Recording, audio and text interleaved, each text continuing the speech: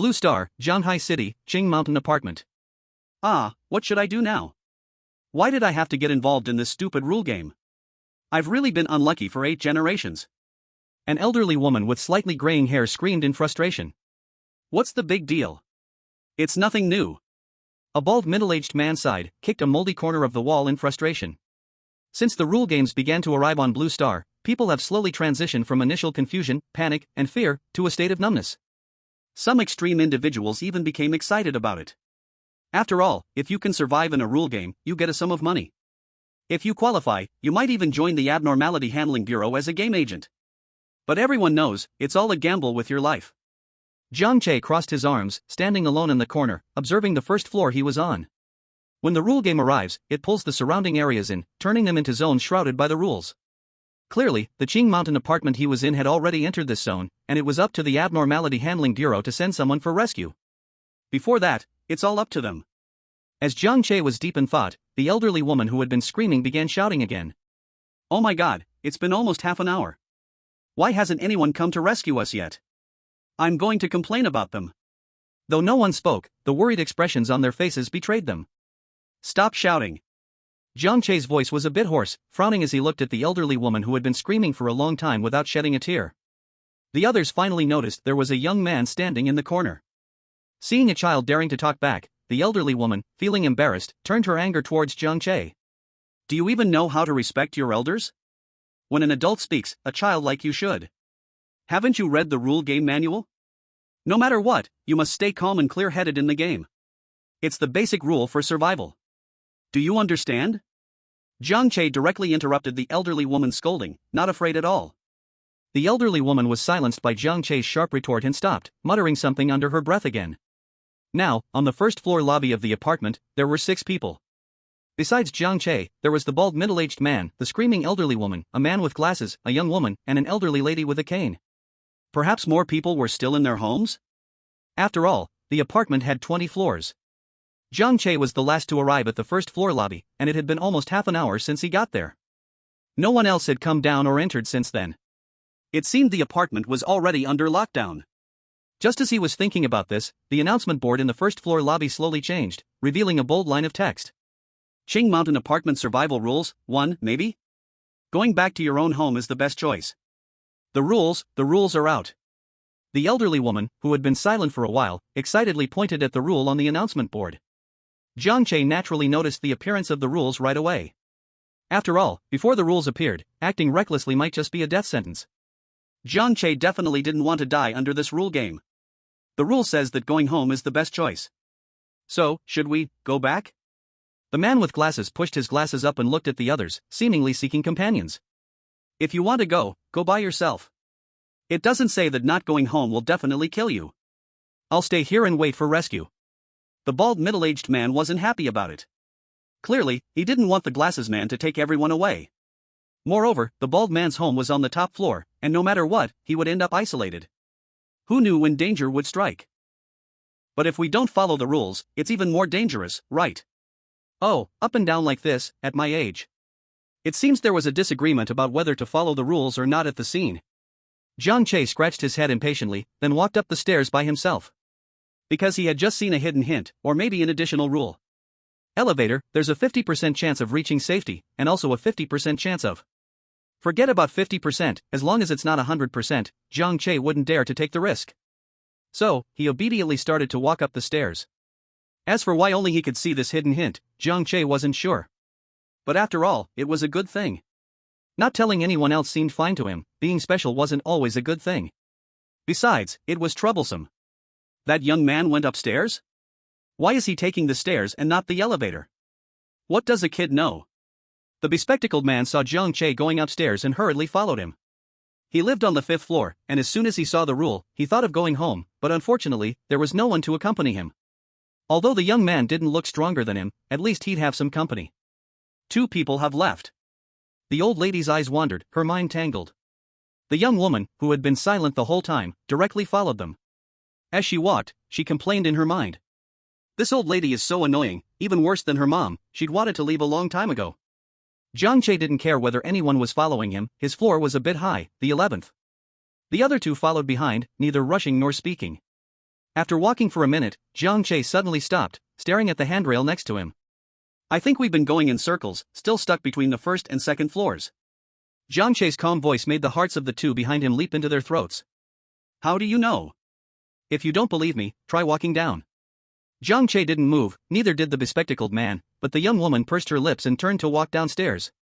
10 seconds later, the bespectacled man and the young woman, who had come down from upstairs, met eyes. Or perhaps it was 6 eyes meeting. Just that one glance, and the bespectacled man suddenly broke out in a cold sweat, his scalp tingling. We're finished, trapped in a weird trap, all because of you. You insisted on taking the stairs. The bespectacled man's already tense nerves were now on the verge of breaking down, and he shouted at Jiang Che. Jiang Che smiled faintly, ignored him, and turned the corner into the second floor. The young woman saw this and hurriedly followed Jiang Che, not forgetting to mock. Your brain doesn't work, and neither does your courage. The bespectacled man angrily glared at the two of them but reluctantly followed behind. There was no choice, being alone was too dangerous, he didn't dare to. The second floor had about 10 rooms, the corridor was long and dark. Are you looking for something? The young woman asked Jiang Che. Yes, looking for something that will trap us on the second floor. Jiang Che replied calmly, not thinking there was anything wrong with his words. Meanwhile, the three middle-aged people were still waiting for rescue in the lobby. Oh, these useless people, why haven't they come yet? The taxes I paid are just raising a bunch of good-for-nothings. The old lady kept chattering, while the middle-aged man noticed a new rule on the bulletin board. 2. Not going home really is dangerous. Hey! A new rule, it says not going home is dangerous, we better leave, or we'll be in danger. The middle-aged man, who had originally insisted on waiting for rescue, immediately changed his mind after seeing this rule. The two rules were very clear, go home. If they stayed here any longer, they might really lose their lives. Let's go, stop dawdling, let's take the elevator. The middle-aged man pointed to the elevator. But I saw, they all took the stairs. The old lady couldn't help but mumble in a low voice. Then go take the stairs, I dare you. The middle-aged man said, then made a move as if to leave. The other old lady had no reaction. At her age, even without these kinds of rule-based games, she didn't have many years left to live. Old lady, aren't you going to get in the elevator? The older woman hesitated for a moment but still kindly asked. Go ahead, you all go. I can't manage anymore. With that, the old lady threw her cane and closed her eyes. Are you coming or not? If not, I'll close the elevator. The bald man was already a bit impatient. The older woman sighed heavily, turned, and got into the elevator. However, as the elevator doors were about to close, a voice suddenly broadcasted inside the elevator. Welcome aboard. You have a 50% chance of safely exiting the elevator and returning home. We wish you a pleasant life. Hearing this, the older woman shivered, and the bald man immediately grabbed the elevator handrail and leaned against the corner of the wall. Half a chance. That's not small. It'll be fine. The older woman's home was on the 8th floor. As the elevator reached the 8th floor, she shut her eyes in fear. 8th floor arrived, please exit from the back and enter from the front, be careful. The sudden broadcast caused the older woman to open her eyes wide. It seemed like nothing happened. The bald man, however, was keeping a close eye on every move of the older woman, watching to see if anything would go wrong, so he could have some rules to survive by if something did happen. When the older woman safely stepped out of the elevator, her legs gave out, and she collapsed onto the floor. At least, she had landed in that 50% survival chance. Seeing that the older woman was fine, the bald man wanted to hurry and step out of the elevator, but he was blocked by an invisible barrier. Your floor has not yet arrived. Please wait patiently. I'm getting off here, at the 8th floor. The bald man hurriedly shouted. He didn't want to be left behind. But the elevator ignored his request, and the doors slowly closed. The older woman braced herself, slowly walking toward her home. Her old partner was a fisherman, and she figured he wouldn't be back until it was dark. Her grandson, whom her son had entrusted to her, was at the kindergarten now.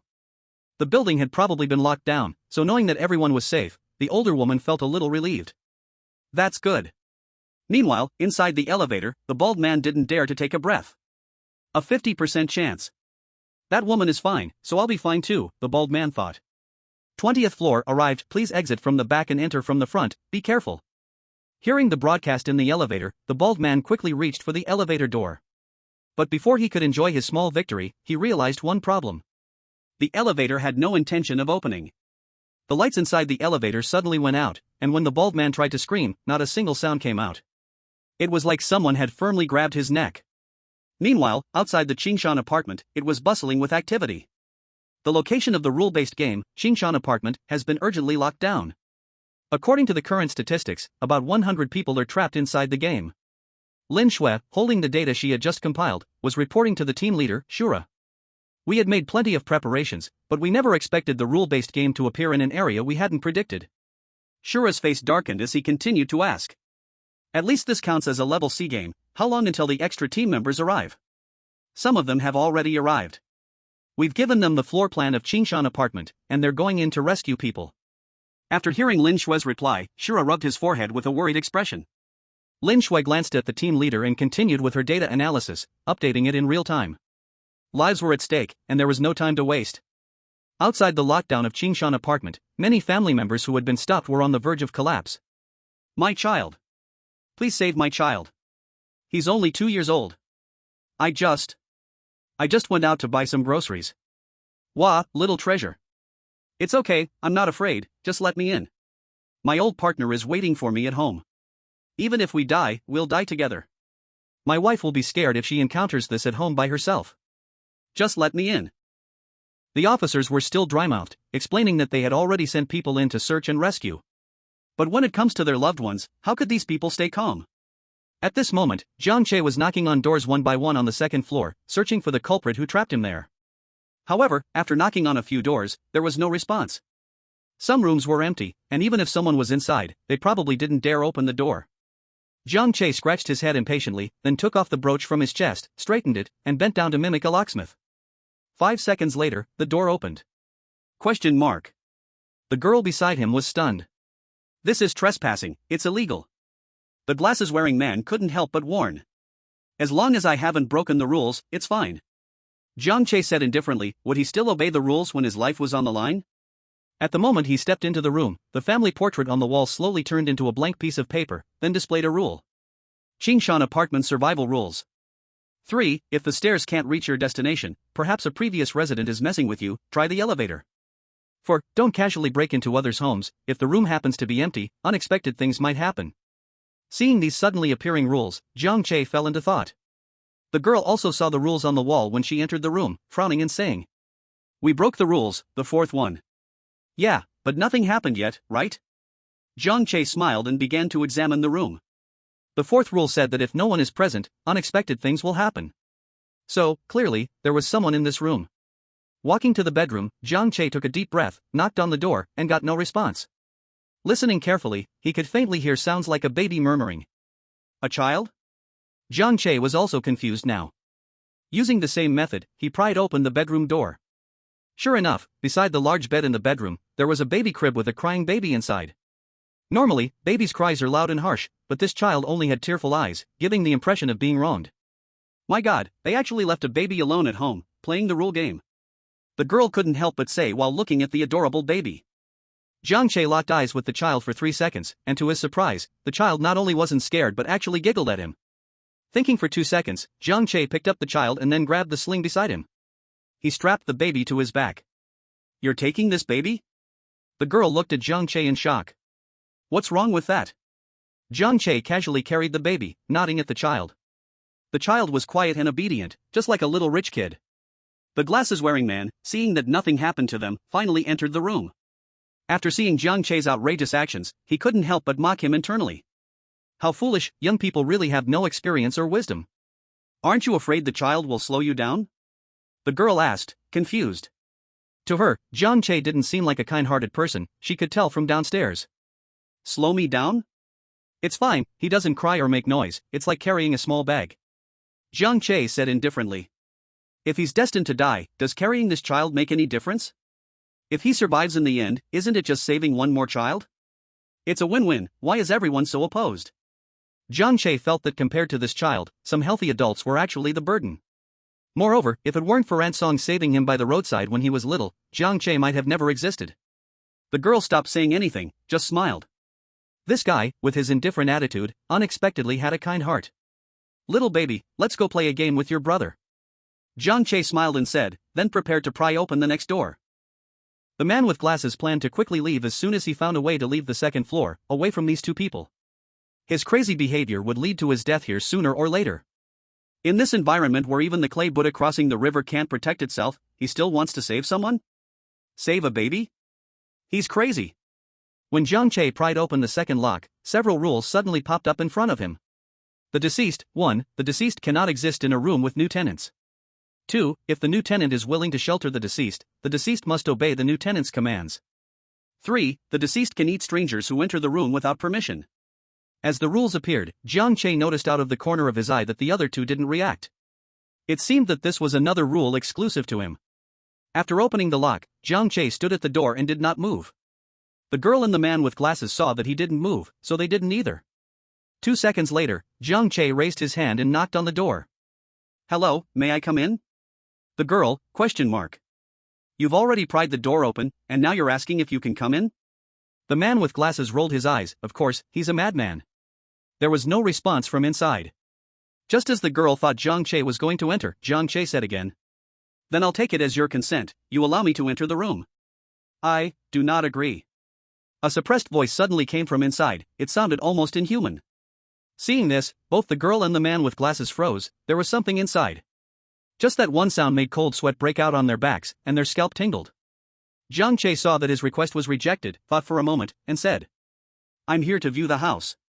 The landlord has already rented this house out. If you disagree, I'll have to call the landlord. There was silence inside for 3 seconds, then that scratchy voice sounded again. Then come in. Jiang Che untied the baby from his back and handed it to the girl beside him. Wait for me for a moment. Before the girl could reply, Jiang Che had already entered the room. And inside the room, the strange entity was enraged by what it saw. This human is really cunning. It had said he could come in, and he left the baby outside. Jiang Che walked around the room and looked around. The lighting here is nice, the room is spacious. Upon hearing this, the entity was dumbfounded. The room was pitch black inside. What light was he talking about? Spacious, what's spacious? Not bad, I'll take this room. This will be my home. You say it's for rent, I need to see the rental contract. The entity said with malicious intent, it didn't believe this sly human could present a rental contract. Jiang Che smiled and pulled out the contract from the bottom of the desk. Isn't this the contract? How did you find it? The entity now felt a kind of emotion called fear. But it didn't have a pen to sign the contract. The pens in this room had all been destroyed by it. Thinking of this, the entity gradually calmed down. What? Do you think I don't have a pen?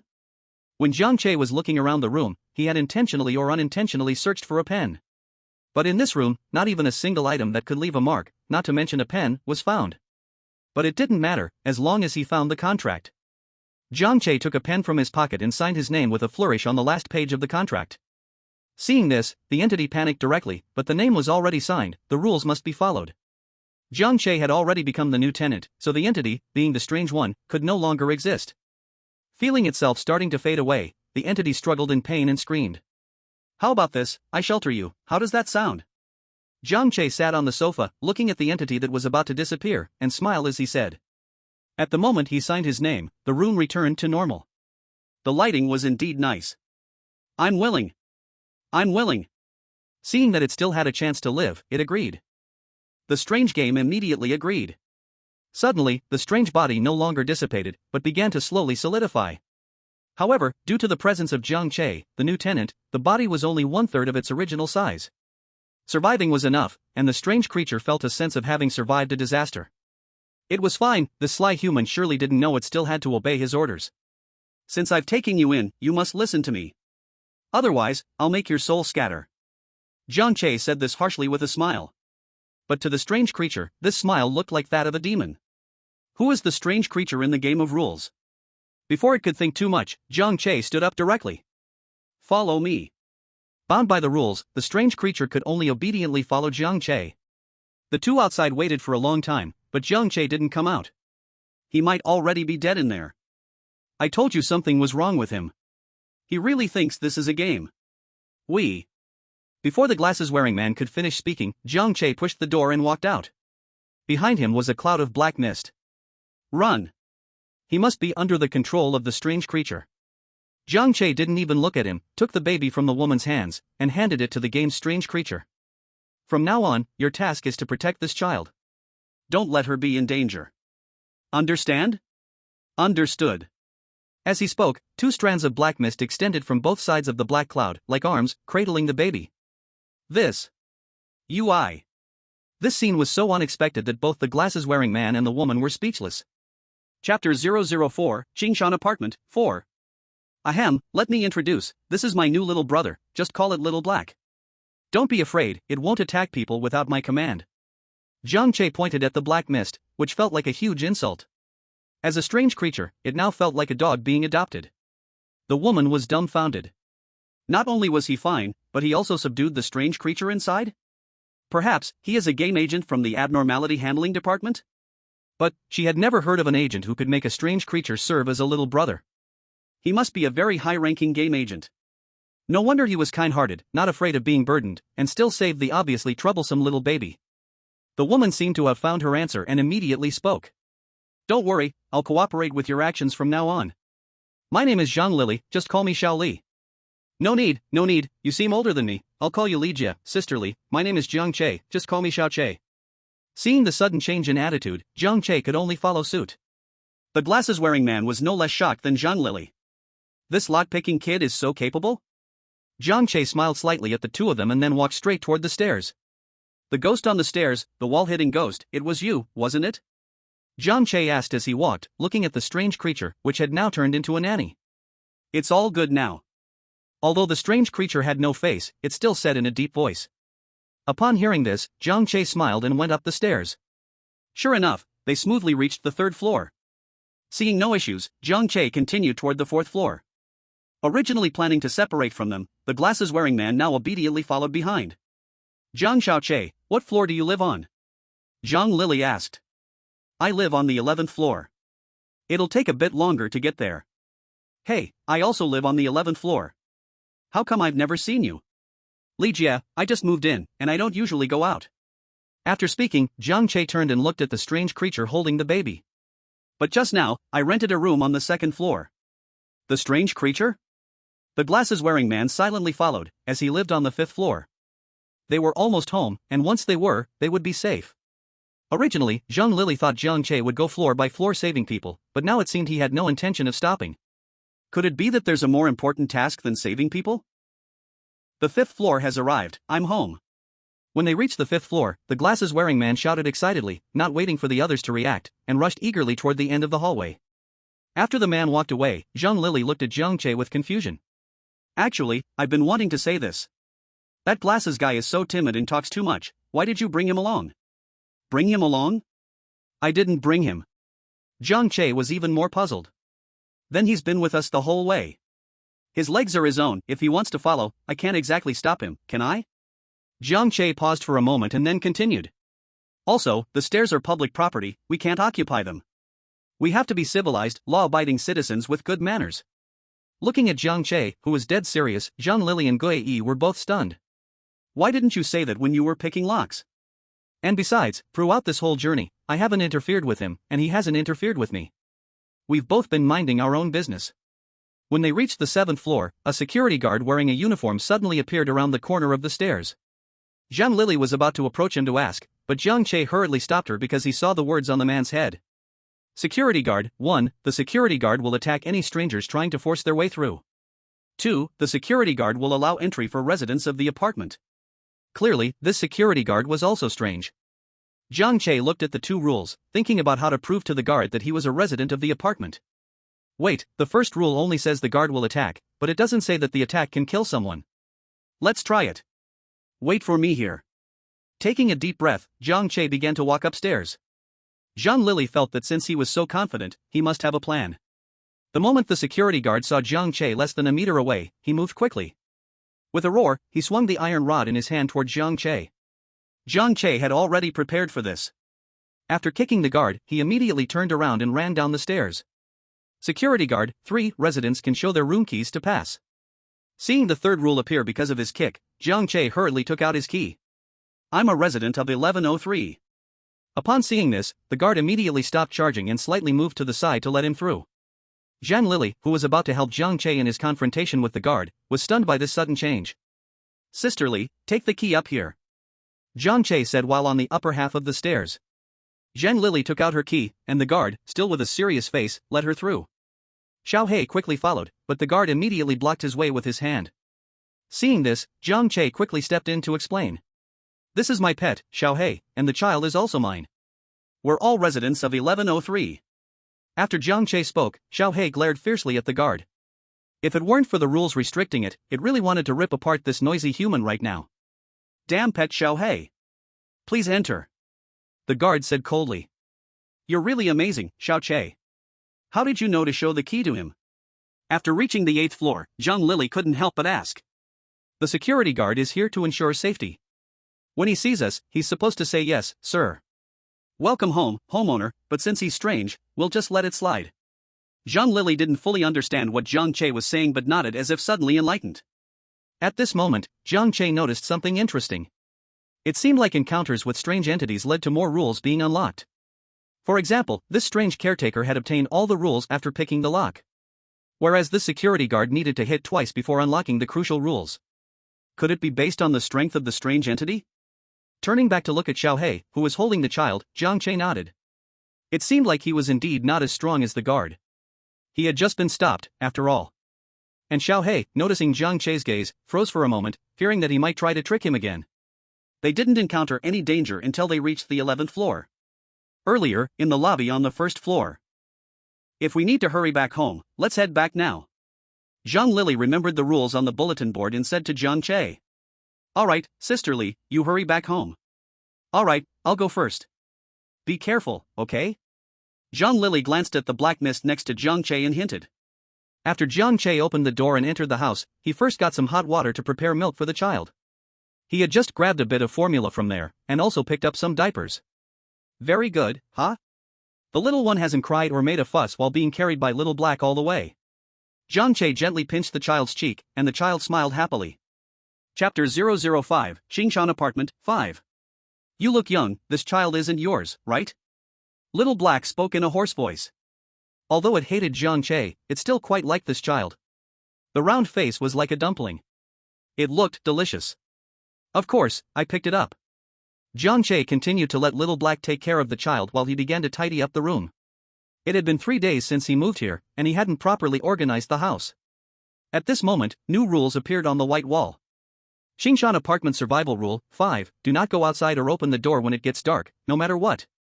Jiang Che looked outside and indeed, it was dark and he couldn't see anything. He wasn't sure if it was the sky turning dark or if something else was happening. What will happen? Jiang Che turned and asked Little Black, who was feeding the child. Little Black originally didn't want to speak, but the rules forced it to answer. At this time, the strange power doubles. Only those hiding in the house will not be attacked, but the strange will try to trick the residents into leaving the house. Jiang Che nodded and moved forward, pretending to stroke Little Black's head. Even though it didn't have a head. When the sky completely darkened, Jiang Che watched as Little Black slowly transformed into a woman. She had a petite figure, delicate features, about 1.6 meters tall, wearing an oversized business suit, which made her seem even more delicate and cute. Her big eyes and slightly stiff smile made her look nervous. Except for her big eyes, everything else was small. Is this your form? Yes, at night, the strange ones become stronger. At this point, Little Black looked no different from an ordinary person, except her face was pale, making her appear less real. By the way, did you die on the stairs? Jiang Che speculated.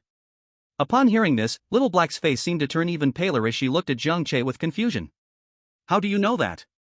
Seeing that Jiang Che didn't respond, the strange one awkwardly said. I did die on the stairs. Jiang Che wasn't too surprised. As everyone knows, game strange ones are souls of those who died in the past, or people who were mentally polluted in the rule game and lost their sanity, thus becoming strange. Therefore, areas with many deaths are more likely to bring about the rule game. The Anomaly Management Bureau checks for areas where rule games might occur, but they didn't expect it to happen in this old apartment. If a person dies with a strong attachment, their soul will continue to exist. But after a long time, if they want to leave, they can't, until the rule game arrives, only then can they get a body to act in. But to maintain such a condition, we have to follow the rules, kill people, and eat people. Little Black continued speaking passionately, and Jiang Che tilted his head, watching her. Why are you suddenly so talkative? Alright, shut up. Shut up, is that okay? By the way, do you remember your name? Jiang Che asked. I don't remember. So, you only remember dying on the stairs, and nothing else? Yes. Jiang Che immediately showed a sympathetic look and looked at the strange one holding the child. Well, let's stick with the old way. You'll still be called Little Black. It's easy to remember, and I'm used to it. When the man with glasses returned home, his body and mind instantly relaxed, and he fell asleep in no time. Bang, bang, bang. Is anyone in there? I'm from the Anomaly Handling Bureau, here to rescue you. The man with glasses was awakened by the knocking. He was about to curse, but suddenly heard the other person speak. Anomaly Handling Bureau? Right, considering the time, they should have come to rescue by now, even if they were slow. How can you prove your identity? For safety, the man with glasses still asked this question. I'm Agent 709 from the Anomaly Handling Bureau, codename Mountain Ox, responsible for rescues on the 5th and 6th floors.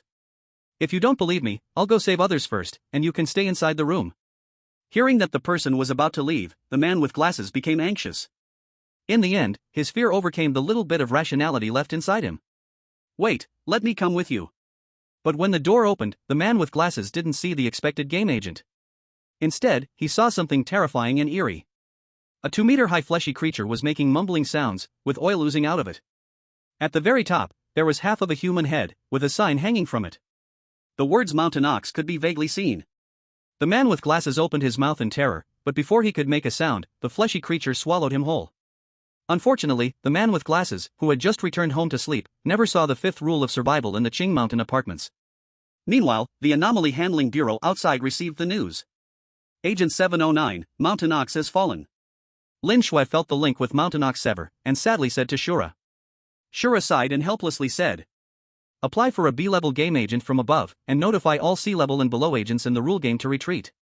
At this moment, another agent rushed in, shouting, We've lost contact with all the game agents who entered. Upon hearing this, Lin Shui looked at Shura. At this point, Shura had regained his normal expression, but the veins in his hands showed his inner unrest. This is my responsibility. I will go in myself. Seeing Shura stand up, Lin Shui quickly stopped him. Captain, if you leave, we'll be leaderless. Shura, stay put. I'll take over. This rule game is at least a C+, it's not something you can easily handle. A stylish man in a jacket entered, smiling. Deputy Director. Lin Shui respectfully greeted him. Shura was unwilling but had no choice but to give up. You've worked hard. The man in the jacket patted Shura on the shoulder. What secret does the Qing Mountain Apartments hold, and why is this rule game so powerful? His curiosity was also piqued. Jiang Che also heard a knock on the door. Is anyone there? If so, please open the door. I'm Game Agent Fei Niao from the Anomaly Handling Bureau, I need help. Fei Niao, holding her injured shoulder, heard the terrifying sound not far away. She knew the game's anomalies were about to find her again. She had knocked on many doors along the way. But not a single door opened. However, she understood why everyone refused to open the door, it was to stay alive. Was she going to die here? Just as Fei Niao was about to lose hope, the door behind her suddenly opened. Come in. Before Fei Niao could react, Jiang Che directly pulled her into the room. You broke the rules? Even Xiao He was shocked by Jiang Che's action.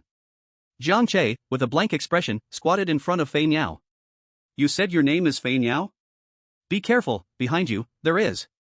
Fei Niao, holding back the pain, pointed behind Jiang Che, where Xiao He was looking at Jiang Che with a shocked expression. Don't mind him, he's my nanny.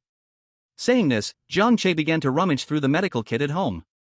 Xiao He, furious, gave a glare. Fei Niao felt like she might be dead. A weird nanny? Sorry, I need to stop your bleeding first. After taking the medical kit, Jiang Che prepared to undress Fei Niao and apply medicine to her. At this moment, Fei Niao couldn't hold on any longer and didn't care about gender differences. With a tilt of her head, she passed out. Chapter 006. When the bird woke up again, she found herself lying on the bed. Next to her was a baby. Jiang Che was slurping instant noodles beside her. You're awake? Thank you. The bird smiled awkwardly, but when she saw the strange figure standing nearby, her expression instantly changed. Seeing this, Jiang Che quickly spoke. It's okay, you don't need to be afraid of Xiao He. Xiao He? Jiang Che gave a brief explanation, and the bird relaxed. Then I can relax. With the rules in place, it will definitely listen to your commands. You're quite impressive. As she said this, the bird's voice lowered. She had come to save others, but ended up being saved by someone trapped in the game of rules. By the way, how could you be injured like this? In Jiang Che's mind, game agents should be strong, not just walking through the game rules. At the very least, they shouldn't have been forced into such a situation by the game's weirdness. The bird paused for a moment before speaking. It should be because the mission's information was off. Before dark, we could still contact the outside world, and we had room to maneuver when we encountered strange things. But the moment it got dark, the weirdness suddenly became stronger, and we lost contact with the outside. I'm just a D-rank agent, I couldn't handle the strength and weirdness. So, I think the weirdness this time is at least C+ level. But don't worry, the Bureau will send stronger agents over. After saying that, the bird seemed to think of something. But why did you open the door for me? If I were the weirdness. It was just intuition. I thought you were human. Jiang Che casually said, finishing the last bite of his instant noodles. In fact, Jiang Che had been observing at the door for a while. He just didn't see any rules on the bird. It wasn't that other weird things didn't try to deceive him at the door, but these game weirdness always had names and rules in Jiang Che's eyes. It was hard to be tricked. Seeing the bird speechless for a moment, Jiang Che smiled and said, "Just rest and heal. Didn't you say more powerful game agents will come? Just wait for them. Okay, once I can move, I'll go save others." You can barely protect yourself, how can you save others? Just wait for the more powerful agents to come. Jiang Che felt this bird was too stubborn. But it's the duty of an agent. As long as I have the strength, I must fulfill my duty. The bird pressed her lips together and then looked at Jiang Che again. Looking at the age, this child should also be saved by you. Her parents must be very grateful to you. This person looked very young, and there were no signs of a child living in the room, just a bag with some necessities inside. Are you hungry? Let me make you a bowl of noodles. Not answering the bird's question, nor caring about her response, Jiang Che stood up and left. At the same time, in the hallway just one door away, the man in the jacket had already entered the game of rules. In front of him stood a strange being covered with mouths. When the man saw it, aside from the mouths all over its body, dozens of eyes opened in the gaps. Hey, I have a fear of clusters. The man sighed and said. The strange being moved its body and charged toward the man. Flying blade. He disdainfully flicked his hand, and two knives with afterimages flew out of his sleeves, tightly wrapping around the strange being. The man continued to walk leisurely forward, not paying attention to the increasingly smaller strange being being sliced by the flying blades behind him. Feeling something, the man stopped at room 1103. Before he could knock, the door opened by itself. Jiang Che was just a little curious. In his sight, the strange being that had chased the bird just now not only lost its rules, but also appeared to have something like a health bar. The health bar kept decreasing. Unexpectedly, as soon as the door opened, a man in front of him tried to attack. Such courage? The man smiled and looked at Jiang Che. Jiang Che glanced at the nameplate on the man's chest. It turned out to be a game agent. What is Soul Seeker? Jiang Che, why are you opening the door again?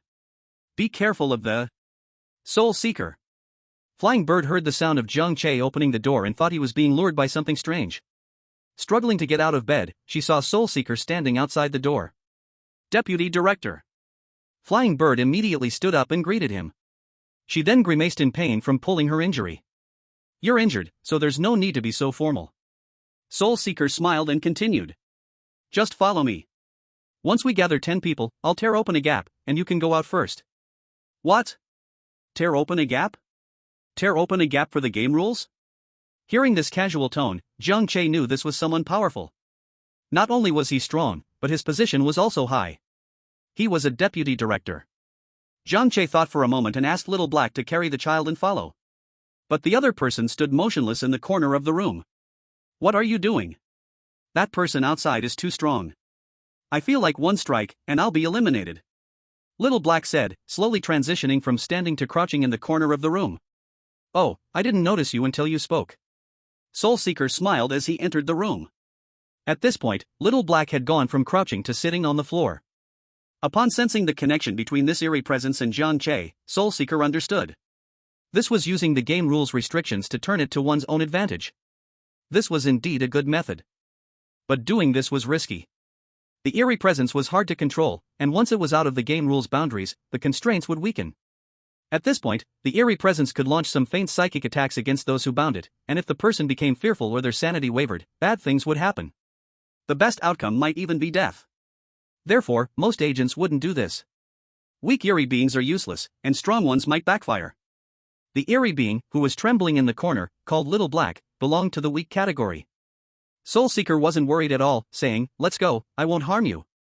After the reassurance, Little Black pitifully picked up the child and followed Jiang Che step by step. There are still people on this floor, so wait a moment. Soul Seeker sensed for a while and then knocked on another door. There was someone inside, but they clearly wouldn't open the door and were following the rules. Soul Seeker had his methods for dealing with eerie beings, but clearly, this situation wasn't his area of expertise. At that moment, Jiang Che took out his old companion, the straightened brooch. Flying Bird was stunned. She clearly couldn't associate the person now picking the lock with her life-saving benefactor. Soul Seeker, on the other hand, asked curiously, "You don't have a criminal record, do you? How could that be? This is a special situation. I am a law-abiding citizen." Just as the door opened, a baseball bat came swinging toward Jiang Che's face. Luckily, Soul Seeker was quick and blocked the strike. Flying Bird hurriedly explained, "We are agents from the Abnormality Handling Bureau. We are here to rescue you." "Not eerie beings?" the baseball bat man asked, still half in doubt. At that moment, a tearful girl ran out from inside. "Thank goodness, someone came to save us." Xiao Ro, wait.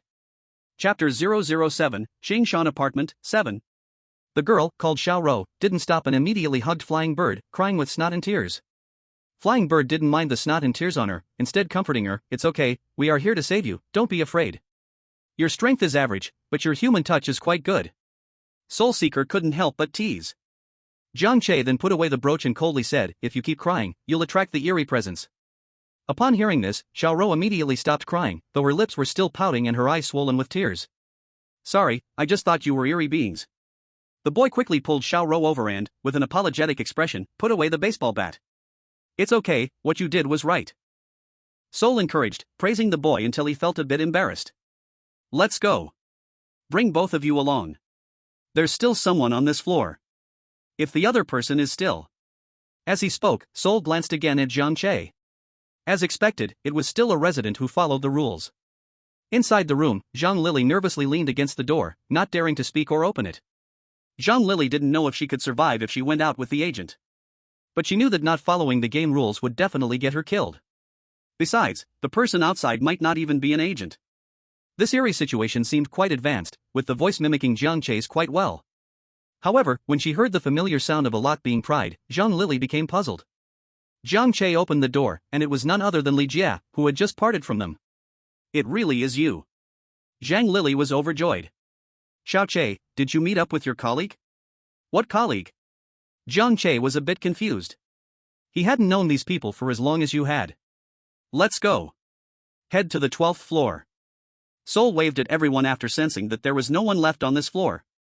In fact, there were quite a few empty rooms on the 11th floor, which made the oddities here numerous. Along the way, Soul only sensed the eerie atmosphere, while Jiang Che had actually seen many eerie names. These things, how could low-level agents deal with them? What's more, the strength of the eerie things would increase after dark. "Why go upstairs?" Jiang Che asked curiously. Soul paused for a moment before replying. "Because people always go higher?" Hearing this, Jiang Che sneered and didn't say anything more. Actually, the reason was simple. From Soul's perception, the survivors below the 10th floor were fewer than those on the floors above. In this situation, he had to make a choice. B-level game agents weren't a dime a dozen. There were only 7 B-level agents in the department, and they were all incredibly busy every day. Even when they didn't have a mission, there were always other things to do. Right now, the only B-level agent with time on his hands was him. Tearing apart the rules of the game and creating gaps wasn't easy. Moreover, at most 10 people could be passed through at once. He needed to save as many people as possible. On the 12th floor, Soul sensed that there were quite a few people, 12, to be exact, which was quite fitting. Jiang Che also took out his badge. So far, he hadn't seen any rules that guaranteed death, except for the elevator he had encountered at the beginning. This time, Soul didn't plan to knock on doors. He directly pointed to a room where people were, leaving the rest to Jiang Che. Inside room 1201 was a family of 4. They were hiding near the entrance, holding things to defend themselves. "Quiet, don't speak," the father whispered to his 2 children. The 2 children obediently covered their mouths, signaling that they wouldn't speak. They had naturally realized they were already in the rules of the game. Because when they were eating just now, the TV, which had been playing the news, suddenly showed a few lines of text. In this day and age, who didn't know about the rules game? Who hadn't read the rulebook? As soon as they discovered the rules, the couple locked the door and strictly followed the few rules they had. When Jiang Che opened the door, he skillfully stepped back. As expected, a figure holding a kitchen knife swung it at his original position. "Don't come in." The father, trembling yet brave, was stunned when he saw the crowd outside. "Hello, I'm Sol, a game agent from the Anomaly Handling Bureau." Sol showed his badge and said, "We're here to rescue survivors. You and your family can come out." Thud. The man, who had been tense all this time, immediately relaxed, and the kitchen knife fell to the floor. "That's great. We're saved." But now wasn't the time to celebrate. After signaling the family to follow, Sol led Jiang Che to continue prying open locks. This room contained a young girl and her mother. The mother and daughter couldn't help but shed tears. They kept thanking everyone non-stop. "It looks like after we return, we can propose to the higher-ups that all the agents should learn lockpicking." Feeling the efficiency of the rescue, Sohan felt it was very necessary. After gathering 10 people, Sohan walked to the end of the corridor, clasped his hands together, and then slowly spread them open. A mysterious force appeared, and with it, several throwing blades shot out from his sleeves, sticking to the walls. I already knew that agents entering the Anomaly Handling Bureau must have extraordinary abilities, but today, I've truly seen it for myself. Zhang Lili sighed, then turned to look at Jiang Che.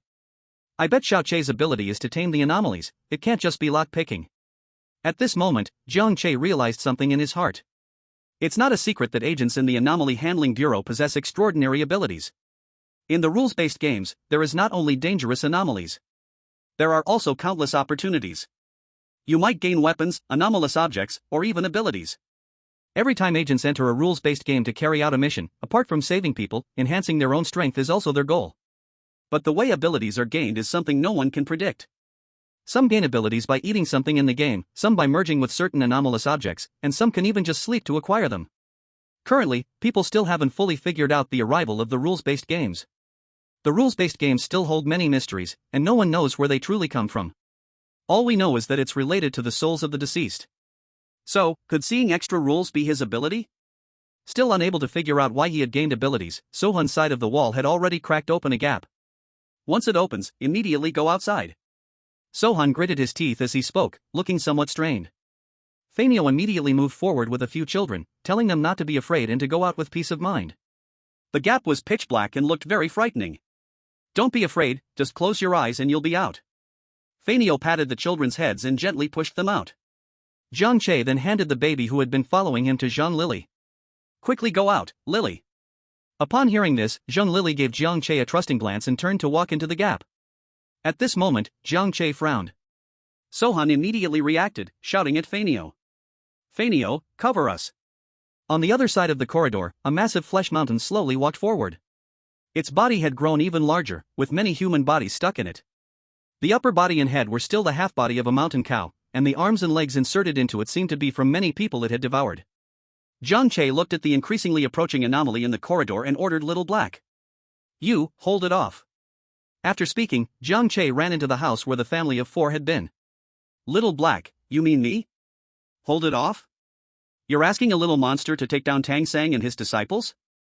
This anomaly has clearly devoured many people, its power is definitely not something a babysitting monster can handle." Fanio pulled out his gun, aiming at the Flesh Mountain anomaly, not knowing where the weak spot was. Faced with this situation, the anomaly showed no signs of stopping or avoiding. In fact, it seemed even more excited. It even pulled out an arm from its body as a pre-meal appetizer. Seeing this shocking scene, Xiao Rou almost threw up.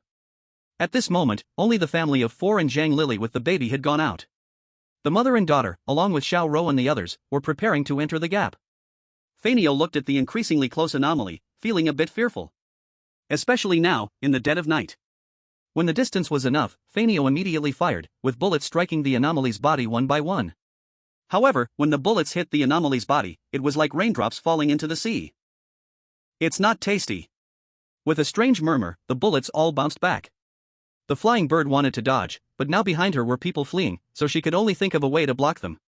Ding dang! Suddenly, several flying blades appeared in front of her, blocking the bullets. The flying bird felt grateful inside, but now was not the time to talk about that. She still had to stay in front of everyone, even if it meant being eaten. At this moment, Little Black also gritted his teeth and charged forward. Then, the monster directly knocked him away with one leg. It really followed orders and blocked. "Little Black, are you okay?" The flying bird asked with concern, but Little Black just wanted to lie on the ground. Jiang Che, on the other hand, was looking for the kitchen knife. The kitchen knife that almost chopped him just now. After circling the kitchen once, Jiang Che finally remembered that the knife was probably kicked under the shoe cabinet by the male owner in a panic. After pulling the knife out, Jiang Che held it in his hand. As a monster, you actually became Food's dog. I'm going to tear you, this disgraceful thing, apart. The anger of the meat mountain seemed to be drawn towards Little Black, and the meat lumps on its body squirmed into two hands, charging towards Little Black.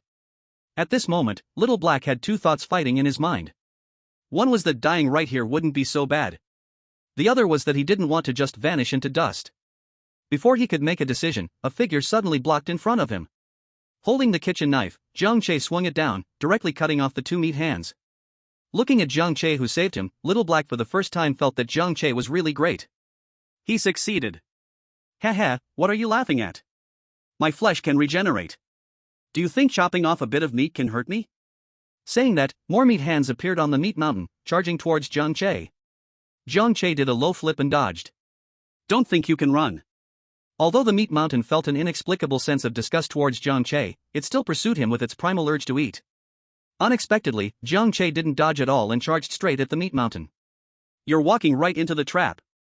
The meat mountain's eyes narrowed into slits, its meat branches shaking with laughter. As expected, Jiang Che was immediately caught by the monster. At this moment, the meat mountain opened its mouth full of slime, ready to bite Jiang Che. Screeching, I am the one to devour.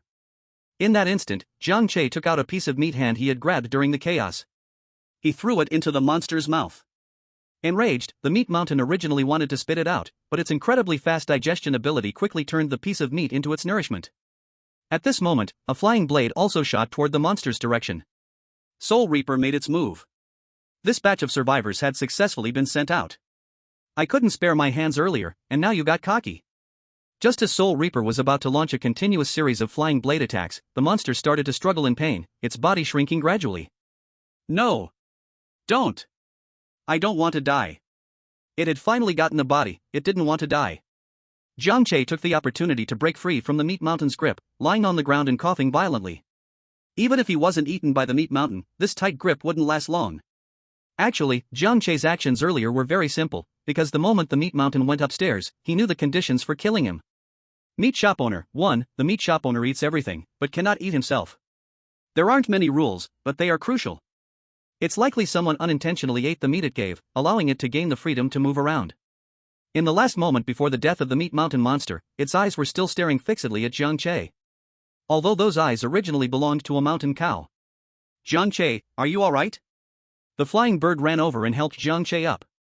At this moment, Soul Reaper stepped forward and looked at Jiang Che meaningfully. You've gained power?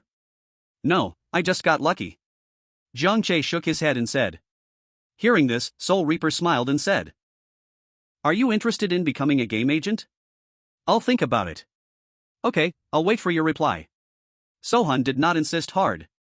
Although everyone says that surviving in the rules game allows you to become an agent, in reality, more than 80% of agents have been trained and can only undertake missions after graduation. The number of survivors who can become agents is very few. Most survivors still choose to get paid and continue living their ordinary lives. Another reason is that even though surviving in the rules game, many aspects still do not compare to a trained agent. Being an agent means a stable position. As long as you endure until 35, you can retire and collect money at home. Sohan casually sighed. Hearing this, Jiang Che asked. What did you say? A position? Yes. Then I'll do it. Jiang Che raised his hand like a student answering a question and said.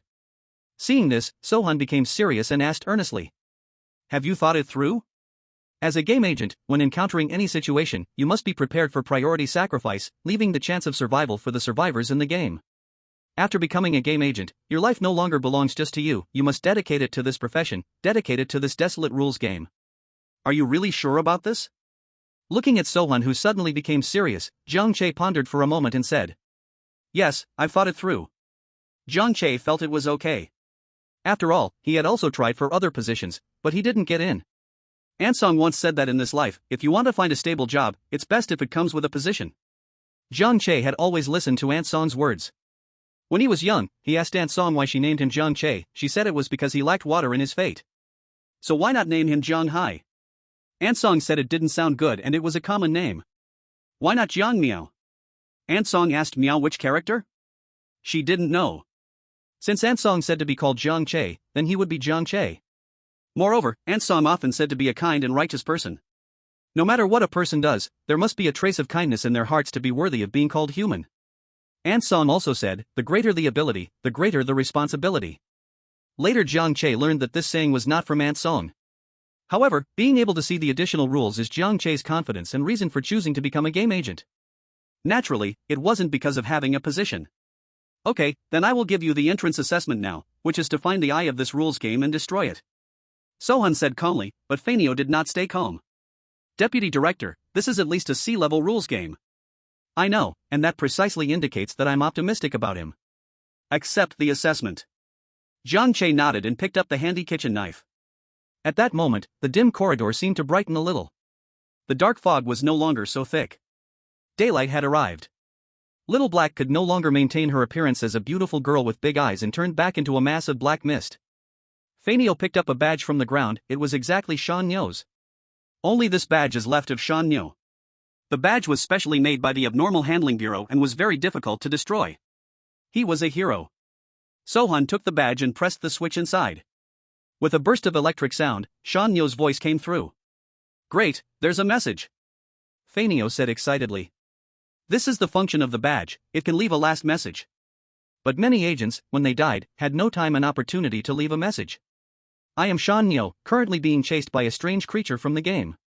The creature is an unknown being that resembles a mountain of flesh. I can't defeat it, it has at least C-level strength. I hope the Bureau can take care of my mother for me, and... Before he could finish, a sound of fighting and chewing was heard. Fanio's eyes had turned red, and she was holding back her tears. Sohan said nothing and kept the badge close, addressing everyone. Tearing apart the domain of game rules is a very difficult thing. For now, I won't be able to use it a second time. So let them stay in their own rooms, it's actually safer this way. Sohan was pondering the next steps when he saw a girl who had come out of a house. He told her, "You should go back home. It's ultimately more dangerous outside." No, being alone at home is always nerve-wracking. It's much safer sticking with you all. Don't worry, I won't be a burden. The girl named Yu Yao shook her head and said. Outside the realm of the rule game, a few people who had escaped were undergoing inspection. This batch has 10 people, and one of them is a baby. Lin Shui reported the data to Captain Azura. 3 days had passed since the arrival of this rule game, and only a few people had been rescued. The families were getting a bit unruly. However, 2 B-level game agents had arrived and entered the domain of the rule game. Among the first batch of agents sent in, 3 D-level agents and 2 C-level agents were unaccounted for. This meant that 5 out of the 10 agents who had entered first had sacrificed their lives. After this rule game ends, surely Sohan will be promoted to A-level game agent. Meanwhile, new rules had emerged within the rule game. 6. From now on, with each passing night, a floor of the building will be released with a peculiar phenomenon, and the residents of that floor will lose their protection. Current released floor, first floor. Jiang Che saw this new rule when he went to the 4-person room to use the restroom due to urgency. Seeing the new rules, Jiang Che immediately rushed to inform Sohan. This rule is very dangerous. Sohan frowned and said. Jiang Che found it a bit strange. Why was it that as time went on, the rules became increasingly bizarre? Let's go to the first floor. Sohan decisively gave the order. No matter what, they still had to save people. Jiang Che wanted to follow but was stopped by Sohan. You don't need to come with us. You go complete your assessment. The first to be shocked by this was Little Black. Assessment? You want him to act alone to handle this rule game? All right. Jiang Che cheerfully accepted the order. After the others left, Little Black seemed a bit frustrated and conjured 2 arms from black mist to fiercely pat Jiang Che's head. He lets you do your assessment, and you just go take your assessment. Jiang Che shook his head, unfazed, and said. Being alone isn't bad, I actually look forward to acting on my own. Look forward to it? You might as well be wishing for your own death. Little Black reached out with 2 more black mist arms as if to hit Jiang Che's back. All right, after a bit of comforting, you actually think you're a babysitter? One of Jiang Che's words left Little Black stunned. Right, why was he worrying about this? He was an eerie being, a man-eating anomaly within the rule game. A rush of shame surged within him, and Little Black could only reluctantly follow Jiang Che upstairs. Although he didn't look unwilling. In fact, the reason Sohan was at ease letting Jiang Che act alone was simple. Although Jiang Che chose not to speak, he had likely already gained some ability. And it was a very strong ability. Some abilities had extremely high attack power, some had all their points in defense, others were functional. Just like Lin Shui, she could establish a connection with designated targets and sense their situations. Sohan speculated that Jiang Che could likely see the weaknesses of the anomalies. Such a powerful ability would be invaluable. Even if he didn't want to be an agent, Sohan would still want to recruit him into the Anomaly Handling Bureau. But it was clear that Jiang Che didn't want to expose his abilities right now. So if they acted together, it would instead limit his potential. Even in the domain of the rule game, anomalies were still bound by the rules. That little black was the best proof of that. Perhaps, when facing the anomalies, Jiang Che would. He was the strongest. Nowadays, the strange rules of the game grow stronger with the passing of day and night. Moreover, the new emerging rules lean towards being bizarre. As the deputy and a B-level agent, he must do his best to save the survivors. In addition, he must try to avoid the sacrifice of other agents as much as possible. Jiang Che is also one of the hopes to break this rule game. Hurry up and pass the employment examination. Chapter 010, Green Mountain Apartment, 10. Jiang Che walked upstairs. The eye of the rule game, which is the point where the rules are generated, likely holds even stronger anomalies. After all, once the rule game is solved, the anomalies will disappear as well. He walked up 2 more floors, during which he dealt with 2 anomalous creatures that obstructed his path. At that moment, Jiang Che suddenly heard a voice speaking around the corner of the stairs. How can you let me pass? You should say something. It was a girl's voice, but it seemed like she was talking to someone. Jiang Che quietly approached, but the girl speaking also sensed someone nearby. She turned around and their eyes met. Jiang Che looked down and noticed she had a name tag. Nightingale, it seems she is a game agent. The one blocking her was the security guard he had seen before. The guard's expression was still like a dead fish, wondering how he suddenly ended up on the 16th floor stairs. Hello, I am the game agent Nightingale. Nightingale smiled and tilted her head to look at Jiang Che's little companion. It was then that Jiang Che noticed Little Black was trembling like a leaf. Can't you show a little more courage? Hello, my name is Jiang Che. This anomaly has a connection to you through the rules, but sadly it's too weak. Seeing Little Black's reaction and Nightingale's composed and skillful demeanor, Jiang Che felt she was at least on the same level as a soul collector game agent. I've been negotiating with this anomaly for a long time, but it just won't let me through. Nightingale also felt helpless. Can't you defeat it? Jiang Che looked at the guard, surprised that this polite security guard was actually quite formidable. You have no idea, this humanoid anomaly cannot be killed. Although it doesn't have strong attacks and doesn't eat people, it strictly follows a set of rules that belong to it, but this guard doesn't pay any attention to me at all. Nightingale was speechless at this point. Fighting doesn't work, and talking is useless. If she tried to force her way past, she would be sent back the next second. Jiang Che thought for a moment. It seemed that the guard was indeed different from the other anomalies. The rules affiliated with the anomalies he had seen before, except for the guard, all involved rules that led to the death of the anomaly. Just as Jiang Che was about to step forward to explore what was different about this guard, unexpectedly, the guard simply stepped aside to let him pass. Oh, you have a good memory. She is my friend, here to visit. Jiang Che pointed at Nightingale, attempting to explain. The guard did not move, still maintaining his sideways position. Nightingale tried to walk past, and the guard still showed no reaction. The problem that had troubled her for half a day was resolved just like that. Why did the guard let you pass? Because I am a resident of the apartment, and I had previously shown him a key. Nightingale suddenly realized and gave Jiang Che a thumbs up in approval. However, after Jiang Che walked past, he sat down on the stairs. Why aren't you going home? It's dangerous when it gets dark. Nightingale asked with a slightly lecturing tone, looking at Jiang Che's strange behavior.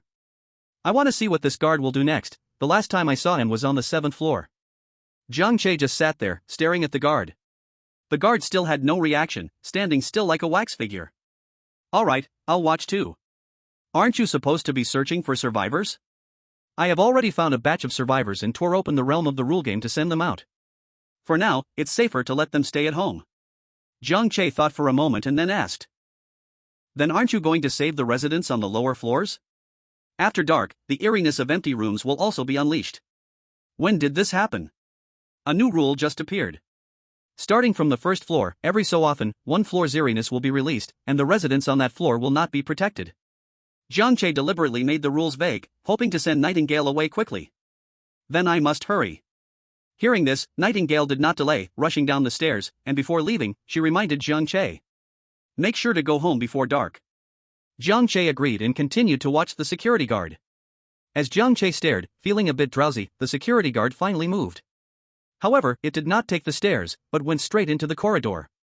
Jiang Che hurriedly followed, only to see the security guard press a button and wait for the elevator. Could it be that the security guard can ignore the elevator rules? Ding dong. The elevator prompt sounded, and the door slowly opened, with the security guard stepping inside. Jiang Che looked at the elevator door that was about to close and the unmoving security guard inside, hesitating for a moment before rushing in. With Little Black. At the moment Jiang Che stepped in, the elevator, which originally had only one rule, popped up several more. 2. If you have no destination, don't rush to press the floor, maybe following a companion is a better choice. 3. Only the elevator can reach the monitoring room. Monitoring room? Jiang Che felt relieved, this was exactly what he needed now. After the security guard pressed the 18th floor, there were no further movements. Jiang Che scratched his head, trying to strike up a conversation. Brother security, do you know where the monitoring room is? Ignoring him, Jiang Che could only give up. The 18th floor arrived quickly, and the elevator's prompt soon followed. 18th floor arrived, please exit first before entering again, pay attention to safety. But the door did not open, and the elevator suddenly went dark. Looks like you have to stay here forever, why is it you again, security? The elevator brightened again, and Jiang Che even detected a hint of emotion in the mechanical voice. It seems not only humans cannot kill this security guard, but even the colleagues who are also eerie cannot do anything. The security guard walked straight out of the elevator, and Jiang Che closely followed behind. With Little Black. But how should he ask for the location of the monitoring room? Brother security, my child is missing, I want to check the surveillance. Upon hearing this, the security guard actually reacted, stopping and looking at Jiang Che. Seeing this was effective, Jiang Che continued.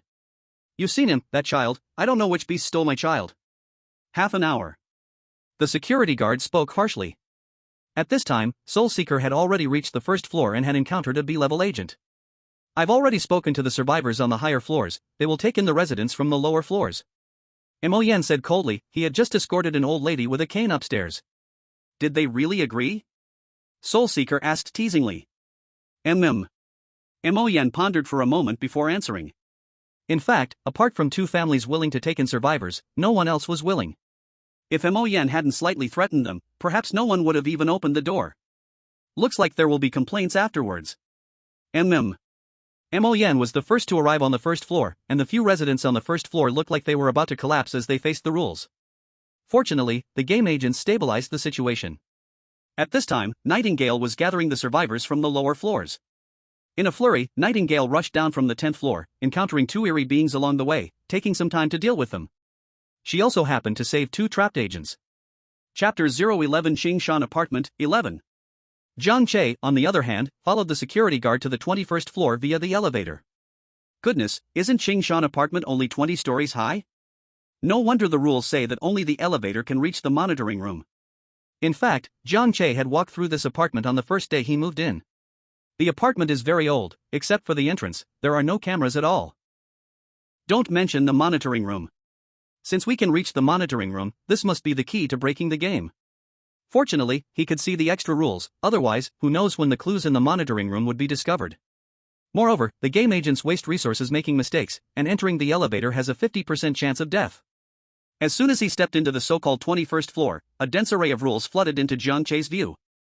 Blood ladder, 1, do not use the back of the ladder, or it will absorb you. Crying camera, 1, those photographed by the camera will start to cry endlessly until they bleed dry. Bloodthirsty radio, 1, turn on the radio after 7 p.m., and those who hear it will bleed from all 7 orifices. Seeing these, Jiang Che was bewildered. What the heck is this? Is this still our country? Looking at the items laid out on the table and the lost and found sign hanging nearby. Could these be things that others have thrown away? Jiang Che asked. The security guard stiffly nodded and continued to walk inside. Jiang Che guessed these were the so-called odd items, he just didn't know why they all gathered here. Jiang Che hurriedly followed the security guard. If all went well, the rule game generation point of Qingshan Apartments should be here. However, how to destroy the generation point, or rather, how to end the rule game, he still did not know. He didn't even know what a generation point looked like, it couldn't be right in front of him and still be unrecognized, could it? Stopping in front of a door, the security guard stiffly spoke. This is the monitoring room. Then he began to search for the key to the monitoring room from a bunch of keys. At this moment, in Jiang Che's eyes. Universal key, 1, as long as you stick it on the target you want to unlock, you can open the imprisoned thing, consumables, except for the original owner, 3030. This is a good item. Jiang Che was thrilled, this was so much better than that harmful camera and radio.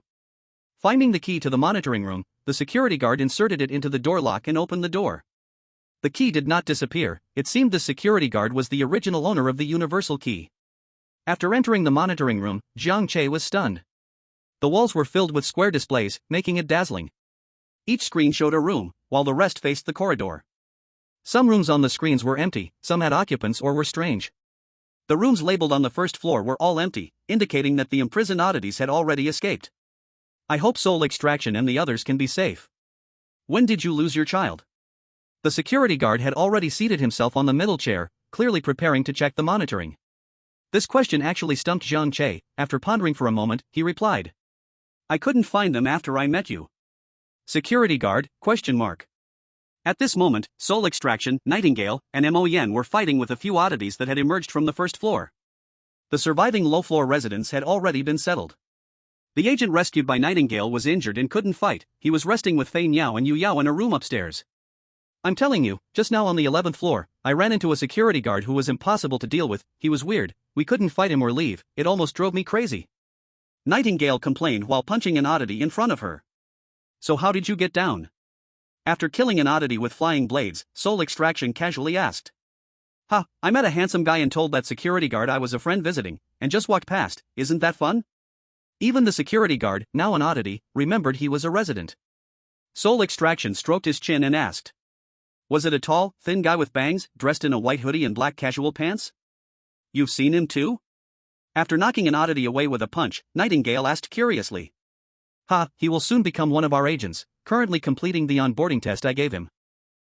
Is there still an evaluation at this time? What's the content? Go find and destroy the generation point of this rule game.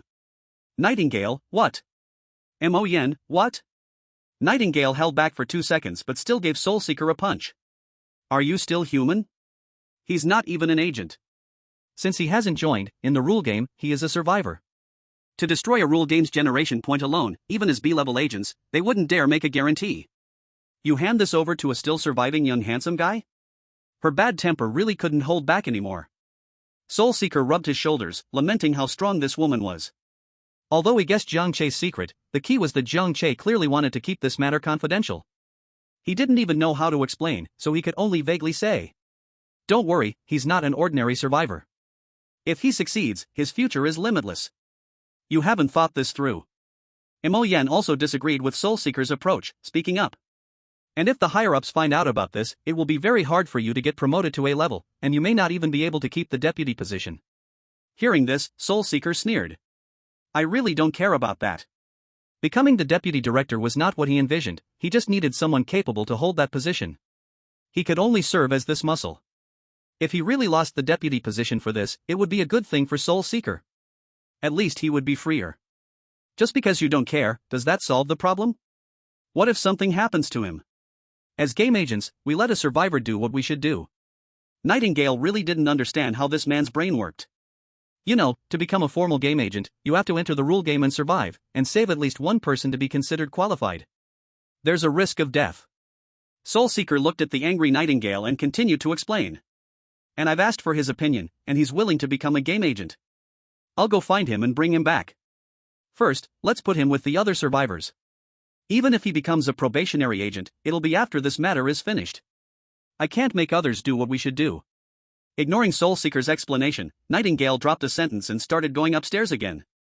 This is Nightingale. Mon summarized with a sentence. Soulseeker also said with a bitter smile. I know, her not beating me up is already gentle.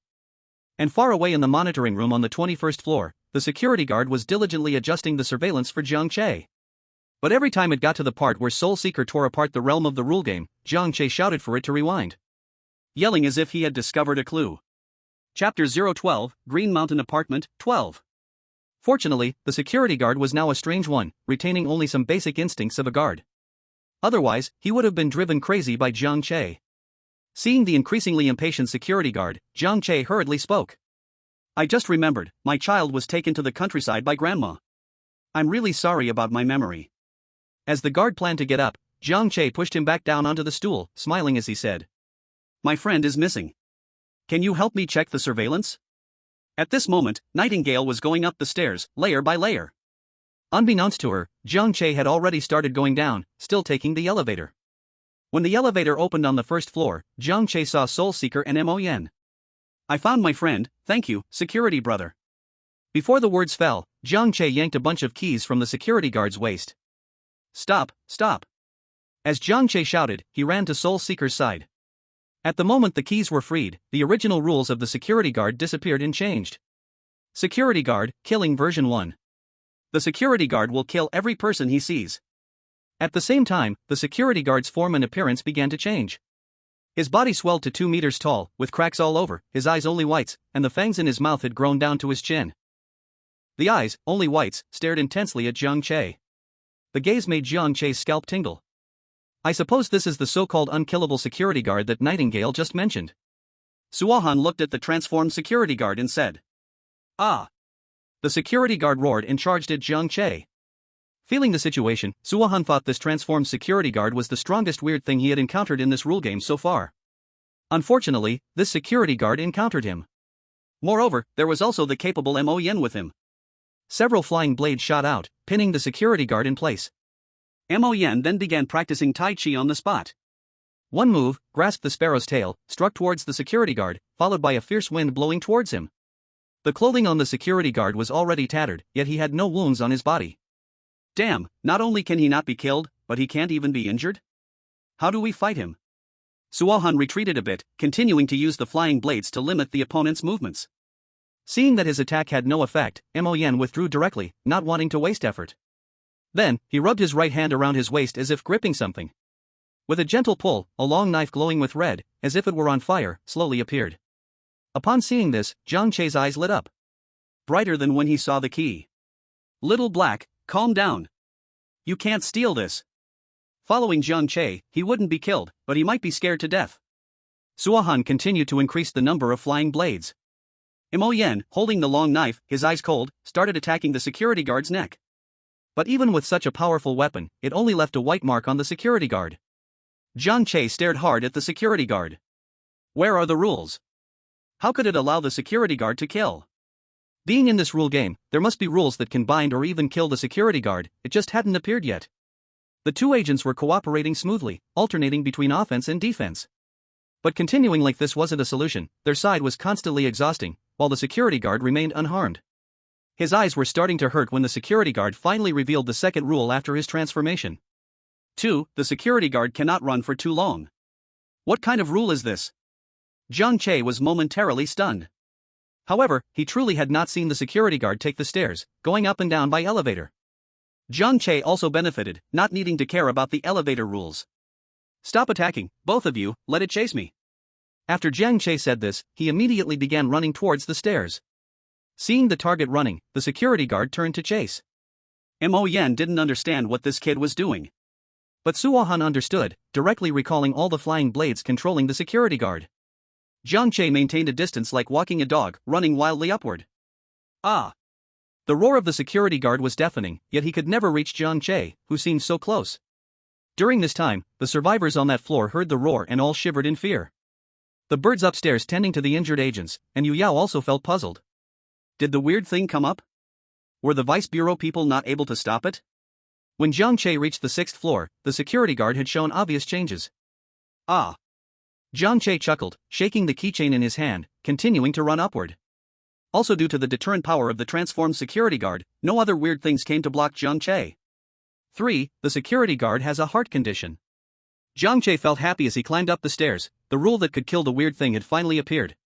The security guard continued to chase Jiang Che. Suohan pursued the security guard. The speed of the security guard began to slow down, he wanted to stop a bit. But Jiang Che kept shaking the keychain, the clattering sound continuously agitating it.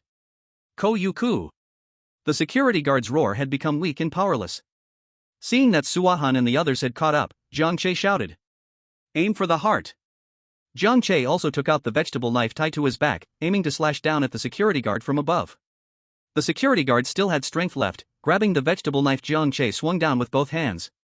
Whoosh, whoosh, whoosh. Several flying blades shot out. Tying up the body of the security guard, Mo Yen aimed the long knife at the guard's heart. Puff. Originally as solid as steel, the body was now pierced like a piece of window paper. The security guard was stunned, glancing at the keychain still swaying at Jiang Che's waist, then looking at the fiery red tip of the knife emerging from his chest. His body slowly shrank, and his eyes showed not just the whites but even regained a glimmer of clarity. What's wrong? Another staircase? As the security guard vanished, lines of text appeared before Jiang Che's eyes. Security guard returned a lost key to the resident, but was slandered for using the key to steal the resident's money, and during the process of being chased down the stairs by the residents, suffered a heart attack and died. Jiang Che did not expect to see the cause of the security guard's death. Thinking about the bizarre things on the 21st floor, they should be the discarded items the security guard usually collected. As the bizarre security guard, he was acting on instinct, blocking strangers and helping residents find things. Such a security guard cannot be killed. However, the transformed security guard, despite becoming aggressive, could be killed. Looking at the reaction of soul-seeking, Jiang Che knew that apart from him, no one else knew these things. The transformed security guard vanished from this world once again, but this time, Jiang Che understood. You really are determined just for this key. Soul-seeking wiped his sweat. They had already fought the security guard for a while on the first floor. Not to mention the previous battles with other bizarre entities. Seeing Jiang Che in a bit of a daze, soul-seeking continued to ask. Did you make a discovery? No, just a bit sudden. Mo Yan also looked at Jiang Che. You must be the reserve agent mentioned by the vice bureau chief, you're quite impressive. Praise, praise. Taking a deep breath, soul-seeking asked. Why do you have to grab this key? It should be a bizarre item, right? Soul-seeking pointed to the keychain in Jiang Che's hand. Jiang Che shook the key in his hand.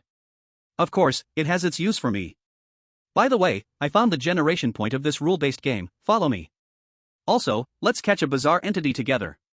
As several people brought the bizarre entity they had just caught into the elevator door slowly closed. Meanwhile, Nightingale was still searching for Jiang Che, floor by floor. Welcome to this elevator, you will have a 50% chance of leaving safely, have a pleasant life. Hearing this bizarre announcement, soul-seeking couldn't help but say. I felt something was off about this elevator since I came in, I dared not ride it, yet you were so bold. However, Jiang Che dared to do so for his own reasons, and soul-seeking did not say more. Mo Yan was scanning between the two, feeling like he was missing something. Are you hiding something from me? I don't even know who you are, isn't it normal to keep things from you? Mo Yan found himself unable to refute Jiang Che's words. The 21st floor arrived quickly, and the bizarre entity used to clear the path was unfortunately sacrificed. Stepping out of the elevator, the two were startled by the table full of bizarre items. No wonder I haven't seen a single item, it turns out they were all collected by the security guard here. Soul-seeking looked at the lost and found nearby, smiling as he said. Who would dare come for them? They'd lose their life for an item. Qingshan Apartment actually has 21 floors, is this place only accessible by elevator? Mo Yan curiously asked, not paying attention to the bizarre items. That's right, and check if any of you want these bizarre items, if not, just leave them here. Soul-seeking wasn't very interested in the bizarre items either. Most bizarre items are sinister things used to harm people, rarely used for good or helpful in battles. Taking them out is useless, and they require careful storage, so it's better to let them disappear with the rule-based game. Jiang Che scanned the bizarre items once, all were lethal or bloody. Let's forget it, he didn't like these either. So a bunch of bizarre objects that could sell for shocking prices on the black market were discarded here. Although the Abnormality Handling Bureau does not need these strange objects, there are always people who do. This is the monitoring room, I suspect the generation point is related to the surveillance. Jiang Che took out the universal key, found the one labeled for the monitoring room, and inserted it into the lock to open the door. As soon as the door opened, the key disappeared. So this was your purpose for grabbing the key. Soul Collector understood. Entering the monitoring room, the entire space was filled with screens displaying the status of the entire Qingshan apartment. Oh my goodness, if a clever abnormality got in here, I can't imagine what would happen. Soul Collector and Mo Yan exchanged a glance and without hesitation smashed one of the screens. The screen showed the low-level survivors who had gathered earlier. As the screen shattered, everyone in the room suddenly felt a brightness, lifting their heads to look outside. The originally gray sky returned to its original state. They could also see the scenes outside the apartment. Hey! There are people here.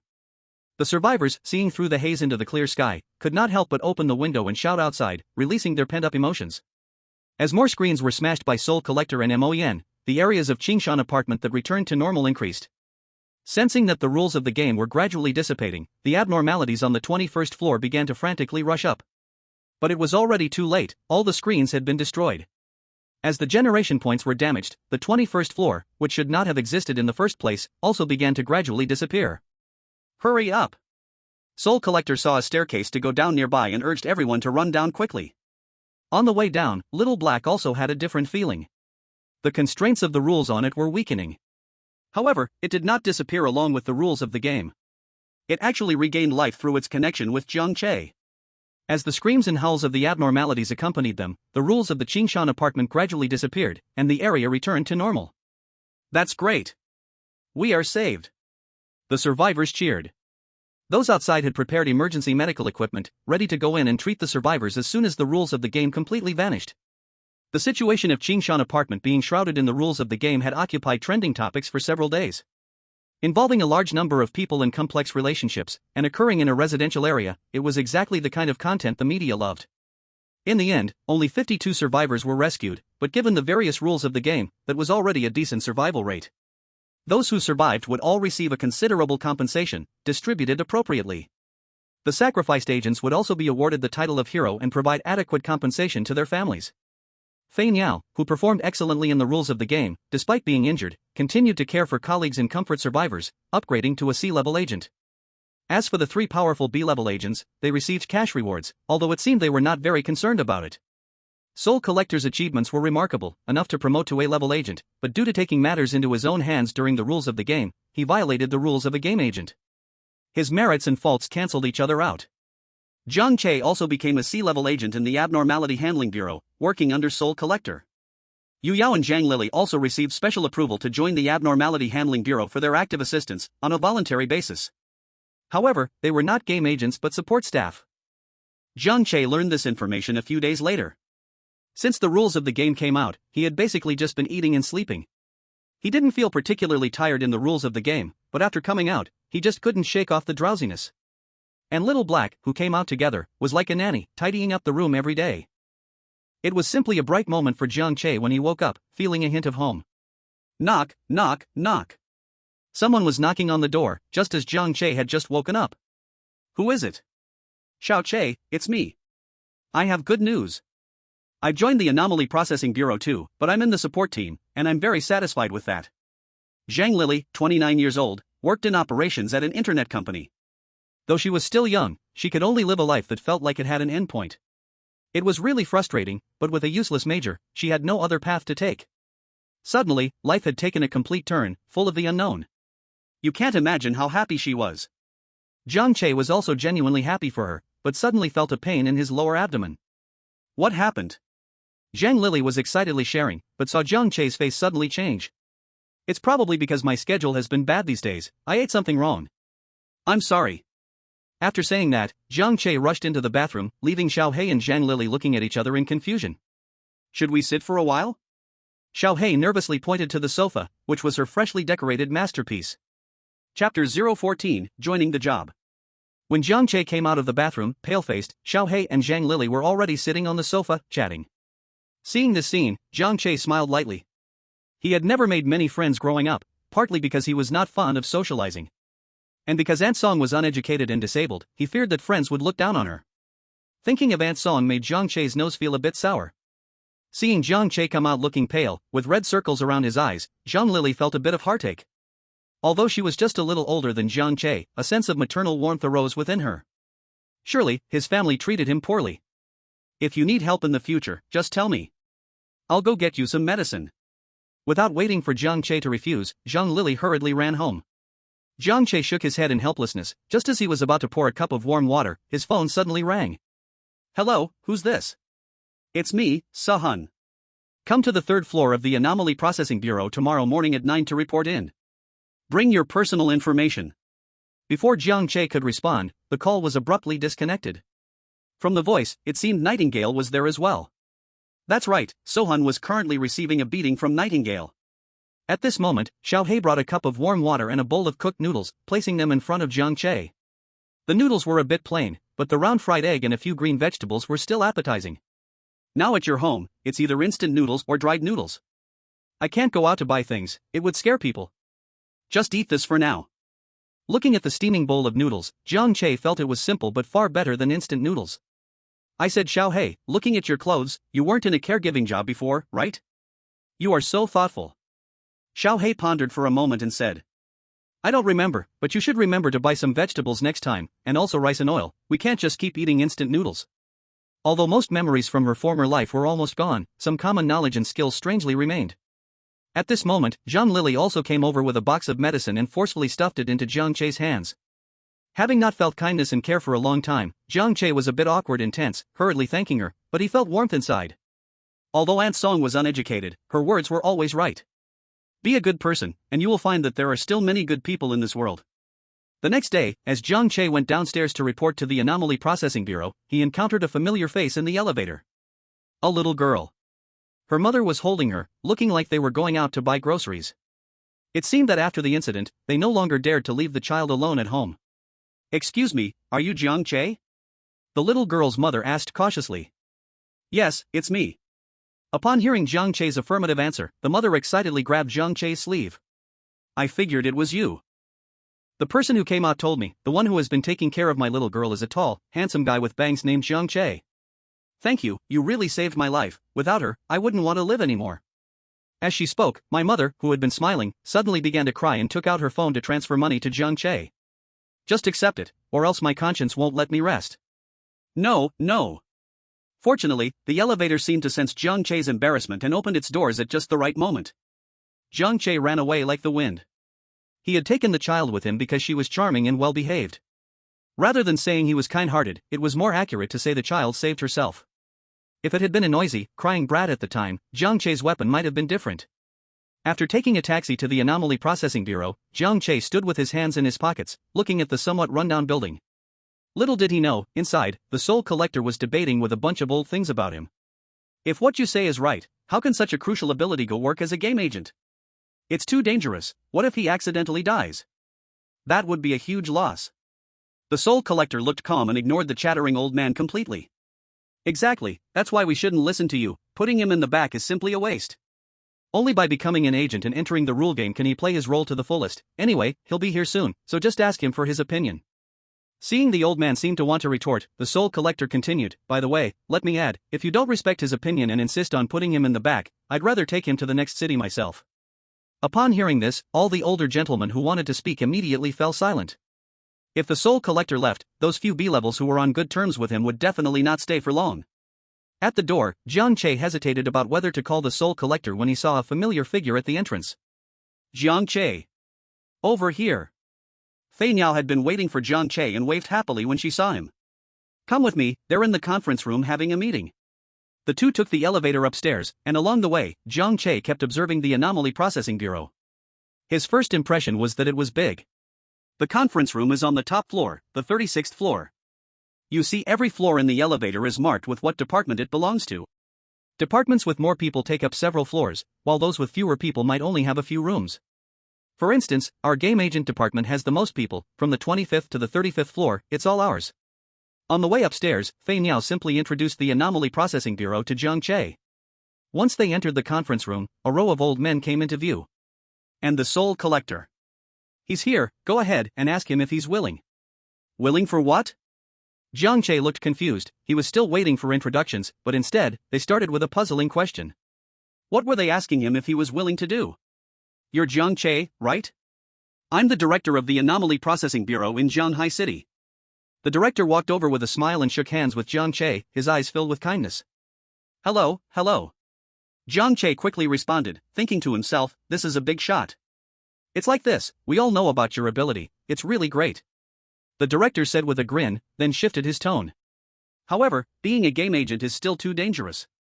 Your ability will have a bigger stage in the future, and for your safety, we plan to assign you to work in another department instead. You'll still have a position there. But the final decision depends on your personal willingness. What do you think? Before the director finished speaking, Jiang Che said without hesitation, thank you for your kindness, director, but I want to be a game agent. On the way here, Jiang Che had considered this situation. However, his ability allows him to see extra rules. If he doesn't go to the rule game, where else can he go? The rule game is his biggest stage. Upon hearing this, the Soul Collector scoffed. I said holding this meeting is just a waste of time, and everyone has no objections now, right? Now that all parties involved have expressed their wishes, even though they are high-ranking and powerful, they can't say anything more. The director can only smile and wave his hand, letting the two go first. Let's go, brother will take you to handle your onboarding. Chapter 015, Longfeng Mountain Villa, 1. After the two left, the meeting room started another round of OO discussions. Still too young, surviving this time might have some luck involved. Maybe after experiencing a few rule games, they will change their mind. I heard that this time he found the rule game generation point all by himself. Jiang Che is so young and has such abilities, if he can grow safely, his future is limitless. Hearing the director's unhelpful summary, everyone quickly echoed him. Meanwhile, Sohan was still in the elevator with Jiang Che when his phone rang. Okay, I got it, send me the information, I'll go over right away. Sohan hung up the phone and looked at Jiang Che. Fania is on the 25th floor, you'll go find her to handle your onboarding, I need to go on a mission. Jiang Che nodded in agreement, thinking to himself that agents are indeed busy. Just now, he noticed that although game agents occupied the most floors, the number of people present was the least. Arriving on the 25th floor, Jiang Che exited alone and saw Fania already waiting at the door. Is Suhan usually this busy? Yeah, there are only 7 B-level agents in the bureau now, and 2 A-level agents. The deputy bureau chief was also supposed to be promoted to A-level this time, but... Shaking her head, Fania changed the subject. Not just the deputy bureau chief, all agents are very busy. You should have noticed by now, especially the A-level agents Guyu and Mengzhong, I have only seen them once. Guyu and Mengzhong? Yes, they are said to be sisters. I'm not too clear on the details, and they are role models for all the girls in the bureau. Fania said proudly. Then her little face fell again, she knew she wouldn't have a chance to be that amazing in her lifetime. After finishing the onboarding for Jiang Che, Fania was surprised. You graduated from university at just 20? A prestigious school. Fania didn't expect Jiang Che to be 20 already, thinking he was still a minor. She couldn't believe he had already graduated from university. Yes, I went straight to high school. Jiang Che replied casually. So impressive. By the way, what code name do you plan to take? Just like Fania and Sohan, they are code names. Fania asked. Jiang Che hadn't prepared anything in advance and could only follow his first thought and say. Let's call it Carefree. After completing the onboarding, Fania took Jiang Che to familiarize himself with the abnormal handling bureau. However, what Jiang Che didn't expect was that on the way home at night, with a bag of vegetables in his hand, he had just started to eat the meal made by Xiao Bai when a task came in. There was no way around it, this job meant being on call at all times, with no days off. Jiang Che could only hastily shove a few bites of food into his mouth, change into uniform, and prepare to go out. He also took his weapon, a kitchen knife. Nothing special, it was just handy, but this kitchen knife was from his own home. Xiao Bai sighed and could only remind Jiang Che to be careful. The task location was a tourist spot called Longfeng Mountain Villa, which was quite remote. Although it wasn't the tourist peak season, there were still quite a few people inside. Hey, that person is an agent from the Abnormal Handling Bureau, right? He must be going on a mission, that's tough. So handsome. Along the way, Jiang Che responded to the greetings and compliments from passers-by as much as he could. Some he could only awkwardly smile at. On the way, Jiang Che also looked at the mission details for this task. The rule game just dropped yesterday, and a bunch of rich second-generation kids are stuck inside and can't get out. Now those wealthy dads and moms are anxious, constantly urging the bureau to hurry and rescue their children. Jiang Che scoffed, some rich second-generation kids could use their resources to elevate themselves to more than just having money. But some could only rely on their connections and squander their time. Walking to a temporary shed outside Longfeng Mountain Villa? The guards, who had sealed off the scene, saw Jiang Che's badge and immediately said, "Follow me, the captain of this mission is already waiting." Shura was currently waiting for the game agents to arrive, and upon seeing Jiang Che enter, he squinted his eyes and said, "We meet again." "Woyo." Noticing Jiang Che's confused expression, Shura continued, "I was the one in charge of the Qingshan Apartment case at first, and I have a deep impression of you. I didn't expect you to be assigned to me this time." "So that's how it is, what a coincidence." Lin Shui walked forward, shyly greeting Jiang Che. "Hello, I'm Lin Shui, from the Information Department." Both Shura and Lin Shui had witnessed Jiang Che's achievements. Before becoming an agent, he had found the origin point of the rule game and eventually, along with the Deputy Bureau, killed the anomaly and destroyed the origin point. Before coming to the Anomaly Handling Bureau, Jiang Che had already gained some fame. Especially Shura, who was particularly grateful to Jiang Che, otherwise, the outcome of the Qingshan apartment could have been even worse. "Woyo, here are the more detailed documents for this mission." Lin Shui handed over a printed document to Jiang Che. After reading it, Jiang Che stood up and asked, "Should I go in first or wait for the other agents?" "There's no time to lose, but you need to wait for Lin Shui to establish a link with you." Link? Lin Shui nodded, shyly stepping forward to take Jiang Che's hand. Jiang Che suddenly felt a strange sensation, as if he had connected with Lin Shui's signal. This is Lin Shui's ability, which allows her to establish a mental link with others. It's mainly used to detect your situation in the rule game. As Shura spoke, he took out a few items. The earpiece is specially made for communication with us, and this metal ball can tear open the domain of the rule game, usable for rescuing survivors or for your own escape. Then Shura leaned in a bit closer. The agent's mission is to rescue survivors and destroy the rule game, but your own safety is more important. At this moment, the villa was completely shrouded in grey mist, making it impossible to see inside. It was quite large. Jiang Che took a quick glance and prepared to head toward the nearest villa area. Upon entering the gate of the villa, Jiang Che didn't have time to observe the surrounding environment before he saw the rules on the notice board by the entrance. 1. If you see a person, do not speak to them before you clearly see their face. Jiang Che was taken aback. Without waiting for other rules to appear, Jiang Che immediately informed the outside about this rule through the earpiece, then headed toward the villa area. It was hard to see outside, but once inside, Jiang Che felt that the Longfeng villa was quite beautiful. There were mountains and water, and the decoration was magnificent. However, the price, no need to think about it. If it weren't for the mission, Jiang Che might never visit it in his lifetime. As he passed by an artificial lake, Jiang Che caught a glimpse of words in the water. Water anomaly. 1. The water anomaly doesn't want to be an anomaly anymore, it can only find a replacement. 2. The water anomaly is a regenerating anomaly, except for its hair. After hesitating for a moment, Jiang Che decided to share this discovery with Shura and the others. Woyo is really impressive, this ability is simply worry-free for us. Lin Shui couldn't help but make a joke.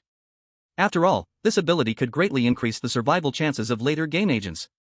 Chapter 016, Longfeng Villa, 2. Moreover, Jiang Che had gained an ability during his first experience with the rule game. Most agents start as ordinary people with just a bit of excellence. It is only after experiencing a B-level or even A-level rule game that they might encounter opportunities and awaken abilities. Having an ability as a C-level agent like Jiang Che is truly a rare occurrence. And it's such a bug-level ability. If the Anomaly Handling Bureau and other places knew about this, they would fight to recruit such talent, even at the risk of their lives. Jiang Che hesitated for a moment, not pondering whether to inform the outside about the rules. Instead, he was hesitating on whether to deal with this water ghost. Based on the principle that meeting is fate, Jiang Che quietly squatted by the lake, waiting for the water ghost to appear. But he didn't expect this water ghost to be completely uncooperative, just hiding in the water and not coming out. Don't hide in there and stay silent, I know you're home. Oi, didn't you want to find a successor? Although Lin Shui knew Jiang Che's ability was astonishing, she ultimately lacked any attacking power. Right now, only Woyo has gone in, will there be any danger? Last time, the rating for Qingshan Apartment was C+, and he managed it well. This time it's only D+, so there shouldn't be any problems.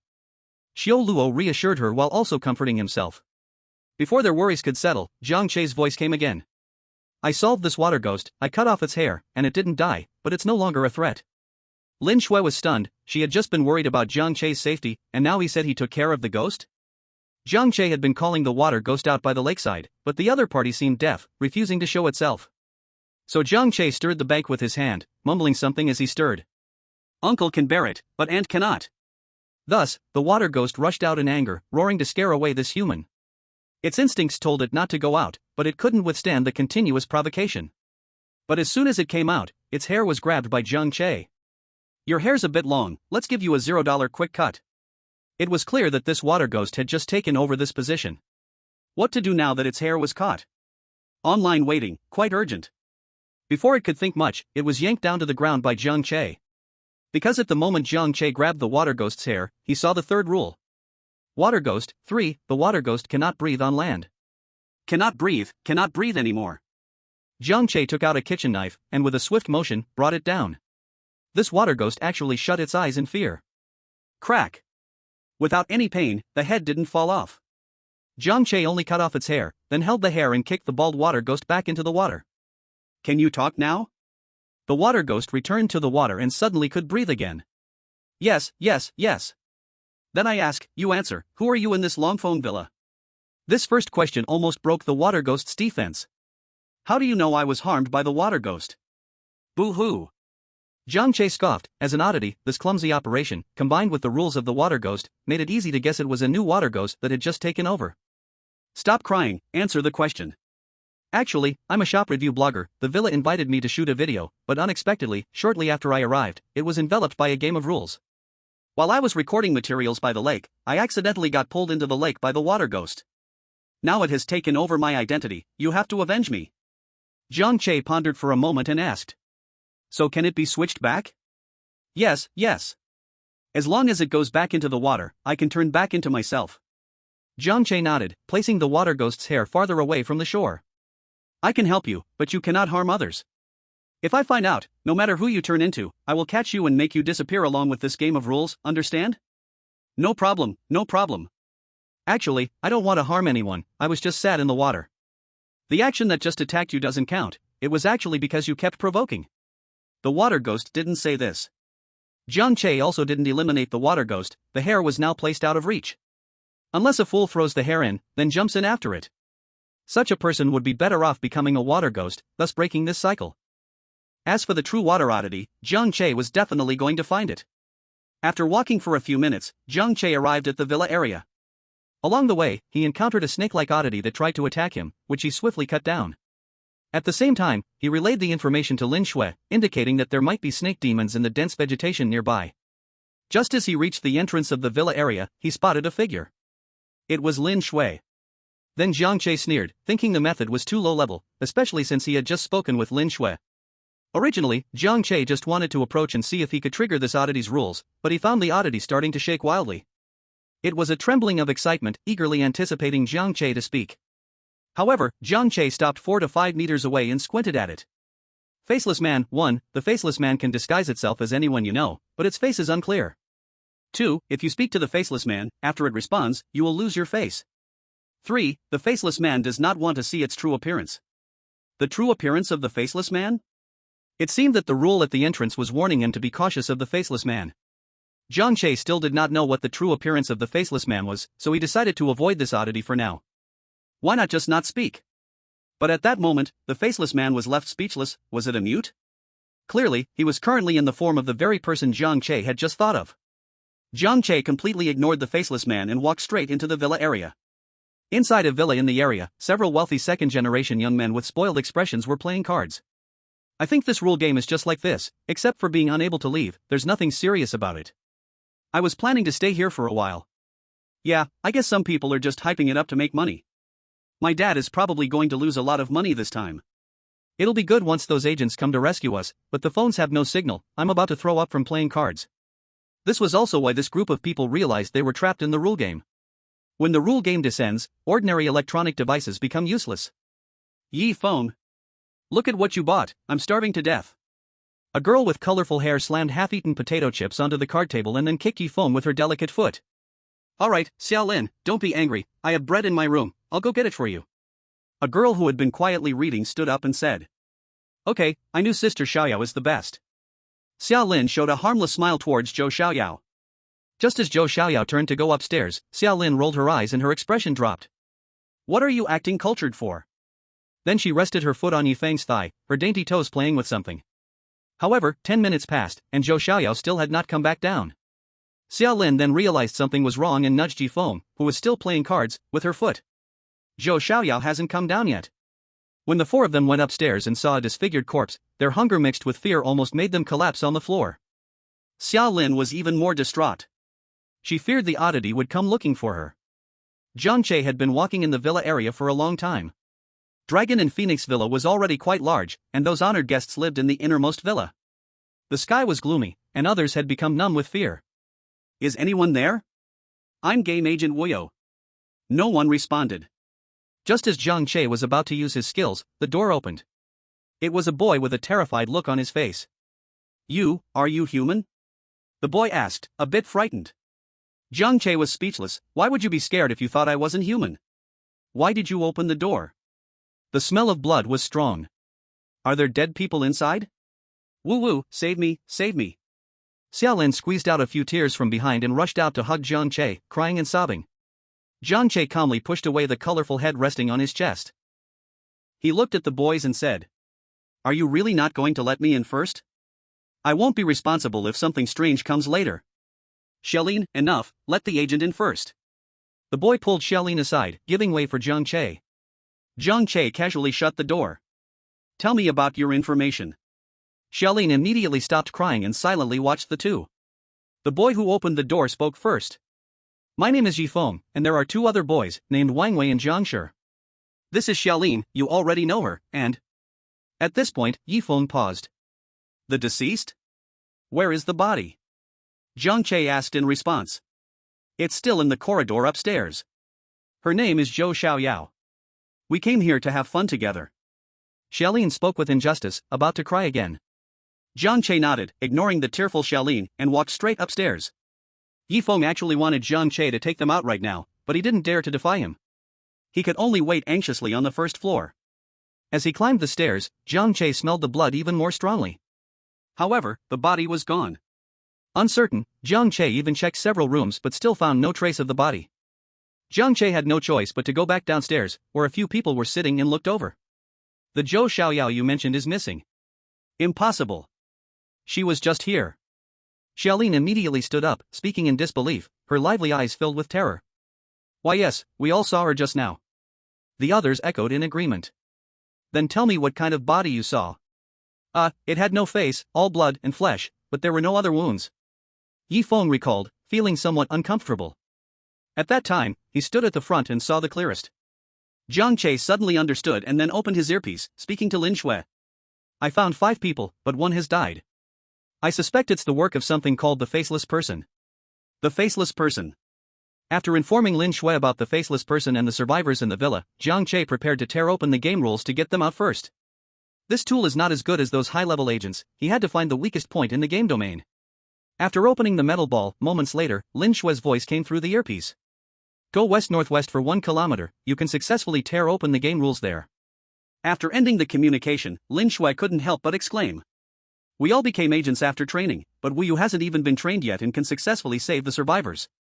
No wonder the vice director thinks so highly of him. Xiu Luo smiled and looked at Lin Shui. Looks like you really like this newcomer. But indeed, his performance is outstanding, they say the vice director will personally train him. Lin Shui blushed and playfully punched Xiu Luo, then sighed. Then, Wu Yu is really in trouble. Jiang Che sneezed and looked at the anxious group. Have you seen the rules of this villa? The group exchanged glances, all shaking their heads. Jiang Che could only sigh in frustration. I'm only going to say it once, remember, if you see shadows on the road, don't talk to them. They might be strange, even if they are very close to you or familiar, you still can't, understand? What will happen then? Wang Wei adjusted his glasses and asked. Jiang Che looked at him expressionlessly and replied coolly. Like that Zhou Xiaoyao. Xiaolin seemed to recall Zhou Xiaoyao's gruesome death and shivered involuntarily. In any case, I will try my best to protect you before you go out, but if you insist on courting death, then go to your death. After Jiang Che reminded them, he was still thinking about the missing Zhou Xiaoyao's body. He felt it was a potential danger. Yifeng and the others nodded on the surface, but inwardly scolded, if you keep this attitude, just wait until we get out to deal with you. Pushing open the door, the group cautiously stepped outside. Jiang Che saw the small mirror Xiaolin used for makeup on the table and casually tucked it into his pocket. Lin Shui's place wasn't far, but it was a straight distance, needing to first leave the villa area. This broken villa was built long and foul, the rich really had too much money to spend. Remember what I said, ignore any shadow you see, pretend not to see it, and definitely don't talk to it. Although Jiang Che had said it only once, he reminded them again. Jiang Che had others keep ignoring the Faceless Person, but he was looking around for it on the way, wanting to test his inner guesses. Until he exited the villa area, he still hadn't seen the Faceless Person again. Jiang Che thought of reminding them one more time and turned around to say. You 5. Jiang Che quickly shut his mouth, there were 2 Xiaolins. Both were dressed coolly, exposing their belly buttons and slender thighs. Only one of them was blurry and one's face couldn't be clearly seen. Jiang Che's eyes were sharp, he directly took out the small mirror and held it in front of the Faceless Person. 1 second, 2 seconds. Roar! The Faceless Person seemed to have seen its own face in the mirror, let out a roar, and then began scratching its own face furiously. The false Xiaolin's nails elongated, leaving strips of bloody marks on that featureless face. Seeing this eerie version of herself, Xiaolin was stunned. This time, tears truly flowed, spreading the makeup at the corners of her eyes. Yifeng tightly covered her mouth, holding her close in his arms. After the Faceless Person scratched its face, it began to run wildly. Moments later, it suddenly fell to the ground. Jiang Che walked over and saw a face skin slowly sliding off the Faceless Person's face. This face skin gradually grew features, and after several people identified it, it was indeed Zhou Xiaoyao. So this corpse must have belonged to the missing Zhou Xiaoyao. It seemed there was more than one Faceless Person in the villa.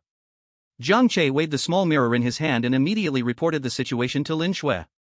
Bring a small mirror when entering, it's useful against the faceless person. Received, Woyo. Lin Shui no longer wanted to express her emotions. Chapter 018, Dragon and Phoenix Villa, 4. Seeing Zhou Xiaoyao's tragic state, the other four turned their faces away. Jiang Che stepped forward to see if he could trigger the rules again. Regarding such a death, Jiang Che truly felt nothing significant deep inside. Since childhood, as soon as he could remember, he had been a pickpocket in the hands of human traffickers. He learned quickly, his hands were nimble, and he stole many things, so he got beaten less. Those foolish kids who couldn't steal anything were beaten, and even those who stole little would also be beaten. If the beatings were severe enough, sometimes they would be beaten to death, which was quite tragic. The crippled ones were thrown to the street as tools for begging, and their ending was no better than death, which was very miserable. Faceless person, for, after being killed by a faceless person, will also become a faceless person. Indeed. This time, Jiang Che felt reassured. As long as he remained vigilant in his heart, he should not fall into the faceless person's trap. Just as he was about to signal everyone to continue walking, Wang Wei suddenly froze in place. Wang Wei, what are you doing? Let's go. Jiang Che turned around to call out when he saw him not moving. No one can escape, we all have to die here. Zhou Xiaoyao is just the beginning.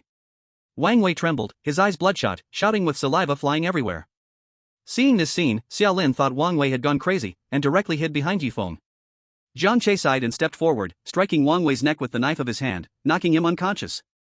This was a sign of losing rationality. If not controlled, he too would become eerie within this game of rules.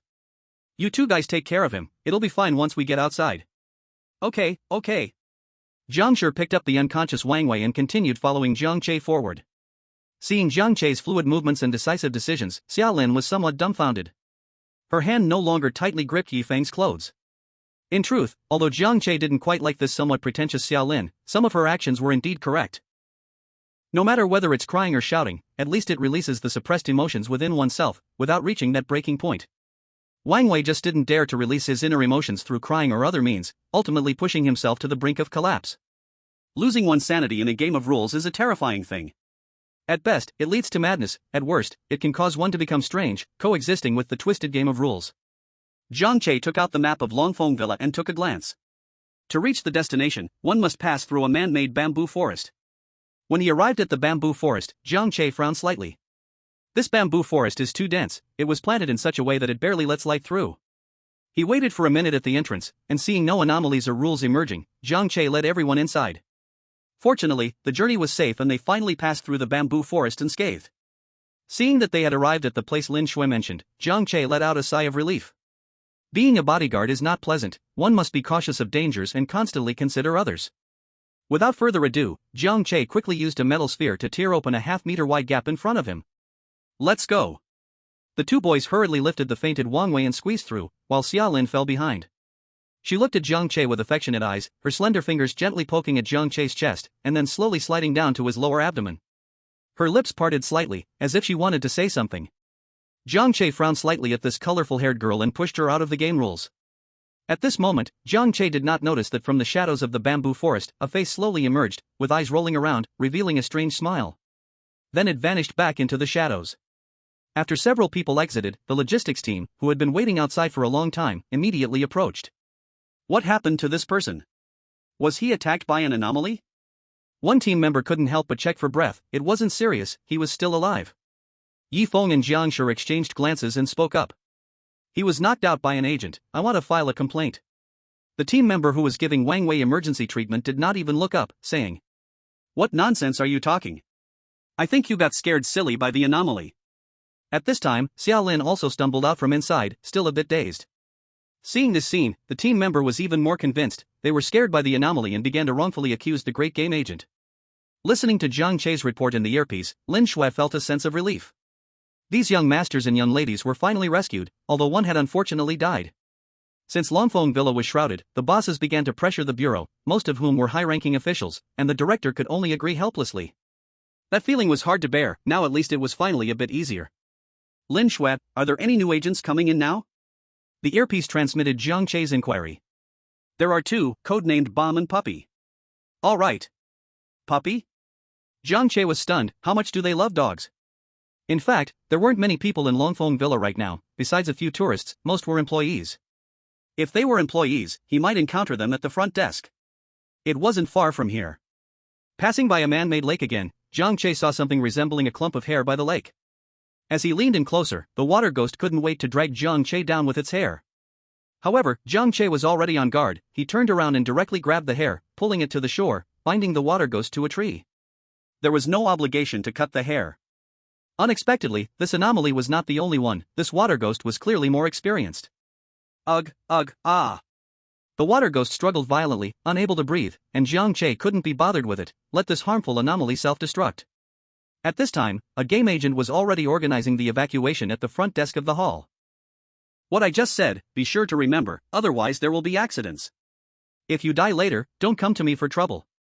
Just as I stepped out, I ran into Jiang Che, who was coming in. You're also an agent? Woyo? I'm Bao Dan. Bao Dan is a D-level agent, and he has already entered 3 or 4 rule games. He had heard something about Woyo when he first came in, saying he was specially recruited by the deputy bureau chief. Looks like he has connections. At that time, everyone was saying that. They wanted to become agents, but they all had to work hard and study for a long time, passing assessments to start from D-level agents. And he had already entered several rule games. How could this person come in as a C-level agent right away? He was not convinced. But just as he entered this rule game, his earpiece had hardly stopped buzzing. This was the first time he was tired of listening to Lin Shue's voice. Woyo provides information. The weakness of the water monster is. Woyo provides information. If you encounter the faceless man, be sure to. This was the first time Bao Dan felt that the rule game was so easy. Well, he conceded. Chapter 019 Dragon Phoenix Mountain Villa, 5. After all, it is based on strength. Jiang Che looked at the group of people behind Bao Dan. Are you taking these survivors out? Yes, just in time you came. I was a bit worried about having too many people, but now that you're here, it's much better. Jiang Che nodded, first scanning the group of survivors and slowly nodding. Let me ask Lin Shui, where is it easiest to tear open the area recently? After reporting the current situation to Lin Shui and getting the latest location, Jiang Che said to everyone. I'll lead the way. By the way, Bao Dan, have you made sure to explain the precautions to them? I've explained. Bao Dan replied, clearly in a junior's appearance. Now this batch of employees happened to be 10 people, 2 at the front desk, 1 manager, 2 dressed in security uniforms, and the rest doing various jobs. To be honest, Jiang Che felt a little uneasy seeing the security personnel now. Actually, what Jiang Che was most worried about was the faceless man, not knowing if it had gained new prey. The more people there are, the easier it is to fall into the trap of the faceless man. Bao Dan was at the back of the queue. Although his level was not high, he was still quite an experienced game agent. At this moment, he felt that Jiang Che's route had some deviations. It wasn't that the path was wrong, it just felt a bit roundabout. Like a greedy taxi driver. Bao Dan wanted to remind him, but then thought it might be Jiang Che's first official mission. Maybe he was a bit nervous? If it's a roundabout way, let it be. As long as we don't go the wrong way, it's fine. When they reached the lakeside, Jiang Che stepped aside and said, You guys cross the bridge first, I'll guard the back with another agent. Although Bao Dan found this behavior strange, thinking of Jiang Che's abilities, he instructed the survivors to go ahead. Until a man walked to the middle of the bridge, Jiang Che suddenly charged out and pushed the man into the lake. This stunned everyone, even Bao Dan looked at Jiang Che in disbelief, his brain short-circuited. Wait a minute, what did I just see? Game agent attacking a survivor? What's going on? Is he influenced by the strange, or am I influenced by the strange? This should be the thoughts of everyone present, except for Jiang Che and the man who fell into the water. Help! Save me! Until the man struggled in the water, shouting for help, did everyone snap back to their senses. What are you doing? Bao Dan questioned. Wait and you'll know. You keep the scene steady and don't let others panic. Jiang Che said calmly, his expression unaffected. The survivors also reacted, looking at this suddenly crazy game agent and wanting to run away. But being in the rule game, they did not know whether running away would get them killed by the strange faster or if the agent in front of them was more dangerous. You all take a good look. Do you know this man? Jiang Che suddenly asked the panicking crowd. The frightened survivors paused at his words, first looking at each other. Then they looked at the man in the lake and shook their heads in unison. No, we really don't know him. Who is he? Do you know him? I don't know him either. When did he come? Looking at the survivors beginning to discuss in confusion, Bao Dan also sensed something was off. Since everyone here was an employee, it didn't make sense that no one recognized him. Jiang Che helplessly shook his head and walked to the edge of the lake, shouting. Brother Shui Gue, are you sleeping? This is too useless, even worse than my little black, Ning Chuan muttered to himself. I'm coming. A pale bald head suddenly emerged from the water, startling several female employees into screams. He climbed ashore slowly. Jiang Che watched as his hair slowly returned to normal and his skin began to recover. He greedily breathed in a few gulps of air, tears streaming down his face. I'm finally back. I almost thought I would be stuck in this water forever. The live-streaming host hugged Jiang Che's leg, sobbing uncontrollably. Benefactor. You are my lifelong benefactor. I, Husan, have no way to repay you. Jiang Che's face darkened as he saw Husan's snot and tears about to touch his pants. He really wanted to kick him away. You don't need to repay me with this. The manager narrowed his eyes and suddenly realized. Isn't this the live-streaming host Husan I hired? How did he end up in the water? As an experienced game investigator, Baodan instantly understood Jiang Che's actions and hurriedly explained. He was saving someone. This man is a victim. The man who just stood by you is the real Shui Gui. His explanation only made those few who had interacted with that man even more terrified. Jiang Che was adjusting his angle to kick Husan away when he suddenly saw Shui Gui emerge again, kicking Husan back into the crowd and effortlessly drawing a kitchen knife. It's you.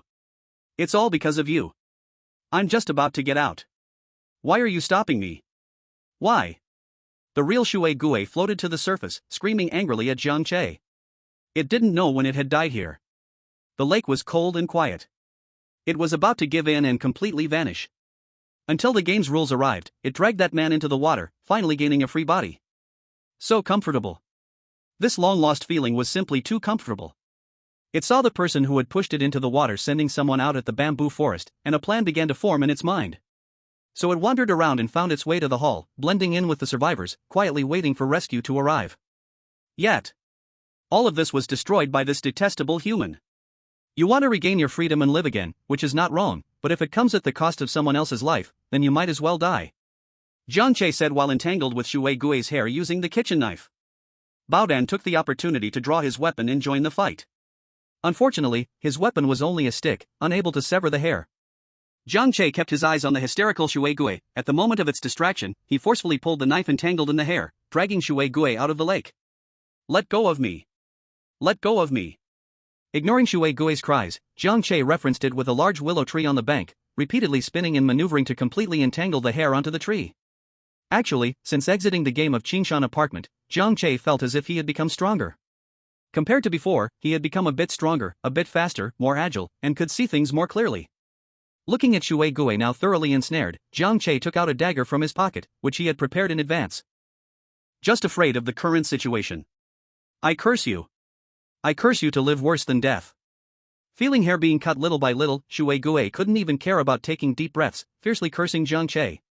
After finishing, Jiang Che clapped his hands and said, "Let's go, get you all sent out as soon as possible." The few survivors stared blankly. This was simply Superman.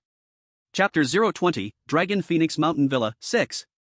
After this commotion, on the way remaining, that store-exploring broadcaster kept fawning over Jiang Che. "Wuyo, right? How about you leave me a contact number, after it's over I'll give you some gratitude money." "No need." Jiang Che waved his hand directly to interrupt. His colleague was still here. How could they talk about money openly? "No way, you can't do this. If I don't give you something, I feel uneasy. I work in media, I have money." "No need." "Then how about you leave me an address? I go everywhere usually. If I find something delicious or fun, I'll send you some." Jiang Che glanced back at the bomb expert, who was cautiously watching around. He thought to himself, this is much better than money. Xiao He often said he wouldn't buy things, either buying old stuff or getting shortchanged. This big broadcaster shouldn't be too bad, it counts as a stable source of goods. Let's talk about it outside. Seeing hope, Husan quickly agreed with a smile. It seems this game agent is not interested in money, but loves food. Actually, Jiang Che was really interested in money. But this kind of money without reason always made him feel a bit repelled. Saving people is part of his job, the Emergency Processing Bureau pays him, that's enough. Words of courtesy are not needed if I am not interested, how does it matter to me? Upon reaching the location provided by Lin Shui, the bomb expert used up his metal ball. Bomb expert, you go out with them, focus on checking this Husan for any issues. Okay, aren't you coming out to rest? No, waste of time. The sooner we finish, the sooner it ends. After Jiang Che finished speaking, he prepared to leave. Anyway, he took 2 metal balls when he entered. Used one in the bamboo forest, now he still has one left. Seeing this, the bomb expert felt a hint of emotion. He is a pure academic type, who became an agent after complete training. Some thoughts and concepts were deeply ingrained. But Jiang Che was different, he joined halfway, yet had the same level of awareness. Good, be careful yourself. The bomb expert looked at Jiang Che seriously and went through the torn opening. If the bomb expert's thoughts were known to Jiang Che, he would surely be embarrassed. You think too much, bomb expert, I just want to finish the job quickly. After everyone went out, Jiang Che asked Lin Shui if there were still people in the mountain villa. There are still some employees, Xiao Go has sent them out. The latest news is that in the regular accommodation area, there is a family of 4. Without delay, upon learning the news, Jiang Che rushed towards the accommodation area. The bomb expert then handed Husan over to the logistics department, requesting a thorough check and subsequent monitoring, then directly went to find Lin Shui. I want to recommend Wu Yo as the best agent for this operation. Lin Shui was stunned. Typically, these discussions would be held after the game was completely resolved. Moreover, Lin Shui had heard that many D-grade agents were somewhat dissatisfied with this unexpected Wu Yo, so why recommend him now? When Jiang Che reached the entrance of the accommodation area, he saw a familiar figure again. Seeing this made Jiang Che's head throb a little. Doesn't this faceless person have any sense? The figure before him was precisely the bomb expert, whom he just parted ways with. He stepped forward and patted bomb expert's shoulder, only to see the other party trembling with excitement, and then turned around to shove a small mirror right into his face. After taking care of this faceless person, Jiang Che walked straight into the hotel. Jiang Che couldn't help but sigh. The ordinary accommodation area in this villa was actually a hotel. Seeing that there were no staff here, Jiang Che went directly to the front desk to start flipping through the guests' accommodation records. Room 303. After finding the housing information, Jiang Che rushed towards room 303. Is anyone in there? After knocking for a long time, there was no response. Could they have hidden in another place? The key point is that this room door is an induction type, he couldn't pry it open. This is tricky. At that moment, a door nearby slowly opened, and a girl about 15 or 16 stood at the entrance, her body and face covered in blood, as if she had been splashed with a bucket of red ink.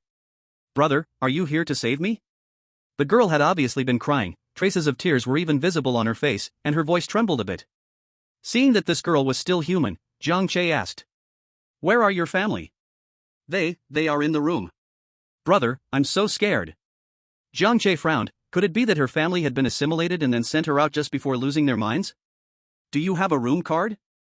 The girl released her hand, tightly clutching a room card that was already stained red. Beep. The door slowly opened, revealing a scene of chaos inside. Through the crack of the door, Jiang Che saw a television smashed on the floor and shattered bathroom glass doors. There was no sound. As he walked further in, blood splattered everywhere. The girl covered her eyes in fear, not daring to look. On the bed lay a naked adult woman's corpse, and beside it on the floor was a small corpse, with not a single good patch on it. A true blood-covered figure. Is this your mother? Jiang Che asked, pointing at the corpse on the bed. The girl closed her eyes and nodded. And this one? Jiang Che pointed at the corpse on the floor. Younger brother. Where is your father? Jiang Che looked around, he didn't see a third body and asked calmly. Dad said he went out to find help and never came back.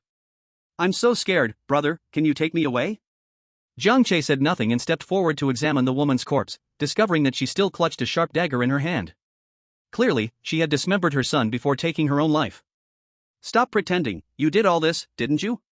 Hearing these words, the girl's crying paused for a moment, then she sobbed and asked.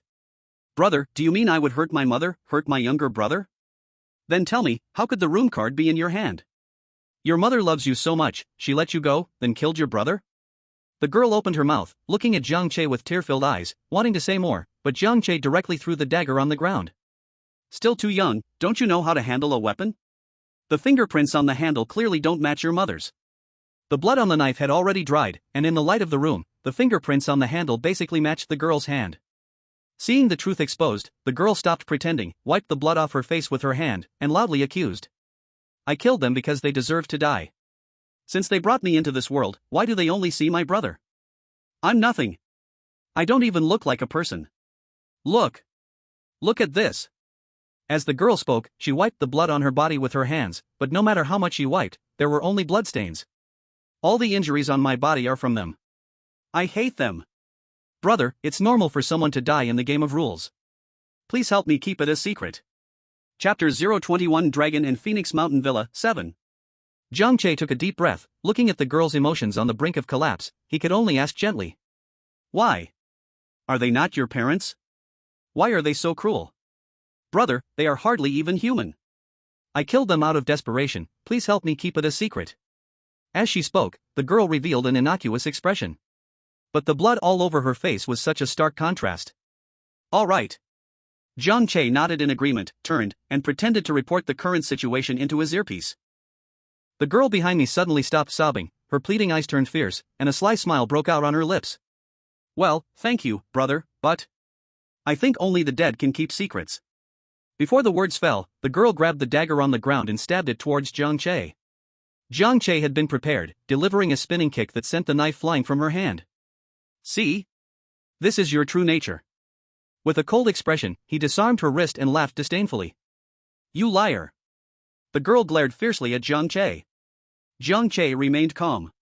In fact, the moment he saw her, Jiang Che had kept his guard up. She was definitely not as simple as she seemed. Before he was saved by Aunt Song, he had seen this kind of look and aura many times. Those children trained for killing, over time, always carry a lingering hostility. This girl, although not at the level that would scare people at first glance, was nonetheless similar.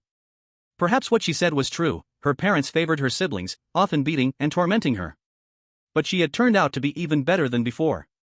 After reporting the situation to Lin Shui, the other side was shocked for a moment, then quickly adjusted, informing that the girl should be taken out first, and that agents would later handle the body.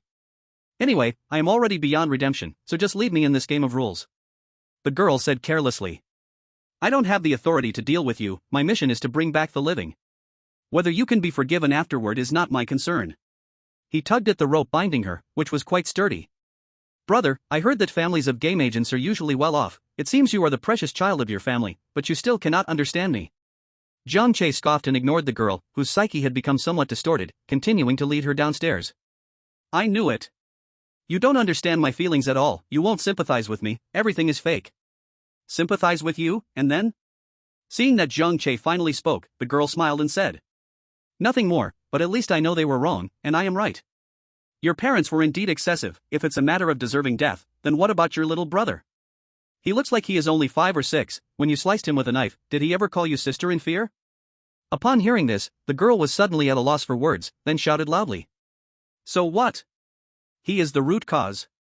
It's all because of him, he deserves to die too. Starting to blame a child who knows nothing again? Think carefully, before you had your brother, did your parents treat you well? The girl originally wanted to argue further, but as she recalled things carefully, it seemed there wasn't much. Since she could remember, she had never been truly loved. Whether or not she had a brother, it would be the same.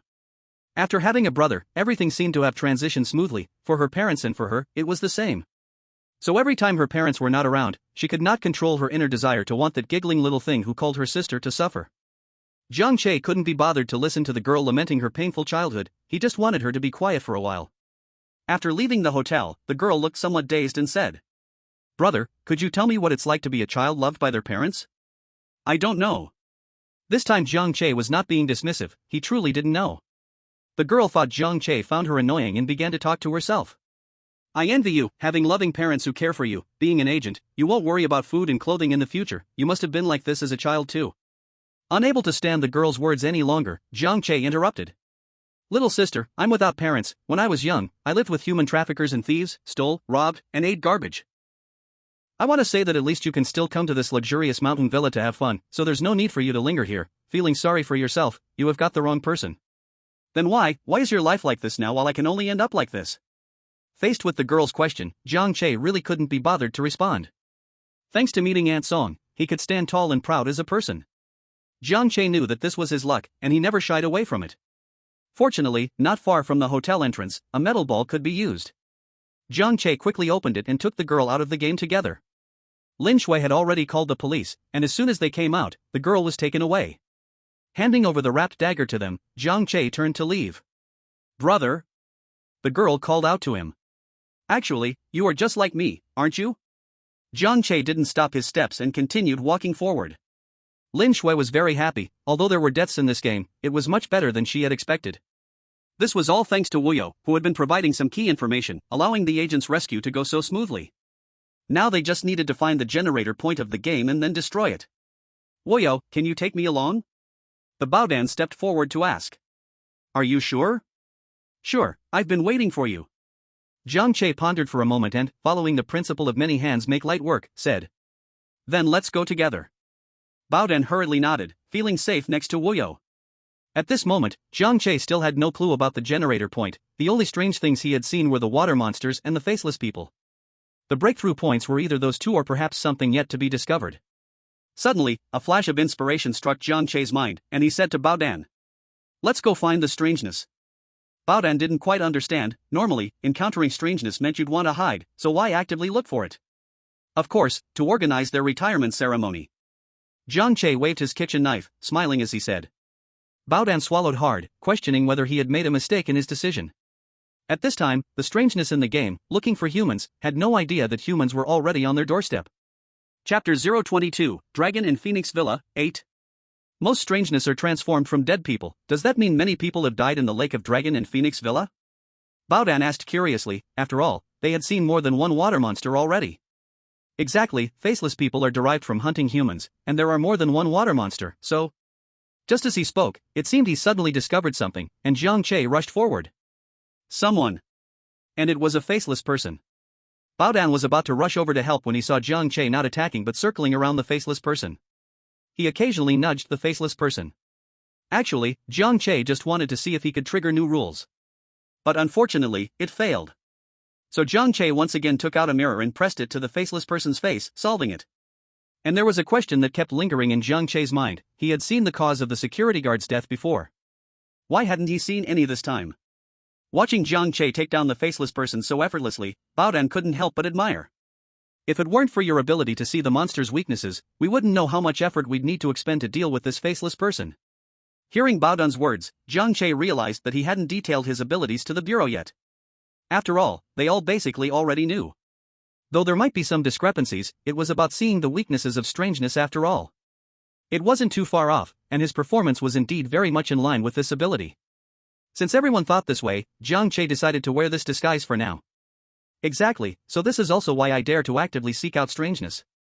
Jiang Che put away the kitchen knife, saying a bit sheepishly. The two had planned to check the villa along the route on the map. Let's see if we can find some clues and eliminate any strange things we encounter along the way. I have to say, this mansion for the rich is indeed well maintained. Jiang Che happened to walk into a courtyard, where the plants were lush and vibrant. Even though the weather had turned a bit chilly, colorful flowers could still be seen all around. A river in the middle gently rippled in the wind, and a small boat was tied up by the shore. As he got a little closer, Jiang Che suddenly heard the sound of a fight. Shoo! Someone's there. After Jiang Che spoke, the two of them quietly crept towards the source of the sound. It was a man fighting with a fox? Does this Dragon Phoenix mansion have a fox? The fox was pure white, its ears adorned with a few strands of pink fur, making it very adorable. Little dog. The explosive said the man was the agent called Little Dog who had come in with him, quickly saying to Jiang Che. Let's go help. Jiang Che nodded but felt a bit strange. He didn't see any rules on the fox. That meant it wasn't strange. The explosive rushed to Little Dog's side, drew his weapon, and turned to ask Jiang Che. Wu Yo, can you see this creature's weakness? No. Jiang Che shook his head. The fox wasn't strange, and since he couldn't see the rules, he naturally didn't know the weaknesses. Does that mean it has no weakness? This fox looks like a very powerful creature. No, it's not strange. After Jiang Che finished speaking, the fox whined a few times and slowly walked towards him. Be careful. Little Dog hurriedly shouted, but saw that the fox, which had just been fighting him fiercely, was now affectionately rubbing against Jiang Che's leg. Taking this opportunity, Jiang Che squatted down to pet the fox's head, and with that, the fox became even more excited, wanting to leap onto him. The fox whined a few more times, and Jiang Che nodded.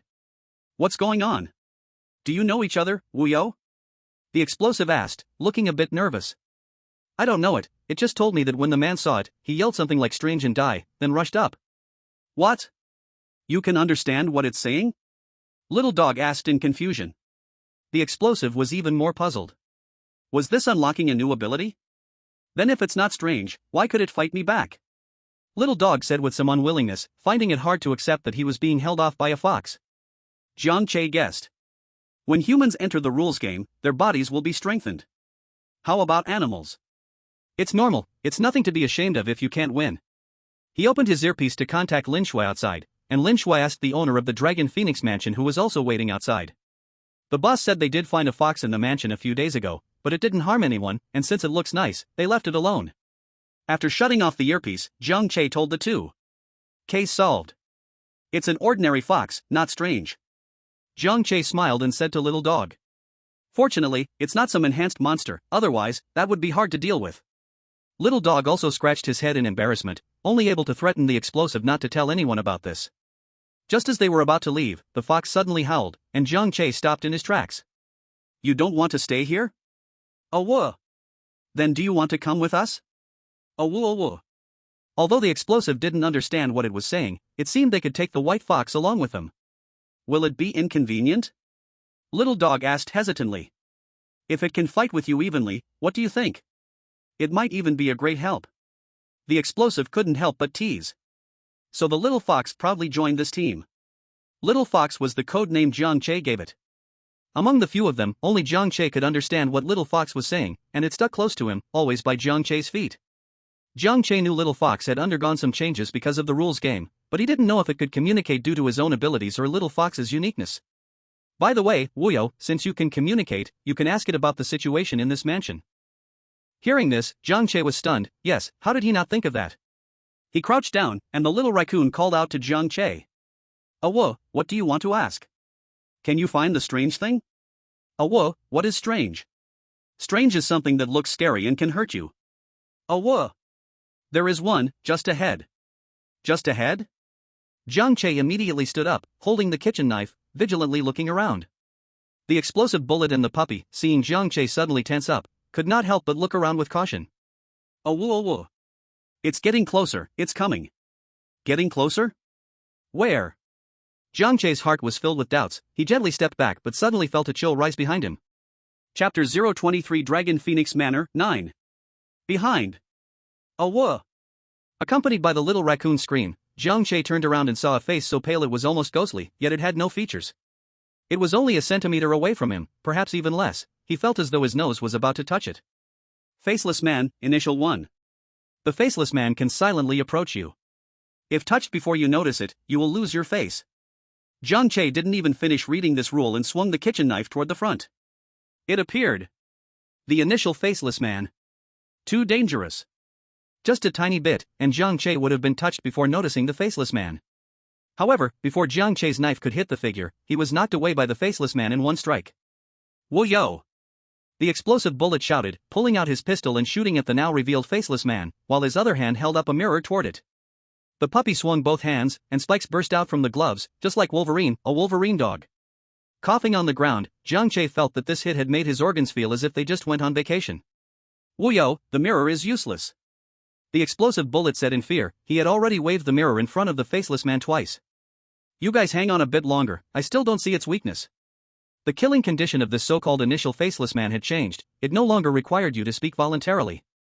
So the previously effective mirror was certainly useless now. This faceless man had a stronger initiative, making it naturally harder to deal with. The explosive bullet and the puppy were about to move in closer to restrain the faceless man when it suddenly turned and began to attack Jiang Che. Jiang Che couldn't even catch his breath, but could only pick up the kitchen knife to defend himself. Oh whoa! The little raccoon charged forward, biting down on the faceless man's calf. Although the faceless man's face was ghostly white, Jiang Che could feel a strange anger radiating from it.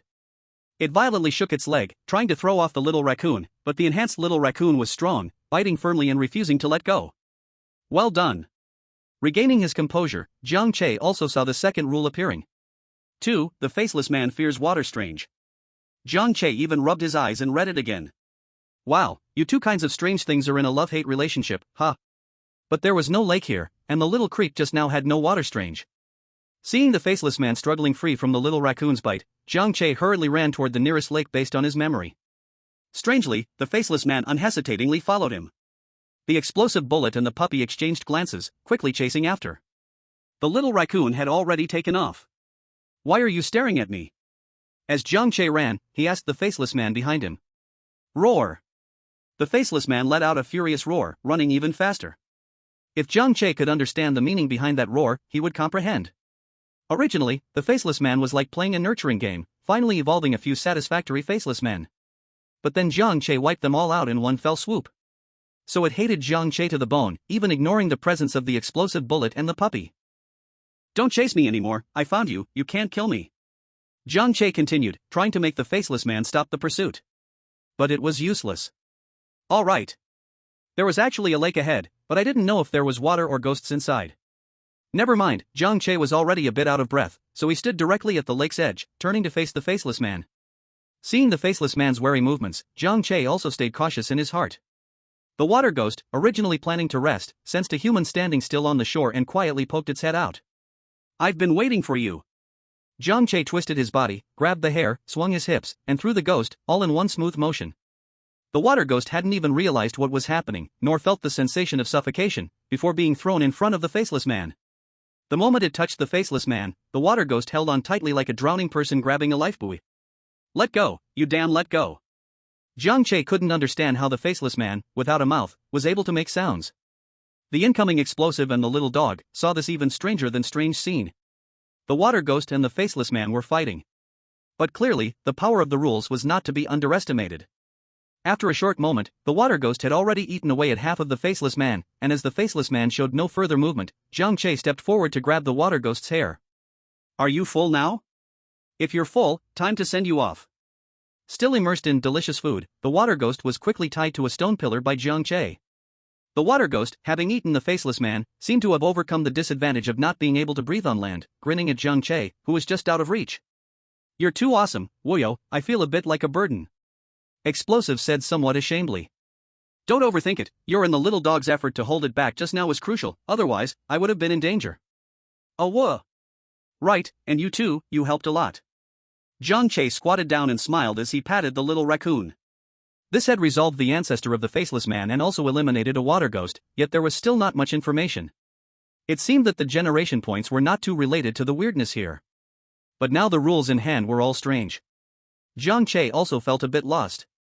The villa was large, but there weren't many rules, and they were all related to the weirdness. Moreover, they had almost walked through the entire villa without any findings. Is it really that hard to find a generation point in a game rule that's barely sea level? We're about to turn the villa inside out. Explosive was somewhat frustrated, it had never been this troublesome before. Jiang Che was indeed confused, he had no experience with rule games and had tried all he could think of. What he hadn't thought of, he still hadn't come up with. At that moment, the little raccoon called out to Jiang Che with confusion. What's wrong? Whoa, what is a generation point? The little raccoon hadn't realized they were looking for something and thought they were just taking it for a stroll. A generation point is the reason for making this place stronger, the reason why this villa has become strange, or the starting point for changes. Jiang Che tried his best to explain in terms the little raccoon could understand. Whoa, below. There's something below, it's very strange. What's below? Whoa, under the water, I saw many bones inside. Jiang Che suddenly had a flash of inspiration, they had indeed explored the villa, but they had never been underwater. Explosive, you were right, we need to turn the villa inside out. What do you mean? Explosive asked curiously. The little raccoon said there's something in the water, maybe the generation point is underwater. But there are water ghosts in the water. Jiang Che was also thinking of how to safely investigate the situation in the water, directly diving in was clearly not realistic. I'll ask Lin Shui. Jiang Che thought seeking help from outside the field was a very good choice. Chapter 024 Dragon and Phoenix Villa, 10.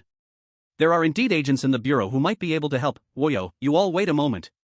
Lin Shui said before starting to urgently contact a few agents in the bureau who had abilities related to water. Unfortunately, they all had tasks to do, and some weren't even in Jianhai City.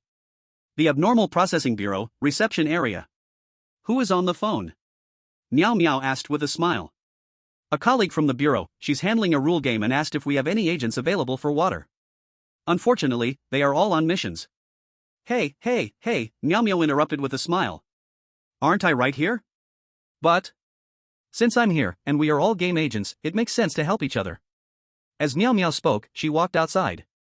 Remember to send me the address to my phone, you have my contact information. Watching Meow Meow leave, Xiao Zhang couldn't smile at all, how coincidental it was that Meow Meow was right there. But it's good, after all, having someone to help is a good thing. Then, just when Lin Shui was at her wit's end, she received a call. Does anyone have time? Great, who is it? Xiao Zhang spoke somewhat sheepishly. Meow Meow. Could you say that again? Who? Meow Meow from the neighboring Tianlong city. Shou Luo was originally resting with his eyes closed, but upon hearing this code name, he stood up instantly. Why is she here? She was originally here for a routine exchange of information and data, but she happened to overhear the phone call, and I didn't dare to lie. Forget it, since she's here, let it be. Xiao Luo could only shake his head helplessly, and Lin Shui was also scratching her head in worry. The bureau had just instructed that Wu You's matters needed to be kept confidential. Yet here came a Miao Miao. This should be the place. Hello everyone, I'm Miao Miao. Miao Miao suddenly appeared beside the two like a ghost, speaking gently. Hello, Deputy Bureau. Hello, Deputy Bureau. Xiao Luo and Lin Shui were startled by the sudden appearance and hurriedly greeted her upon recognizing who she was. I may be a Deputy Bureau, but I am not your Deputy Bureau. Once you come to Tianlong to work, you can call me that. Without further ado, I will head in. Before her voice fell, Miao Miao instantly vanished from the spot, leaving behind a faintly visible mist. Why are the people from Jianghai City guarding against me like this? Could it be that there are secrets in this rule game? What is a blessing is not a calamity, what is a calamity cannot be avoided. I pray that Wu You can keep a low profile inside. Xiao Luo sat down helplessly, he couldn't just refuse Miao Miao's entry into the rule game. After all, resolving the rule game was the top priority. On Jiang Che's side, he was resting with the two explosives in a pavilion, and the communicator said that the support team had arrived. Oh whoa! Little Li suddenly howled at the air. Jiang Che immediately went on guard. Little Li wouldn't howl for no reason. Could it be that some no-handed, no-footed person had appeared? Oh no, I've been discovered. Miao Miao slowly appeared, now sitting in the pavilion. Sorry to scare you, I am Miao Miao, a game agent from the neighboring Tianlong city. Jiang Che confirmed that the person before him was not a ghost and stepped forward to shake hands, saying, I am Agent Wu You, this is Bao Dan and Xiao Go, both agents from Jianghai City. At that moment, Jiang Che had two impressions of the suddenly appearing Miao Miao. Very strong, very beautiful. Wu You? I haven't heard of you before, isn't it too early for recruiting agents now? Jiang Che pondered for a moment and said, I was specially recruited into the Abnormal Processing Bureau. Special recruitment? Being specially recruited means you are quite impressive. Baodan picked up on something and pulled Jiang Che forward. Aren't you here to help? Why are you always probing our information? You are Baodan, right? I remember you, during your entry assessment, I was one of the examiners. Oh. Want to know how many points I gave you? Seeing Miao Miao's somewhat playful expression, Baodan felt guilty. Back then, he nearly scraped by on the assessment. It was because one examiner gave him a high score that he made it over the passing line. Little Go's eyes were wide open, unable to say a word. The three poor Tommies were completely at Miao Miao's mercy. Do you have a plan? Miao Miao looked at Jiang Che and asked. We suspect the generation point is underwater, but there are water anomalies inside, so we dare not act recklessly, which is why we seek the help of water ability agents. After Jiang Che finished speaking, Miao Miao thought for 2 seconds and asked him. I'm fine with the water part, I can also provide extra protection for one person's safety. Who will it be? If the management of the Jianghaishi Anomaly Handling Bureau saw the scene, they would surely shout. Bomb, little dog, go. It's time to show your skills. But the current scene was that Bomb was lost in thought, while little dog was alert to the surroundings. Miao Miao blinked twice and smiled at Jiang Che. So clever. I'll do it, I'm more suitable. Okay, then let's go. Miao Miao followed Jiang Che's words and pulled him toward the lakeside. Miao Miao knew that the strange reaction from the entire Jianghaishi Anomaly Handling Bureau was likely due to Jiang Che. So she was also curious about what was so special about Jiang Che, this specially recruited agent. Was it fear of her taking him away? Miao Miao was even more curious. Miao Miao gently grabbed Jiang Che's hand, signaling him to jump down with her. Jiang Che took a deep breath, and at the moment he jumped down, a visible membrane appeared beside him. Still able to breathe. The lake was just as dark as he had guessed. He took out the waterproof flashlight he had prepared earlier, and the moment he turned it on, a water anomaly slammed right in front of his face. But because of Miao Miao beside him, he didn't dare to attack. It felt just like when Little Black saw Soul Collector, a sense that any movement would lead to soul-shattering terror. Jiang Che followed Miao Miao and went deeper, estimating they had reached at least 20 or 30 meters down. When they reached the bottom, there was actually a tile-roofed house built there. It seems this might be the generation point. Miao Miao's clear voice rang in his ears, and Jiang Che nodded. The two pushed open the door and walked into the tile-roofed house. In that instant, Jiang Che felt as if he had stepped into another space. He shone the flashlight around and saw the walls covered with dense human faces. Then, countless pieces of information flooded into Jiang Che's eyes. Joy mask, the wearer will be in a state of extreme joy until they laugh themselves to death. Fear mask, the wearer will constantly see their greatest fears until they frighten themselves to death. Anger mask, the wearer will always be in extreme anger, wanting to destroy everything. Each mask has a different effect, but they all seem pretty bad. These are all strange objects, right? Meow Meow remained unfazed. As an A-grade agent, this kind of scene was nothing to her. Jiang Che swept the flashlight around and took down one of the masks. Gemini Mask. 1. With both parties' agreement, the user can swap faces with anyone. 2. If one party refuses to swap back, they will never be able to return. This strange object is good. It doesn't have an unpleasant effect on people, and may also have some clever uses later. With so many, why did you take this one? Meow Meow asked curiously. Can you tell its function? Jiang Che hadn't come up with a good reason yet, but nodded when Meow Meow asked with a smile. He felt there was no need to hide this. They were all on the same front, so it didn't matter.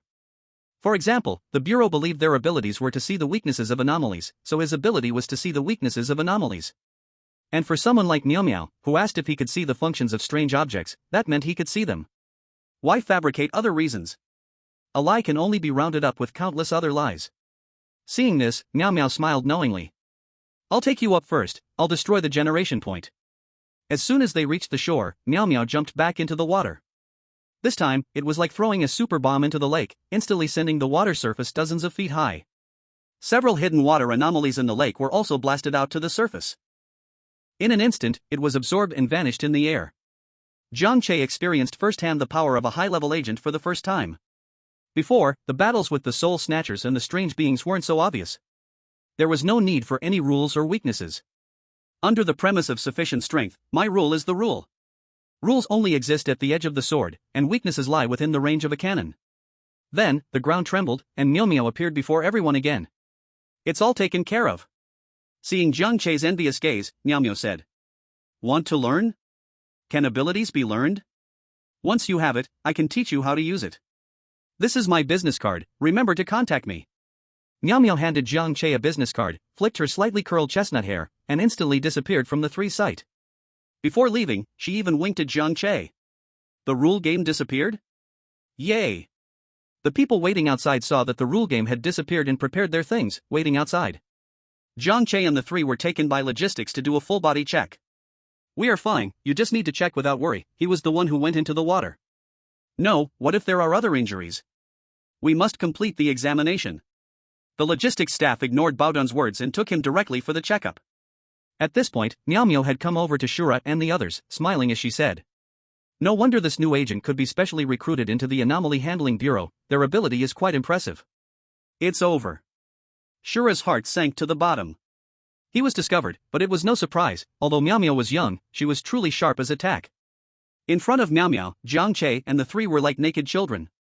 But there's no need to hide it so much, it's all to solve the rule game. Meow Meow continued to tease.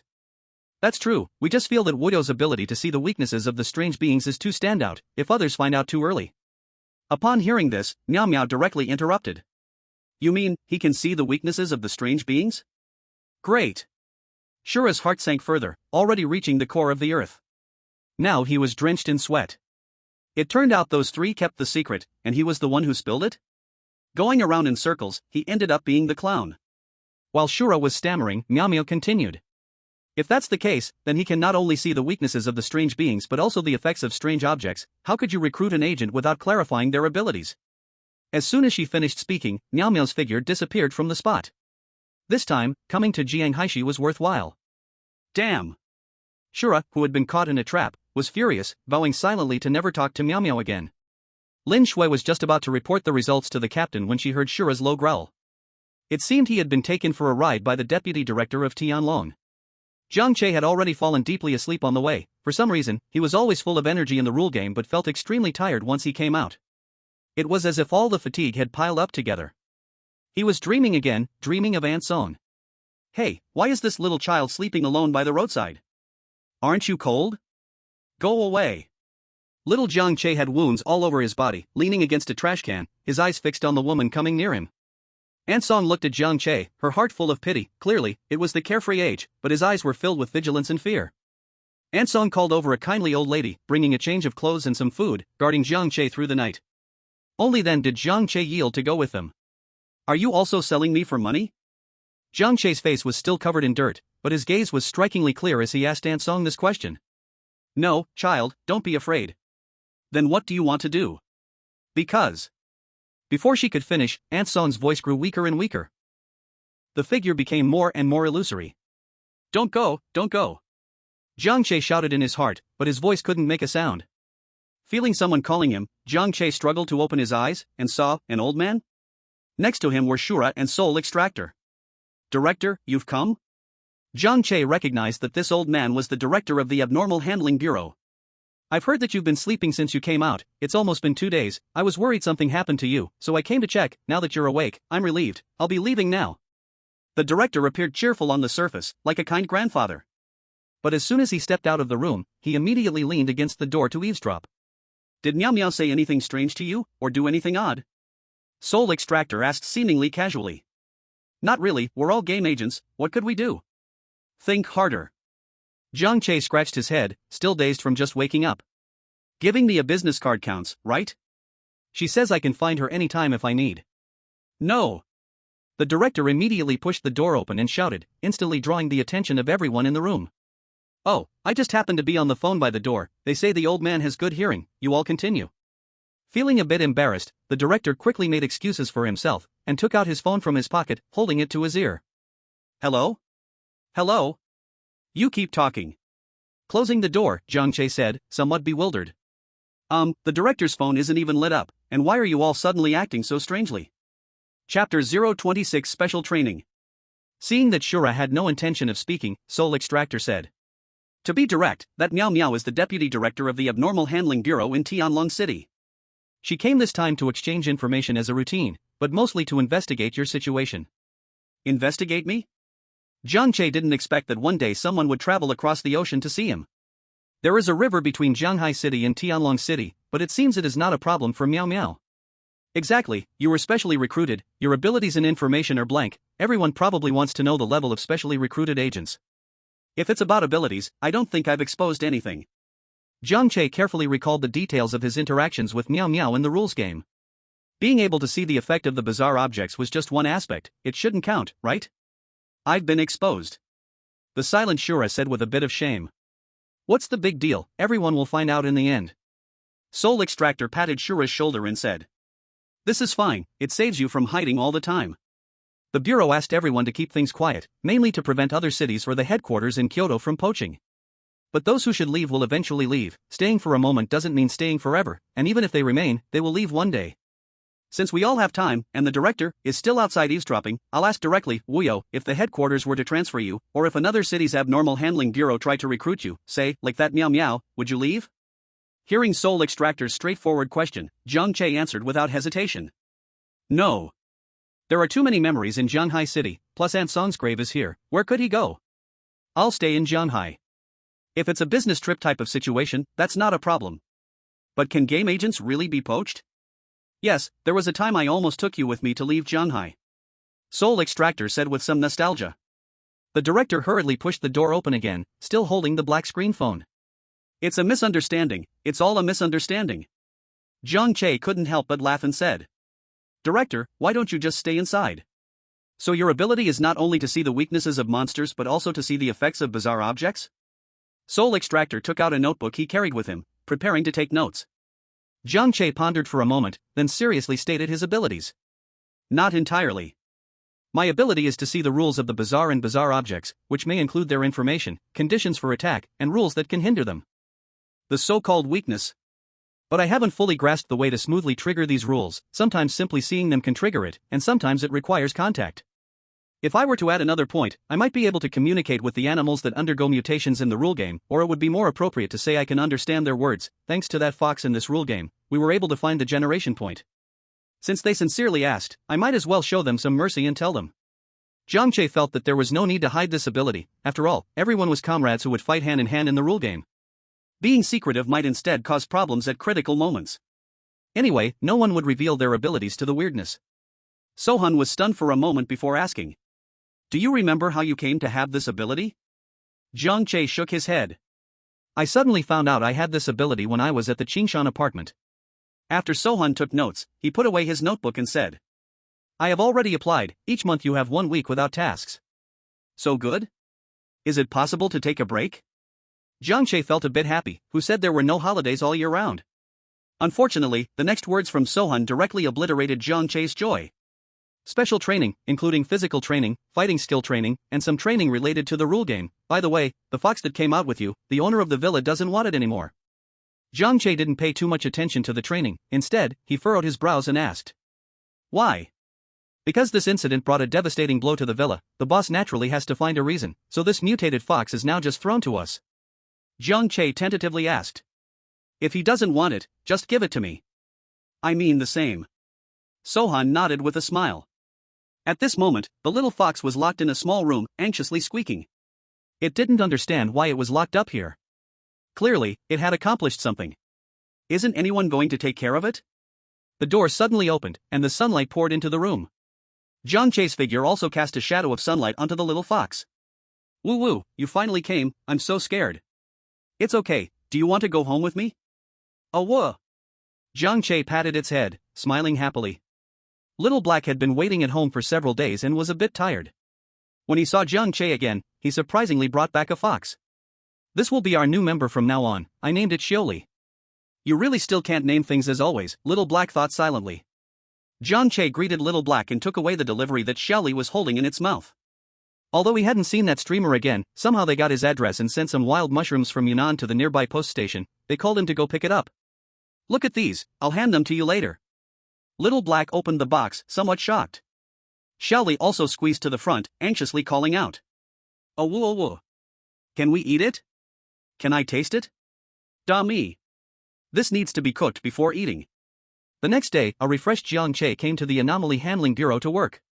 He had a bit of curiosity and a bit of excitement about what Sohan's so-called special training entailed. But the ultimate purpose of the special training was still to fight against the weirdness in the rule game and ultimately survive. Jiang Che still remembered that when he was in school, because of his odd personality, he always got into disputes with classmates. He would fight with them using the skills he had from childhood. Ansong was very angry and sad, educating Jiang Che, but he wouldn't listen.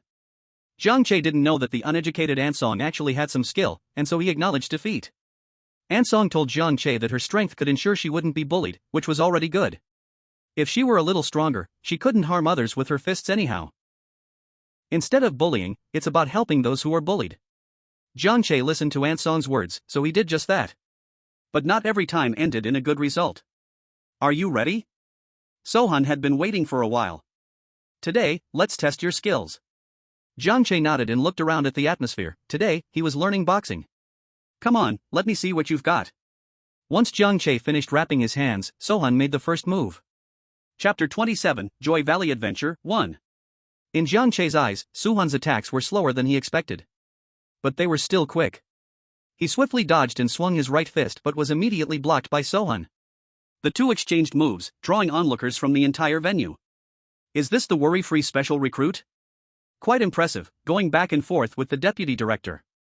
Clearly, the deputy director is holding back. Then would you go up and fight the holding back deputy director? Why don't you go? So handsome. In the end, Jiang Che was the first to exhaust his strength, sitting down on the ground. You've got some basics, it doesn't seem like you just practiced a little. Sohan was surprised that Jiang Che still had surprises. He was indeed holding back, but it was about 70 to 80% of his strength. Throughout the week, Sohan dedicated almost all his free time to teach Jiang Che what he needed to learn, and Jiang Che was smart, he understood everything with just a hint. After a week of special training, Jiang Che received a mission notification, as if they were just waiting for him. Please arrive at Shanghai City Airport at 2 p.m. tomorrow to take the special plane from the Abnormal Handling Bureau. Mission location, Joy Valley, Yunxiang District, Yunyang City. He was now equipped with a phone issued by the Bureau and a handgun. He already looked like a qualified game agent. Sohan also handed his profile to headquarters, having specially checked Jiang Che's past. He found out that Jiang Che's childhood was a blank slate until he was adopted by a woman named Song Xiao. Song Xiao, could it be her? Or is it just a coincidence? After finding a photo, Sohan silently lit a cigarette. When Jiang Che saw the mission location, he thought it was a mistake. How could this mission be in another city? There really was such a thing as a business trip. It was said that this time the Abnormal Handling Bureau in Yunyang City specifically needed Jiang Che's assistance. There was nothing else to do, so when Sohan reported Jiang Che's information and abilities to headquarters, he made sure to state that Jiang Che wanted to stay in Shanghai for now. The other provinces and cities' abnormal handling bureaus could only back off, abandoning their thoughts of poaching. Shanghai City really had struck gold. After Miao Miao returned and talked to the director about this matter, she learned that Jiang Che's abilities had already been made public. Wow, this ability was just too strong. This was Miao Miao's first thought, and then she understood Jiang Hai's intentions. Want to poach someone? Then let everyone come to poach. Miao Miao didn't mind, after all, she had already connected with Jiang Che. When Jiang Che arrived at the airport, staff members immediately took him on a run. Woyo, please follow me. However, after getting on the plane, he saw all the agents were already there except for him. Didn't they say 2 o'clock? How was he the last one when he arrived at 1:30? Jiang Hai wasn't far from Yunyang, it took about an hour to fly there. On the plane, there were 3 other people next to Jiang Che. You are Wu You? A girl who looked a bit petite, but her makeup was extremely heavy, looked at Jiang Che and said coldly. Jiang Che nodded, thinking to himself, is there going to be that kind of newcomer drama where old employees bully the new ones? After all, this ability of his might indeed provoke jealousy. Oh. After speaking, she turned away and began to rest her eyes. What a contrast.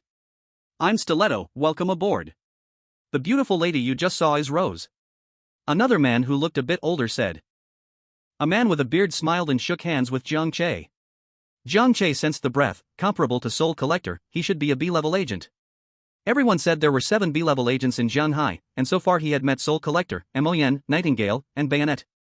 There was another girl who hadn't spoken at all, and she hadn't even looked Jiang Che in the eye. What puzzled Jiang Che was that on the plane, she was still wrapped in a scarf and wearing a hat, covering herself tightly. She is Ice Girl, she doesn't like to talk, don't mind her. Bayonet tried to explain. During this time, Jiang Che and the others received the information about this rules game. Happy Valley covers an area of 240,000 square meters, although today is not the weekend, we estimate there are about 2,000 people. Yunyang City has sent all the game agents they could and asked the National Anomaly Handling Bureau for help. Now, agents are being sent from across the country. This mission is rated A-level, involving a huge number of people, the public opinion impact is very great, Wuyo is a newbie, everyone should help protect each other while saving people. After reading the information, Bayonet instructed the others. Jiang Che clicked his tongue, no wonder this mission was so urgent. As soon as he got off the plane and opened his phone, he didn't need to search, various comments came flooding in. Oh my god, how can a rules game descend in such a place? I was going to visit today, thank goodness. What is the Anomaly Handling Bureau doing? How can they let a rules game arrive at a place like this? How many people will die? The Anomaly Handling Bureau can't predict the rules game, otherwise, how could there be deaths? You have seen the actions of the Anomaly Handling Bureau, at least their attitude is fine, just calm down for a while. When will this rules game come to an end? How many people will die? It's scary just to think about. As Jiang Che and the other agents arrived outside Happy Valley, they saw a sea of people. In addition to the Anomaly Handling Bureau personnel and security, there were also numerous media outlets. Hello, do you have confidence in solving this rules game? Before Jiang Che could collect his thoughts, a microphone was thrust in front of him. After all, the few in uniforms were quite eye-catching in the crowd, immediately a group of media surrounded them. Can everyone please step aside? Bayonet said somewhat awkwardly. However, his words seemed to be ignored, as they continued to surround the few, chattering and asking various questions. Bystanders watched the commotion nearby. Rosa's heavy makeup was still exquisite, but it vaguely hinted at a hint of anger. Not to mention Ice Girl, her scarf and hat were pulled tighter, only her eyes were exposed, filled with indifference. Get the hell out of the way, can you take responsibility if someone dies in there? Jiang Che, unlike Bayonet and others who had been working for a long time, still had a bit of temper left. Upon hearing this, the reporters and some onlookers stepped back with a hint of guilt. The other 3 looked surprised at the newcomer, it was as if he spoke on behalf of them all. Especially Ice Girl, her eyes lit up instantly, like the savior of socially anxious people. Let's go find the captain responsible for this rules game. Jiang Che waved his hand, and the few quickly followed as they slipped away. Chapter 28 Happy Valley Travelogue, 2. When the few found the temporary tent set up by the Anomaly Handling Bureau, they saw that everyone inside was already busy flying around. No one paid any attention to them. Quick, quick, quick, how many survivor reports have been counted now? 500. Too slow, too few. It's already very fast. It needs to be faster. Are there any casualties among the agents sent in? Yes, but specific information is still unclear. The few hesitated several times but didn't find a suitable opportunity to interrupt. Finally, Jiang Che stepped forward directly and said, "We are the game agents sent for assistance from Jianghai City." Jianghai City? Is there someone called Wu Yu? The captain nearby quickly came over to stare at the badges of a few people, and upon seeing Wu Yu, he immediately shouted loudly. "Someone! Bring them inside! Hurry, hurry, hurry!" Jiang Che was startled by the captain's sudden excited shout, especially since he was shouting while staring at his badge. However, this captain had a head full of white hair and looked at least 50 years old, yet he was still active on the front lines. Generally, agents can retire at 35, and those who can last a bit longer usually retire by 40. If they still want to work in the abnormal handling bureau, they switch to some logistical or clerical work. Before he could think further, the four were sent into the rules of the game. Wu Yu, please do your best, save one more person, just one more person would be good. The captain's originally gray hair appeared even more tragic. Once Jiang Che entered, he hadn't had time to react before he saw the prominent rules on the notice board at the entrance. Yunyang Happy Valley World. 1. After experiencing all rides in Happy Valley, you can obtain a ticket to leave Happy Valley. 2. Experience at least one ride a day. 3. Pay attention to height requirements for some rides. For experiencing rides requires game coins, please obtain game coins before experiencing the game. 5. If there are questions, please find the staff of Happy Valley Management. These rules were even written in cartoon font and colorful, very fitting with the theme of Happy Valley. The huge welcoming cartoon statue at the entrance also appeared somewhat eerie. The originally innocent and cute doll now looked very sinister, and its eyes seemed to move. The few of them felt a strange energy, and a ticket to Happy Valley appeared in their hands. The ticket also had the same rules as the notice board. Speeding roller coaster, merry-go-round, sun god car, snowy golden wings, Trojan horse. Rose read through the items on the ticket, saving them the trouble of searching. These already thrilling attractions, who knows what changes might occur in the midst of the rules of the game. Help! I don't want to play anymore, I want to go home. In Jiang Che's line of sight, every amusement facility was packed with people, but everyone lacked the joy of playing and the excitement of about to go on a ride. Only numbness, filled with a tragic determination to face death. Let's go in first. The dagger felt they should find the previously entered agents first to understand the situation. Jiang Che felt a bit dizzy because, in his vision, there were countless rules everywhere. Every amusement facility and every employee of Happy Valley was attached to information. Is this the oppressive feeling of the A-Rules game? The four walked cautiously inside, and if it weren't for the tourists around them wearing expressions of despair, one would truly think they were just there for a typical team-building event at Happy Valley. Do you need balloons? Look, I can make a puppy, a pig, and so much more. A person painted like a clown suddenly appeared in front of them, smiling while making comical faces. However, this comical face was indeed a genuine scary face. The mouth that was grinned open not only didn't retract but became wider and wider, until it reached the ears. The entire mouth was exposed, revealing teeth that were not normal but bloodied fangs. The highest level agent, Dagger, felt this most intensely. He experienced a threat of death from this clown. It seemed that just one step could lead him into death. Suddenly, Jiang Che spoke up. Mr. Clown, your makeup is smudged, it's hard to tell you're a clown. Upon hearing this, the clown's smile suddenly froze, the screaming stopped, and he dropped the balloon in his hand and began to flee frantically into the distance. This scene left the others, who were already prepared for battle, momentarily stunned, looking at Jiang Che in confusion. Jiang Che let out a sigh of relief. He could sense the danger of the clown, but he also saw the clown's rules. Clown, 1. The clown needs respect, and must speak politely. 2. Do not refuse the clown's sales pitch, otherwise, it will eat you. Agreeing to the clown's pitch requires spending game coins, otherwise, it will still eat you. 3. The clown fears having its makeup smudged. Some nearby tourists saw that Jiang Che could make the clown flee in a panic, and their curiosity was piqued. However, they were currently in line for a ride, and if they left now, they would have to queue up again. How did you do that? A man approached, looking surprised, with a badge representing his identity as an agent hanging from his chest. Badan. You better not have the last name Wang. Badan also saw Jiang Che's badge and understood. So you are Wuyo, I've long admired your name. Cutter took the opportunity to say. We just got here, first, tell us about the situation inside. Currently, all agents in Happy Valley are led and commanded by 5 A-level agents. The agents first complete an attraction, then stay in their area, constantly watching over all tourists. As of now, we've already lost 7 agents here. Now that you, Wuyo, are here, finally. Please help. Badan was so excited he was almost tongue-tied. He had heard of Wuyo's abilities. But seeing is believing. Wuyo's arrival could maximize the avoidance of sacrifices and losses. No wonder every abnormal handling bureau wanted to recruit him. Jiang Che nodded, picked up the balloon the clown had thrown away. This thing can be exchanged for game coins. Remember, anything that originally belongs to the strange things in Happy Valley can be exchanged for game coins. Alright. Worried about missing something later, Badan even took out a notebook to jot down this information. By the way, how much does it cost to buy this balloon? Jiang Che asked. It costs 25 game coins. And how much can you sell it for?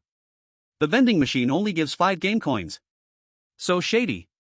Chapter 029, A Trip to Happy Valley, 3. I don't know if the clown is more shady or if the vending machine is. Jiang Che also shared the clown's rules he had just seen with everyone, and Badan continued to jot them down in his notebook. Then he advised. You must keep your tickets safe. If you lose them, there's no way to experience the amusement rides. There has already been an accident with tourists. After all, the rules state that everyone must experience at least one attraction each day. If you fail to do so, you will die.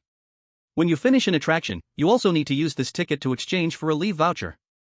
Additionally, we have confirmed that attractions can be experienced multiple times, so we will also organize survivors to try some attractions with a higher survival rate. Jiang Che and the others nodded frequently, like students listening in class. It's getting late, you should quickly go enjoy an attraction. At 5 o'clock, the rides in Happy Valley will stop operating. Then we can gather at the central square.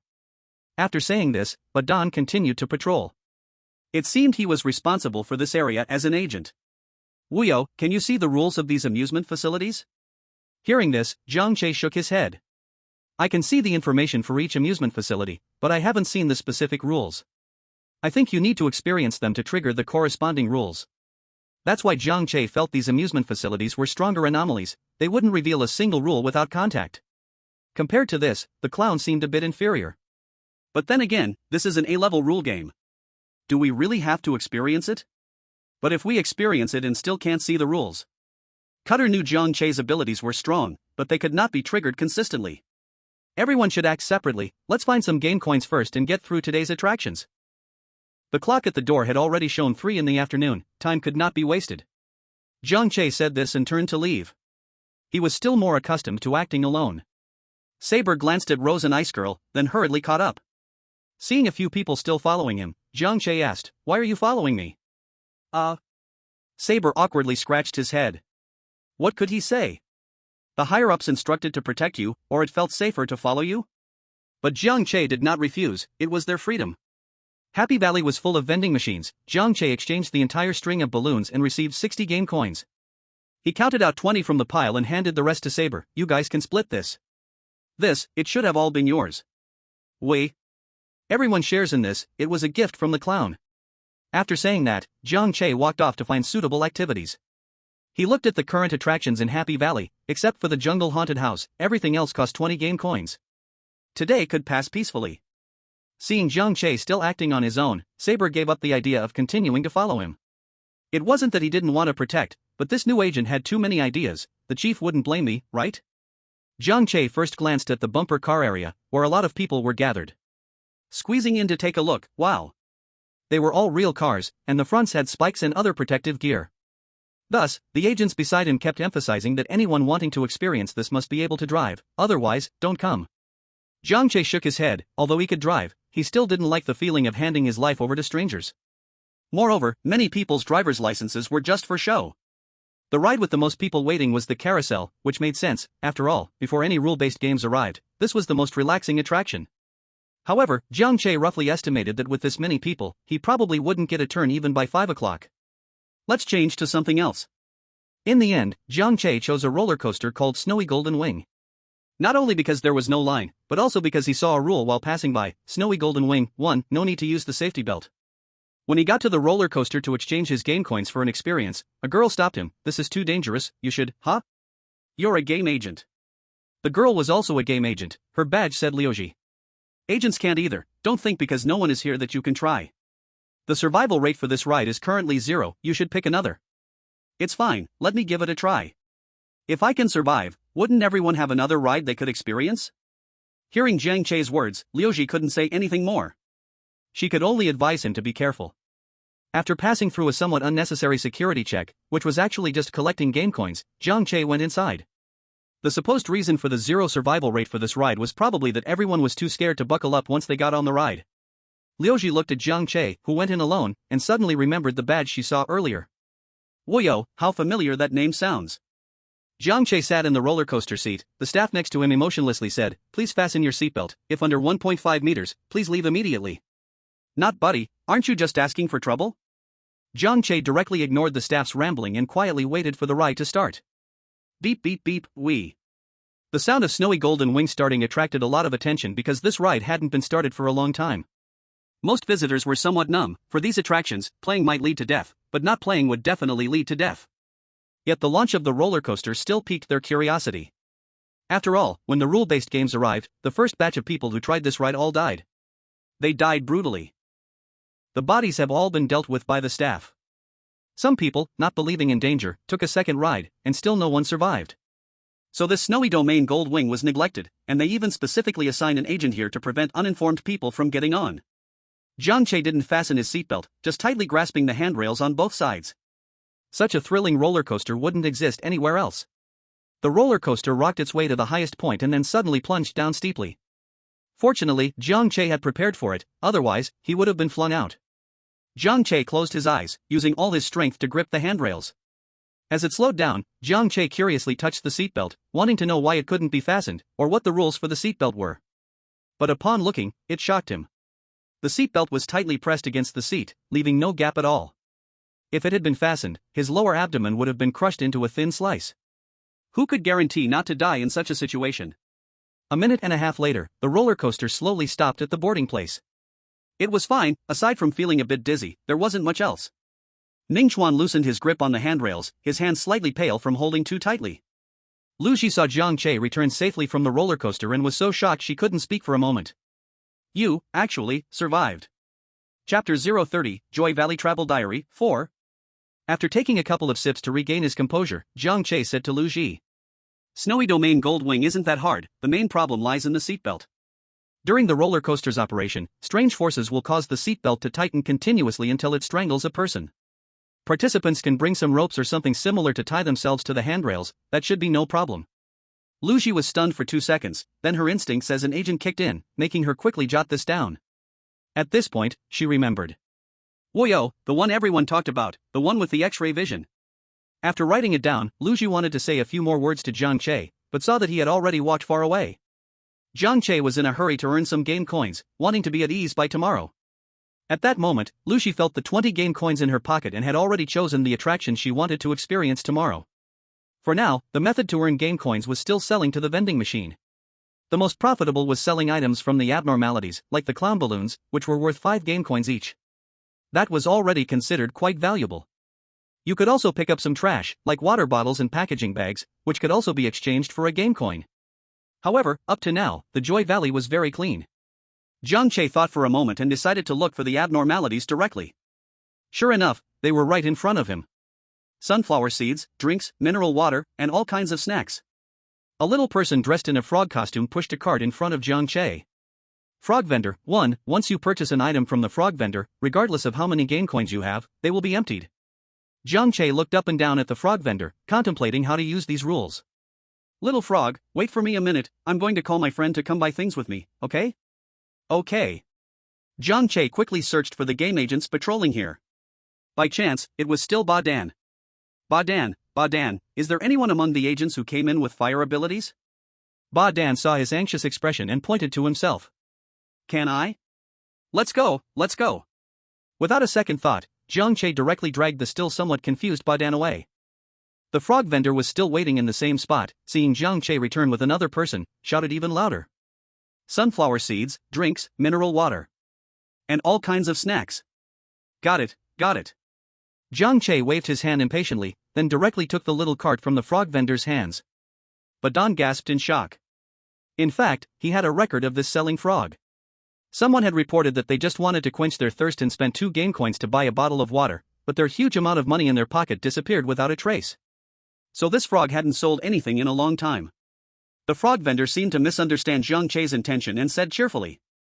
That will be 200 game coins. Can you give it to me? This shocking reply stunned not only the frog vendor but also Ba Dan. The frog vendor doubted it had heard wrong and asked again. What did you say? Jiang Che didn't answer its words, instead, he directly said. If you don't refuse, I'll take it as a gift. After saying that, he turned and tried to escape with the little cart and Ba Dan. Frog vendor? It was a frog, not a monkey. Stop. Stay.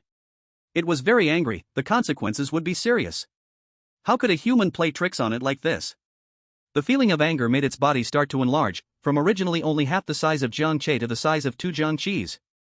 Moreover, the frog costume on its body was no longer in a soft inflatable state, it was tightly fitting its body now, with muscles bulging. Just that angry roar made Badan feel a huge pressure. Seeing they couldn't escape, Jiang Che turned to Badan and said, "Aren't you able to use fire?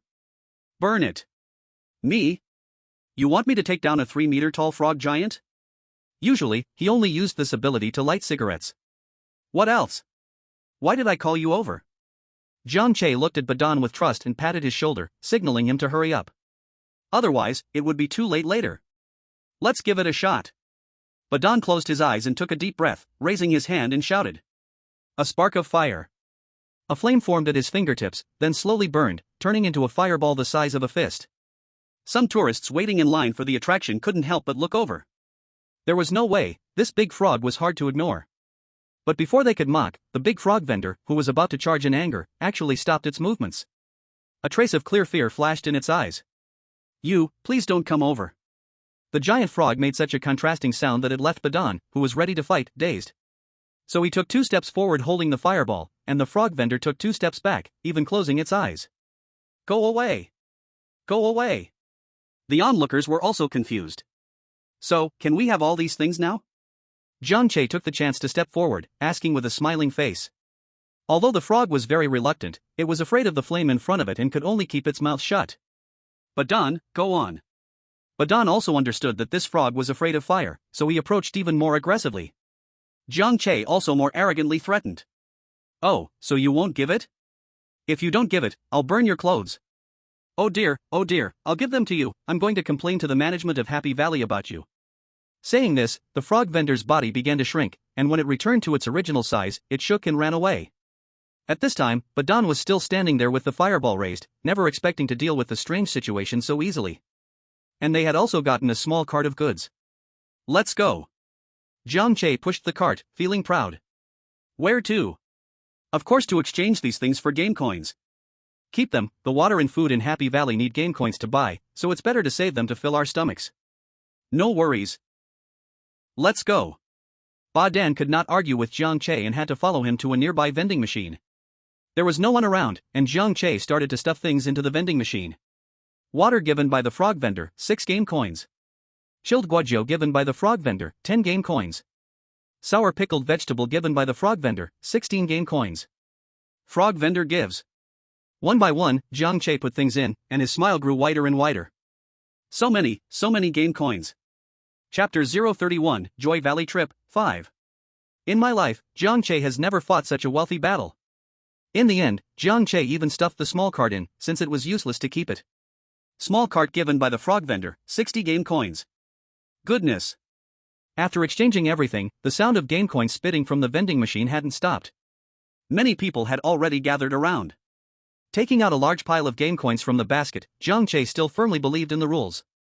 "That's a total of 460 coins, let's split it in half." Seeing Jiang Che already starting to rummage through the game coins, Badan immediately said, "That's too much, I didn't do much, just give me 20 coins." "What do you mean you didn't do much? You are the most crucial." Without further discussion, Jiang Che stuffed half of the game coins into Badan's hands and turned around, leaving with his share in style. Badan held a basket full of game coins, alone and confused in the wind. He had never even seen so many game coins before. Can this Joy Valley allow for deposits? He wanted to save it. Actually, after experiencing the golden wings of Snow Domain, it seemed that Jiang Che had satisfied some triggering conditions. Some project rules that were originally invisible could now be seen. Fantasy rafting. 1. Do not let water enter the ship, as it may attract piranhas. 2. Wearing a raincoat can prevent damage from piranhas. Jiang Che looked at the river where the fantasy rafting project was located, now turned a bright red, with some floating bones seen rising and falling. Naturally, this was all the work of the piranhas. At this scene, naturally no one was waiting in line anymore. Jiang Che found the raincoat vending area at the entrance of the fantasy rafting. However, there were no anomalies or staff present here. Raincoat. 1. The raincoat is sold without staff, 20 game coins each, please pay honestly.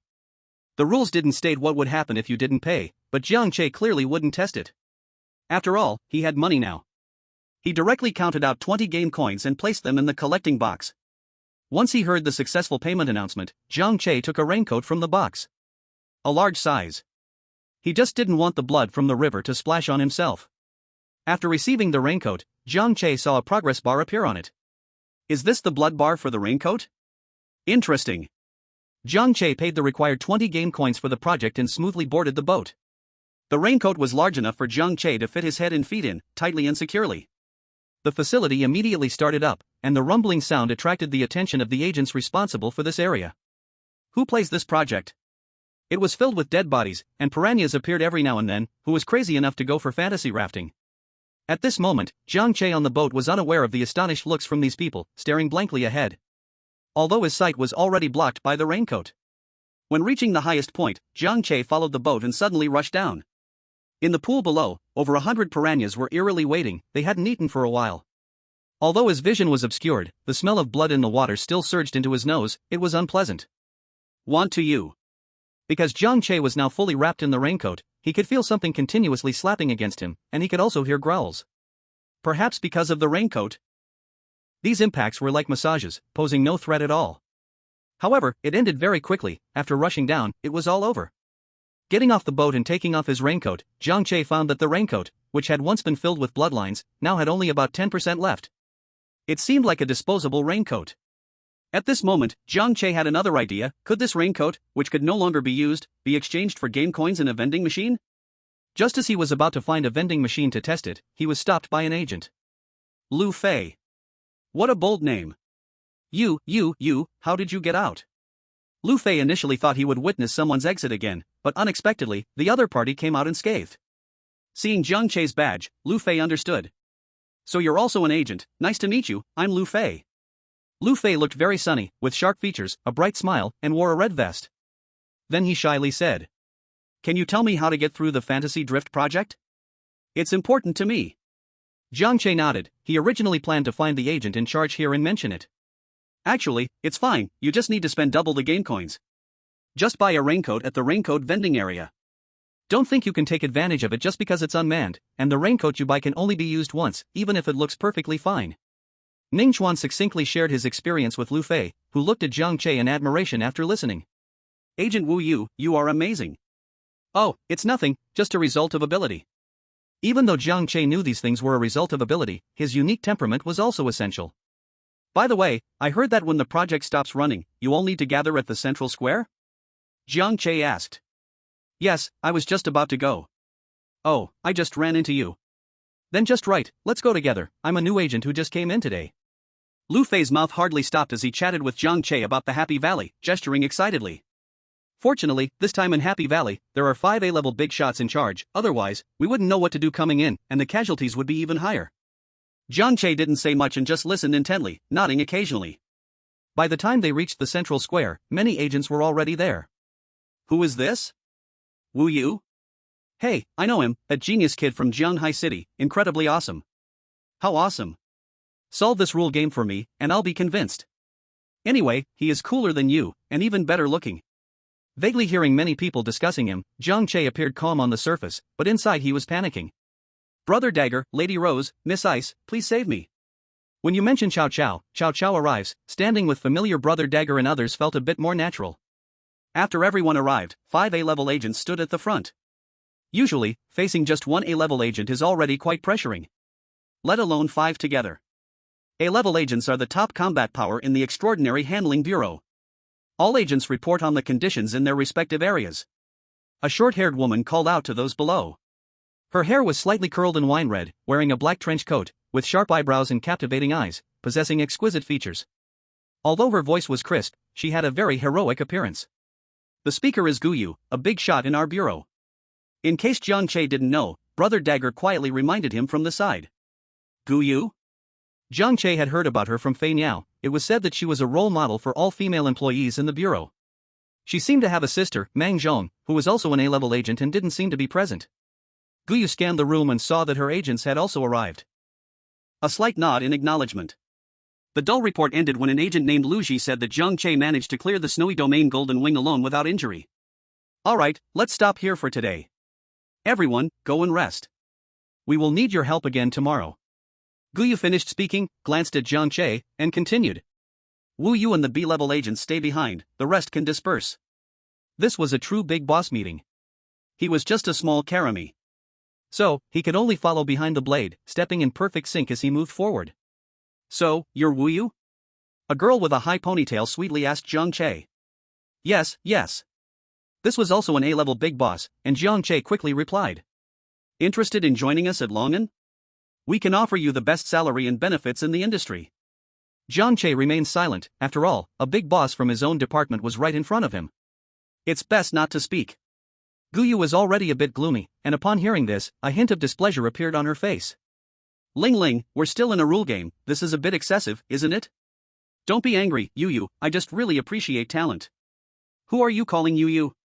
The A-level big boss called Ling Ling said with a cheerful smile, clearly understanding the priorities. I am De Lu, from the Abnormal Handling Bureau in Hodo City. A man almost twice Jiang Che's width introduced himself to Wu Yu. I am Dong Shuang, from the Abnormal Handling Bureau in Nanyun City. Another gentleman, looking gentle and refined, also greeted Jiang Che in a similar fashion. Anshin, I'm local to Yunyang. Jiang Che hurriedly responded to each of them. After all, they were all big bosses. Seeing that it was almost done, Guyu asked Jiang Che. I heard from the report that you experienced 2 projects today? Jiang Che nodded. Good, later you'll report these again, it's very important. She then turned around and began to converse with 4 other A-level agents. After everything was done, Guyu said. Thank you all for your hard work today. Ba Dan, you take the new agents and help them get familiarized, you're dismissed. After everyone left, Guyu seemed to let go of something and said to Jiang Che. Now, tell me about today's discoveries. Jiang Che honestly shared everything, trying not to miss any details, while Guyu recorded it, astonished. No wonder he is sought after. Just half a day in, the efficiency of information gathered matched what they had gotten over 2 days, and even more crucial and useful. I must protect him well. So, I will be acting with you tomorrow. Why? Isn't it okay? Guyu asked naturally. Sure. Jiang Che wasn't unwilling. After all, having an A-level agent to protect him meant he didn't have to worry too much about safety. But shouldn't she have more important things to do? He didn't know that the reason Guyu was with him was to protect him and also to keep him safe. Big boss, I want to ask, where do we sleep at night? Jiang Che asked softly. After all, he had a home in Qingshan Apartment, but had no chance to spend a night at Longfeng Villa. Just call me by my code name. Usually, we sleep on the ground at night, with the sky as our blanket and the earth as our bed. The nights in this rule game are actually safe. Okay, Guyu. Jiang Che thought he had a code name Shame Syndrome. Why does Guyu keep following him? Just because she's good looking, she can do whatever she wants? Forget it, let's sleep first. Wait, why does sitting next to me while I sleep even mean? Seeing Jiang Che looking up, Guyu quietly asked. Did I disturb you? Jiang Che looked at the notebook in Guyu's hands and quickly asked. Can I see what you're writing? Writing tomorrow's plan. Your information is very useful. We should be able to release the Snowy Domain Golden Wing project tomorrow, which will ease a lot of pressure. As for the fantastical drift, I think we should wait a bit longer, since there's the raincoat factor. I'm afraid someone with ill intentions might use a used raincoat to sell and earn game coins, so we'll hold off on that for now. After Guyu finished speaking, she saw Jiang Che looking at her in surprise. What's wrong? No wonder you're an A-level agent, I really didn't think of that. Jiang Che really didn't expect anyone to use the raincoat's unchanging feature for reselling. It's really like killing people. Having not much experience with the rule games, he still underestimated the evil of human nature. Seeing Jiang Che getting up, Guyu asked. Why aren't you resting? Well, I always can't sleep in the rule games, so I might as well take a look around. Then let's go together. The two wandered around, and some tourists who hadn't slept would greet them. In fact, the agents in the game hold a high status here, which is the best thing that everyone trapped in the rule games can hope for. Only by becoming an agent can they resolve these mysteriously appearing rule games, and those with good luck might awaken abilities.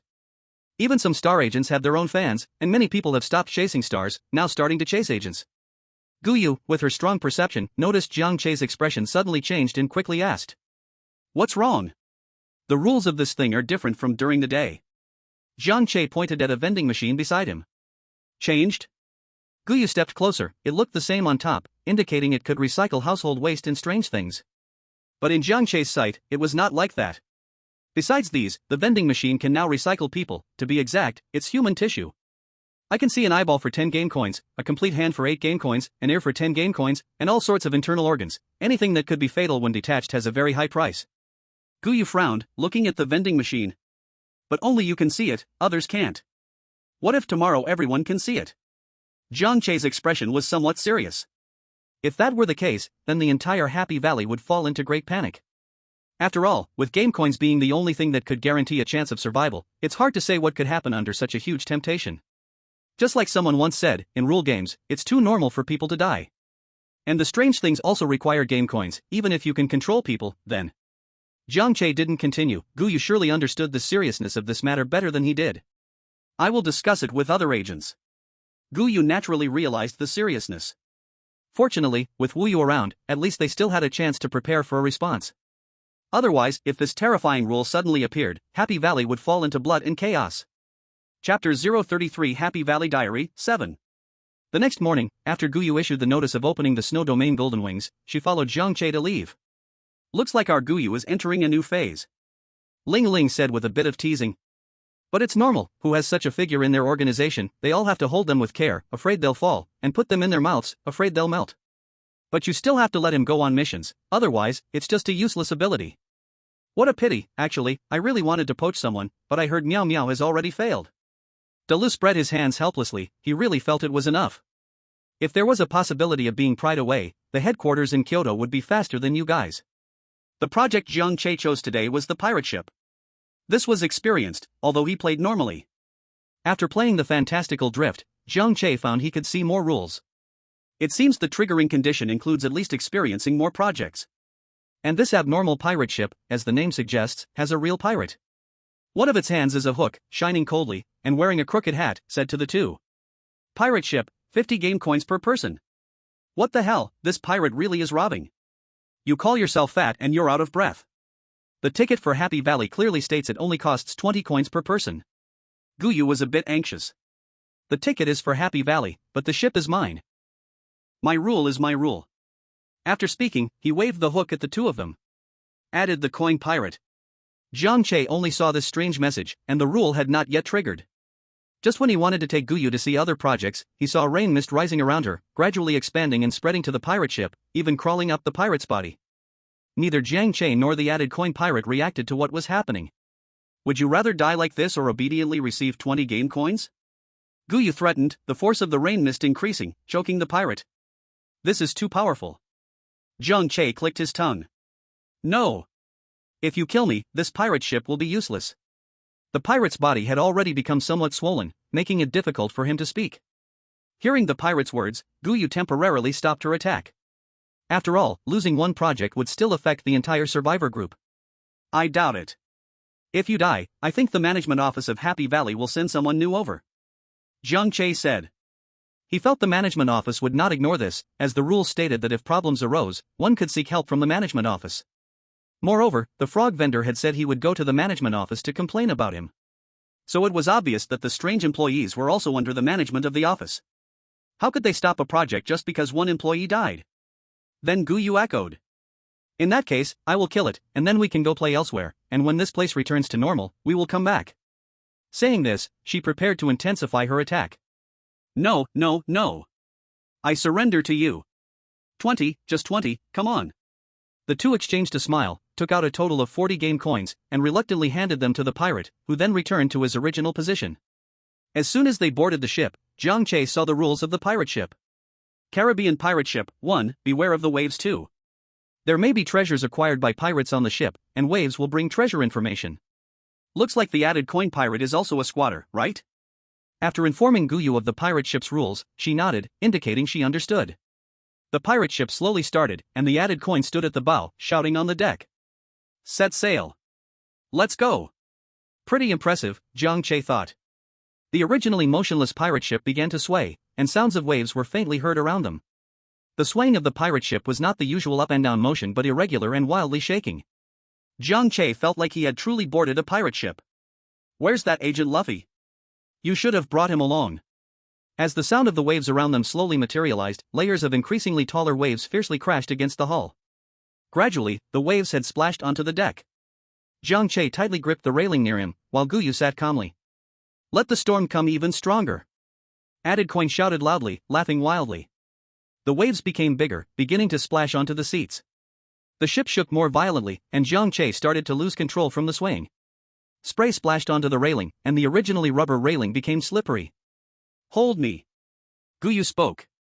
He quickly grabbed Guyu's clothes with one hand, dodging a wave that crashed over. At this moment, the entire deck was covered with a layer of seawater. Clear. Guyu softly spoke, and Jiang Che even barely heard what was said, only seeing the wave that was about to crash suddenly lose much of its momentum. The water on the deck began to dry up, as if there was a big sun shining down. At that moment, a wave crashed down beside Jiang Che, but it suddenly made a jingling sound. He quickly rummaged around his seat and found several coins dripping with water. Good stuff. Jiang Che hurriedly picked them up and stuffed them into his pocket. I am wondering how many game coins this can be exchanged for. It seems this is the treasure mentioned in the rules. 2 minutes later, the pirate ship slowly came to a stop, and miraculously, the water on the deck also disappeared. The two were ready to disembark but were blocked by a hook in the pirate's hand. People can go, but the things taken from my ship must be left behind. Jiang Che scoffed, too lazy to respond. Sure enough, adding coins didn't help at all, he could only rage helplessly on the ship. You come back. Give me back the treasure. That's mine. I don't have enough game coins on me, I need to think of a way to get some. Guyu only had 30 game coins, just enough for her to play one game. No rush, no rush. I found some treasure on the pirate ship just now, it's these gold coins. Let's check the vending machine first. Even if these gold coins can't be exchanged or aren't worth much, he still had enough game coins. But seeing Jiang Che's anxious look, these gold coins were clearly not ordinary items. Standing in front of the vending machine, Jiang Che dumped all the gold coins in. The vending machine showed that 1 gold coin could be exchanged for 10 game coins. After exchanging all, Jiang Che received 200 game coins.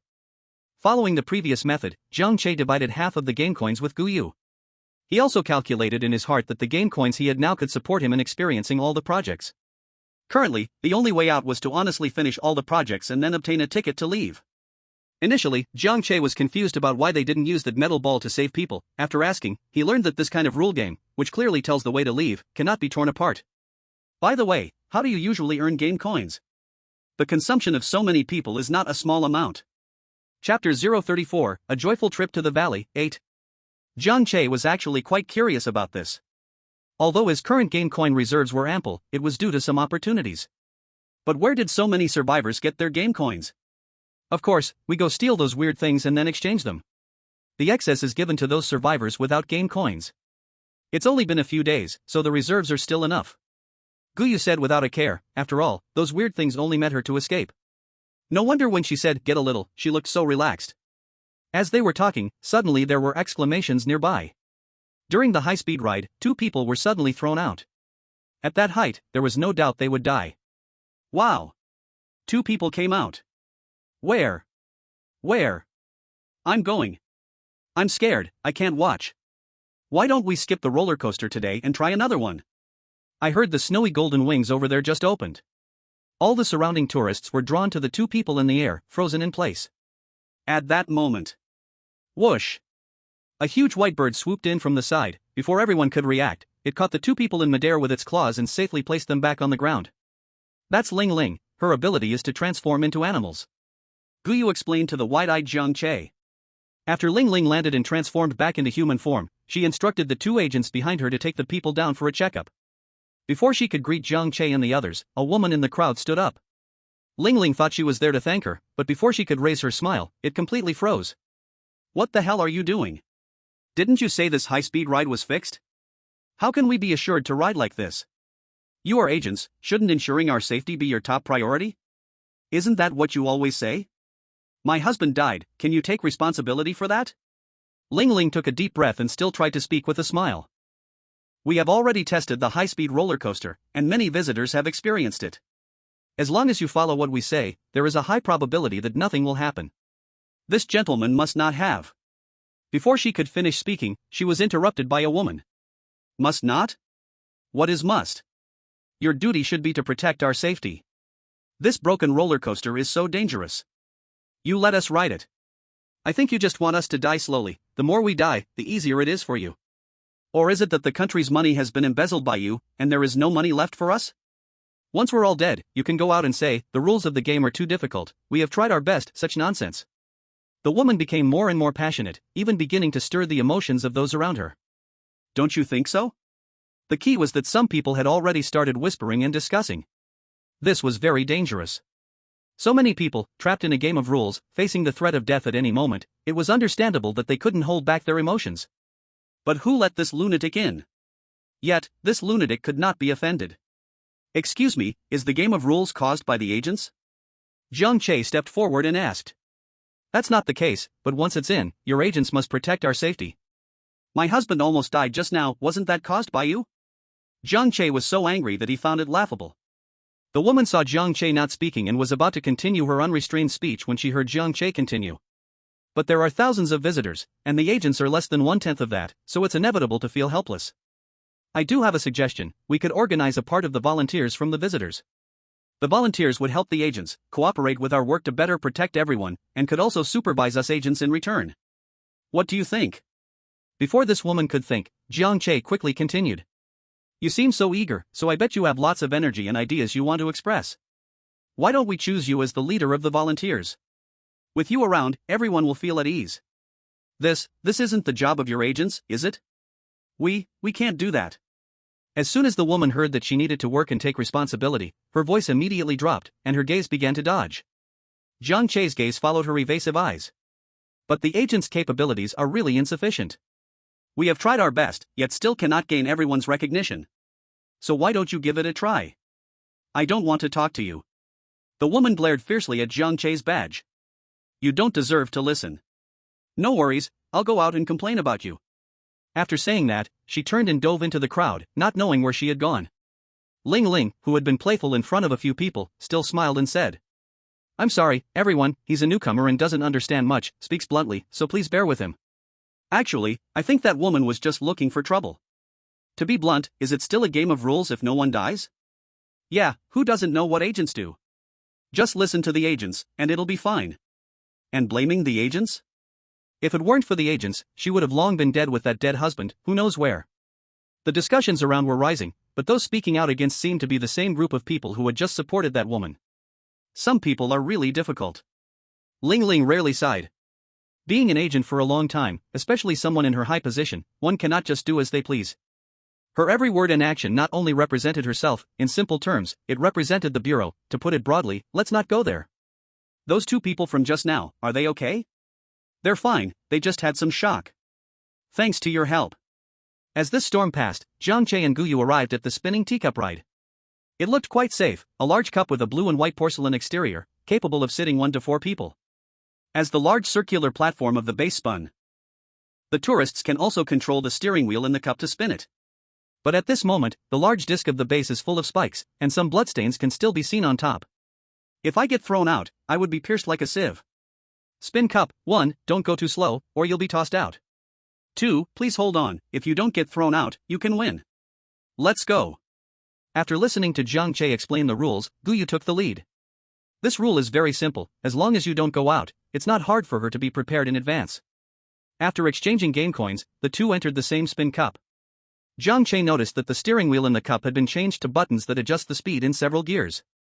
To not break the rules, he pressed the fastest speed button, while tightly gripping the nearby railing. On the other hand, Guyu sat casually with her arms crossed. Exciting music started playing, accompanied by beats, and the spin cup began to move. Due to Jiang Che choosing the fastest speed, he was jolted around like vegetables in a pot from the very beginning. This spin cup isn't being kind.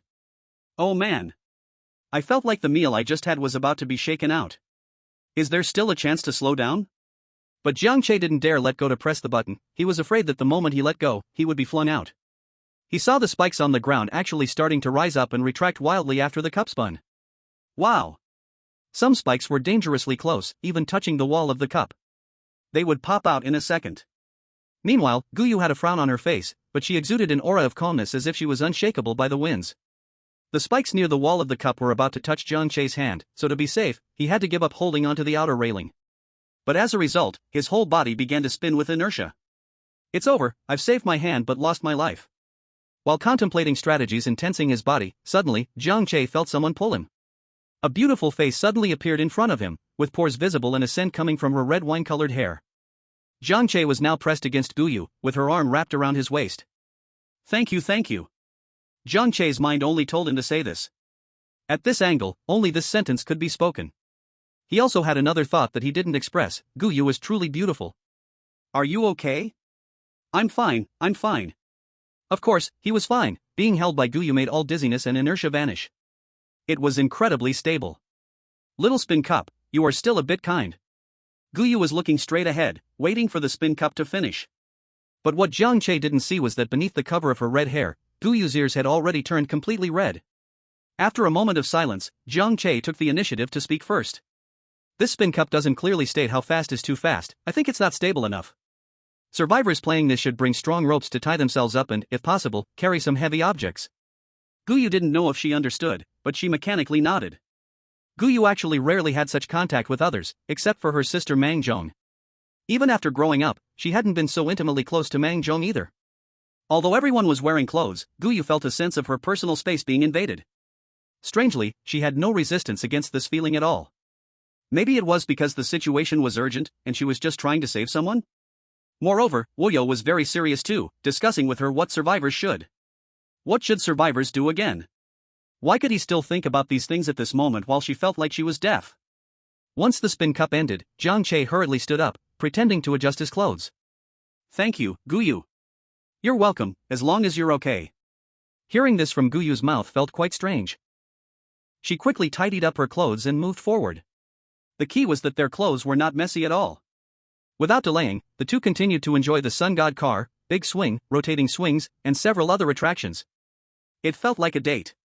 After trying these attractions, the two hurried back to prepare for these strange projects, figuring out how to minimize casualties. The next day, Jiang Che took Guyu and experienced each project one by one, and the originally terrifying attractions were gradually opened one after another. Only the horror-haunted house and the Ferris wheel are left. Jiang Che sighed with relief, as several of the projects were fraught with danger. Sometimes it was a moment of inspiration, narrowly escaping danger. Other times, it was thanks to Guyu's great strength that they pushed through the projects. Now, they were the fastest two in the entire amusement park. However, with the shared strategies, all survivors' efficiency had improved. It's been a few days now, let's first go out from the rule game and report the situation inside, or the power of public opinion is too strong. Jiang Che fully agreed with Guyu's suggestion, but they had already been standing at the haunted house entrance for 10 minutes. Other projects have 1 or 2 rules, but since I entered the haunted house, the rules haven't been triggered, and plus the ticket price is high, I always feel it's dangerous. Jiang Che frowned and said. In that case, let's try the Ferris wheel first, maybe after that you will be able to see the haunted house's rules. Guyu suggested, though she wasn't afraid of it, having rules to rely on would still be better. If Jiang Che still couldn't see the haunting rules later, she would have to try a swift escape. Midnight Ferris wheel. 1. The Ferris wheel may suddenly fall into darkness, beware of things that might appear in the dark. 2. The glass windows of the Ferris wheel may disappear at any time. Jiang Che looked up at the sky. Although he couldn't see the sun in the rule game, the amusement park was bright and beautiful. If darkness could appear at any moment, it meant that riding the Ferris wheel could potentially blind them at any time. Coupled with the disappearing glass windows rule, the condition for the Ferris wheel to kill must be to push people off in the darkness. After relaying these 2 rules to Guyu, she just nodded lightly, then let's go in. After paying the game coins, Jiang Che was about to enter the gondola when Guyu suddenly said, wait. Jiang Che tensed up. Was the oddity going to attack before they even began to experience it? Was it really that urgent? I just don't like the color of this gondola. Guyu pointed at the yellow cabin that was slowly leaving, looking serious. No problem, Jiang Che accepted this reason.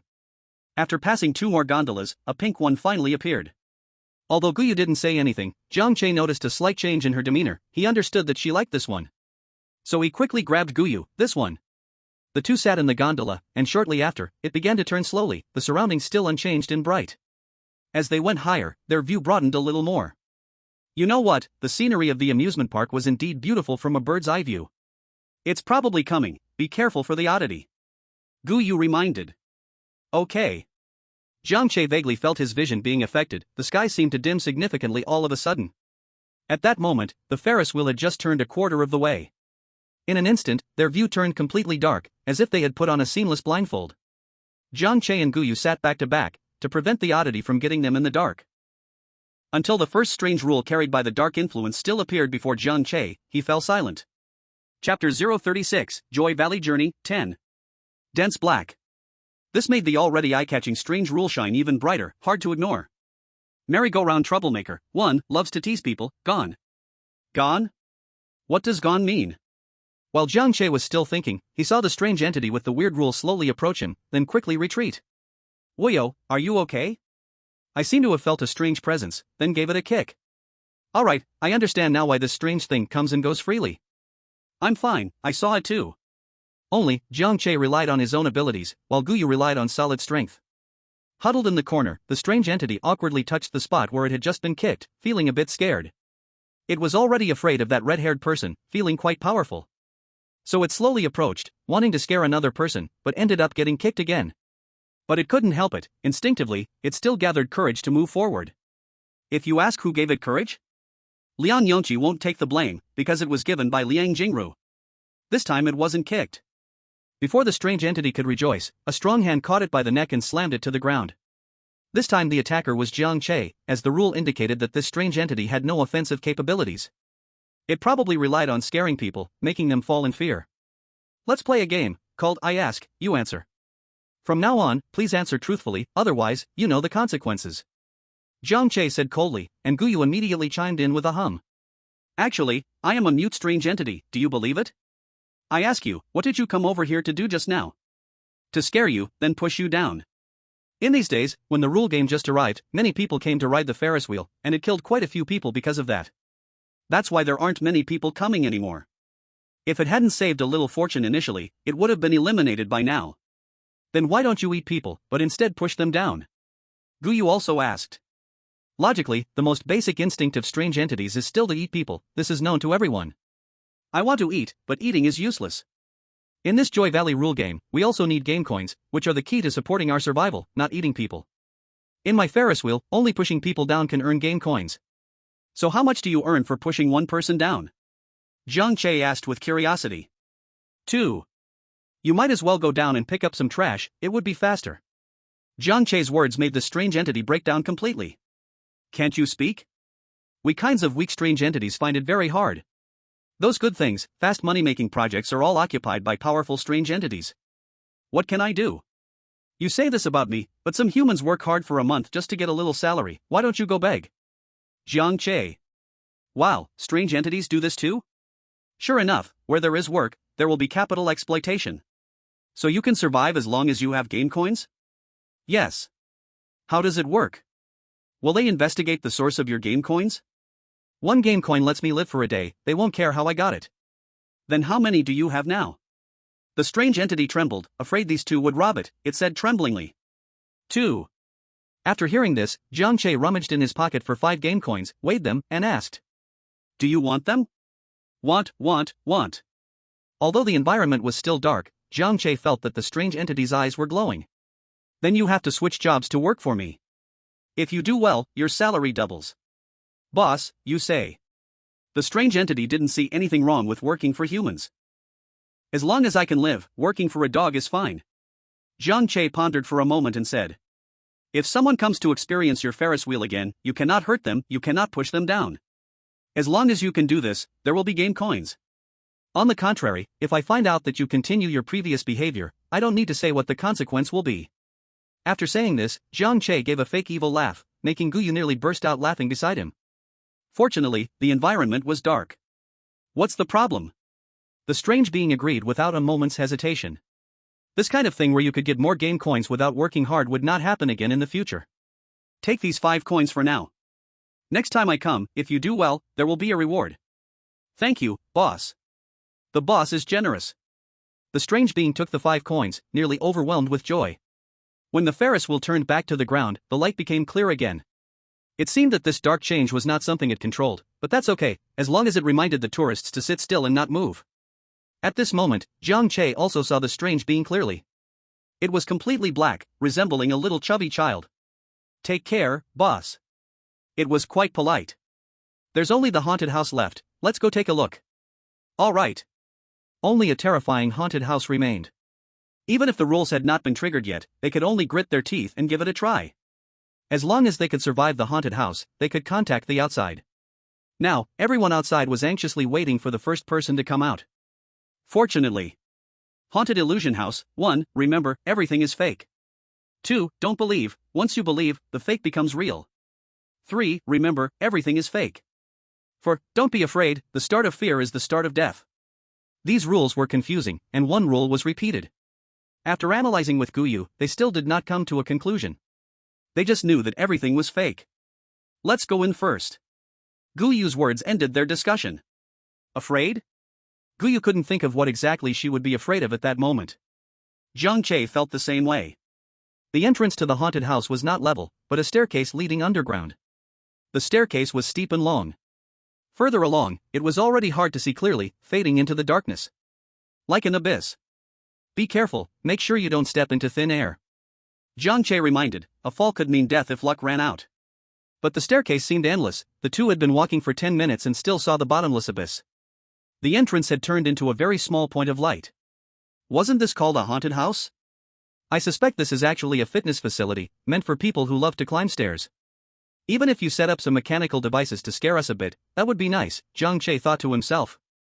As if summoned, a middle-aged woman with permed hair and glasses yelled, pointing at Guyu. Don't you ever interact with others? Being so reclusive every day, who will play with you? Learn from your sister and reflect on why we don't like you. Guyu rolled her eyes and walked straight past the woman. Seeing Jiang Che wanting to say something but hesitating, Guyu explained. That was my mom.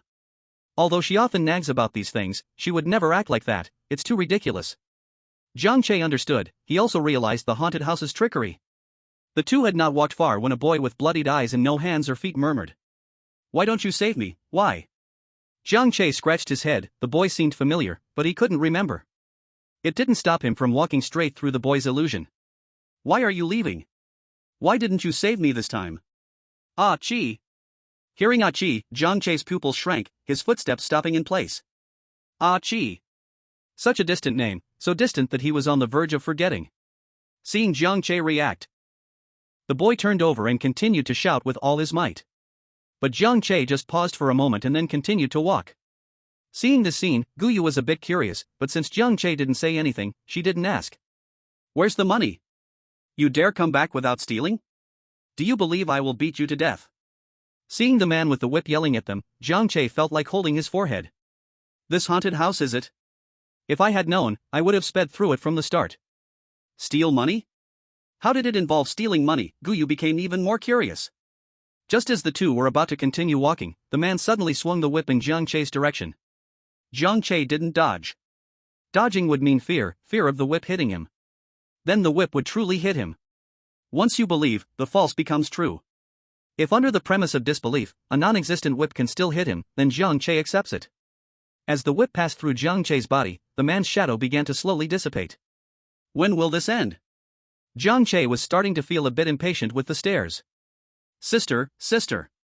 The haunted house tormented Jiang Che for quite a while, seeing it had no effect, finally turned its attention to Guyu.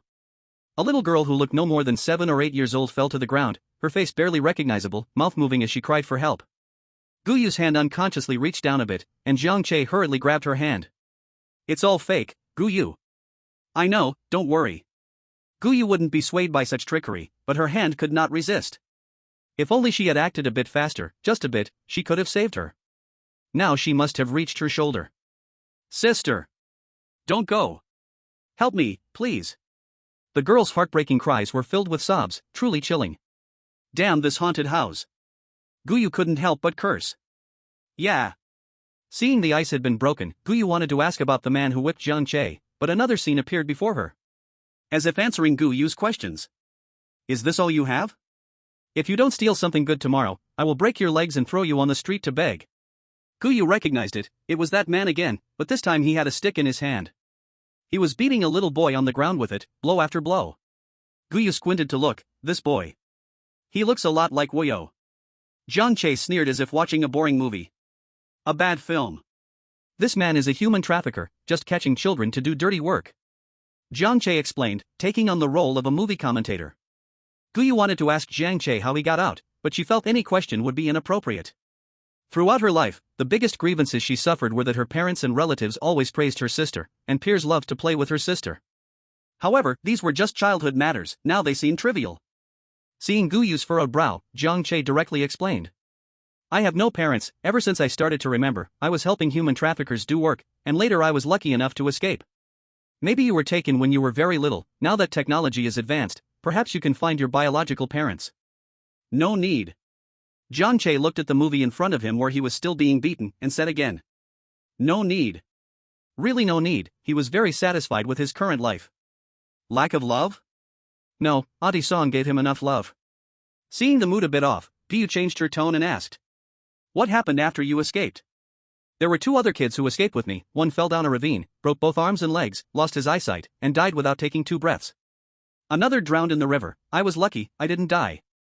Human traffickers won't care enough to give you a name, a nickname is good enough. I was the 7th one to go in. His name is Chi. What happened next? Later, I just ran and ran, not knowing where I was going, only feeling that this place should be safe. When my heart relaxed, I fell asleep. When I woke up, I met Aunt Song.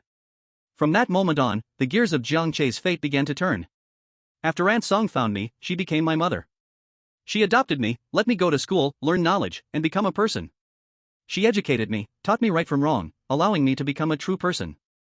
Jiang Che no longer stole things. Jiang Che also learned to be a real person. He kept asking, Aunt Song, what should I do? Aunt Song told him, helping others is right, not stealing is right, loving small animals is right, following rules is right, and studying hard is right. Hitting people for no reason is wrong, cursing is wrong, lying is wrong, and not controlling your evil is wrong. Jiang Che understood, and this is how the current game agent Jiang Che came to be. Guyu listened to Jiang Che's story, her eyes turning a bit red. It was clearly just someone else's experience, but she couldn't help it. Guyu, I see that your parents and relatives don't have good judgment. You're not eccentric or unapproachable, you are clearly a very good person. Jiang Che said with a smile. Hearing this, Guyu pouted, turning her tears into laughter. Perhaps if someone else was here, under this continuous assault of illusions and memories, their psychological defenses would quickly crumble. But unfortunately, the ones who encountered this were Jiang Che and Guyu. Before long, a white figure appeared before them again, more solid than the previous shadow. Just looking at this back, Jiang Che's heart began to race. Little Che. Hearing that familiar voice, Jiang Che couldn't help but cover his mouth. Little Che, it's me. The figure turned around, opened its arms towards Jiang Che, smiling kindly, and said to him, Little Che, I miss you so much, come here. Aunt Song. Jiang Che's throat instantly became dry, his palm tightly covering his mouth, struggling to let these 2 words escape from his fingers. What was he going to say? How could he say it? Even though he knew in his heart that this Aunt Song was definitely a strange product, it was fake. But Jiang Che couldn't help but take a step forward. Woyo, that's fake, don't believe it. Guyu gently pulled him, unable to bear to watch, and spoke. Having just learned about Jiang Che's past, she naturally knew the significance of this person in Jiang Che's heart. I know. Jiang Che sighed and said with a bit of loneliness. In the next moment, Jiang Che raised his head, his eyes filled with anger. Who allowed you to peek into my heart? Who the hell allowed you to become her? Little Che, what are you talking about? Come here to your mother. Shut up. I'll kill you. Although he had already placed Aunt Song in the position of mother in his heart, Aunt Song had never accepted this identity. Nor did she allow Jiang Che to call her mother. Aunt Song never thought about being Jiang Che's mother. Jiang Che didn't know why, even though Aunt Song had adopted him, she was unwilling to take on the role of mother. Clearly, she had done everything a mother would do.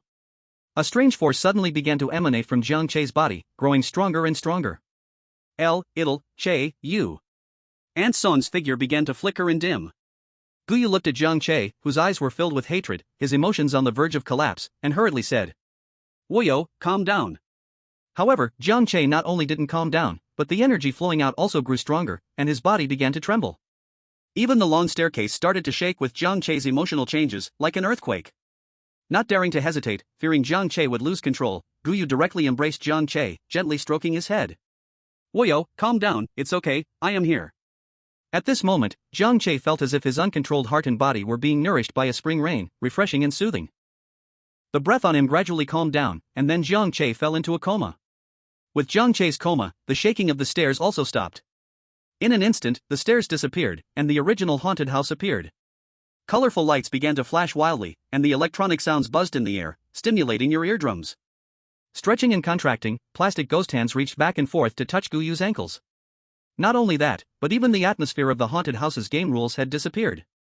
Clearly, the current spooky haunted house no longer belonged to the project of the game rules, but had returned to its original state in Happy Valley. This scene appeared too suddenly. Not only was Guyu stunned, but even the tourists coming and going outside were taken aback. This haunted house seemed to be different from before. Although the appearance was still the same, the feelings it gave were not the same. Who is inside? Agent Deli happened to be nearby and quickly rushed over after sensing the unusual energy fluctuations here. It seems to be Guyu and Wu Yu.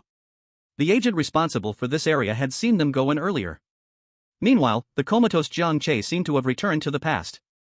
Xiao Che, what do you plan to do in the future? Ansong asked with sadness in her eyes. Over the years, she had done all kinds of work, and her health had long deteriorated. Living to this age was already not easy. But luckily, she had raised this child, Xiao Che. Why worry about me? Ansong, you should just rest well, now is the time to enjoy life. Jiang Che forced his emotions to remain steady and said, as he knew Ansong was nearing her end. I'm sorry, child, I'm sorry to you. What do you have to be sorry for? You are the one who deserves my gratitude the most in the world. Hearing this, Ansong managed to pull out a rare smile. I'm tired, I want to sleep a bit. Jiang Che suddenly woke up and looked around in confusion. Seeing Jiang Che awake, Guyu breathed a sigh of relief. Where is this? Looking at the familiar ceiling above, Jiang Che felt a bit dazed. Don't you remember? Just now you were on the verge of collapse and suddenly fell into a coma, but for some reason, the haunted house returned to normal, breaking away from the rules of the game, so it doesn't count as part of the project. We have cleared all the projects and can freely enter and exit the rules of the game. Guyu would never forget, carrying the comatose Jiang Che out in a hurry, as if he would die if she was a second late. She even began to use her abilities to clear a path for herself. In the end, Jiang Che just fainted normally. No other problems. It made her feel quite embarrassed, as everyone looked at her with confusion at that time. So embarrassing. The spooky haunted house doesn't count as part of the project anymore? That's great. I was worried about how the others would get through. This isn't something that can be done just by following the rules. Worry about yourself first. It's unprecedented for the haunted house to break away from the rules of the game. Have you thought about how to explain it? I'll just tell the truth. Jiang Che pondered. What was there to think about?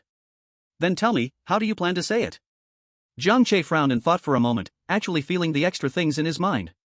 One ability was already obvious enough, and now there was another. Then his gaze turned to Guyu, filled with pleading meaning. The big shot is asking to be taken along. Guyu sighed.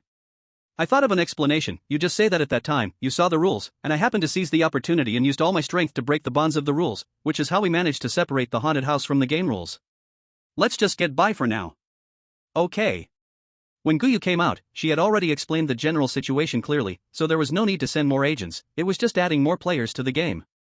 You could say that the people waiting outside for several days, when they saw Guyu carrying out a comatose Wuyu, it was like witnessing a divine being descending. Although that divine being initially shouted for them to get out of the way. Even wanted to hit someone. After Jiang Che woke up, he and Guyu re-entered the Joyful Valley's rule game. They could gradually arrange for the visitors to go home. This time, they brought enough ropes with them.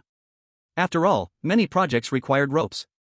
From that moment on, some stronger agents were arranged at the more dangerous projects, responsible for protecting the visitors experiencing the attractions, like the pirate ship. Meanwhile, slightly less capable agents, after completing their projects, patrolled the Joyful Valley, holding a loudspeaker to announce the safety precautions for each ride. Among them, the Ice Girl was one of those responsible for broadcasting the precautions. This was harder than killing her. Woyo, help me. Jiang Che and Guyu took the opportunity to visit the Ferris wheel and found it oddly obedient, not harming a single person. Here, 5 game coins, keep it up. Thank you, boss. The oddity was grinning even in its dreams, such good fortune fell upon it. Some project rules prohibited anyone under 1.2 meters from participating. Initially, it seemed like this game's rule was a child killer. Later, they learned from experience that anyone under 1.2 meters could leave even without experiencing those projects. A definite blessing for kids. Chapter 039, A Journey Through Joyful Valley, 13. In this orderly play, the first batch of survivors soon walked out of the Joyful Valley's gates. My God. I never expected there would be a day I would come out. I'm out. I'm out. I love you, wife. Love you, mom. Ah, now I'm rich. At ba. At this time, the most crowded spot was the bumper car attraction. Several agents temporarily played the role of driving school instructors. This is a bumper car, no distinction between automatic and manual. Just hold the steering wheel tight and don't crash into others. There's no brake. Where on earth do bumper cars have brakes, my goodness? Who the hell gave you a driver's license? Hey, are there any real driving school instructors among the survivors? Come here. The visitors still inside were enthusiastically playing the projects they had never experienced before, but Guyu and a few A-level agents noticed a phenomenon. Some people mysteriously disappeared. These people shared a common characteristic, they were alone. Some entered alone, or the person who came with them was already dead. It was hardest to notice the disappearance of such people because no one would speak up, yet a few exceptionally perceptive A-level agents sensed it. Is it the oddities doing? I think so. I have a different suspicion. Guyu spoke up. What is it? Anshin was the first to ask. One night, I was out walking with Woyo, and when we reached a vending machine, he told me that the vending machine could recycle human tissue, and the price was quite high. So you mean? Although the rules of this vending machine have not been revealed, I feel someone will inevitably discover it and use it to earn game coins. Dong Shuang disagreed. An ordinary person here, killing so many, and not being discovered? After all, just the ones they noticed had already mysteriously disappeared more than 10 people. Greed is insatiable, the evil in human nature is unimaginable. Who says only one ordinary person is killing? Guyu scoffed. Then according to you, how do we find them? Dong Shuang continued to inquire. It's simple, Woyo can find them. Woyo can even find this? Yes. Guyu was very certain. Even outside, after killing so many, people would become different from ordinary ones, let alone in a rule game. She didn't believe that someone driven by profit to kill could withstand the assimilation of the rule game. Just let Woyo see which person shared similarities with the oddity. When Jiang Che received this secret task, he was a bit confused. Why suddenly let him look for people? But after hearing Guyu's explanation, Jiang Che said he could give it a try.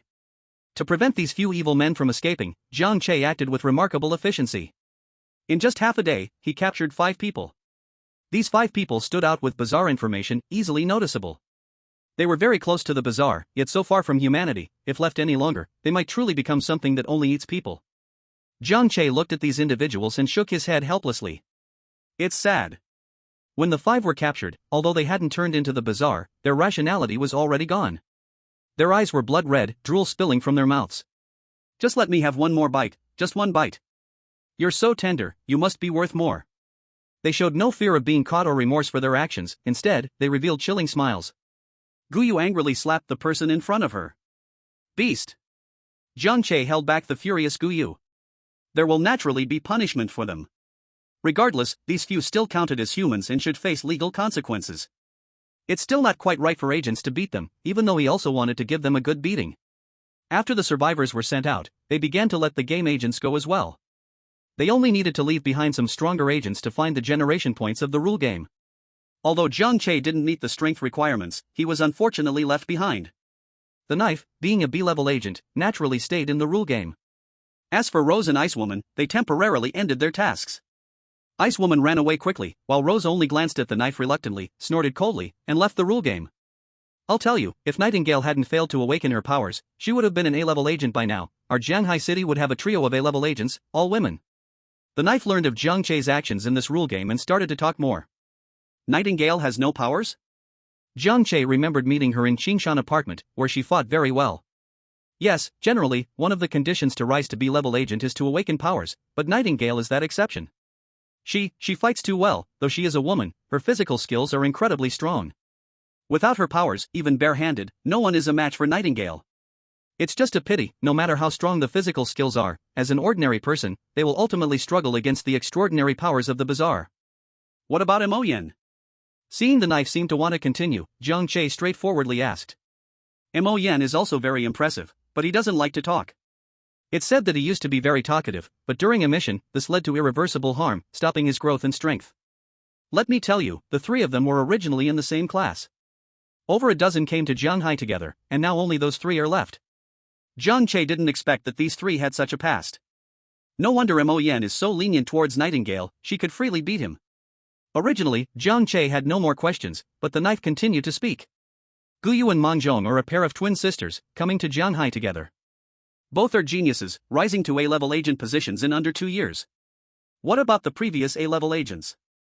Many have sacrificed, some have retired peacefully. Of course, there are also those who can't leave, like that old captain we saw before entering, who couldn't bear to leave and took a new position to continue fighting the rule game. There's also Azura, who was a B-level agent and still my superior. Later, he got injured, and could no longer take on missions. But he couldn't bear to just leave like that, so he was responsible for coordinating some lower-level rule games. Jiang Che nodded knowingly. I didn't expect you to know quite a bit. Originally, Jiang Che was just casually flattering, but unexpectedly, it drew out a big scoop. Of course, the director is my uncle, and he loves to talk to me about these things. Hearing this, Jiang Che's eyes widened. Wow! What a connection! Chapter 040 Joy Valley Travelogue, 14. Seeing Jiang Che's surprised expression, the knife laughed and said. Don't misunderstand, my ability to enter and handle the bureau and my current position has nothing to do with him. Though he is sometimes unreliable, he is still honest and just. Jiang Che nodded, as he actually liked hearing these kinds of gossip. When the holiday comes, the bureau organizes activities, and participation is voluntary. But I still suggest you join. Not only will you meet more people, it's really fun. I can't wait for the holiday. Holiday? Isn't it said that game agents have no days off and are always on call? Seems you don't know yet, during the 4 solar terms of the beginning of spring, summer, autumn, and winter, and the following week, for some reason, there won't be any rule games nationwide. This totals to about a month of vacation for the agents, and many like to use the solar terms as code names. It's also quite symbolic, but it is really in high demand. I just found out, no one told me. Jiang Che exclaimed, maybe it's because the current time is a bit awkward. After all, the next beginning of summer is over a month away. But the good thing is, payday is coming soon. At that time, he can go see Ansong. It's all that terrifying haunted house's fault. Tourists have already been sent out in batches, and fortunately this rule game, despite its large scale and many participants, did not have many deadly rules. Otherwise, dying would have also been in batches. After statistics, there should have been 2,257 people who initially entered Joy Valley, and now 1,694 people have come out. The main reason was that too many people died when the rule game first started, plus many provoked the strange entities in Joy Valley and lost their lives. Before Jiang Che entered, they had to risk lives to obtain valid information. For more people to have a chance to survive, it meant someone had to die first. This is the reason why people across the country covet Jiang Che. Did you see that? Everyone survived. Ha ha ha. So many survived. The captain outside was instantly moved to tears. Despite not being that old, his hair was already gray. At this moment, due to his excitement, he actually broke down and fell to the ground. Captain! Captain, are you okay? Although the survival rate of this rule game was astonishingly high, the Abnormal Handling Bureau of Yunyang City was still standing on the edge of a storm. It was being criticized by everyone. Though the survival rate was high, the number of deaths was still too many, and the Yunyang City Abnormal Handling Bureau had naturally become the target of everyone's venting. Everyone stood on the moral high ground, shouting in righteous indignation, claiming that every year the Abnormal Handling Bureau received the most funding, yet the rule game still occurred as it did, even more frequently. If someone could mock them more creatively or curse in a more satisfying way, they would gain high attention. Even if some tried to defend the Abnormal Handling Bureau, all the game agents had done their utmost. But so what? No one cared. Until, the Yunyang City Abnormal Handling Bureau, which had remained silent, announced that the old captain sacrificed himself on the job due to overwork. From then on, the animosity on the internet subsided a bit.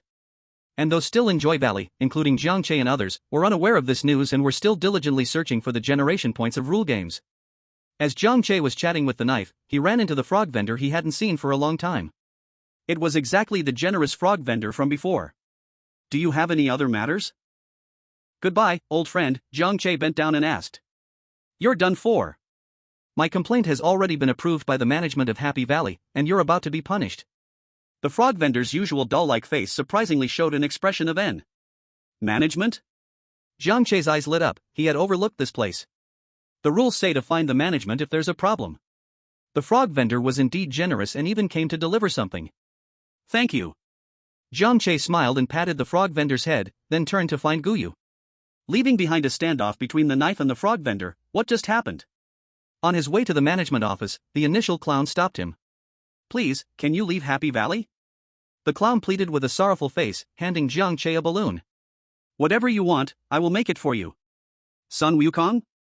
Zhu Beiji? Just don't come in, and don't destroy this place. No. Jiang Che declined without hesitation, not taking the balloon the clown offered. Why? Why not?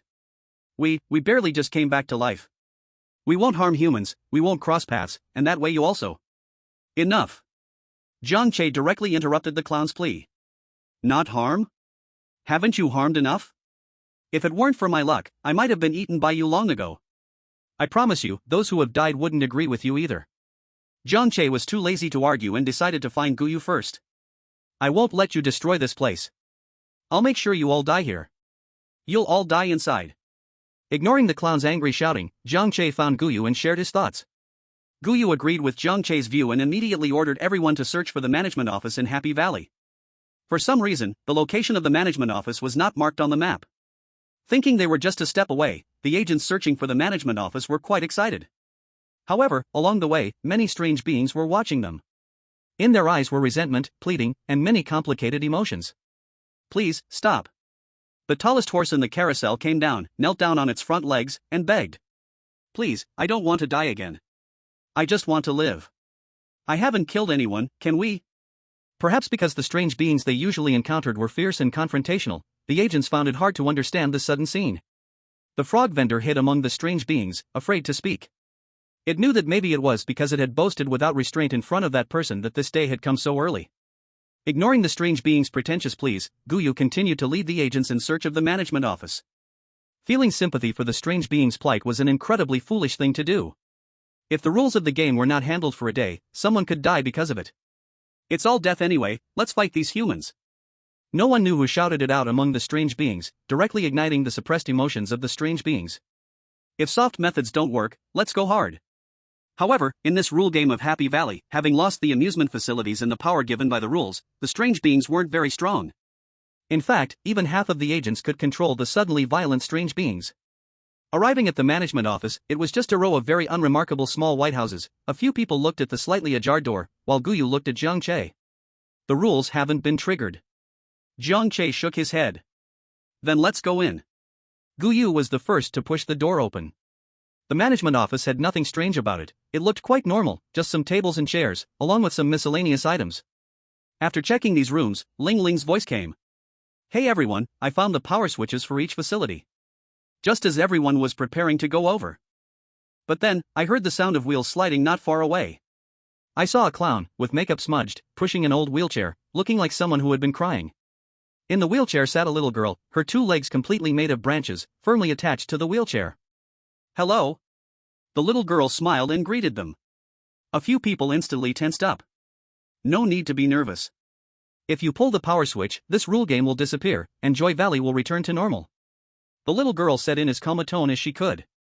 Then the little girl looked at Jiang Che. Brother, did you see something? She asked Jiang Che this because she had been watching every move in Joy Valley and noticed that this person seemed to see things others could not. At this moment, Jiang Che's gaze was indeed fixed on the little girl's head, his expression unclear. Abandoned, in Joy Valley, due to equipment failure and parental negligence, she fell and broke her legs. Because medical treatment was not timely, she lost too much blood and ultimately died.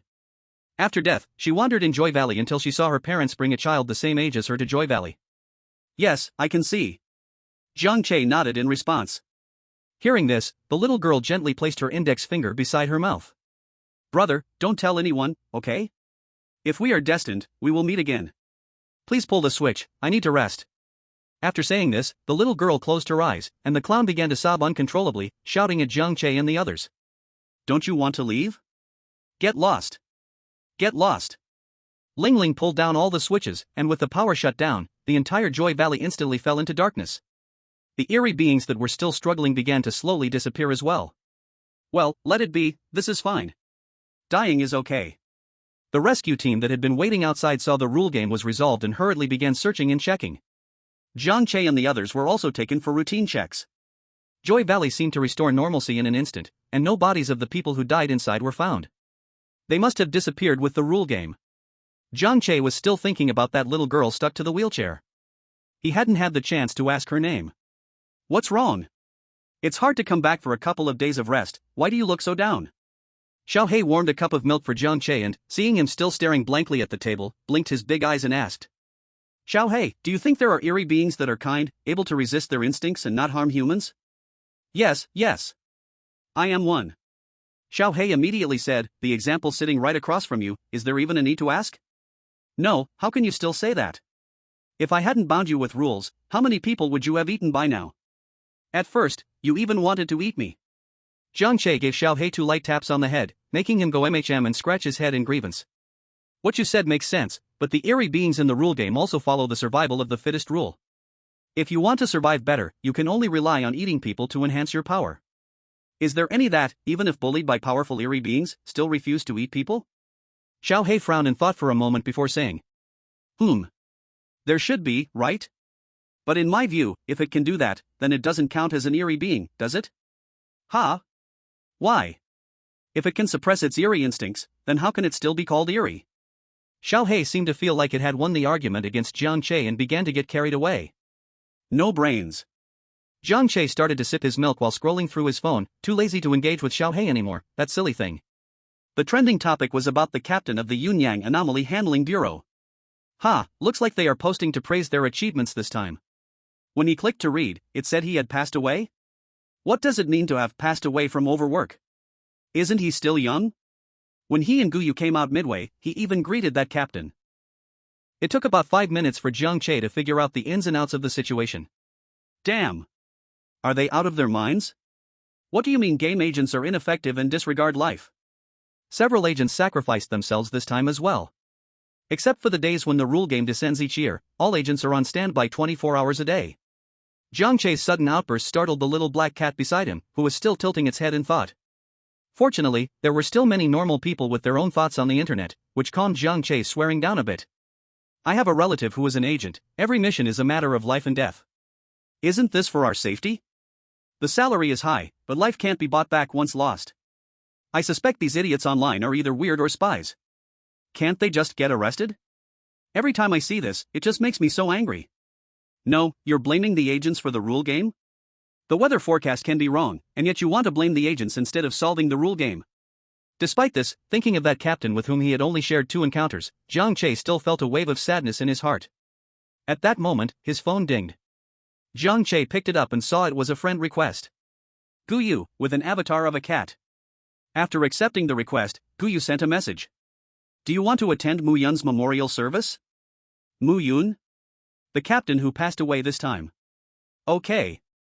Having just returned for 2 days, Jiang Che boarded the plane to Yunyang again. It seemed to be the same flight, though he didn't pay attention, but for completely different reasons. This time, the death of Mu Yun allowed the Special Handling Bureau in Yunyang City to relatively easily cope with the impact of public opinion. Woyo! A familiar voice rang out, and Jiang Che turned his head to look. Guyu, you actually booked this flight too? Yeah, what a coincidence. Guyu hadn't expected it either. After a moment of hesitation, Guyu asked. What's your name? Jiang Che smiled and replied. Jiang Che, Jiang is in river, Che is in clear. I lack water in my life, what about you? Guyu, really just Guyu, my codename is my name. After attending the memorial service, the first thing Jiang Che did when he returned to Shanghai was buy a portion of Family Happiness spicy noodles and a cup of super delicious taro bubble tea to take to the cemetery. Others brought flowers, at most some fruits. The old man at the gate of the cemetery was confused. Young people today really are something else, eating while at the graveyard. Seeking thrills? Chapter 042, Song Xiao. Aunt Song, I'm here to see you. Don't say I'm heartless, this time I brought you Family Happiness spicy noodles, and the milk tea is fully sweetened. You couldn't drink it before, but you can safely enjoy it now. The noodles have everything, take what you like and toss what you don't want. Just eat your fill and don't hold back. Jiang Che put down the food in his hands and sighed deeply. You don't like flowers, so I didn't bring any. Don't mind it, Aunt Song. I burned extra money for you. Buy whatever you want to eat or drink. Got it? Now I've got a proper job, with benefits and a really high salary. Plus, there are bonuses for completing tasks, money I can't even spend. So just relax. Jiang Che kept rambling until tears fell onto the nearly extinguished flame, splattering a wisp of ash. Wiping his eyes simply with his sleeve, Jiang Che stood up. You can eat while it's hot, if it gets cold, it won't taste good. And don't save it for me, otherwise, it'll spoil. He turned to leave, and the new leaves along the path rustled. Watching Jiang Che walk out of the cemetery, the old man at the gate muttered. Damn, this young man even ate until he cried. After everything settled down, this time the Happy Valley rule game was downgraded to level B. Because the rules inside didn't have much lethality, and the weird powers weren't very strong either. Although many people were involved, the survival rate also broke new records. The survivors received compensation from as much as 100,000 to as little as 30,000, yet many were complaining, saying the money was too little. But it was useless, there was only so much money available. At that moment, Soul Collecting had just completed a mission and continued Jiang Che's regular training. After a battle, Jiang Che grabbed a bottle of water and drank it in large gulps, he was exhausted. Soul Collecting was removing his boxing gloves while casually yet intentionally asking. Song Xiao, is she, your mother? No. Jiang Che blurted out, and quickly realized that Soul Collecting must have seen these details from his file. She is my adoptive mother, but I have always called her aunt. I know her. Put. Jiang Che nearly spat out the water he had not swallowed yet all over Soul Collecting. Sorry. It's fine, I guess she has never mentioned her past to you. Soul Collecting said calmly, while wiping his chest with a tissue. Seeing Jiang Che bow his head and say nothing, Soul Collecting continued. I mean no harm, it's just that Song Xiao was my master, my martial arts teacher. Ansong indeed never mentioned it, I never asked either, I thought it couldn't be anything good. It wasn't good at all. Soul Collecting sat down, unable to hold back a sigh. Then, could you tell me about it? Song Xiao is a very excellent person. She graduated from a sports school. It was not easy for her. In the beginning, she opened a martial arts school on her own, many disciples have won awards, and she had great achievements, a loving husband, and a well-behaved daughter. Hearing this, Jiang Che's hand instinctively tightened, he had never heard that Aunt Song had a child. I learned martial arts with my master when I was very young, and within just a few years, I won awards of various kinds. Her disciples achieved success, she herself was successful in her career and had a happy family. Everyone who knew her envied her. But good times didn't last long. One time, when my little sister got off from school, my master was busy preparing for the next day's match and forgot to pick her up. By the time she remembered, it was too late, the school was already empty, and she hadn't gone home or to the martial arts school. At this point, Soul Collecting had crushed the plastic water bottle in his hand. At that time, my little sister was only 8 years old and quite independent. Not seeing anyone to pick her up, she planned to go home by herself, she knew the way. But in the end, she was just 8 years old and was tricked and captured by a group of teenage delinquents, taken to a deserted place and assaulted. When found, her daughter was found naked leaning against a garbage can. Jiang Che's eyes widened, his breathing quickened, and he gritted his teeth and asked, "What happened afterward?" As a result, because the delinquent was a minor, he was only sentenced to 10 years of reform. My master couldn't accept it and disabled his legs and hands, making him live with a disability for the rest of his life. My master also got a 15-year prison sentence because of this. She said she didn't kill him because she was afraid he would still bully her daughter after death. Her husband divorced her because of this. I was also small at the time, just knew suddenly I didn't need to learn martial arts anymore, many things were only told to me a long time later by my parents. After saying this, Soul Collecting handed over a tissue, turned, and walked out, leaving Jiang Che alone in the space. Jiang Che sat dumbfounded on the bench, tears streaming down silently. "You silly old lady, why don't you say anything? Do you have to bear this endless pain and guilt all by yourself? Are you unwilling to be my mother because you fear your daughter will be unhappy if she sees?" Soul Collecting walked to the corridor and lit a cigarette. He hadn't finished speaking. This matter hurt not only the master but also him. The master's daughter and he had grown up together as childhood sweethearts, their families were old acquaintances, and the two had grown up together. How long has it been since that incident happened? Calculating the time, it has been 23 or 24 years. Soul Collecting suddenly realized. He is about to retire soon. Qingshan, if you were alive and well, you would be 33 years old now. Unfortunately, there is no if, you are forever stuck at the age of 8. When he got home, Jiang Che poured himself a glass of water and gulped it down. Aunt Song has a daughter. It doesn't matter if Aunt Song sees herself as raising the lost child or if she truly loves herself. In the end, Jiang Che was raised by Aunt Song, and he really felt the love, that was enough. "Are you okay?" When Xiao He saw Jiang Che come back, something seemed off with him, and he asked with concern. Xiao Li also affectionately rubbed against Jiang Che's calf, being perceptive, it naturally sensed Jiang Che's emotions. "I'm fine." Jiang Che took the towel Xiao He handed him and wiped his face hard. Hidden beneath the towel, Jiang Che smiled again, he knew that, at least, his existence brought many smiles to Aunt Song's latter life. "I told you, being a game agent is a year-round job without a break." Picking up his phone and looking at the task notification, Jiang Che couldn't help but complain.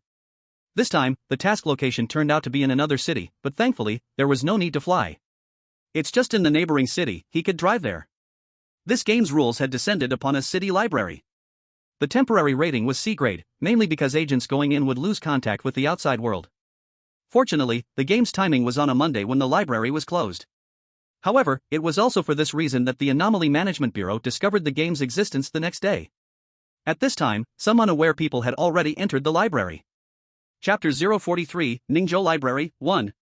After urgently sealing off the library and conducting a simple exploration of the rules game, the Ningzhou Anomaly Management Bureau sent agents inside. However, the personnel was really insufficient, so they recruited from the neighboring Jianhai city. Just so happened they called Jiang Che. While waiting for the car, Jiang Che browsed through the mission documents. Ningzhou's city library was quite large, with 6 floors. Inside, a total of 15 survivors were reported trapped, 10 of whom were students from the nearby Ningzhou University. Originally, Ningzhou City did not intend to request support. But the agents who entered had not managed to tear apart the rules of the game to rescue anyone, and there was even a B-grade agent who entered with them. The leader in charge of this rules game in Ningzhou was almost frantic. There had been no news, not even a little bit. No one knew what was going on inside. It couldn't end in a team wipe, could it? That's impossible, impossible. It was a C-grade rating, and there was a B-grade agent. How could there be a team wipe? Hello, I am the game agent Wu Yo sent from Jianghai City. Jiang Che's voice interrupted the leader's thoughts. Wu Yo? Wu Yo? You finally made it. Have you read the materials? Seeing Jiang Che nod, the leader directly pushed Jiang Che into the rules game. Since he was here, he might as well settle in. As soon as he entered the first-floor lobby of the library, the first thing that caught his eye was a huge silence sign. A black mouth was pierced by a bright, thick red line. Jiang Che instinctively lightened his footsteps. He needed to find survivors or agents inside to understand the situation. Slowly walking up the stairs, the vast library was completely silent. Jiang Che now understood the quiet demands that his teacher often spoke about in school. You could hear a pin drop. After walking up one floor, Jiang Che not only saw no one but even no sign of the rules. Except for the intimidating silence sign at the entrance. When he reached the third floor, Jiang Che finally saw a living person. Dressed in uniform, it was an agent who was engrossed in a book. Just as he was about to approach and ask about the rules game, the other person immediately made a stopping gesture towards him. Jiang Che was confused and looked at him with a puzzled face. The agent reading a book looked around, pulled out a piece of paper and wrote swiftly, then threw it to Jiang Che. Do not come in yet. The third floor is an absolutely safe floor, but it is also a closed floor. Once you come in, you cannot go back out. We are trapped. Do you need me to do anything? Jiang Che strained his brain to convey his meaning, desperately making facial expressions. The other party nodded and began to write again. Please, go to other floors to look for clues. Jiang Che made an okay gesture and quietly set off toward the fourth floor. The agent on the third floor, who had been ready to write more, was directly confused. What are you okay about? Come back. I still have things to say. But unfortunately, he could not speak. Having already reached the fourth floor, Jiang Che was carefully browsing the books here. As he walked up, he had already seen several signs of silence, and Jiang Che guessed that this was a default rule. So he tried his best to make no noise. After making a circle on the fourth floor, he did not find any useful information. Just as he was about to turn around and leave, he caught sight of a sign behind the bookshelf. Gently pulling it out, he finally saw the rules of the library. Ningzhou Library, 1, no loud talking 2. Love and protect books, everyone is responsible 3. When you come to the library, you should read and study, at least one book per day 4. The above rules covered the entire library. There was quite a bit of information, but it couldn't break the cage on the third floor. Seeing a computer next to him that was turned on, Jiang Che tried to search on it. Although this computer could only check information about books. How to break the restriction. Jiang Che input the conditions that matched the situation on the third floor and conducted a search, and it really brought up a few books. Spatial law. Entering the four-dimensional world. Is this world real? Looking at the titles, Jiang Che felt a bit dazed. Was this correct? Whatever, let's take a look first. Jiang Che took out the few books according to the instructions and began to read. No wonder it is said that there is a golden house in books, beautiful people in books. Even though Jiang Che had some prejudice against these books, after reading, he spent several hours on them. Moreover, the agent had said that the third floor was in absolute safety, so he did not need to worry about the survival of others for now. Everyone was reading peacefully. The one who was most anxious was still the captain outside. After reading for several hours, Jiang Che closed the book in hand and rubbed his slightly sore eyes. These books were all broad in thinking and theoretical. He couldn't shake the feeling of wanting to transcend while reading. Fortunately, Jiang Che's reading habits were good. He didn't dog-ear the pages or anything like that, so he did not violate the rules. After finishing, he felt like he had read, but at the same time, it seemed like he hadn't read at all. It needed practice. He had to go to the third floor and discuss with them. Moreover, Jiang Che also discovered a strange phenomenon. He had been here for quite some time, yet he had not encountered anything strange. Could it be that everyone was really just reading quietly? Returning to the third floor, he happened to find an old man sitting at the door reading. The old man noticed Jiang Che and smiled, nodding. Hello. The old man wrote this sentence and held it up toward Jiang Che. Jiang Che also took out the paper and pen he found on the fourth floor and wrote a reply. Are you waiting for me here? Not really. We all take turns guarding the entrance of the third floor to prevent any agents from entering. Have you found any clues on other floors? The old man continued to write, looking at Jiang Che with curiosity. Jiang Che thought for a moment and handed over the book he had just finished reading. The old man took the book, pushed his glasses up, and examined the cover carefully. Seeing the old man had started flipping through the book, Jiang Che waved his hand and continued to another floor. Having changed to some other types of search terms, Jiang Che found a few more related books. While flipping through, Jiang Che suddenly slapped his forehead. He forgot that among the survivors in this library, besides the students and passers-by, there were also 2 university teachers. Finding books worth reading by himself and then giving them to others would be great. He was quite enthusiastic about reading here. Mainly because ever since he entered the library, he had yet to encounter anything strange. Aside from the excessive quietness, it really felt like a place for studying. However, just as Jiang Che was searching for the books he needed among the shelves, a strange presence quietly approached him from behind. Feeling something, Jiang Che instantly pulled out a book to block behind him, and the strange figure immediately froze upon seeing the book. So close to being touched. Both of them thought this way. The strange being felt that it had almost been strangled by the rules right there. Jiang Che regretted that he could have tested the power of the rules if only it had been a bit closer. Jiang Che looked at the bizarre figure in front of him. What on earth is this? Chapter 044 Ningzhou Library, 2. It could barely be recognized as a human shape, mainly based on the pair of glasses it wore on its head. And the strange being was covered in dense symbols. Jiang Che squinted and took a closer look. How can you sleep at this age? The general solution to the differential equation dy/dx equals 1 plus x plus y plus xy. Practice is the source of knowledge, practice is the driving force of knowledge development, practice is the purpose of knowledge, and practice is the only standard to test the truth. The following criteria must be followed to achieve the mutual exclusion mechanism in the critical region. What on earth is this? Student who died suddenly during an exam. 1. Hate exams, hate books. 2. Fear teachers. A student died from studying? Hating books? That's quite pitiful, hating books already, and having to read every day in this rule game. Now that Jiang Che had discovered this student's sneak attack, it could only turn weakly to the side, pick up a book, and silently begin reading. Jiang Che shook his head. He didn't want to argue with this student ghost. It wasn't about whether he could win in a fight, it was that battles inevitably make noise, and then the rule game would strike directly. Just as Jiang Che put down that book Spatial Law, he found that a notebook next to him suddenly moved by itself. After flipping to a blank page, a line of words appeared. What are your thoughts after reading Spatial Law? Staring at this sudden phenomenon, Jiang Che was directly dumbfounded. What the heck, do I have to write a reflection? But he did read this book seriously. After pondering for a moment, he picked up the pen and began to write. Without pausing, he wrote about 300 words, and at the moment he finished, the ink on the page vanished. What does this mean? Does it acknowledge what he wrote or not? Does he need to rewrite it? After waiting for a while without any follow-up, filled with doubts, Jiang Che turned his attention back to the book. No wonder everyone was so focused on reading. It turned out that this rule game randomly checks your reading results. The lights in the library were always on, and without triggering any new opportunities, Jiang Che just continued reading. The student ghost sitting across the desk from him was also reading. It was quite annoying, but there was no choice, the day's goal had not been completed. After reading for a while, it looked up at Jiang Che, wanting to eat. But it could only feast its eyes. Afraid of breaking the rules. Jiang Che couldn't be bothered with this strange being. Anyway, he had already completed his goal for the day. So Jiang Che decided to find some books he was interested in to see, maybe he could trigger new rules. He pulled out a book called Journey to the East, and just as he opened it, a disheveled old man sprang out from the book. Young man, I'm here to ask, you're here to answer. Who is here to answer you? Jiang Che directly closed the book and pulled out another one called For Family Stages. As soon as he opened it, the old man popped out again. What are you doing? Do you understand the tradition of respecting the elderly? You are being impolite.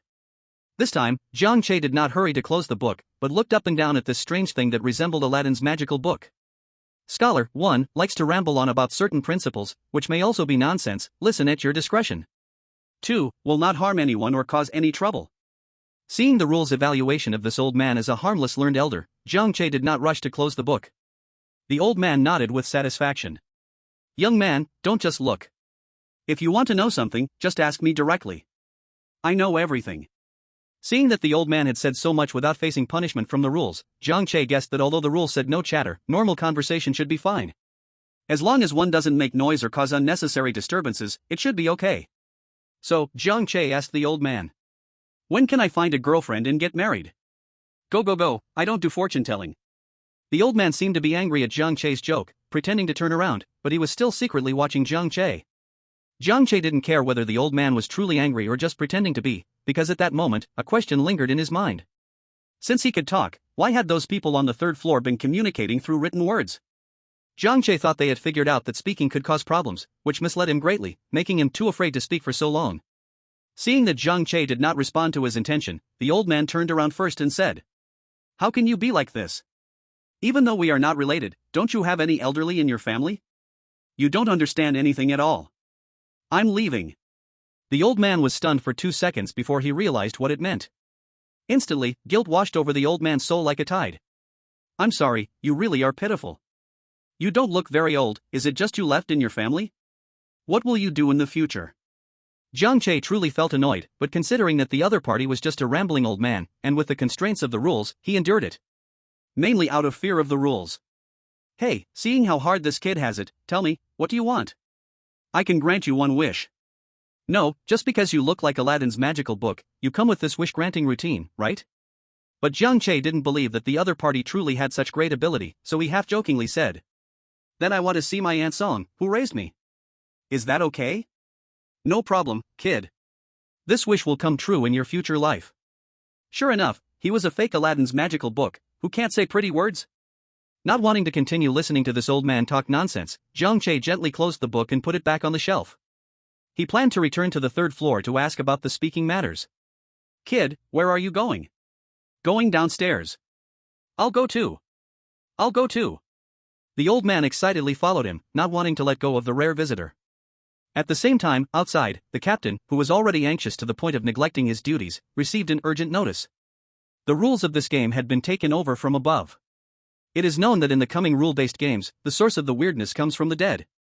If the dead have obsessions, they will not be able to leave. When the rules game arrives, it will form weird phenomena. The reason this rule game was taken over was that 10 years ago, an attack had occurred in the Ningzhou library. A group of ruthless kidnappers stormed the library and took the people inside hostage. It's hard to say whether these kidnappers were out of their minds to commit evil in the library. However, on that same day, Professor Zhuang Changbing, as per his usual habit, still came to the library to read and study, to check the information. Seeing that this group of kidnappers had begun to show tendencies of violence, Professor Zhuang stood up to negotiate with the other side, buying a lot of time for the rescue operation outside. Unfortunately, in the final action, Professor Zhuang was cruelly killed by the assailants while trying to protect a student. The impact of this incident was enormous at the time, shocking the entire nation.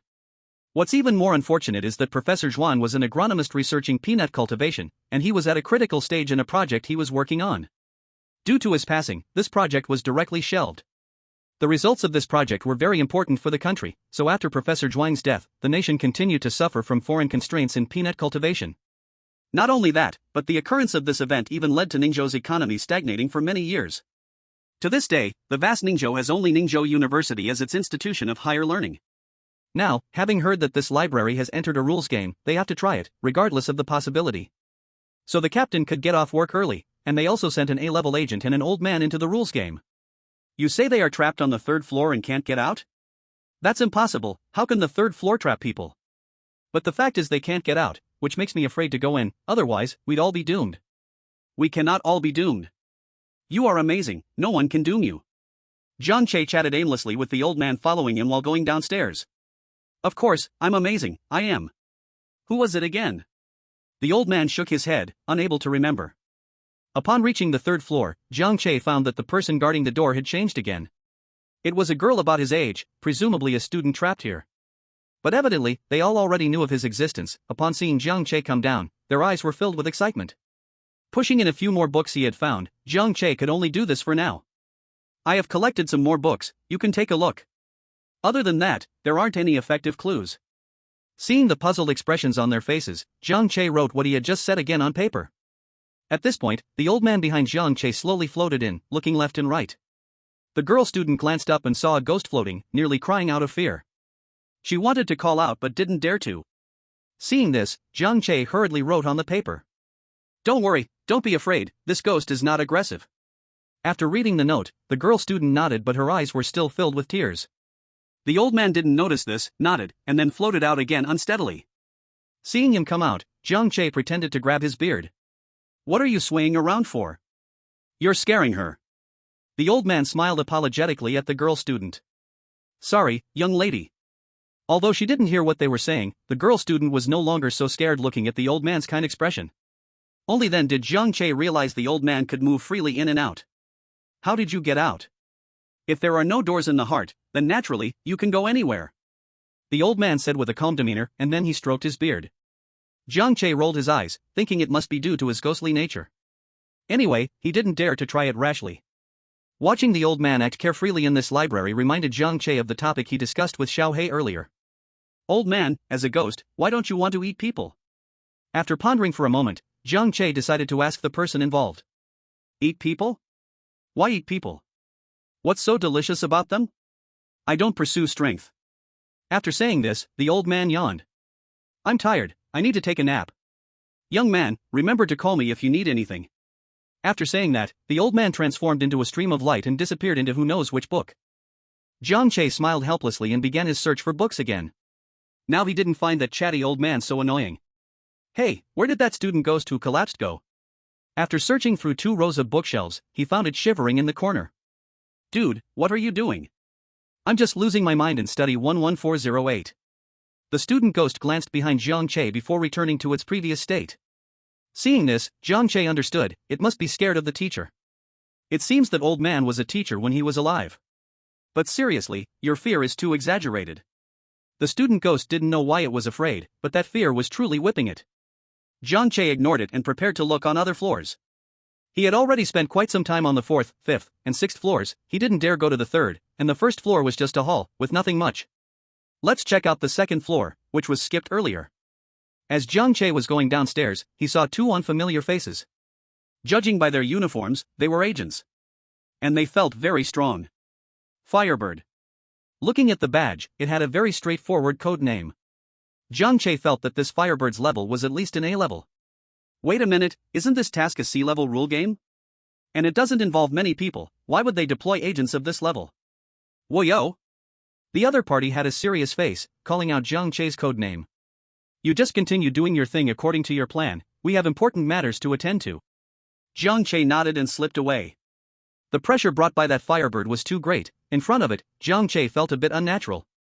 As he walked, Jiang Che thought to himself, important matters? In a C-level rule game, shouldn't the biggest matter be to resolve the rule game?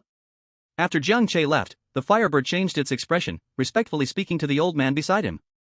Please be careful. Thank you for your hard work. I'm just doing my duty, Professor. Now coming here is just to test our luck, don't hold too much expectation. Old Zhuang has been dead for 10 years. But now we've been stuck in technology on the international stage, especially with Eagle Country. Our country spends countless amounts of money on this every year. Decades ago, we fell too far behind, and there was really no way out. Now, just as we see a glimmer of hope, old Zhuang.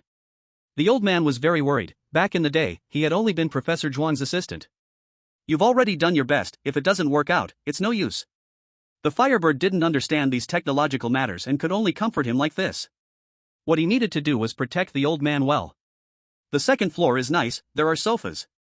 Jiang Che picked up a book and leaned on the sofa to start reading. But the pages hadn't been turned for 2 minutes, it was obvious Jiang Che's mind wasn't on the book. He was thinking about the old man, who looked so familiar. Wait. It clicked. This old man is none other than Professor Mao Yu, known as a master of agriculture in the country.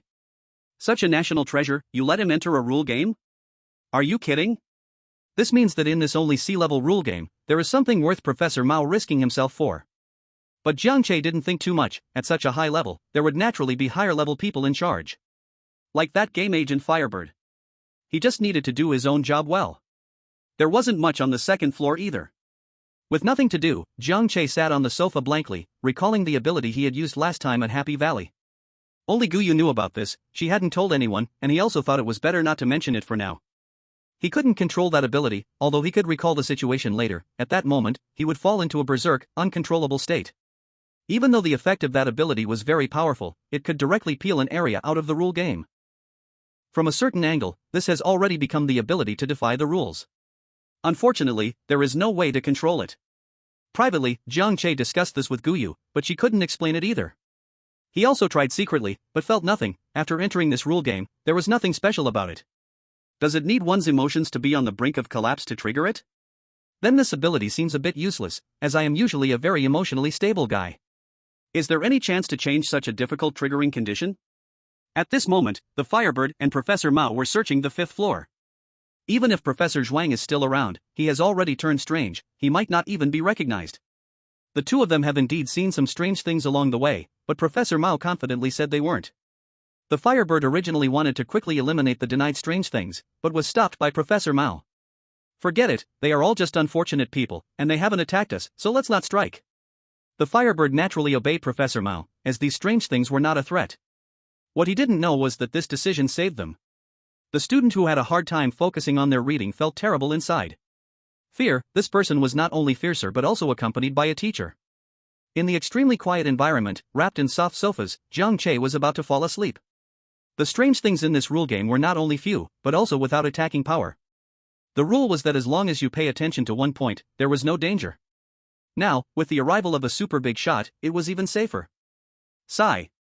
After a deep breath sighed, Jiang Che continued to look for clues. No matter how comfortable it is, you can't stay in this rule game forever. In the corner of the second floor stairs, there were several stacks of books. But they were all comics and published web novels. This is fine, it doesn't look boring. The strange house?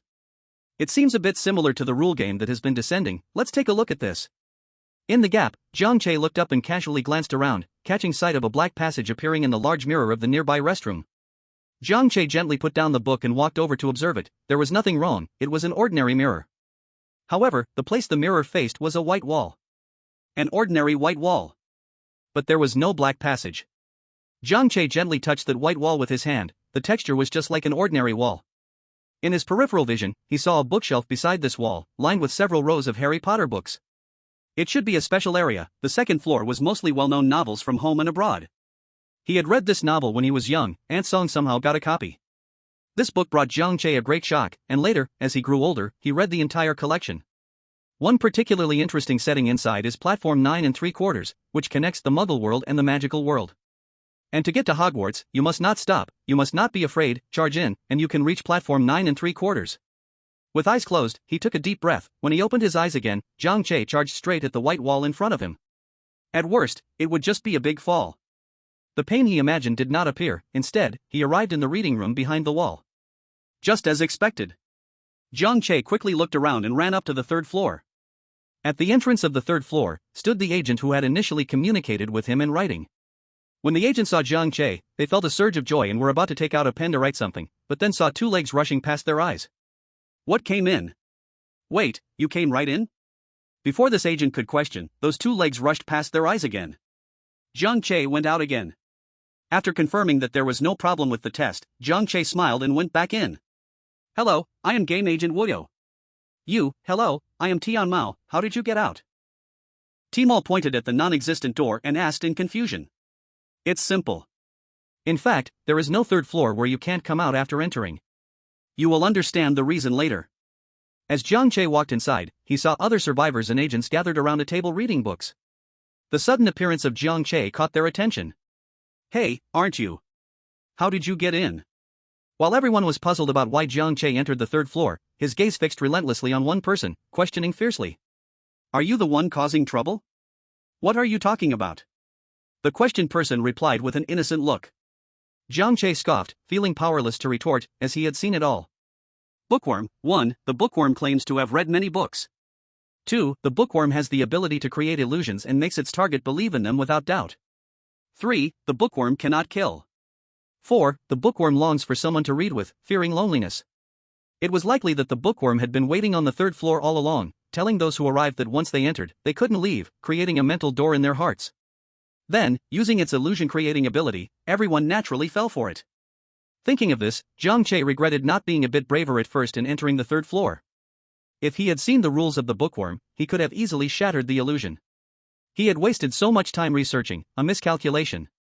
At the moment Jiang Che uncovered the true identity of the bookworm, its image in his eyes transformed from a human form into that of a butterfly, a fairy, with a pair of sparkling wings on its back. Who are you? Why are you talking strangely as soon as you arrive? Another female student who had not seen Jiang Che before spoke up. This is strange, you all should have come here in pairs, right? Do you recognize this person? Strange? In their understanding, strange should appear as something terrifying, yet it looked human. The female student who had seen Jiang Che before whispered. All of us here frequently visit the library. Although we don't know him, he looks familiar.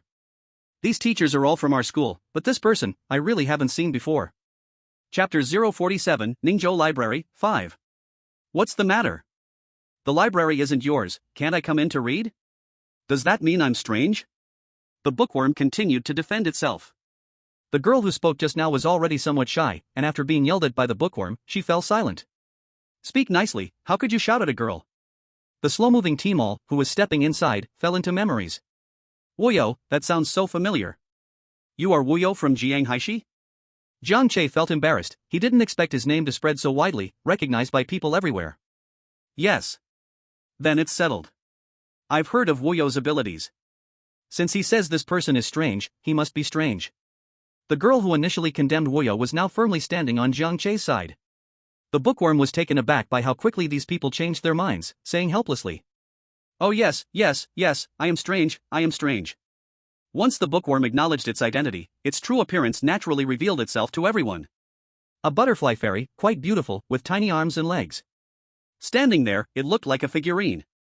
"Alright, undo the illusions you've created," Jiang Che said in a commanding tone. "What kind of tone is that?" "I won't undo them. If you don't undo them, I will make everyone ignore you, isolate you, and not read with you," Jiang Che said fiercely. Hearing this, the bookworm's wings fluttered even faster. "Why are you so mean? You are bullying the strange."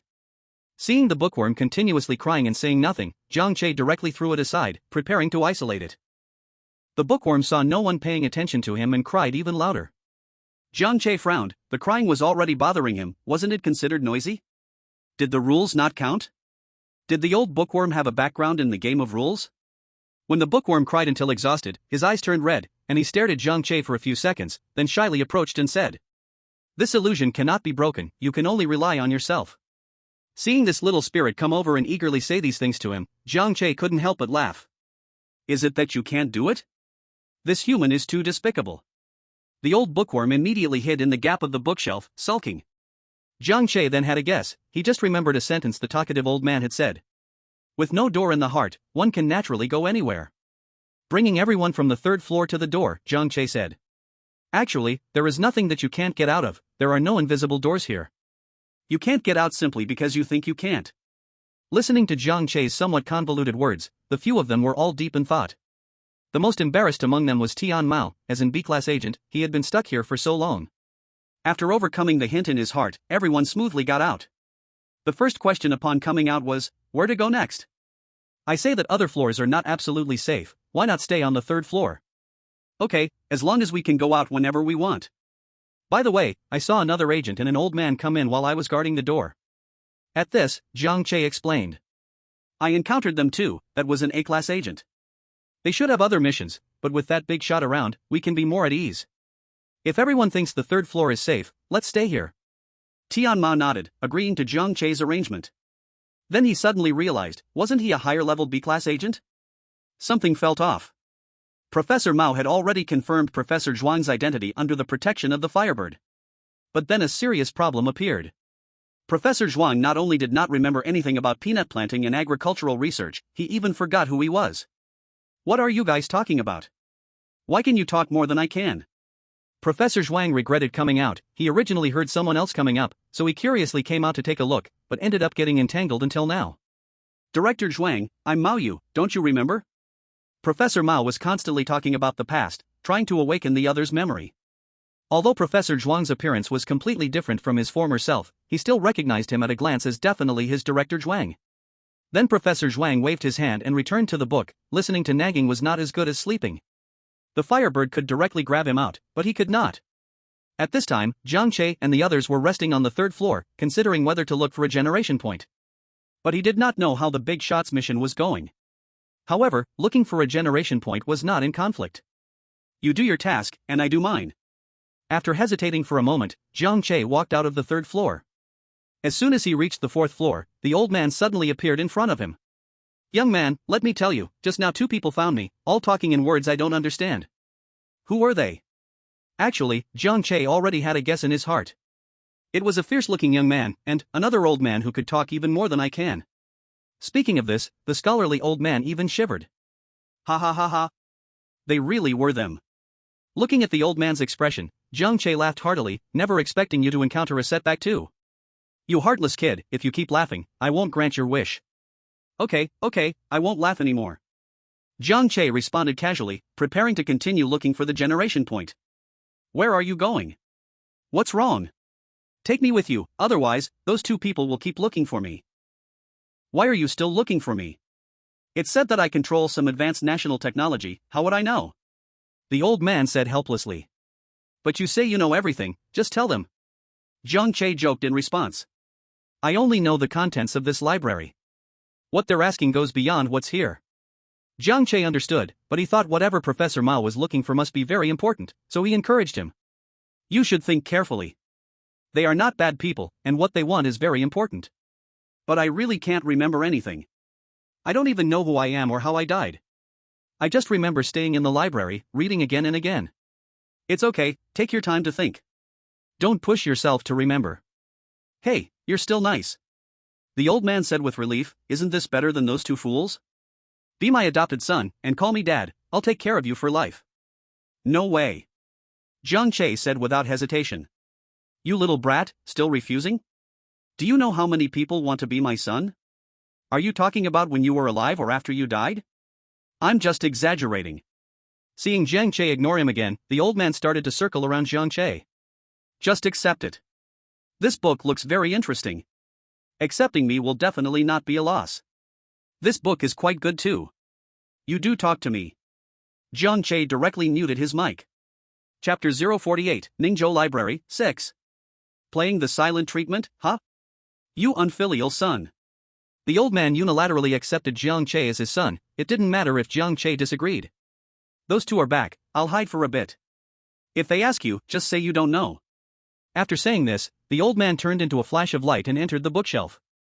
Hey, Agent Wuyo, have you seen a strange thing that looks? Before the Firebird could finish speaking, Jiang Che pointed directly at the bookshelf. It just went in, you should be able to pull it out now. Before the two could react, the old man flew out in anger. You unfilial son, less than a minute and you've sold me out? Here, you don't need to pull it, it came out by itself. The Firebird and Professor Mao exchanged glances. Why does it feel like these two know each other well? Professor Zhuang stood calmly behind Jiang Che and said, This is my son, if you take me away, what will happen to him? To Jiang Che's surprise, Professor Mao cooperatively asked. Agent Wuyo, may I ask, is your surname Zhuan? Jiang Che. Everyone's lost their minds. The sage filter shattered. You guys keep chatting, I'm leaving. Just as Jiang Che was about to leave, he was stopped by the Firebird. Aren't you his son? Just stay here for a bit. After saying this, he even winked at Jiang Che. Big guys shouldn't wink at me, that's terrifying. Jiang Che also knew that because he was more familiar with the being that once was Professor Zhuang, staying would help stabilize it. Please, I really don't know anything about what you're talking about, even if I did, I've forgotten completely. Professor Zhuang spread his hands. But Professor Mao clearly still didn't want to give up. Director Zhuang, do you remember your son? He's the same age as this kid. When you left, he was only 18. Jiang Che, just say it, don't point at me, and anyway, I'm already 20. But no matter what Professor Mao said, Professor Zhuang was go away, I don't remember. What do we do now? Not only does he remember nothing, he doesn't even want to deal with them. Seeing there was no result, Jiang Che prepared to get up and return to the third floor. Let them continue to negotiate, this time the Firebird didn't stop him. Don't go. Dad's here, 1 against 2, I'll definitely be bullied, are you so heartless? Hearing this, Jiang Che left even faster, he even started running. Back on the third floor, Jiang Che randomly picked up a book, planning to pass time while waiting for the result over there. Out of the corner of his eye, he noticed a female agent furiously writing something. He walked over to take a look, it was Agent Ani. What are you writing? Ani looked up after a quick stroke of her pen, seeing it was Jiang Che. He smiled and said, I am recording the events happening in this rule game. Why record this? Isn't the process for all agents to report to the captain, who then summarizes it into a report?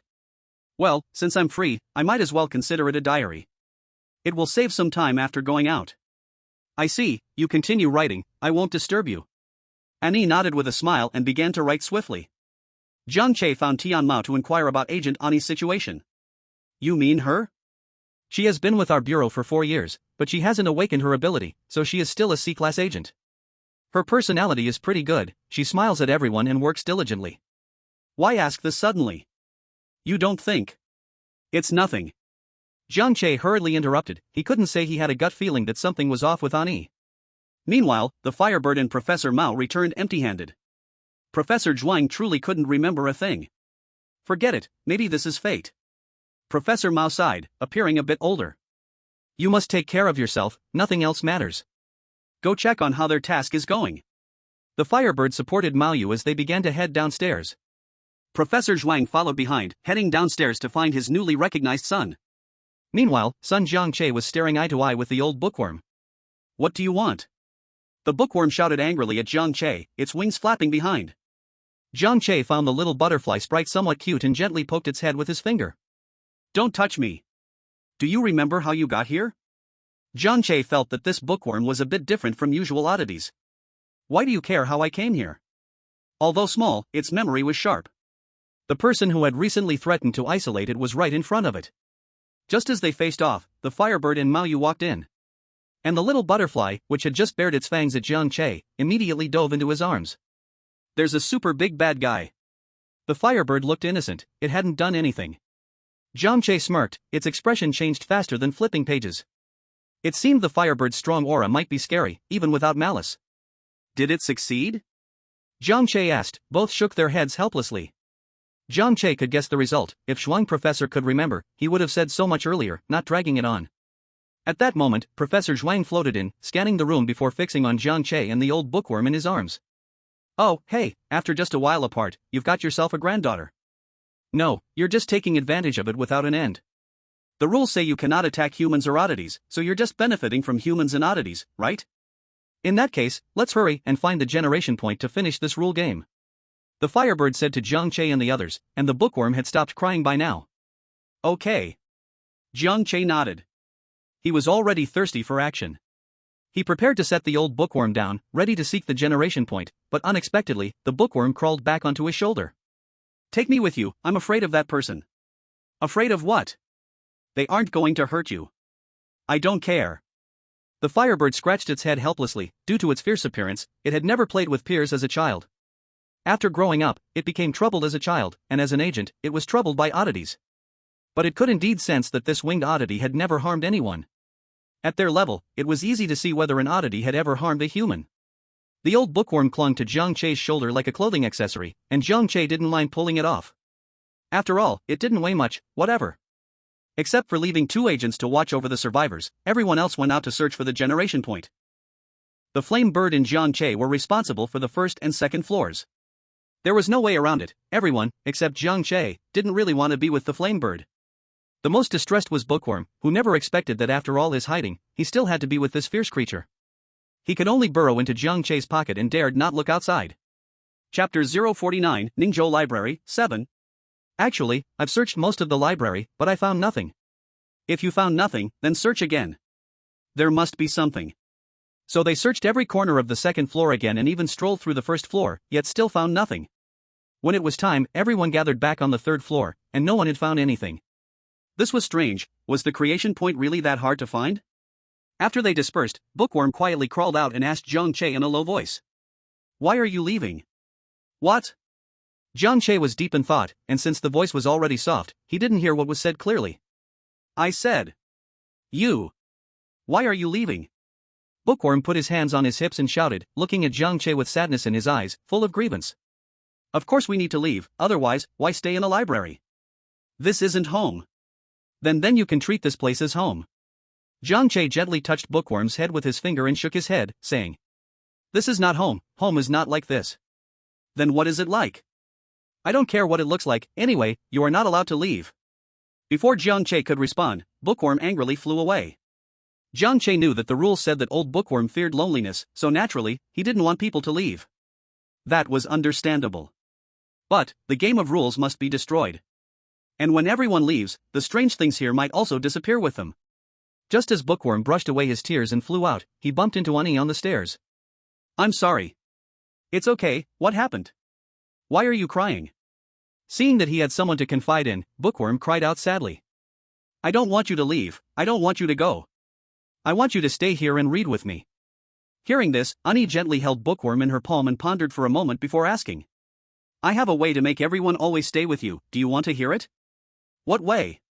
Bookworm still had tears clinging to his eyelids, sparkling brightly. Ani conjured up a gentle smile and said to Bookworm. Aren't you able to create illusions? You could create an illusion that everyone is home, then they would feel like they left the game and are home already, and they could still stay with you. Isn't that perfect? But he doesn't let me use illusions on humans. Bookworm said with some hesitation. So do you really want everyone to stay? This is the only way. Ani's voice was soft yet carried a hint of temptation, as if possessing a magical power, making Bookworm slowly nod his head. I found the creation point. Everyone can leave now. Tian Mao excitedly ran in and shouted to everyone. This would be an achievement he could claim for himself. Hearing this, everyone exchanged glances, their eyes filled with joy. Finally, they could go out. Jiang Che pondered for a moment but still put the book down and followed. Sure enough, in an inconspicuous corner of the first-floor hall, a half-person high door appeared on the previously white wall. I was just walking and knocking on the wall. When I got here, the sound was different. I tried to hit it a couple of times, and then the door appeared. Tian Mao said excitedly. Let's go, let's go. I don't want to stay any longer. Don't crowd, the door is small, but we can all get out. Jiang Che fell behind and took one last look at the quiet library before popping out. After completing the body check and reporting the situation, Jiang Che hurried back home. Aunt Song, it smells so good, what did you cook today? As soon as Jiang Che opened the door, he was greeted by the delicious aroma of food. Xiao Che is back. Are you tired? Hurry and wash your hands, it's time to eat, the dishes will be ready soon. Okay. Aunt Song, it's really delicious. Right? If it's delicious, eat more. Song Xiao looked at Jiang Che with a loving expression. Why aren't you eating? Jiang Che smiled sweetly, then directly poked Song Xiao's body with his chopsticks. He was very angry now, this weird trick was always being used. Song Xiao looked at Jiang Che in disbelief, unable to say a word before disappearing. The surrounding environment changed back to the library.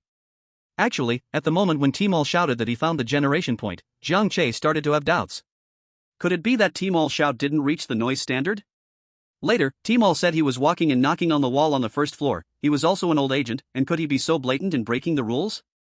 But Jiang Che didn't know why, he groggily followed him out. Until he saw Aunt Song. If it weren't for the greedy desire and the feeling of being with Aunt Song, he could have broken the illusion the moment he opened the door. At this time, the bookworm was angrily shouting at Annie. You actually deceived me. You are the worst villain. Annie also tore off the mask she had been wearing, impatiently talking to the bookworm in front of her. Get lost, you beast. The bookworm didn't move, stubbornly guarding in front of the old man. At the moment everyone was shrouded in illusions, the bookworm didn't even have time to rejoice before he saw that bad woman chasing Professor Zhuang with a long needle. Being the same kind of weird, the bookworm naturally felt the danger of that box. It was a soul-shattering threat. But that old man was Jiang Che's newly recognized father. If something happened to him, Jiang Che would be angry when he woke up.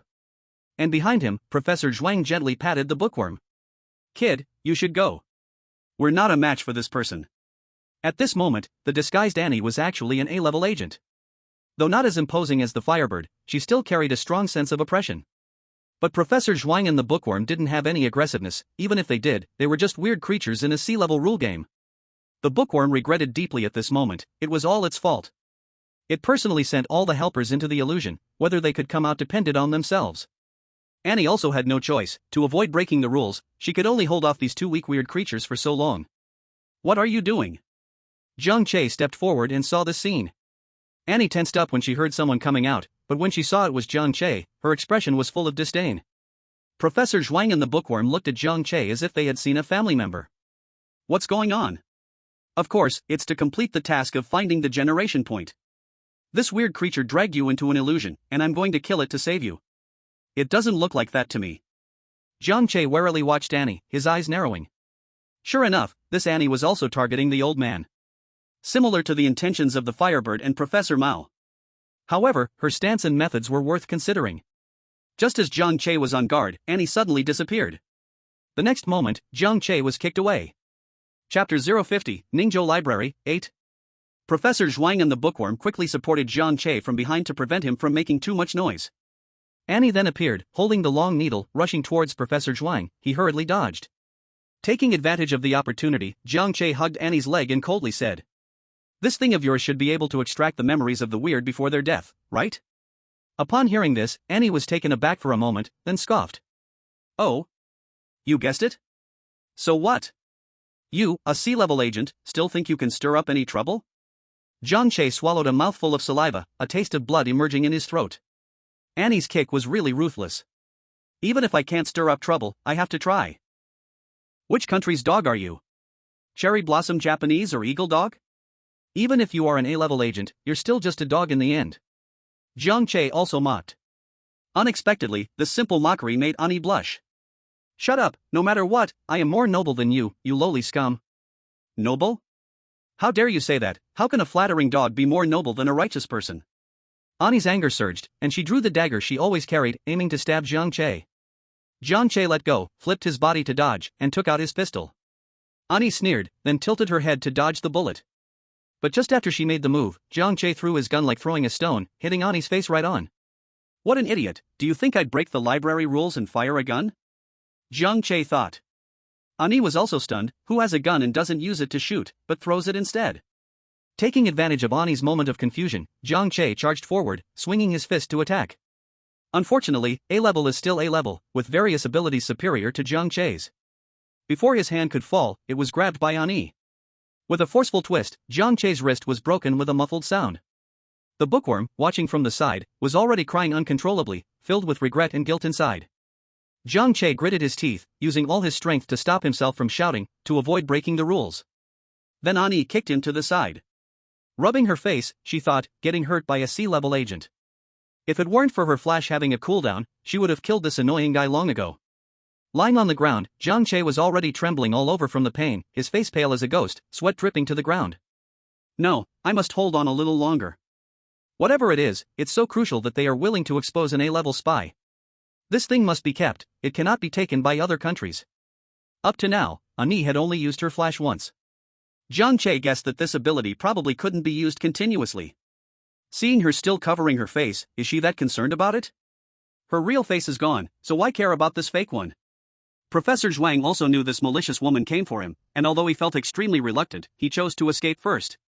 He couldn't let Jiang Che's efforts go to waste. Want to run? Just as Annie was about to chase, Jiang Che hugged her waist again. Let go. Do you want to die? Annie tried to pry Jiang Che's injured hand, but saw his forehead bulging with veins, not letting go, and his eyes fixed on her, even showing a hint of a smile. A bad premonition filled Annie's heart, and to avoid any mishap, she decided to flash away from this man. Anyway, the cooldown time was already over. But why is she still being held? Annie realized that she couldn't flash anymore. Though she could still feel the presence of her ability, it was like being tied up by chains, unable to use it. Looking down at Jiang Che, still holding her tightly, Annie's heart suddenly filled with a terrifying thought. How is it possible? My ability is being restricted. How could anyone do such a thing? This kind of person must be killed quickly, otherwise, if they grow up. Her fingers turned into claws, fiercely reaching for Jiang Che's head. Jiang Che still didn't let go, the pain in his palm was even numb. The immense force from above made him feel the threat to his life, his body's instincts urged him to leave immediately. But Jiang Che's mental will supported him to continue holding on. Hold on until the phoenix bird can come out of the illusion. Bad guy. I'll bite you to death. The old bookworm rushed over, flying to Annie's neck, biting hard. Annie felt the sharp pain on her neck and gasped. Reluctantly, she let go of Jiang Che's hand, grabbed the bookworm, and threw it hard against the wall. He was knocked out cold. Jiang Che took the chance to climb up onto Annie's body and tightly wrapped his arms around her neck. The power that had just awakened within him. Come on, come on. Annie felt a slight choking sensation around her neck and a strange force from behind her, her eyes widening. Just as she wanted to push away Jiang Che, who was stuck to her like a mousetrap, a sudden sharp pain struck her head. But still rational, she hurriedly covered her mouth, afraid to make too much noise. In her mind, it felt as if countless needles were piercing through, the pain making her wish to die. On top of that, with Jiang Che strangling her neck, under this double pressure, Annie felt herself about to faint. But Jiang Che fainted first, his arms loosening as he slowly fell to the ground. Annie, who escaped death, kicked Jiang Che aside, and gasping for breath, she realized a terrifying thing. The power that had just been shackled by chains had disappeared, she could no longer feel it. It's okay, she comforted herself, it was just an attack, and she hadn't recovered in time. She picked up a dagger and shakily stood up. She had to kill this troublemaker, this man who was in her way. Just awakened, the bookworm saw the scene and quickly flew over, grabbing Annie by her hair. Stop, you bad guy. Go die, you little beast. Annie was about to collapse. She, a dignified A-grade agent, was made to look so miserable by a C-grade agent. How dare a C-grade rule game little lowlife act so superior? And the Professor Zhuang, who had initially fled, was not simply escaping, he was ceaselessly searching for the flame bird. He knew that only that annoying man could handle the current situation. Where did he run off to? Just when he was needed, he disappeared. At this moment, the flame bird was sitting in a spacious office with Professor Mao, discussing matters. This time, successfully obtaining Director Zhuang's memories is very helpful for breaking through today's technological barriers, greatly aiding our agricultural technology. Thank you. Professor, you're being polite, it's my duty, and every agent inside is also crucial. The flame bird laughed heartily, then turned his head and saw an old soul standing beside him. What are you dreaming about? Wake up. How could I possibly tell you memories that have long disappeared? If you don't wake up, someone will die. Chapter 051, Ningzhou Library, 9. What? A dream? As soon as the words fell, the flame bird instantly regained his clarity. The surroundings changed back into a library, facing the bookshelf, reflecting on his past mistakes. Where is the destruction of the generation point? Where is the appreciation from the higher-ups? Where is the chat with Professor Mao? Clearly, he was still trapped in the rule game. Stop dawdling, hurry and save someone. Professor Zhuang was about to go mad. He grabbed the flame bird and wanted to return. At this time, Ani was struggling with the bookworm, wielding her dagger fiercely. This dagger, made of an unknown material, inflicted severe damage on the strange creature. Just the air pressure from the swings of the dagger was leaving wounds on the bookworm. Despite this, the bookworm persisted and did not give up. When the flame bird arrived with Professor Zhuang, he witnessed the scene. Ani, seeing the flame bird arrive, panically said, "Come help me, this monster wants to kill me and Wuyo." "All right." The flame bird replied coldly, stepping forward and grabbing Ani by her neck, pinning her down to the ground. The reason was simple. The injuries on Wuyo's body did not seem like they were caused by a strange entity at all. Moreover, based on his judgment, the bookworm's strength could not possibly have forced two agents into such a desperate situation. Seeing the reinforcements arrive, the bookworm also relaxed and slowly landed on the ground. Blood oozed from its body, and its wings were in tatters, unable to fly again. At this moment, Jiang Che also regained a bit of consciousness, slightly opened his eyes, and saw the bookworm crawling toward him. That uninjured hand moved, gently pulling the bookworm close and hugging it in his arms. I'm sorry, I was wrong, I really know I was wrong, woo-woo." The bookworm leaned in Jiang Che's embrace, repeating its whispers. Professor Zhuang looked at Jiang Che with a face full of worry. After all, his appearance right now was quite frightening, looking as if he were dead. Blood seeped from his eyes, nose, and mouth, and his right hand was in an irregular twist, looking quite miserable. It's no wonder the bookworm and Professor Zhuang were both unusually worried. Ani's hands had been handcuffed by the flame bird with special cuffs, leaving him curled up and lying on the ground. The flame bird was also feeling very regretful for falling for such a low-level illusion. It had let its guard down in the game of rules. Next, the flame bird took Jiang Che to the third floor to heal, then went with Professor Zhuang to find agents and survivors controlled by the illusion one by one. The fact that Ani was a lackey of Sakura was shocking to them, especially to Timol. He and Ani entered the Anomaly Handling Bureau in the same year and had gone on countless missions together. There was also a female agent named Rose, promoted from the support team to an agent, who knew some healing techniques, and had been taking care of Jiang Che. With Professor Zhuang, a scholar, by her side, knowledgeable in theory, he guided Rose, and Jiang Che's severed hand was properly treated. As for the old bookworm, being strange, its wounds healed quickly. It just looked droopy because of guilt and concern for Jiang Che. We need to leave this game of rules quickly, Wuyo's injuries are severe, and if we delay too long, there might be aftereffects. I will do my best to find the spawn point. After the flame bird and Rose finished speaking, they immediately left, while the bookworm quietly listened from a nearby bookshelf. Jiang Che had been awake all along, he only felt pain everywhere, even breathing was uncomfortable. But there was a trace of relief, grateful that he could survive in the hands of an A-class agent, or perhaps this Ani was just not very skilled. If it were someone like Gu Yu, he would probably be killed in an instant. At the same time, he was relieved that Ani's conspiracy did not succeed. Although it still hurt a lot, Jiang Che was now able to sit up, and with the help of others, he could even slowly walk.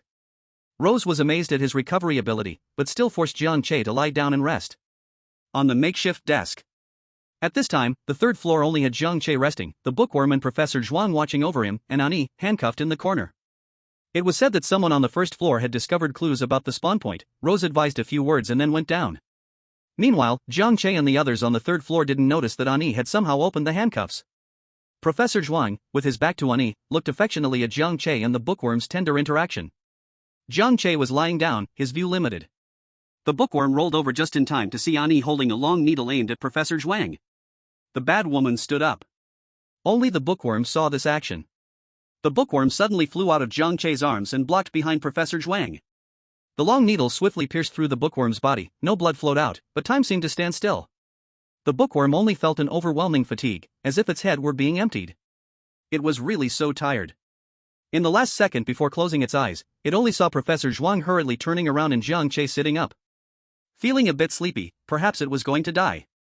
That's fine, it had originally planned to spend a little more time with Jiang Che before dying. Otherwise, how could they get out? It's easy to find the source point because it is the source point. As long as it dies, everything here will disappear. Though it took a long time to have this body that I am somewhat satisfied with, I haven't felt enough companionship for a long time. But it's enough, at least I have once possessed it. Now it only wants Jiang Che to hurry and go out to heal the body. Dying like this right now could be a good thing. Jiang Che stumbled out of bed, cradling the already dissipating corpse of the bookworm, his gaze bewildered. Ani was almost mad, she really wanted to chop that annoying worm into pieces. Just a little bit more. Now, Professor Zhuang had already hidden far away, and to move again, he must cross in front of Jiang Che. She knew that this person was difficult to deal with. Jiang Che gently placed the bookworm aside, his eyes fixed firmly on Ani. Seeing that look, Ani couldn't help but take a step back. Once the bookworm died, the quietly peaceful library suddenly began to shake. Behind them, Professor Zhuang seemed to recall something, beginning to frantically search for paper and pen. Jiang Che removed the long needle that was stuck in the bookworm and held it tightly in his hand. Everyone on the first floor also noticed that the rules of the game were showing signs of collapse. Firebird urged everyone to hurry and leave, while he ran up to the third floor. Go to sleep. Jiang Che gently poked the head of the bookworm one last time, then stood up, preparing to go downstairs. Professor Zhuang rushed over and stuffed a crumpled piece of paper into Jiang Che's hand. Hold on to this. As Jiang Che went downstairs, he unexpectedly ran into Firebird coming up the stairs. Quickly go, Wuyo, the rules of the game are about to collapse. While going down, Jiang Che looked back with red eyes. Professor Zhuang waved to him, holding the bookworm that was about to dissipate. But where had Ani run off to again? Chapter 052, An Ningzu Library, 10. At the moment the bookworm died, Professor Zhuang remembered everything. He recalled the tension when facing the robbers in the library. He remembered the joy and excitement when overcoming the project. He thought of his lovely and obedient son. He recalled the sense of relief when he saved that student. He just felt a bit guilty towards those comrades who had researched for so many years with him. Among them, Mao Yu was the most hard-working one, he remembered it clearly. At the moment he stepped out of the library, Jiang Che also breathed a sigh of relief, taking out a crumpled piece of paper from his pocket, just about to mention that Ani had escaped, when an iron ball rolled to their feet. Swish! As the iron ball exploded, the piece of paper in Jiang Che's hand vanished. 10 meters away, Ani had a proud look on her face. Goodbye, everyone, especially you, Wuyo. After Ani finished speaking, she tossed another iron ball at her feet. The moment the iron ball hit the ground, a cloud of smoke rose, and she instantly disappeared.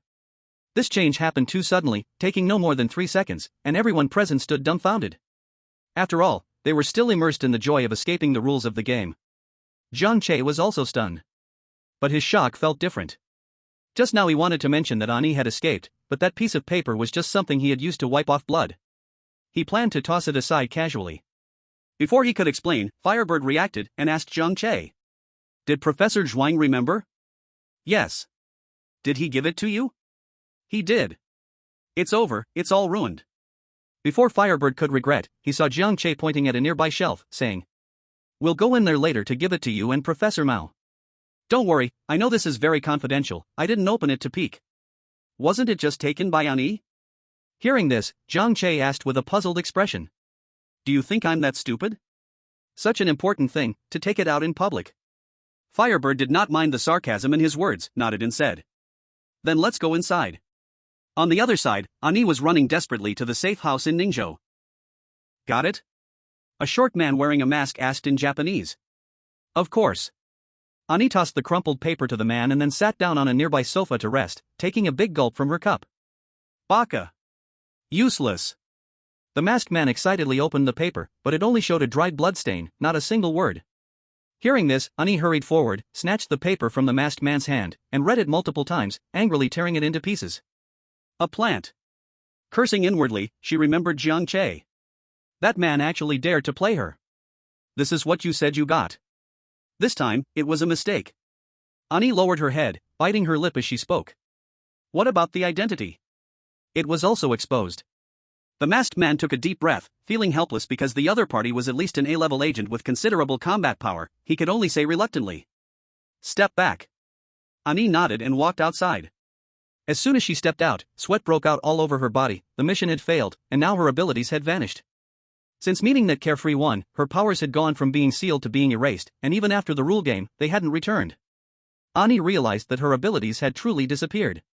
She could not accept this outcome. Losing her abilities meant she could not maintain her position as an A-level agent. Being alienated everywhere, returning there would mean no respect, only more ridicule. The fact that her abilities had vanished must be kept a secret. Because, she could no longer return to the Ning City Anomaly Handling Bureau. Baka! Useless work! The masked man in the room cursed angrily. Not only did they fail the mission, but they also lost an informant in Hua Country.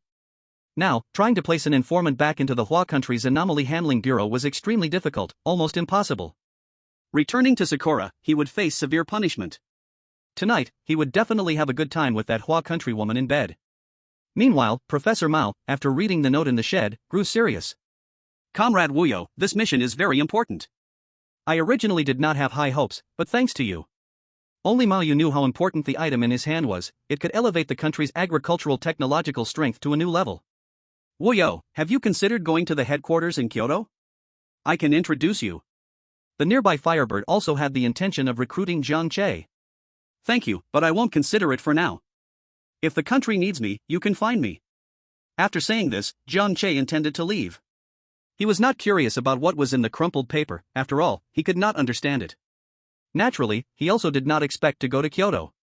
This is a weapon that Ani has been using against Professor Zhuang, which I confiscated. As if recalling something, Jiang Che handed the long needle to Firebird. Okay, but it's too regrettable. I originally wanted to catch Ani and interrogate her properly, but unexpectedly, she escaped. That was my oversight. Firebird sighed in disappointment. It's okay, as long as the person isn't dead. As soon as Jiang Che stepped out, he was carried and placed on a stretcher by several people. Wuyo, I was looking for you. You need to have surgery immediately, right now. After Rose came out, she didn't bother to report the situation and started looking for Jiang Che. Seeing him coming out of the shed with drooping hands, she quickly signaled for the stretcher to mobilize. This time was indeed different from before. Jiang Che was very cooperative as he lay down. What is this? Feeling something in his clothes, Jiang Che took it out to look. Seeds? When did this appear? I have no recollection. And there was no rule prompt to be seen. Although he was puzzled, Jiang Che temporarily placed the seeds safely inside his clothes. By the time the surgery was finished, it was already night. During the doctor's examination, it was found that Jiang Che's internal injuries had healed quite a bit. He would gradually recover. Even the fractured hand showed signs of healing, forming a callus. However, the position was a bit off, so a second surgery had to be done. Although everyone was shocked by Jiang Che's recovery ability, it wasn't too surprising. After all, game agents have better physical qualities and overall abilities. Some agents even have the ability to heal their wounds. After sleeping drowsily in the hospital for a night, Jiang Che had already booked a ticket to return to Shanghai early the next morning. Originally, the handling bureau in Ningzhou said they would send Jiang Che back, but he refused. Jiang Che felt that his mobility had recovered, and going to such lengths was unnecessary. It was mainly a hassle and felt uncomfortable. Chapter 053, Seeds. Qingshan Apartment. Finally back. Xiao Che, what happened to you? Why is your hand wrapped up like this? I got injured on a mission, but it's nothing serious. I should still have 2 days off. Oh no, it's your right hand. You can't even eat properly. It's okay, I have Xiao Hei at home. I don't think she can be relied on.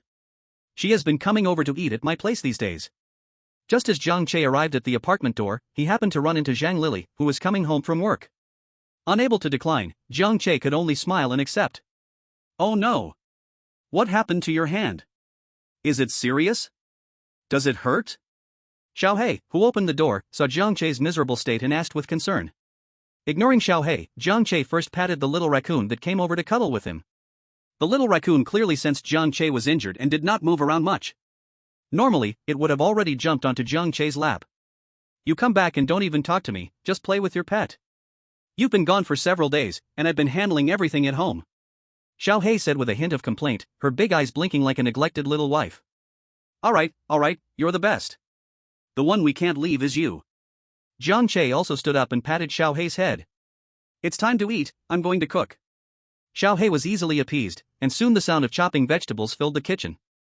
Taking an abandoned flower pot from the balcony, Jiang Che turned the soil inside, sprinkled some water, and planted the seed that he didn't know when it had come to him. Actually, Jiang Che felt a glimmer of hope in his heart.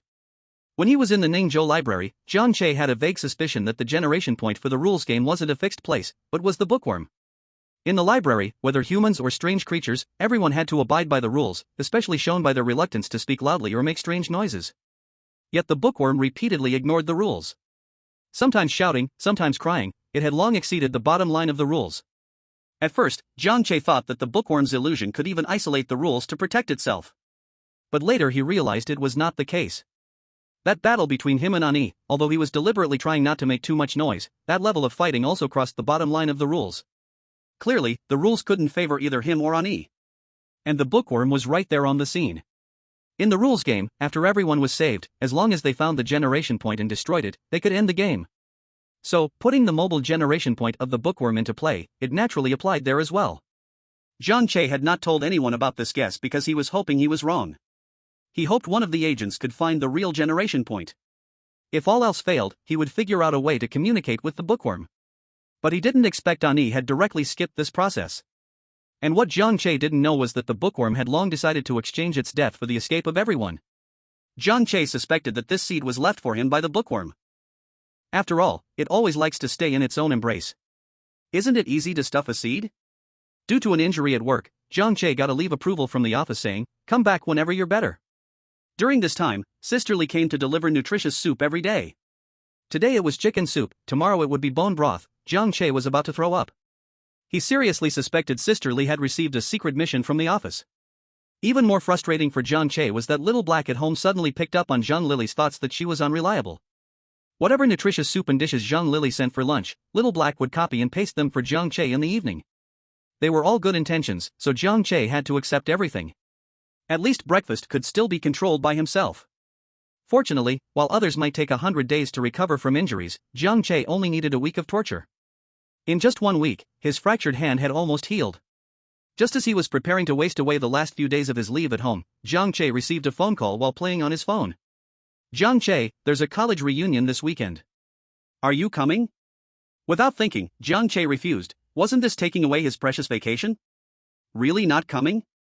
This time it's organized by Tian Weiwei. Do you know where it's at? In the Century Peace Hotel. I'm going. Jiang Che answered without hesitation. He wasn't going for the reunion, he was going for the Century Peace Hotel. Ha ha ha.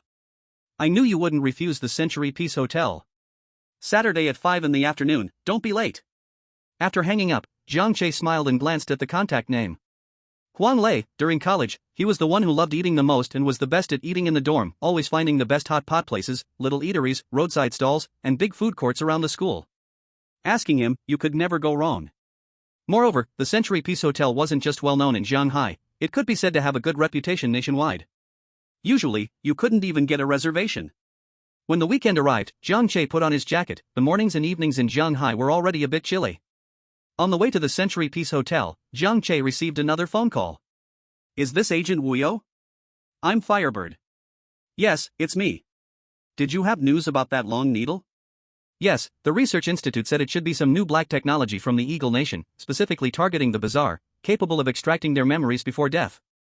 But it requires the cost of the Bazaar's death, of course, it won't work on more powerful Bazaars. It seems their goal this time is to obtain Professor Zhuang's memories. So, does it contain the bookworm's memories? Jiang Che hesitated but still asked the question. Yes, this thing is disposable. That memory hasn't been opened yet. If you want to see it, you'll need to come to Kyoto.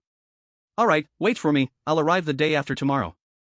Jiang Che hung up the phone, looking out the window, not knowing what he was thinking about. His inexplicable ability was used for the second time, directed at Ani. It was used actively. Jiang Che didn't know the mechanism of this ability, he only remembered that he used all his willpower against her, but it seemed like she wasn't hurt.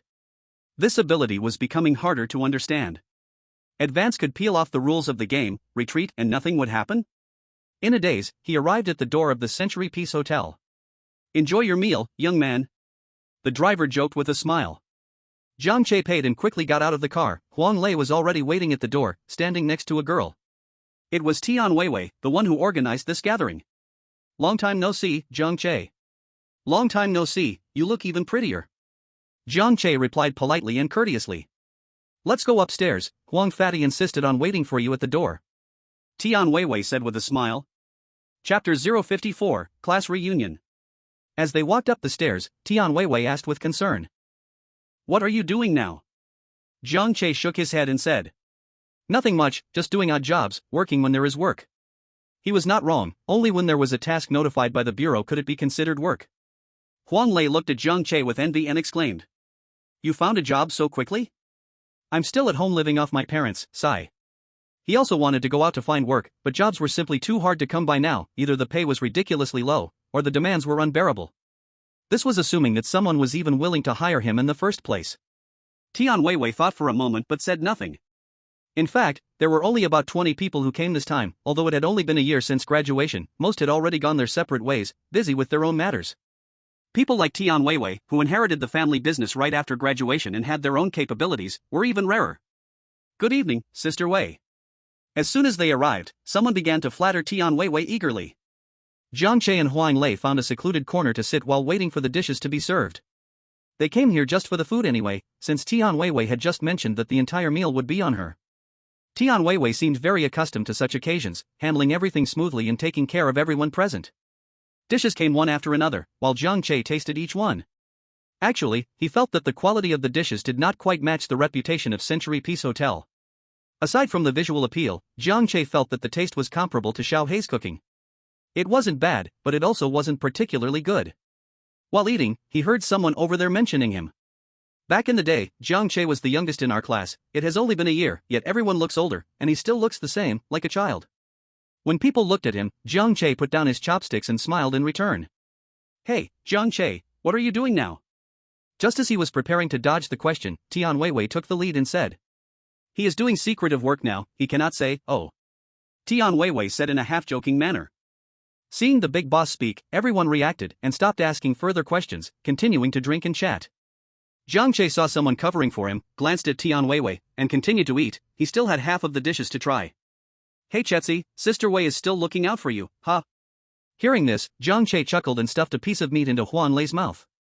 Back in school, Tian Weiwei had indeed confessed to him, but he was uninterested, so he had clarified the situation privately with her. The details of this matter, aside from the two involved, were probably only known to Jiang Che's roommate. Oh, sorry everyone, I'm late, let me first punish myself with 3 cups. A somewhat high-spirited male voice sounded, bringing a breeze into the private room, and everyone's eyes turned in that direction. Jiang Che glanced over and continued eating. He felt a bit full. He was considering whether to leave now. Huang Lei awkwardly looked at Jiang Che. The newcomer was their roommate, Zhang Peng. Huang Lei had not invited him, as his relationship with Jiang Che was quite special. Zhang Peng's gaze was fixed on Jiang Che, sitting beside him with a smile on his face. Hey, look at Zhang Peng, he was a handsome guy back then, now he looks like my dad, getting chubby and greasy? I don't know, I heard he got married right after graduation and soon had a child, really. Oh my, then I definitely don't dare to get married. Zhang Peng's arrival seemed to cool down the atmosphere of the gathering, the conversation waned, and everyone began to eat in silence. I have some things to attend to, I need to leave first. Jiang Che felt it was time to go, wiped his mouth, stood up, and said. So soon, Jiang Che? Tian Weiwei asked with some surprise. Something urgent came up unexpectedly. He still had to prepare for his trip to Kyoto. I'll see you off. Zhang Peng suddenly spoke, rarely cutting off Tian Weiwei's eloquence. Jiang Che was about to decline when he saw Zhang Peng already standing up and walking to his side, smiling a bit awkwardly. Jiang Che realized that something was wrong. Then let's go. Huang Lei frowned, struggling between following and continuing to eat. As they went downstairs, neither of them spoke. When they reached the lobby on the first floor, Jiang Che took the initiative to say. Speak up, what's going on? Haha, what could be the matter? I just came to. Okay, then goodbye. Wait, Jiang Che, I actually want to apologize to you, I'm sorry. Zhang Peng stammered, and surprisingly, tears appeared in the eyes of this big man. He continued softly. Can we go back to how things were before? In fact, Jiang Che and Zhang Peng were once very close, and he was Jiang Che's first good friend in his heart. Zhang Peng's family was also not well off. Both parents made a living through odd jobs, giving him only a few hundred yuan for living expenses. Living in tight conditions, Zhang Peng had to budget every meal carefully. Jiang Che, however, did not have this worry. Self-reliant since childhood, he worked part-time during his free time and weekends to earn enough for living expenses. Because of his childhood experiences, he feared that Zhang Peng might take a wrong path due to money issues, so he introduced several part-time jobs to Zhang Peng. Thus, the two went from ordinary roommates to the best of friends. Although Jiang Che was the youngest, he was the most mature and opinionated person in the dorm. Zhang Peng also followed Jiang Che's lead. Until a woman appeared. It was unclear where Zhang Peng met this woman, but without any warning, they got together. Jiang Che kindly advised him, but Zhang Peng just smiled and brushed it off. Seeing this, Jiang Che could only wish him well. After all, he did not understand love much, even though he felt something was off. Sure enough, over time, Zhang Peng developed many bad habits, often staying out all night and even skipping classes frequently. He even stopped going to those part-time jobs before. Thinking of their friendship, Jiang Che advised him more than once, but instead, it brought about Zhang Peng's resentment, saying, "Why does Jiang Che always tell me what to do?" Since then, Jiang Che understood that everyone has their own fate. He was kind-hearted, but the other party didn't appreciate it, so he stopped saying more. However, Zhang Peng would sometimes message Jiang Che about their problems. For example, conflicts between them, his girlfriend being flirty with other guys, and often engaging in emotional coldness, etc. Jiang Che just objectively evaluated like an intelligent assistant and added a line for him to think it over. Unexpectedly, Zhang Peng forwarded the chat history to his girlfriend, specifically leaving out his own complaints. As a result, the long-famed girlfriend came to find Jiang Che with people, threatening him fiercely. Chapter 055, Old Matters. But that's not all. Once, late at night, Zhang Peng called saying his girlfriend had taken his money and then said he wanted to break up, also calling many people to threaten him. At that moment, Jiang Che almost went out to help him, but was stopped by his roommate. But the next day, Zhang Peng changed his story, saying he was actually drunk and hadn't taken any money or wanted to break up at all. Jiang Che realized that Zhang Peng planned to turn the page. Jiang Che said, "Choose one, my friend or your girlfriend." Zhang Peng's face darkened, asking Jiang Che not to put him in such a difficult position. Jiang Che did not understand. As good friends and brothers, he had already been kind enough and hadn't done anything wrong. Why would Zhang Peng act like this? Later, he heard from a roommate that Zhang Peng had gotten married and had a child, almost exhausting his family savings for the bride price, and was now deeply in debt. Now this long-forgotten good buddy suddenly wanted to go back to how things were? Reason. Jiang Che crossed his arms and spoke succinctly. Zhang Peng looked puzzled. What reason? What good would it do me to be friends with you again? Can you help my career? Still, can you help me in life? I heard your job now only pays a few thousand a month, just barely covering your family's expenses. We are all adults now, you have your own family, so stop pretending to be friends. These cold mockeries made Zhang Peng's face turn red. As if you're so noble, aren't you just doing as bad? Jiang Che shook his head, took out his badge and said, "Why are you attacking me now? First of all, you wanted to continue being friends with me. Secondly, I am a state employee and I earn a good salary." Zhang Peng froze when he saw the badge. A game agent? This is no joke, but he also knew Jiang Che wasn't the type to show off. Knowing the truth made him feel even more unfair, and thinking about being mocked by his family for attending a class reunion today, he couldn't help but say, "Why? Why are you better than me at everything? You study better than me, work better than me, even the girls who like you are better than mine, why?" There was no obligation to answer. Jiang Che turned to leave, leaving Zhang Peng standing there alone, fists clenched, his eyes filled with an unknown emotion. Saying they were friends, Jiang Che naturally considered him a close friend. But that was just in the past. Zhang Peng had brought him disappointment time and again, already draining the last bit of brotherly bond they had left. Everything was his own choice. Before leaving the restaurant, Jiang Che noticed two people behaving strangely. They had been loitering at the restaurant entrance for a while. Jiang Che initially didn't pay any attention, but when he glanced over, the two pretended to be on a call. They looked a bit like the director, but much clumsier.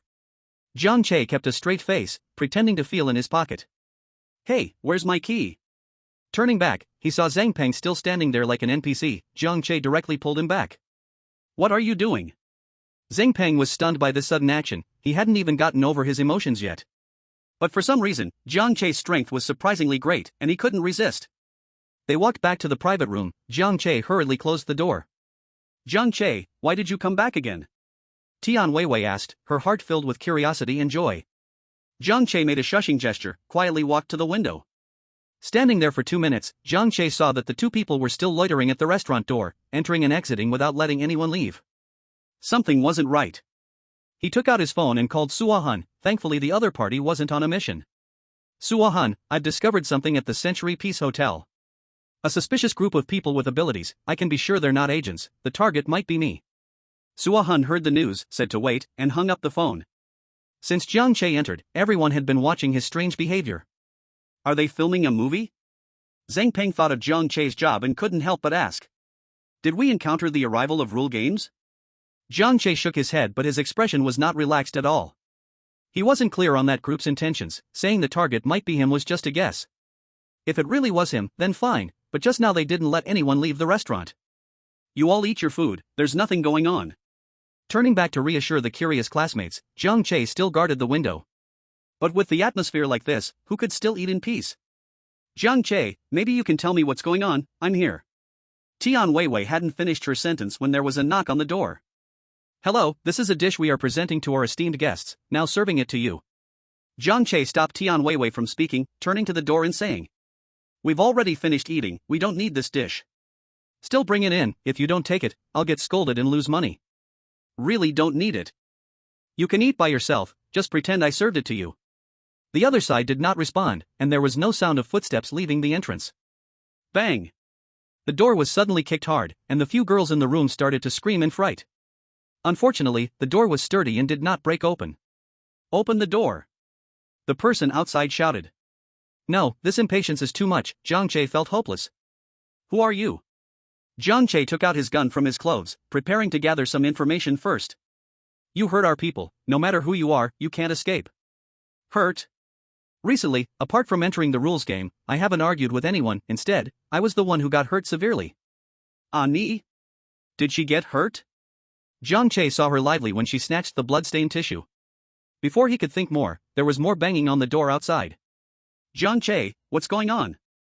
Are they your enemies? Zhang Peng asked hesitantly. At this moment, Jiang Che ignored anyone's words, and his brain began to think wildly.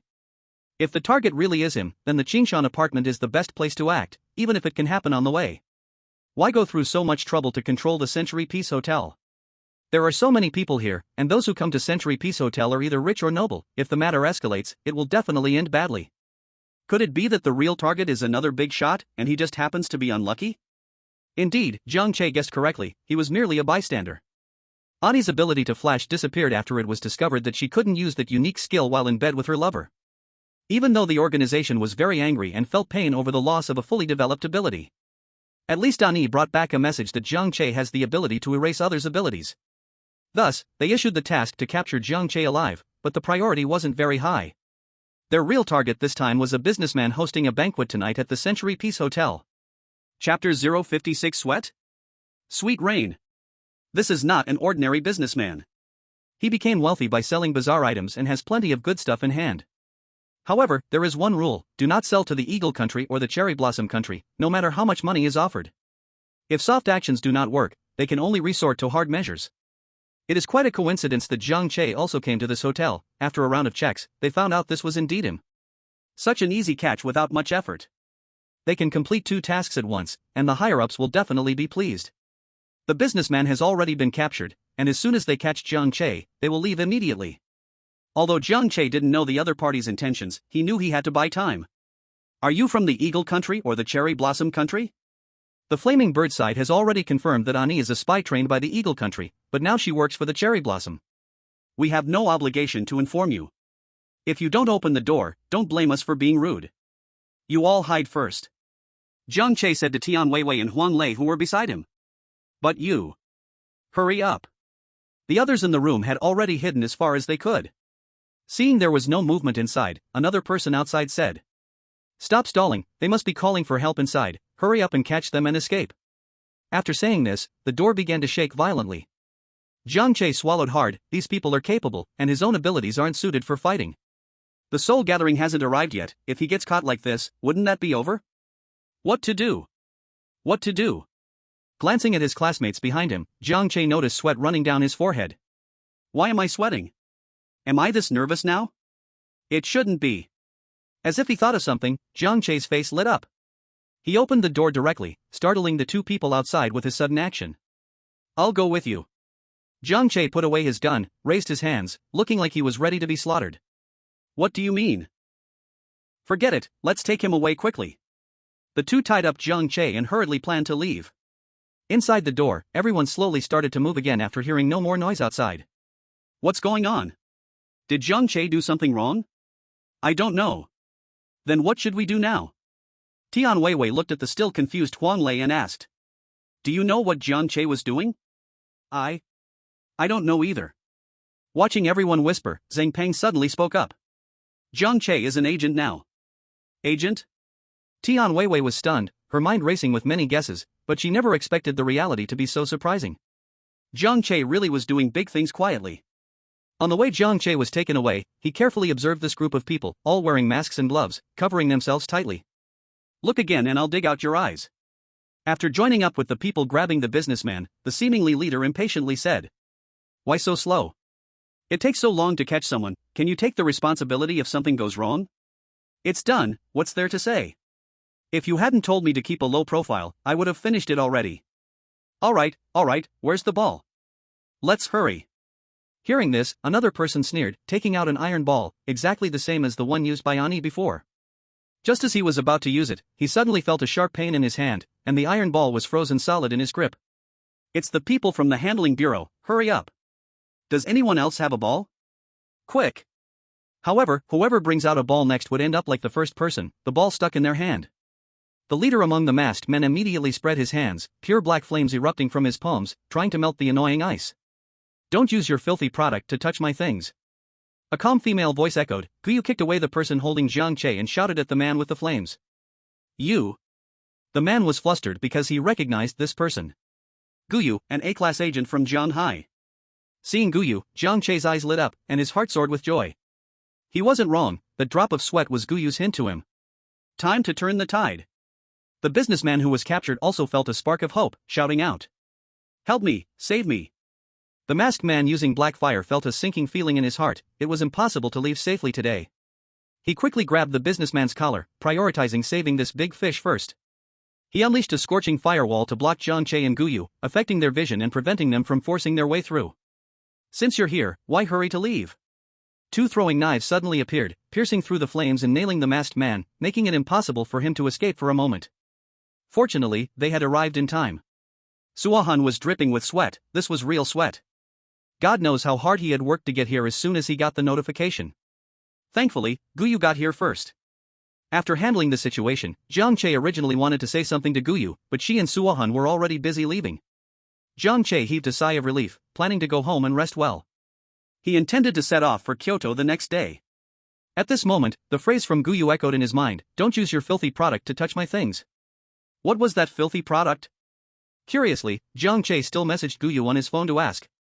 Before long, a voice message came through. Upon clicking it, Guyu's pleasant voice emerged. Their powers are artificially created abilities, developed by the Eagle Country. This method allows those without abilities to gain them, enhancing their strength. It sounds like a good thing, but many countries prohibit it because the success rate of this experiment is not very high. Behind every dirty case is a pile of human lives.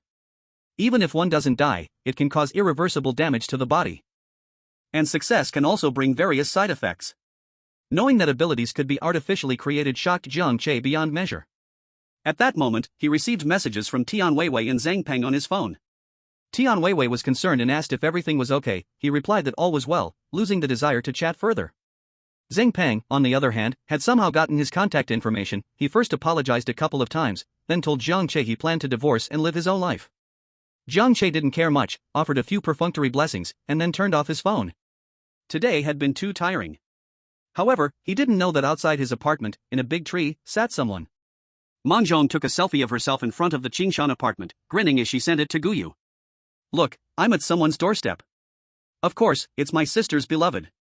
Manzhong realized something was wrong the first time she heard Guyu mention Wuyo's name. Chapter 57, Going to Kyoto, the Bookworm's Memory. Her sister, she knew. While others might be face-blind, Guyu was name-blind, hardly remembering anyone's name, describing them by traits instead. For example, Soul Chaser was the knife guy, Mo Yen was the mute guy, and Nightingale was the violent woman. But this newly arrived investigator, her sister actually called him Wuyo. This made Monjong feel something was amiss. She had to come over and check things out. In fact, this was also a task assigned to Monjong by the Bureau, to ensure Woyo's personal safety. Because Jiang Che's identity was rather special, after reporting this incident to headquarters, the advice given was for Jiang Che to go to Kyoto to avoid the heat. And Monjong's task was to protect his safety before he arrived in Kyoto. It was a very short-term mission. A night passed with no words spoken. Jiang Che, preparing to head to Kyoto, was also troubled. This trip was requested by them, and he didn't know how long it would last. What would happen to Xiao He and Xiao Li at home? However, Xiao He patted her chest, assuring him to relax, claiming that with her around, there would be no surprises. Alright, this made Jiang Che even more worried. Fian received the news and personally went to the airport to pick up Jiang Che. Only Fian in Kyoto was somewhat acquainted with Jiang Che, so naturally, he was sent to meet him. I didn't expect they would still cling to you over there, it really drags you into this. Fian also hadn't expected such an event would occur. How could a C-level investigator with somewhat special abilities warrant so much trouble? For revenge against Ani? Impossible, don't even think about it. She failed her mission, and it would be merciful if Eagle Country didn't kill her. After a few pleasantries, Jiang Che directly stated his initial purpose. I want to see the bookworm's memory. Okay, let's talk while we walk. That needle was developed by Eagle Country, specifically used to steal memories from the strange in their lifetime, but for the strange, it's a fatal injury. Upon arriving at the Anomaly Handling Bureau, Jiang Che followed Fian into the office. This office had 2 computers, and one of them had previously sat someone. With glamorous wavy hair, and a shirt with its neck button perfectly undone, a slight groove peeked out. The scent of her perfume was a bit too strong. Hello, is this the Wuyo investigator from Jianghai City? The woman blinked at Jiang Che, then asked Fian. Fian replied with a brief not saying anything more. So aloof, little bird, not giving me any face in front of outsiders. Little bird? Jiang Che pursed his lips and remained silent. Upon hearing this nickname, Fian's expression turned dark. Stop joking around, Zayus, we still have work to do. Okay, once I'm done, I'll find you. She shot Jiang Che a flirtatious glance before Zayus took some documents and left. After Zayus left, Fian sighed and said, She's not serious, just ignore her except for work. As she said this, Fian applied for permission to enter the laboratory on the computer. After getting approval, they began to wander around the Anomaly Handling Bureau with Jiang Che. Since you're in Kyoto to avoid the storm, you can completely relax about safety issues. What do you mean? Jiang Che was curious why the other person suddenly said this. The headquarters of the Anomaly Handling Bureau is right here in Kyoto, everything here is top-notch, and there are many hidden experts. As they walked and chatted, Jiang Che learned more about things. Some retirees who still wanted to dedicate themselves to the rules games would take on the role of captain for those games. And there were even more impressive individuals, those strong in ability would be invited to become guardians. Guardians would be assigned to a certain area. Within that area, as soon as someone used their ability or caused the trend of a rules game to emerge, they could immediately sense it and rush over. It is said that those who became guardians are no longer just limited to A level. Of course, there's no concept of salary either. In Kyoto, especially in the Anomaly Handling Bureau, A-level agents are quite common. On the contrary, the frequency of rules games in Kyoto is quite low, and the agents here are more for tackling those high-level rules games that cannot be solved from all over the country. Jiang Che then realized how ungrateful he seemed to some people when he decisively rejected the invitation from Kyoto earlier. After winding through several turns, the two entered a room that held the long needle. Turning on the device, the screen next to it flickered a few times and then began to play footage. By the time they finished watching, half an hour had already passed. The Firebird felt a bit emotional, not expecting that the bookworm truly developed a fatherly feeling for Jiang Che. The bookworm, strictly speaking, was not a traditional anomaly but a product born from the vitality and knowledge of the library. It was precisely the arrival of the rules game that gave it a physical body. Thus, it had no memories from before. The bookworm's memories began at the moment the rules game arrived. Upon its initial birth, the bookworm felt its territory was invaded and spontaneously began to resist the rules game, unexpectedly merging with it to become a generation point. After that happened, the rules game set its rules. The bookworm did not have to obey, but it also ended up coexisting with the rules game. At first, the bookworm disliked Jiang Che because this person disrupted the illusion it had carefully crafted. But at that moment, once others knew it was an anomaly, they all became fearful and stopped talking to it. On the contrary, the one it initially hated, Jiang Che, would talk to it, mostly just teasing it. Since Professor Zhuang jokingly said Jiang Che brought it a granddaughter, the bookworm's mindset began to change. Others simply laughed it off, but it truly took it to heart. It nervously waited for a moment and noticed that Jiang Che did not explicitly refuse. In fact, Jiang Che just didn't care. However, from then on, the bookworm became more and more attached to Jiang Che, even knowing that everyone wanted to find the generation point to leave, it didn't want to reveal the truth. Because that would mean Jiang Che would also leave.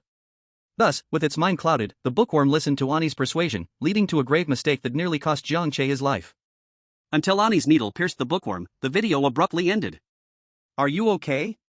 The Firebird looked at Jiang Che, who was in a daze, and asked with concern. Yeah. I am indeed a bit sad. Jiang Che did not pretend to be strong, he was genuinely touched.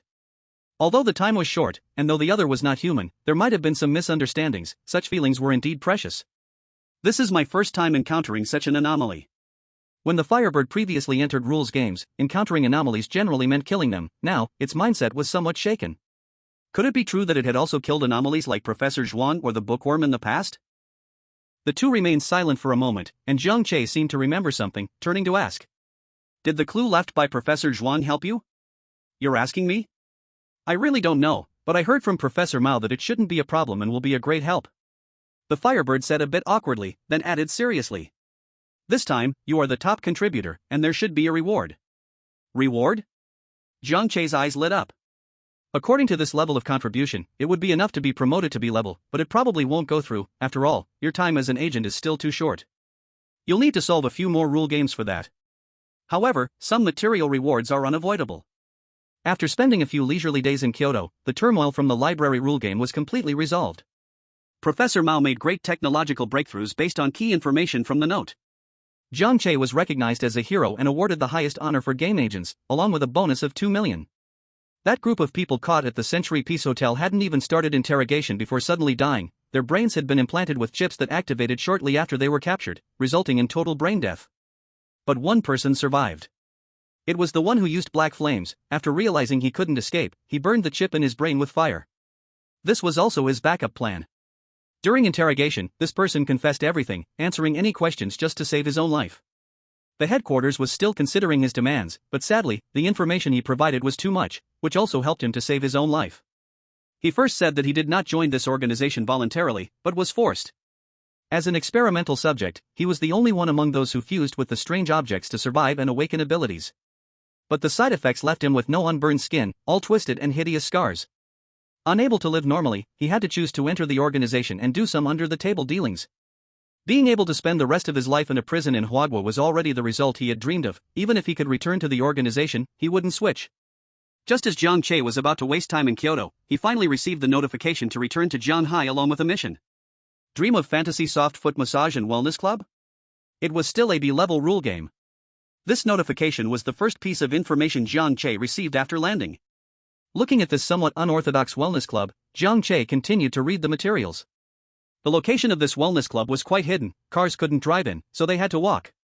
As for why a wellness club was classified as B-level, it was because the captain almost got affected while probing at the entrance, ready to enter the rule area with a tense lower abdomen. Fortunately, someone nearby alerted him, and he reacted in time, otherwise, he would have been directly eliminated.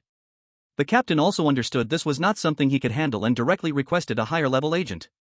As soon as he got off the plane, Jiang Che rushed over. This time, it was quite a coincidence. He found a familiar face, Mo Yen. What a coincidence, to run into you. Mo Yen greeted with a cold face. Jiang Che also responded nonchalantly. Then he secretly thought, I don't believe you don't know I'm on the list. Besides the two of them, there was another agent. Hello, I'm Chao Shi. Chao Shi seemed to be quite an outgoing girl, smiling as she greeted the two. After introducing herself, Chao Shi exclaimed. You are Wu Yo. I've heard about you. Jiang Che smiled a bit awkwardly, this was becoming his trademark. The soul summoning team hasn't arrived yet, let's go in first. Mo Yen said, then stepped into the rule game, with Jiang Che and Chao Shi following closely behind. As soon as the three entered, they were hit by a strong stench. The smell was simply overwhelming, filling the entire space. Just like a dead fish thrown into a drain to ferment for 10 days, then taken out, mixed with water into a paste, and smeared everywhere. Even though the smell went straight to the top of their heads, the three still shook their heads and continued forward. As soon as they entered, they were at the front desk of the health club, which was empty, though the slogan about card recharge and cashback was very eye-catching. The source of that smell seemed to be coming from the second floor. The materials indicated that the health club had a total of 10 rooms, all on the second floor. The first floor was for storage rooms, rest areas, and technician dormitories. Did you see anything? Or feel anything? Mo Yan knew Jiang Che's ability, so he asked first. After all, mastering the rules first would give them a huge advantage. Not yet. Jiang Che shook his head. So far, all he had sensed was a faint, nauseating odor and a strange feeling. Mo Yan frowned and shared his discovery. Once we came in, I felt something was calling me. It wasn't from my ears, it was more like it was coming from my heart. The voice was tempting. Although I can resist, for an ordinary person. Even an agent at the B level felt it might be tricky, let alone anyone else. I also feel something, but I thought it was just the discomfort from entering. Jiang Che frowned and said. I don't feel anything. She shook her head. She just thought it smelled bad. Let's see if there are any survivors first. She said, then looked at Jiang Che and Mo Yan. This rule game might target males specifically, so you two need to be careful. The three of them stayed at the front desk for a while but didn't trigger any rules.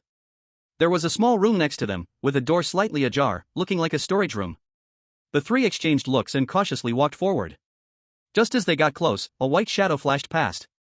Instantly on guard, Mo Yan and Shi subconsciously shielded Jiang Che behind them. Jiang Che? Did you guys receive some task? The flash of the white shadow was wearing a white dress. It was a woman, but her eyes were hollow, and her limbs twisted. Customer, is the pressure just right? Are my eyes beautiful? Her voice was hoarse and sharp, not a sound that could come from a mouth. It was worse than nails scraping a blackboard, grating and irritating, making them feel anxious. The three of them stood on high alert, watching the woman in front of them. The woman tilted her head a few times, and her mouth twisted into a strange arc. Is the pressure not right? Are my eyes not beautiful? With a scream, the woman's head moved to her back like a pulley, her whole body lying on the ground, and several arms emerged from her waist. It looked like a human-faced spider. Your child is not here. Jiang Che said something inexplicable, catching the woman's attention. Do you know where it is? It's in the room on the second floor, go look for it. Room. The woman muttered as she began crawling with all 8 limbs. Jiang Che pulled the other 2 to make way for her. Then, Jiang Che led the 2 into the storage room and locked the door behind them. She wiped the sweat from her forehead. Such a strong eerie presence. Very strong, a lot of resentment and obsession when she died. Mo Yan also said seriously. Facing such a powerful eerie presence, direct confrontation was the simplest but dumbest approach. The best strategy was to respond flexibly through the rules. But so far, they hadn't seen any rules, and they had no idea how to respond. Unless absolutely necessary, Mo Yan didn't want to start fighting. Jiang Che also felt a lingering fear. Fortunately, he had seen the eerie presence's rule. Chapter 059, Footpath Health Club, 2. Dissected mother. 1. Her proudest eyes were gouged out, but she didn't know, so she always liked asking others if her eyes were beautiful. 2. When she asks, never answer, or she will gouge out your eyes. 3. You also cannot ignore her. If she loses patience, she will gouge out your eyes too. 4. When she gets interested in something, you will forget her beautiful eyes. Sharing the rules he saw with the 2, Shi curiously asked. How do you know it has children? First, the rules have hints, but it's not certain. However, her belly is very big, but it's opened. The skin is wrinkled and hanging on both sides, looking very much like. Even Jiang Che, upon seeing that scene, felt a little unbearable to look at. It seems she suffered inhuman treatment before death. This rule game needs a good investigation after it ends. For a rule game to come to this level, it seems this foot massage parlor has experienced more than one similar incident. Taking advantage of entering this storage room, the 3 plan to search this place first. Because low-level rule games will clearly tell you some rules, but when it reaches Class B, many need to be found on your own. There was even a time when an entire rule game had no rules. All rules were hidden in and through strange communications. Jiang Che rummaged around and took out a stick, which showed some information on it. Killing girl. 1. It gains great power with blood. 2. If the user is female, nothing happens.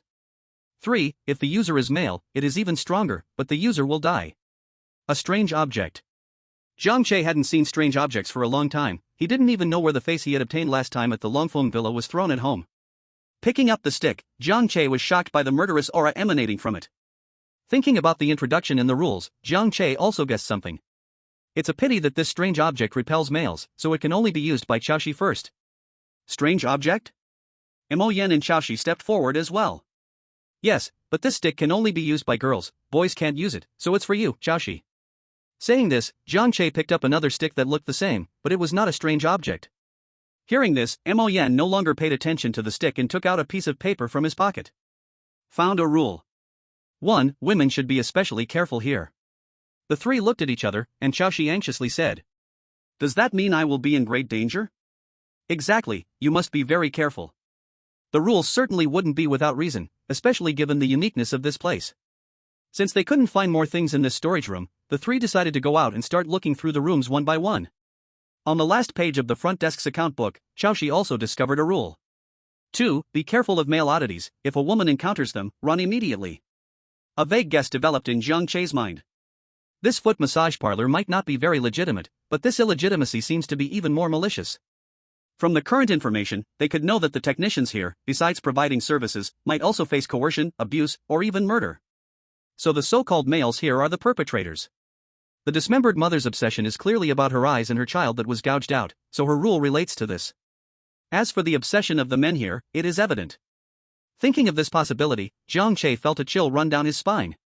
Qiaoshi naturally understood, her eyes were filled not only with fear but also with disgust. Somewhat confused, they still decided to follow their previous plan and see a few rooms to check if they could find survivors. This rule game was of a higher level. Jiang Che couldn't yet check if there were oddities through the door of a room. Mo Yan, however, took the lead and opened the door first. There was nothing in the room, only a super large bed with somewhat messy sheets. No oddities. Search it, see if there are any clues or rules. The room was basically in plain sight. The group searched for a long time and only found an open small umbrella under the bedsheet. Seeing this, Qiaoshi couldn't help but blush. Mo Yan also cleared his throat uncomfortably while Jiang Che remained unfazed. What's it to him? It's not like he used it. Looking at the spot where the small umbrella was placed, Jiang Che felt something was off. He pressed it and found it was a bit empty. Lifting the whole mattress, he saw a groove underneath with a switch inside. Should I press it? Press it! Mo Yan and Qiaoshi said in unison. Pressing the switch, they heard a click, and a floorboard slowly moved aside, revealing a dark tunnel. The three looked at each other in confusion. So now what? Should we go in? Jiang Che asked, then he added, I want to go in. When he saw no objections from the other two, the three of them went down together. Jiang Che didn't forget to push the floorboard back, leaving only a small gap. Instantly, the tunnel turned dark, and nothing could be seen. Seeing this, Qiaoshi spread his hands, and a bright light slowly rose, a glowing white ball that illuminated the surroundings. What kind of ability is this? Jiang Che asked curiously. My ability is basically to provide light, but it also has some attack power. Jiang Che nodded in understanding, his eyes fixed on the glowing ball, unable to look away. Seeing this, Qiaoshi directly handed the ball over. It's a gift for you. Ah? Is this okay? Jiang Che still wanted to decline, but Qiaoshi placed the ball in the palm of his hand directly. What's wrong with this? I can create as many as I want. As long as I don't take them back, it's fine. If one day it disappears, it means. Qiaoshi didn't continue, but made another small ball in his hand.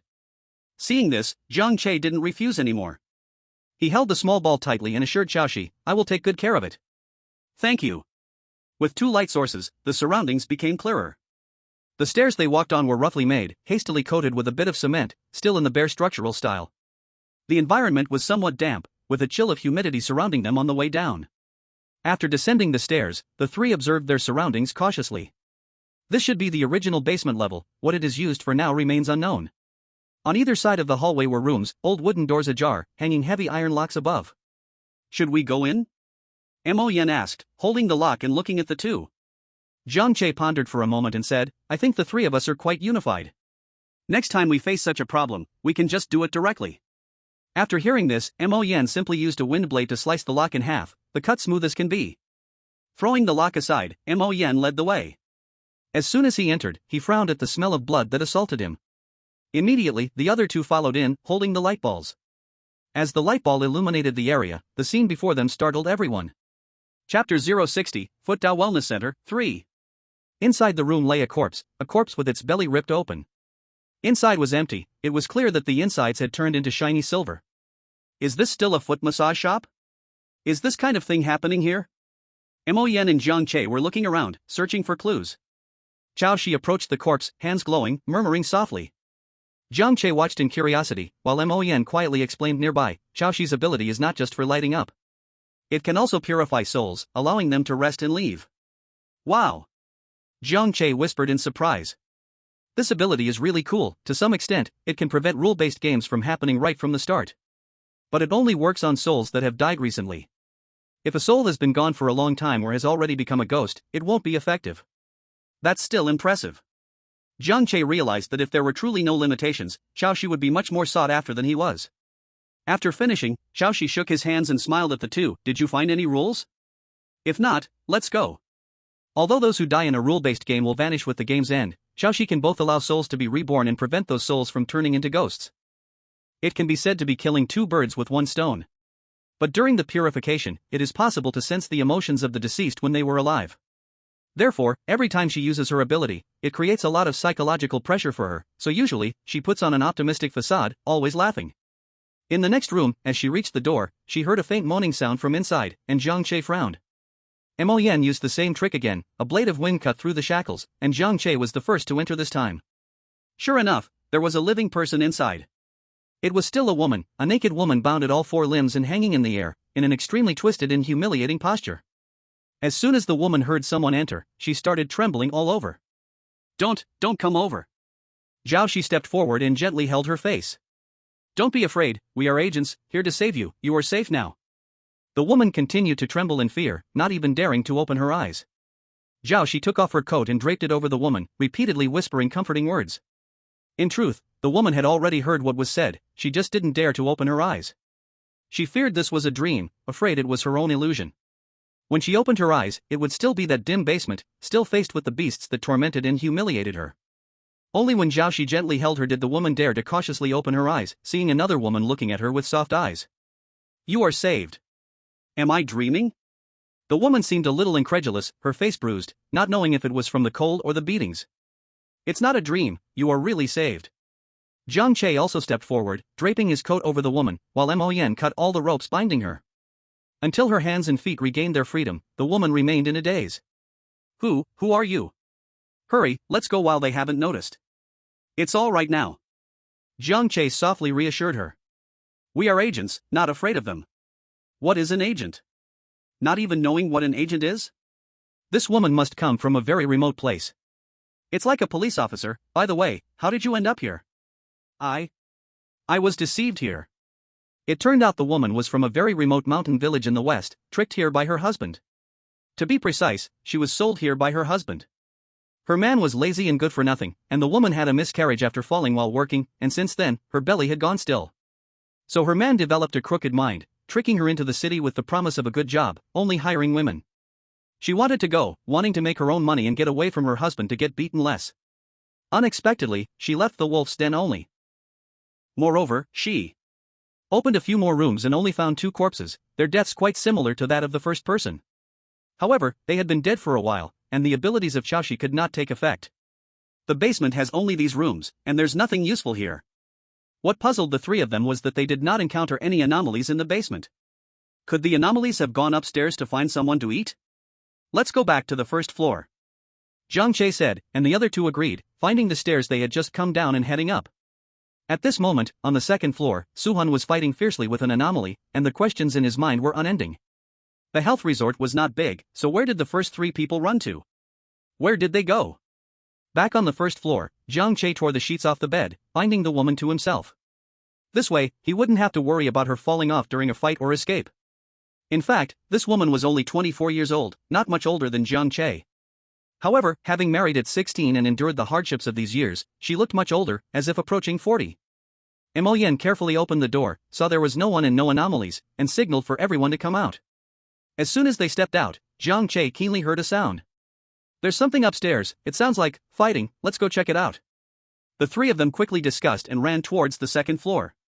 However, in the stairway, they were blocked by an anomaly. Chapter 061, Footway Health Resort, 4. Looking at the anomaly in front of him, which was hard to look at, Jiang Che even felt a wave of nausea. What is that? Aren't there rules in this game? Is it growing wildly? The anomaly in front of him could barely be recognized as humanoid, but it was entirely yellow, mud-like yellow. Moreover, its bodily fluids were still flowing, a watery yellow. The most troublesome part was that there was something not very clean below, showing off proudly. Good stuff, good stuff. The anomaly squinted its eyes, drooling yellow liquid, and began to laugh at Xiaoxi. That thing seemed to have eyes fixated on her. Jiang Che couldn't take it anymore and said to Mo Yen, "Just chop it." The anomaly naturally heard Jiang Che's words and turned to run upstairs, but then seemed to lose its strength. Mo Yan shouted. Want to run? A precisely aimed wind blade flew out, striking accurately. Ah ah ah. Ah ah. The anomaly curled up on the ground, struggling and crying out in pain. The reason Mo Yan could take this anomaly down in one strike was that Jiang Che had seen the rules and identified the anomaly's weakness.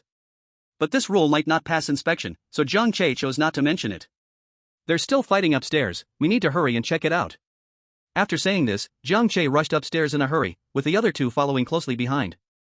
When they reached the second floor, it was indeed as Jiang Che had thought, Sohan was battling an anomaly. Deputy Director. What? Where have you all been? Sohan, while dealing with the anomaly, managed to respond calmly. The woman Jiang Che had been carrying had already been stunned by the sight of that yellow liquid anomaly. Now, seeing this scene, she finally reacted and fearfully asked Jiang Che. What is happening? This health resort has been afflicted by a rule game. What is a rule game? Since the woman clearly didn't know what an agent was, she probably hadn't heard of a rule game, so Jiang Che simply explained. It's a place where bad things have happened, covered by a strange domain, inside which many man-eating monsters appear, very scary. Upon hearing this, a glimmer of anticipation appeared in the woman's eyes. So were the people inside originally? She wanted to ask if everyone was dead. She hoped everyone inside had died. Some are dead, but those who aren't, we must save. Why? Not a single one of them is a good person. You must understand, despite that, it is our duty to rescue anyone inside the rule game, as for what evil deeds they have done. That was a matter for the law after going out, letting them die like this in the game of rules was, instead, a kind of relief. Seeing that the woman no longer spoke, Jiang Che began to observe the strange being he was dealing with in earnest. It was a man whose body was covered with muscles, with a physique full of strength and 8-pack abs. Just looking at him was intimidating. Not only was his appearance somewhat scary, but Jiang Che couldn't see a single rule either. Mo Yan also drew his red long knife to help. Chao Shi produced a laser sword, stepping forward to join in. So this was what she referred to as attack power. However, despite the three of them attacking together, the strange being did not lose ground. Be it the laser sword, Mo Yan's knife, or Suahan's flying blades, none caused any significant damage. Too weak. Too weak. The strange being even began to excitedly pound its chest, its muscles growing even larger.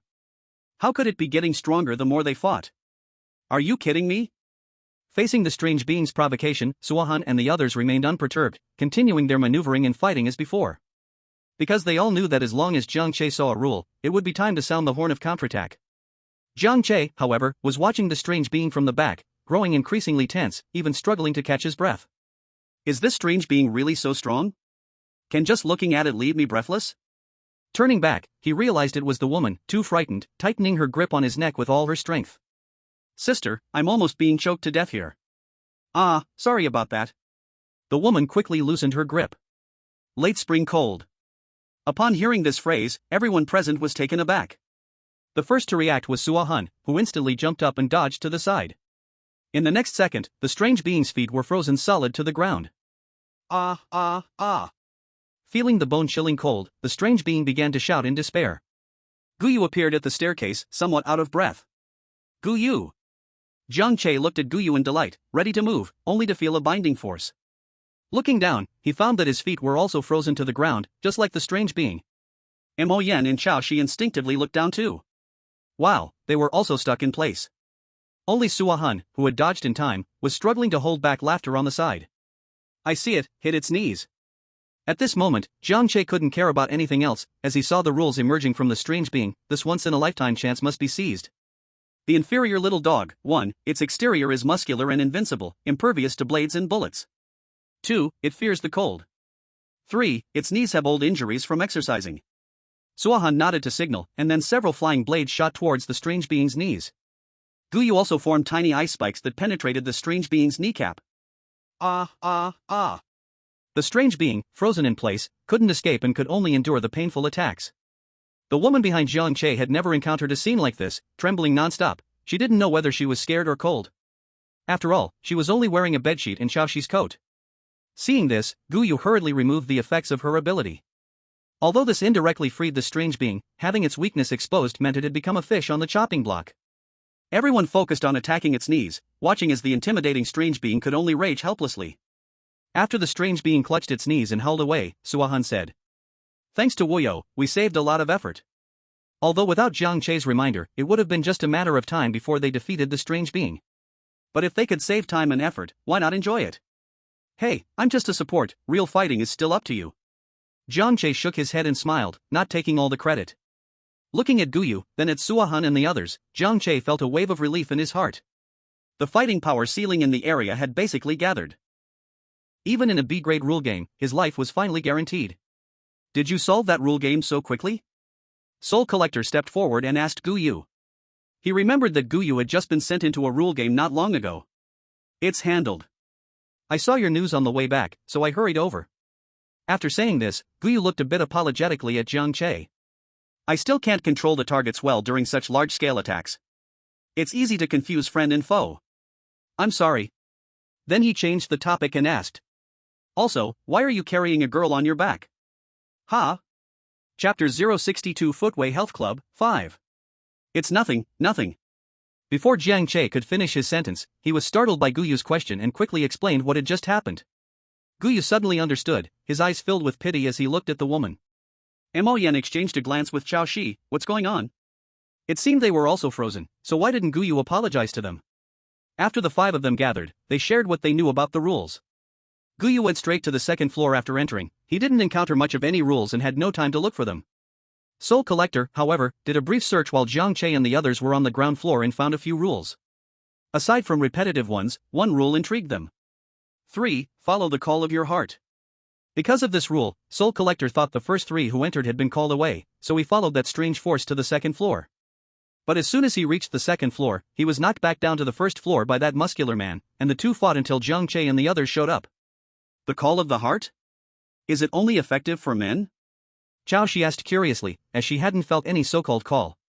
If that's the case, this rule seems like a trap, even though it's hard for ordinary people to suppress such impulses. Jiang Che analyzed. Looking at the troubled group, Jiang Che directly asked. So should we follow the guidance of this rule? The other four exchanged glances. Let's go, of course. So Jiang Che was honorably left behind in his safe room with Chao Shi and the woman, staring at each other. Chao Shi helplessly looked at the ceiling. They didn't even bring us along. Jiang Che remained silent, squatting to the side. He knew in his heart that the reason he was left out was that he had the lowest combat power and was carrying a survivor. Chao Shi, being a girl, naturally was left to protect Jiang Che. However, the group agreed that if they didn't return in an hour, they could act on their own. But they shouldn't look for them based on the guidance of the third rule. At this moment, the survivor lay on the bed, shrinking back in fear. Jiang Che and Chao Shi were afraid she would have a psychological problem, so they tried to communicate with her. But the woman seemed uninterested in talking, and after a while, they both gave up, chatting aimlessly before quietly waiting for time to pass. The woman on the bed was also listening to Jiang Che and Chao Shi's conversation, feeling a surge of frustration inside. That girl named Chao Shi was the same age as her. Clearly of the same age, she was optimistic and outgoing, with a bright future ahead. Yet she could only stay in dark corners and struggle to survive. Looking at her rough, calloused hands, they felt like sandpaper, and glancing at her body, tears of unwillingness flowed. It would be better to die in that filthy basement.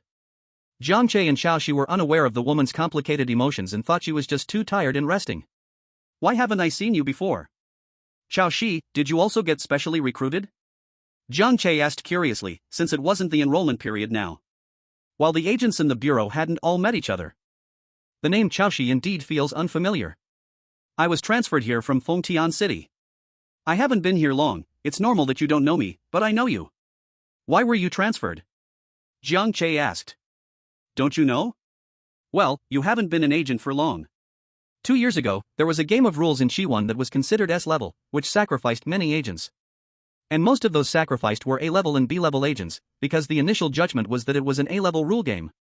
Among them, Zhanghai, Tianlong, and Shenzhou are closest to Qiwan, so they sent the most agents there. Even so, almost all who went were wiped out, and they didn't solve the game of rules. Only 2 agents escaped with strange objects, but they were severely injured and can only spend their lives in bed now. Because of this incident, the combat power of the 3 bureaus was almost reduced by more than half, and the headquarters has been transferring people here continuously for the past 2 years. Jiang Che really didn't know that Zhanghai's anomaly handling bureau had such a past. No wonder there were only 2 A-levels and 7 B-levels in the entire Zhanghai city, it was less than other places. No wonder the bureau chief was afraid he would run away after knowing his ability. But next year, the recruitment that happens once every 4 years will start again, the situation will be much better. By then, it will be a bloody storm, with various regions thinking hard to grab good talents. I really want to see that. Jiang Che chuckled a bit. He wanted to see what other tricks the bureau chief had. After sitting for a while, Xiaoxi started to feel a bit sleepy, while Jiang Che remained highly focused, never tired or drowsy in the game of rules. The woman lying on the bed also took a short nap amidst various complex emotions. When she woke up, she softly asked Jiang Che, "Why aren't we going out yet? We'll probably wait another 10 minutes. If they still don't return, we'll take the next action." The woman pondered for a moment, then spoke her true thoughts. "Why don't you just leave without me? I can't help it all, and I might drag you down." Hearing this, Xiaoxi stood up deliberately with a stern face and said, "What are you talking about? You must know that the agents entered the game of rules not only to solve the game but also to rescue survivors like you." The woman was stunned for a moment, a bit guilty, and nodded softly while mumbling, "I understand now." Feeling that she might have sounded a bit harsh just now, Xiaoxi also felt a bit embarrassed and scratched her head. Jiang Che nodded in agreement after hearing this. He learned quickly in the soul training, but he never quite got this point, the humanistic care for survivors. In his impression, Fein Yao did very well. Now, Xiaoxi was doing well too. But I understand the reasoning, but I don't know what to do if I go out. I haven't been to school and have no skills, I can't do anything, and now I'm dirty, what's the point of me being alive? The woman ultimately couldn't hold back, covering her face and crying as she spoke these words. Dirty? What's dirty? Just wash up when you go out. Jiang Che frowned and said, seeing this, Xiaoxi tugged at Jiang Che's sleeve, signaling him to stop talking. This would only further upset the woman. It's not that kind of dirty. Is it really over? Let me tell you, your life is just beginning. If you think your life has nothing left, then you should go enrich it again. Chapter 063, Health Preservation Club, 6. Jiang Che finished speaking in one breath, feeling that he really wasn't suited for human care, for comforting others. However, he truly believed that a woman's life should not end in such ridiculous circumstances. Those who do evil should face the end of their lives, not her. Then why do you still say you want to save those people? The woman asked, a bit confused. Of course we need to save them. We can let them go to prison, eat bullets, pay the price they should pay. Dying here would be too easy for them. Their crimes will be judged, and you will also receive a certain amount of money, thus starting your new life. If you die like this, when it comes time to testify against their crimes, there will be one less person. Do you want them to escape punishment? This time, it was Xiaoxi answering the woman's question. After hearing this, the woman shook her head. Then you must live well. After everything settles down, live even happier, okay? Okay. The three exchanged smiles, considering it a consensus. The woman's calves were bound by ropes for a long time, and even now, walking was still difficult. Jiang Che was still carrying her. What's your name? As he tied the woman to his back, Jiang Che asked. Li Zhaodi. Indeed, that name isn't good, let's change it. Can a name really be changed? Of course. You can change it however you like. The woman didn't speak, and Jiang Che thought she didn't want to talk anymore, so he prepared to carry her out. Then I will be called Li Zio. Li Zio was uneducated and didn't know many characters. Freedom was the most beautiful word she could think of at that moment. Alright, then let's set off, Li Zio. Jiang Che carried Li Zio on his back, while Xiaoxi looked at the two with a smile. The two had previously discussed that since they couldn't follow the call in their hearts, why not just check all the rooms on the second floor first? However, at this moment, Suahan was in a place Jiang Che and the others would never expect. It was the basement they had already swept through once. In the basement, besides the obvious rooms, there was also a hidden room. In this room, Suahan and Mo Yan were wrapped tightly in thick cocoons, unable to move. Gu Yu had disappeared somewhere. So fragrant, your scent is so fragrant, do you want to spend a night of spring with me? I guarantee it will be a relaxing experience for you. A bizarre figure with a human head and snake body intertwined around Suahan, its narrow tongue flicking around his ears. The snake's tail was teasing his private area with gentle movements. You have a smell in your mouth. Even though his body couldn't move, Suahan remained calm and collected, showing no signs of panic or temptation. Hearing this, the snake woman's enchanting smile froze on her face, and she shot a glance filled with resentment at Suahan. At first, all three of them were trapped by this snake woman, but it didn't like women and, finding the woman too strong, released her. As for the two remaining men, the snake woman could sense how pure and rich their presence was. If only she could give them some stream and essence, then consume them, her power would undergo a qualitative leap. But these two men were not like normal men at all. Mo Yan didn't even respond, he remained silent, his eyes still shut, and no matter how the snake woman seduced him, he was like a dead person. So she wrapped herself around Suahan instead. He did react, but he kept cursing, and there was no way to do that kind of thing. There were two prey emitting an enticing aroma right in front of him, but he couldn't enjoy it. How frustrating. Itchy. The snake woman decided to force her way in and tightly wrapped around Imoyan's waist, her face almost touching his. Why not take a shower first? It really smells quite strong. Imoyan could no longer stand it and finally spoke.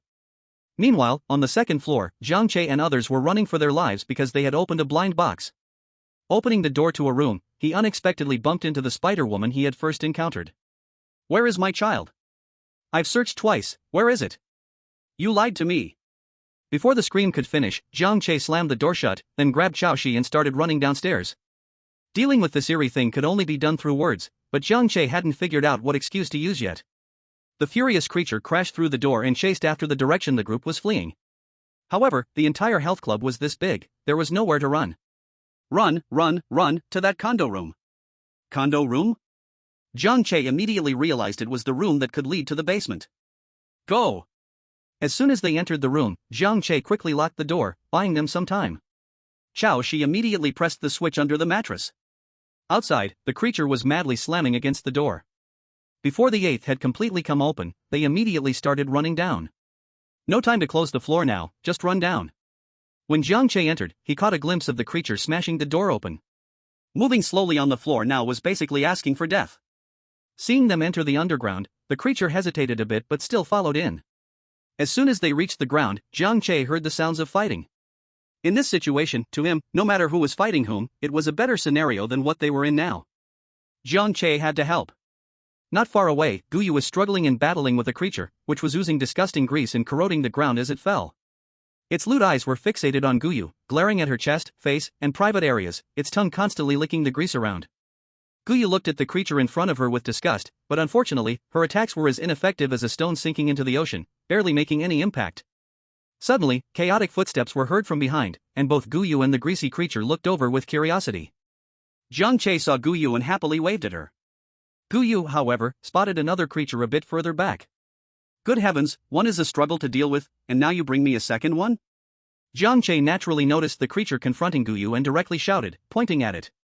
Big sister, I know, your child was secretly taken away by it, it must know where it is. The eyeless female creature turned to look, shouting even more angrily. So it was you. The oily creature's expression changed, and it hurriedly ran away. Two creatures knew each other? It seemed they had a grudge? That is truly great. The reunited group found a safe room and opened the wooden door to enter, with Xiaoxi plopping down on the ground immediately. Take a break, why are you all so full of energy? Guyu, being an A-level agent, could understand, but Jiang Che was just too spirited. The high concentration of physical and mental energy had already made Xiaoxi a bit exhausted. Glancing at Jiang Che, and Li Zio on his back, her face wasn't good either, probably shaken up. Oh right, Jiang Che still had someone on his back. Where are Suahan and Mo Yen? Why is it just you alone? Did you guys split up? Jiang Che asked curiously. Originally, we got caught by a creature, but for some reason, it let me go. Is it in the basement? Jiang Che asked, after all, they had already searched the basement thoroughly before. That's right, it's in the basement, but after I was released, I couldn't go back, so I could only wander in the basement, and then I bumped into that strange thing that has been haunting me until now. The basement rooms were few to begin with, and they had already cleared them out long ago. The door lock that Mo Yen had broken was still lying on the ground. By the way, weren't you on the second floor at first? Why did you end up in the basement? Jiang Che suddenly remembered and asked Guyu. Originally, we followed the summons from their hearts and found a room on the second floor. One of the walls was a bit mysterious. We were about to explore when a sudden strange thing appeared and took us away. Then I found myself thrown into the basement. Let's go check the place where you were first thrown out. I suspect there should be some secrets there, otherwise, how could it have thrown you out of nowhere? Guyu led the group to the place where she was thrown out, and sure enough, it was just a wall, with nothing else. Jiang Che felt the wall inch by inch, while Xiaoxi also moved forward to help. But after feeling around, they found nothing. If it was so obvious, Guyu would have found it herself. Actually, I have a little clue. Li Zio spoke softly. When I was locked in this room, I would occasionally hear a cracking sound, and then I felt the ground and walls shaking. At first, I thought it was an earthquake. Very critical information. The three exchanged glances, and Jiang Che smiled at Li Zio. Thank you. Then Jiang Che fell into thought, the cracking sound. Nothing on the wall, where could the sound be coming from? Scanning the surroundings, his gaze fell on a dim ceiling. Jiang Che stretched his arm to barely touch it, but couldn't inspect it closely. Glimpsing at Qiaoshi, Jiang Che silently shifted his gaze. Guyu, I'll carry you. So Qiaoshi supported Li Ziyo with one hand and held the glowing ball with the other, watching the two busy ones. You two be careful. Jiang Che was quite steady, perhaps because he had experience in carrying people. But why was Guyu swaying? Isn't she an A-class powerhouse? Guyu stretched her body straight, feeling the ceiling with her hands. Jiang Che slightly bent his waist, looking steady, but his heart was racing unknown to him. A little to the left, a bit more, forward, yes, stop. While feeling along, Guyu indeed found a notch. With a hard press. Crack. That's right, yes.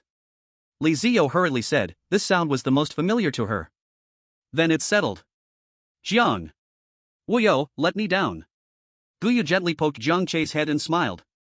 Jiang Che carefully placed Guyu on the ground.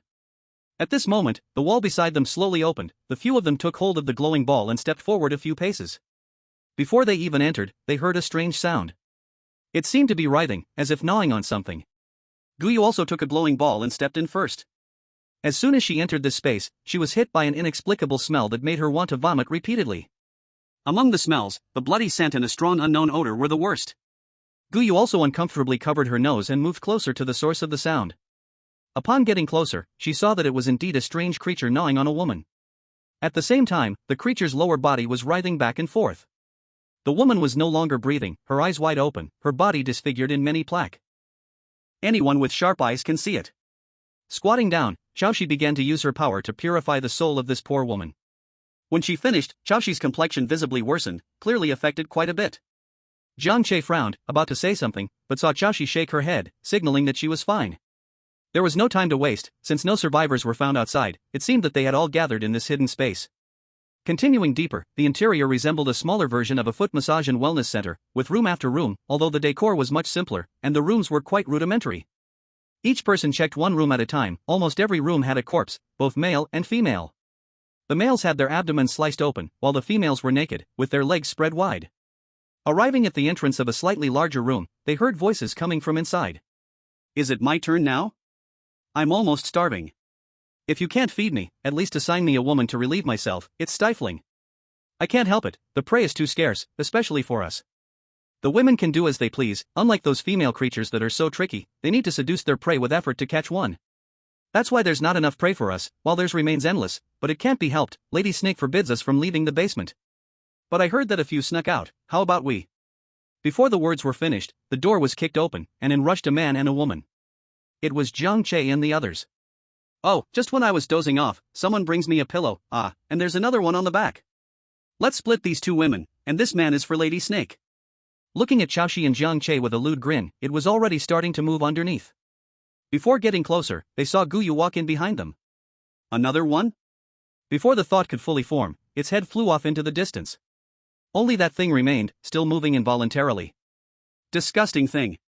Guyu shook her hand in disdain, as if she minded her powers touching such filth. Jiang Che recalled the conversation he just heard. It seemed that there were male and female monsters, and the female one seemed harder to catch. This meant that the safety of Suohan and Moyen was relatively assured. To verify his assumption, Jiang Che said, when we encounter another monster later, don't rush to kill it, let's ask for some clues and information. Just as they reached the next room, they came across a so-called female monster feasting. Chapter 065, Foot Therapy and Wellness Center, 8. The monster was dressed lightly, with a large fluffy tail sticking out from behind, and two pointy ears on its head. The man underneath it looked semi-conscious, still mumbling with a dreamy expression. Who are you? The fox-tailed monster sensed the strength of the newcomers and prepared to flee. Guyu swiftly controlled it, while Qiaoshi stepped forward to check the man's condition. Not dead yet. Jiang Che felt Li Ziyo shaking on his back and gently asked. What's wrong? That man. I know him, he. As she spoke, Li Ziyo seemed to remember something painful, shaking even more violently. Seeing this, Jiang Che and Qiaoshi naturally understood what had happened. Looking at the man lying on the ground with a smile on his face, Qiaoshi stepped hard on him, grinding twice and shouting. Wake up! Seeing the man remain unresponsive, still wearing a lewd expression, Qiaoshi took out handcuffs and cuffed him, no longer caring about him. Guyu pressed the fox-tailed monster to the ground and coldly said. Next, let's play a game. I ask, you answer honestly. Guyu was imitating Jiang Che, but it didn't have the desired effect. The fox-tailed monster deliberately looked contemptuous and said. I said, can you not kill me? Obviously, it's impossible. So, what else should I say? It's a dead end either way. I can feel that I'm no match for this cold-faced woman. Why should I let her take advantage of me before I die? Seeing that there's no way out, Guyu tightened her grip and prepared to send this arrogant and strange being to its end. Did you transform directly from a human into a strange being? Jiang Che suddenly spoke, halting Guyu's action, and causing the foxtail strange being to glance at him in shock before awkwardly responding. So what if I did? What's the difference? Clearly, the foxtail was also a prop, not something that grew naturally. In the rules of this foot therapy wellness center's game, whether men or women, all are strange beings' toys and food. Rather than being caught and humiliated, eaten, and tortured as a human, it was better to seize the opportunity to transform into a strange being. If it weren't for this decision, she would have become strange food, just like her previous sisters. Before dying, she would have had to endure unspeakable abuse. The foxtail strange being thought that turning into a strange being wasn't too bad. Still, with a shred of sanity left, she hadn't yet accepted the idea of eating people. Otherwise, this man wouldn't still be alive, enjoying himself to this point. Do you still want to turn back into a human? Jiang Che's words were shocking. With just one short sentence, he made everyone present look at him. Even the foxtail thought this was just a trick to deceive her. In fact, deep down, she still wanted to turn back into a human. After all, transforming into a strange being meant being trapped in this rule-based game. Jiang Che appeared confident because he saw the foxtail strange being's rule. Choosing to become a strange being, 1. Never eaten a person, very weak.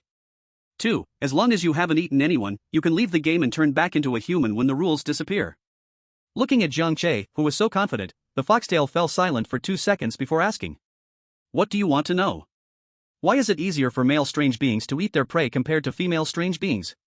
Jiang Che asked the question he had been curious about, and at the same time, the man who had been confused at the beginning began to wake up slowly, staring in fear at the scene before him. Who are you? What do you want? Shut up. If it weren't for being an agent, she would have attacked already. Seeing the man still not giving up and trying to shout, she directly stuffed a pair of stained underwear into his mouth. Eating women is easier because male strange beings can easily handle females. Once they finish, they can feed, as required by the rules. But to eat a man, we must have him cooperate with us.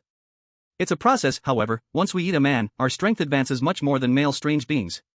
Seeing Jiang Che nod in understanding, the foxtail asked. What about my way to turn back into a human? It's simple. Just don't eat anyone, and hold on until the rules of the game disappear, then you can turn back into a human. Are you messing with me? The foxtail was starting to get angry. This reason sounded like something made up, far too fake. Believe it or not, it's up to you. Jiang Che was willing to share this information because she hadn't eaten anyone yet, and still had some humanity left. Otherwise, he would have let Guyu finish her off in one move. It doesn't matter anymore. Even if I'm destroyed with the game's rules, that's my fate. The foxtail seemed to accept her fate and said helplessly. Don't worry. You will succeed. Well then, I'll leave. I wish you both success. The foxtail strange being turned around and left, waving her tail at them. At this moment, the man, now conscious but still with the dirty underwear stuffed in his mouth, saw the situation in front of him. He also noticed the woman on the man's back. Isn't this the woman from the basement? He immediately understood. It's over. This time, it's really over. Who would have thought? They spent so much money to handle things, avoided countless checks and audits, and yet they ended up falling because of the arrival of the game's rules. Jiang Che gently asked Li Zio. Do you know who he is?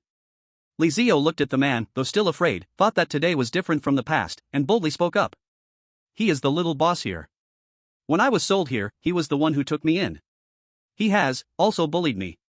The man instantly widened his eyes, glaring fiercely at Li Zio, his mouth flapping. He didn't know what to say. Zhao Shi brought over a piece of clothing, tightly wrapping the man's head, only leaving a small opening for breathing. While wrapping, he said, Survivors are too afraid of strange things. To keep the survivor's sanity and safety, I can only use this method. He pushed the man forward, and since he couldn't see the path, the man walked a bit unsteadily. When they reached the door, it was unclear whether he truly couldn't see or someone pushed him. He bumped straight into the doorframe. Zhao Shi said in a calm tone. Be careful, did it hurt? If you don't speak, I'll take it as if it didn't hurt. So he continued to push him along. Hey man, can you see me talking? Li Zio couldn't help but laugh at this scene. She knew Zhao Shi was venting frustration for her. Now the number of survivors is almost more than us. It's not convenient to search room by room anymore. Guyu suddenly said to Jiang Che. Seeing Jiang Che nod, Guyu continued, saying, How about you try that? See if you can sense Suahan and Emoyan's location. After all, this foot massage and health club isn't that big.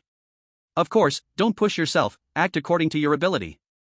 Guyu was the only one who clearly understood her other ability, the two had discussed it privately. Combining the library and Ani's battle, Guyu analyzed that this was a kind of mental ability. The potential is high, but it depends on how the user utilizes it. When Jiang Che heard Guyu's suggestion, holding a mindset to give it a try, he took a deep breath and began to slowly feel. Chapter 066, Foot Massage Health Club, 9. Zhao Shi was confused.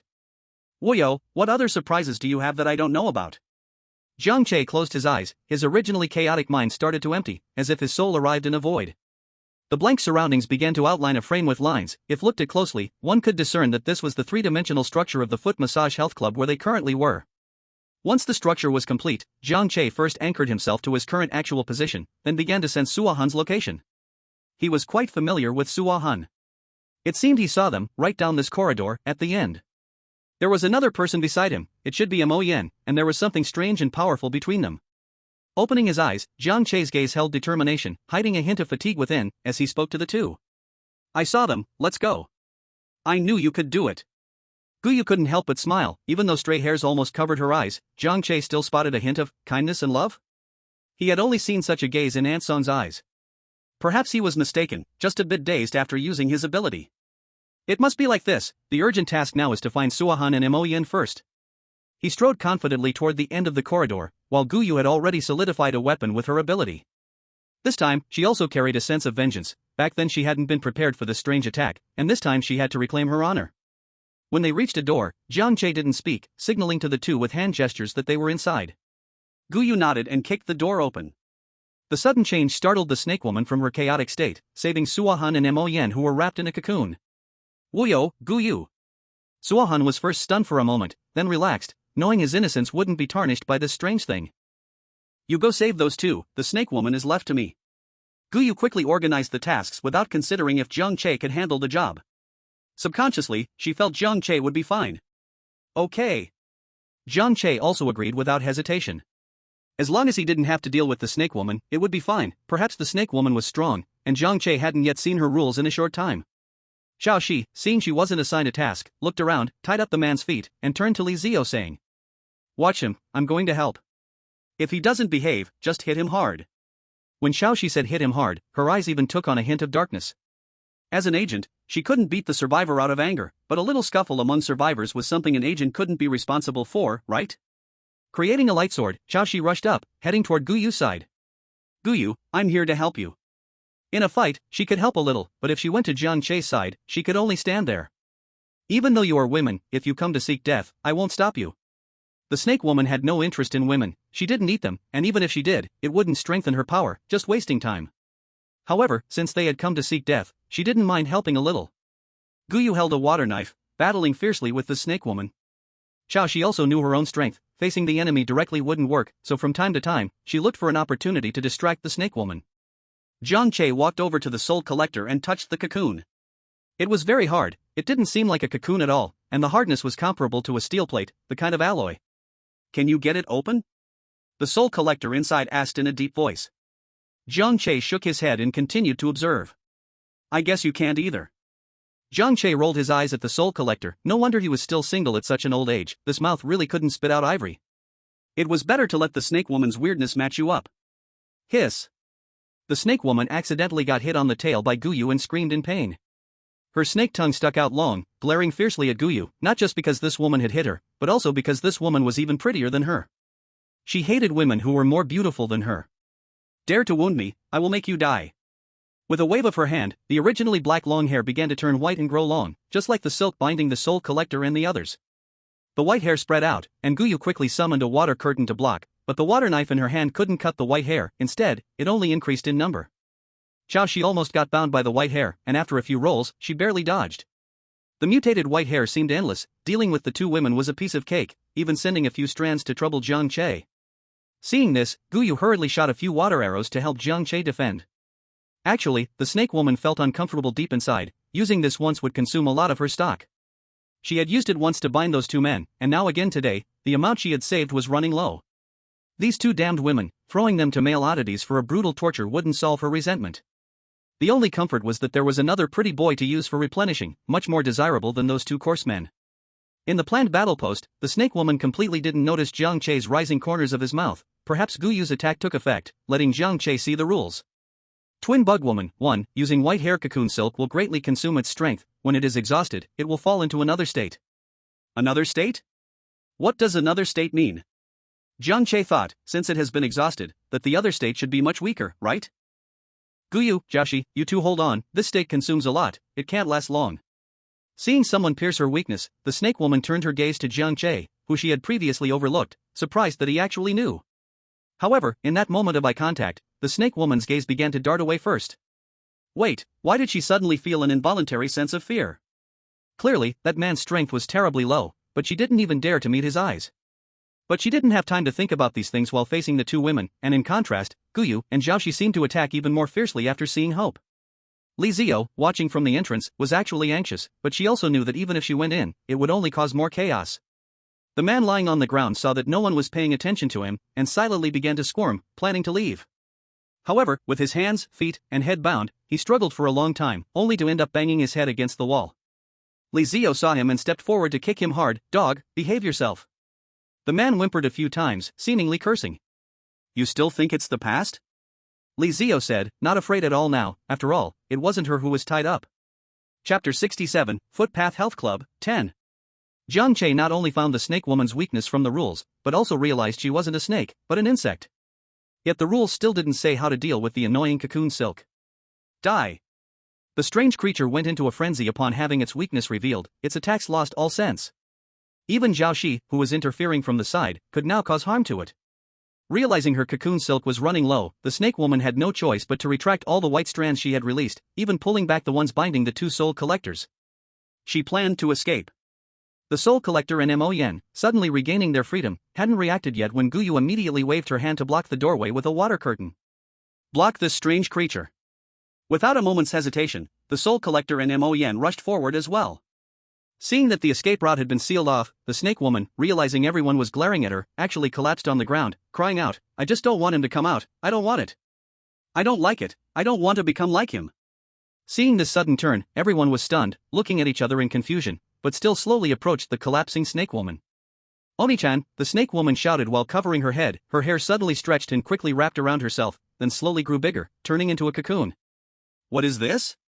The soul collector gently poked the shell of the cocoon with a flying knife, but there was no reaction. Could it be a butterfly coming out of the cocoon? Jiang Che speculated, recalling the rules he had just seen. Before Jiang Che and the others could grasp the situation, a sound like an eggshell cracking rang out, and everyone instantly focused their attention on the crack in the cocoon. It was about to come out. Suddenly, a snow-white arm poked through the crack and stretched out, then the crack widened more and more, and a man with butterfly wings emerged from within. An oversized bookworm? He was draped in a layer of white fur that resembled hair, and the wings on his back slowly unfolded, emitting a faint warm light in this space. Upon closer inspection, it was still the face of the snake woman, but it was completely different. Though he had a feminine appearance, one couldn't help but admire, so beautiful. But no matter how beautiful, it was still strange, and everyone remained on high alert against him. You were actually able to force my sister to give up her body. Well, she is a bit foolish. The butterfly man said this with a blank expression, his voice holding a sense of sacred elegance. Guyu didn't pay any attention to the brother-sister thing. It's all strange, just fight it out. You have a sister? I have a sister too. Stop, I don't want to argue with you, and I don't want to fight. We were all humans once, why must we face weapons against each other? The butterfly man gently flapped his wings and spoke softly with words of peace. Who would believe the words of a strange charmer? Guyu charged forward first, and others quickly followed. Just as the solid water blade was about to pierce the butterfly man, it turned invisible. The soul-seeking flying knife felt like a plastic toy, lacking any power. Mo Yan's knife was also deflected, the wind blade felt like a gentle spring breeze, passing through the invisible. The light sword gathered by the day and night transformed into scattered starlight, merging with the warm light of the space. So strong. Beyond that, the others felt a deep sense of helplessness. The butterfly man actually did nothing, any attack or moves that approached him were simply neutralized. Jiang Che looked at the calm opponent with a complicated expression. He stood there so composed, always with a faint smile, his eyes as calm as a deep well. Calm, just like a windless water surface. Though he couldn't see the rules, Jiang Che could feel clearly that this strange being held no malice. Not only was there no malice, but he didn't even view them as worthy of attention. In an instant, the scene fell into a brief stalemate. Brother, what are you doing? Quickly kill them all, kill them all. They are bullying me. A face that looked exactly like the butterfly man suddenly appeared on his chest, but it was more twisted and terrifying, obviously that of the snake woman from earlier. Seeing this, the others quickly adjusted themselves, wary of the butterfly man attacking first.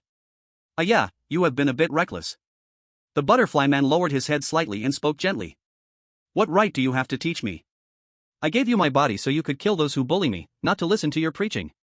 The butterfly man did not mind his sister's angry shout. Instead, he looked at Jiang Che and lightly stepped to stand in front of him. You are very strange. The butterfly man's actions seemed slow, but Jiang Che couldn't react in time. The others wanted to rush forward to block him, but were stopped by an unexplainable force. Unable to move forward. The butterfly man raised his hand, his slender fingers touching Jiang Che's forehead, but the next second he seemed startled and quickly pulled back. I understand now, so that's how it is, this is our fate, I can help you. Then the butterfly man raised both hands, cradling Jiang Che's face, and gently pressed his forehead against Jiang Che's. Jiang Che was stunned. Dude, we're both guys, don't be so ambiguous. The next second, Jiang Che's eyes widened in shock. The butterfly man's wings began to dissolve, and the invisible barrier that blocked everyone started to disappear. The sister also gave up the struggle, glancing with her eyes, saying the last words before disappearing. Why did you come at that time? You clearly could have gone, clearly. Because you are my sister, and I am your brother, Aya. The bond between the siblings completely dispersed. At the same time, a bead appeared in Jiang Che's hand. This is the generating point, shatter it, and you can leave. Chapter 068, Footway Health Club, 11. As long as you shatter it, you can go out. This was the last sentence the butterfly man said before he vanished, telling Jiang Che. And after absorbing the butterfly man's power, Jiang Che also saw the memories that came with it. The butterfly man was named Wenhe, and the insect girl was named Wenye. The two were fraternal twins, and their bond was very strong since childhood. Although when he was a boy, he had a gentle personality and handled things maturely, just as his name suggested. Wenye, on the other hand, was the opposite. Her personality was lively, and she was often careless about everything. Everyone said that the brother and sister's personalities must have been swapped in the womb. Because of her playful nature, Wenye once played wildly on the mountain in elementary school and fell, injuring her face. From then on, a scar appeared on her face that could never be removed, and what was once an identical face became easy to tell apart. Their parents had always preferred the gentle and sensible older brother, and now the sister not only had a scar but her once tolerable mischief turned into unpredictable rage, making them sigh frequently. Not only this, but relatives, neighbors, and classmates felt the same way, even worse. This also led to Wenye's temper becoming more and more gloomy, often losing her temper with anyone, especially with Wenhe, the only brother who didn't pay attention to it. When he was young, he didn't understand why his sister suddenly began to dislike him. Later, he realized it and decided to help Wenye come out of it. So, when everyone praised or mentioned him, he would actively include Wenye, saying that Araya's paintings have become beautiful again, and she has been much more obedient. Whatever their parents gave them, he would try his best to share with his sister. He was helping Wenye come out of her feelings of inferiority in every way he could think of. But it seemed that Wenye wasn't making much progress, still losing her temper from time to time. Her personality remained very withdrawn. Their parents couldn't take it anymore. The family had already been patient with her, so why was she still throwing tantrums? Especially when they were the same age, how much more leniency did he need to give her? After they entered junior high, although they attended the same school, Wenhe excelled in a key class. Wenye, however, was in a regular class and the worst one at that. At this age, children are most easily influenced by their environment. Wenye began to have early romances, smoke, drink, fight, speak foul language, and often skip class. Their parents were out of options. Every time after a fight, they would say, "Why can't you learn from your brother?" Wenye couldn't stand it anymore, she shouted to everyone. Wenhe. All you see is Wenhe. It would have been better if you just had him and didn't have me. Why must I learn everything from him? I won't learn. I hate that kind of person the most. I hate all of you. I hate Wenhe the most. After saying this, Wenye cried and left home. Their parents cried too, and Wenhe, who had listened to the whole thing, also cried. What made him sad was why, despite his hard efforts, his sister still hated their parents, hated him. It must be that he hadn't done enough for her, it must be. Worried for his sister's safety, he chased after her before their parents could. When he knew that after fighting with their parents, Wenye liked to go to a small alley to smoke, he had already caught her there many times. And he had lectured her many times. Soft or hard, they've all come, but my sister still won't change. However, before reaching the alley, I saw Wenye being dragged into a van by a group of people. I immediately shouted. What are you doing? Let go of my sister. What are you here for? Go away, go to hell. Wenya struggled unsuccessfully, and seeing that idiot when he actually caught up, she cursed with red eyes. There's one delivered to the door, go, grab him too, hurry up. But how could 2 middle school students be a match for several big men? In less than 1 round, Wenhe and Wenya were both taken into the van. Wenya was very scared, staring at Wenhe with hatred. When he didn't care about his sister's gaze, he slowly moved closer to her, leaning against her, as if saying, I'm here, I'm your brother. After getting out of the car, the two were blindfolded and taken to a basement, where dried bloodstains could be seen around. Well done, these 2 goods will definitely fetch a good price, though one has a scar on her face, it's really something. A woman, as fat as a pig, slapped Wenya's face, then disgustedly waved her hand. Then, she grabbed Wenhe and was about to walk out. Seeing that Wenhe was about to be taken away, Wenya hurriedly shouted. You fat pig, where are you taking him? Where am I taking him? Now that we're here, I can do whatever I want. After speaking, she pinched Wenhe's face. So handsome, even though he's a boy, some of the bosses like this type, he can fetch more money. No, you can't take him. Wenya said fiercely but was kicked to the ground. Not to mention the men who had caught them earlier, the 2 of them couldn't even handle this burly woman. Wenya cried, she could already imagine what Wenhe would face, and now, she started regretting why she ran away from home back then. The next day, when he was thrown back in, covered in wounds, with not a single piece of clothing on him. You bastard, think carefully before you come out next time, or I'll kill you. It turned out that when he refused to obey, and when they were in bed, he bit off a piece of flesh from the old man's body. The old man got furious and yelled for a refund. When he was beaten and then thrown back. Wenya hurried to check his condition. Though he wasn't dead, he couldn't even move a little. Are you crazy, Wenhe? Why did you follow me? If I didn't come, you'd be all alone. How scared would you be then? I know you're scared, your brother won't leave you. Wenhe said weakly. Wenya bit her lip, holding back tears, and said. You don't need to care. The next day, when the fat woman came, before she could even speak, Wenya simply agreed. I can take clients, I'll do whatever you say, the scar on my face, I'm sure you can cover it. But I have one condition, you mustn't let him take clients, a man, what's the fun in that? What right do you, little girl, have to bargain with me? Let me tell you, once you're here, no one can escape. Fine, if you don't agree, I'll die right now, and then you'll never get your money back. I mean it. Yeah, you can't. Heh, okay, it's up to you then. The fat pig boss lady wasn't moved by the siblings' deep affection. She just knew Wenhe's injuries were quite serious, and even if she wanted to take clients, she had to wait for his injuries to heal. When he looked at Wenya following her out, his throat almost screaming, but his injuries were so severe that he couldn't get up. He was the brother, how could he let his sister sell her body to protect him? This shouldn't be happening. Such bad luck, this little girl looked pretty tough, but she can't handle the play. Still too young, but alright, the boss lost quite a bit of money, but it's not a total loss. The fat pig boss lady swayed her way in. Smiling at the boy, who lay on the ground, I'm really sorry, your sister had bad luck, she picked a big ticket on her first try, 5 people, and it just turned deadly. After saying this, the boss lady seemed to find something amusing, covering her mouth as she walked out. When he had no idea how he spent that night. He was very angry, angrier than ever before, and overwhelming fury filled every part of his body, making it hard for him to breathe. Aya was dead, she died in this way. After healing from his injuries, when he started to take clients. The boss lady originally thought this boy, who lost his sister, would do something strange, but when he started working, he was surprisingly obedient, not even saying a word in return. Perhaps the handsome boy's appeal stirred the curiosity of many twisted men in a short time, when he gained some power here. He was still very angry. One night, he set this place on fire, then found that fat pig boss lady who kept begging for mercy, and brutally killed her. In the end, when he cried as he died in that great fire. But in truth, he was still very angry. Thus, a game of rules fell upon this place. When he gained strong power, discovering that the confused soul of Wenya was also here. Without hesitation, he merged himself with Wenya's soul, giving his body to his sister. But Wenya could only possess a small part of the power. To gain stronger power, she had to break out of her cocoon and become Wenhe. She was unwilling, her instincts resisted turning into Wenhe, and she had lost her memories. I am Wenya, I actually really like my brother, really.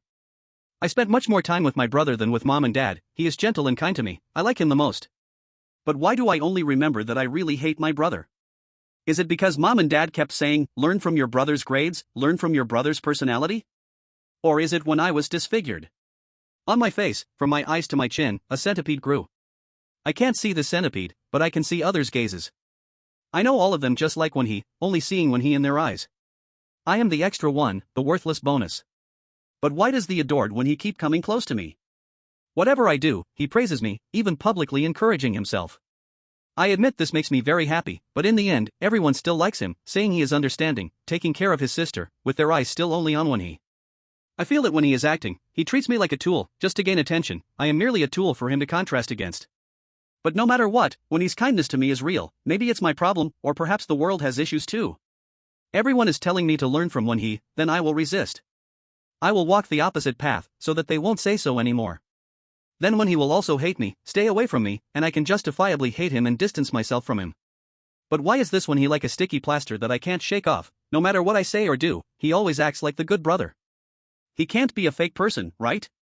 That stupid teacher contacted my parents again. They found out about me smoking. What does that look in their eyes mean? How annoying, do they hate me? I actually hate you too. When he was still beside, pretending to say something, making me hate him even more.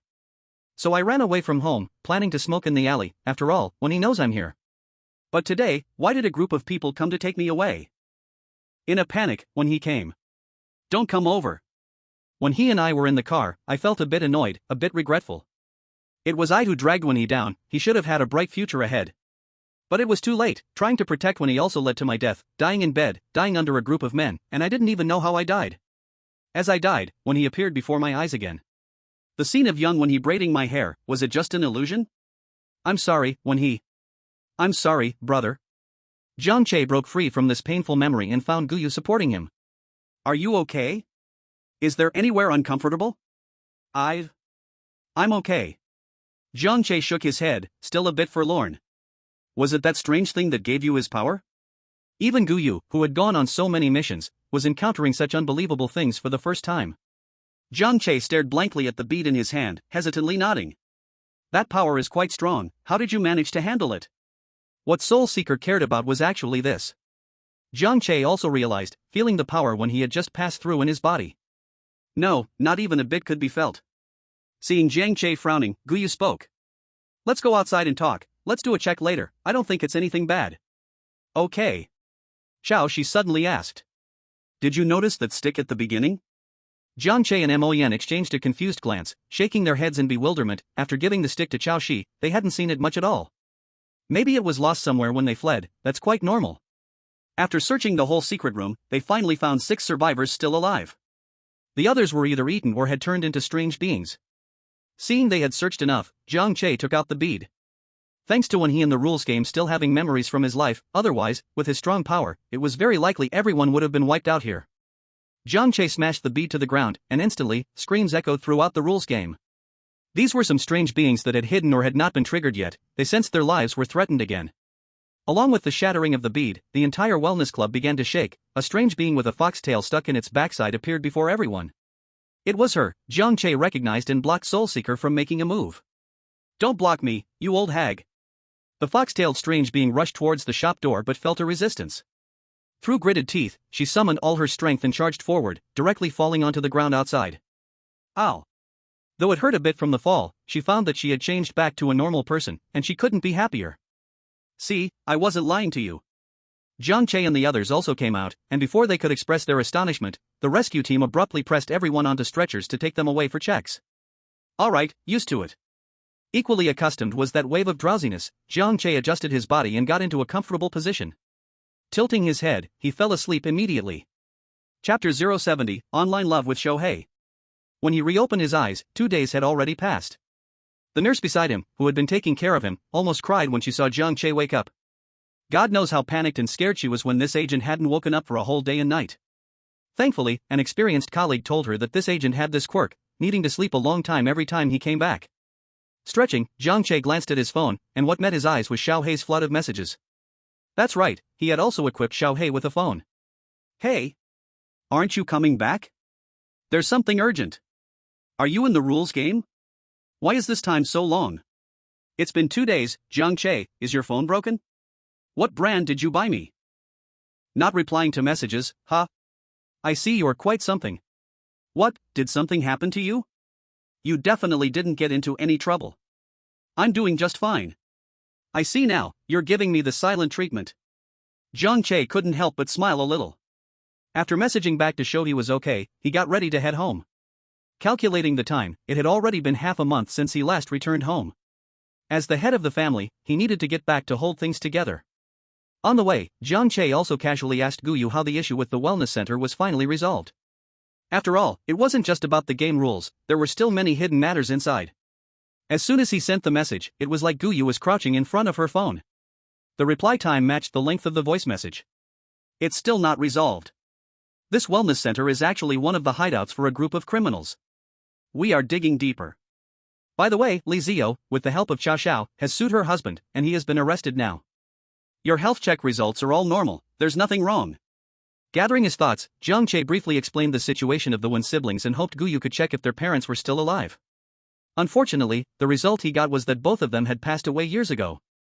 The couple nearly emptied their savings to look for their child, traveling all over the country with no results, and ultimately died of depression. Jiang Che felt a sense of melancholy as he arrived home just in time.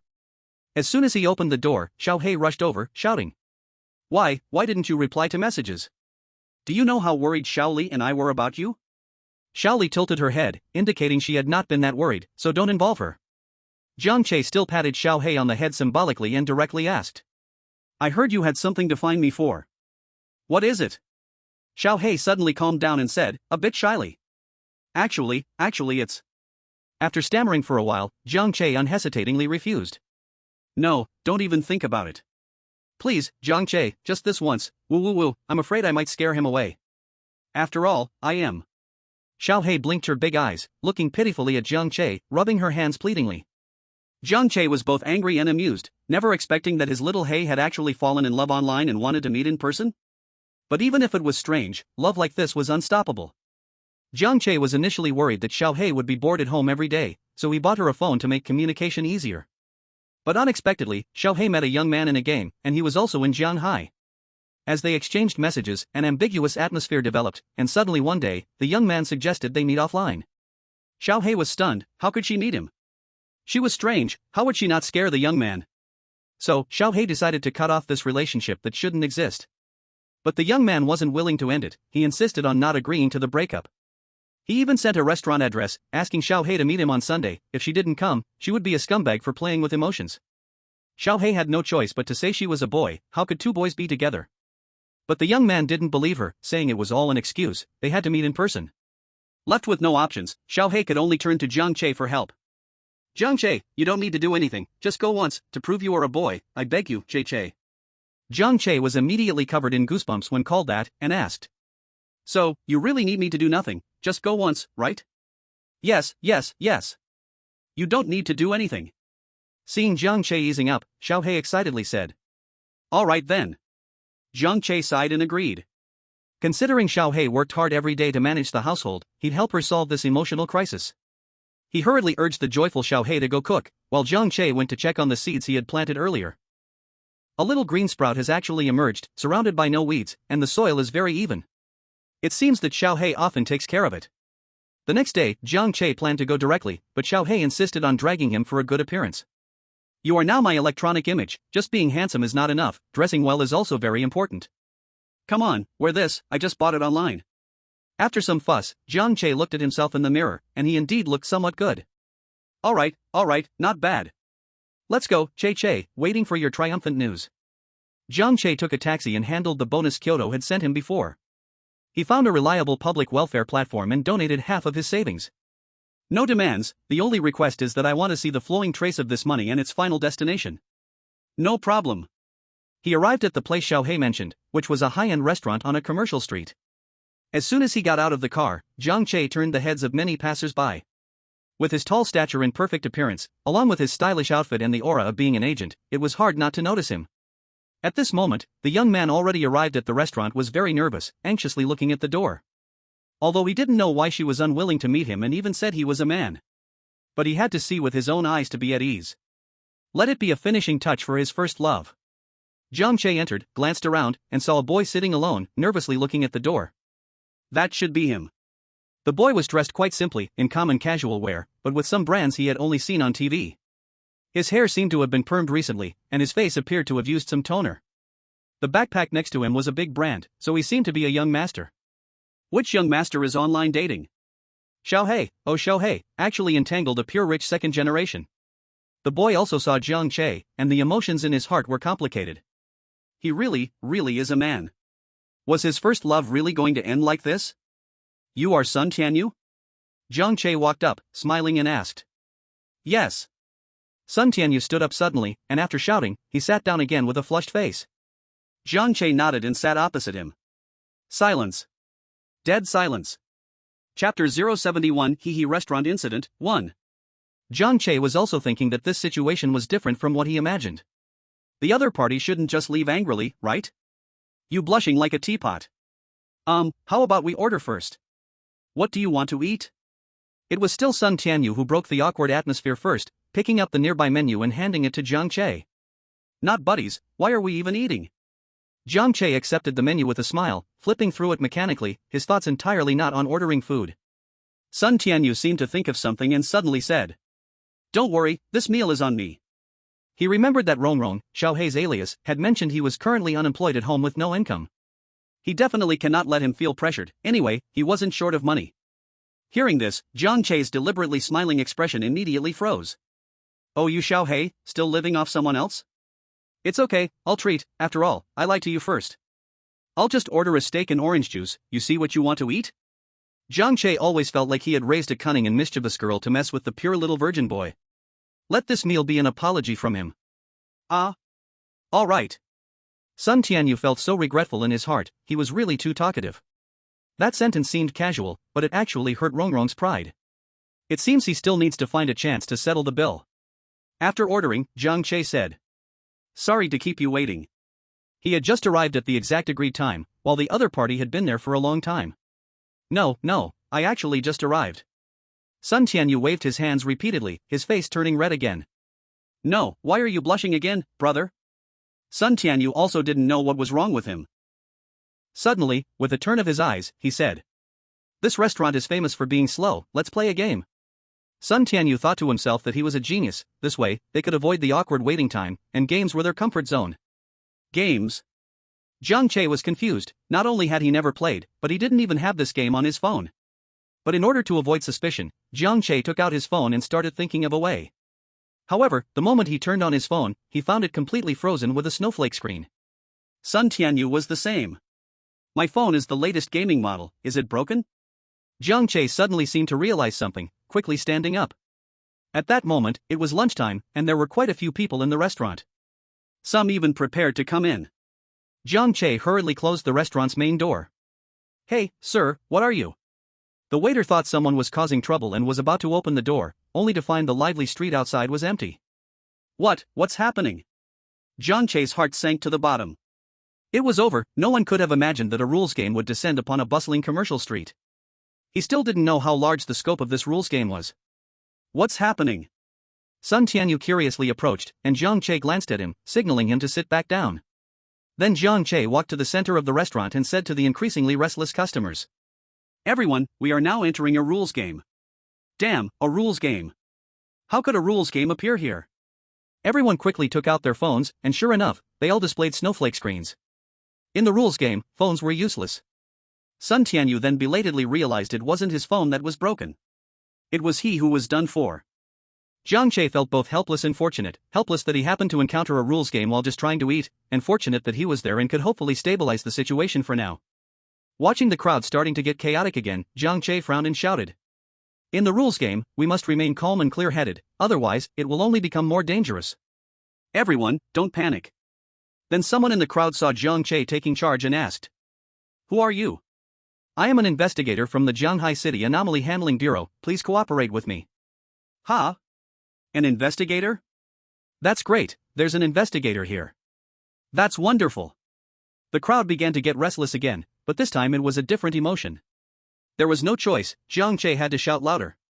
Still, everyone must remain calm and follow the arrangements to minimize casualties, investigators are not omnipotent.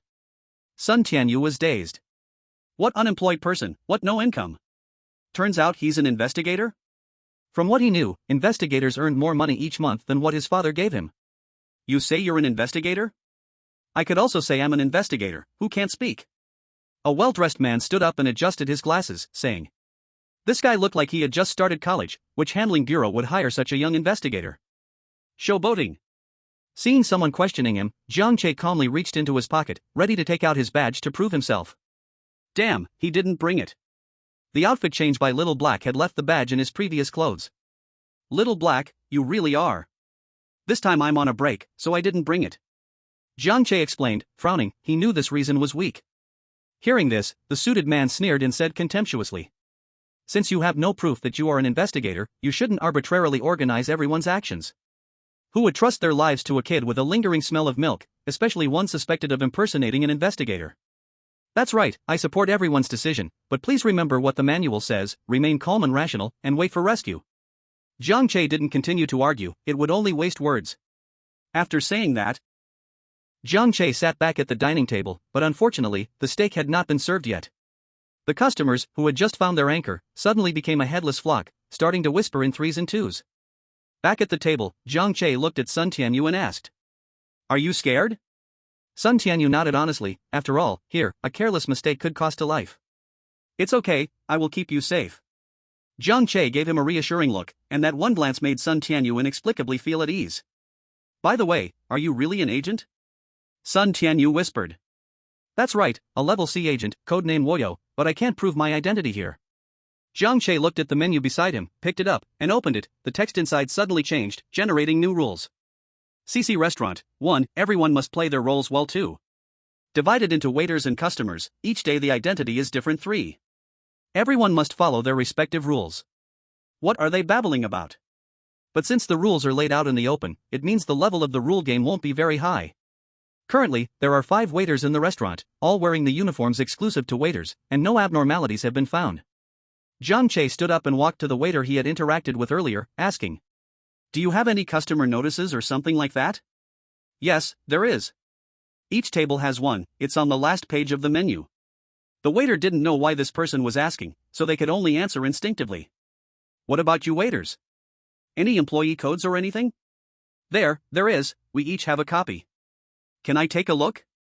After the waiter took out her copy of the employee code, Jiang Che opened it, and the original employee code had transformed into the form of rule game. Employee code: 1. Must greet customers with a smile, politeness, and enthusiasm, making customers feel the most sincere service. 2.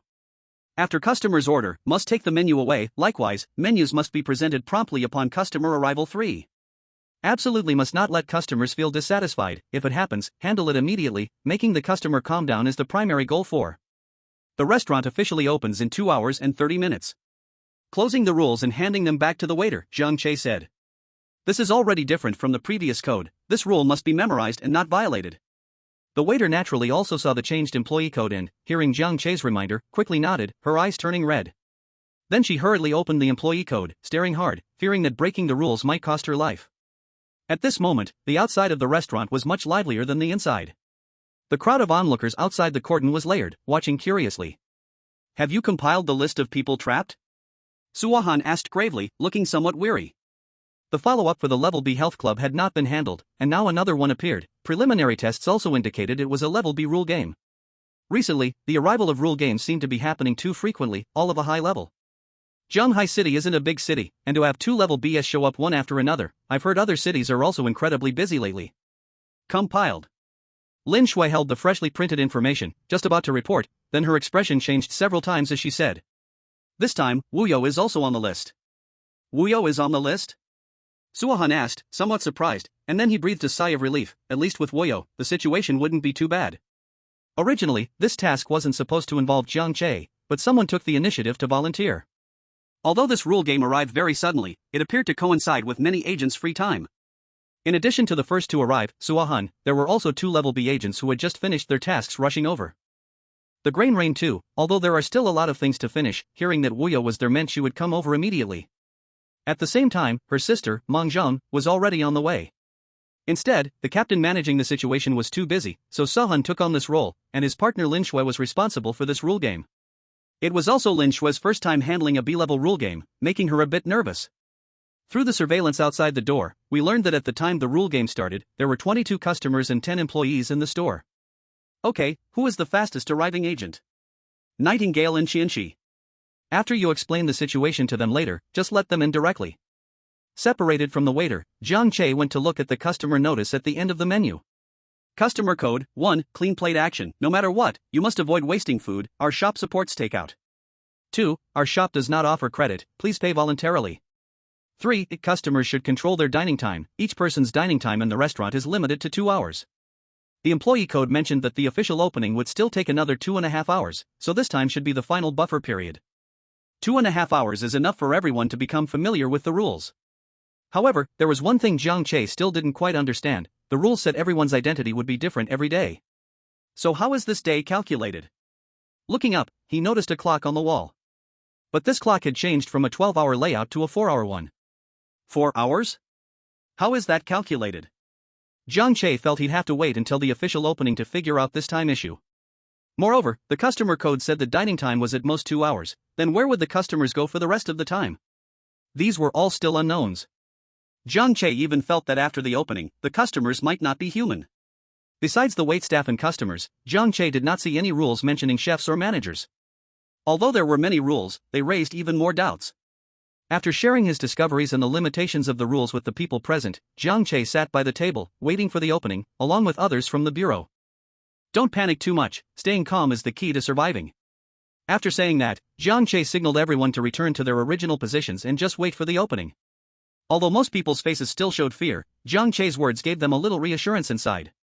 After the countdown on the employee code ended in the last second, a sudden urgent ringing sound came from the restaurant door, startling everyone to sit up straight. Some even almost screamed but quickly covered their mouths. CC Restaurant, welcome your visit.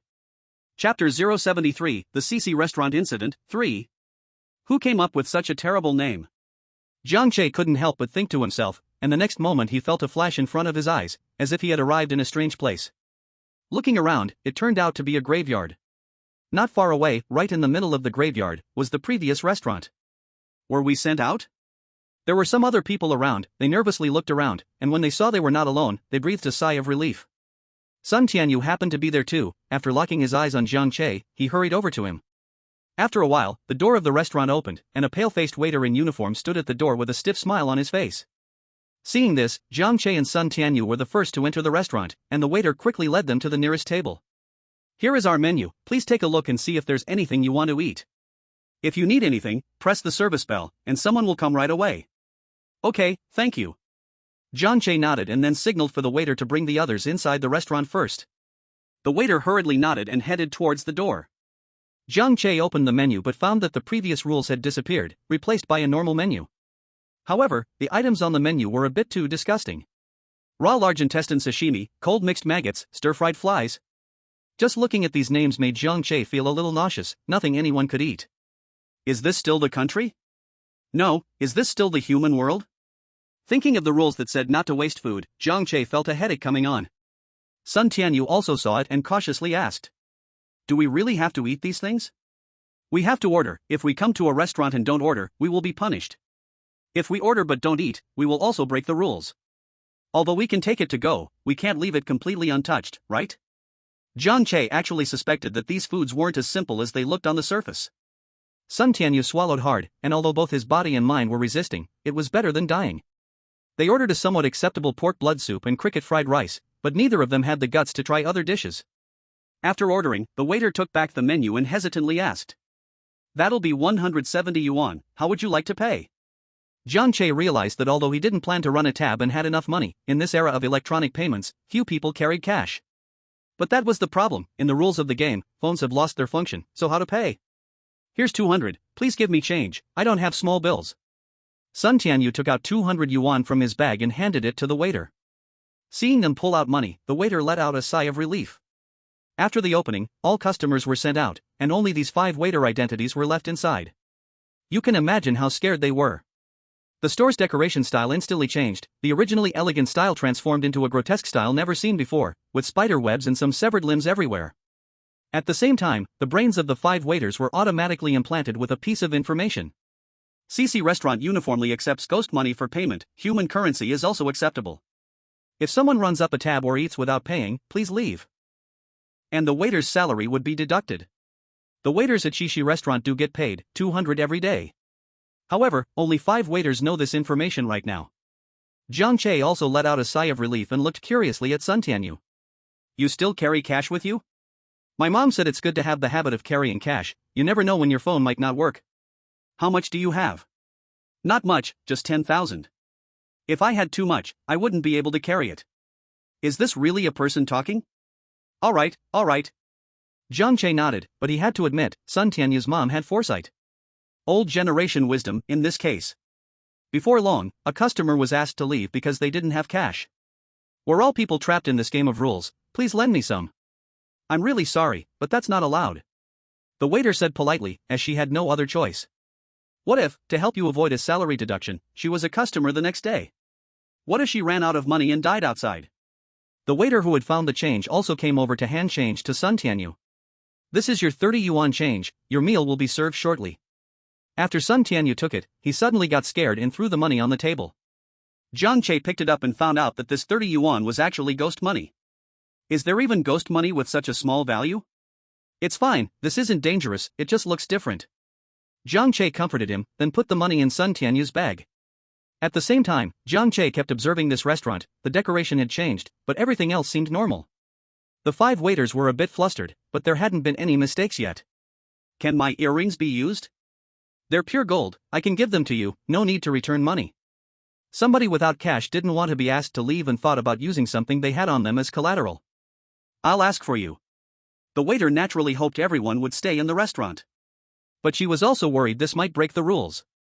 But luckily, the waiter returning from the bar brought back good news. Your earrings can be pawned for 400 yuan, here is your change, please keep it safe. The woman receiving her change suddenly turned dark-faced, although she said no money was needed, that earring weighed over 3 grams. Gold prices are high now, she could only trade it for 400, which was ghost money.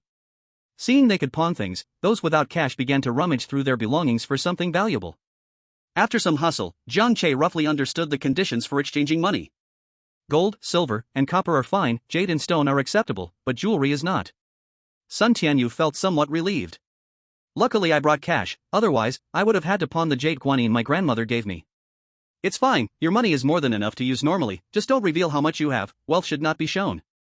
Jiang Che whispered, and Sun Tianyu, hearing this, asked in disbelief. Are you saying there will be someone? But this is a society ruled by law. You're right about that, but here it's a game of rules, a place where one can easily lose their life. Sun Tianyu grew up in love and was still unfamiliar with such dark things. After pondering for a moment, Sun Tianyu directly handed his bag to Jiang Che. Then I'll leave it with you, at least it's much safer with you than with me, but you have to take care of my meal money. Seeing Sun Tianyu hand over his bag without hesitation, Jiang Che smiled. Aren't you afraid I'll swallow it? Even though Jiang Che's intention was indeed to keep the money safe. You are an agent, you wouldn't do such things. Don't worry, I'll take good care of it. If I become a waiter, just come directly to me for service.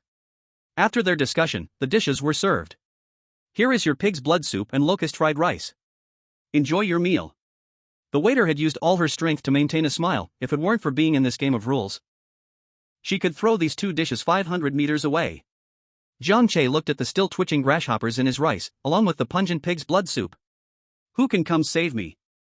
Sun Tianyu's face was written with disgust. Are we really going to eat this? Sun Tianyu felt like he was about to float away. Jiang Che glanced at the spot where the waiter had just delivered the dishes, and saw them all gathered at a window, bringing out food to serve to customers. It seemed like there were chefs in the kitchen. Jiang Che turned back to the grasshopper fried rice in front of him and picked up a spoon to take a bite. Although it was difficult, it wasn't too bad, actually. He had eaten worse things as a child, not to mention a few grasshoppers. Sun Tianyu watched as Jiang Che chewed a spoonful of rice with half a grasshopper in it, his eyes nearly squinting shut. The rice went into Jiang Che's mouth, he chewed a couple of times, then swallowed. It actually tastes good? After a few more bites, the grasshopper fried rice transformed in Jiang Che's eyes. What was originally grasshopper fried rice turned into delicious mushroom and bok choy over rice, which actually looked quite appetizing. So that's how it is. He thought about how the name of the restaurant had changed to Hee Hee Restaurant after the rules game arrived.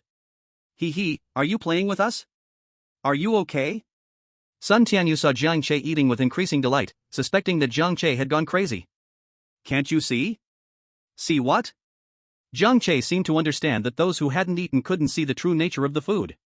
Try it actually tastes pretty good. #Oh, are you serious?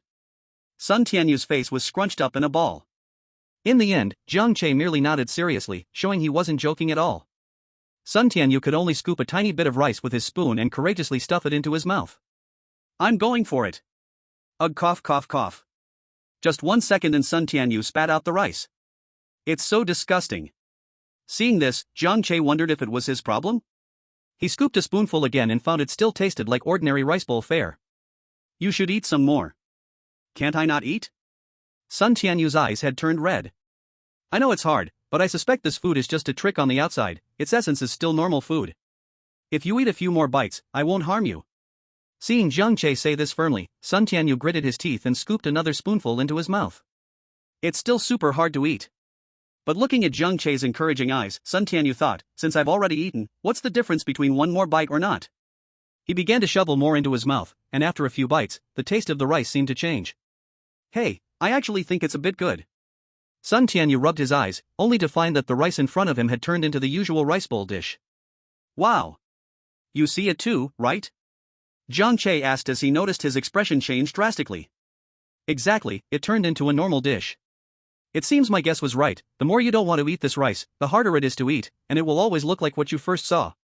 Jiang Che found it easy to see through because he didn't care about eating a grasshopper fried rice, so he figured it out in one bite. Sun Tianyu, on the other hand, resisted too much in his heart and had to eat several more bites before realizing the truth. Jiang Che took another sip of the pig's blood soup and found it was just ordinary seaweed and egg drop soup. It tasted good. I'm allergic to seaweed. You finish the soup, Sun Tianyu said as he shoveled the rice. Okay. Even though the taste had returned to normal, Sun Tianyu did not finish that bowl of rice, leaving a little to take away. Jiang Che, adhering to the principle of wasting as little as possible, gulped down the soup. Not far away, the waiter saw that these two had actually finished eating and were enjoying it, and couldn't help but give a thumbs up in his heart. These truly were strong individuals. After they finished eating, realizing there was still nearly 2 hours left, they took a break in their seats for a while. In the end, they left the restaurant just in time, right at the 2-hour mark. Just as they stepped out of the restaurant, Jiang Che came face to face with a new customer. The waiter heard a customer come in and hurried over, but saw a strange figure over 2 meters tall standing at the door, covered in red fur, who hoarsely asked, "Is there any space?" After saying this, it lifted the red fur on its head, and a terrifying single eye stared straight at the waiter. "Why yes, there is." The waiter's voice trembled, but still with a strong work ethic, welcomed the strange being inside. The customers in the restaurant were quietly focused on their food and became even quieter at this moment. They watched the new customer with care. Indeed, a strange one had come to eat. Jiang Che quickly took Sun Tianyu and left the restaurant since they were running out of time. What if that weird thing makes things difficult for the waiter? Sun Tianyu asked worriedly, as this could also happen to him. Even if it's a weird thing, it must follow the rules, so as long as it doesn't break any rules, it shouldn't be able to harm the waiter. What they feared was that the waiter might be so scared that they would start making mistakes. Outside the restaurant was a graveyard, looking eerie, and Jiang Che had no desire to stroll through the tombs, so he found a place to sit down at the restaurant entrance. At this time, quite a number of people were already sitting outside. Some were those who had finished eating, while others had been asked to leave from the beginning. "Do you have any money?" A man came over and asked Jiang Che. It was the suited man who had questioned Jiang Che when the game of rules had just started. Jiang Che glanced at him and shook his head, saying, "No. How did you eat without money?" "I brought just enough money, and I've used it all." This time it was Sun Tianyu who spoke. "If you had asked nicely, I might have helped you, but now this high-handed questioning is for whom to see? Do I owe you?" The suited man's face turned ugly for a moment, then he looked back and said, "We came up with a plan. Everyone should take out their cash and all the valuable things they have, to form a community property pool, and then split it evenly so that everyone can have money to eat, and we can reduce unnecessary losses." Listening to the suited man's righteous plan, Jiang Che asked, "And then? And then?" "Then you should take out your cash and valuables and put them into the public property." "What did you put in?" The suited man's face darkened. He hadn't put in anything, so he changed the subject and said, "Aren't you an agent? Agents are supposed to protect us, right? You should also set an example. This plan is obviously the easiest way to stay alive, don't you agree?" "I agree, it's a great plan, thumbs up for you, but that doesn't mean I will participate. From my point of view, whether I join or not makes no difference, so I choose to refuse. Or do you have any power to force me to participate in your plan?" "I feel the same," Sun Tianyu echoed. "Stubborn as a mule." The suited man flicked his hand and turned to leave.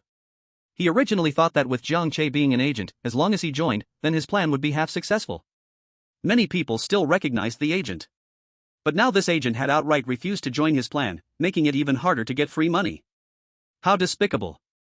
A kind person, could you spare some food? Suddenly, a weird figure startled Sun Tianyu as he saw a thin, small being, less than a meter tall, dressed in rags, barely covering its private parts, looking at Jiang Che and Sun Tianyu with pleading eyes.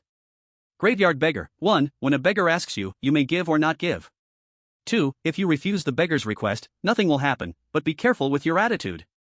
3. If you agree to the beggar's request, it might give you something based on your mood. The beggar in the graveyard will not die. The beggar in the graveyard? This strange one doesn't look scary at all, completely resembling a person, only somewhat deformed, muttering to Jiang Che, "Please pity me." Although Sun Tianyu was startled at first, he knew the other was strange, but upon seeing the pitiful look, he was about to speak to Jiang Che when he saw Jiang Che directly give the recently packed meal to the other. This is our packed meal, do you want it? Yes, yes, yes. I want it. I'm starving, thank you both. The beggar took the takeout box, took a deep breath, and then pulled out 3 scrap notes from a tattered bag at his waist, handing them to the two. Good people will always be rewarded. After saying this, the beggar suddenly vanished on the spot. Bam! He suddenly disappeared. Sun Tianyu was shocked, pointing to the place where the strange figure had stood. It's fine, don't worry. This strange one won't hurt anyone, instead, giving it something will get a reward. Jiang Che patted Sun Tianyu's shoulder and opened those scrap notes. A waiter earns 200 yuan a day. You can only place an order once in the restaurant each day. 4 hours a day. Although Jiang Che had some guesses about these rules, the fact that a packed leftover meal could prove his thoughts made him feel it was worth it. At this moment, more and more people came out after eating, each carrying leftovers, and quite a lot at that.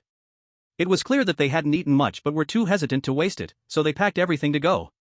As long as you spent an extra 5 yuan for the packing fee, it was doable. Some people also saw a strange figure fiddling in front of Jiang Che before vanishing, sparking their curiosity. Seeing this, Jiang Che put away the notes and turned to ask Sun Tianyu. Do you want to share these rules with them? Huh? The meal money was given by you, and these rules were exchanged for the packed leftovers. Naturally, these rules also belong to you. Whether to share them with others is entirely up to you. Jiang Che felt he did nothing wrong. If these were his things, it was only fair to share them. After all, he was a game agent. But since the one paying was Sun Tianyu, he had to ask for the other's opinion. I think we should tell everyone, maybe these rules can save some lives. So, waiting for everyone in the restaurant to come out, Jiang Che shared the strange event with the beggar and the rules from the notes with the crowd. So waiters also have salaries. I hope I can get a waiter's identity tomorrow. There's nothing out here. It's better to not go in and eat that garbage. A group of people began chattering away, like they were having a casual conversation after a meal. Clang! Suddenly, the restaurant door behind them slammed shut, and an arrest sign was hung on the door. Immediately, the lights in the restaurant went out, plunging the whole space into darkness, making it impossible to see a hand in front of one's face. This sudden darkness made everyone, who had already relaxed a bit, feel their hearts leap into their throats again. Feeling Sun Tianyu's panic beside him, Jiang Che spoke to comfort him. According to the 4 hours a day, the restaurant should be back in an hour, don't be afraid. Just then, a green light suddenly appeared in the quiet darkness. Someone curiously approached the light to see what it was. But upon getting a clear look, their face changed dramatically. This was clearly a flame. A graveyard, green flames, it was simply the perfect setup for a horror movie. I'm starving to death. So hungry, so hungry. Give me food, I'm hungry. Suddenly, a series of hoarse voices echoed around, and nearby, one tombstone after another began to sway, as if something was about to rise from below. Is the strange thing here? What do we do now? Using the vision brought by the green fire, everyone began to move closer to Jiang Che. After all, he is an agent. Jiang Che's brows furrowed tightly. Although he could see the rules, there were simply too many strange things, and those dense rules were dazzling and hard to comprehend. I can finally have a big meal, ha ha ha. The strange beings surged forward, their eyes glowing green, perfectly matching the green flames in the sky. The 5 waiters in the restaurant were pressed against the window, watching the cruel scene outside, worry filling their eyes. At the same time, they were also grateful they were waiters, able to hide inside the restaurant. Seeing the strange beings getting closer, Jiang Che couldn't care too much. He closed his eyes and planned to use that self-destructive mental ability. After some practice, Jiang Che could now use this ability relatively freely. But its power was not as strong as when it got out of control. Help! A woman sat on the ground, her legs weak. Even as the strange being pounced in front of her, she just closed her eyes and cried out. Go away!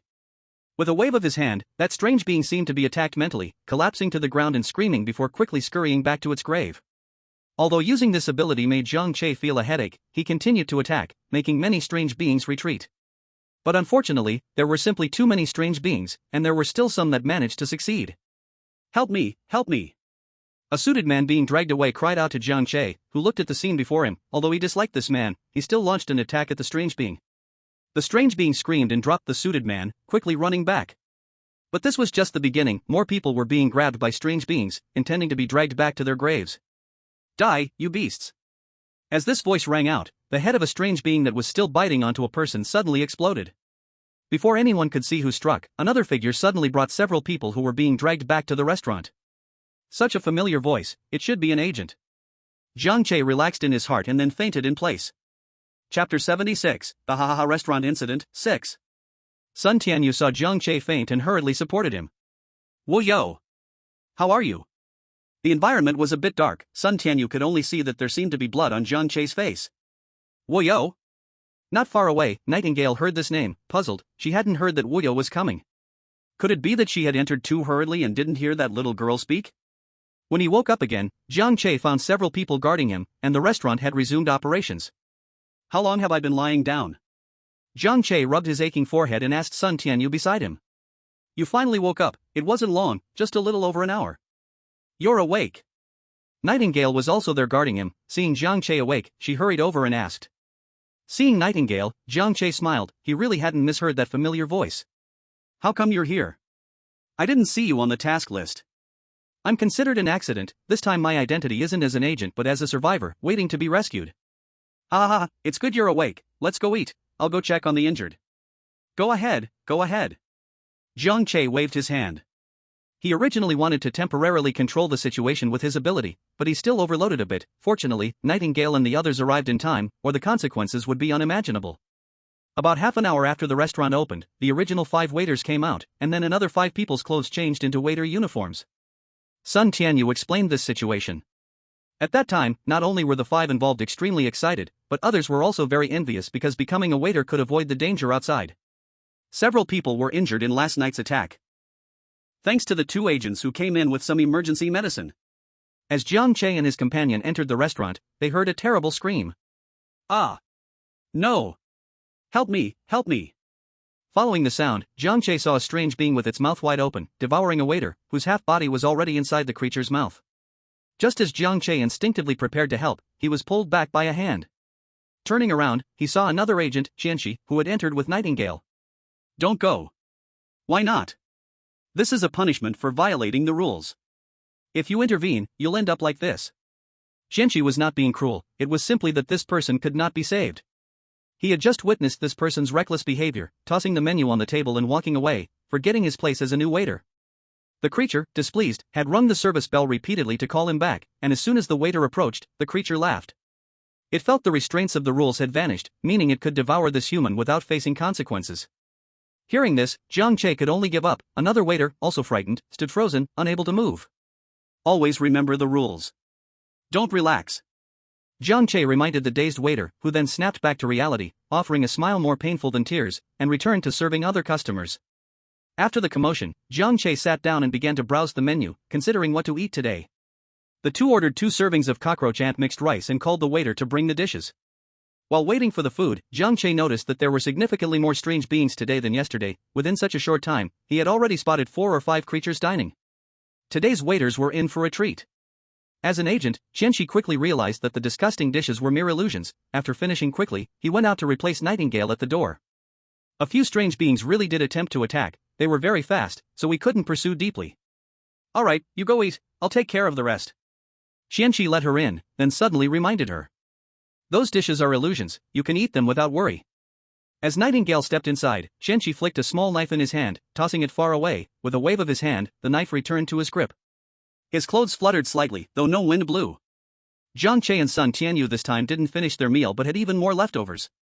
It wasn't because the food was bad, the meal was actually fish-flavored shredded pork on rice, but they had just eaten to their fill 3 hours ago and weren't very hungry now. So they packed up even more leftovers to take with them. At this moment, most people had already come out. You agents, why are there more of you but fewer people being saved? Jiang Che looked at the speaker, the same foolish suited man from before. Why don't you save them? Qianxi replied calmly. I'm not an agent, so I can't do that, but isn't saving people your duty as agents? A grand and righteous statement. Hearing this, Jiang Che laughed directly. If you can't do it, just shut up. You. Are you still an agent? This violates the professional ethics of agents. Okay, then we save people and die in the process. Will you take responsibility for finding a new body and protecting others? As some began to speak up for the agents. Yeah, agents can't save people thoughtlessly, they need to ensure their own safety first. Exactly, that waiter clearly violated the rules, dying is what he deserves. This suited man, I've seen him as a fool for a long time, he just wants to show off and be relevant, that whole public property plan nonsense is just him trying to get something for nothing.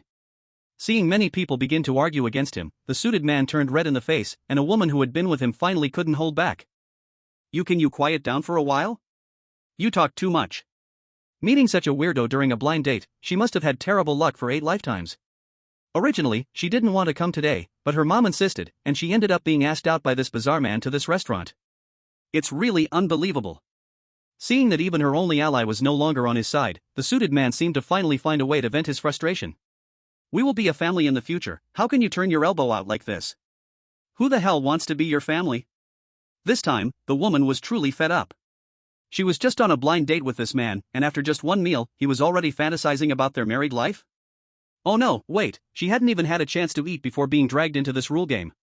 After saying that, the woman walked into the crowd, deciding to distance herself from this man. The suited man felt a severe blow to his self-esteem, but there was nothing he could do, so he could only glare resentfully at the people around him. Jiang Che had long stopped paying attention to this person. At that moment, he was discussing the previous rules and discoveries with Nightingale and Qingshan. Qingshan was listening patiently when suddenly, he hurled the small knife in his hand, hitting a strange creature trying to sneak closer. It hurts so much. The strange creature grimaced and touched its head, directly pulling the knife out. Seeing this, Qingshan was about to retrieve the knife but realized he had already lost contact with it. Chapter 077, The Haha Restaurant Incident, 7. It's a beggar from the graveyard. Jiang Che recognized this strange creature, which was staring eagerly at Qingshan, holding a small knife. You hurt me, so I'm taking back the knife. After saying that, it vanished into thin air. Qingshan? Jiang Che chuckled as he explained the beggar creature, to which Qingshan asked seriously. Can I still get my knife back? I actually don't know either. Changing the subject, Jiang Che asked. Do you have any clues about the generation point of this rule game? In rule games with mandatory restrictions, there usually isn't a clear generation point, but the way to break it is hidden within the rules. Nightingale was an experienced member of the organization and was relatively familiar with these. While they were chatting, the restaurant's lights turned off again. Clearly, today's business was over. As long as they could hold out outside for an hour, they would enter the third day. As soon as the sky darkened, everyone silently gathered together, with Nightingale and Qingshan standing at the front, ready to fight the strange creatures at any moment. I'm starving, I'm so hungry. I want to eat something, is there food? Jiang Che keenly noticed that there seemed to be more strange creatures crawling out from the graves today, and they were a bit stronger. Nightingale's face was serious as she tightly gripped her weapon. Qingshan also pulled out several small knives of different kinds from his pocket, holding them in his hand. Jiang Che looked on in shock. So many? Woyo, you keep an eye on the back, if any slip through, it's up to you. Okay. When the two came yesterday, they were able to stabilize the situation quickly because Jiang Che had already repelled many strange creatures with his abilities beforehand. Today, these strange creatures returned stronger, making things somewhat challenging. Nightingale had no abilities, but her fierce combat skills allowed her to repel the strange creatures time and time again, except today the creatures seemed less fearful than yesterday and had a fearless momentum. Jiang Che dealt with a few strange creatures trying to sneak past him while also worriedly watching the two in front fighting fiercely. Sunflower. A soft and gentle female voice rang out, and holes appeared one after another in the strange creatures that were charging forward. The grain and ear has come. Nightingale was delighted, now their pressure would be much reduced. Be careful. Following the sound, Jiang Che quickly turned around, but unexpectedly, someone pushed him from behind, causing him to stagger a few steps toward the bizarre thing. The bizarre thing seized this opportunity and lunged forward to bite Jiang Che's neck. Don't touch my brother-in-law. Jiang Che hurriedly raised his hand to guard his vital parts while hearing that soft girl's voice call out again. Unfortunately, it was too close. The bizarre thing still bit Jiang Che's arm, but at the same time, it was obliterated by a fierce burst of fire. Brother-in-law. Are you okay? Monjong rushed over to check on him. I'm fine. And please, don't call me brother-in-law. Jiang Che covered his bleeding arm, his gaze cold as he looked at the person who had just pushed him. I am sorry, I was just so scared, I didn't mean to push you, I'm sorry. A somewhat plump woman was sitting on the ground, trembling as she spoke.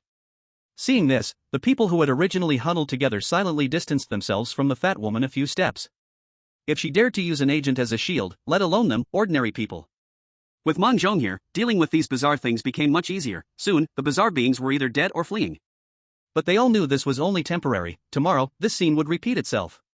The agents who finished fighting also came over, looking concerned at Jiang Che.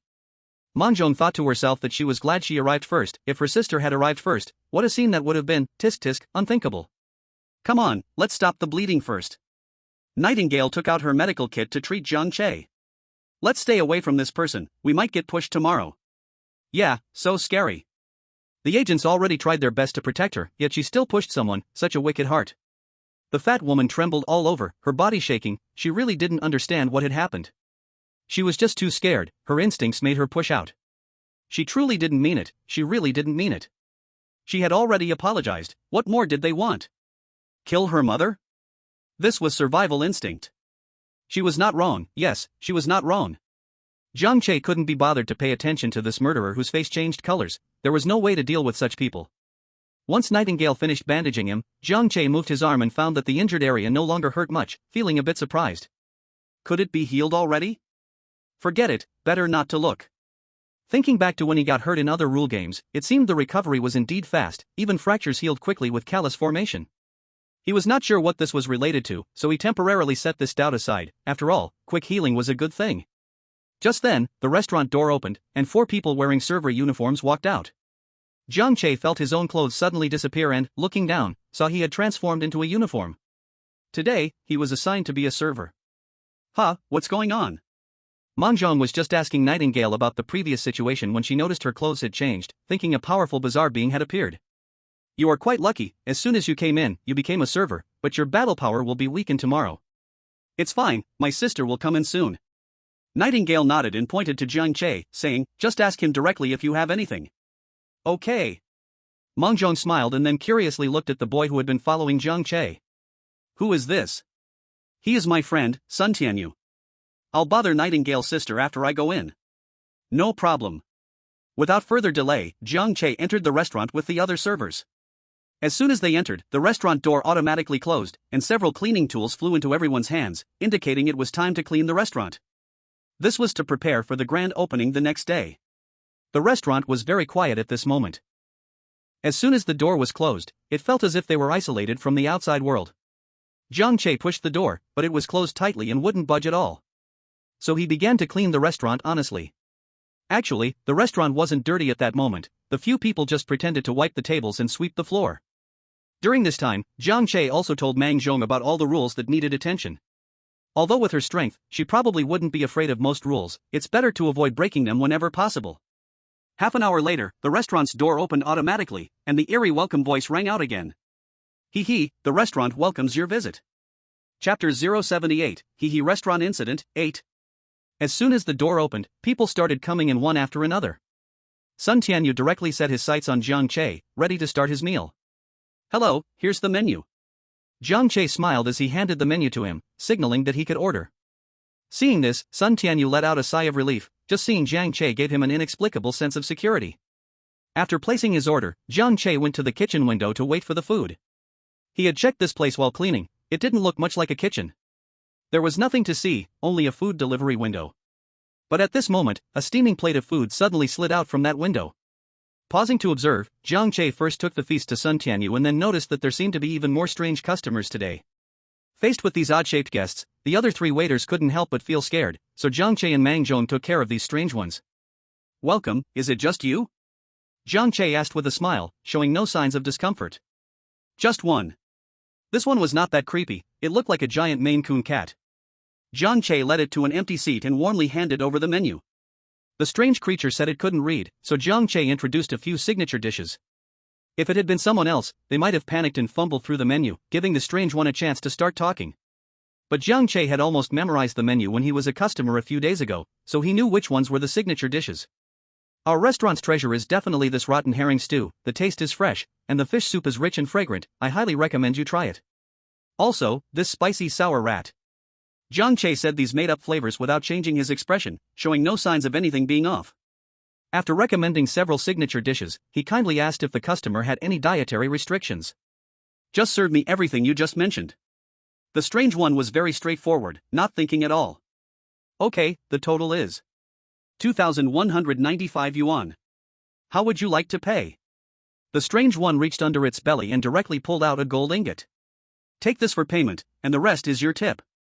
Oh my! A gold ingot! Jiang Che couldn't help but smile this time, taking the gold ingot to the front desk to exchange it. After the front desk inspected it, the ingot was worth 5,200 yuan. After deducting the strange one's meal cost, that tip was quite generous. Although this 5,000 plus was still ghost money, Jiang Che wasn't worried about the meal cost anymore. After getting feedback from the customer, Jiang Che thoughtfully brought a cup of fly soup as a gift. Please wait a moment, the food will be served soon. The people around also saw what was happening here. This is not a Maine Coon, this is a lucky cat. This made the three waiters who originally didn't dare to serve the strange customers more courageous, and they started to approach the strange guests. After all, no human was this rich. Except for Sun Tianyu. When a waiter's daily wage is only 200, it's basically just enough for one meal.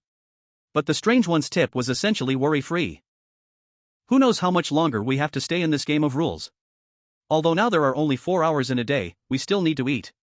As of now, for those who have no money to eat, everyone eventually came up with a solution. Since the portion sizes in the restaurant are quite large, and even though everyone knows it's just an illusion, it's still hard to have an appetite. So almost everyone who eats needs to pack their food, and what gets packed can be given to those who have no food. This way, it neither harms the interests of the wealthy nor leaves the poor without food. But still, there are 1 or 2 people who are somewhat reluctant, saying that eating others' leftovers is not a good thing. But no one cares, okay? If you don't eat, others will. After busying for more than 2 hours, the customers have all left, and the restaurant returned to its initial quietness. Jiang Che thought to take advantage of this last bit of time to look around. What if he discovers something new? Especially that mysterious food outlet. Jiang Che also found an ordering tablet at the front desk, which is connected to the food outlet. However, this tablet is obviously a strange item and can only be used to place orders. Moreover, Jiang Che saw on this tablet that it was the restaurant owner's private property and could not be taken away. But at least it told Jiang Che that there is a mysterious owner of this restaurant. Returning to the food outlet, it was pitch black, and he couldn't even get his head in, so he couldn't see anything. So Jiang Che took a broom and tried to poke into the food outlet, hoping for some discovery. After poking a few times, Jiang Che suddenly felt a huge suction force, as if someone was tugging at him from the inside. And his hand couldn't let go of the broom, as if it was glued on with super glue. Jiang Che, hey, brother at the food outlet, I'm sorry. Mango, who was also searching for clues nearby, saw this and hurried over to help, accidentally sticking his hand to the broom as well. Suddenly, the originally small food outlet expanded several times, and the two were instantly pulled inside. Then it returned to its original form. The 3 waiters who witnessed the whole process were stunned. What does this mean? Did you see that? They just went in. I saw it. What should we do? What can we do? Wait until we go out and tell the other agents. The 2 people sucked into the food outlet fell down all the way, with Mango protecting Jiang Che while being alert for possible attacks. It was pitch black around them, and they didn't know how long they had been falling. Jiang Che, who had been keeping his eyes closed, suddenly said, "We are almost there." Hearing this, Mango quickly attacked below them, which slowed down their falling speed. After landing safely, the 2 carefully observed their surroundings. This seemed to be an artificially dug tunnel, with oil lamps on the walls. Although they looked a bit old, they still emitted a faint light. It seemed to be leading the way. The 2 started to walk slowly forward through the tunnel. After about 5 minutes, a shadow suddenly flashed in front of them. Who? Mango shouted urgently, but there was no response. At this time, outside the restaurant, the 3 waiters had already come out and were vividly describing the situation to Nightingale and the others. It was as if they had experienced it themselves. Guyu had just arrived, and as soon as she did, she heard 2 bad news. Her sister was missing. And Wuyo was also missing. Although her brows were tightly knitted, she faintly sensed that Mango should be fine, and if that was the case, then Wuyo should also be safe. Sun Tianyu was also very worried, holding tightly to the bag in his hand. Before Jiang Che left the restaurant, considering he was a waiter, he handed all his money to Sun Tianyu and urged him to stay by the agent's side, seeking help promptly if any difficulties arose. Just as a few of them were talking, the graveyard not far away began to shake again. Chapter 079, The Incident at the Hahaha Restaurant, 9. This tremor is stronger than the previous two. It seems the strange intensity outside is increasingly rising. Jiang Che, seeing this, has already taken out all his small knives, his face serious, and he turns to everyone saying, "Protect your own safety, don't think about using anyone to block the knife, the damned will ultimately meet their end." Seeing this, Guyu puts his hands together and opens them again. A curtain of rain surrounds everyone. This rain curtain can, to some extent, protect your safety. With this barrier, everyone instantly feels a surge of safety. So amazing, this is an A-level agent. But this game's rules have escalated to the point of deploying A-level agents, so the difficulty is evident. While the fight rages on, in the tunnel, Jiang Che and Mang Zhong are still chasing after the swiftly running small shadow. At this moment, the two realize that this shadow does not seem to have any intent to attack, rather, it feels more like it is leading them, so they follow at a steady pace. Finally, after turning another corner, their field of vision suddenly becomes vast. At the same time, the shadow disappears, replaced by a water pool. What is this? Mang Zhong looks at the water pool, feeling somewhat uneasy. Suddenly, the calm surface of the water begins to ripple, and before long, one head after another pops up from below. The eyes on the heads are extremely protruding, staring intensely at the two. As the heads get closer, shoulders and bodies gradually appear. Mang Zhong prepares to attack, but Jiang Che stops him. Wait a moment. Jiang Che feels that these beings do not have any malice, and he has not seen any sign of rules. This suggests that it is very likely that they are not strange entities, but rather more like humans. Or perhaps, they are the dead. Sure enough, when they are about 5 or 6 meters away, the beings stop moving forward and simply stand there blankly. Among them, there are both men and women, and even a few children. The children seem less dull, their eyes lively and full of curiosity as they watch the two. Alright, maybe they shouldn't be so lively. At this moment, both sides fall into a delicate standoff. Jiang Che remains still, and they do not move either. Fortunately, someone actively breaks the silence, the water surface ripples again, and this group begins to move aside, allowing space. From the crowd, an amiable old man walks out, stroking his beard, resembling a South Pole fairy. "Hello there." The old man greets Jiang Che and Mang Zhong. Jiang Che nods and replies, "Hello, beggar of the graveyard." The old man instantly withdraws his smile, incredulously asking, "How did you recognize me?" He had hidden deep enough, changing his shape, appearance, and clothes completely. Jiang Che also would not have recognized him. The old man in front looked vastly different from the beggar before. But alas, the rules on the old man's head are too conspicuous, right? In addition, Jiang Che discovers a new piece of information. This so-called beggar of the grave is actually the boss of the restaurant.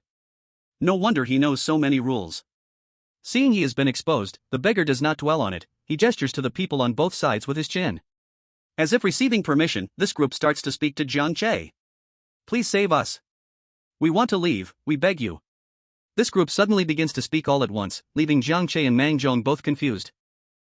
First tell us what is going on." Mang Zhong asks the leading beggar. The beggar sighs deeply, first raising his hand to stop everyone's pleas before seriously saying, "They are not strange entities, they are humans, just trapped in a formation, turning into this half-alive state." "Are they actually human?" Jiang Che had originally thought they were souls yet to become strange entities. "You say they are human?" Mang Zhong also asked in confusion. "That's right, about 10 years ago, someone built this evil formation for his own selfish gain, throwing 100 people into this pool, causing them to die and yet not die, thus becoming living corpses. These years, trapped in this dark and sunless small pool, unable to survive, unable to die. What do we need to do?" Jiang Che asked first. The beggar first gave a nod of approval to Jiang Che, then said, "It's simple, find the core of this formation and then destroy it." "And then?" Jiang Che looked at the group of people behind him. Although they showed no signs of life, the children still stared at him with wide eyes. Naturally, they will disappear. After all, they should have been dead long ago. Although it was said this way, it was already the best result. No matter what, it was better than continuing to stay here. By the way, can you explain the restaurant's dishes? Jiang Che took on this task and then asked his biggest question in his heart. Of course, it's personally made by this boss, how is it?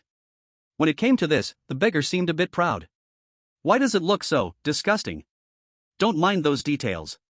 I'm telling you, this food can stabilize the spirit. A person's spirit is the most important thing. Those with good spirits live vibrant, have a strong presence, and find success in whatever they do.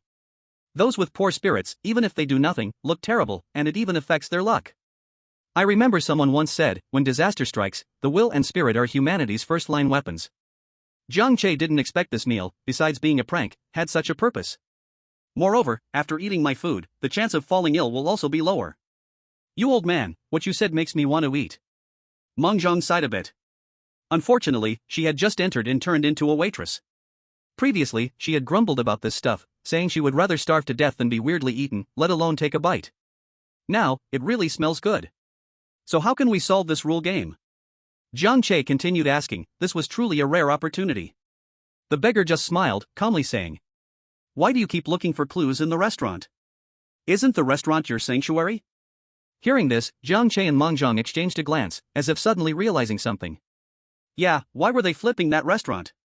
The graveyard outside was much larger, it surely wasn't just the weirdness in the tombstones. Seeing the realization on both of their faces, the beggar urged. Since you understand, then go destroy the core. Where is the core? Seeing the two starting to ask him again, the beggar spread his hands. I don't know. If I knew, why would I be asking for your help? After saying that, the beggar vanished into thin air. Only Jiang Che and Meng Zhang were left staring at each other. Shall we go in and take a look? Jiang Che suggested. Okay. Meng Zhang nodded with a smile. It seemed Meng Zhang always held this bright smile. Her face was exactly like Guyu's, but her aura was entirely different. The people on both sides respectfully lowered their heads and made way for the two to enter the pool. The closer they got to the pool, the heavier the dark, damp atmosphere became, quite uncomfortable. The water inside can affect a person's spirit, you two should be careful. An elderly grandmother, looking somewhat kind, gently reminded the two. Alright, thank you. After Jiang Che thanked her, he directly entered the pool. Meng Zhang followed closely behind. As an A-class agent, Meng Zhang now felt a strong discomfort, which intensified the deeper she went. At this moment, Jiang Che felt no discomfort at all and didn't know Meng Zhang's current feelings. The two submerged, and the pool instantly became pitch black, as if covered by a black cloth over their eyes. Before he could make a move, Meng Zhang grabbed Jiang Che's arm and indicated to go out first. After returning to the shore, Meng Zhang took a few deep breaths, feeling as if her thoughts had come to a halt. Seeing something was wrong, Jiang Che asked. What's wrong with you? This waterhole is very problematic. I felt very uncomfortable inside, an indescribable feeling. If I stay any longer, it would harm my very essence. Is it that serious? Then you should rest outside first. Jiang Che could say this because he had no extra feelings, just like ordinary diving, it was merely a bit dark. Could it be that he, like that group of people, was a living dead? Impossible, impossible. Seeing that Meng Zhang's condition was slowly returning to normal, Jiang Che walked towards the waterhole again. But this time before going in, Jiang Che first asked the living dead beside him. Do any of you still have memories? Especially about this waterhole. They looked at each other, all shaking their heads. Although they still remembered their memories from life, the memories about this matter were completely blank. Seeing their confused faces, Jiang Che resigned himself and prepared to enter the waterhole. Wait a minute, young man, I remember something, it seems related, I don't know if it helps. The one speaking was the old woman who had previously reminded them, waving her hand from behind. Helpful, helpful. Jiang Che quickly retracted his foot, having something was better than nothing. This waterhole was originally a well dug in the village back then, right in front of my house. I remember one night our water tank happened to be empty, I was preparing to go out to get some water, and I saw a few people throwing things into the well, but I wasn't sure what they were throwing. After that, I can't remember anything else. I can still remember this thanks to that boss who often cooked for us, that's how I retain this memory. Is that the old man from just now? Yes, I can't remember when I first met that boss, but once he found us, he kept cooking for us to maintain our sanity and restore our memories, otherwise, we would truly be living dead, confused and stumbling around. That boss is truly a great benefactor, the meals he made consumed his virtue. He originally had a chance to ascend and become immortal, but now he is constantly consuming his merit for people like us. The old woman was evidently feeling regret for the boss, and as she spoke, she started to wipe her tears. Although now they could no longer shed tears. I will do my best to help you. Jiang Che said firmly. In the waterhole, Jiang Che kept changing directions to search and kept surfacing to breathe. After a few rounds like this, Jiang Che found that his consciousness seemed to be getting clearer. Moreover, his ability seemed to have strengthened, particularly the difficult-to-manage ability. Compared to getting stronger, it was rather more stable and quite free-flowing. It seemed that under the influence of the waterhole, this ability was functioning on its own. Unlike when Jiang Che wanted to actively use this ability, needing to immerse himself in extreme emotions. When it became passive, it was much gentler and even more stable. This waterhole was truly the right place to come. Yet he still had no clue about the formation's focal point. Jiang Che decided to return to discuss with Meng Zhang first. Meng Zhang had improved a lot, resting with her eyes closed. Seeing Jiang Che come back, she asked. How is it? Any progress? No. I think I should return to the upper side now. I can feel that my sister is coming, and she doesn't seem to be doing well. I can't help here. Gu Yu is injured? This made Jiang Che a bit worried and surprised. Had those strange things grown strong enough to harm an A-level agent? Then let's hurry. Seeing this, Manzhong couldn't help but smile. Don't rush, you're concerned and thus anxious. I can't help down here. Can you really help by going up? It would only distract my sister. It's better for us to stick to our own duties. Hearing this, Jiang Che lightly coughed and said, Then you be extra careful. Manzhong smiled and nodded, starting to return the way she came. In the restaurant above, Gu Yu was indeed injured, but it was to save someone. Today was strange, bringing with it layers of hazy black mist. This mist not only blocked people's vision but also clashed with Gu Yu's rain curtain. At that moment, Gu Yu sensed that something eerie had broken through her rain curtain, so she hurried back to save someone, only to accidentally get caught hard by the eerie entity. Fortunately, she wasn't seriously harmed. Tonight's battle resulted in several people being taken by the eerie entity, and the agents were all somewhat injured as well. This defeat directly brought everyone's morale to its lowest point, with 2 agents being left at the food exit, uncertain of their fate, and the remaining agents were all hurt. They knew that 2 A-level agents had come this time, yet it was still so difficult. Everyone slowly began to feel a sense of despair. Was there still a chance to get out? Were they all going to die here? Manzhong was still wandering in the underground tunnels, looking for the way back, relying on that mysterious connection with Gu Yu. Jiang Che had almost circled the water pool and still found nothing. That group of people could no longer provide any useful clues. Could they really find it like this? Right. Let's try that ability from the health club before. Jiang Che took a deep breath, closed his eyes, and slowly began to block his perceptions. Until all his attention was focused in his mind, as if he had entered a space that belonged only to himself, where not far away was a ball of white light. He gently touched this light ball, and instantly light exploded in the space. The ball released countless threads, starting to outline the structure of the external space, including what was beneath the water pool. As the entire structure of this space was completed in Jiang Che's mind, he saw something deep in the water pool. It was a door. It should be a locked wooden door. Jiang Che still couldn't see what was inside. But even if this door wasn't the focal point, it would have very crucial clues. After determining the direction of the door, Jiang Che opened his eyes and jumped in without hesitation. Locked? No problem. Jiang Che always carried a master key just to prevent such situations. He swam with all his might to the bottom of the pool, blindly feeling around on the wooden door, and after finding the keyhole, he inserted the master key without hesitation. Click. The lock opened, and even in the pitch-black water, it sounded extremely loud. As soon as the wooden door was opened, a brilliant red light radiated from inside. In the dark depths of the water, this red light blinded Jiang Che immediately. He had to shield his eyes lest he be dazzled. However, even for just a moment, Jiang Che still noticed the rules of this object. Blood Guanyin 1. Sacrifice the heart's blood of 100 virgins for 10 years to reach a small completion. 2. After small completion, the user can transfer the life energy of living beings to themselves. 3. Once Blood Guanyin is destroyed, all causes and effects return to their original state. Eerie object? Moreover, it was an evil object beyond evil. First, it had to kill at least 100 people, plus those living beings imprisoned beneath the water pool. But the key point was that the rules didn't mention how to destroy this eerie object.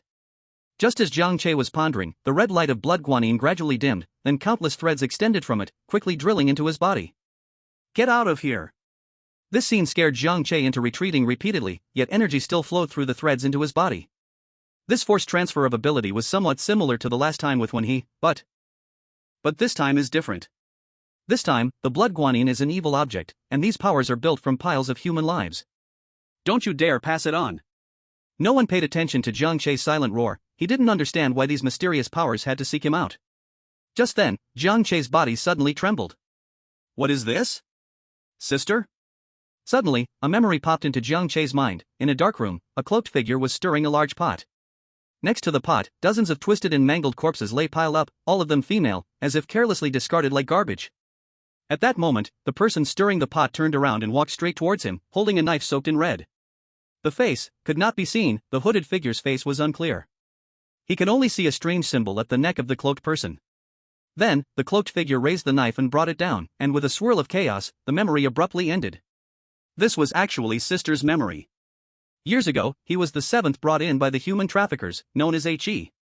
Sister used to care for them the most, but later she was sold. So this is actually Sister's fate? So many years had passed, yet Jiang Che saw something about sister again, and his body began to tremble with inexplicable excitement. At this moment, the blood guanine had lost its red glow, turning into an ordinary wooden pendant. Jiang Che smashed the blood guanine on the ground, his eyes cold. Since this matter concerned so many lives and is related to sister, he would definitely find out what was going on. As soon as he came back to the surface, Jiang Che was shocked by the scene before him. The once living dead were now thoroughly dead. It seemed that the blood guanine was the so-called eye of the formation. Once this formation failed, those who should have died long ago did just that. But on every face, there was no pain, only a relieved, happy smile. Rest in peace. Meanwhile, a piercing scream filled a room 1,000 miles away. Who? Who is it? How dare you destroy my guanine? He hadn't even had time to retrieve the life-giving energy when it was destroyed by someone. What confused him even more was, without his permission, who could open that lock filled with countless restrictions? But in an instant, the cloaked figure regained their calm. The destruction of the blood guanine wasn't too big of a deal, it was merely a waste of time, he could make another one. Only the karmic ties returned to him. But that's fine, as long as he continues to extend his life, he won't die. What does it matter how much karma there is? As for this troublemaker, just wait, he will definitely find out. After solving things here, Jiang Che planned to return to the restaurant. Following the earlier memories, he quickly returned to the place where he had fallen initially.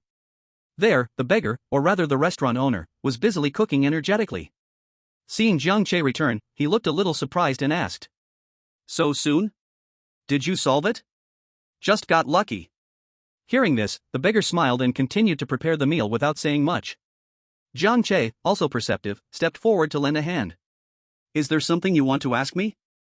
The beggar sprinkled some chopped green onions and glanced at Jiang Che, asking.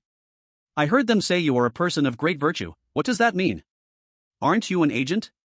Don't you know these things? Shouldn't an agent know about this? A hint of confusion flashed in Jiang Che's eyes. Indeed, no one had mentioned these things before. It seems you are becoming more and more backward. The beggar sighed somewhat incomprehensibly. Actually, at the beginning, the agents of the Extraordinary Handling Bureau, besides these mass-produced public servants, also included various talented individuals who were gathering all over. In such a rules game, how could it be so easily solved? For ordinary people, coming here is just a death sentence. Jiang Che truly did not know about this history. He thought agents were simply recruited through uniform training, along with a very few special recruits like him. Seeing Jiang Che look a bit confused, the beggar said. Since you have sincerely asked, I will generously tell you. Merit is the good deeds you did during your life and the beings you benefited. These will determine your situation after death. As for how merit is accumulated, it is not up to oneself. People are very complex, there are rarely those who are extremely good, and naturally, there are also very few who are extremely evil. Most people have a balance of good and evil. If in the end there is still a bit of good left, they can be treated kindly after death.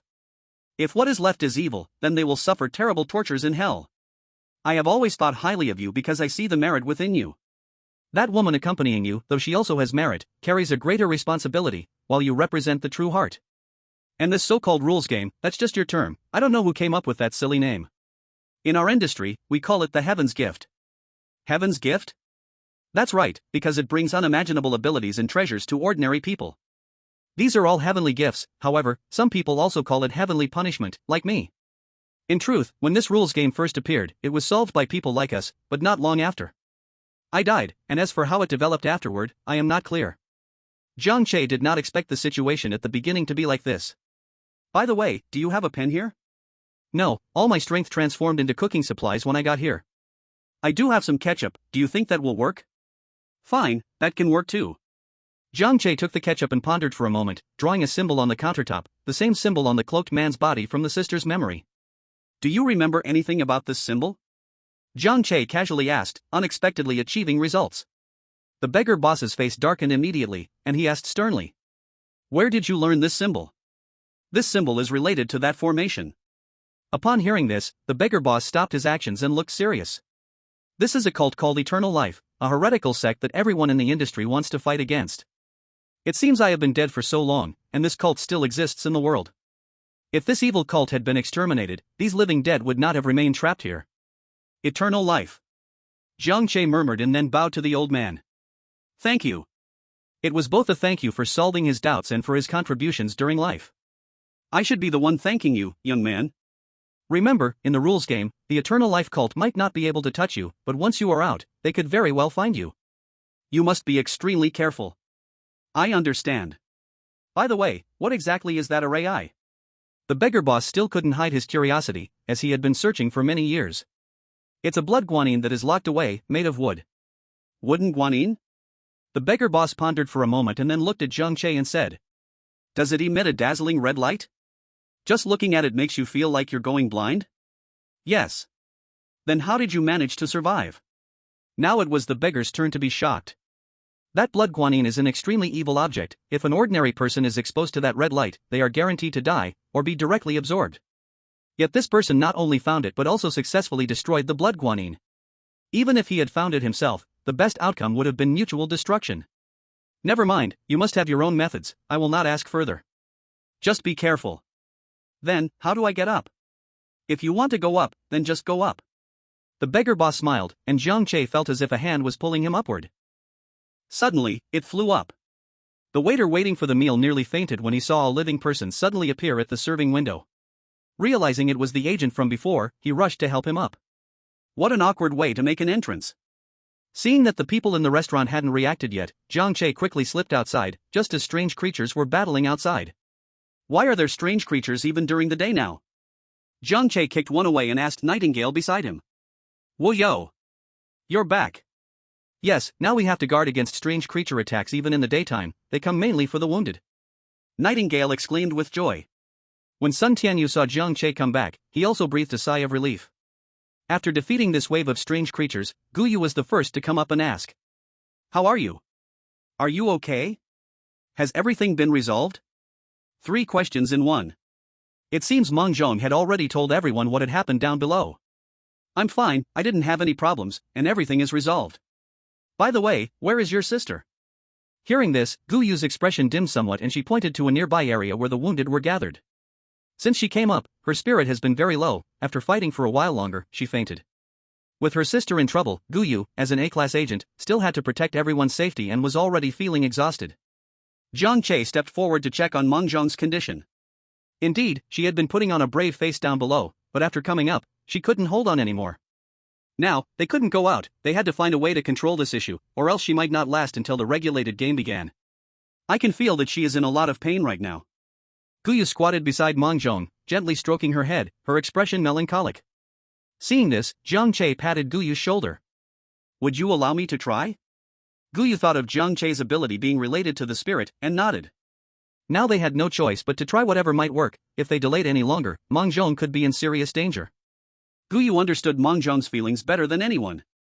Jiang Che tried to pull Meng Zhong's hand and closed his eyes, wanting to feel her spiritual world. But as soon as he connected, Jiang Che felt a wave of chaos, almost getting hurt himself, so he quickly withdrew. How is it? Guyu saw Jiang Che's serious expression and immediately asked with concern. The situation is not good. Guyu bit her lip, gently holding Meng Zhong's hand, soothing her. Don't be afraid, your sister is here. To outsiders, Guyu seemed somewhat distant and cold, but those who knew her understood that she was actually simple-minded and pure, with a bit of childishness still lingering. Jiang Che pondered for a moment and said, How about this? I heard that you and Meng Zhong seem to have a kind of psychic connection. Try to help her lower her guard against me, and I'll give it another shot. Okay. Guyu and Jiang Che each held one of Meng Zhong's hands. With Guyu's comforting presence, although Meng Zhong's spiritual world was still a bit chaotic and agitated, at least Jiang Che could find a foothold there now. At this moment, Jiang Che finally saw clearly into Meng Zhong's spiritual world. The pure white walls all around were in shambles, letting in the wind. In the center, the small figure representing Meng Zhong was wrapped in black mist, unable to move. Among these black mists, Jiang Che saw fragments of memories. He understood. The white walls represented Meng Zhong's defense, but now, under the corrosion of the water pool, they had become dilapidated, giving the black mist with negative energy an opportunity. After understanding the situation, Jiang Che resolutely stepped forward. He was not afraid of the mist. Because his spiritual world was somewhat unbreakable now. But to drive away these black mists, he needed to understand what was inside, so Jiang Che planned to catch a strand of mist to take a look. However, the black mist moved swiftly. After a long time, Jiang Che finally grabbed a strand. In the image that this strand of mist presented, little Meng Zhong was being pushed and insulted by a group of students. After grabbing a few strands and finishing, Jiang Che exited the spiritual world of Meng Zhong first. She was bullied when she was a child? After Jiang Che opened his eyes, he confirmed with Guyu beside him. Guyu first nodded, and after a few seconds, he hoarsely spoke. When we were little, my family went through a change, accumulating a lot of external debt, and every day someone came to our house to demand payment. I happened to be at my grandmother's house at that time, so I did not experience this period of time. Later, when things were resolved and I returned home, she had become different from my impression of her, timid and introverted. What we did not know was that during that time, she was also bullied a lot at school. I only found out about this after I transferred to her school, so I often protected her and fought with those who bullied her. She slowly began to open her heart to me, and her character gradually restored to the past. I thought she had forgotten this experience. Chapter 083, The CC Restaurant Incident, 13. These childhood traumas are hard to forget, they can only be covered by other things. Now, affected by that pool of water, the spiritual defense of Mangzhong has collapsed, leading to such a serious backlash. Jiang Che analyzed. Perhaps only you can rescue her, I'll be your bridge, you go.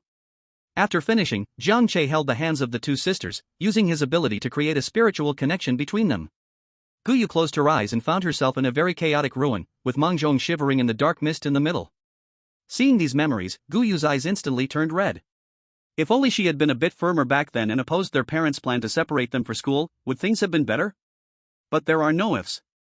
In these memories, Guyu saw her parents' indifference towards her sister. Mom and Dad are very tired lately, you need to understand us more.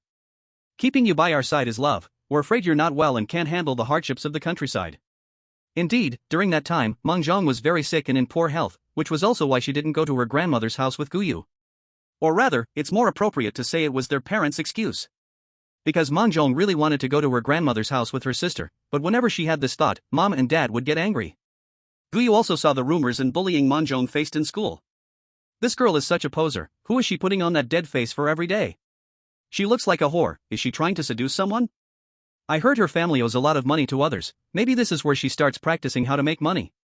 Mangzhong had to endure this at school every day, but she couldn't refute it or talk to her family about it. Mom and Dad were busy every day, never smiling. The teacher also said everyone was just joking, that the kids didn't understand, and didn't want to manage. And Guyu actually thought her sister had let it all go. No longer considering the black mist, Guyu rushed directly to Mangzhong in the middle and hugged her tightly. Sister is here, sister has always been here. Suddenly, Guyu noticed the scene in front of her shifted. In a dark corner, Mangzhong was crouched in fear on the ground, surrounded by a few girls laughing and kicking her, making her crawl between their legs. You damn it, looking for death. Guyu immediately ran over and pushed the little girls away. Childhood Mangzhong also raised her head, staring blankly at Guyu. Sister. Mangzhong hadn't called her sister for many years.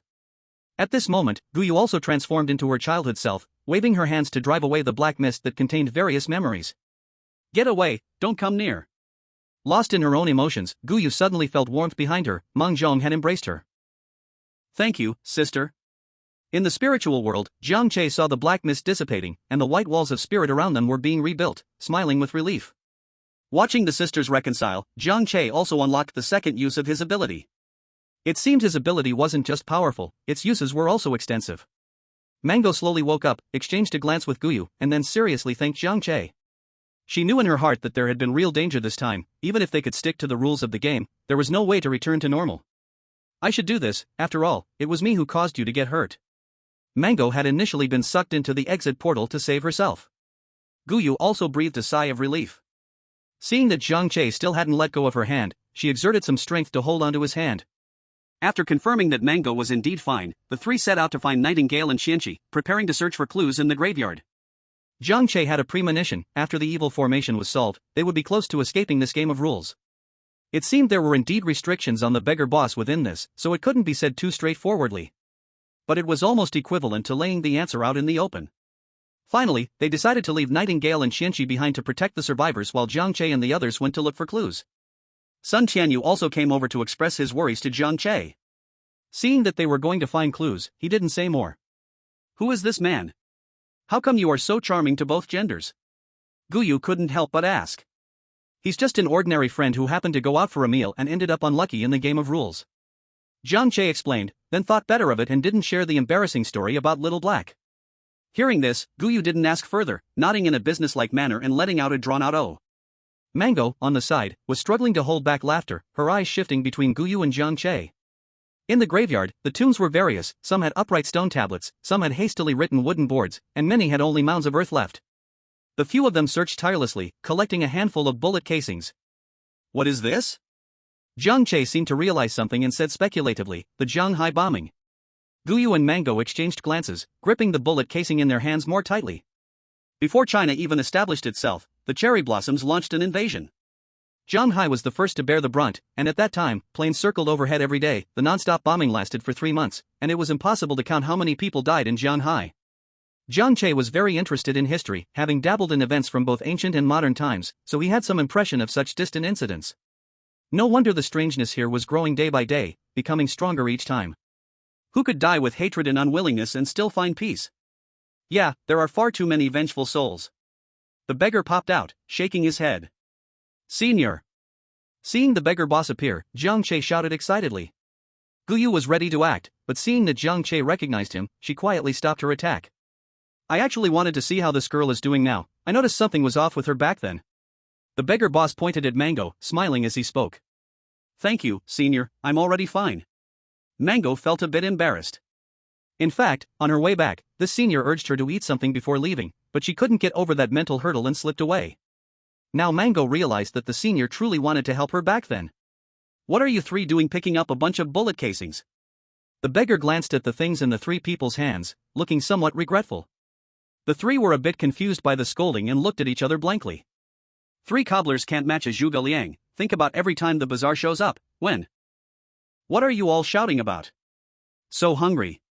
I see now. As soon as Jiang Che finished answering, he understood completely. Chapter 084, The Haha Restaurant Incident, 14. Got it, right? Look at all these graves.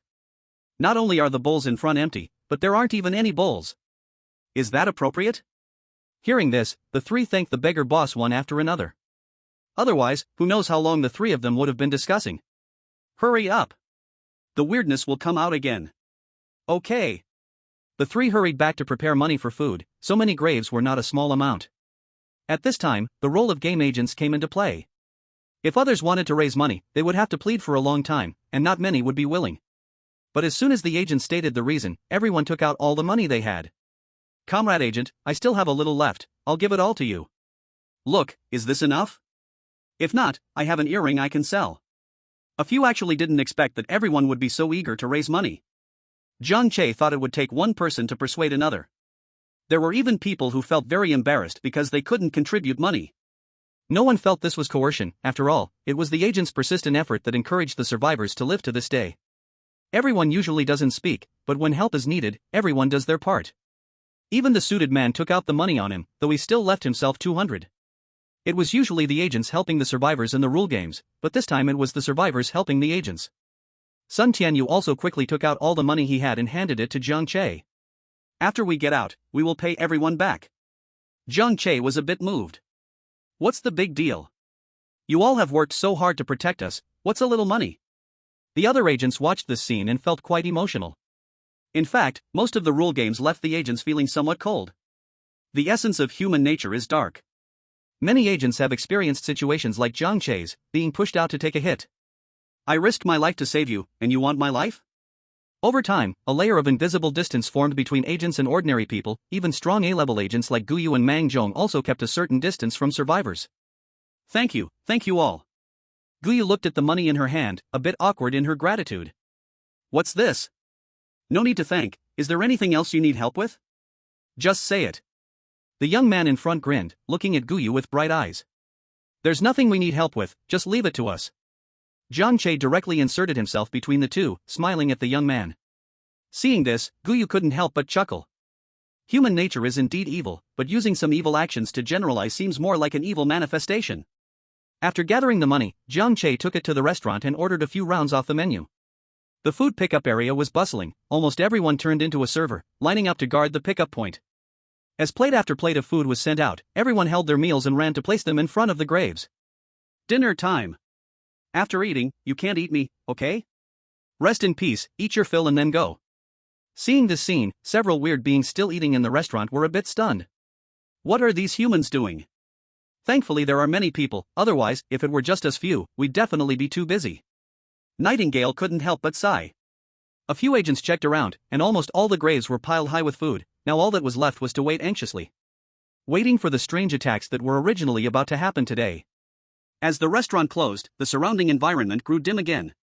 The few real servers slowly closed the restaurant's main door, looking hopefully at the people outside. Hoping to succeed.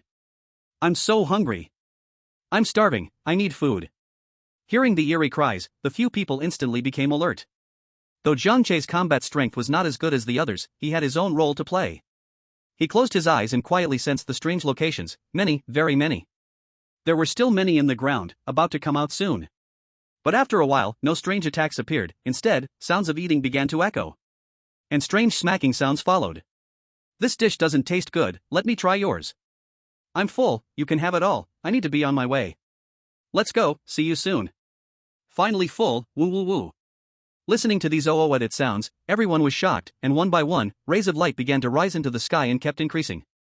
Jiang Che knew that in that era, life was very hard, people were displaced, and to say they were full was a luxury, even just surviving was a wish. Sakura was truly despicable before. I once participated in the rule game of Nanyun, created by 300,000 restless souls. It was truly creepy. But thankfully most of the restless souls have left, and the rule game was a sea-level rule game. It was resolved smoothly. Nightingale couldn't help but sigh as well. When the light rose to the highest point, it gradually began to dissipate. The dark environment around slowly started to brighten. Jiang Che knew this was a sign that the rule game was ending. Young man, this is for you. The beggar boss suddenly appeared and threw the tablet he had to Jiang Che. Before Jiang Che could say thank you, he saw the other wave his hand and vanish. Now that the rule game had dissipated, and the strangeness and the living dead inside had found their resting place, he could leave with peace of mind. Just when the beggar boss was about to disappear, two figures, one black and one white, suddenly appeared beside him. Please, wait a moment. Black and white impermanence? Are you here to take me? You jest, you have great merits. If we were disrespectful to you, that would be our fault in the underworld. White impermanence bowed and said with a smile. Then let me ask you, what about the vengeful souls in the war and the living dead in the pond? You need not worry, the living dead are influenced by evil. Now that the evil has been eliminated, they are considered dead and can normally go to the underworld. All the karma will trace back to the instigator, and the vengeful souls from the war will also follow the normal process. Then I can rest easy. The beggar boss nodded and walked into the gates of the underworld with the company of black and white impermanence. Do you have strange objects? Guyu curiously looked at the tablet. But that wasn't much. This time, Jiang Che was the greatest contributor. They're coming, they're coming. They're out. Quickly, where's the logistics team? The sudden disappearance of the rule game left the logistics team dazed. Instinctively, they began to treat the injured immediately. Soul Gathering heard the commotion and walked out of the tent in surprise. Is it over already? Of course. Nightingale answered while preparing to check things.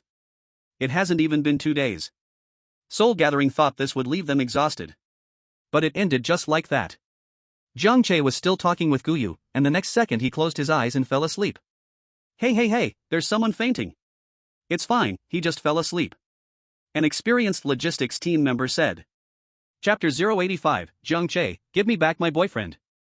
When Jiang Che woke up, he stared at the ceiling for a full minute and pulled out his phone to check the time.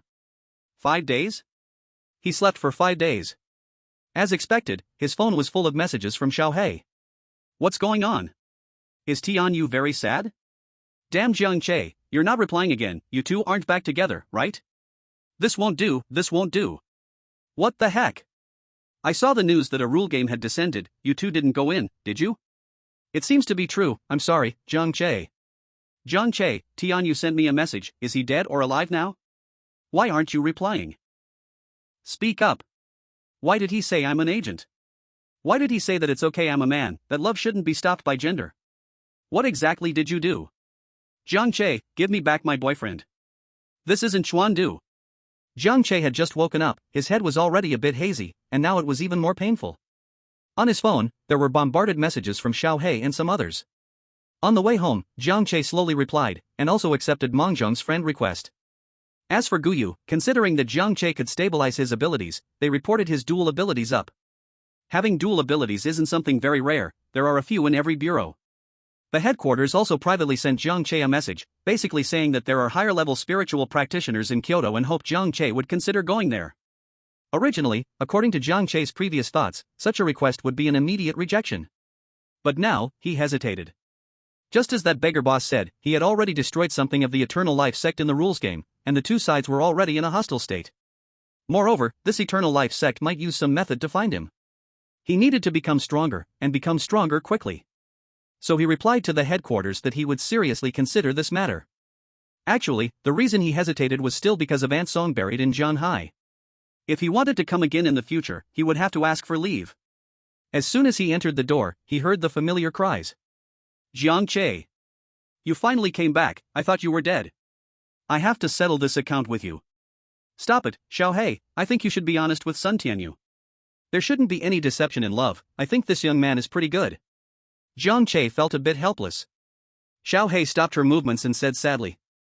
But I am strange. She felt a bit saddened. Why did she die in the first place?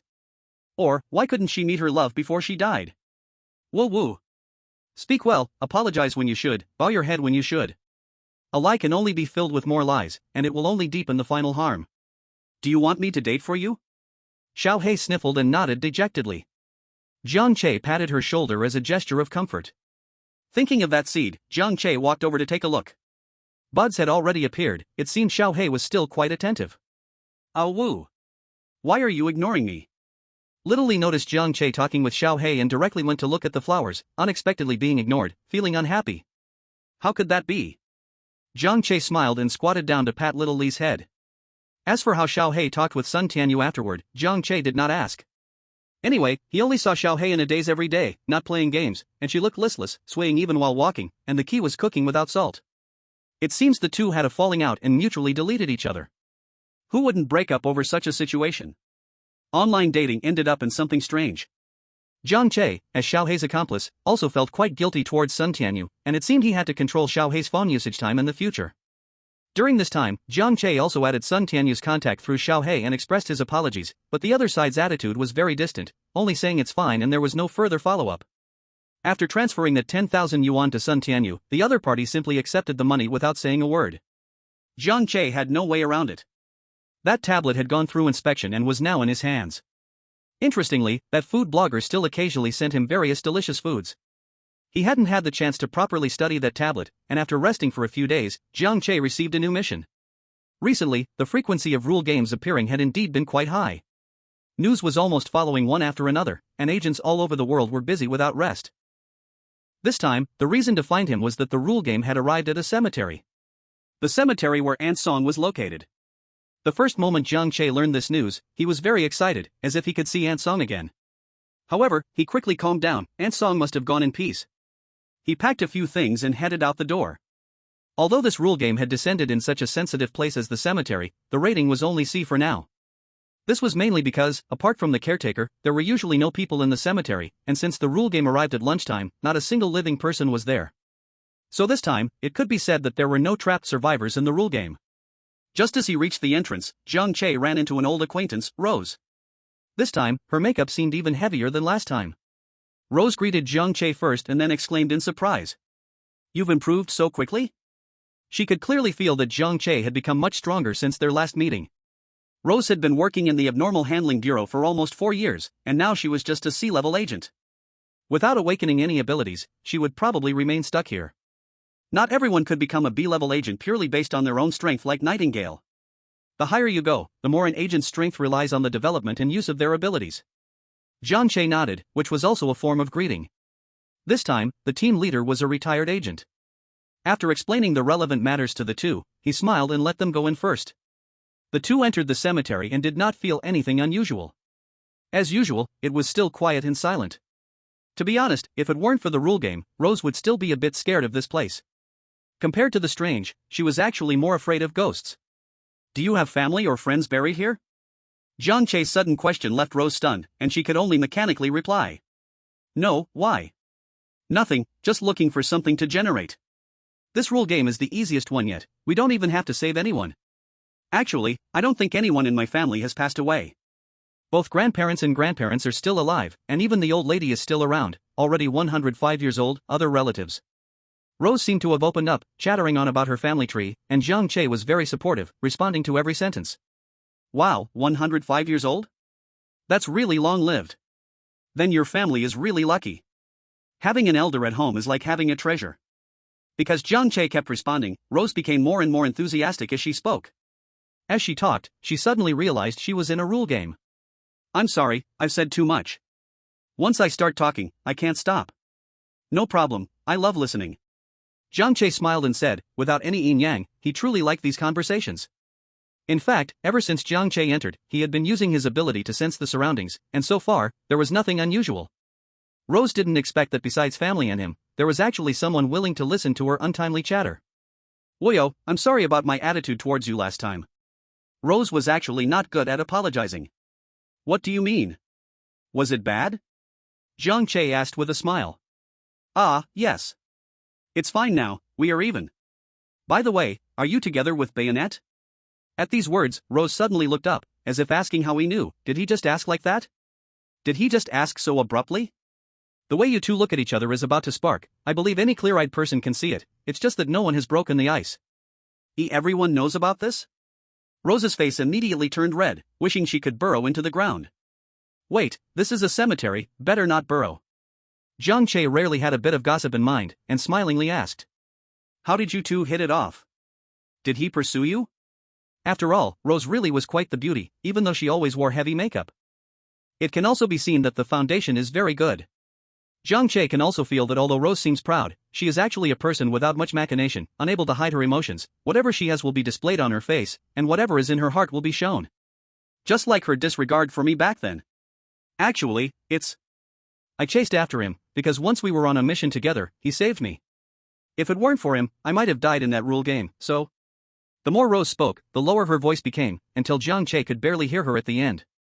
Jiang Che found it amusing and exasperating. It was a cliched storyline, but very effective. He also felt that the two were quite suitable for each other. Rose seemed mature, but her personality was like a child, sometimes acting recklessly, while the Bayonet was steady in temperament, with a very good temper. Then I wish you both 100 years of happiness, and remember to invite me to your wedding feast. Thank you, definitely. While the two were chatting and inspecting the graveyard, Jiang Che suddenly pointed at a stone tablet that had not yet been inscribed with words and said, I found the rules. Huh? Are you looking for rules? I didn't even notice. Rose, you were actually just chatting, it's really damn frustrating.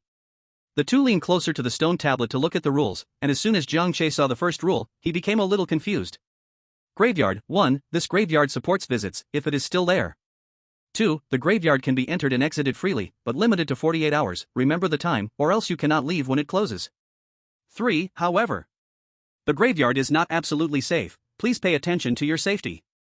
It seems that this rule means that this time's rule game will automatically disappear after 48 hours? We don't really need to solve anything? It looks like that's indeed the case. After Jiang Che finished speaking, he ran towards a certain direction. Hey! Where are you going? Wait for me. Rose hurriedly chased up. After all, the rules also said it was not absolutely safe, it was better for her to stay close to Jiang Che. Jiang Che ran to Song Zhao's grave, calling out with a little bit of hope. Aunt Song, are you there? I came to see you. I have a job now, a game agent, it's officially recognized, so you can rest assured. Jiang Che stood in front of this gravestone for a few minutes, but still nothing happened. It seems she is gone. It's good if she is gone, it means there are no more attachments. That's a good thing.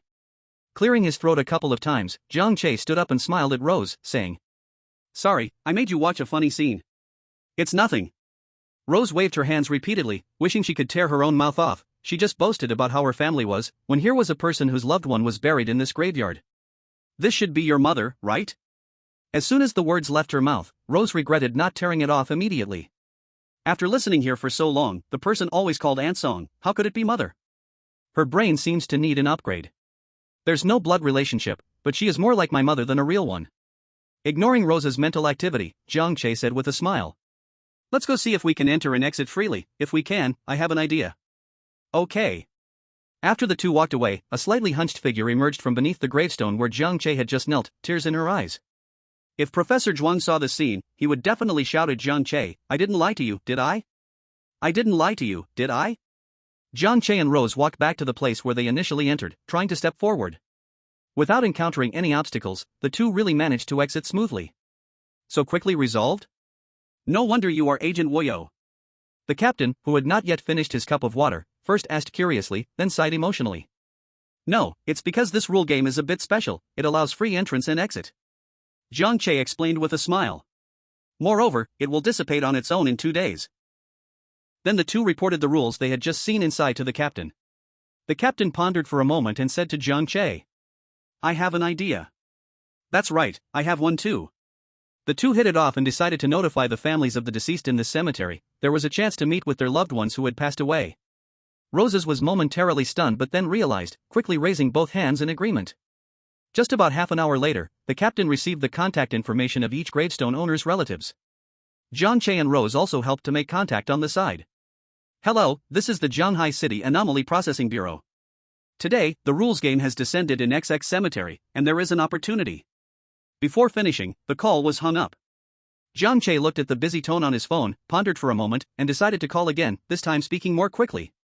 However, before Jiang Che had a chance to speak, the other side started to roar first. What kind of scam are you running? It's one thing to scam me about my dad who died over 10 years ago, but now you're pulling this rules game nonsense? Screaming nonsense. Then the call was hung up again. Well, that's good, at least their fraud awareness is pretty strong. But how to make these people believe in themselves? Later, they all realized that the method of making phone calls was indeed a bit outdated. The captain decided that professional matters should be handled by professionals. There was a department in the Anomaly Processing Bureau responsible for such issues. After communicating with the bureau, Jiang Che and the others started waiting. Sure enough, everyone was still quite attentive to the official account of the local Anomaly Processing Bureau, and soon, a phone call came. Yes, that's right, just 2 days, okay. Seeing that things were starting to fall into place, Jiang Che stepped out of the tent. Damn, that person just yelled at me, saying who would want to meet a dead person, isn't that bad luck? I just don't understand, that's his mom. As soon as he stepped out of the tent, Jiang Che saw Roses fuming on the side. Jiang Che said nothing, just shook his head. Not everyone has a conscience, and not everyone takes family ties seriously. Some people are oblivious to their fortune, they have their parents' love yet still act like a jerk. For some, their parents are the jerks, yet they cannot let go, remaining shackled until their parents pass away and find relief. So not everything can be generalized. Jiang Che also couldn't say much. After about an hour, people started to arrive one after another. Is it really true? Can I really see my wife again? A man, accompanied by a boy with a backpack, spoke, and tears rolled down his cheeks, but his hopeful gaze couldn't be hidden. Dad, stop dreaming. I told you not to bring me, you dragged me out of school. The boy seemed a bit rebellious, frowning and shouting, trying to break free from his father's grip. But the man held on tightly, waiting for Jiang Che's answer. This is hard to say, it depends on whether your wife's soul is still here. If she has left, you won't be able to see her. I've made it clear in the phone. It's not that Jiang Che's attitude was a bit stiff. After all, it's very easy for someone to come with high hopes and then find they cannot meet their deceased loved ones and start looking for trouble with them. Okay, we're going. We're going. As he spoke, the man tried to drag his son towards the cemetery. Jiang Che blocked him, signaling for him to follow him inside. The boy continued to struggle from time to time. Seeing this, the man directly shoved him away. You can decide whether to go or not, this is the last chance to see your mother. Who is it that dreams about mom every night? If you don't want to go, just go home now. After saying this, the man followed Jiang Che inside. Then the boy just stood there in a daze. He quietly followed behind. Do you remember the location? Jiang Che asked. I remember it, I come here often, I wouldn't get lost even with my eyes closed. The man replied quickly, pointing as he spoke, his palms already sweaty from nervousness. When they reached the tombstone, Jiang Che looked at the photo on it, a gentle-looking woman. Wife, I've come to see you with our son, are you still here? Get up and take a look at our son. As soon as the man arrived, he lovingly caressed the tombstone with both hands, murmuring. The boy stood behind, watching his father, unable to help but say. I told you she's not here, you still have to. Jian Gang. A gentle woman's voice suddenly interrupted the boy's words. A woman wearing a pink sweater appeared behind the tombstone, looking to be in her 30s. Suqing, I didn't expect to see you again, I really miss you. I think of you day and night. Perhaps due to the rules of the game, the soul had momentarily gained a physical form. The man didn't pay attention to anything else and directly stepped forward to embrace the woman. Moments later, the woman looked happily at the boy behind. This is Shushu, right? You've grown so big, come here, let mom see. The boy was a bit stunned, not sure if he was frozen in place or too afraid to go over. This woman's appearance was indeed the same as his mother in his memory, equally beautiful, equally gentle. He didn't know what force was pushing him to slowly take a few steps forward. The boy's teeth chattered a few times before he called out. Mom! Then he could no longer hold back the emotions that had been bottled up for so long and rushed forward to hug his mom. He never thought he would see his mother again in this lifetime. His mother had passed away when he was 13 in a car accident, and at that time, his father was the driver. In the end, Dad saved himself, but Mom left forever. He hadn't even seen his mother for the last time while staying at boarding school. Without their mother, the interactions between the father and son became increasingly stiff, slowly creating a gap between them. Why didn't you pay attention while driving? Why was it Mom that went, not you? Because of this, the father's hair turned gray overnight and he never dared to drive again after that. Jiang Che stood beside, watching the family of three, his eyes also slightly moist. Shoo, don't blame Dad, okay? The things that happened back then aren't Dad's fault, it's just that Mom is gone. You both need to take care of each other, you need to listen to Dad, and live well with him. Jian Gang, don't feel guilty. Live well, you can find another mom for Shushu. No. The father and son said in unison, clearly refusing this suggestion. The woman felt her time was running out and gently spoke at last. You both must take care of each other, take care of each other. No. Don't go. The man looked at his disappearing wife, tears flowing uncontrollably. Mom. The boy also hurriedly reached out to grasp her, but everything was in vain. Agent, can you make the time longer? I still have so much to say. The man turned and looked at Jiang Che, speaking in an almost pleading tone. This isn't something I can decide, your wife's obsession has been fulfilled, so she must leave. Jiang Che shook his head and said. Upon hearing this, the man sat down despondently, his gaze dull. The boy was not an innocent child, he understood this too, so he could only lower his head in disappointment, using it to hide his tears. I'll take you both out. At that moment, many people had gathered outside the cemetery. Some came out of curiosity to watch the excitement, some were news media who rushed over after hearing the sound, and some truly came to visit their deceased relatives. There were too many people, and the captain directly set up restrictions on identity registration to prevent certain ill-intentioned individuals from mixing in. This referred to scalpers, those who profited from selling strange objects. Strange objects had mysterious and unpredictable powers. But most of them are used to harm others, so the control over strange objects in Huaxia is very strict. But there is a group of people who believe that benefits are more important than life. They seize every opportunity to enter the game of rules and then sell the strange objects they find at high prices to those in need. After Jiang Che sent the father and son out, the captain was registering a woman's information. Upon seeing Jiang Che come out, he said, "This agent will take you inside." The woman nodded, slightly bowed, and smiled at Jiang Che. "Sorry to trouble you." "No need to be polite, just follow me." The captain handed Jiang Che the woman's information and the tombstone number for the visit, showing that the system for visits had already been improved in such a short time. Glancing at the note, Jiang Che was puzzled. There were actually 3 tombstones?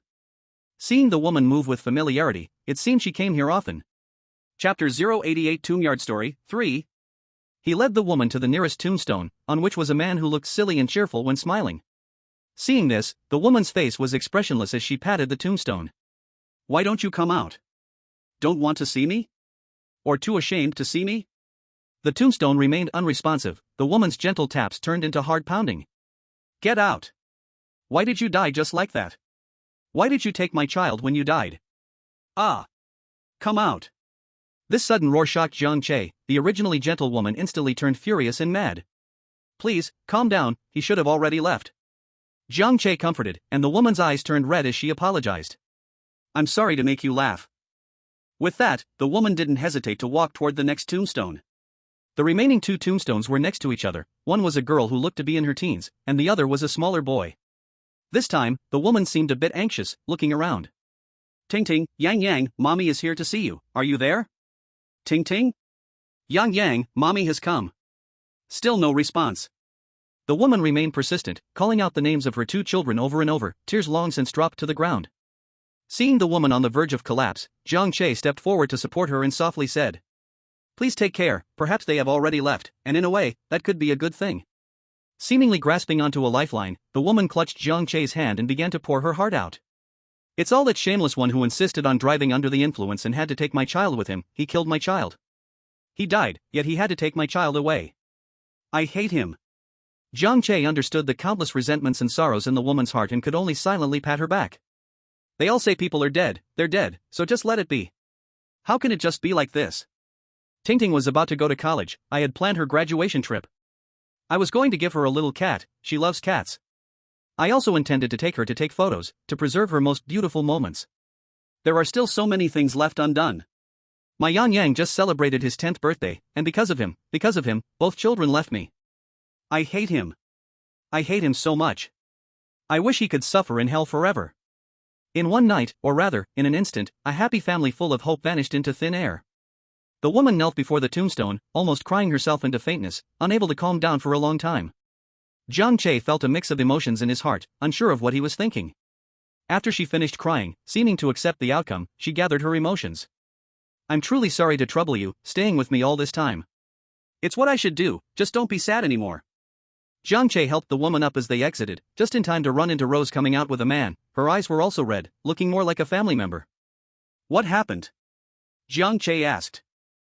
Woyo, you don't know, the man just now had no parents, only a childhood sweetheart he relied on, and just after they got engaged, she found out she had late-stage liver cancer, and not long after that, she passed away.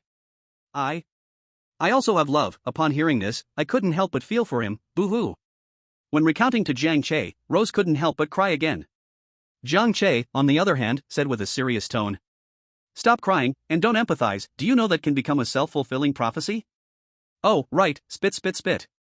What I just said doesn't count. Upon hearing this, Rose also stopped crying. There's a lot to do today, more and more people are coming. The captain held up his phone, showing Jiang Che and Rose. Inside was a video of reporters interviewing the father and son from earlier. Excuse me, who are you visiting in the cemetery? My wife. The man said wearily, with tear stains on his face not yet wiped away. Did you see her? I did. I really have to thank the Anomaly Handling Bureau for allowing my son and me to see her after all these years. It's a wish fulfilled. May I ask, how did your wife pass away? In a car accident. I was driving fine when I was hit by a drunk driver. I nearly died too. My wife shielded me from fatal harm. And then? How was the drunk driver dealt with? Did you pursue responsibility for the other party? The man pondered for a moment, sighed, and said. They were also unfortunate. Everyone in that car died, including 2 children. Even if I sought accountability, it would only affect a poor woman who lost her entire world. Neither of them felt less sorrow than the other. The real culprit was already dead. If one couldn't move on, the only one suffering would be the living. Jiang Che glanced at the likes and shares on the video, already exceeding 1 million. This hadn't even been an hour. At the same time, Jiang Che sighed about fate's whims. The accident-involved parties formed a closed loop, and he had received them before and after. At this rate, more people will come. We can only say that thankfully this rule game will automatically end tomorrow, otherwise, it would be hard to control future developments. The captain expressed, and before he finished speaking, more family members arrived. Jiang Che looked at the large family in front of him. Besides several adults, there were also several children and even a baby? May I ask what this is about? It's like this, Agent. Our whole family heard about this online and wanted to come see my mother. These kids are all here too. Jiang Che said somewhat helplessly. I'm sorry, but I still do not recommend children go in. Rules are rules, and no one can guarantee there won't be danger. There are too many of you. If something happens, I cannot ensure everyone is safe. What's the problem with that? Can't you just send more agents to protect us? The previous person said as if it were only natural. Jiang Che exclaimed inwardly, they really have come, then shook his head and said. Agents are not endless and are not here just to serve you. There are others who also came to visit their loved ones, and even if you go in, you might not see them. The danger might actually be higher. Then why are you guys posting that online? Didn't you say if we want to see our deceased loved ones, we can just come? But when we arrive, you don't let us in. What is this, a joke? The man's tone grew higher, and his hands even began to push forward. Chapter 089, Cemetery Story, 4. What the heck? Jiang Che was no longer the nice guy, his face darkening directly. So you came for the Rule Game's New Year visit, huh? You can't be so clueless about what a rule game is, right? Even if you're not afraid of death, shouldn't you consider those kids in your family? Is this really just a tourist check-in? Before the man could speak back, Jiang Che continued firmly. If you still want to go in, 3 people, no more than 3. Then I won't look anymore. You're so carefree, huh? I'll just complain about you later. What an attitude. The man said in anger, turned around, and left. Seeing this seemingly leading man leave, the others exchanged glances and began to leave with a few children. Only one woman hesitated for a moment and stayed, saying to Jiang Che. I'm sorry, my brother just has this temper. I apologize for him. Also, can I go in to see my mom? Okay, follow me. Jiang Che didn't take the earlier incident to heart. Complaints? Let them come. As they got closer, they saw a squat, heavy figure looking around from a distance. Upon seeing Jiang Che bringing the woman over, her face lit up with joy. Near, why are you here? Then she looked back and asked. Where are your older brother and second brother? Why didn't they come? They have something going on. The woman replied somewhat coldly. Impossible. Your two brothers are the most filial to me. They would definitely come if they could. Since you are here, they must be here too. Did you stop them from coming in? Go out and bring them in. I want to see my eldest grandson. They all left. The woman's tone became even cooler, her eyes filled with complex emotions. She loved her mother, no doubt about it, but in her mother's eyes, there were only the two sons, her two brothers. By the way, the grandsons born by those two brothers were also far ahead of her in her mother's heart. Why? Clearly, when she was seriously ill in the hospital, she was the one who stayed by the bedside taking care of everything, even losing her job for it. Yet those two sons only came to visit twice, once when she first got admitted and once when she was near death, bringing some overripe bananas and milk nearing expiration, the so-called devoted sons in her mother's words. And if she ever got the temperature of the water wrong while washing her feet, she would be met with a reprimand. You're talking nonsense. It's definitely you who stopped your two brothers from coming. You've always been domineering since you were young. Your brother gives in to you on everything, and now you want to snatch away even this opportunity. I shouldn't have. Shouldn't have given birth to me, right? Should have just let me die. You say you let me have everything, but what did you really give me? Just some old clothes and useless things? Things that should have been thrown in the trash, yet I am supposed to be grateful for them? Did you leave a single penny of your inheritance for me? Did you? Think hard about it, who has treated you the best, yet you only have them in your heart. What about me? Didn't I come from you? I knew it. I knew it. You took care of me just for that little inheritance. Now that you haven't gotten the money, your true self is revealed. You are such an ingrate. Luckily, I didn't give you anything, or you would have truly taken advantage of it. After saying this, the old lady patted her chest in relief. The woman fell silent. 2 seconds later, she suddenly laughed. Fortunately, you're dead, so you won't waste my time anymore. Your two sons didn't come, so I'll just relay the message. Looking at the old lady's somewhat hopeful expression, the woman slowly began. Eldest brother got into gambling, that 100+ square meter house you left is long gone. His wife is in the middle of a divorce with him. The woman held back a laugh and continued. Second brother is divorced from his wife. You didn't know about that, right? After marrying the mistress, she tricked him out of all the money you left for him. Now he's alone raising your grandson. By the way, your dear grandson doesn't even have enough to eat every day, and he's not even going to school. Knowing this would upset her mother, but the more the woman spoke, the happier she felt, and she didn't stop. Mom, the one doing the best now is me. Even if you didn't leave me a penny. I am doing very well. My daughter got into the best high school in the city, my husband loves me very much, and my business has expanded overseas. I even bought 2 apartments. The little something you left behind, I don't even care about it. Now even my eldest brother and second brother have to beg me for money. The woman couldn't hold back her smile any longer. How could I give birth to such a venomous person like you? Your elder brother and second brother are struggling, yet you don't help them but watch the joke? Just wait, I will never let you go. Sure, I'll be waiting, daughter. The woman said with a smile, watching the old lady's teeth-bared expression fade away, but she still couldn't stop the tears from flowing. Mom, why? She really didn't understand why this was happening. Jiang Che gently patted her back, signaling that they could leave.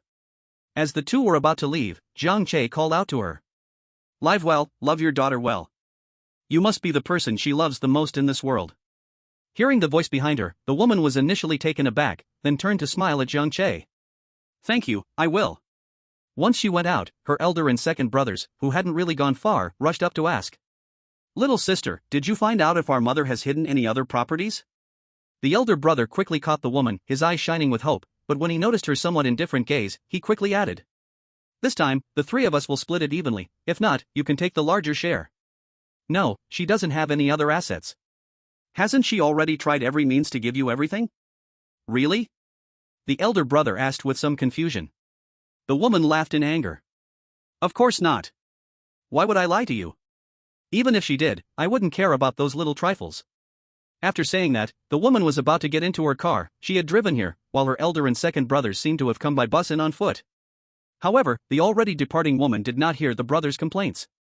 What a bad luck, coming to this crappy place, we didn't even get inside, and we didn't make any money. Yeah, how could that old woman save so little money in her lifetime? The 2 brothers were unwilling to even see their mother and were only thinking about how they could scrape out a bit more money from her. Just at that moment, the reporting media approached, and the brothers exchanged glances, then began to accuse the investigator of preventing them from entering the cemetery to see their mother, demanding compensation from the abnormal handling department. It's that investigator, his attitude was very bad, relying on his status to yell at us, even trying to hit us. How can ordinary people like us fight back? We can only stay here, and my poor old mother can't even see me. In fact, the two brothers had already started planning how to spend the compensation they hoped to receive. Chapter 090, Cemetery Story, 5. Although Jiang Che did not know that someone had begun to slander him, he was not afraid. Because he had already recorded the evidence. At the first sign of trouble from this family, Jiang Che had turned on the recording function on his phone. This was what the captain had instructed him, at least having evidence could prove his innocence. There had been many investigators wrongfully accused before. By then, the brothers would not only get no compensation but might also get into trouble for slandering him. Jiang Che took a few more people inside to visit his family, but they did not see them. Because the deceased were not taken unexpectedly, they had left peacefully, and their wishes had all been fulfilled, naturally leaving no attachment to the world. Although the visitors had made a wasted trip, they felt no disappointment. From another perspective, not seeing them was, in fact, a good thing. Just when Jiang Che was preparing to send people out, he felt something behind him. He turned around to take a look, but there was nothing there. Because even Jiang Che could not keep using his abilities for detection continuously, seeing that the dangers here were indeed few. He temporarily stopped his ability. Now it was a state of rest. Was it an illusion? Not paying much attention, Jiang Che first sent the person out. In fact, even without using his ability, Jiang Che's fleeting feeling was not wrong. Not far away, behind a tombstone, two strange creatures were fighting. One of the strange creatures was a wandering soul trying to sneak up on Jiang Che, and the other was An Song. You want to do bad things? I won't let you off. Go wait over there. Song Xiao was an elderly woman who couldn't take care of herself when she was alive, but now she had no problem beating up a wandering soul. Jiang Che continued to receive people. The next was a girl wearing glasses and carrying a backpack, who looked like she had just come from school. Brother, I want to see my dog. Can I? The girl said a bit shyly. After all, everyone came here to see their deceased loved ones, and she was just here to see a pet, afraid of wasting time. Even though it's a pet, it's still family to me. The girl wanted to argue a bit more, but before she could finish her sentence, a hand was placed on her head. Of course, even if it can't speak, it's still your family. Come with me. Hearing this, the girl smiled happily, then became a bit worried and asked. Back then, the cemetery didn't allow dogs to be buried, so I buried it under a tree beside the cemetery. Can we see that? How would we know if we don't try? Jiang Che said with a smile. Entering the cemetery, the girl began to look for the place where she buried her dog, according to her memory. At that time, I was still in middle school. Star was a stray dog I kept outside. Later, in winter, I was worried it would be cold outside, so I begged my parents for a long time, and they finally agreed to let Star come home. But just a few days later, Star. As she spoke, the girl began to choke up and couldn't say anything. What happened next?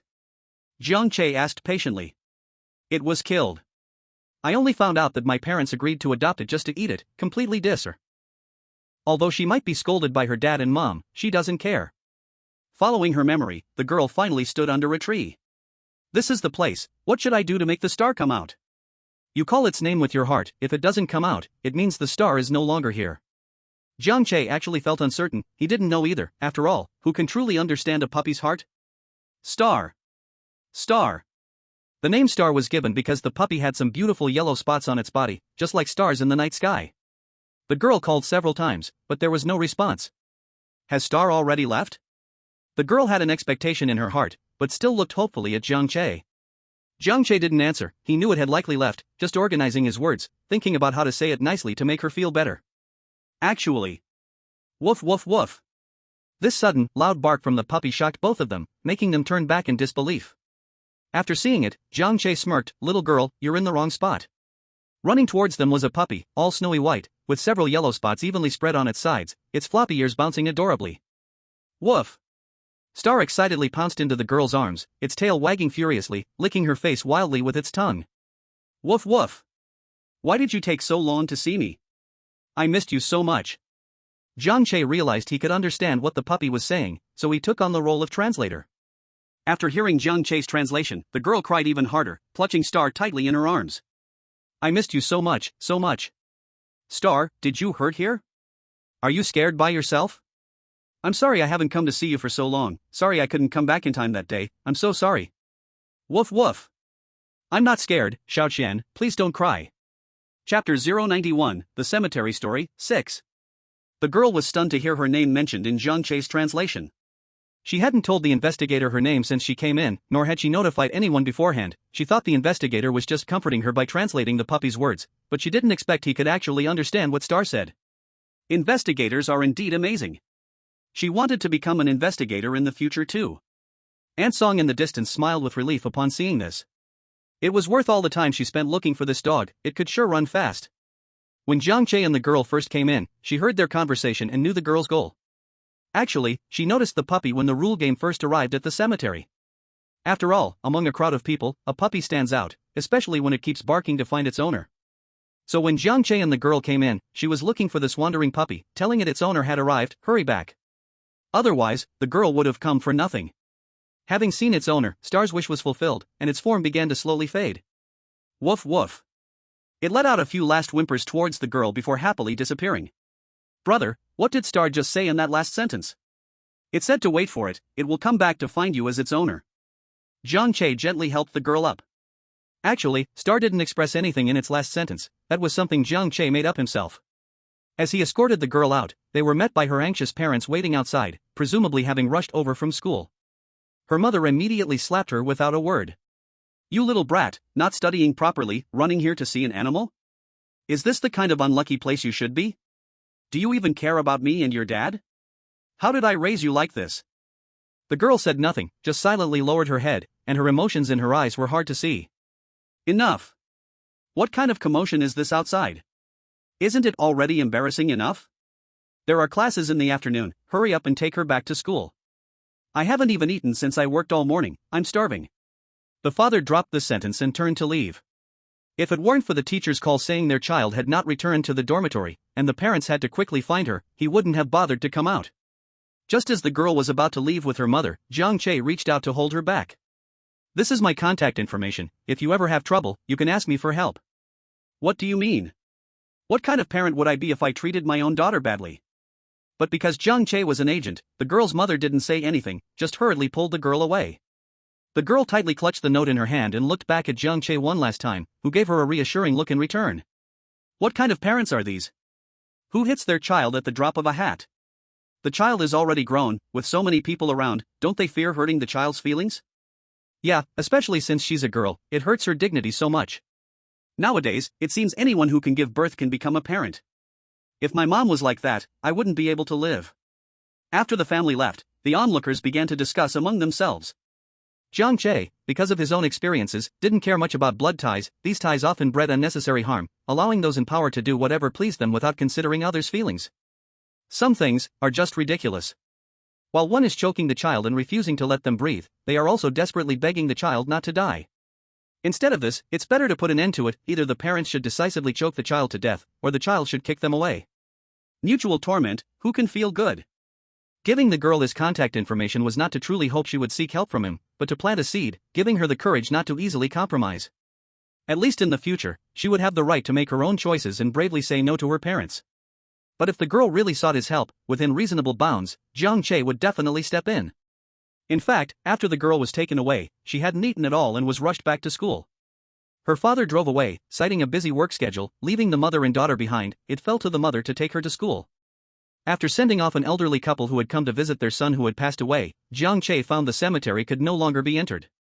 At this time, it was 6 in the evening, and the usual closing time for the cemetery was 6. It seemed that even after the game of rules had arrived, this rule still hadn't changed. Rosa happened to come out, accompanying a young couple. The couple didn't look too good. After coming out, they said nothing and just walked away. Rosa, seeing Jiang Che, frowned and complained. I'm really speechless. Just now I encountered a wandering spirit. It was strange because this spirit could disguise itself and turned into the husband of the couple. The funniest part is that this woman had both of her hands held but didn't even realize it. I only saw the spirit when I turned around. After I finally drove it away, the woman even scolded me for meddling. She really should let that spirit teach her a good lesson. The more Rosa talked, the angrier she got, wishing she could stand on the side of the spirit, and Jiang Che found it somewhat amusing and asked with a smile. Did they fulfill their wishes? Fulfill? I was just about to say, these two are not good people. They want to find their deceased father-in-law using a will and change the beneficiary of the inheritance to themselves. In the end, they didn't see him and cursed all the way. Rosa dismissively waved her hand. She hates this kind of person the most. Don't be angry. The cemetery is already closed today. Let's go report and see what the next plan is. Okay, let's go. The captain is making a schedule, arranging the visiting times for tomorrow. After all, the rule game will completely disappear at 6 o'clock tomorrow and return to a normal cemetery. Seeing there wasn't much to do, Jiang Che and Rose could finally take a break. It's rare to have a break during the rule game, it's the first time ever. Rose said excitedly. Let's go eat. I'll treat you. Rose generously pulled Jiang Che to a nearby restaurant that was quite good. Jiang Che didn't refuse, he could return home after dinner anyway. After sitting down and getting ready to order, Jiang Che's phone suddenly rang. After picking up the phone, Jiang Che looked at the unfamiliar number from the local area, and he already had a guess in his heart. After answering the call, a lively voice echoed. Brother, it's me, the owner of Star. I know. What is it? Jiang Che asked patiently. The girl hesitated for a moment, seeming to organize her words, her voice trembling as she said. Can you sponsor my schooling? I am now in my last year of high school, and my tuition is already paid. All I need is food to eat every day. I will apply for a student loan for college, and you just need to lend me my living expenses each month. Don't worry, I will remember every penny and will pay you back in the future. After speaking, the girl was trembling slightly in a place Jiang Che couldn't see. After all, the two were just strangers who had met only once. What's your name? Jiang Che neither refused nor agreed, but first asked. My name is Zhang Yaqian. Okay, add me on WeChat. After exchanging contact information, Zhang Yaqian also borrowed 300 yuan from Jiang Che and signed an electronic IOU. It seemed she was trying hard to show that she would definitely pay it back. Jiang Che didn't ask much, he just told her to study well.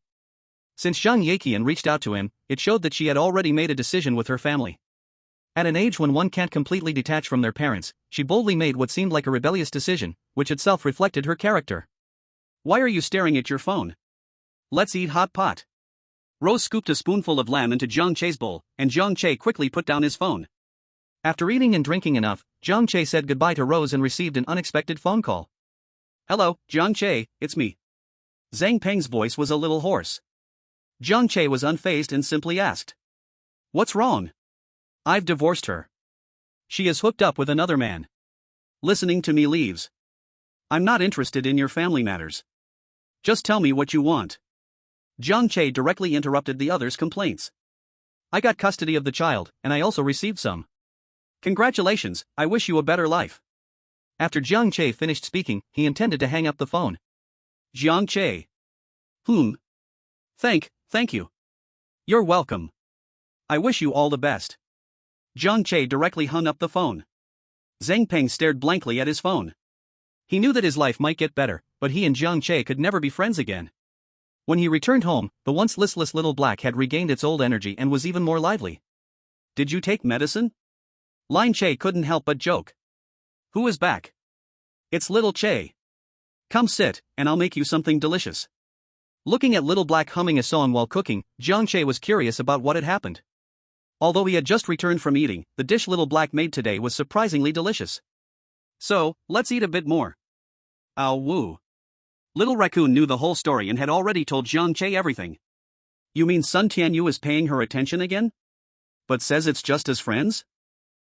Jiang Che was somewhat surprised that Sun Tianyu could break through the barrier in his heart and was willing to be friends with a strange being. This was quite rare. Actually, Sun Tianyu didn't think too much, he just felt that Jiang Che was an absolutely good agent, so the strange being he was raising must at least be a good strange being, right? After struggling for a few days, he finally decided to be friends with Little Black. This was actually an unexpected delight for Little Black. It could even be said that it was more surprising than having a boyfriend. At least it placed her in an equal position. Ever since she came out of the rule game at Qingshan Apartment, no one, except Jiang Che, believed in her. Let alone being friends, there wasn't even a single person who would look at her properly. The ones who were the worst were that soul collector and Zhang Lily. Little Black was very grateful that Jiang Che could bring her out, but her heart was still very lonely. She couldn't go out. Before, she would cook for Jiang Che every day. Later, when she had Little Lee, it was considered that she had a companion. She couldn't remember her memories from her life before, and she didn't know what the reason for living like this was. Taking care of Jiang Che? Don't make Little Black laugh. Jiang Che also noticed this, so he bought her a phone to pass the time. That's how she got to know Sun Tianyu. When Sun Tianyu confessed to her, Little Black didn't know what to do. At that moment, she wished she could be just a person, any person would be fine. Unfortunately, she was ultimately just an unaccepted outsider, a strange being that everyone feared. Now that someone was willing to acknowledge her, that was enough to make Little Black happy. Watching Little Black busy in the kitchen, Jiang Che had an idea. During dinner, Jiang Che casually asked, "Little Black, shall we give you a proper name? What do you want to call yourself?" Little Black swallowed the food in her mouth, seeming to think, but in reality, she had already drifted away for a while. "Let's call me Jiang Xiaobai." "Huh? Why?" "I've grown used to being called Little Black all this time, and I'm at your home, so I can take your surname Jiang. My game nickname is also Jiang Xiaobai." Little Black said proudly, then received a playful tap on the head from Jiang Che. The next day, Jiang Che rushed to the cemetery early in the morning. There were already many people waiting outside. An elderly lady, looking somewhat tired, waved to Jiang Che, seemingly having come very early. "I'm here to visit my relatives, sorry to trouble you, officer." "You're being modest, please follow me."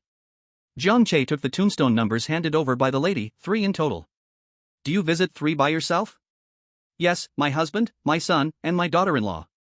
Jiang Che didn't ask more, just nodded. These 3 tombstones were placed together, and the lady stepped forward, her trembling hands gently touching the 3 pictures. The people in the photos looked righteous, serious, and wore police caps. It turned out they were police officers who died in the line of duty. Not only her husband but also her son and daughter-in-law were police officers. A family of loyal heroes. "Old Hu, I know you must have all left, but I miss you too much. While I can still move my legs and my mind is not muddled, I came to see you." The elderly lady, with her white hair, looked quite a few years older than the man in the photo. She didn't cry, her tone was calm, as though she were just chatting about daily life. Although there were no tears, Jiang Che felt an endless sorrow, gently supporting the lady, not knowing what to say. "Young man, you don't need to comfort me." The lady looked up at the 3 tombstones again and began to murmur. Old Hu was a drug enforcement police officer, and 15 years ago, he died at the hands of drug traffickers in Nanyang. At that time, my son was only in his teens. For these years, I raised him, and he has now built a family. As a result, he also followed in his father's footsteps and became a police officer, also in drug enforcement. My daughter-in-law graduated from the same university as him, and they got married right after graduation. However, just in these days, I saw online saying that records of drug use can be sealed, and I feel wronged for them. Chapter 093, The Cemetery Story, 8. Everyone says our family is glorious, but I lost my husband, and 2 years ago I lost my son. My beautiful daughter-in-law also died at the frontier. What glory is there? They died so far away, there's not even a bone left, these tombstones are all empty. After saying these words, the aunt fell into a daze. Then she came to her senses and got up to leave. Where is this? I have to hurry home, Xiaolong will be off work soon, and I need to rush back to make dinner. Jiang Che hurriedly followed, seeing the aunt rush out without care. Auntie, slow down. Let me escort you out. Thank you, young man. I don't know how I ended up here. Sorry for the trouble. Alzheimer's? Jiang Che felt a mix of emotions inside, forgetting these sad things might actually be good for the aunt. As soon as they went out, a man in his 30s hurried forward, supporting the aunt. Aunt Jiang, why didn't you tell me before just running out? I was worried sick. I'm sorry. I thought Xiaolong and Jingjing would be back soon, so I came out to buy some good vegetables. They don't come home often, and then I got lost. I don't know how I ended up here, let's go home. Hearing this, the man couldn't help but redden his eyes. Jiang Che quickly held the man back. After all, the aunt seemed a bit out of it, and he needed to confirm the man's identity. The man immediately understood and took out his police badge. I am a police officer in Huayan District, you can rest assured to hand Aunt Zhang over to me. And you and the aunt? Jiang Che still asked, not fully reassured. The man paused for a moment before quietly saying, I'm Hulong's classmate. After graduating, I became a police officer in the Huayan area. Auntie's husband sacrificed many years ago, and a few years ago, Hulong and his wife also sacrificed. A few of us familiar buddies take turns looking after the aunt. She has a nanny at home, but the impact on her was too great, and she can easily get confused. When we ask her, we say Xiaolong's mission is over and he'll be back soon. Xiaoli, why are you still talking with this young man? Let's go before it's too late to cook. Alright, Aunt Zhang, this is Xiaolong's classmate. We're just reminiscing. Let's go. Let's go. The aunt smiled suddenly and left happily. Jiang Che watched the two leave, his mouth feeling as if it were blocked, unable to speak for a long time. It's just like a rope that chooses to break at the weakest point, and misfortune always finds the unfortunate ones. Jiang Che shook his head, tossing aside the thoughts in his mind. He still had a task to do. Busy until nearly 3 in the afternoon, the progress was faster than he imagined. The people in the cemetery had mostly left, and Rose was getting ready to pack up and go, but saw Jiang Che walking alone into the cemetery. "Woyo, what are you doing?" Jiang Che smiled and said. "The task of helping others visit their loved ones is complete, now I want to visit my loved ones." Before Rose could ask more, Jiang Che walked straight in. Jiang Che wasn't foolish. Once inside, he maximized his ability and began to probe the surroundings. Although the maximum range of this ability was still smaller than this cemetery, it didn't matter. Jiang Che still had time, enough to make a circle around the cemetery. He was determined to find her. "Aunt Song. I know you're here, why are you avoiding me?" Jiang Che first shouted loudly, but there was no response. Even so, Jiang Che still had the intuition that Aunt Song hadn't left. Although Song Shao didn't come out, Jiang Che's shout startled other wandering souls in the cemetery. After all, not everyone is willing to be visited, and not everyone can be visited. Some of these wandering souls were hiding, while others were waiting in anticipation. But if the one they were waiting for never comes, they would also disappear along with the rules of the game. "Brother." Jiang Che was originally searching, but suddenly feeling something tug at his pant leg. Looking down, it was a child, probably around 7 or 8 years old. At that moment, the child was looking at Jiang Che timidly. "I want to see my mom, can you take me to see her? I heard you can help others meet their family." Hearing this, Jiang Che let out a helpless sigh. "Then can I help you go out and take a look?" "Okay, thank you, big brother, I'll wait here for you." Jiang Che nodded, mainly thinking that it was only 3 o'clock now, and there were 3 hours left until the end of the game. Perhaps the child's mother just didn't know about this, and it would be fine to contact her now. After confirming the cemetery's number with the child, Jiang Che went out to find the corresponding contact information and called. "Hello?" It was a woman's voice, it should be right. To avoid hurting the other person's feelings, Jiang Che asked as gently as he could. "Are you Zhao Taotao's mother? Are you stupid?" After the other party cursed viciously, she hung up the phone. Jiang Che scratched his head and tried to call again. This time, the call didn't go through. With no other choice, Jiang Che had to switch to another phone and continued dialing, this time using a more official tone. "Hello, I am an agent from the Anomaly Handling Bureau. I have a question to ask you, are you Zhao Taotao's mother? Aren't you that same person from earlier? Are you sick? What's wrong with me? Are you going to say that child is in your hands and needs a ransom? Don't joke around, he's been dead for many years. You misunderstood. The XX Cemetery is experiencing a game of rules, and the visiting channel has opened, giving a chance to meet the deceased relatives. I met Zhao Taotao here, you can come." Hearing Jiang Che's words, the woman on the other end of the phone was stunned because she knew about the cemetery. After all, the online promotions and reports had been overwhelming. But... oh, isn't that still a ghost? What's there to see? A ghost isn't my son. I'm not going, not going. This is just bad luck. Also, don't call again, or I'll report you. After saying this, she hung up the phone. Just before she hung up, Jiang Che vaguely heard something about lingering souls. It seemed that this matter could only end in failure. Jiang Che composed himself and walked into the cemetery. Zhao Taotao was still waiting in the same spot, standing on tiptoes to glance towards the cemetery entrance. When he saw Jiang Che, he jumped up to look back. No one. Taotao, your mom. Is mom not coming? Is she ashamed of me? Before Jiang Che could finish his prepared excuse, he was interrupted. It's not. Jiang Che instinctively said. Brother, I know. I was hit by a car because my mom pushed me, whether she meant to or not. I know in my heart that I'm just a burden to her. Only when I'm dead can she safely start a new family with uncle. Though Taotao was young, he understood everything clearly, he just still held a shred of hope. Jiang Che had no choice but to swallow back the words he prepared to say. Thank you, brother, my wish is fulfilled. In my next life, I will find a mom who loves me. After saying this, Taotao began to fade away. In fact, Jiang Che felt a surge of anger in his heart. He was a bit upset and couldn't help but think of his biological parents. What's the difference between the two? If biological parents were willing to find him, they would definitely be able to, because Aunt Song updated her information in the registry every year, and many websites could provide that information. But until now, there hadn't been any trace of his biological parents. In Jiang Che's heart, the best outcome was that they both had died long ago. Taking a long breath, Jiang Che suppressed the rising anger in his heart.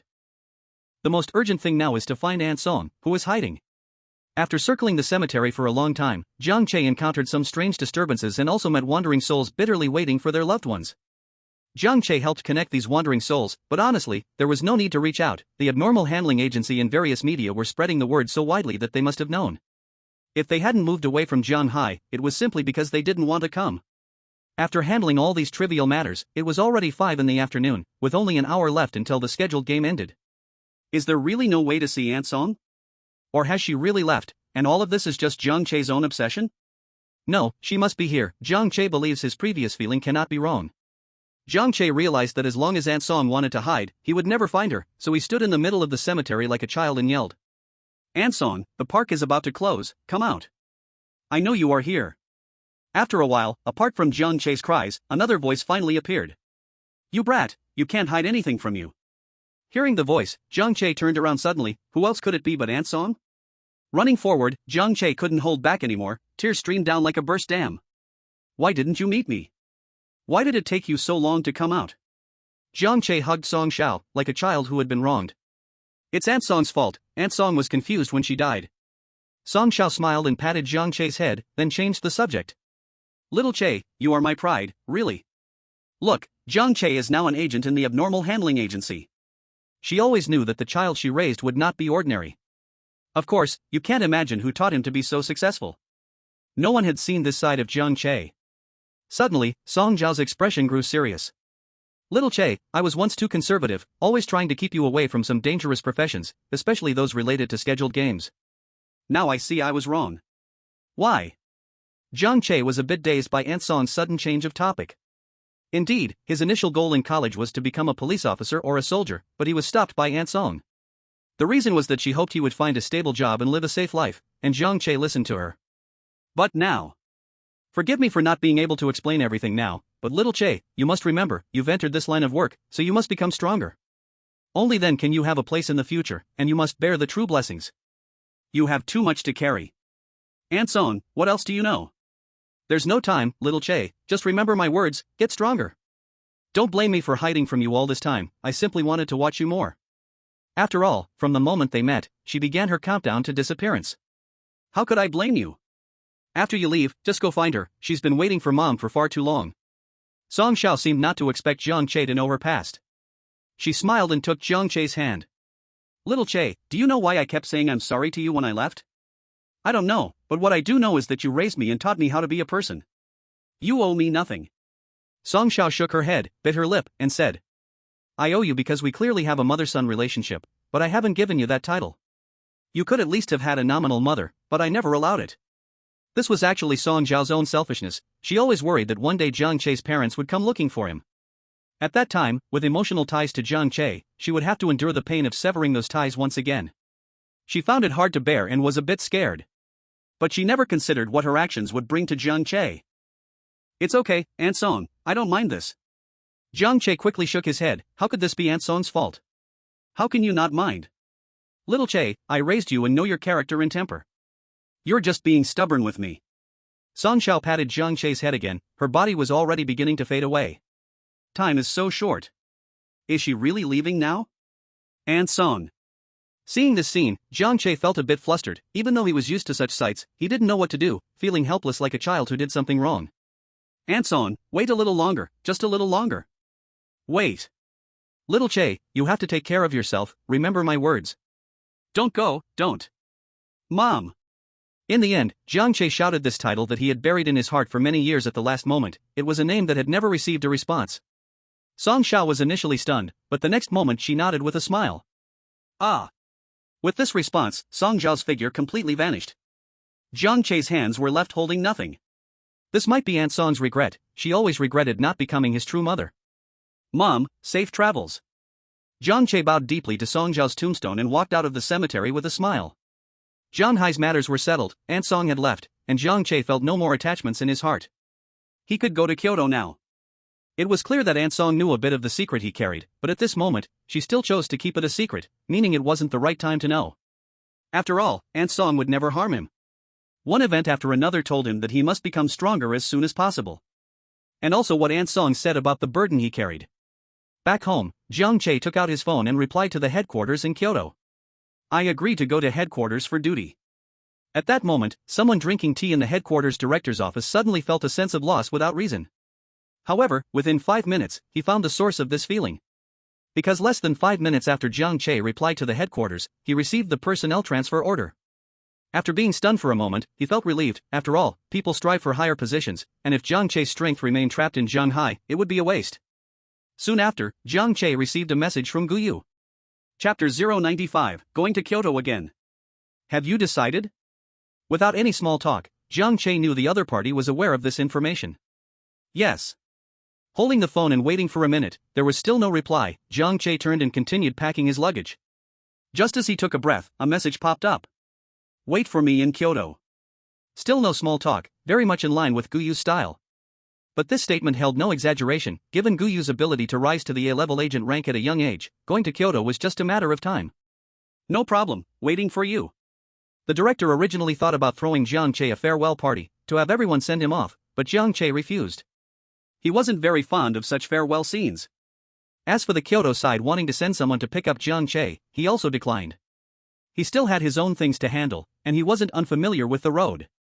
However, just as Jiang Che was about to finish packing to leave, a terrible news struck him like a bolt from the blue. Zhang Lili had fallen. That enthusiastic woman, full of dreams, unwilling to be shackled by life, was dead. Even the little black, who didn't get along well with her, couldn't hold back tears upon hearing the news. The logistics team didn't have to enter the rule game, but she still died.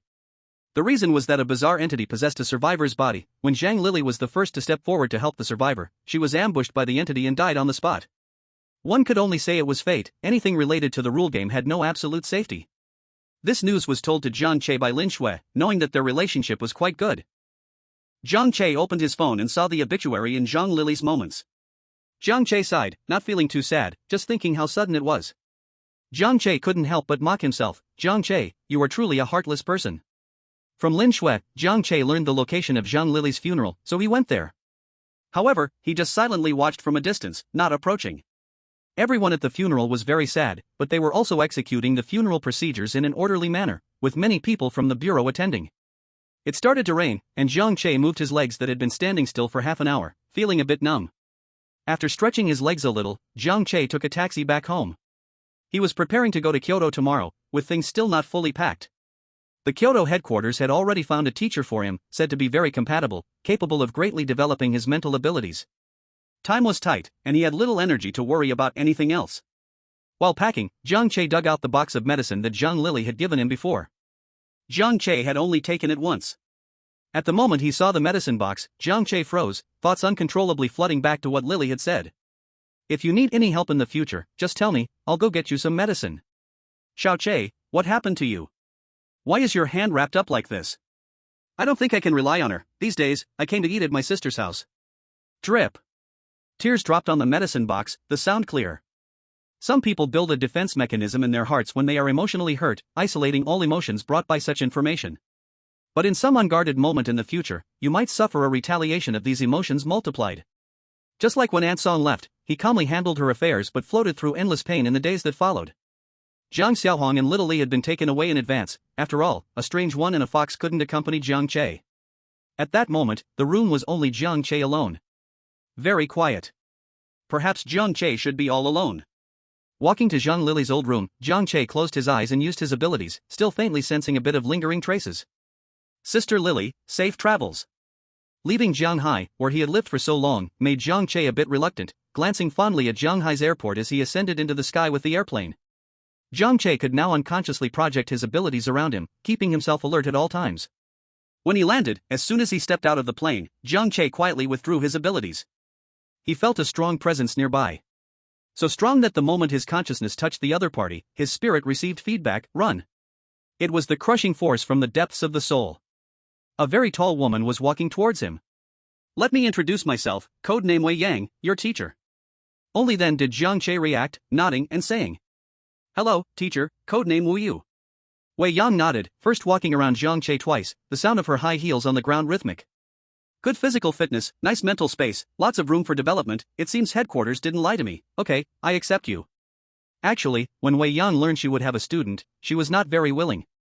She looked like a strong and decisive woman but had always been lazy in character. Despite this, she managed to pass this notification to herself, indicating headquarters had discovered a good seedling. Now that she came to see for herself, she was quite satisfied. Come with me. After Wei Yang finished speaking, Jiang Che naturally uncontrollably followed her forward. These mental abilities are greatly polarized. If used well, they make one a master, but if used poorly, it's like harming oneself while harming the enemy. Honestly, it's better to have none. The first key to mastering mental abilities is that one must have a good heart. Wei Yang had already begun teaching, and Jiang Che nodded repeatedly. Since the teacher was assigned by headquarters, he surely wasn't an ordinary person, and Jiang Che could feel the other's strength. Being too indifferent, too enthusiastic, too weak, or too hard, acting impatiently, or worrying too much all make it hard to unleash your abilities. But you also can't be completely numb, then, you wouldn't count as a human. The balance in this can only be grasped by yourself. Wei Yang put the luggage in the trunk and gestured for Jiang Che to get in the car. But achieving these is just the basics. If you want to bring out the full potential of your mental abilities, repeated refining is essential. It's not just about honing your skills, it's about sharpening your spirit and heart. True gold must be tempered thousands of times. Wei Yang closed the car door and looked at Jiang Che. Do you understand? I understand. If you understand, then buckle your seatbelt. Kyoto was very strict about this. Chapter 096, Unconventional Special Training. Jiang Che hurriedly bowed his head to find the seatbelt, and his slightly flustered appearance made Wei Yang unable to help but chuckle softly. Alright, that was just some theory. I won't say too much to you. Just settle down here for now. If you need anything, just call me. Thank you, teacher. After pondering for a moment, Jiang Che still asked the question in his heart, Teacher, may I ask what level of agent you are? Because Wei Yang's pressure on him was the strongest he had felt so far, even stronger than Firebird. Wei Yang smiled but didn't reply. Instead, she made a few gestures in the air with her fingers. Jiang Che asked, S level? Nope. Seeing that Jiang Che was puzzled, Wei Yang turned back and mysteriously said, although I am also an agent, I don't belong to the conventional ranking of agents. When you officially join the Kyoto headquarters, you will discover a lot of things you don't know. Jiang Che was dumbfounded. A level was the strongest agent he had ever seen, like Guyu and Firebird, all included. S level was the strongest agent he had ever heard of, yet Wei Yang said she didn't belong to this conventional ranking. Looking back, the first strong person he had encountered was Soul Catcher, who had sent blades flying. It really was true that there were people beyond people, heavens beyond heavens. What level can your current abilities reach? Wei Yang asked while driving. I can control it steadily now, and I can sense and structure my surroundings. Use it, let me have a look. Jiang Che nodded, closed his eyes, and didn't dare to include Wei Yang in his range. He slowly expanded his ability over the car. Soon, the structure of the car, both inside and outside, appeared incredibly clear in Jiang Che's mind, except for the driver's seat, which was shrouded in darkness. Not bad, you can reach this level on your own. Wei Yang nodded with satisfaction. It was even better than she had thought. In the following days, Jiang Che was not assigned any tasks in the bureau, but was continuously undergoing the special training customized by Wei Yang. Most of the training focused on physical fitness. Wei Yang said that the body and spirit are not completely separate systems. A strong body is the foundation and prerequisite for having a strong spirit and broad consciousness. At the same time, exercising the body can also help enhance mental abilities. Jiang Che also underwent various health checks and was found to be very healthy, with nearly perfect data in every aspect. Based on this data, Wei Yang increased the intensity of Jiang Che's training. Train. What you're working on is carefree. Jiang Che did not disappoint Wei Yang's expectations and smoothly overcame each day's training, which made Wei Yang exclaim with delight. However, watching Wei Yang become increasingly eccentric every day, Jiang Che couldn't help but feel a bit anxious in his heart. Had Wei Yang awakened some strange attribute? A month passed, and Jiang Che could clearly feel that he was completely different from the person he was a month ago. On the outside, it was naturally not visible, but the true progress was known only to him and Wei Yang. During this time, the Firebird also learned that Jiang Che had been transferred to Kyoto, and came to visit. However, upon seeing Jiang Che holding 200 pounds of equipment and moving swiftly, it was stunned. It also heard that his teacher was Wei Yang and ran away in fright. Wei Yang was somewhat famous in Kyoto because her form of torment was all mental. As for why he practiced for a month, it was because of the vacation. Today was the start of winter, and before Jiang Che could find Wei Yang, he received her vacation notice. Wei Yang was probably on her way out to have fun now. Jiang Che shook his head. It was just right to give himself a break and rest a bit. The holiday was neither long nor short, and Jiang Che didn't plan to go back to Jianhai. After all, the only thing worth cherishing in Jianhai was no longer there, so strolling around Kyoto was just fine. As soon as he got home, Xiao Hei rushed over with an excited face, shouting at Jiang Che. He wants to see me. Who? Jiang Che glanced at Xiao Li, who tilted his head left and right. It was just a small fox, which knew nothing at all. Sun Tianyu. It's Sun Tianyu who wants to see me. He proposed to meet me in person. What should I do? Will I scare him? Is that it? Jiang Che thought there would be something big going on. He directly threw himself on the sofa and said calmly. Since he proposed to meet you, he won't be afraid of the strange things, and he has seen a lot of strange things with me in the rules game, so what are you afraid of? Oh, you don't understand. If I had Jiang Che's face and figure, I wouldn't be scared. Jiang Che scratched his head. This sounded like a compliment. Xiaohei, you've changed, now you're flattering in a roundabout way. Actually, I have a way. Xiaohei was waiting for Jiang Che to say this. What way? Can it help me? Do you still remember how you transformed from a pile of black mist into what you are now? I remember, because at night in Qingshan Apartment, the strange things were intensified, so I got a body. But because she had never eaten a person, she still looked like a normal person, just like the foxtail strangeness in a foot massage health club. Any strangeness that had eaten a person would undergo a change, and this was also the simplest way to distinguish whether the strangeness had eaten people. Not necessarily effective. So, as long as you can take on more of the rules game's power, you can reshape your body. Isn't that obvious? She knew that. But where would the rules game's power come from? Would she have to enter the rules game? Not to mention whether they would agree to let her in. Even if they did, it was uncertain if she could come out. Even if the agents wouldn't kill her, the strangeness might also take her life, and she could disappear along with the rules game. There were too many risks. Seeing Xiaohei frowning tightly, Jiang Che asked. What's wrong? Do you have objections to my method? No, how dare I? Though she said this, her tone was full of insincerity.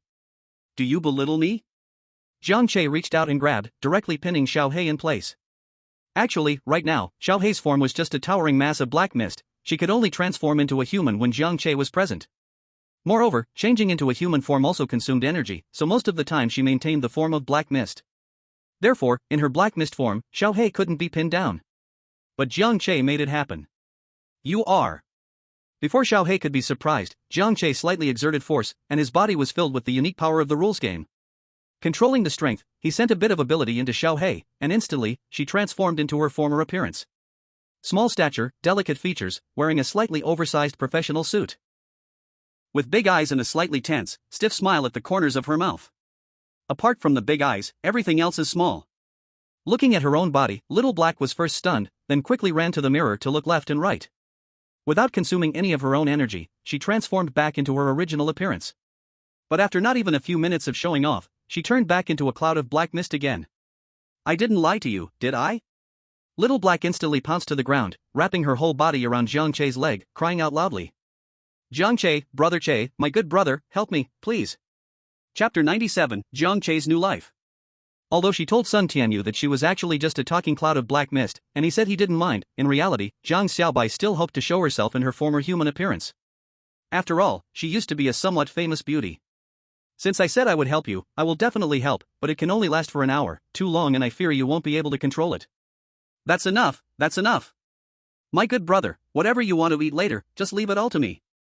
Jiang Che gave a sideways glance at the flattering Jiang Xiaobai, holding back a laugh as he said. Just be quiet and behave. Wow, so cool. Jiang Che, you are my god. Jiang Xiaobai, spend less time in internet cafes. What ancient bad jokes are you bringing up? Jiang Che was speechless. But why can you manipulate the energy from the rules game outside? Calm down, Little Black asked this puzzling question. If that's the case, then Jiang Che is practically a Superman. I accidentally obtained it during a previous mission. Actually, this was something Jiang Che only sensed during special training. The power that when he sent him, along with the power transmitted from the blood guanine, was stored in his body. It was just that the two seemingly volatile energies were currently sitting obediently in a certain part of his body. After trying a few times, Jiang Che discovered he could also manipulate these two energies, but he couldn't use them yet. For example, if there was a machine that needed the power from the rules game to operate, Jiang Che could draw out the energy and transfer it to this machine, thus driving it. But to use this energy for fighting, he couldn't do that yet. Similarly, Little Black now resembled that machine. After coming into contact with this energy, she could undergo a mutation. At this moment, Little Lee beside her let out a howl, reminding Little Black that there was still something she hadn't told Jiang Che. Jiang Che naturally heard it too. There's something else? What is it? Oh right. Little Black pulled herself out of the earlier joy and ran to the balcony to pick up Jiang Che's potted plant. I found out yesterday that this seed has already borne fruit, but... Little Black didn't continue, just gestured for Jiang Che to open the flower bud in the middle. Jiang Che slowly opened the flower bud, and what appeared inside directly stunned him.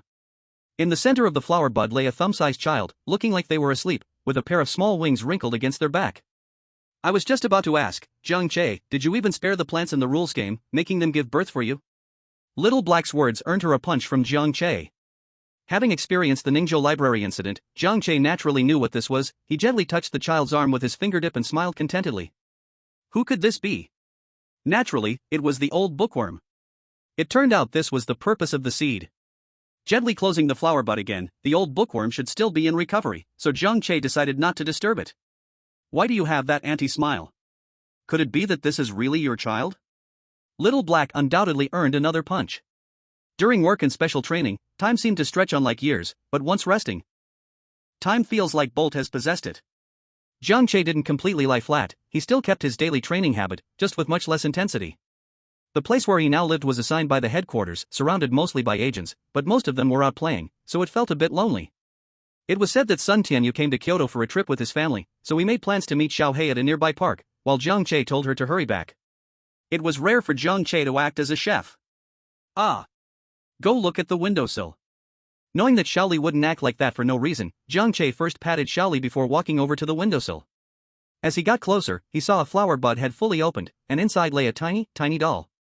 The doll blinked its eyes at Jiang Che twice and shouted happily, "Brother Jiang Che." Jiang Che's mind hadn't caught up yet, but his body had already started to act, cradling it in his hands. I thought you were gone.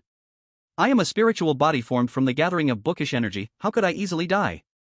The bookworm joyfully wrapped itself around Jiang Che's finger, happily rubbing against him. That said, if Jiang Che hadn't planted that seed, it wouldn't have been able to revive. Even if it miraculously landed in the soil to revive, as long as it wasn't Jiang Che who planted it, it wouldn't have the memories from before. But what's the meaning in being revived like that? It wouldn't be itself anymore. It had to be Jiang Che who personally planted it, and he couldn't know in advance the purpose of the seed. So the bookworm had quietly placed the seed in Jiang Che's clothes back then. Now it was no longer just a simple spiritual body formed from bookish energy, but a spirit condensed from the essence of heaven and earth. It was truly a spirit in the genuine sense. Telling Jiang Che about its transformation, Jiang Che pondered for a moment and said, "Spirits usually have wings, but your wings are still stuck to your back, so are you a worm now?" Calling it bookworm didn't sound good, so Jiang Che decided to give it a name too. Since you say you are a spirit, you will be called Jiang Shaoling. The bookworm's heart broke. Oh no, Jiang Shaoling's heart broke. When Xiao Hei returned, she had just opened the door, and her human form dissipated instantly, transforming back into a cloud of black mist. Look at this, it's perfectly timed, truly a master of time management. Jiang Che didn't ask how it went. Just by looking at Xiao Hei's barely contained smile, he knew things should have gone smoothly. However, although Jiang Che didn't want to ask, he couldn't handle someone who really wanted to say, "Ha ha ha, the heavens didn't create me, Jiang Xiaohai, what, the eternal night." Directly brought down. Your black sister is unbeatable. Jiang Che was still interacting with the bookworm and ignored Xiao Hei completely. Xiao Hei wasn't embarrassed, turning around to start whispering to Xiaoli. Xiaoli could only tilt her head and trot over to Jiang Che's feet. You are coldly bullying me. Seeing Jiang Che and Xiaoli still ignoring her, Xiao Hei leaned in closer, looking at the tiny doll that was gazing at her from the table. Are you Jiang Che's illegitimate daughter? Jiang Che directly raised his hand as if to give her a smack on the head, scaring Xiao Hei to shrink back a bit. Looking at the dish simmering in the kitchen, Jiang Che couldn't help but smile. He had originally thought that after Aunt Son left, his life would be filled with boredom, loneliness, and monotony. But now it seemed a little unexpected. Although there was no one else at home besides himself, it was rather lively. Aunt Son, I'm sure you can see it too, this is his new life. Chapter 098, Heart-to-Heart Talk Between Teacher and Student. But Jiang Che had barely enjoyed a few good days when he was pulled out by Wei Yang. Teacher, isn't the holiday still not over? Jiang Che was a bit confused. Wei Yang smiled, yes, it's a holiday. Then what's the training for? Who said there had to be training? I'm just bored during the holiday, so I came to play with my student for a couple of days. Alright, you are the teacher, you are always right. But being idle is still being idle. Jiang Che once thought about not training during the holiday, but unfortunately, the teacher ran off on holiday directly. Just at that moment, Wei Yang took the initiative to find him, and the training plan started again. In fact, Wei Yang just used the holiday as an excuse to sleep heavily at home for 2 days, and then returned out of boredom. This is how people are, used to working, they can't feel right during a break. Days slipped away in this ordinary yet tense training. During this time, Wei Yang showed no mercy. She knew that given Jiang Che's condition, holding back would be wasting talent. As long as he could survive the training, she pushed him to the limit.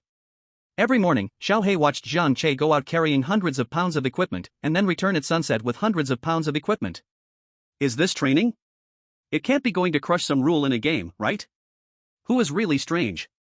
Jiang Che felt his body reach its limits multiple times, but a voice in his heart told him there was still room for improvement, he just couldn't rush it. Wei Yang also appropriately stopped Jiang Che's physical training. During this time, you have gradually increased from 50 pounds, and now you can easily carry 500 pounds. I am confident to say you rank ahead of almost all agents, even better than me. We have exchanged 2 moves, without using abilities. Jiang Che didn't expect Wei Yang to actually propose to spar with him. You go first. Wei Yang casually struck a pose, waving her hand towards the ready Jiang Che. Jiang Che nodded, exerting force to throw a punch straight at Wei Yang's vitals. If anyone else saw this, they would exclaim, "What a fast punch!" But in Wei Yang's eyes, Jiang Che's speed was quite ordinary. Before his punch could reach her, she had already gotten behind him, then kicked out. With his momentum, Jiang Che fell straight to the ground, turning his head in shock to look at Wei Yang. In fact, Jiang Che never thought he could defeat Wei Yang, even without using his abilities. But he had trained for quite a while, thinking he could at least exchange a couple of moves, yet he was taken down with just one kick. Do you want to know why? Wei Yang asked with a smile. I don't know, but I want to know. Jiang Che replied very honestly. Although your talent is great, and your body is top-notch, it can be seen that you also have a martial arts foundation. It's still not enough. Most martial arts learned today are for performances, at most, they teach self-defense, and very few are lethal moves.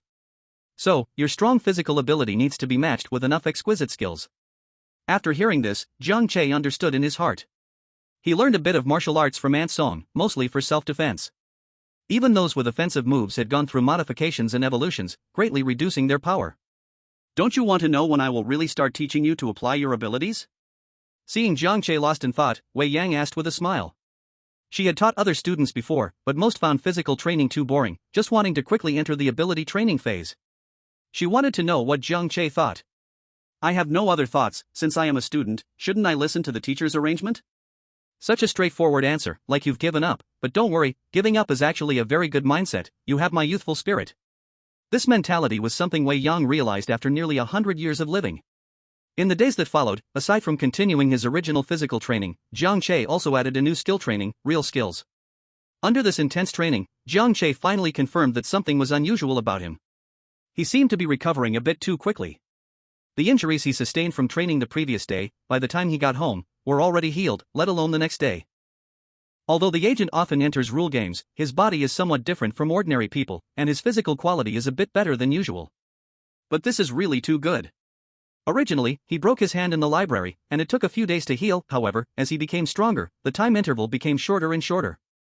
Even now, some lighter injuries don't leave wounds. Just like before, when he made a small cut with a knife, it took 2 hours to heal, but now the knife can no longer cut him. In fact, sometimes Jiang Che thinks about his 20 years, it's quite legendary. An abandoned infant didn't die. He was picked up by a human trafficker, endured a meager existence, and even took beatings, yet he survived. When escaping, he didn't care whether the water in the mountains was clean or whether the fruits were poisonous, he took everything and still lived. When Ant Song first found him, she took him for a physical exam. All his health indicators were acceptable, though he was a bit skinny. Moreover, it seemed that from childhood to adulthood, his injuries healed very quickly. This means that his physical abnormalities have nothing to do with the rule games. Not only that, but he also had abilities when he first entered the rule games. He could see hidden prompts, see additional rules. There's also Ant Song's ambiguous, uncontactable parents, and when he's murmurs. The more Jiang Che thought about it, the more confused he felt, as if everything was tangled together, making it hard to untangle. Perhaps it's his own problem? With his mind constantly in thought, Jiang Che's training became somewhat distorted. It wasn't until he was knocked to the ground by Wei Yang that Jiang Che realized. Sorry, I got a bit distracted just now. Wei Yang frowned and asked. What were you thinking? You couldn't dodge this move. In fact, Jiang Che had made significant progress in the past few days. Without using abilities, he could already exchange a few moves with Wei Yang. I don't know what I was thinking. Jiang Che didn't specify the matter. Although Wei Yang was his teacher and treated him well, he still wasn't used to directly confiding his feelings. Seeing Jiang Che looking a bit dejected, Wei Yang gestured for him to sit in a nearby seat. Let's end today's training here. Let's have a heart-to-heart talk. Heart-to-heart? Of course, it's part of a teacher's duties to relieve students' worries, plus, having something on your mind is harmful to your spirit. Jiang Che thought for a moment. Wei Yang was a seasoned agent, and he surely knew much more than he did, so asking was better than overthinking. After pondering for a while, Jiang Che decided to try to confide.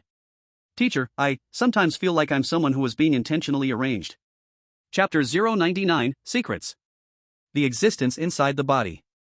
Jiang Che carefully said these words, glancing inadvertently at Wei Yang. However, Wei Yang didn't react, he just continued to ask. Since you say so, you must have gone through some things. Why don't you briefly share them with me? Jiang Che organized his thoughts and briefly recounted his background and some of his previous unusual experiences. This time, Wei Yang furrowed his brows. So you think all of this is intentionally arranged? To be honest, it really doesn't seem like a coincidence. Teacher, you have more experience, have you encountered similar situations before? Even having been in this field for nearly 80 years, I haven't heard of such a thing.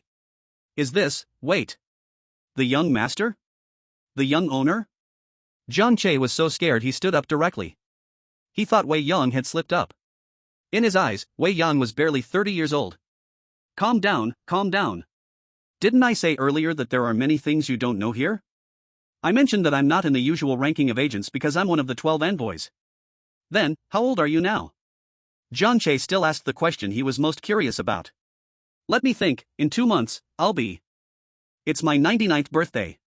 Wei Yang said casually, then lay back in the chair, completely unaware of the shock her words brought to Jiang Che, as if she were simply commenting on the nice weather today. 99th birthday? If she wasn't just speaking carelessly, Jiang Che suspected Wei Yang was playing a joke on him. Oh, look at your expression, do you think I'm lying to you? MHM. Here, see for yourself. Wei Yang didn't explain, just threw her ID card to Jiang Che. By Xiaoshu, female. Looking at the date of birth section, he calculated in his heart, indeed, it was almost 100 years ago. And after checking, the ID card wasn't fake. So you are one of the founders of the Anomaly Handling Bureau? Although the timing isn't far off, it doesn't count. When Wei Yang joined, the Anomaly Handling Bureau was already taking shape. Jiang Che suddenly seemed to remember something and continued to ask. Then, teacher, do you know if the original Anomaly Handling Bureau invited many reclusive talents for help? Huh, I can't believe you know about this at such a young age? Wei Yang was somewhat surprised, after all, these matters were secrets within the Bureau, and very few people knew about them. You're right, when the rules games first appeared, it was completely a slaughterhouse for humans. Everyone was terrified, and there was no way out, so the government sought help from those so-called supernatural talents. At that time, Wei Yang was still a little girl, but talking about it still made her chuckle. Since it was the state reaching out, things started out smoothly. However, gradually, the higher-ups discovered that some of these people were truly talented, while others were just frauds, and some even had ulterior motives. Those skilled in ghost breeding liked to enter rules games to catch little ghosts, while others found they could greatly enhance their power in the realm of rules games. In short, the rules games that we avoided like the plague were like a godsend to them. But at that time, the higher-ups didn't see it this way. They called them in to help save people and deal with the rules games, but they hardly saved anyone and instead got into fights for power and strange phenomena, causing chaos. Moreover, these people had their own set of rules for doing things and rarely took orders. At this point, the higher-ups realized that compared to these diverse supernatural talents, it was better to have responsible people who would follow orders, so they began to actively recruit talents and select from the military.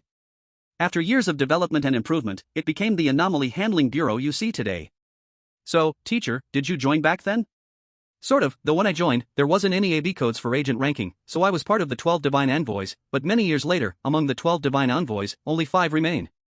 Jiang Che nodded in understanding and, seizing the moment while Wei Yang was in high spirits, continued to ask.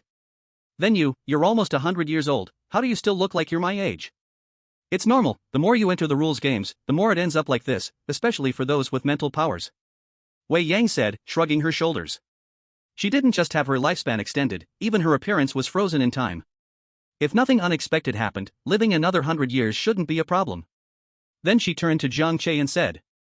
I see you're about the same, maybe you'll live even longer than me. It's just that it doesn't show for now. Oh great, now I'm considered immortal too, Jiang Che shook his head and laughed. By the way, Wuyo, you just said you had received 2 huge powers before, but you couldn't use them and could only channel them for other strange things? That's right. Wei Yang pondered for a moment and replied. Though I haven't seen this situation before, is it possible that this energy is meant for the anomalies, and you can't use it because you are human? The words of Wei Yang were like thunder striking in the clear sky, causing Jiang Che to feel a sudden chill down his spine, and cold sweat trickled down his back. Seeing Jiang Che in a daze, Wei Yang knew he had realized something. Think carefully, don't worry, your safety is still guaranteed in Kyoto. Oh okay, teacher. Noticing that Jiang Che was too distracted to train, Wei Yang let him go to rest. On the way, Jiang Che kept reviewing his experiences over the past 20 years and all the coincidences. At that moment, a somewhat ethereal female voice suddenly echoed in Jiang Che's mind. You have discovered. What the heck? Who is speaking? The sudden voice startled Jiang Che, and his face paled a bit. Quickly returning home, Jiang Che bolted the door and nervously asked. Who are you? Why are you in my body? It seemed this was the mastermind who had been controlling him all along. That woman earlier is very strong, and I am not her match right now, which is why I am speaking to you now. Answer my question directly. Jiang Che's tone was tougher this time, as he knew that this thing could not defeat Wei Yang. I won't answer you, isn't it obvious? This ethereal voice held some emotion this time, even a trace of a grievance. What do you mean by obvious? Jiang Che didn't have the time to think this through, he needed plain answers. Don't be afraid, I mean no harm. As for my identity, I truly can't remember. The voice became even more ethereal, and one could tell that the other party was also very confused. Jiang Che would not relax his guard just because the other party claimed to mean no harm, he still looked as if he were facing a formidable enemy. Suddenly having another presence inside his body, and the other party could be so easily at ease? This is absurd. It's like being in a novel. Chapter 100, The Twisted 20 Years. I knew you would mind my existence, so for all these years I've hidden myself. If it weren't for you and that woman almost sensing my presence, I wouldn't have greeted you. If I truly had intentions towards you, you would have been dead long ago. That's useless, perhaps my value just hasn't been drained yet. Let's put it this way, I truly can't remember my specific identity, I can only tell you that I am an anomaly. Jiang Che's face turned even worse, there was another presence inside him, and it was an anomaly. It's better to say nothing than to say this. You know this well, anomalies can be good or bad. Zhang shall we and when he are like this too. Moreover, you have lived until now entirely because of me. Although you granted me a temporary body, it was my power that sustained your life. Watching this anomaly speak so grandly, Jiang Che replied with a hint of anger. Do you think you are noble and that I should be grateful to you? Every time you take action with such self-importance, is it really a good thing? Jiang Che felt angry, and he also felt played with, as if he were a puppet on strings. Many times in the past, he wondered why fate was so harsh. Why didn't he die when he was abandoned by his biological parents? To be honest, before meeting Aunt Song, if he had faced a path that would certainly lead to death, Jiang Che would not hesitate at all. But it was exactly this anomalous presence that had opened up a path to life for him every time he stood at a dead end, helping him cling to a glimmer of hope and continue to survive. The anomaly fell silent for a moment, then spoke. I'm sorry, all of this is indeed my own decision. However, there is one thing I feel I should tell you, at least it is one reason for you to keep living. What is it? Your biological parents did not abandon you as you understand, on the contrary, they loved you very much. You were born in a deep sea of love. This was the first time Jiang Che heard someone speak so definitively to him. Parents didn't just abandon you, they loved you deeply. Even Aunt Song always vaguely says they should be looking for you, and they must be very anxious about it. At first, Jiang Che didn't believe it, rebuffing with his own thoughts. If what you say is true, why would they abandon me? Even if it was an accident, why didn't they come looking for me afterward? I don't believe they wouldn't know. Because they are dead. The strange being stated this fact very flatly, yet somehow, it conveyed a deep sense of sadness. Before, I saw you very happy with Song Xiao, now your life is pretty good too, with new family members. There's no use in saying it, but I don't want you to harbor such great prejudice against your biological parents. And, isn't this also a thorn in your heart? The strange being had followed Jiang Che since childhood and understood him better than he understood himself. For all these years, Jiang Che had felt like a rootless duckweed. Even though he lived with Song Xiao, who was the person he loved most, Song Xiao had never truly acknowledged Jiang Che as his child, their bond wasn't tied by blood.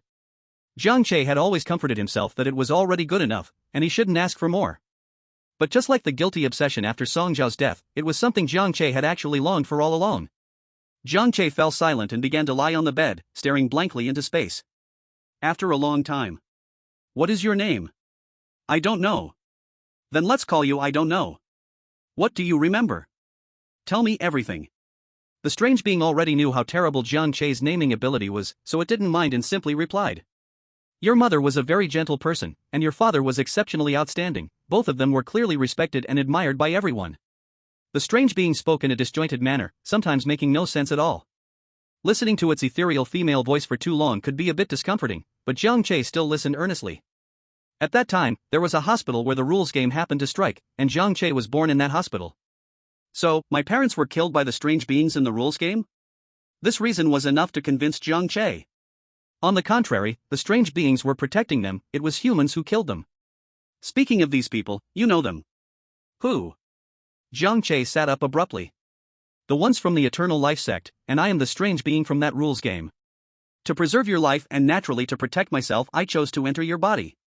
It was also the people from the Eternal Life sect who overlooked you, throwing you to human traffickers and then never caring again.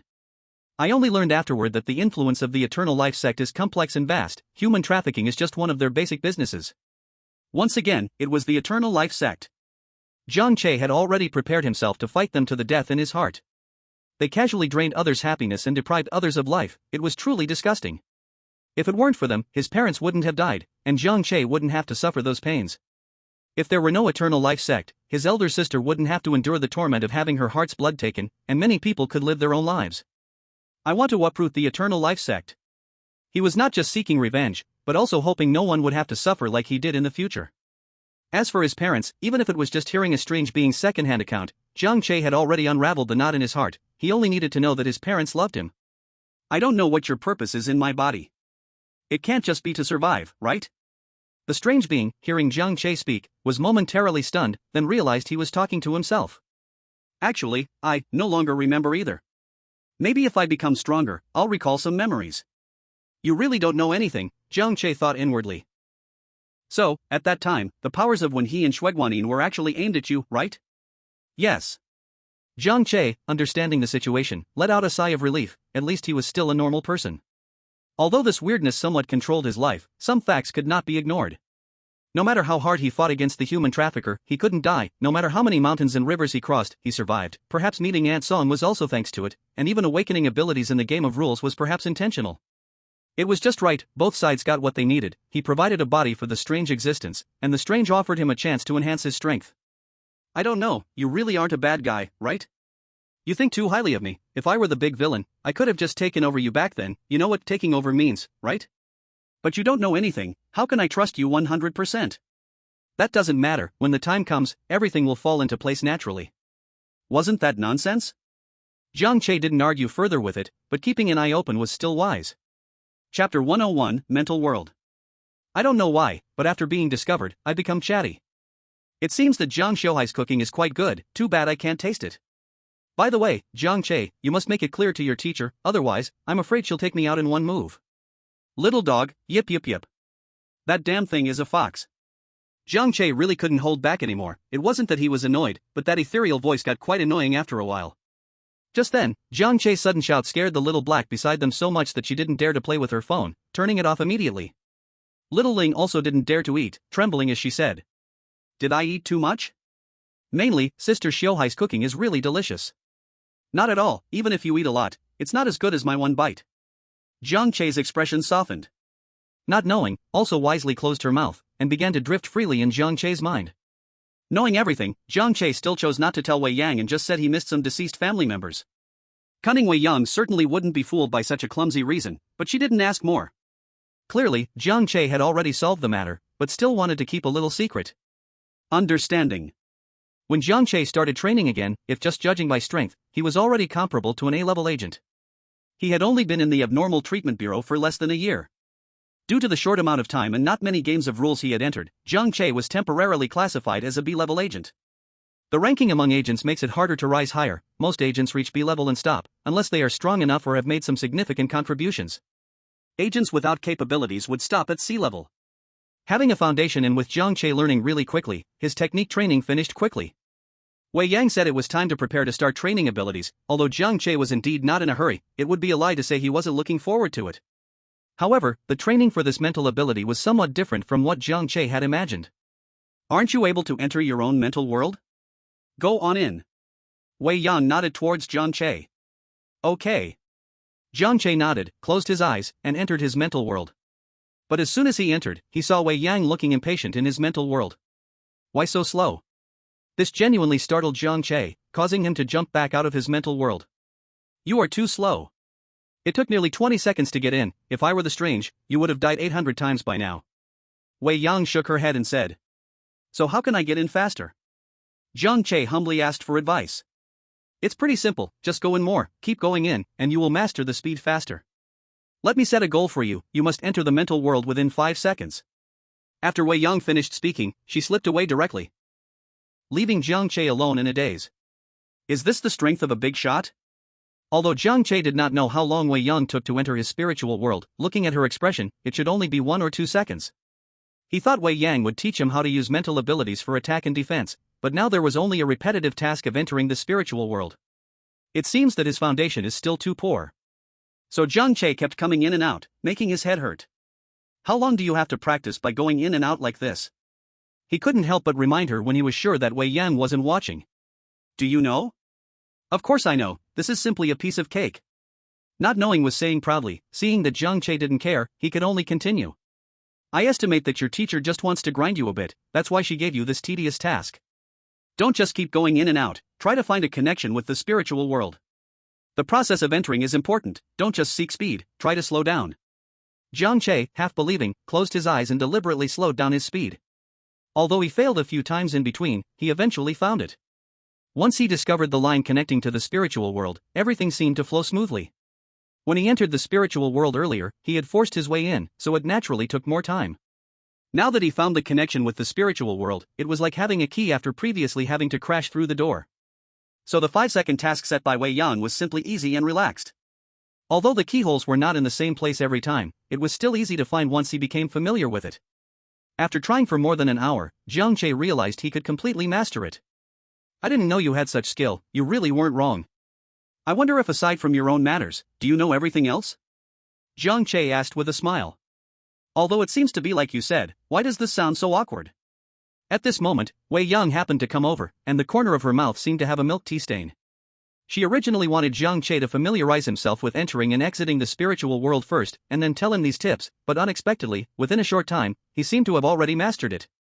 Teacher, did you go to drink milk tea? Jiang Che teased. Ah, right, the workload of agents is so high, of course we need to constantly replenish energy. Looking at Wei Yang's natural expression, Jiang Che couldn't help but wonder, is this the secret of elderly people loving pearl milk tea? Wei Yang wiped her mouth of milk tea and saw that Jiang Che had already been able to quickly enter the spiritual world, so she planned to start the next phase of teaching. How to understand and use the spiritual world. Ordinary people cannot see their own spiritual world.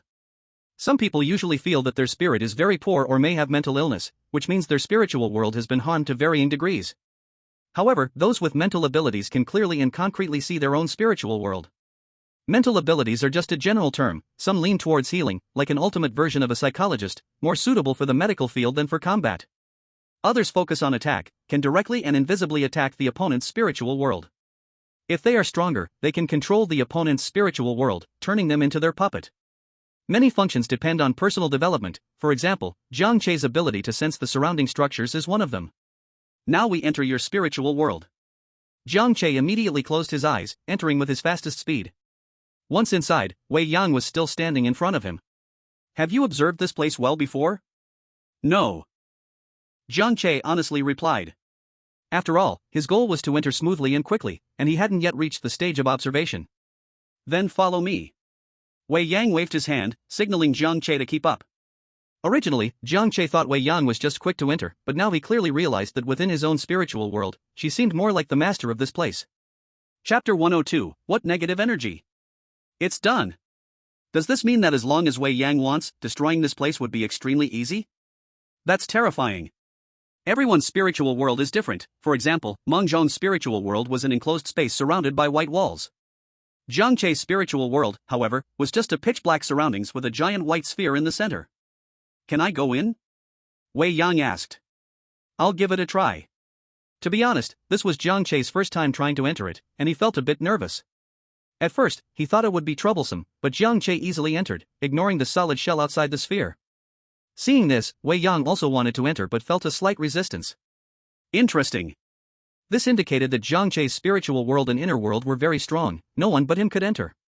Of course, with Wei Yang's strength, she could easily bypass this layer of defense, but that would be no different from killing Jiang Che. Better to wait a moment. After Jiang Che entered, he noticed Wei Yang didn't follow, and he thought she didn't want to come in, so he began to look around by himself. Inside, it was also a vast expanse of white, occasionally dotted with some flickering lights. Jiang Che reached out and grabbed one. It was much easier than in Meng Zhong's spiritual world, and upon taking a glance, it was indeed a fragment of his own memories. Be a kind person, not someone people dislike, someone harmful to society, remember that, Xiao Che? I remember, Ansong. Ansong loved to remind him of some principles of being a person, continuing until he was 20 years old. As he moved further in, there were even older memories. Achi, you always say the eldest sister is your mom, so can I be the second oldest and be your dad? It was Brother Sure too. He was the second person captured by human traffickers, one of the two oldest among the children with the eldest sister. Brother Sure too liked the eldest sister and often saved his food for her. However, the eldest sister never ate it but instead shared it with the younger siblings. The eldest sister didn't like Brother Sure too going out to steal, but she also knew that he only wanted to buy some snacks for the younger ones. After all, younger children in that environment were too easy to lose their lives. But eventually, Brother Sure too also died, beaten to death. Thinking of how two inherently good-hearted individuals met such a tragic end, Jiang Che let go of the light and continued to look at other places. Most of it was relatively beautiful memories from his 20 years of experiences, with a lot of them being snippets of life with Ansong. After a moment of reflection, Jiang Che exited the sphere, and seeing no one outside, he figured Wei Yang had already gone out. Now it was only Jiang Che alone. He raised his hand but couldn't see anything. It truly was pitch black, unable to see his fingers. Do you remember that time you entered Mangzhong's spiritual world? The black mist flying everywhere? The sudden voice was somewhat puzzling in tone. Jiang Che was taken aback and replied, I remember, those were fragments of her childhood memories. What's wrong? More accurately, that black mist is Mangzhong's negative energy and negative emotions. In other words, this vast dark area is all your negative energy. You're joking, right? Jiang Che asked in shock, was all this thick black around him his negative energy? What's there to joke about? If it weren't for the hard defense of this sphere, you probably have already fallen. The negative energy of an average person in the spiritual world is just some mist flying around, but Jiang Che's has become so intense that it is almost occupying the entire space. Although your negative energy is abundant, it is stable, so there's no need to worry too much. I'm not worried at all, okay? Jiang Che shrugged, and with a thought, returned to reality. At this moment, Wei Yang was looking at him deep in thought. Is there a problem? You must control yourself well, Wu Yu. Wei Yang patted Jiang Che's shoulder, and Jiang Che felt a mysterious power entering his spiritual world. Closing his eyes to take another look, he saw that the outer layer of the white sphere was reinforced with a defense carrying Wei Yang's aura. It seemed she had also realized her own issues. Thank you, teacher. Just a small effort. Who told you to be my student? After learning from Wei Yang for another month, Jiang Che could now form a stable attack on the spiritual level. In other words, he could enter other people's spiritual worlds. Wei Yang felt there was nothing more to teach him, and from now on, it all depended on his own development. She quickly took Jiang Che to the Kyoto Anomaly Handling Bureau. Upon arriving at the headquarters with Wei Yang, Jiang Che was stunned. The last Anomaly Handling Bureau he visited with the Firebird was just a branch, but this headquarters was truly impressive. Everyone he met on the way greeted respectfully. Hello, Deputy Director. Hello, Deputy Director. Only then did Jiang Che realize that Wei Yang was not just a master, her position was so high, she was actually the deputy director of the headquarters. Wei Yang showed no signs of annoyance and responded to each greeting. Let's go, let those old folks see my student. Old folks? When they arrived, Jiang Che looked at a row of handsome boys and beautiful girls. Are these what you call old folks? Hey! That person eating a lollipop in the back, are you even of age? You are Wu Yu, right? A cute girl with twin ponytails stepped forward and asked with a sweet smile. Go away, go away. Acting like a little girl at your age. Wei Yang waved her away and said to Jiang Che. Don't be fooled by her appearance, she is actually an 80-year-old old lady, one of the 12 divine envoys, the rooster. Oh dear. You can't reveal a girl's age. The rooster pouted, looking like she was about to cry. Jiang Che was in the process of reshaping his worldview. Wei Yang first introduced the people present, none of whom were ordinary. These people were either divine envoys or guardians of Kyoto. Of course, none of them were young. Among them, Wei Yang was the oldest, so her position was the highest and most authoritative among them. I told you, kid, you have a future. Your strength has soared so much in just a few months. A sunny boy flipped his yellow bangs and praised Jiang Che. Jiang Che remembered this person. Wei Yang had said he was one of the guardians of Kyoto, named Leiyu, and he was 76 this year. Yeah, when he first came, I barely noticed him, he was like an ant. Now it's better, he's like a little puppy. Another voluptuous beauty, dressed provocatively, stepped forward and pinched Jiang Che's face. Her dazzling eyes seemed to want to devour his mind. Jiang Che also remembered her, she was one of the 12 divine envoys, the pig, and relatively young, having just turned 65. Wait a minute. Jiang Che realized, he was meeting these people for the first time, but why did it feel like they were all so familiar? Chapter 103, The Girl Deep in the Woolling Mountains, 1. Were you all here when I arrived? Jiang Che asked. The pig chuckled a little, extending her slender finger to poke Jiang Che's head. Little Wu Yu, as long as you are in Kyoto, there's nothing we don't know. Alright, stop teasing him. Haven't you all been clamoring to meet him? Now are you ready? Let's go. Wei Yang knew that Jiang Che would feel very constrained in this environment, so she planned to take Jiang Che away after making a diversion. Sister Yang, why are you still being protective? Just take another look. Many people among them hadn't had students in a long time. Kyoto is not short of geniuses. It's not that they are unwilling to teach, but rather that they have grown tired of separations and farewells. After teaching for a long time and developing feelings for their students, they become like their own children. But once they enter the rules game, they might not even see them one last time. Isn't that painful? This time, it was likely that Jiang Che's abilities truly matched with Wei Yang's, sparking her desire to nurture talent. At headquarters, Jiang Che also updated his level to B rank. In several anomaly handling departments in Kyoto, especially the headquarters, B rankers were numerous and not particularly noteworthy. What drew attention was Jiang Che's identity as Wei Yang's student. This was already at the level of a close disciple, or at least for now. However, some people still felt unconvinced in their hearts. After all, he was just a C-rank agent before coming here, and couldn't be seen as anything special, so how did he become the deputy chief student? But they only thought about it in their hearts. No one dared to speak out, for it would be going against the deputy chief. Just 2 days after Jiang Che finished training, a mission was assigned to him. Kyoto is different from other places. The mission scope here covers the whole country, mainly to solve some tricky rules games. This rules game has descended in a minority autonomous region in Qingshan, where the roads are rugged and the mountains soar high. We can only drop everyone off 5 kilometers away, so please check your equipment again. After the captain on the plane finished speaking, he signaled that everyone could disembark via the stairs. Then, apart from Jiang Che, who obediently climbed down the stairs, the other 3 jumped straight down. They were all rank agents and didn't need the stairs to descend unscathed. Jiang Che. Although he felt that he would not be injured from such a height, he still chose to climb the stairs. Halfway down, he figured he might as well jump then. The other agents didn't say anything and simply waited for Jiang Che after they landed. After Jiang Che landed steadily, the other 3 moved toward the agreed direction, with hardly any communication. Is this what it's like to be a big shot? So cold and aloof, Jiang Che thought to himself. What Jiang Che didn't know was that these 3 merely wanted to make a good impression on him. After all, Jiang Che was the student of the deputy chief. If they didn't perform well, they might get mentioned by Jiang Che when they went back, and that would be disastrous. The 3 were agents Qingshan, Xinghe, and Jiu Shi. The terrain of the Wuling mountain range in Xiangnan is treacherous, with peaks scattered about. Luckily, the 4 were quite agile, and navigating the mountains was relatively easy for them. Soon, a small path began to appear in front of them, showing signs of human life. It seemed they were not far from their destination. The location where the rules game descended was a village deep in the mountains, but unlike those minority autonomous regions that have fully developed tourism, this place is where the Tujia and Miao people have lived for generations, and they worship Qiyu. They could hardly speak Mandarin. I can feel the energy getting heavier. Qingshan said after sensing the surroundings. He was a 30-year-old brother. After walking for a few more minutes, they reached a flat area at the foot of the mountain where buildings could already be seen, all made of wood. The houses stacked layer upon layer on the mountain were quite spectacular, but what surprised the group was that the entire village was filled with curling smoke, completely unlike the scene they had expected of a rules game descending. Occasionally, they could hear sounds of laughter and shouting. If it weren't for the thick energy from the rules game, they could genuinely feel. Several people began to doubt whether the information was wrong. At this moment, Wei Yang was sitting in her exclusive office, finishing the last pearl in her milk tea, completing the final piece of business, as if sensing something in her heart. She walked to the windowsill, gazing south, and murmured. It has to go smoothly. Just as the 4 were about to enter the village to ask about the situation, Jiang Che suddenly spoke up. Everyone, we have already entered the game of rules. What? The Hydra asked in confusion. Jiang Che said this because he had seen the hidden rules, which came from a row of trees at the entrance of the village.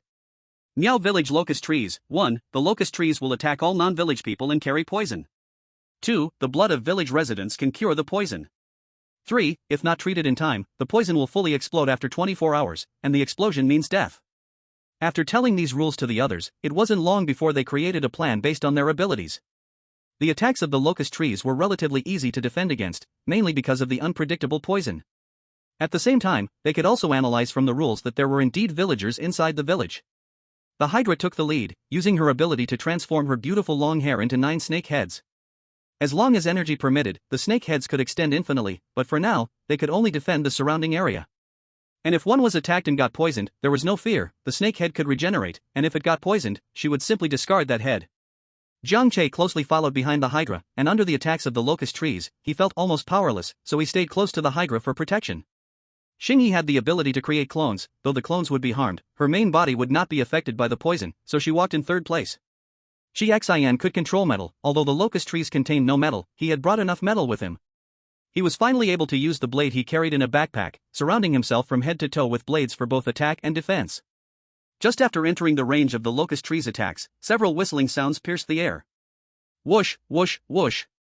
Jiang Che took the opportunity to glance and saw that it was the locust trees' leaves attacking. Then, the originally limp tree leaves flew over like knives.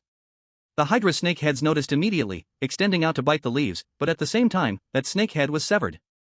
However, in the next instant, the snakehead grew back.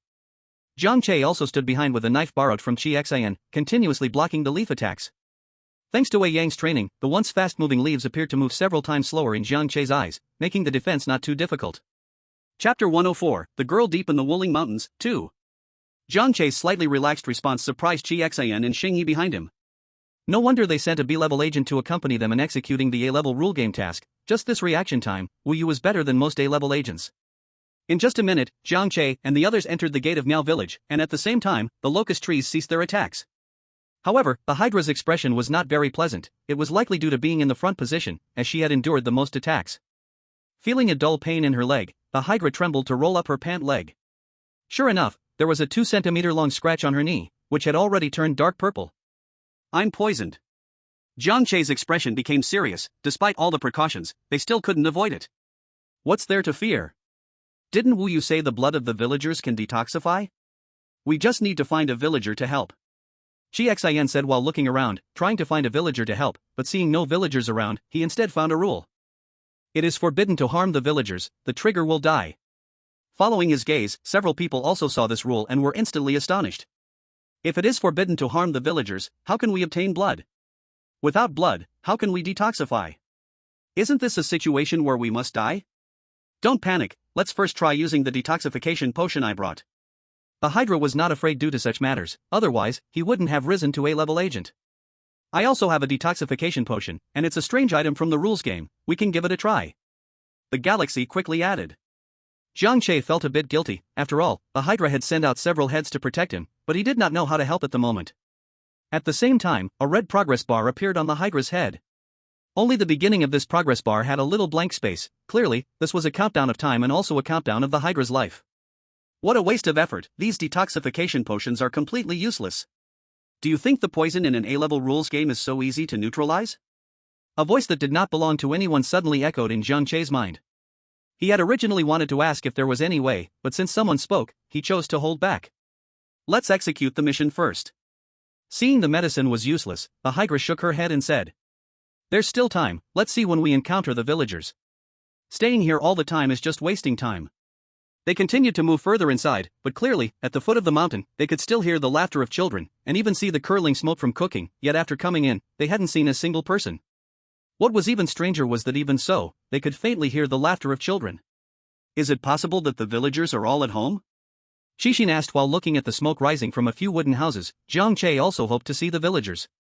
As long as he saw the villagers, he could possibly obtain the villagers' blood. But will directly entering the villagers' houses trigger unforeseen rules? Galaxy said with some concern. Jiang Che was just about to say he could see hidden rules and hints when the Hydra quivered and asked hesitantly. You said you can't see the villagers? No. Jiang Che replied, looking at the Hydra's pale face, unsure if it was due to injury or fear. The other few people were also a bit frightened and hurriedly looked around. Don't panic, she is just hallucinating due to poisoning. When her health bar decreases a little more, she may not even recognize you. A voice chimed in Jiang Che's mind in time to remind him. Jiang Che hurriedly relayed to the others. Hydra, don't be afraid. That's just a hallucination. Don't believe it, take our words for granted.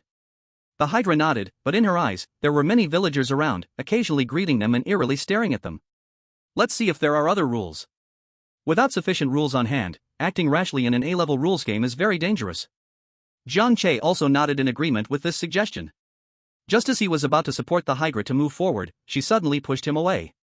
Be careful, there's something strange coming.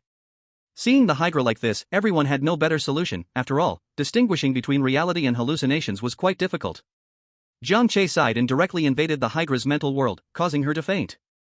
Must he complete a carry KPI in the rules game? However, this time someone was sharing the burden. Galaxy summoned a clone and carried the Hydra. I'll carry her. At the same time, Galaxy and Qingshan were once again shocked. How did the Hydra faint? Was it Jiang Che's doing? Even without the Hydra's defense, knocking out an A-level agent in an instant, it was no wonder he was a student of the deputy director. After calming the Hydra, the remaining three began to search for rules. How can we find rules like this? I don't know who spoke again. Jiang Che did not respond, but signaled for it to continue.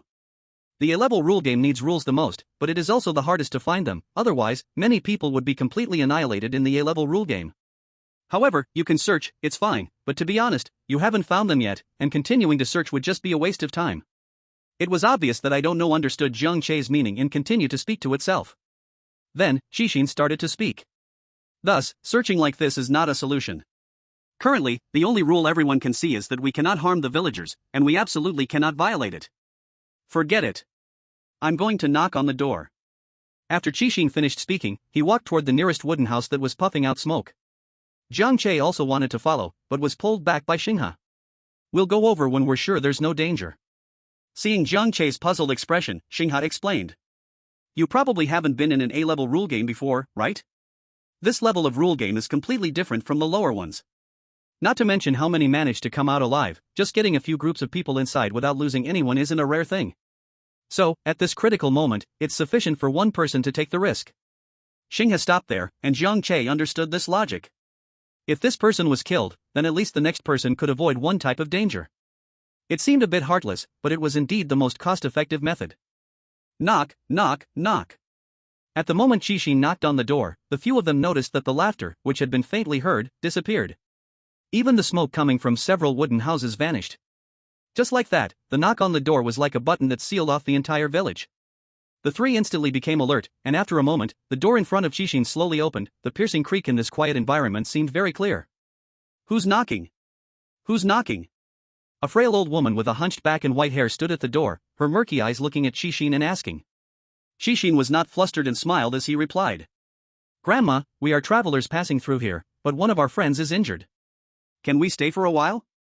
The old woman's murky eyes moved away from Qingshan and glanced at Xinghe and Jiang Che, along with the Hydra on Xinghe's back, then slowly spoke. Come in.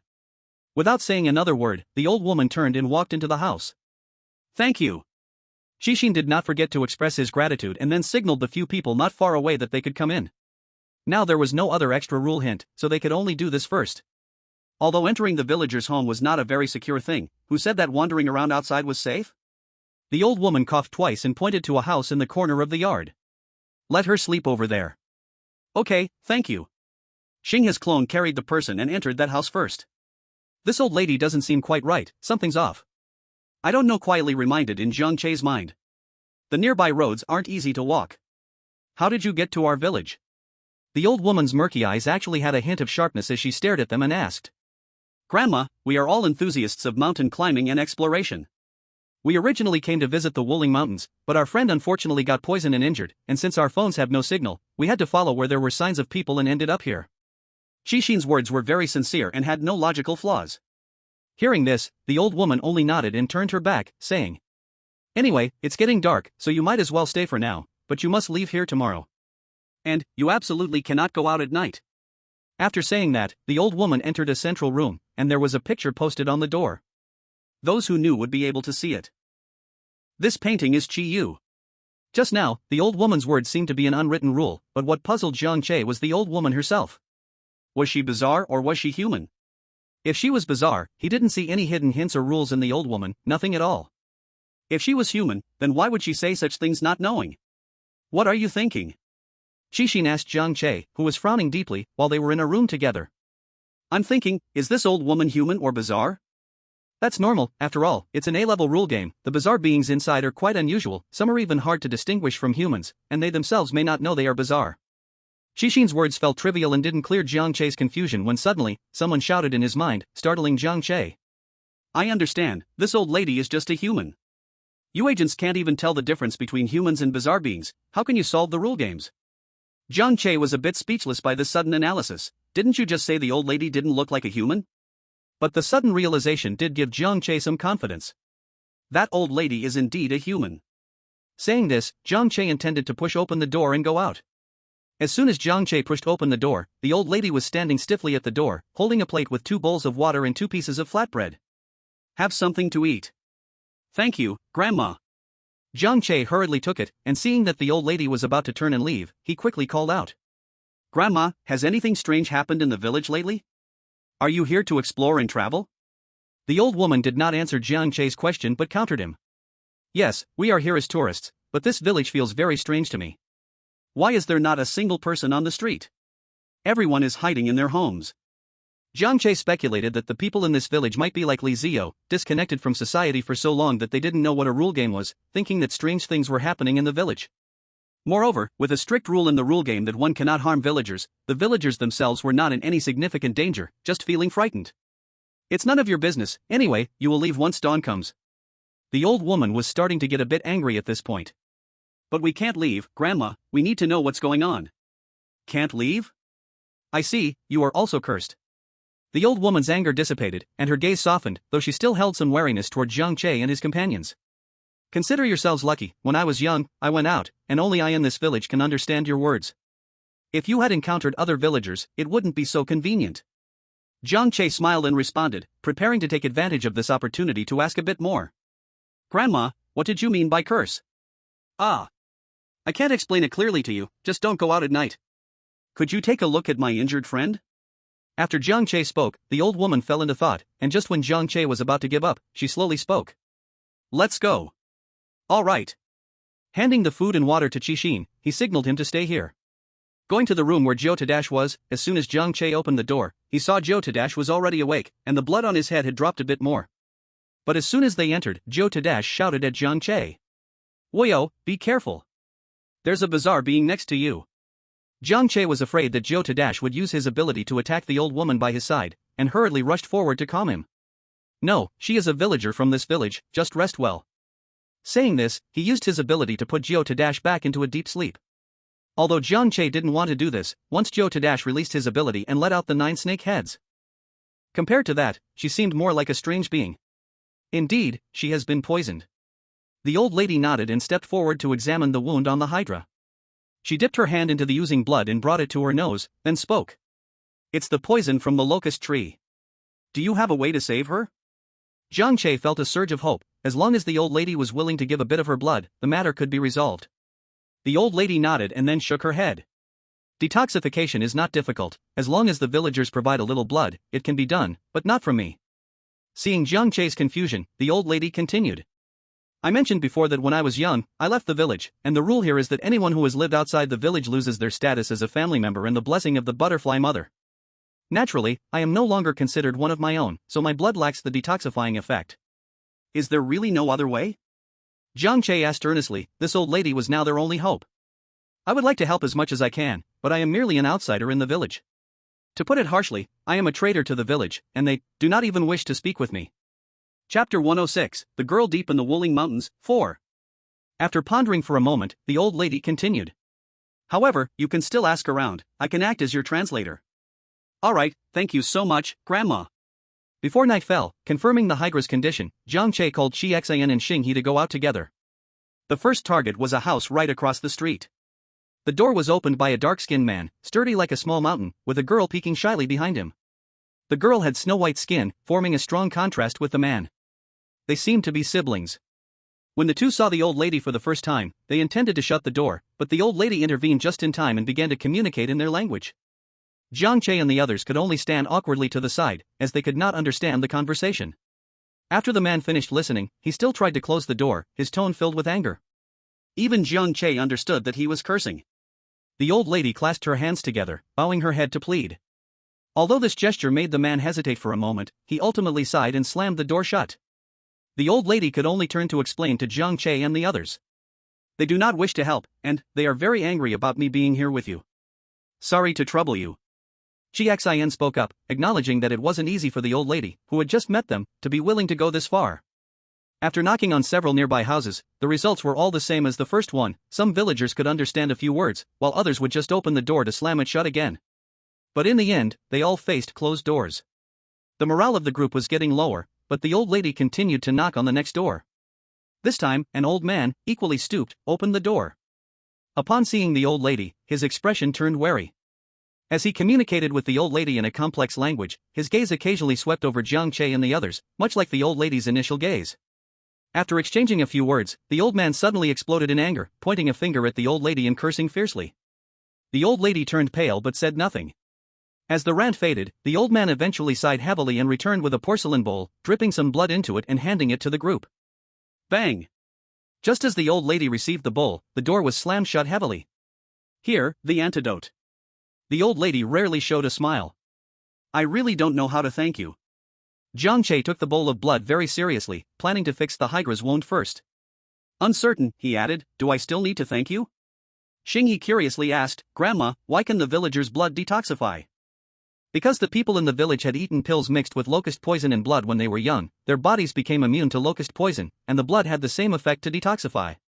The trees outside the village were planted to protect it. Isn't it possible to just eat that pill directly? No. The old woman's attitude suddenly changed, and her eyes carried a hint of cruelty. The locust pill is a gift from the saintess, how could it be for you? It seemed she realized she had said something she shouldn't, and the old woman fell silent. No matter how much Xingha asked, the old woman ignored him as if she were deaf. Jiang Che, who had returned first, slowly applied blood to the wounded areas of the Hydra, waiting to see if it would be effective. After about 5 minutes, Jiang Che noticed that the Hydra's health bar began to slowly rise, and the color of the wound started to fade gradually. Jiang Che sighed in relief, good, it worked. He was about to go out to share this good news with a few others when he saw Xingha continuously apologizing to the old woman, but the old woman angrily ignored him and went back into her room. What happened? I guess I upset the old lady. Why? Jiang Che asked, as they were still staying in the old woman's house and didn't want to ruin their relationship. I asked a bit about how blood can detoxify, and then she said the villagers ate something mixed with locust poison and blood when they were kids, and that pill was given by the saintess, then she got angry. Jiang Che didn't take it seriously, thinking that the old woman just had a peculiar temper. Anyway, the Hydra's poison had been cured, which was the best result. The old woman said we can't go out after dark, but there is still some time before it gets dark, and it wasn't dangerous to go out just now. I suggest one person stay here to take care of the Hydra while the other two go out to gather information. I agree, Qixin said. As an experienced agent, he always felt uneasy without rules and clues by his side. Good, then I will stay here, but my clone can go out with you. Although Xingha also wanted to go out, the Hydra was not fully healed and needed someone nearby. After assigning the tasks, the two quickly exited the room. As the rooms were all made of wood, the soundproofing was poor, so the old woman vaguely heard about 7 or 8 parts of their conversation. These people actually still thought about leaving the village? The whole village was cursed, how could they possibly go out? But whatever, let them try, maybe these so-called tourists are her bargaining chips to leave the village again. To improve efficiency, they planned to act separately and return before dark to share news together. Jiang Che knocked on the door of the siblings' home where it had all begun. When the man opened the door and saw Jiang Che, he was first taken aback, then frowned tightly. As Jiang Che was thinking about how to say the first sentence, the man spoke first. Come in. Not buddy, you can speak Mandarin. After entering, the man glanced outside, then bolted the door, immediately saying to Jiang Che. That old lady actually wants to harm you, you should hurry and leave. Upon hearing this, Jiang Che smiled and said. At least she has helped us. Oh please, she helped you just to sacrifice you, how can a sacrifice be injured? The pale-skinned girl spoke up from behind. I know all of this. This sudden statement from Jiang Che left the siblings stunned, as if their mouths were blocked. You know and still not. I know she wants to sacrifice us, and I can understand everything you said. Yes, Jiang Che understood. He knew everything the old woman and everyone else were saying, but it wasn't because Jiang Che really understood the language. He didn't know whether he reminded him at that time. And don't forget, this is a game of rules, these obscure and difficult words will automatically translate into hidden hints and present themselves before Jiang Che. Although he wouldn't speak, understanding what they said was not a problem. Chapter 107, The Girl Deep in the Wuling Mountains, 5. The old lady's earlier conversation with the brother and sister was basically about asking for some blood, to then detoxify the 9-headed snake, and afterwards to sacrifice these few outsiders to the village's holy maiden, in exchange for the village's peace. However, the siblings were unwilling and did not agree to harm the lives of these innocent people for the sake of the village. No matter how much the old lady pleaded, they still refused and simply shut the door. The discussions with other villagers were nothing more than this. Through the villagers' reactions, Jiang Che also understood that most people in this village were actually kind-hearted. As for the old man who gave blood, he wasn't in cahoots with the old lady, but was merely influenced by her constant talk of the nine-headed snake dying soon. It was only then that the old man gave his blood, and he also admonished the old lady to release these few people afterward, and not to sacrifice them to the holy maiden. How could the matters of their village involve innocent outsiders? Although Jiang Che had known this from the start, he chose not to expose it, pretending not to know. This was partly because the nine-headed snake actually needed this blood to save its life, and partly because he wanted to see what other tricks the old lady had up her sleeve. How can you, an outsider, understand what we are saying? Are you also Meow? Not exactly. Do you know about the game of rules? I have heard of it. The old lady could speak Mandarin because she had gone out when she was young. And this man could speak Mandarin, and knew these things, because he was one of the only 2 young people who hadn't left the village. His sister was still young and in poor health, so he was hesitant to leave, planning to stay at home for a few more years. But he was different from those old people. Although he hadn't been to the outside world, he still knew a bit about it through his phone. And when he was younger, he had attended school in the town for a while, recognizing some characters. So you know that your village is shrouded in a game of rules, and it's not some so-called curse, right? Hearing this, the man pondered for a moment before responding. Yes, I know our village is caught up in the game of rules, but the old people don't understand this and don't believe it. They all think that Butterfly Mother and Gucci Grandpa are angry with us, and this is a punishment for us. It's no use no matter how I explain. At the same time, I've also found that I can't get out. What, is Butterfly Mother and Gucci Grandpa? Jiang Che still asked this question. It's from our Meow tribe's legends. Butterfly Mother is Mei Bang Mei Lu, the ancestral figure of humans, deities, and beasts, and Gucci Grandpa is Chi Yu, who led us to cultivate land and develop the tribe. Jiang Che nodded and asked again, then who is the Holy Maiden? How do you know about the Holy Maiden? The man frowned and asked, then thought of the old lady inside. Actually, it's quite similar, but the existence of the Holy Maiden is more mysterious. The old people say that every year they must offer some tribute to the Holy Maiden, so that she will bless us with peace. It sounds like a scam, but our village has always been very peaceful. The terrain here is bad, and there are often mudslides nearby, but our village has never been affected. By the way, whenever a new baby is born, the Holy Maiden will grant a locust bean, but I have never seen it. Do you remember how long your village has been shrouded in the game of rules? A long time. It should be around 2 months now. At first, everyone was very afraid. He didn't even dare to leave the door. Maybe he was used to it now. During the day, he would still occasionally step outside to get some fresh air. Is there something different at night? Jiang Che felt they were getting to the important part. It is said that at night, the saintess will look for people outside, but it's unknown who she is looking for. She searches every night, and at night, the village is overrun by poisonous creatures that are very aggressive. Okay, thank you. It was already getting dark, and Jiang Che was preparing to leave. Wait. The man called Jiang Che back. What's the matter? If you have a chance to leave, you should hurry and go. The saintess is targeting the people in the village, and it ultimately has nothing to do with you. After hearing this, Jiang Che just smiled. We will naturally leave, but we will also save you all to go out together. After saying this, he didn't delay further, firmly closing the door and preparing to return to meet up with the others. At this moment, the sister who had been secretly watching finally dared to come out, tugging at the man's clothes and quietly asking in Meow language, "Brother, who exactly are they?" They say they are agents, but they are all good people. The few people who returned to the old woman's house, for safety, all squeezed into one room. At this point, the Hydra, because the poison had been relieved, was recovering quickly. I am really sorry, I have held everyone back. You saying this makes it feel distant. You clearly led the charge to protect everyone and got hurt. How could we not find a way to save you? Xing said naturally, since it wasn't a situation where death was certain, saving teammates was of course very important. Qingshan laughed heartily, looking at the others and saying, does anyone have any news? Share it. After exchanging the news they had gathered, the four had a preliminary understanding of this village. What we can roughly confirm at the moment is that this saintess must be related to the spawning point, and one rule that cannot be violated is to harm the villagers and to go out at night. Qingshan summarized, and Xingha added, by the way, my clone just walked around the village and discovered a temple of the saintess. We can go check it out tomorrow. Alright, but it's already late today. Everyone should rest well tonight and recharge. Jiang Che said, and the others nodded. At this time, this lower-level agent had gradually become the leader of the group. By the way, I have left my clone outside the house, at least it can serve as a warning. Good. Jiang Che knew that at the level of A-rank rule games, the rules wouldn't be clearly laid out for you, many had to be summarized and discovered by yourself. And once the rules are stated, it means these rules are very rigid and cannot be violated. For example, harming villagers. Moreover, in this level of rule games, the spawning point would not be a static object, it could very likely be a powerful anomaly. In such situations, Jiang Che had encountered similar cases before. This indicated that it wasn't as simple as just finding the spawning point and destroying it, it was about fighting a powerful anomaly. Only when looking at the villagers keeping silent about the Saintess did it feel unwise to attack blindly, the priority was to figure out her strength. If they couldn't win, they would seek help from headquarters. The reason for only sending 4 people into the A-rank rule game, besides the inconvenience, was because of Jiang Che's trump card. Aside from his own abilities, Jiang Che also had another trump card, which was the tablet that the restaurant owner had given him. A piece of electronic equipment that could be freely used in the rule game. Chapter 108, The Girl Deep in the Wuling Mountains, 6. Hello, Captain. We have preliminarily investigated this rule game. After reporting the current situation to the outside, Jiang Che put down the tablet, leaned against the bed, and closed his eyes to rest. This anomaly object is really useful, Xing has said with envy in his eyes.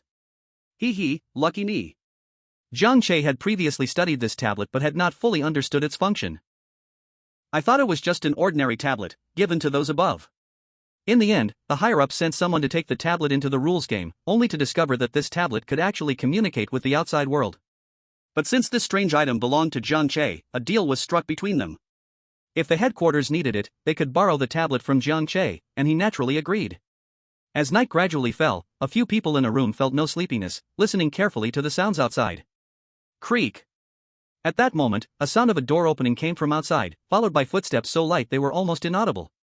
Someone is coming, Xinghe whispered. This was the information relayed from her avatar. You all must not be sleeping, right? Please, listen to me, don't come out. The old lady said this at the door of the room before leaving again. Everyone was a bit confused. What did the old lady mean by suddenly saying that? Even if Jiang Che hadn't mentioned that the old lady wanted to sacrifice them, they had already sensed something was off about her. Because the moment she met them, she was overly enthusiastic, going door to door asking for blood was simply too unbelievable. This was not the outside world, this was a rules game, where survivors should be cold and indifferent, that was normal. Thus, the old lady's behavior raised their suspicion, and Jiang Che's words merely confirmed their guesses. However, even with this, they didn't plan to change places. What if they encountered greater danger? At least the old lady wouldn't act for a while. What is the old lady doing out at this late hour? Zhou Tosha asked, lowering her head.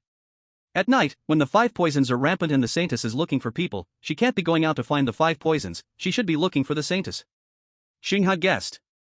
But everyone else is too scared to go out at night, how can she be so brave? Qixin felt it wasn't that simple. Wuyo, do you have any thoughts? Since we are seen as offerings to the Saintess in her eyes, then it's natural for her to go find the Saintess, but she might encounter the 5 poisons on the street, so there is only one place she can go, which is the Saintess Temple. After speaking, Jiang Che stood up and tried to push the door. Indeed, it's to lock us inside. It seems she wants to trap the offerings first, she must have taken the Saintess by now. Xinghe frowned and then changed the subject. But it's okay, my avatar says this lock is made of iron. Qixin knew it was time for him to take action, and as he stepped up and slightly used his abilities, a heavy sound of an iron lock hitting the ground echoed from outside. Quick, let's go. Jiang Che pushed open the door and waved for everyone to leave. Since the old lady was already impatient, there was no reason to stay here any longer. Where do we go after going out? Zhou Tosha asked, as she was the least familiar with this village. Don't worry, I have a plan. Qixin looked at the scene and couldn't help but think. Originally, he thought the higher-ups sent down the lowest-ranked and youngest agent just to deal with the strange situation and assist them, while needing their protection otherwise. In the end, not only did the other side accomplish what they expected, but they also subtly became the leader of the group. If it weren't for his initial reminder, they might have fallen under the impact of Huai poison and encountered hallucinations before even entering the village, not knowing where to find the antidote. They had made it this far with hardly anyone getting hurt, and those who were injured had already recovered, all thanks to his presence. Jiang Che approached the door of the siblings' house and knocked, seeming as if they were already waiting at the door, but they didn't open it immediately. Instead, they quietly asked, "Who is it?" They spoke in Mandarin. "It's me." After hearing the voice, the man opened the door and welcomed the 4 people inside. "Thank you." Once the 4 entered the room, they followed the man inside until the door and windows were tightly closed, and the oil lamp was lit, finally feeling at ease. "It might trouble you for a few days," Jiang Che said apologetically. The man shook his head, glanced at his lovely sister, and said seriously, "I help you under conditions." "What conditions?" Qingshan asked, remembering this pair of siblings were the first family they inquired about during the day. After you solve this rule game, you need to take me and my sister out and find me a good job in Xiangnan. After finishing, he looked gently at his sister. My little sister has been in this village since she was little, never seen the outside world, nor has she been educated. This is not okay. I am her brother, I cannot be by her side forever, I must pave the way for her as soon as possible. So he needs to go out to earn money, not just to support himself and his sister, but also to allow his sister to go to school, make friends, and live like those girls. But the plan had not been implemented before they got trapped in this village by the rule game. No problem, solving the rule game and saving you out is our duty. As for the job issue, I can agree to you. Jiang Che agreed. The man's request was actually quite simple. Great. My name is Ajun, and this is my sister Aya. Ajun felt fortunate that the only bad thing he didn't regret was playing around the mountain and picking up a mobile phone, then secretly keeping it. That phone, for some unknown reason, never ran out of balance, and there was a lot of stuff on it, but no one ever contacted him. And this was Ajun's only way to understand the outside world. As for the battery, he would go to a faraway small town from time to find someone there to help him charge it.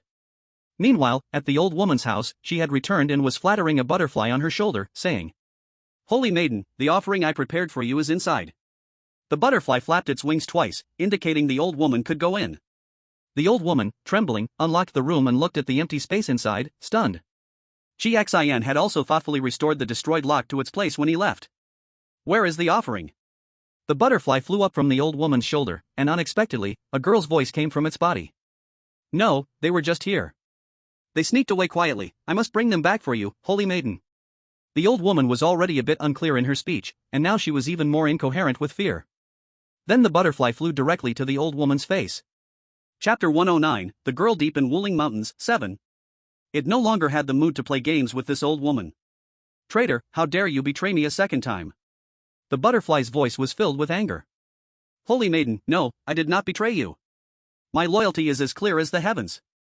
But before the old woman could finish, the butterfly's feelers had already pierced into her murky eyes, and deeply into her skin. Liar. All liars. Unforgivable betrayers. This old woman had left the village decades ago, she was a true traitor. Now she had returned only to seek medicine to prolong her life, indeed, filled with lies. Just like that man, both unforgivable. When the holy maiden became angry, the originally restrained 5 poisons instantly boiled over. Ajun was still discussing the village matters with Jiang Che and the others when he suddenly felt something and quickly extinguished the oil lamp on the table, pulling Aya to clasp their hands together in prayer. The two had sincere expressions, tightly closed eyes, whispering incomprehensible Mao language. Because the incident happened suddenly, Jiang Che and the others were all in a daze, looking at each other blankly. Until a disturbing sound came from the door, a guess began to form in their hearts. It should be the 5 poisons, but to make such a sound, how many centipedes, scorpions, and venomous snakes must gather? It really sounded like too many, but with the door as a barrier, they didn't need to worry too much. Only the Hydra's face was pale, looking flustered, but in the dark environment, no one knew about this situation. Ajun and Aya chattered for about half an hour before finally stopping their actions. When they relit the kerosene lamp, it seemed like peace returned outside. "All right." Ajun sighed in relief, but his face didn't look too good, as if he had experienced something terrifying. "What happened just now?" Jiang Che asked. "Usually, the 5 poisons are rampant, but they wouldn't be so aggressive. It seems the Saintess must be angry. Just now, Ayet and I were praying for the Saintess to calm down. I believe the others in the village were doing the same. Now the Saintess has returned to the Saintess Temple." Then Ajun looked at Jiang Che. The old lady should be dead by now. Jiang Che thought the same in his heart. She brought the Saintess back, and now a few people were gone. Naturally, she bore the Saintess's wrath. "Let's talk about it in the morning." Okay, she probably regrets returning to the village. Originally, she came to seek medicine, but ended up dying directly. Ajun shook his head in pity for her. "You left, why would you come back to the village? The village elders all say the Saintess has been merciful enough to spare her, this betrayer, once. Only greed harmed her. You all stay at my house, but my house is small, only 3 beds. We 3 men can squeeze together, and there are 2 more beds. You all figure it out." Since the Hydra was still a bit weak, he would take 1 bed, while Ayet and Xing he would share another. However, both beds were in 1 room.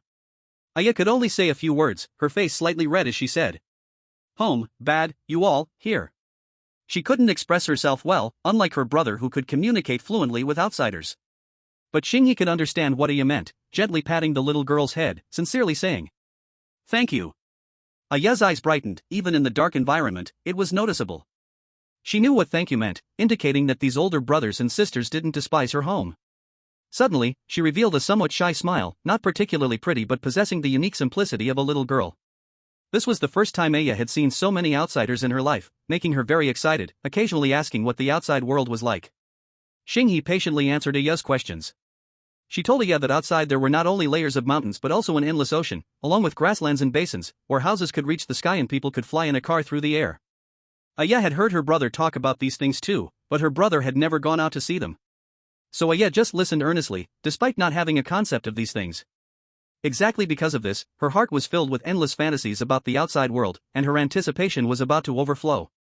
Would she ever have a chance to swim in the sea or fly in the sky? It's time to sleep. Xinghe smiled, gently patting Aya's head. Okay. Aya nodded and closed her eyes. No one knew, Aya had a beautiful dream that night. When she woke up the next day, Jiang Che and the others were already gone. Brother! Brother! Aya was terrified, fearing that everything from last night was just a dream. What's wrong, Aya?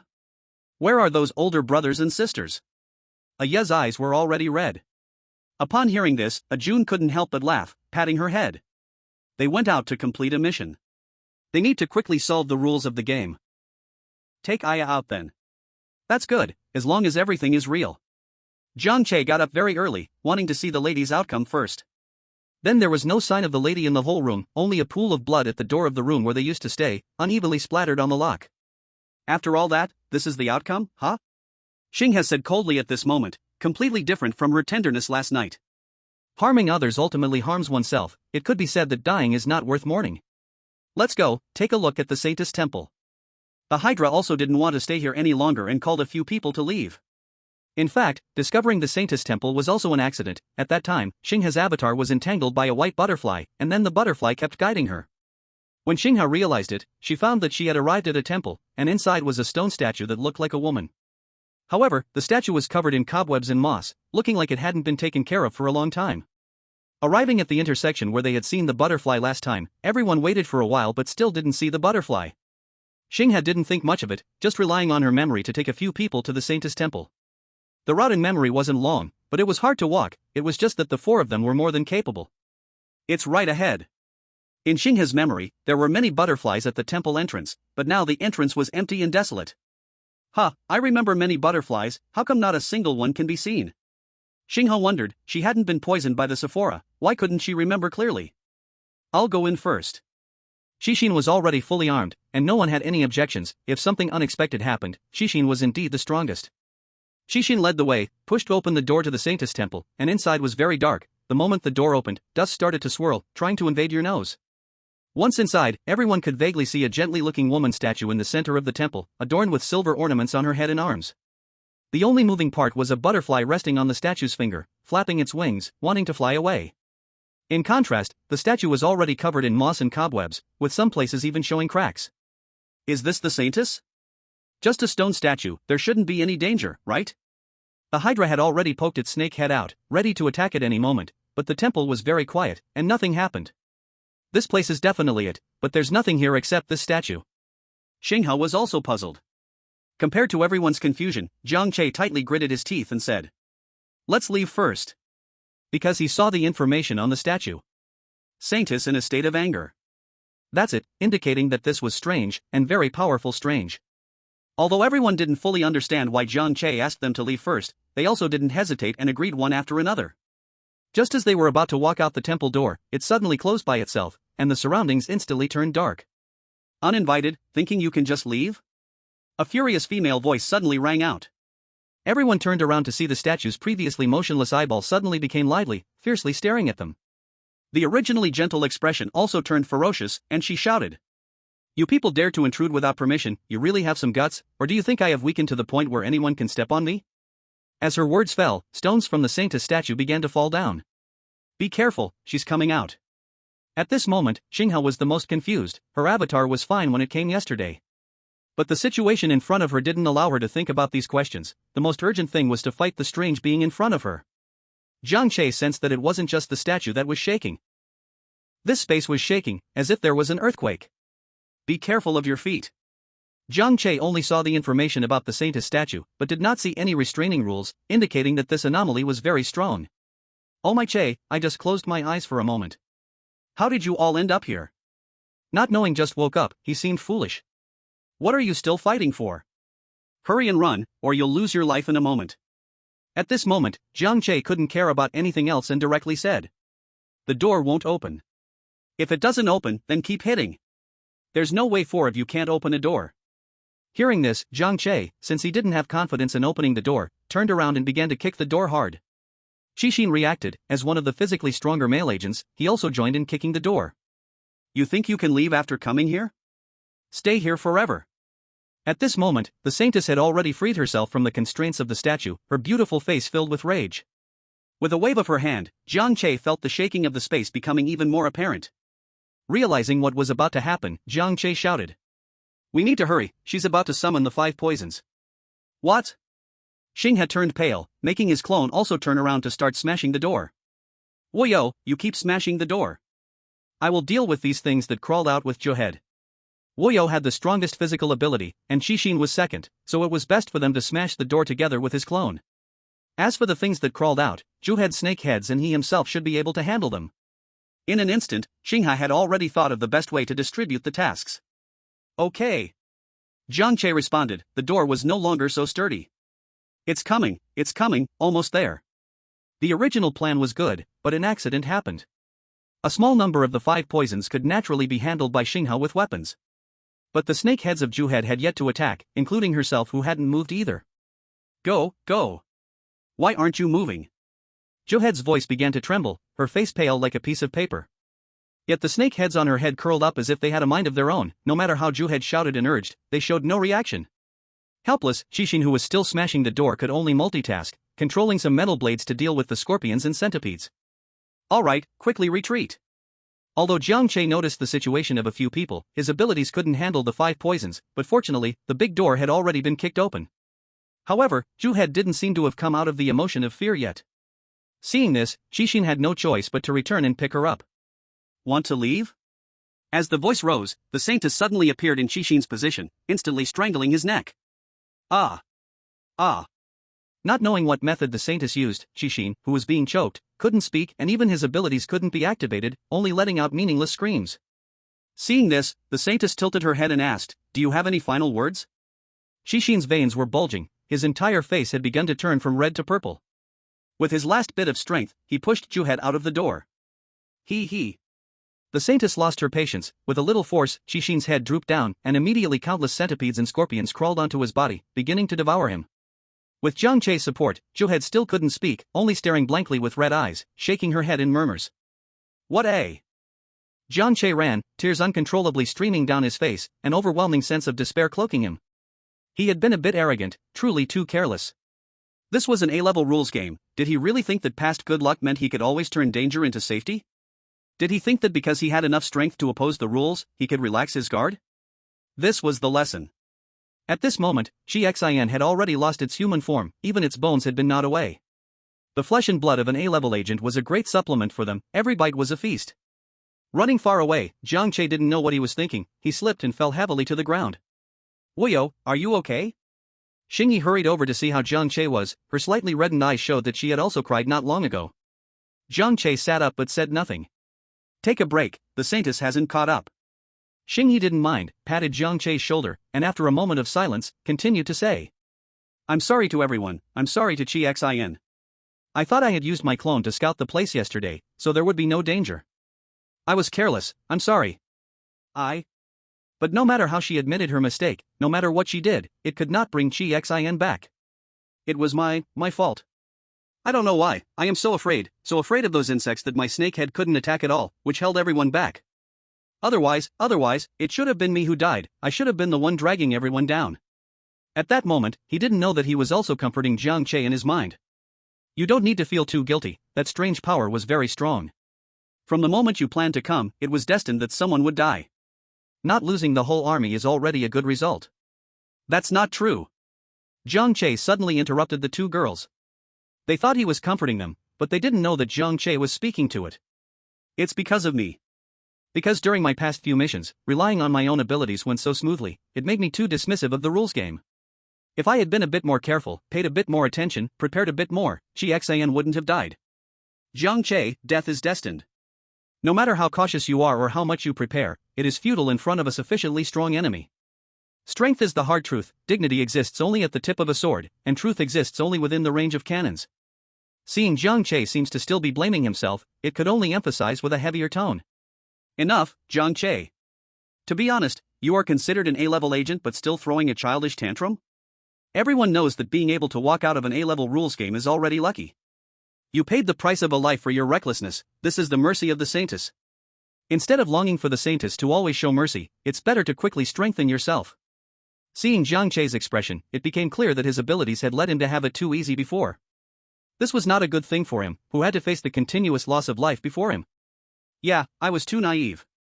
Jiang Che forced a smile, stood up, and looked at the two who were still lost in self-blame, scoffing as he said. What are you two doing? It's my first time experiencing this kind of thing, are you two experiencing it for the first time too? What are we sitting here for? Are we waiting for Qingshan to come back? Why not quickly strengthen our abilities and think of a way to deal with the Saintess? That is what matters, right? Instead of blaming yourselves, we should hurry to take revenge for Qingshan. As he spoke, his voice grew quieter. This forced facade of strength he had built up was not solid enough and could shatter too easily. Seeing Jiang Che like this, it felt a pang of bitterness in its heart. Why? Why would it feel bitter? Wasn't it here to? What was it here for again? Forget it, forget it. It seems like he has been in Jiang Che's body for too long, to the point of being affected this much. Bang bang bang. Aya has been waiting at the door, and when she hears the knock, she immediately runs forward to open it. She sees three people standing at the door, looking dejected, with red circles around their eyes. What happened? What's going on, where is that big brother? Jun, who came out upon hearing the noise, looks at this scene with some confusion. He's dead. Jiang Che says it plainly, as if someone asked him if he ate, and he casually replies that he did. Xingyi and Zhou Tushan momentarily freeze, though they understand the logic. Jiang Che's change is just too quick. They look at Jiang Che with a mix of confusion and fear in their eyes. Dead? Jun repeats it, somewhat unbelieving. It shouldn't be. You guys are game agents have amazing abilities, how could you die? If you die, what will happen to his job? What will happen to Aya's future? Can they still go out? Jun. Jiang Che calls out, his voice as calm as before. Jun turns around to meet Jiang Che's gaze. Death is very normal, it's random. Death doesn't only come with age, it can happen at any moment. Besides, we are just humans, as humans, we will die. The words may be crude, but they are not wrong. Jun stumbles at the words, then immediately hugs Aya. Aya, who is a bit confused and worried. What should they do? If even strong agents can die like this, what will happen to him and his sister? Can they survive in this game of rules? Even if they can't die, they will never be able to leave this village. Since the end is ultimately like this, why give him hope, letting him see the outside world? Isn't it better to let him die old in the village like those old people? If he hadn't picked up that phone, if he hadn't seen the outside world, things wouldn't be. But, the endings are the same, the process and meaning of death are completely different. It can be heavier than Mount Tai or lighter than a feather. Death can't be changed, but how you die and why you die can be decided. After saying this, Jiang Che can't help but look up at the sky. So he has been living until now, waiting for a grand death? If that's really the case, it's not impossible. Jiang Che gazes at the sky far away yet close at hand, the dim sunlight seems to be guiding his heart. You really came out fast. An unknown voice couldn't help but sigh, the meaning in the words is complex.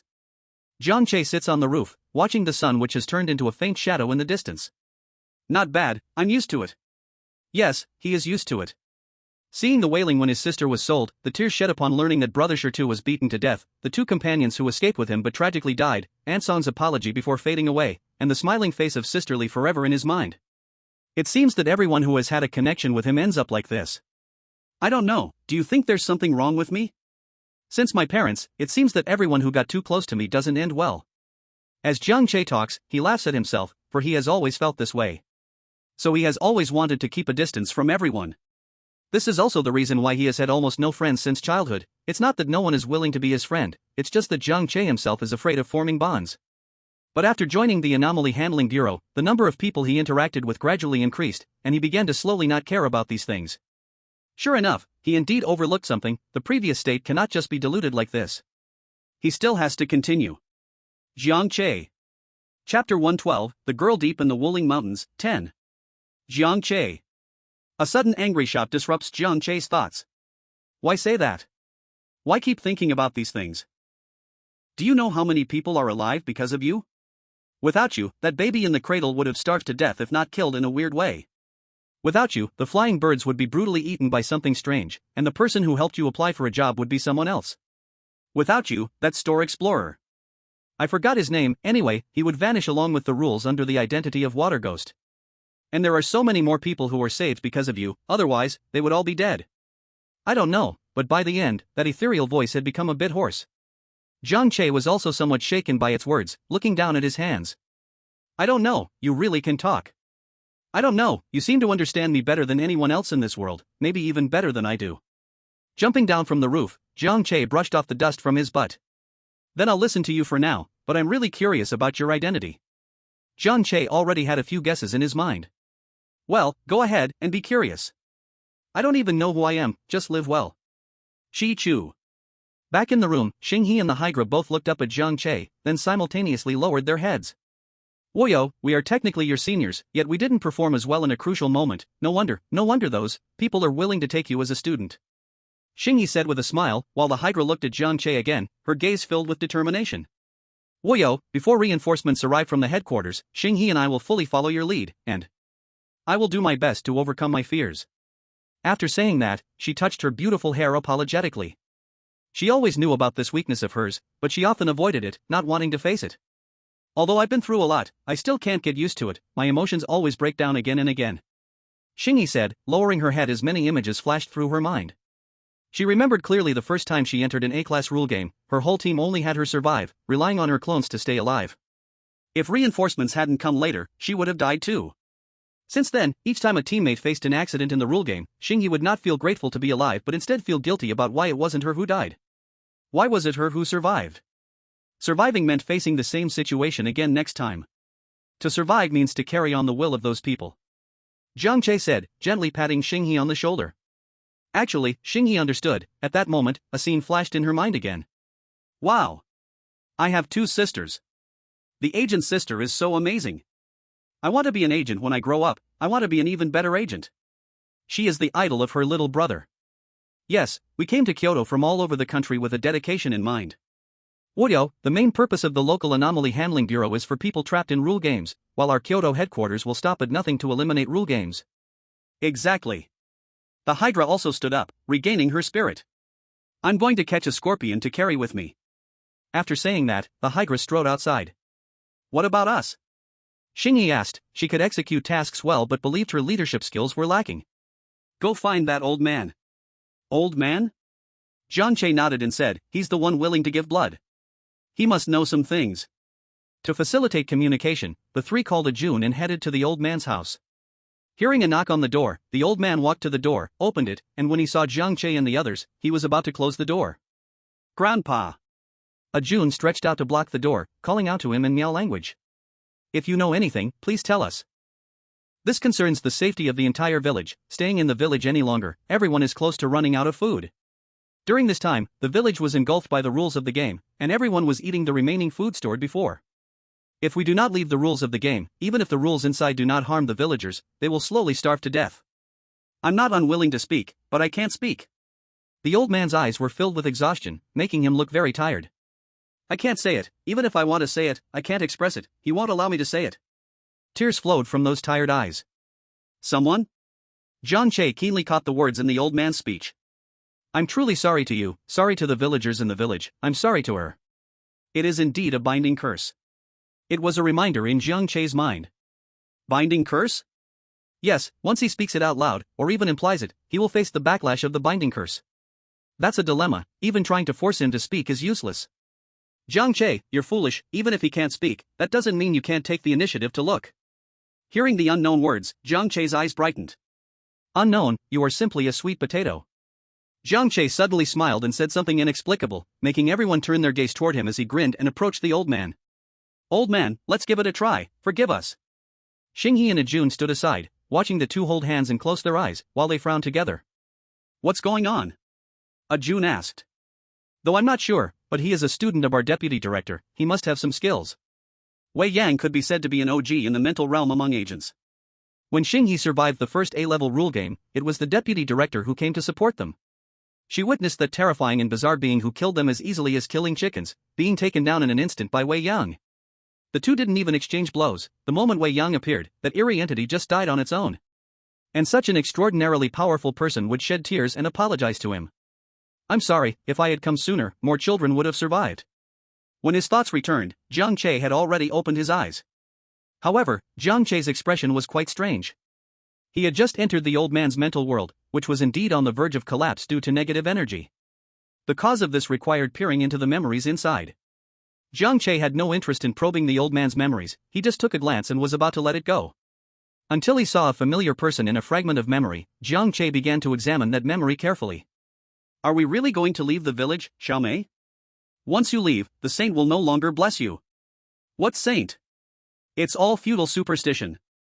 You can rot away and die here in this village. I want the outside world. I want to live happily and magnificently, unlike you, who will wait to die in the mountains your whole life. Jiang Che recognized that the girl called Xiaomei was the young version of the old lady. And the old man could only watch as her figure faded away. Chapter 113, The Girl Deep in the Wuling Mountains, 11. That year, the entire village was discovered by people sent from above. The children in the village were required to receive education. Thus, many young people and children wished to take the opportunity to leave the village. However, with the young people and children gone, how would the village continue? Therefore, after the uproar passed, the village chief refused to let the children in the village receive outside education, and instead taught them from an early age how to worship the saint and how to honor their ancestors. The village chief's firm attitude also led to the compromise of many villagers, and among them, the old man stayed for the sake of the village. It turned out the two had grown up together, no wonder the old man was willing to donate blood. Waving away the black mist in his hand, Jiang Che continued to search for the he that the old man spoke of, who was controlling him. However, there was too much black mist here, swirling around, and in a moment of distraction, Jiang Che couldn't tell which he had seen and which he hadn't. Just as Jiang Che was thinking, a glimmer of something caught his eye in the distance among the black mist. This is it. He quickly strode over to grab this wisp of black mist, and Jiang Che felt a sigh of relief in his heart. He almost let it slip away. When he roughly scanned this memory, Jiang Che understood. It was that symbol again. The Eternal Life Sect. With a firm grip, he shattered this piece of black mist, watching as the wobbling old man in the center steadied himself, waving his hand to disperse the surrounding mist. With the black mist no longer a hassle, the old man slowly stabilized, cautiously looking around, and finally raised his head to look at Jiang Che. Let's see if we can remove that so-called restriction, he said softly. That's exactly what I intend to do. Jiang Che slowly walked closer, realizing that it was easy to find. After the mist was dispelled, he could clearly see an iron chain beneath the old man's feet. He stepped forward and carefully observed it. Seeing no other issues, Jiang Che exerted strength and split the iron chain in two. At the same time, a chilling sensation coursed through him. This chain contains the master's consciousness. At that moment, he already detected you, the old man warned. I know, Jiang Che replied, not lacking in caution. He wanted the other party to discover him, and it would be best if they came looking for him actively. Wow, how can you be so calm? That is a creature that theoretically cannot die. Squishing you would be like squishing a bug, the old man exclaimed, emphasizing that this was the spiritual world, something that could not be faked, showing Jiang Che's mind was very steady at this moment. Of course I know. The old man was momentarily at a loss for words. Had Jiang Che lost his mind? But now I'm different, I have a powerful connection now. What? The old man had no way to argue back. After finishing, Jiang Che exited the old man's spiritual world. The moment the old man opened his eyes, tears and snot suddenly flowed out, and he was about to kneel down to Jiang Che. Jiang Che quickly supported him. The old man's age was almost 4 times that of himself. Jiang Che feared that this kneel would shorten his own life. I can feel it is gone. The feeling was so unbearable, so torturous. I truly thank you. The old man did not know what words could express his gratitude to Jiang Che. At the same time, he deeply regretted bringing that man into the village that day. Since that day, the village had changed. Not only had people died, but no one could leave. He had thought several times about revealing this matter, but every time he had that thought, it felt like someone was gripping his neck, making it impossible for him to breathe. Moreover, he could feel that if he spoke out in any form, he would face an extremely painful death. Let's go. Jiang Che said, having already formed a guess in his heart. Okay. Although Xingyi did not understand what had just happened, he still followed suit. Xingyi, do you know about the Eternal Life Sect? Jiang Che asked straightforwardly. Yes, hey, how do you know about it? Did the deputy director tell you? Not really, I've had a few confrontations with this organization and have already built a grudge. Previously he only knew of its existence, but now he had directly seen its appearance. Jiang Che guessed that, according to the nature of the Eternal Life sect, they might very well take action against him. Certain unknown place. So, it was you, I can feel it, the one who destroyed my blood Kuan Yin was also you.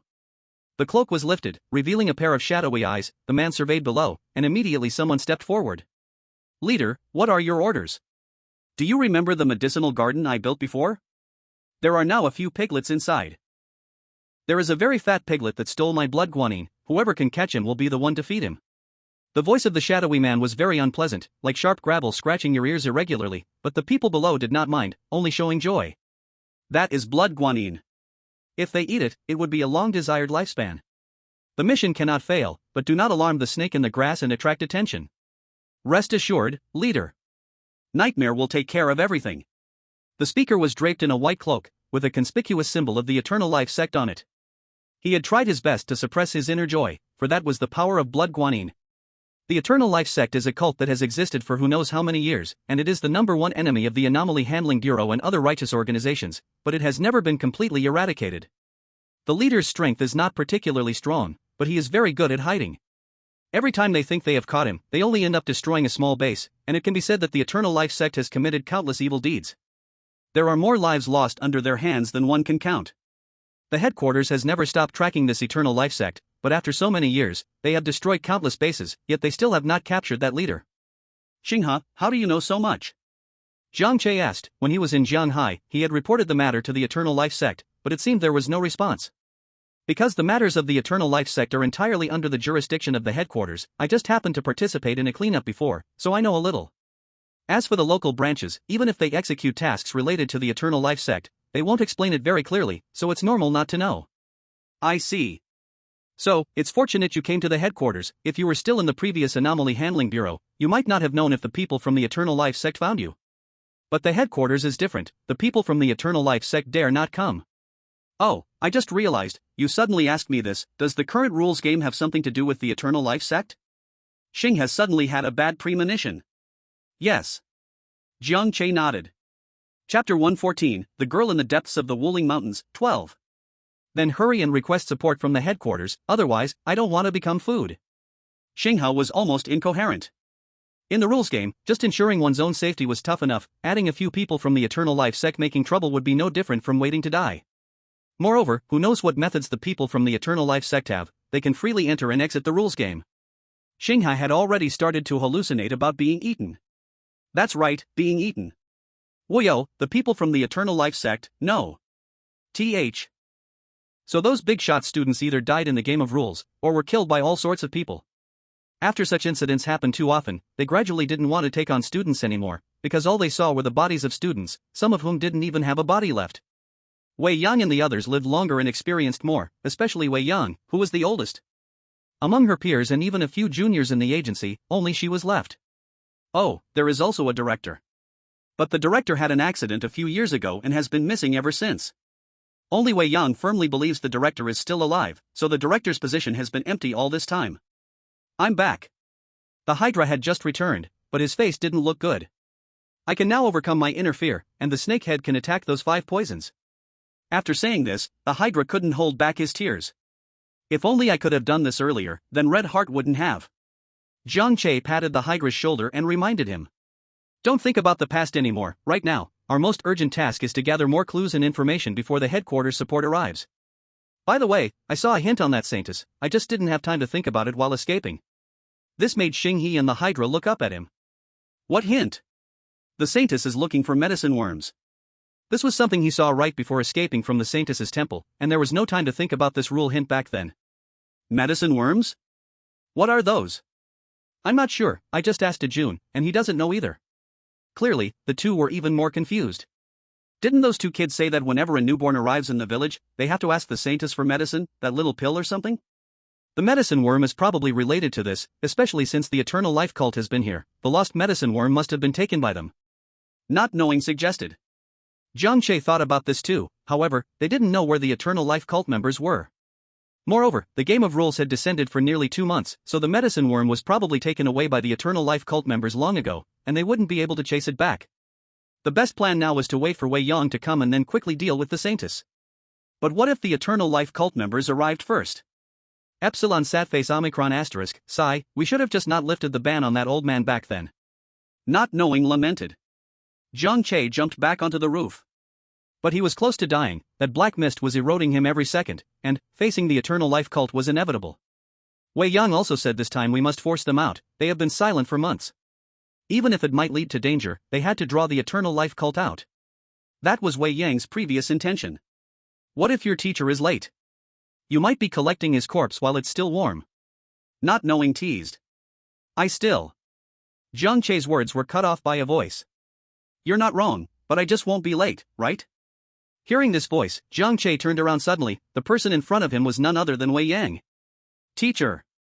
You've come. Jiang Che's eyes brightened, and before he could exchange greetings, he suddenly heard not knowing in his mind, as if going crazy. It's all over, it's discovered, we're going to die, we're going to die, we're going to die. Wei Yang had actually been here for a while, watching Jiang Che talking to himself like he was conversing with someone. Jiang Che also realized that not knowing's existence had been exposed, so he stopped hiding. Teacher, this. Shoo. Wei Yang raised her index finger to her lips. Then this matter will be our little secret, from now on, you won't have to hide it from me. She won't kill me? Not knowing noticed Wei Yang's reaction. Knowing that my life was saved, I was not so afraid anymore. Hearing Jiang Che's recount, Wei Yang smiled and said, I know Jiang Che is a stable kid. Since he didn't come to ask for my help, it means he has a way and confidence to handle this situation. After speaking, he looked at Jiang Che, isn't that right? Jiang Che showed a sincere gaze, nodded earnestly, but still got a bump on his head. But not reporting what you know still deserves punishment, so let this be your punishment. Teacher, I was wrong. Smiling as he admitted his mistake, Jiang Che couldn't help but reflect on his earlier reaction. Why did he subconsciously want to protect not knowing, and why was he deep down afraid that Wei Yang would harm the unknown? Perhaps he had already gotten used to the presence of the unknown. The unknown understands him and comprehends him. It is a bit strange, but that is the way it is.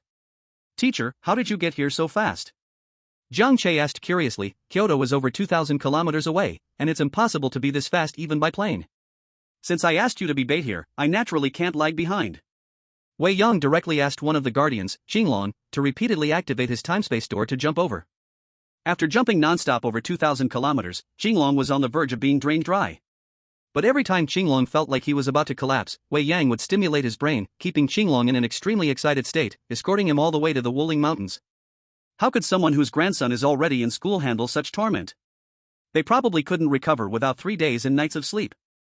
Chapter 115, The Girl Deep in the Wuling Mountains, 13. When they brought Wei Yang into the room, Xingha and Zhou Tuxi, lying on the bed, glanced at each other and immediately sprang up. Hello, Deputy Director. Kids, you've worked hard. A kind and gentle smile appeared on a young face, somewhat incongruous. Then we just wait for the people from the Eternal Life sect to arrive. Teacher, will they really come?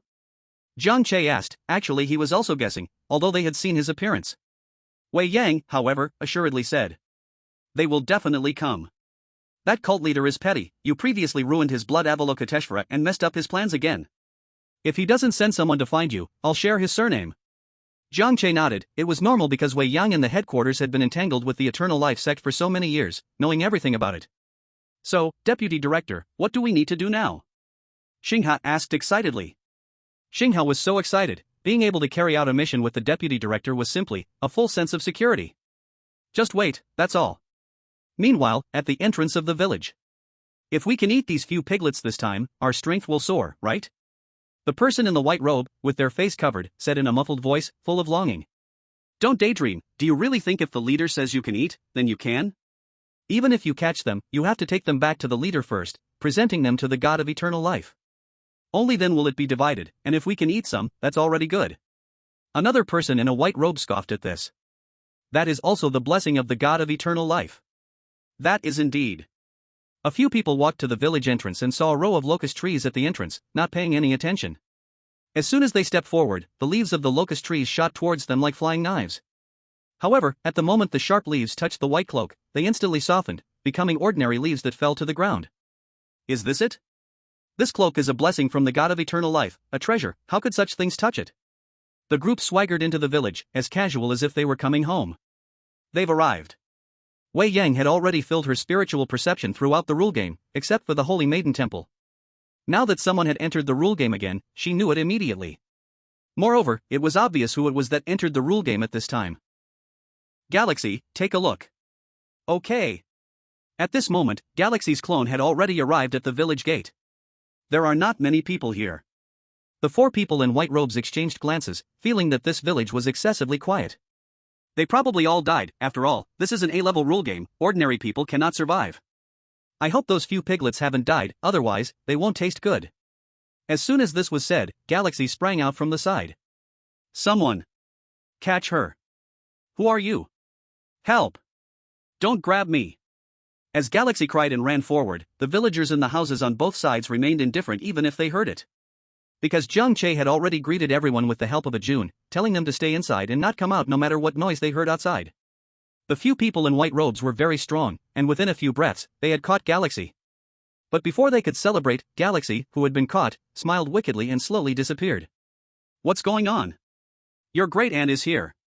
Galaxy waved and smiled from a nearby rooftop, full of mockery. Damn it! The white-robed person who realized they had been played was about to use their power to chase after Galaxy, only to find that they seemed unable to control themselves. What's wrong? Can you still use your powers? You can't either? Panic spread instantly, and with a glance at each other, they understood that there was a master. Run! However, just as they took a step forward, it was as if they were frozen in place, unable to take a second step. Jiang Che stepped out from the house and couldn't help but lament that he couldn't help at all. When Wei Yang made his move, the battle was over. It seemed as if the battle had never even started.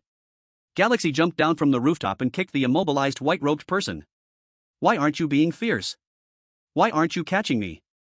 Although Wei Yang claimed to be very strong, he did not let his guard down. Instead, he made full use of the situation, waiting for Galaxy's clone to roughly probe the opponent's strength and lack of backup before making a move. With a thought, all four white-robed people voluntarily extended their hands and took off their hoods that covered their faces. No way. No way to speak, and the body was still out of control. The leading white-robed person had already made a guess in his heart, knowing who this woman in front of him was, and instantly felt a rush of despair. If he had known this little A-level rule game would summon this big shot, he wouldn't have taken this job no matter how good the reward sounded from the leader. While he was thinking, his hand again moved uncontrollably across his body, until he took out the jade pendant used for contact. Seeing this, he already knew the other side's purpose, but the rejection in his eyes was as strong as the natural movement of his hands. Crushing the jade pendant, his mouth moved uncontrollably. The strange power here is somewhat unexpected. We are not opponents, requesting support. This was a one-time jade pendant. After speaking, it shattered on the ground. What a useless bunch of trash. The white-robed person Nightmare, who received the jade pendant message, couldn't help but curse, but did not consult the leader and instead sent a few more people out. Sir, shouldn't we report this up? A white-robed person who had seen this whole thing from beginning to end asked in confusion. This small matter needs to be reported? Wouldn't that imply we are useless? Besides, the leader is very busy. In Nightmare's heart, if this little thing needed to trouble the leader, his impression at the Eternal Life sect would also plummet. Teacher, what if that so-called leader comes personally? That would be great. He is very clever, but cowardly to the core. Even if he sends all the people from the Eternal Life sect, he might not come. Wei Yang said without thinking. If it were that easy to lure out the head of the Eternal Life sect, they wouldn't have had to twist and turn for so many years. Take out a rope. It's a strange object that binds these four people together while lifting their control. You are all talking nonsense. The master is much better than you people. What kind of joke is this? What kind of joke is this? Oh? Much better? Wei Yang almost laughed, not expecting the Eternal Life sect people to be such good jokers. Then tell me, what is better? Clearly, the rules of the game are the Eternal Life God's gift to humanity, yet your anomaly processing bureau abuses justice to seize it all for yourselves, even wanting to eliminate the rules of the game.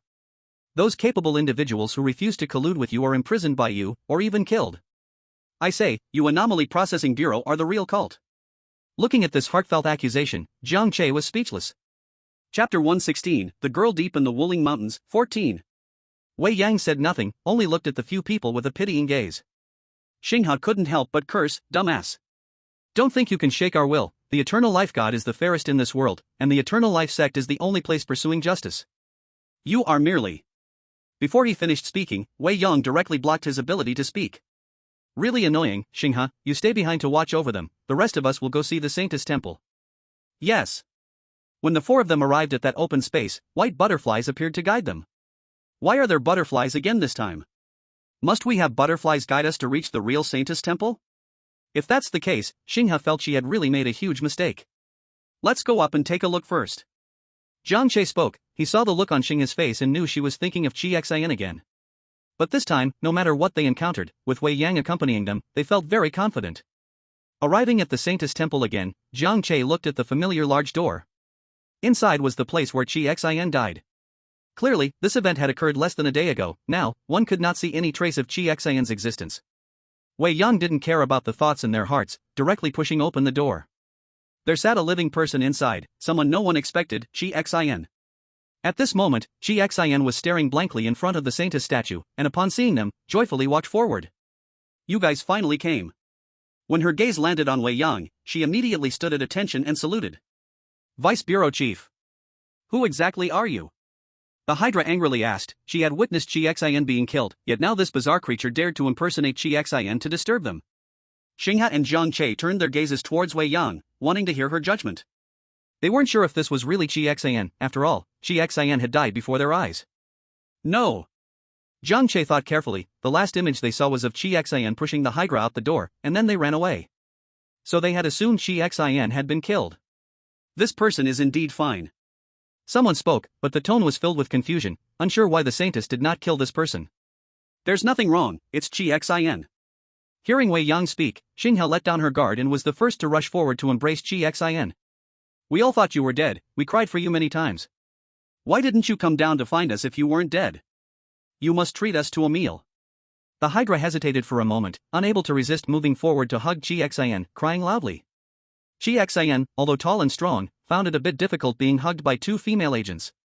Hey, you two are girls, could you be a bit more considerate? Qingshan tried to push the two down, but Xinghe and the Hydra hung on like accessories, unable to be shaken off. The young man is quite favored. Wei Yang first teased.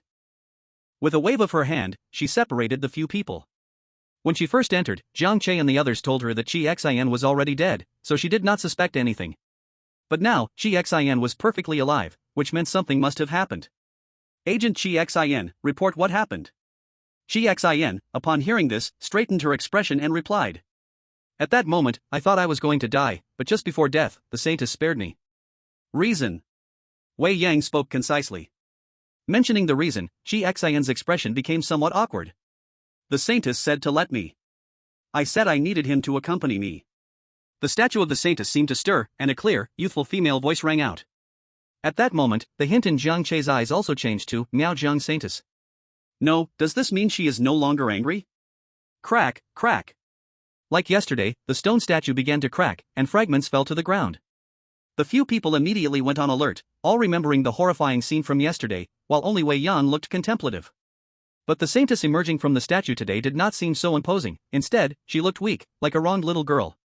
I originally planned to kill him, but his willingness to die for you forced me to spare his life. Thus, the Saintess and Qingshan reached a deal. Qingshan could live, but she must stay in the Saintess's temple to accompany her.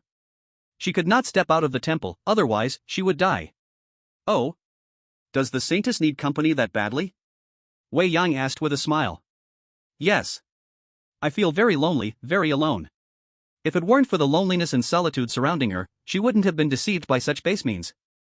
Just a day ago, the Saintess had been shouting about killing everyone, now she had turned into a pitiful, sorrowful girl? The few exchanged glances, unsure what to feel, while only Qingshan nodded with compassion in her eyes.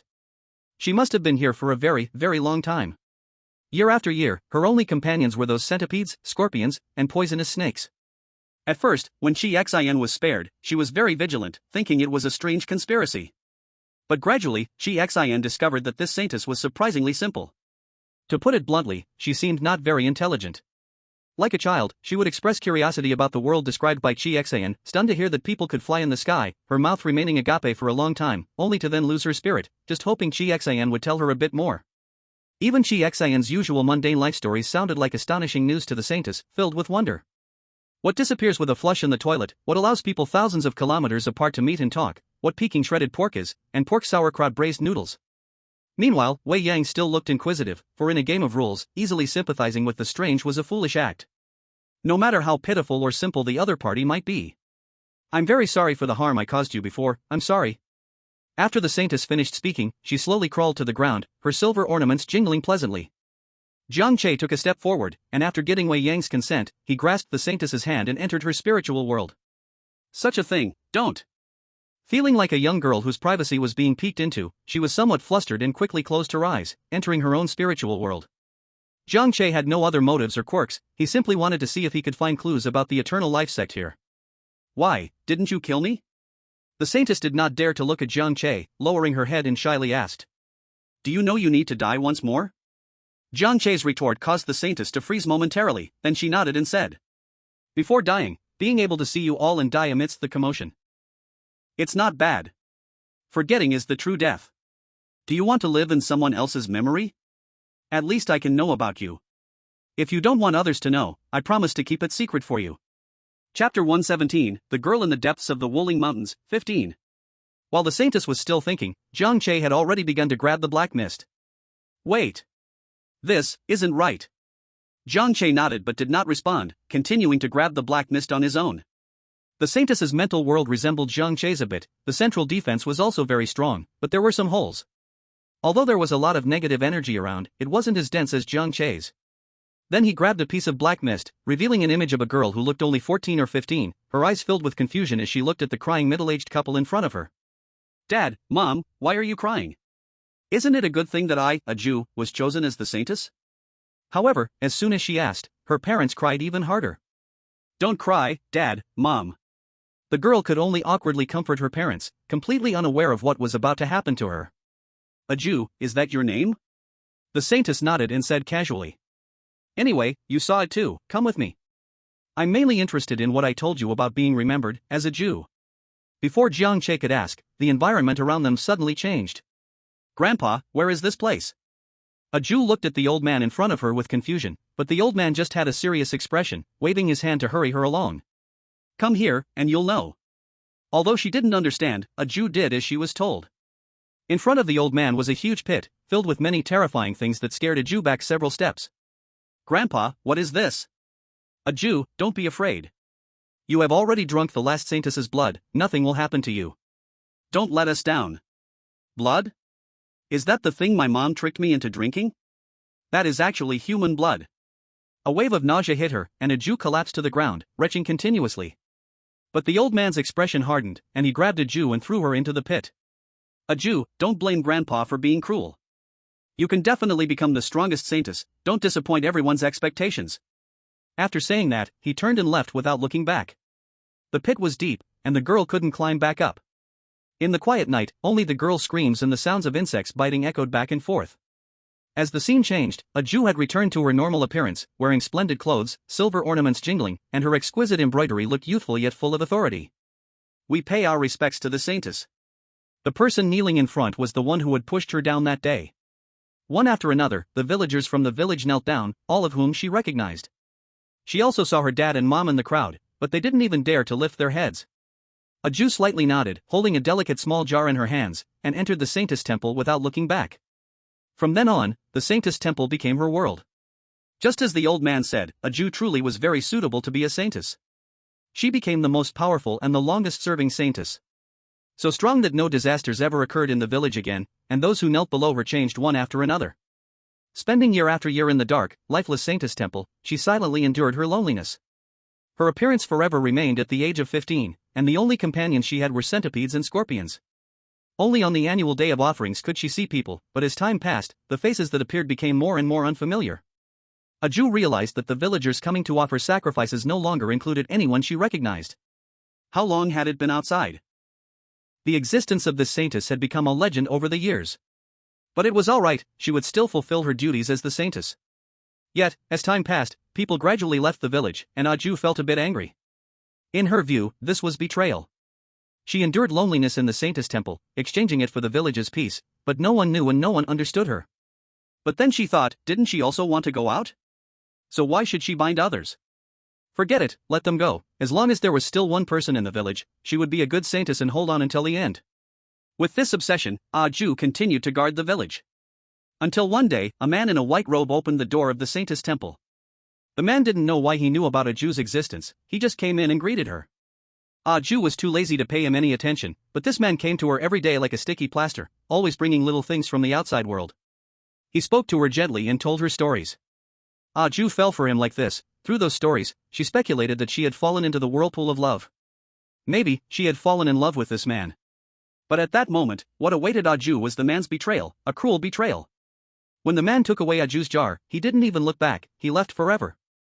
The man's departure acted like a fuse, igniting the resentment and hatred Ju had built up over the years. She hated the deception that followed, hated her mother and father, hated her grandfather, hated all the villagers. Her mother and father cried so hard, yet the next year they had a new child. Her grandfather, having raised the strongest saintess, became the village chief. She was merely a tool for seizing power. The villagers, who had all received her kindness since childhood, left the village one by one. Ju couldn't understand why this was happening. But despite this, Ju didn't want the villagers to be hurt. I have selfish desires. Just now, you all saw not just the scene, I hope you all remember me, remembering the girl Ju deep in the Wuling Mountains. In fact, there was one more thing Ju didn't say. She hoped that those who saw this would feel a slight pity for her. Seeing the few empathetic agents, Wei Yang sighed and said helplessly, "It seems that this bad guy can only be me." Upon hearing this, Ju avoided the crowd and nodded gently at Wei Yang. The next moment, Ju lost consciousness. In simple terms, Ju died once again. Wei Yang didn't bring her an ounce of pain. This was the gentle charm of mental attack. So pitiful. Someone mumbled, thinking of an innocent child waiting in this dark temple for who knows how many years, finally seeing light, but the light was filled with deceit. It felt uncomfortable. So, there is not a single good man. Xing, he said angrily. Jiang Che and Qingshan had disagreements but didn't speak. Jiang Che looked at Wei Yang and asked, "Teacher, do you know the man who deceived Ju?" Wei Yang nodded. Naturally, what I didn't expect was that he was quite diligent in bullying the little girl. He is the leader of the Eternal Life sect. What? This bad guy is so young? As soon as Xing he finished speaking, she covered her mouth. There are quite a few people like him in the bureau. It has to be him. I have fought with him for so many years and have faced him more than once. I definitely won't recognize him wrongly. Let's go, this time the harvest is good. We captured several people from the Eternal Life sect. With the saintess dead, the village returned to normal. Several people in white robes were tightly bound and could not escape at all. Jiang Che was just about to find Jun to discuss the following matters when suddenly everything went black, and he fell asleep. Chapter 118, Attending the Headquarters Meeting. Before Jiang Che closed his eyes, he still saw Xinghe and the others' anxious expressions and Wei Yang's calm demeanor. In their hearts, they could already imagine the awkwardness of a few people discovering they had only been asleep. They might even scold themselves a bit. Once again opening his eyes, he found he was back home. Not yet getting up, the little raccoon lying by the bed realized it, whining while lying next to Jiang Che. "Wow! You did great this time, Jiang Che, waking up all night? Fireman, are you really packing up?" Jiang Shelwei was playing a game and, without looking up, said, "Jiang Che is out of the room." Jiang Che glanced around and saw Jiang Shaoling washing the dishes. Rubbing his eyes to look again. Although Shaoling did seem a bit older than the last time they met, how could she wash dishes with those small hands? "Why are you making her wash dishes?" "Wow, Jiang Che, you're so biased.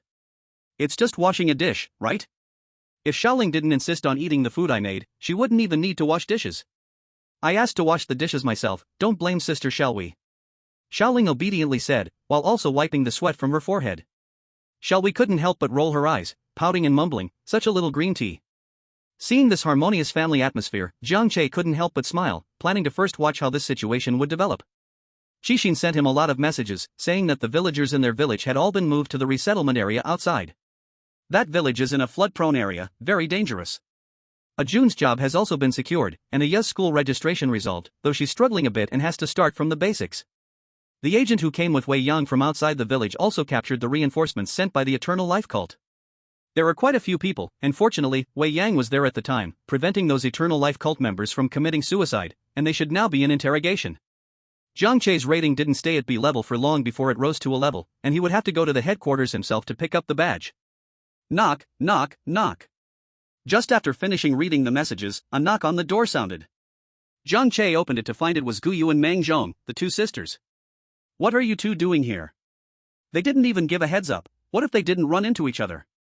"Sister insisted on giving you a surprise. We both got transferred to headquarters. We just found out you've become an A-level agent. If you were in Jianghai, you would have broken our record." Good thing, good thing." Guyu was not as talkative as her sister. She just stared at Jiang Che for a long time before saying, "Long time no see."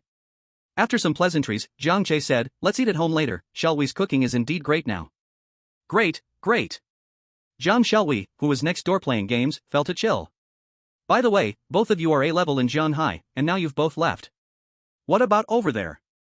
Finally finding a question to answer, Guyu quietly poked Mang Zhong in the back and hurriedly said, Suahun has reached A-level, and he plans to work in Jianhai until retirement. Jiang Che nodded in understanding. Speaking of this topic, Jiang Che couldn't help but think of the director of the Jianhai Anomaly Handling Bureau, that little old man. First, he left, and shortly afterward, his powerhouse duo left too. He must be crying in the office. Because Jiang Che had just come out of the rule game, he had not been assigned any tasks, and the two sisters had just arrived. The three of them had a good few days playing in Kyoto. A few days later, Jiang Che received a message. "Hello, Agent Wuyo, please come to the hall of the Kyoto headquarters at 3 p.m. today for the headquarters meeting, which will be chaired by Deputy Director Wei Yang." Upon seeing the message, Jiang Che couldn't help but frown. A meeting? It had been a long time since he had heard about a headquarters meeting. Could it be that there have been developments in the interrogation of those Eternal Life cult members? On the way, he ran into Guyu and Mang Zhong, who were also preparing to attend the meeting. What a coincidence, let's go together, Guyu said with a smiling face. Jiang Che had no reason to refuse. I don't know why, but watching quietly, I always feel that coincidence is not just coincidence. When they arrived at the auditorium, Jiang Che was shocked. The scale of the hall was enormous, capable of holding maybe 10,000 people. It seems this meeting is very important, all departments must participate. Guyu was looking for the place where the agents were, and during this time, he also saw the logistics department, the information department, the medical department. Many departments Jiang Che had never heard of before. It seems he still did not understand the Anomaly Handling Bureau well enough.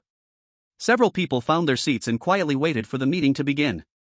Jiang Che was also curiously observing the people from other departments and found masters, big shots, strong people. Is the strength of non-agent departments so strong too? Why are the people from these behind-the-scenes departments so strong? Jiang Che slightly tilted his head and quietly asked Guyu beside him. Guyu also replied softly. Their strength does not mean they are strong in combat, or capable of dealing with the bizarre. They are assigned to departments based on their abilities, and after all, this is the headquarters in Kyoto, gathering top experts from various fields. Jiang Che nodded, unable to help but sigh. Only China has this confidence and strength. Even if those with abilities are 1 in 10,000 geniuses, China still has hundreds of thousands. And the people who come to the headquarters are the geniuses among geniuses. Thinking this way, Jiang Che felt that Wei Yang and the others, Grandpa and Grandma, could be considered national treasures. Their combined power is comparable to a nuclear bomb. Even more terrifying than a nuclear bomb. However, while Jiang Che was observing the people around, it seemed others nearby were also looking at him intentionally or unintentionally. In 10 minutes, the entire auditorium was filled with people, then suddenly went silent. Above them stood a group of young people led by Wei Yang. In total, there were 8 people. They should be the highest combat strength present. Wei Yang was in the center, and the others sat around him. Good afternoon everyone, I am the Deputy Director of the Kyoto Anomaly Handling Bureau, codename Wei Yang. As soon as the words fell, there was a thunderous applause from below. Minister of the Information Department, Qing Long. Minister of the Detection Department, Hai Zhu. Only then did Jiang Che realize that the experts Wei Yang had brought him to meet before were not just the top figures in the bureau but also the leaders of various departments. I believe everyone is curious about why we have gathered here in the auditorium today. I won't waste your time. Today's meeting topic is the survival crisis of humanity. Survival crisis? This phrase sounds a bit alarmist. After all, the rule game has existed for many years, and everyone is still living their lives normally.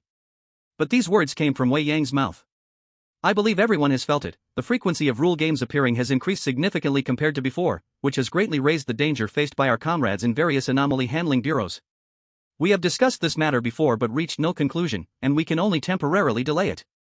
However, in this recent rule game in the Miao village, we discovered traces of the Eternal Life sect. I arrived promptly upon notification from one of our agents to implement an arrest operation. After saying this, Wei Yang paused. But even without naming names, who else could notify the Deputy Bureau Director except for the new recruit? Thanks to this agent and a few brave agents, we managed to capture 10 members of the Eternal Life sect. In the memories of one of the captured members, I saw this. The true goal of the cult leader of the Eternal Life sect is to bring the God of Eternal Life, also known as the God of Rules, to Blue Star, thus achieving full coverage of the rule game. What? Full coverage of the rule game? How many people would that kill? Could it be that the rules game was originally a tool of the Eternal Life sect? Looking at the crowd below who had gradually become restless, Wei Yang clapped his hands and said softly, "Quiet." The entire venue fell silent immediately. In fact, receiving this news was an unexpected delight. The Eternal Life sect was like rats in the sewer, and venomous snakes in the grass. Every time one tried to catch them, they would return empty-handed. Even if some members were caught, they would directly activate the seal placed by the leader on them, causing instant death. Only those who possessed the ability to counteract the seal and had strength to match their opponent could prevent this. However, in the Anomaly Handling Bureau, besides Wei Yang, no one met both of these criteria. This time, it was thanks to Jiang Che's strange object that could communicate with the outside world, and the seal in the old man's spiritual world that exposed Jiang Che's identity. This allowed the Eternal Life sect to send people to capture him, and enabled Wei Yang to come personally to reverse the capture. Without either of these points, this matter could not have succeeded. Initially, Wei Yang did not think much of it, but while exploring the spiritual worlds of a few people, she discovered that one person had secretly sneaked into the leader's secret chamber and witnessed the communication between the leader and the god of eternal life. The value brought by this action could be said to be priceless. Although the rules game was not caused by the Eternal Life sect, they are undeniably connected to it. Letting the god of rules descend into this world is a shared memory of these sect members, so the Eternal Life sect's goal is to envelop the entire Blue Star in the rules game. But clearly, this condition has not yet been met. We deduce that the means by which the Eternal Life sect aids its descent are those heinous events they have carried out, allowing the world to be filled with bizarre souls, which makes it no surprise that the Eternal Life sect can freely enter the rules game. The more Wei Yang spoke, the quieter it became below. In these years, the Eternal Life sect had actually become quite restrained, but rather than saying they had restrained themselves, it was more accurate to say they had become increasingly secretive in their actions. Usually, when capturing people, they only targeted marginal figures within the Eternal Life sect, who often didn't even realize they were part of it. And slightly more central figures, once caught, would end their own lives.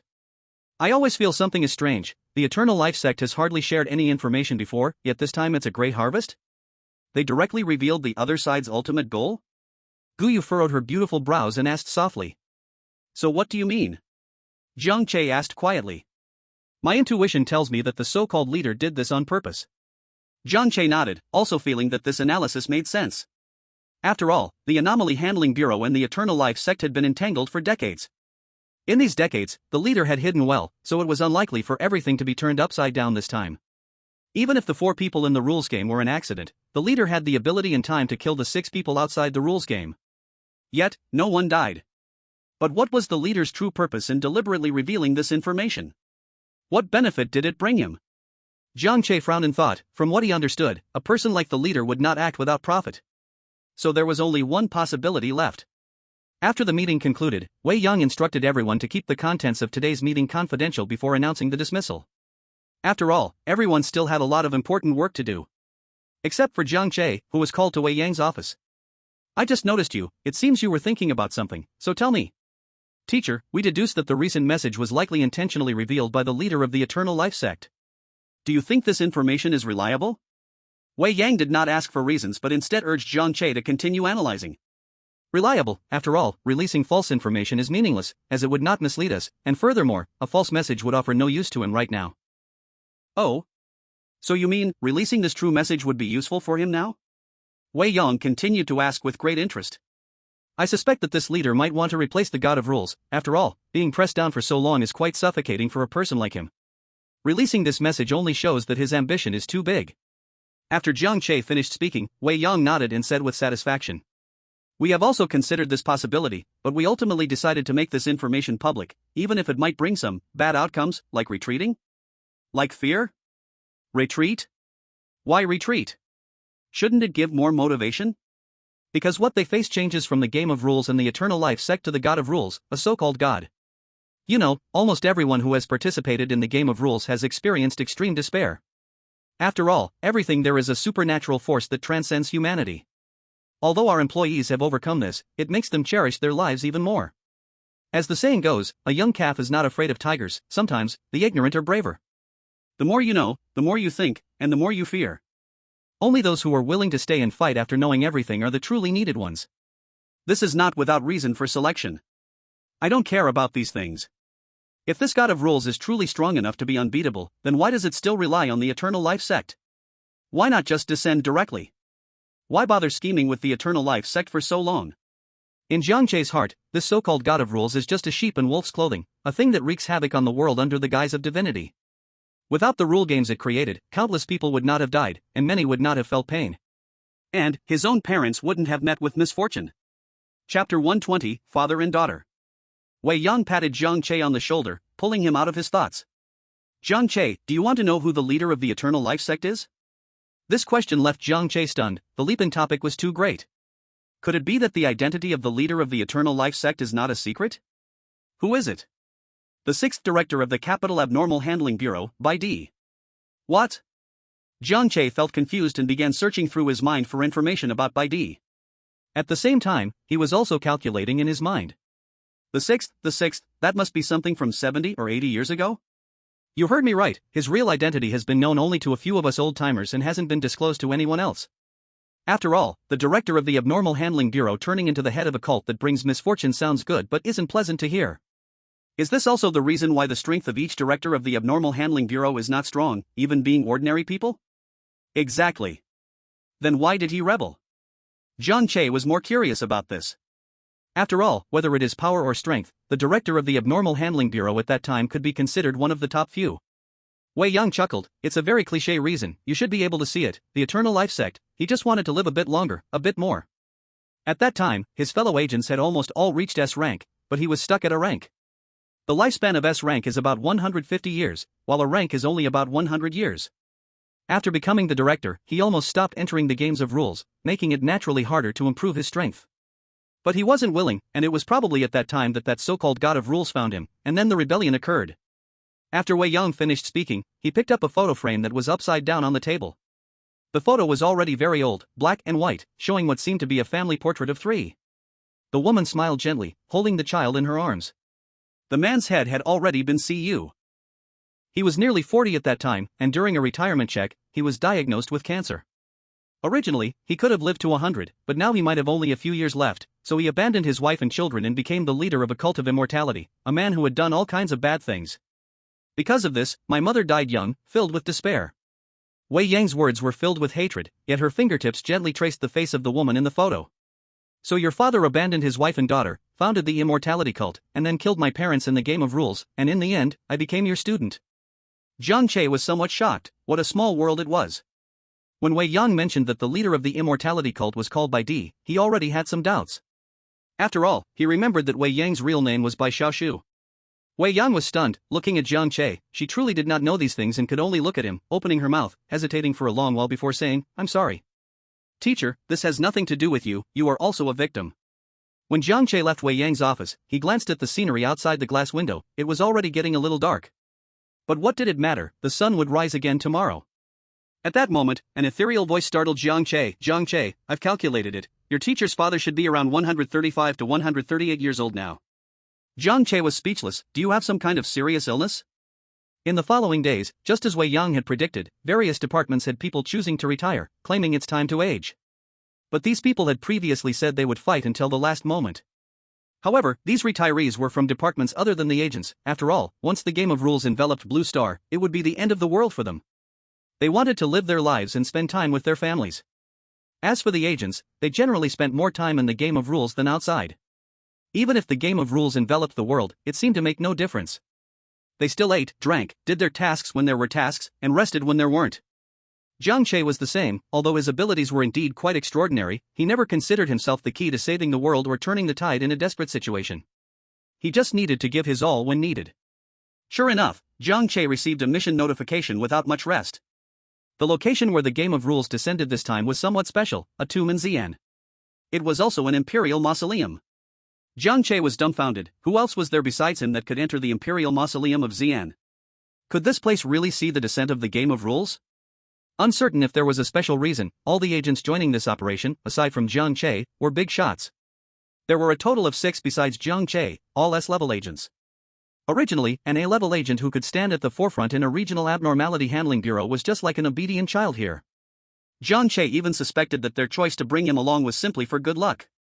It seems this game of rules is very dangerous. Bringing you along is probably to hope you can give early warnings about some traps in the Imperial Mausoleum. Having been shocked by the quality of the team, it then spoke to itself again. No, you are Wei Yang's disciple. This is the treatment and status you should have. In fact, Jiang Che was quite calm. After boarding the agent private jet, the 6 big shots were already there. As soon as he got off, Jiang Che clearly felt what it meant to be under pressure. The 6 big shots must have been very familiar with each other, so they all stared at Jiang Che. Jiang Che also forced a smile in response, trying to seem a bit more natural. However, the aloof big shots or the stern-faced big shots he imagined did not appear. Instead, a big shot looking like a neighbor's sister smiled warmly as she sat beside him. So you are the carefree little brother, the student that Sister Yang just took in, right? You look really good, don't be nervous, the older brothers and sisters are all very easygoing. When we enter the game later, we will need your help, little brother. Okay, no problem, let's help each other. Jiang Che replied somewhat formulaically, glancing at the other person's name tag. Guiying, very down-to-earth. Guiying, you could be my mother, yet you still dare to call yourself elder sister. I feel embarrassed just hearing it, but calling me brother is fine, I'm only in my 30s. Another handsome guy in a deep blue leisure outfit sat on Jiang Che's other side and greeted him. Get lost, I wouldn't want you as my son. Hello everyone. Jiang Che greeted everyone. Well, it's better than the cold big boss and the dark-faced big boss. During this time, Jiang Che also learned information about the 6 big bosses. The earlier Guiying's ability is to control lightning and, to some extent, can affect the magnetic field. The white-haired handsome guy, codenamed Wu Tiao, has the ability of the 6 senses, but at S rank, his ability is already comparable to foresight. However, the only downside is that it only works when faced with choices. Chapter 121, Encounter in the Tomb of the First Emperor, 1. A long-haired man who did not speak after greeting them was codenamed Ma Liang. Yes, that's the legendary Ma Liang.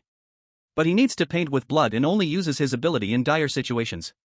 A seemingly honest bald man is codenamed Fireman, whose ability is to turn his whole body into lava and launch extremely high-temperature attacks. He is both offensive and defensive.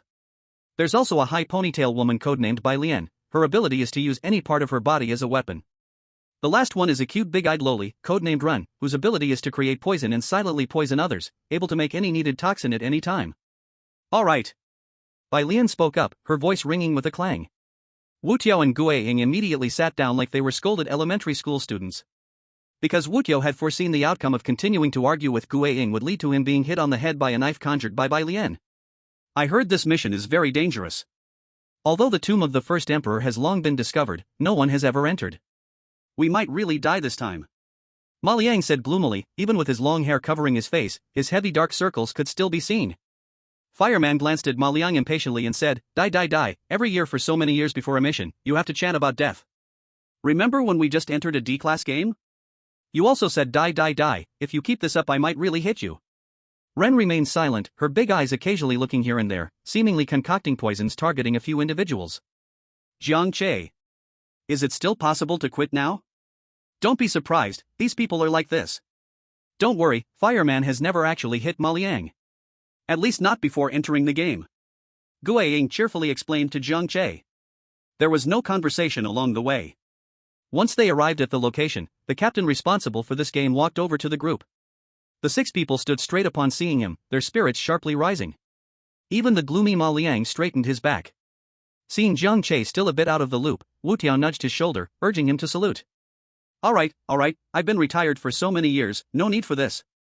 The old man chuckled, waving his hand, looking gratified as he glanced at the group, finally looking at Jiang Che. You are Wu Yo, right? Be careful in this game. If you have questions or difficulties, seek help from these people, they are all seasoned veterans, and it's only right that they protect you. Do you understand? I will definitely not hold the team back. Although it was not the answer he wanted, it pleased the old man, who smiled, Good child, alright, you all can go in, I've opened a secret passage for you. It's already been explored ahead. It is safe, however, the rest of the road must be walked by yourselves. I wish you all a smooth journey and a safe return home. Smooth journey and safe return home. After saying this, the 6 of them walked towards the tunnel entrance without any hesitation. He is our teacher and also our former superior. Wu Tiao explained to Jiang Che seriously. So that's how it is. It seems there is no more road ahead. Guiying's electric light and Jiang Che's light orb were the only 2 sources of light for the group in the dark tunnel. However, there was simply no road in front of them anymore. It seems if we go further, we will enter a game of rules. Let me handle it. Bai Lian stepped forward, preparing to transform into a weapon to break through the barrier ahead. Wait, let me sense things first. Wu Tiao still decided to be cautious, walking over, touching the wall, and closing his eyes to sense. The others did not rebut or disturb him but waited quietly. I choose to break through the barrier blocking the way. After Wu Tiao spoke his choice, images of their outcome flooded his mind. His face turned pale instantly, and he shook his head vigorously. No, we can't do that. What is the outcome? Balian asked, as she had almost acted just moments ago. There were rumors online that the tomb of the first emperor was filled with mercury. It turned out to be true. What Wu Tiao saw was the scene of the group submerged in mercury after breaking through the barrier. So how do we go? I'm fine. Ren spoke up. Did she fear mercury? That would be more comfortable than going home. She would just treat it like swimming. Does anyone know the chemical equation for mercury ions and hydroxide ions? Ma Liang scanned the crowd with his dark circle eyes. The others tacitly looked around. This wall was indeed a real wall. None of them had read books for decades. Why would he ask this? Only Jiang Che's eyes lit up as he replied. Hg2 plus 2OH equals HgO plus H2O. He had just graduated and still remembered. Upon hearing this, Ma Liang looked at Jiang Che with approval and nodded, saying, Exactly. However, the mercury inside is not a small amount, and the amount of sodium hydroxide will also be significant. No problem, we can just prepare it outside. After saying that, Ma Liang turned and left, preparing to get supplies from outside. Thank goodness you remembered, otherwise, Ma Liang would have lectured us again. Gu Ying muttered quietly. Lecture about what? It's just that you learn as you live. Why don't you all study more? His ability is special, he can create everything with blood, so he must have a rich knowledge base to maximize the advantage of his ability. That dark circle under his eyes is from studying too much. Indeed, studying can drive a person crazy. They only dared to say this when Ma Liang had already walked away. Ren, don't be afraid of poison. At that time, you and Balian will break open the barrier in the front, and we will immediately fill the tunnel with sodium hydroxide. Then we will contact you again. Okay. At this time, naturally, whoever came up with an idea, others would listen to. However, a moment later, Ma Liang returned. You're back so soon? The range of the game of rules has expanded. Ma Liang concluded, which meant that the group had now entered the game of rules. What bad luck! I have a tablet that can contact the outside, shall we communicate with them? Jiang Che suggested. It's useless. I just discovered that the entrance is now different from when we came in. Even if they throw supplies in, we won't know where they'll land in the game of rules, and it will be very hard to get them. Ma Liang directly dismissed this idea. It seemed that a new plan was needed. He could create sodium hydroxide, but the amount of mercury inside was an unknown factor. Moreover, he couldn't withstand too much sodium hydroxide, his blood was limited after all. What about creating some protective gear to safeguard us? Balian suggested. That won't work either. First, let's not even talk about whether the gear can protect us seamlessly. Even if it can, the impact force of the mercury in that instant would be tremendous. In this tunnel, if anyone is knocked down or swept away, it's a dead end. Ma Liang shook his head again. Mercury is not water after all. Chapter 122, The Strange Encounter in the Tomb of the First Emperor, 2. Just when everyone was at a loss and fell silent, Jiang Che suddenly spoke up. I have a plan. Let's not abandon the previous plan, still let Rin and Bai Lian break the wall, then Ma Liang should create sodium hydroxide as much as possible to decompose it. If that's not enough, we will need Fireman to step in, he can use his power to vaporize the mercury, and then we can advance. But before that, Ma Liang needs to make several gas masks. After Jiang Che finished speaking, he felt a bit nervous, as these were merely theoretically feasible methods. Ma Liang pondered for a moment and said, although this is very idealistic, it indeed is a way. The gas masks can block the vaporized mercury, but even if we do it this way, if there's too much mercury, it will still be swept away, and Fireman would be the first to be affected. However, with the unknown ahead, any method carries risk. Who told us we can't grasp the exact amount of mercury inside? It's enough to gamble with our lives. Let's bet that the mercury content isn't too high. Besides, no matter what, in the end, neither Ren nor Bai Lian will be in trouble. Gu Ying analyzed. You are right, Ma Liang also knew well that no method is perfect. Good, Wu Yu, young people are still clever. Wu Tiao hugged Jiang Che's shoulders, smiling widely. Since we've made up our minds, there's no time to waste, let's start acting. Ren spoke up, already close to the earthen wall. I plan to make sodium hydroxide now, you all stay back a bit. Ma Liang said while turning the ring on his hand. As the sharp blade emerged, Ma Liang's finger was cut open. Although the environment in the tunnel was quite dim, Jiang Che still saw the various wounds on Ma Liang's hand. Ma Liang first made 4 gas masks, tossing one each to Wu Tiao, Gu Ying, and Jiang Che, then said to Fireman. I won't give you one, anyway, you will be turning into lava later, so it's useless. Sure. Fireman nodded calmly. When Ma Liang was exchanging the maximum amount of sodium hydroxide, his face turned pale instantly. Then the tunnel was almost filled with white crystals, barely missing being pressed against the faces of a few people. Jiang Che carefully took a step back, but he could only step back one step, as his back was already pressed tightly against the wall. Wu Tiao, can you foresee the upcoming situation? No, my ability only works when facing choices. Just like the choice just now, whether to break open the earthen wall, Wu Tiao got a direct result to break it. But now, everyone has made their choice and taken action, they are not facing a choice, so it cannot take effect. At this moment, Ma Liang sat down on the ground, swing, and Jiang Che quickly supported him. Are you okay? I'm fine, it's just overuse of my ability, nothing serious. Ma Liang's voice was weak, looking like he had just landed. Family, success or failure rests on this move. Fireman stood at the front, arms crossed. I will try to control the direction of my abilities forward, but it will still be very hot behind you, so bear with it a bit. Just take care. During this action, everyone was wearing specially made uniforms that not only covered their bodies well but also had some heat-resistant functions.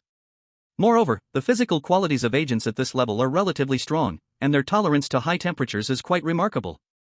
So as long as we don't get too close to Fireman, it shouldn't be a big problem. Are we all ready? Ready. Let's start. Guiying knew this was asking about herself, then released lightning from her hands, extending towards the distance. As soon as Rin and Bai Lian, who had been waiting for the signal, saw this, they nodded at each other. Balian slowly pressed against the wall, then transformed into an oversized electric drill. It drilled forward for over 10 meters before signs of a break appeared, revealing silvery liquid slowly flowing out. Nin sensed it and hurriedly reminded. Alright, quickly transform, or we'll get washed away later, it looks like there's a lot. Balian quickly transformed into a conical spear, deeply embedding itself in the adjacent wall, leaving enough length for Nin to hold on to. In the next second, the breached earthen wall instantly collapsed, and a massive amount of silvery liquid gushed out. Nin quickly grabbed Balian and tightly shut her eyes. Although she didn't have a gas mask, she wasn't afraid. As it rushed past the two, the mercury collided with a large amount of sodium hydroxide, generating a lot of precipitate and water vapor. Feeling the unusual movement in front, the fireman swiftly activated his power, his body instantly transforming into lava, and the surrounding temperature suddenly soared. So hot! Jiang Che was indeed shocked. Sure enough, sodium hydroxide did not fully block the mercury, it still reached here. When the mercury encountered the fireman, it hissed, then instantly evaporated into gas. Seeing Ma Liang still looking weak, barely able to stand, Jiang Che simply picked him up. Ma Liang, ? Not a bro. Can two guys just be close like this? He just liked to lie down. Guiying, on the other hand, was crouching with Wu Tiao, feeling extremely uncomfortable. Am I really going to die here today in misery? Let her die, but don't let me die, I'm still young. Do you believe I'll beat you to death first? Fortunately, they bet right. The remaining mercury didn't break through the fireman's defense, and within a minute, it was completely dealt with. Let's go. The fireman waved his hand and walked straight ahead. The surrounding area was well lit by the residual flames from the fireman, and the ground was covered with precipitate from the chemical reaction. Before Ma Liang could say anything, Jiang Che directly hoisted him up. Wait, no, hold on. As they walked further, the light on the fireman became fainter, and his skin began to recover, indicating he was retracting his powers. After walking several dozen meters, they saw Nin and Balian waiting for them. Great, you're all okay? Awesome. Guiying was so happy she almost jumped up. This was her 86th time escaping death in her 59 years of life. Nin frowned at Ma Liang, who was slung over Jiang Che's shoulder. What's going on here?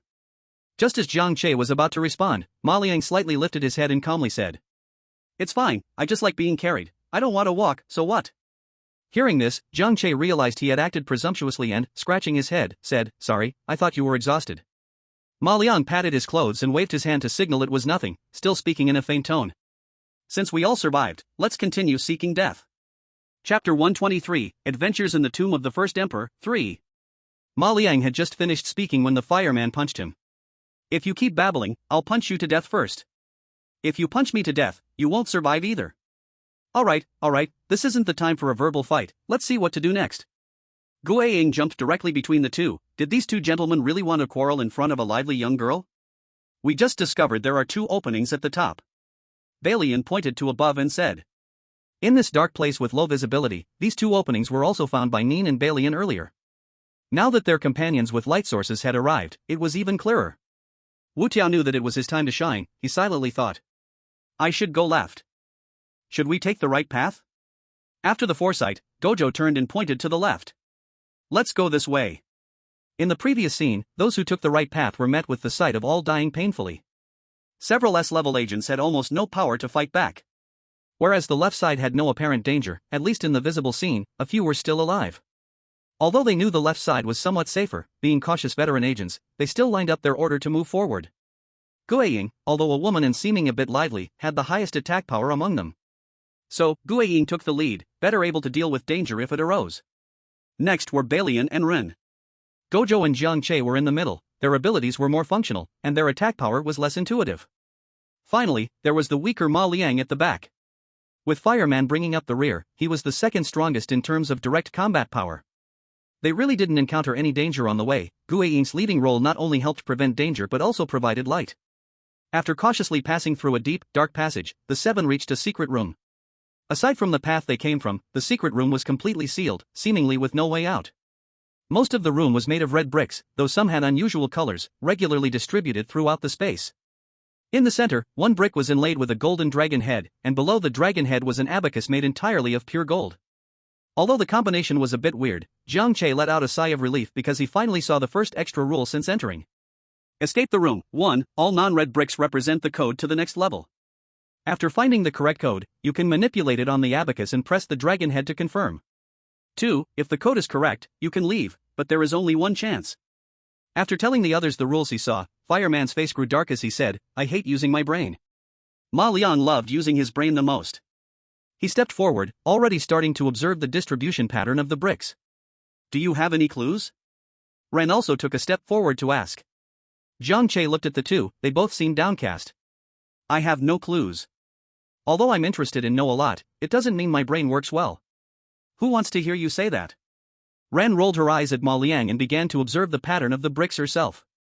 She thought her brain might be just a little smarter than Ma Liang's. Observing everyone's helpless expressions, Gojo spoke up. Everyone, don't feel pressured. If you have ideas, just tell me. I can sense whether to press the dragon head, we have plenty of trial opportunities. Right. Whether to press the dragon head is also a choice, this way we can verify if the code is correct. Ma Liang realized this and thought it was time to guess freely. Soon, Ma Liang gave his first guess code. I counted that there are a total of 64 colored bricks, and if you look closely, each brick has 3 white stripes. We could try 643. Or 364, those two. Although it sounded a bit random, it was indeed worth a shot, considering they had a chance to try. Gojo nodded, manipulating both codes on the abacus before using his ability. Should he press it? The others waited eagerly, but they saw Gojo turn around and shake his head. Both are wrong, the result of pressing them is that the secret room is instantly filled with mercury. No, they weren't going to deal with mercury here. Then let's think about the code carefully. We won't always be this lucky.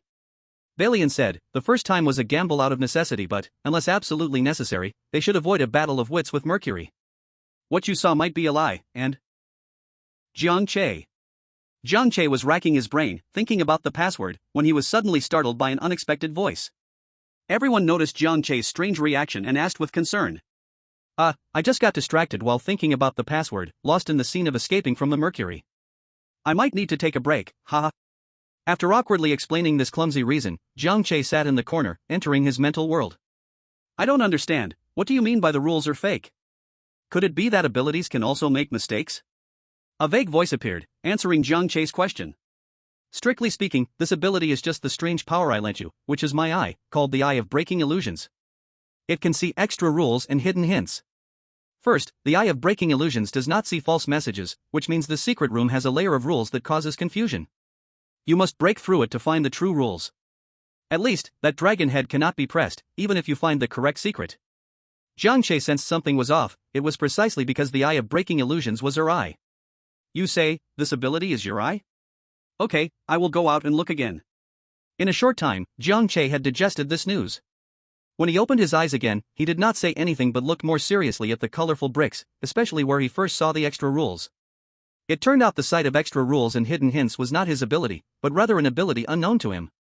No wonder, as his physical and mental strength grew, this ability remained the same as it was at the beginning without any change. Jiang Che initially thought it was because the ability was too powerful that it suppressed the possibility of progression. It turned out it wasn't even his at all. But this was not a big issue, he didn't feel dissatisfied. If it weren't for this ability, he would not have met Sohan and become an agent. He would not have known all these diverse people. In that house, there would not be the delicious cooking of Jiang Che, nor the clingy little Li, and he wouldn't have the chance to see Jiang Shaoling grow stronger and bigger each time he returned home. Thinking of this, Jiang Che suddenly felt an unexplained sense of panic in his heart.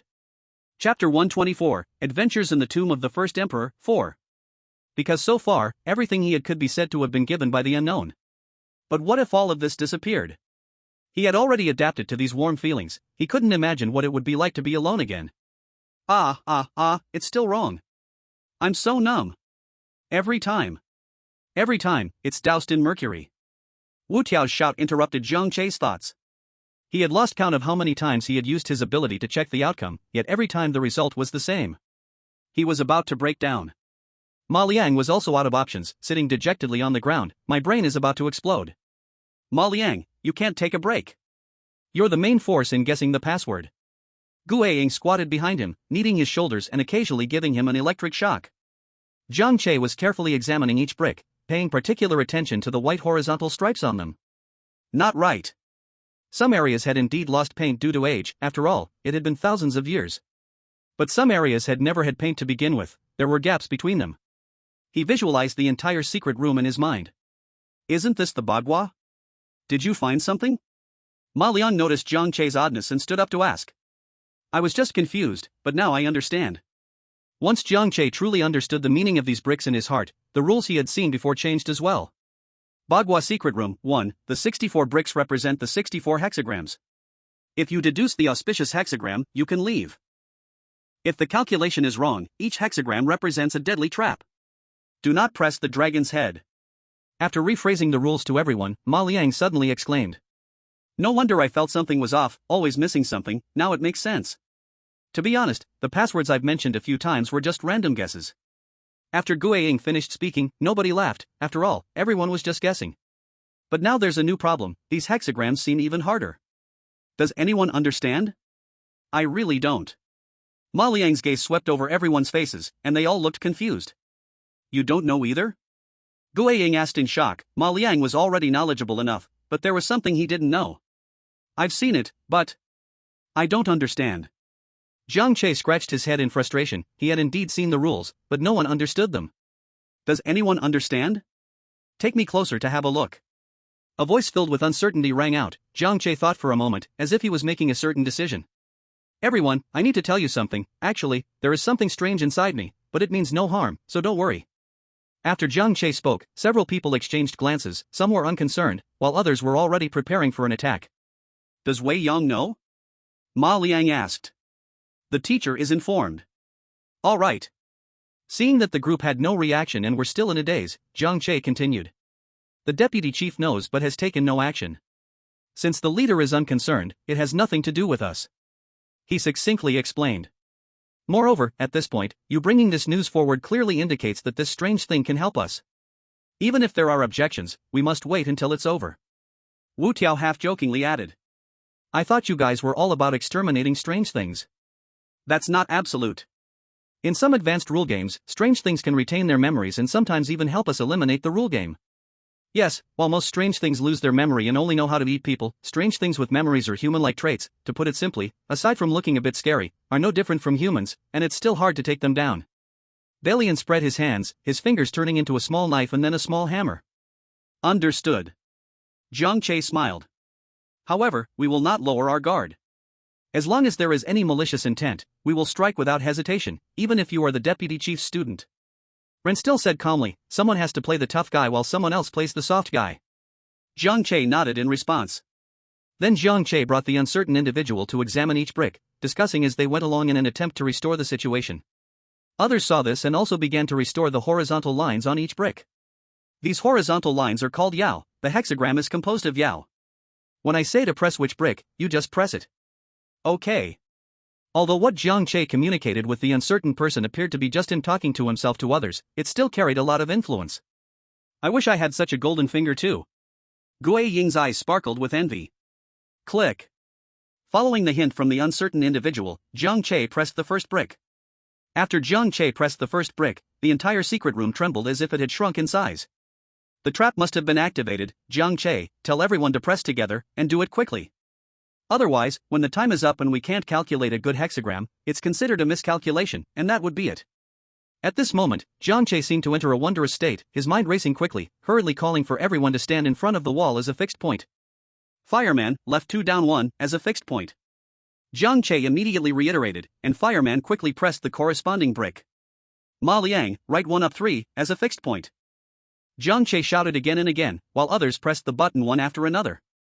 But the entire secret room was still shrinking at a visibly fast pace, and the tense atmosphere made everyone afraid of pressing the wrong button. They were unsure and very worried about misremembering the signs, but since they had already started, thinking about it was pointless, they couldn't stop now. The last piece, Jiang Che, is right in front of you. Before the voice had faded, Jiang Che's hand moved faster than his brain, swiftly pressing down. However, the shrinking of the secret room still did not stop, and everyone's living space was getting smaller and smaller. What's going on? Thoughts were racing at lightning speed, thinking about what to do next. Jiang Che did not urge, and neither did the others, they tacitly refrained from pushing each other. Although the situation was extremely urgent, everyone surprisingly remained quiet. I got it. The dragon head, go press the dragon head, Jiang Che. Hearing the voice of the unknown, Jiang Che's mind was filled with doubt. But he not only didn't voice his questions, his body had already started to act, pressing down on the central dragon head without hesitation. Click. As the dragon head was pressed down, the shrinking of the secret room immediately stopped and began to slowly expand again. The originally protruding dragon head returned to the wall, and at this moment, everyone's hearts were in their throats. Would it succeed? Boom! Chapter 125, Adventures in the Tomb of the First Emperor, 5. As the rumbling sound echoed, the perfectly fitting wall in front suddenly moved, revealing a dark hole without an end in sight. Is this success? My god, when you pressed the dragon head just now, I almost couldn't hold back and attacked. I thought you were controlled by something strange. Gu Aiying leaned against the wall, patting her chest as she spoke. You have quite a good relationship with this weird friend, being able to trust each other like this. Ma Liang sighed, noting that even true friends in reality would still question why to press the dragon head under such circumstances. Jiang Che actually executed it without even a thought. No one knew how that weirdness communicated with him. In fact, Jiang Che had just fully reacted. He didn't expect to press the dragon head without hesitation. Although he had some doubts in his heart at that moment, he still carried out the action based on his trust in the unknown. I thought of the center hexagram and the 64 hexagrams, but there was no brick in its position, only the dragon head. The unknown also breathed a sigh of relief and explained to Jiang Che. There's no time to waste, let's continue forward. After saying that, he planned to take the lead. Wait a bit, Xiaorun, let me lead the way. Gu Aiying, surrounded by electric light, entered the hole, illuminating the space, and everyone kept pace, looking around carefully at the path. Different from the dirt roads they had walked before, this place was surrounded by brick and stone. Now we can say we have just entered the tomb of the old man, right? So what almost killed us just now was just a minor issue. Wu Tiao sighed deeply. This was just the beginning of the proper path. The outside was already extremely dangerous, who could say how the inside would be? Surviving through 9 deaths? He hoped he could live a little longer, only then could he make relatively safe choices when facing danger. And somewhere in this place of the rule game, a group of people in white robes looked very disheveled. Great priest, do we really need to move forward? Everyone is all ready. If you talk anymore, I'll cut off your tongue first. And around them, it was neither dirt roads nor brick and stone, the materials used looked splendid. It seemed they were already inside. Seeing that the high priest refused to listen to advice and continued forward, the white-robed man who had just spoken quickly shut his mouth. But instead, a suppressed wail escaped. More than 50 people had entered this time, and now only 5 remained, apart from the high priest. These 50 or so people had the strength equivalent to A-level game agents, yet all of them perished on the way into the tomb. Why are you crying? Don't you want to complete the mission from our leader? As long as this mission is completed, you can become the leader's confidant. When the God of eternal life descends upon the world, all of you can become divine servants, a coveted honor. The high priest squeezed the man's head, his eyes nearly bursting with madness. No, that's not it. The man in the white robe began to cry out loud. He no longer wished to be a divine servant, he just wanted to live well. He had a 5-year-old daughter back home. Along the way, he understood that all 50 or so of them were mere cannon fodder, simply used as pawns by the high priest to explore the way. High priest, please don't blame me. The man in white seemed to have made a decision, breaking free from the high priest's grip and turning to run back the way they came.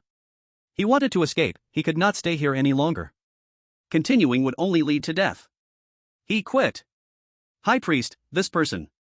No need to worry about him. The high priest said, time was precious, and there was no need to waste it on this person. They all personally experienced how dangerous this tomb was. Now, a single person leaving was no different from being dead. Let's keep moving, we must find the coffin of the first emperor. Yes. Why is this path so long? Is there no end? Guiying murmured at the front, her feet were already slightly sore. I estimate that more than an hour has passed, but after all, this is the first emperor's tomb, and there might be some detours, so it's normal for it to take longer. Just walk properly and don't touch anything. Ma Liang yawned, reminding them to look left and right, while Wu Tiao's hands were already itching to move. Wu Tiao. Balian had boredom and anger written all over her face. This was completely different from what she had expected. She was a diehard fan of the Tomb Raider notes. She dreamed of entering the first emperor's tomb, yet except for almost dying twice, she hadn't seen anything at all. No treasures, no antiques, not a single one. This path is really long. Guiying sighed again, but this sigh was to hide the growl from her stomach due to hunger. Wait a moment. Wu Tiao spoke up because he noticed a fork in the road ahead. Everyone exchanged glances, waiting for him to make a choice. I'm going left. Wu Tiao silently thought, and then his face went pale. No. I'm going right. Then Wu Tiao's face turned even paler. What happened? Jiang Che asked. Both paths are similar, someone will die because of them. As for why his face turned pale, it was because both times someone died had been due to him. The others paused, showing no special reaction. Can you see the specific death process? Not clearly, it might be too far away or too dark to see the process of death, only the identity of the deceased can be discerned. Ma Liang nodded and asked, are fewer people dying on that side? Fewer people die on the right. Then let's go right. Everyone, stay alert, Wu Tiao's predictions won't be too far off.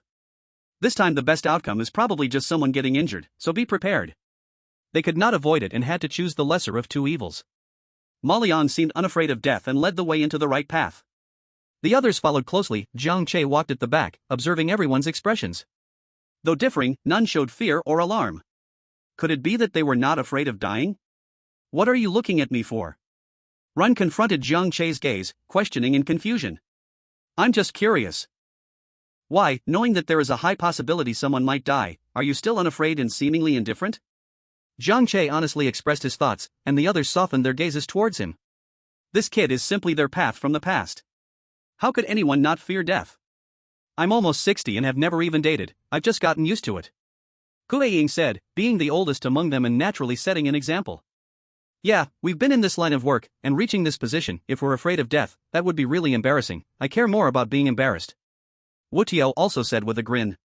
Each of us who have lived till now and become S-level agents, haven't we all had someone sacrifice their lives for us? Ma Liang suddenly said something rather untimely.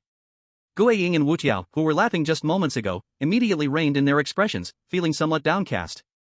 Guiying, most of the friends who joined the Anomaly Handling Bureau with you must have already died. You must be looking forward to dying like they did, right? Even Guiying, who usually lightens the atmosphere, didn't know how to respond to Ma Liang's somewhat harsh words. Ma Liang, that's enough. Nin quietly reminded him to be more considerate with his words. Nin, haven't you and I always shared the same thoughts? Why don't you say it? Ma Liang didn't stop, instead, he spoke out Nin's inner thoughts. You. Nin couldn't refute it and obediently closed his mouth. And Wu Tiao, you wanted to see your teacher long ago, the one who died for you because you made the wrong choice. Ma Liang continued without stopping, now targeting Wu Tiao. Wu Tiao said nothing, lowering his head like a student who had done something wrong. And Huanan, don't think that just because you're standing in the back and not saying anything that you can escape. Who doesn't know you hate your abilities and your profession? If so, why do you try so hard every time? Balian, you've said more than once that you became an agent just to become stronger and enjoy the perks of being a senior agent, so why are you always at the front? Jiang Che didn't quite understand why Ma Liang suddenly started ranting but found it even less surprising that everyone he mentioned seemed to have made a mistake and, without exception, lowered their heads. I never said anything before because I was used to having someone else die for me, but now, in front of the newbies, do you really want to show off so grandly? Are you really not afraid of death? Do you want to die? After saying this, Ma Liang suddenly turned to Jiang Che. And you, Wuyo, each of us, every agent, is afraid of death, but we've survived until now because stronger agents have blocked for us time and again. Over time, this becomes a habit, and we also hope to become like them, dying for others. Finally, Ma Liang addressed everyone. I know your thoughts, but there's no need for meaningless death. Do you really want the newbies to develop the same thoughts and walk our old path? Ma Liang especially glanced at Guiying and Wu Tiao. The liveliest and most optimistic of them seemed to be the ones with the heaviest thoughts. Guiying quietly walked to Jiang Che's side, winked at him, then made a face at Ma Liang's back. He. Currently, there are only about 20 S-level agents left at headquarters. Aside from those who have become guardians, everyone really feels like family. After all, the shortest have spent over 10 years together. Ma Liang hated this unspoken rule among agents, but when he encountered a companion in danger, he still followed this rule, feeling very conflicted. I think, the difference between dying for oneself and dying for others is quite significant. Jiang Che said quietly. If you set out with a mindset of seeking death, it is equivalent to giving up the hope of survival, but the desire to survive has boundless power, it might even create miracles, right? However, if you approach things with a mindset of seeking death, I believe it is better not to move forward at all. That would only hold others back, even if the reason is for your teammates or companions, it's the same. You can die, but you cannot have such a mindset and die for me, I don't like that. Ma Liang stopped, looking at Jiang Che, and in his vacant and hollow eyes, a glimmer seemed to appear. I understand. Because too many people die for death's sake, yet still calling it a reason to save others, this is what Ma Liang finds contradictory. I understand, Wu, don't worry. Although I won't give up on the original intention of sacrificing for others, I will also strive to survive, not giving up even a shred of hope, okay? Gu Ying clenched her fists and waved them in front of Jiang Che. Naturally, I won't die so easily, otherwise, that would be irresponsible to you all. Wu Tiao also expressed his opinion. There's a door. Balian did not participate in the debate among the group, pointing excitedly at a silhouette in front. What's meant to come will eventually come. Wu Tiao recalled the earlier premonition, death seemed to begin from here, making him feel nervous. Let me handle this. Fireman stepped forward first. No one objected, although Gu Ying had slightly higher combat power, at least Fireman had the strength to protect himself. After all, there was a risk of death here. Transforming his body into lava, Fireman slowly touched the door. Nothing unusual happened as he slowly pushed it open, revealing a vast space inside. However, when his gaze reached inside, Fireman let out an astonishing gasp. Seeing no danger, everyone followed him in.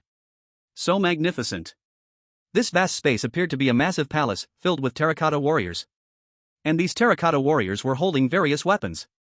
Unlike the display terracotta warriors at the tourist site, these ones were more lifelike, with unusual colors that made them look almost human. Ma Liang observed for a moment and said, the limbs of these terracotta warriors should have mechanisms, they are very likely alive, be careful later. Okay. At a glance, there were at least 800, if not 1,000, terracotta warriors inside. If they could move and had hostile intent, it would indeed be very tricky. I'm getting nervous, I feel like these terracotta warriors are always watching us. Wu Tiao shivered a bit as he spoke, even though none of the terracotta warriors had moved yet. Ma Liang had already looked around the palace, similar to the secret room before, there were no other exits besides the way they came. Turning to glance at Jiang Che, he saw him staring in a daze at a specific spot. Are there hidden clues? Ma Liang asked aloud. Jiang Che, pulled back from his thoughts, pointed to a terracotta warrior in the center on a horse. That should be the general of this troop, capable of controlling these terracotta warriors. At the same time, Jiang Che informed everyone of the extra rules he saw. General Warrior 1. The general is belligerent. Once activated, he will randomly lock onto enemies to fight. Once he locks onto an enemy, it becomes a fight to the death. 2. All warriors will obey the general's orders. 3. Only the general's horse knows the way. Upon hearing this, Ma Liang frowned, saying, does this mean we have to compete with this general for the horse? Looking at the burly man on the horse, one would have to look up at both the man and the horse. So what? Are 7 of us scared to take him on? Balian rubbed his fists together, already ready for a fight with the general. Sister, we have 7 people. But it seems like the enemy has a bit more strength. Wu Tiao looked at Balian with some speechlessness. What a warmonger. But the current situation is like an arrow already on the bowstring that must be shot, this battle cannot be avoided. Run moved his shoulders, after all, to leave, he must snatch the general's horse. And to snatch a horse, a fight is unavoidable. After saying this, everyone turned their gaze to Ma Liang. And Ma Liang looked at Jiang Che, do you have anything to say? Jiang Che, ? After serious thought, Jiang Che said. When the battle starts, we need someone to hold back the general, but we also need people to deal with the terracotta soldiers. Among them, Fireman and Gu Ying are more suitable for group attacks, which makes them easier to handle. As for the others, I'm still not very clear about their abilities. Jiang Che didn't know if anyone had a second ability like him. Ma Liang nodded, he understood Jiang Che's meaning. Gu Ying, Fireman, Balian, and Wu Tiao, you guys will deal with the terracotta soldiers. Woyo, Rin, and I will hold back the general and wait for a chance to grab the horse. After saying this, Balian let out a wail, she had long been eyeing that general, wanting to have a thrilling clash. Jiang Che didn't expect Wu Tiao to be assigned to deal with the terracotta soldiers. In his mind, Wu Tiao was supposed to be in a protected viewing position. Wu Tiao saw Jiang Che looking at him and asked with a grin, "Did you think I only can predict? Do you have a second ability?" "Yes, but I rarely show it." "What is it?" Jiang Che asked curiously. "You'll know when the battle starts." Wu Tiao deliberately kept it a secret. "Okay, let's move." Molly Yang took out his weapon, a shining gold standard long knife, looking rather cool. Ren pulled out a long whip. Jiang Che scratched his head. He didn't have a weapon. "Can just striking a pose work?" Seeing him standing still, Molly Yang asked in confusion, "You don't have a weapon?" "No." Jiang Che felt a bit embarrassed. He just hadn't had many opportunities to get into a fight before. Ren rummaged through his belongings and handed Jiang Che a hand crossbow. "Thank you." Jiang Che liked small weapons, even though he had never used a hand crossbow before. "It's nothing, just consider it a welcome gift." Seeing this, Molly Yang said to Jiang Che, "This is a ranged weapon, try using your hand crossbow to shoot at him." "All right." Jiang Che fiddled with the small hand crossbow in his hand and shot it at the general's face. Just as it was about to hit, the general swiftly swung his large blade, knocking the bolt away. "Intruder, kill." Everyone didn't expect this general could still speak. After speaking, he charged forward on his horse. At the same time, the terracotta soldiers in the entire palace also began to move. "Oh, he can talk. Looks like our ancestor has some skills." Molly Yang took the lead, swinging his long knife and charging forward, mocking the situation. "This is a game of rules, nothing strange about anything appearing," Ran added. Jiang Che continued adjusting the hand crossbow in his hand, wondering if he could pose a threat to the general. Although the general's body was made of stone, it was alive now. What if he gets lucky and hits a weakness with one shot? Plus, holding the hand crossbow wasn't suitable for close combat, he had to wait to act from the back. Molly Yang usually looked a bit weak, but at this moment, he fought fiercely against the general with his long knife, displaying great might.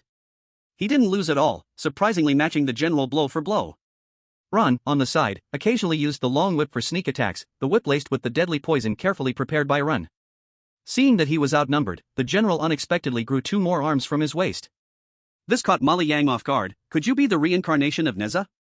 "If you're so skilled, show me a 3-headed 6-armed form." Molly Yang shook off his somewhat numb arm and continued charging forward. Nin continued to whip the general with the long whip. In a moment, the poison on the whip truly took effect, making a sizzling sound where it struck. "Continue. Don't stop." Seeing the attack was effective, Molly Yang shouted to Nin. Nin nodded and tied the general's extra hands with the long whip. At that moment, the general grew 2 more arms. "Oh no. He really has 6 arms, Nin, be careful." Nin wanted to retreat, but the extra arms of the general tightly grabbed her long whip. If it were someone else or something strange, they would have already collapsed under the whip's deadly poison. But the general was made of stone, the poison worked but couldn't stop his actions. "Drop your weapon, hurry, and go." After Ma Liang finished speaking, Nin prepared to throw away the long whip and leave the general's side, but the general was quick and suddenly grabbed her delicate waist. "Damn it!" Nin's face turned pale, and Ma Liang was stunned, realizing he was too late to save her. Feeling the sharp pain in her waist, Nin's mind raced, ready to use that special move. Whoosh! But in the next second, a crossbow arrow shot straight into the general's eye. With his vision disturbed, the general had to let go of Nin and pull out the arrow from his eye. Nin took the chance to retreat, creating distance from the general. "Are you okay?" Jiang Che came over to help Nin up, his heart raced, thinking that if that arrow had missed, even if Nin didn't die, she would definitely be hurt badly. "I'm fine, thanks." Finally, she smiled a bit at Jiang Che. Although she didn't pay a heavy price, she was still hurt a little. Seeing Ma Liang struggling alone against the general, Jiang Che handed the hand crossbow back to Nin. "You take my place. Do we have any other weapons?" "We do have some." Nin pulled out a wolf tooth club thicker than her leg, saying, "This is quite powerful, but it's too heavy to use." Before she could finish, Jiang Che casually took it, as if holding a stick, and charged toward the general. "It might be a bit unwieldy to use." That was what Nin wanted to say, but seeing Jiang Che's appearance, she swallowed her words. It is said that 2 fists can hardly fight against 4 hands. Now Ma Liang was using his 2 fists to battle against 6 arms, and the opponent was incredibly tough. Saying he was invulnerable would not be an exaggeration. Ma Liang kept dodging, barely able to protect himself. But it seemed the general's patience was also wearing thin. In the next second, he stood up on the horse. Then his lower body fused with the horse. "A centaur? General, are you from the grasslands of Korchin?" After fusing, the general waved a big knife and charged at Ma Liang. A general 3 meters tall with 6 arms attacked him with a large knife. Ma Liang wanted to dodge, but he couldn't. Behind him were comrades fighting against the terracotta soldiers. If he dodged away, they would be the ones in danger. With a firm heart, Ma Liang raised his long knife, ready to clash with the general. However, in the next moment, a fast-moving figure rushed out from the side. Bang! A silver flash passed by, and the general's hand holding the big knife was directly smashed off by Jiang Che, falling to the ground. The big knife fell beside Ma Liang, making a loud noise. Ma Liang?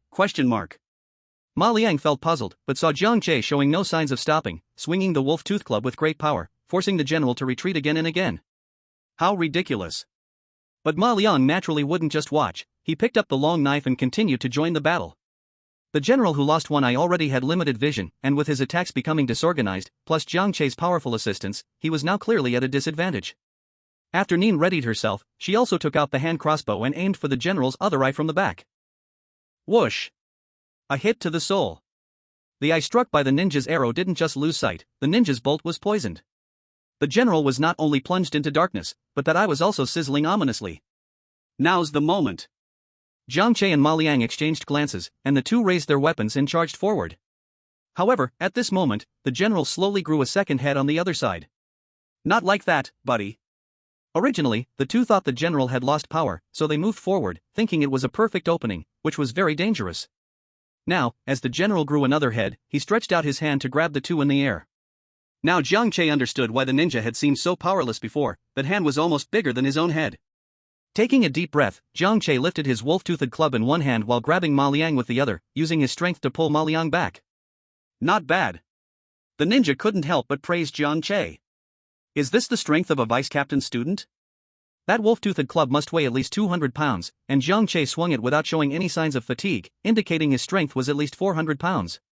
Meanwhile, the others in the back were engaged in a battle with the terracotta warriors, but things felt slightly easier for them, just unable to leave their spot. The strength of these terracotta warriors was actually quite average. Their advantage lay in their sheer numbers, so as long as they were careful, they would be fine. Once the fireman transformed into magma, no terracotta warrior could get close to him. He could just hurl fireballs to attack, and each one struck true. As for Wuda and Guiying, they formed a perfect combination, one producing lightning and the other controlling it. That's right, Wuda's other ability was controlling lightning. He didn't generate it, he was merely the mover of lightning. And coincidentally, Guiying could produce lightning but had difficulty controlling it precisely. She could only launch direct attacks without maximizing its power.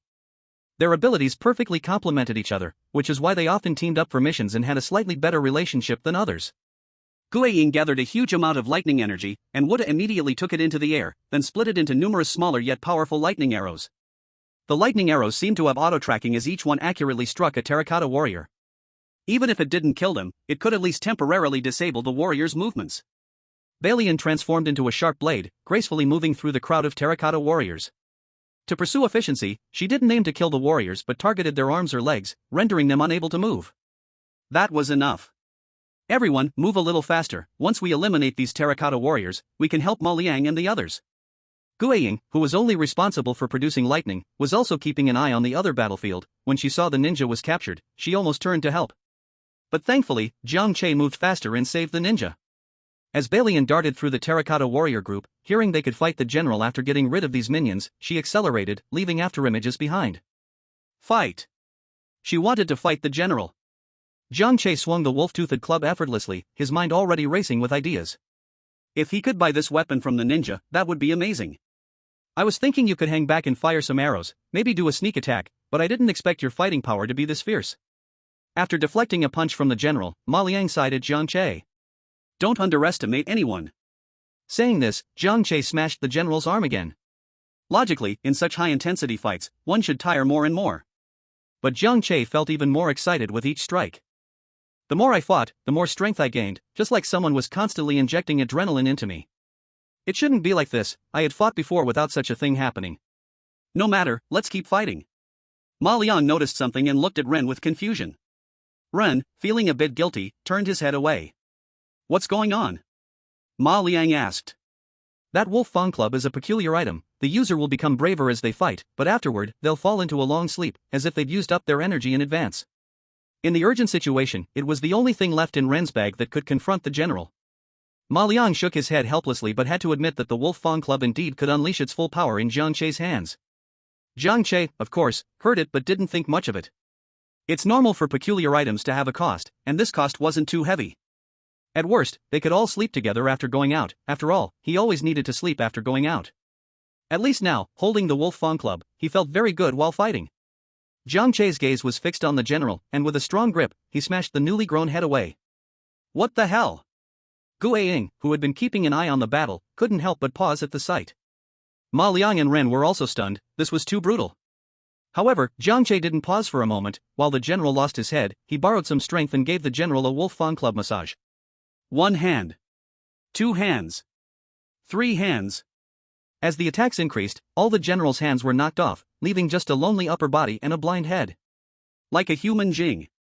Jiang Che had gone a bit mad with killing, continuing to swing the Wolfeng club. At that moment, the general suddenly let out a loud shout that shocked everyone present.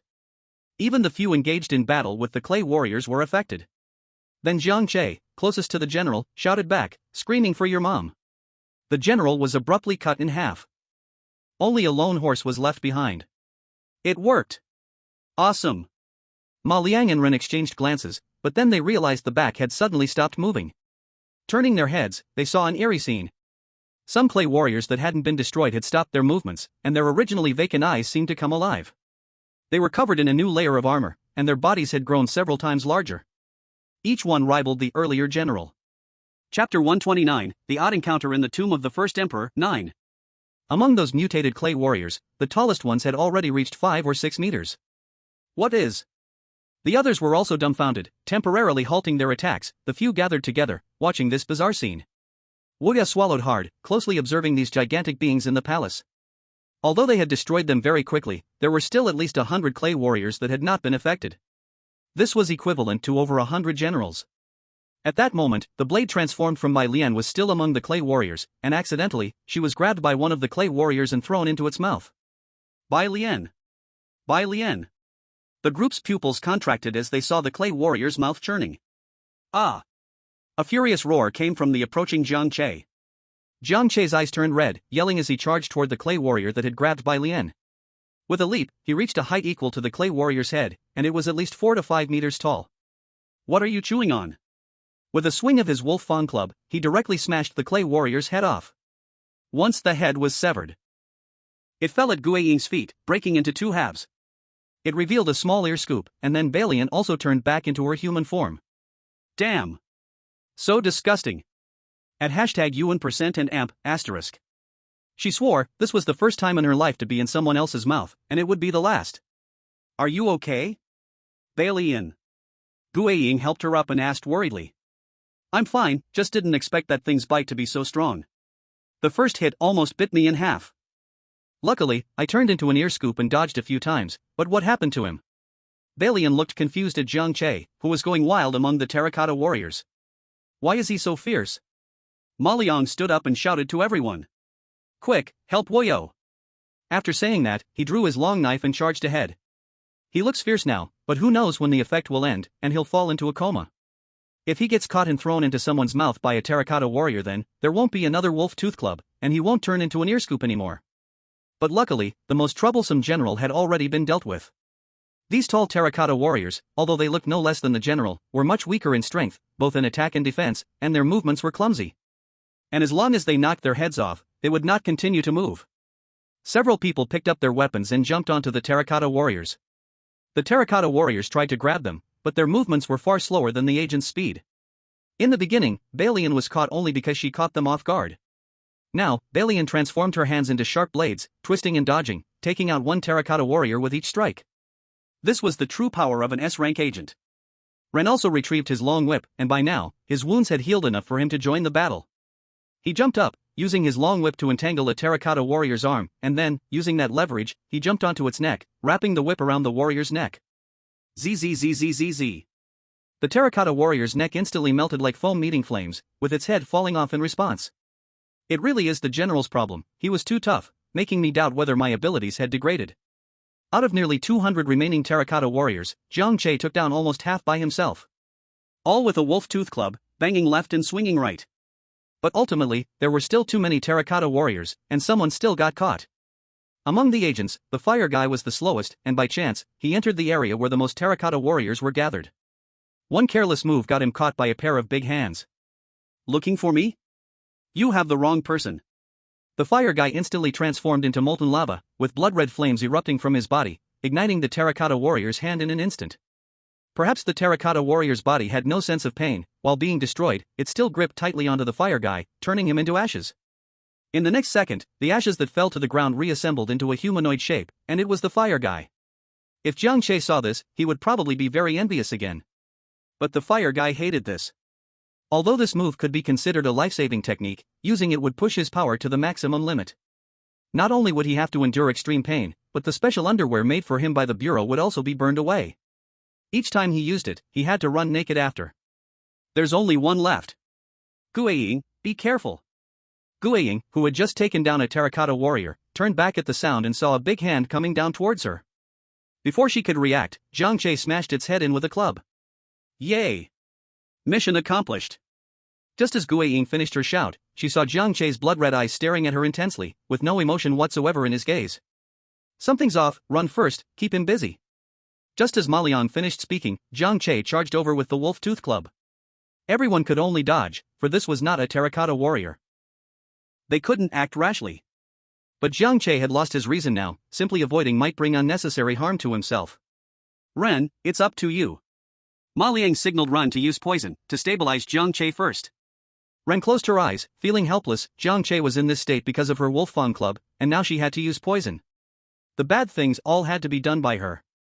At that moment, Jiang Che was charging towards Ren with the wolf fang club, and Ren simply gave up resistance and let him come closer, then swiftly hugged Jiang Che. She herself was poison. At this moment in Jiang Che's mental world, he seemed to be going crazy. Jiang Che! Wake up! Look, well, that's your teammate. But it was useless. Jiang Che seemed completely disconnected, as if he couldn't hear anything. Seeing her poison not working, Ren could only loosen her grip and quickly retreat to Ma Liang's side. No, the poison has no effect on Woyo. Increase the dosage. No way, if it's more, it will harm his foundation. Ren shook her head and said. There was no choice, everyone could only dodge Jiang Che's attacks for now. But it took only a minute for Jiang Che's movements to slow down. Ma Liang noticed this and said to the others. His energy is fading, his speed has already slowed down. Clang! 5 minutes later, the wolf fang club in Jiang Che's hand fell to the ground, and his eyes became clear again. Then, he closed his eyes and fell asleep. Before closing his eyes, he vaguely saw his teammates rushing towards him. What happened? Why was he going to sleep again? Where's the general? Did the general solve it? Could it be that the game with rules has ended? Is it really that simple for an A-level game? With deep confusion, Jiang Che's eyelids completely closed. Chapter 130, A Strange Encounter in the Tomb of the First Emperor, 10. A7? A 7? Jiang Che felt as if no one had called him that for a long time. Opening his eyes, he saw a big sister holding a hard steamed bun. That steamed bun looked so hard it could put a bump on someone's head. Are you starving, 7? I'll soak some water for you to eat shortly. Seeing the big sister so clearly again, Jiang Che was stunned. To be honest, he was starting to forget what the big sister looked like. He mechanically shook his head, pushed the bun away, and said, Big sister, you eat. The big sister, Mei Yanfang, smiled even more brightly, affectionately ruffling Jiang Che's hair, but the sadness in her eyes couldn't be hidden. A 7 is really good, you've done really well, and I'm so happy for you. The scene changed, and Jiang Che seemed to have grown a bit bigger. In front of him was An Song, holding a cup of cola and a hamburger. An Song, you. Before Jiang Che could finish, Song Xiao squatted down and handed him the cola and hamburger. Are you happy? Last time I saw you staring at them, hurry up and eat, or it will get cold. It's very expensive, An Song. What's expensive about it? If you want to eat, I'll buy it for you. Jiang Che nodded, took the hamburger, and began to eat it carefully. Seeing this, An Song affectionately ruffled Jiang Che's hair. Xiao Che, you really have suffered. After saying this, An Song also disappeared. An Song, don't go. Jiang Che waved his arms helplessly, wanting An Song to stay with him a little longer. But it was completely useless. Ma Liang carried Jiang Che on his back, listening to him mumble Big Sister one moment, then An Song the next, and could only sigh. It seems he is remembering some unhappy things. Guiying gently adjusted the bangs on Jiang Che's forehead that were stuck with sweat. Bai Lian used fingertips turned into a Q-tip to clean his ears, stating, It seems Wu Yo is an orphan, later adopted by a kind person. Did you peek at the agent's private files again? Ma Liang shot Bai Lian a glance. He. Bai Lian smiled sheepishly, admitting it. But I have to say, Ren's strange object is really fierce. At that time, how strong Wu Yo was, you all saw. Wu Tiao seemed to speak with a hint of fear. It was fierce, but the consequences were also serious. If any of us had used it, someone would probably have died by now. This was also the reason why Ren kept it but didn't use it. He wouldn't use it unless absolutely necessary. Then why did you give it to Wu Yo? Ma Liang complained a bit, but fortunately, no one was in trouble now. Ren pursed his lips and said, the situation was too urgent at that time, and I was hurt, so I could only give it to Wu Yo. But luckily, he is a rank, still within a controllable range. If I had used it. Then Ring glanced at a few people and said, we would probably have been wiped out. Ma Liang didn't say anything more. This was the best solution at that time. Be careful. As soon as Ma Liang finished speaking, the ground beneath them suddenly collapsed, forcing them into 3 separate groups. Damn it!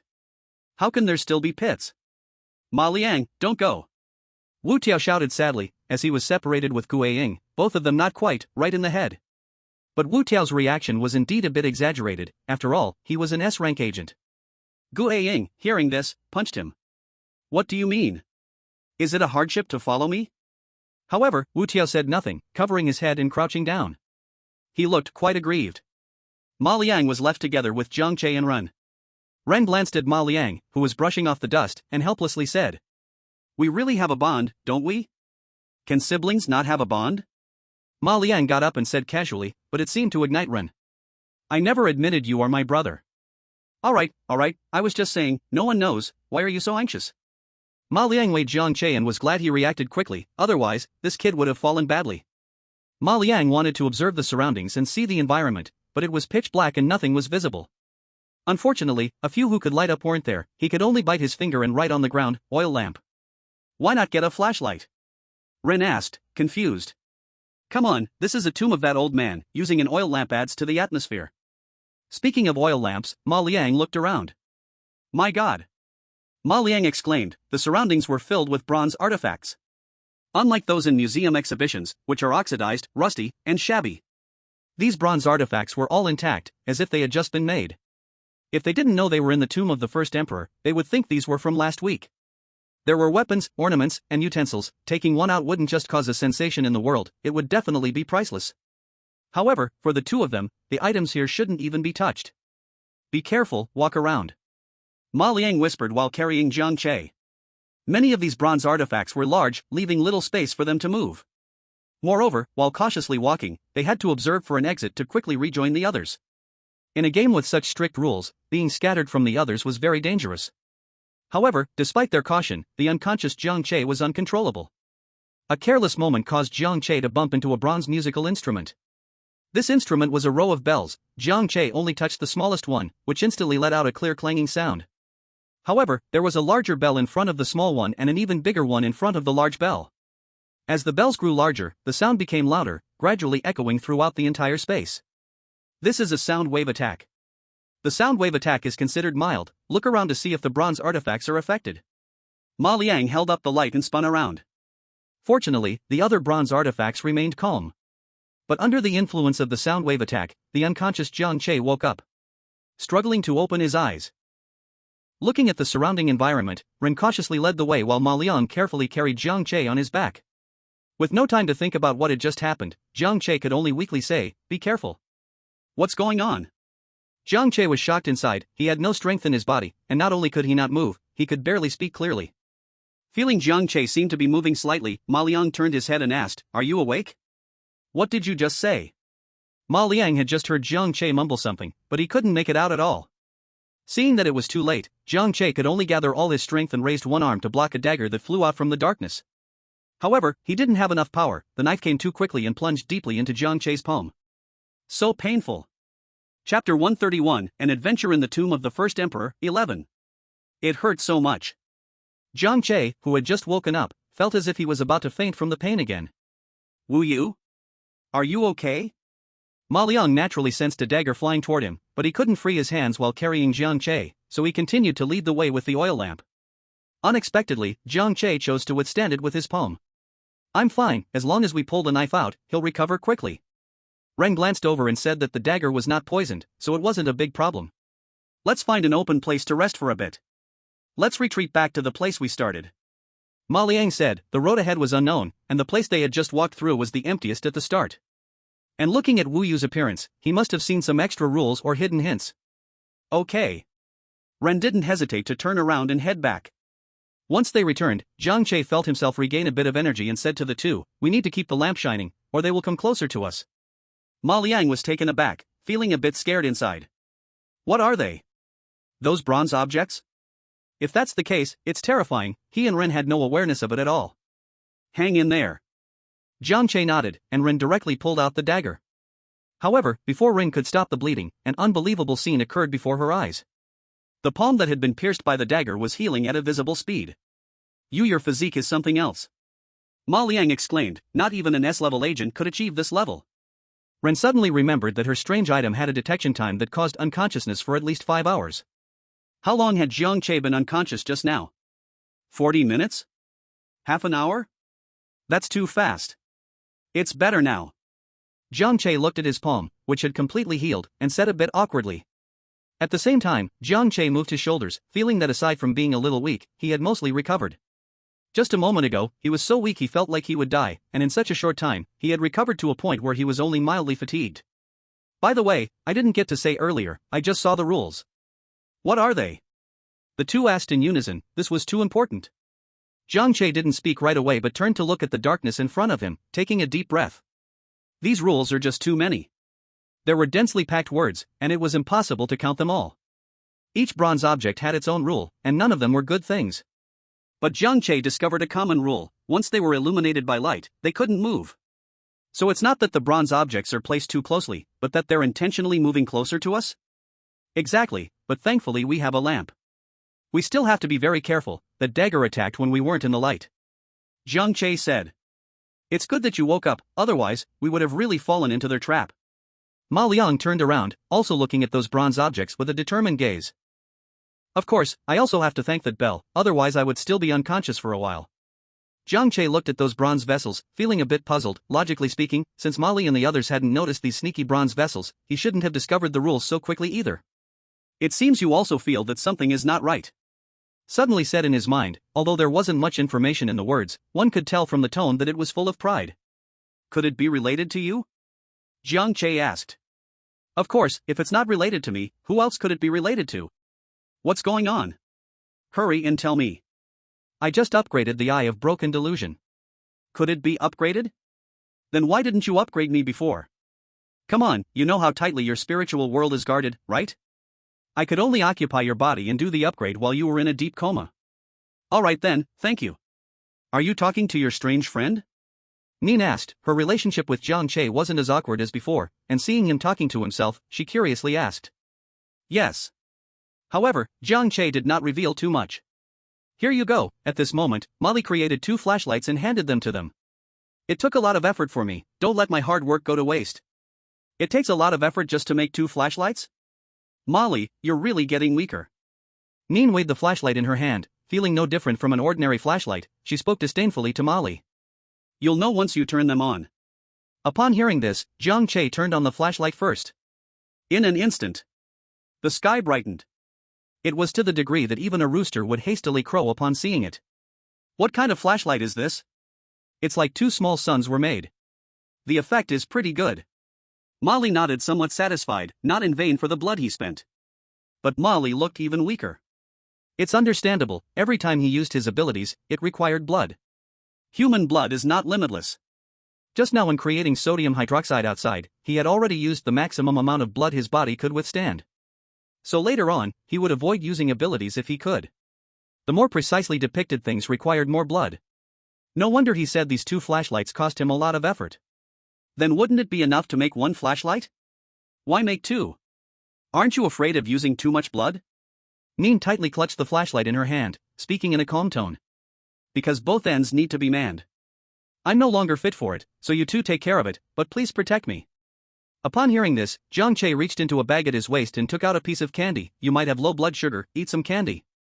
Others go into rule games fully armed with life-saving tools, and you bring a bunch of candy? To feed the strange? Molly was stunned but still took it and put it in his mouth. Not bad, blueberry flavor.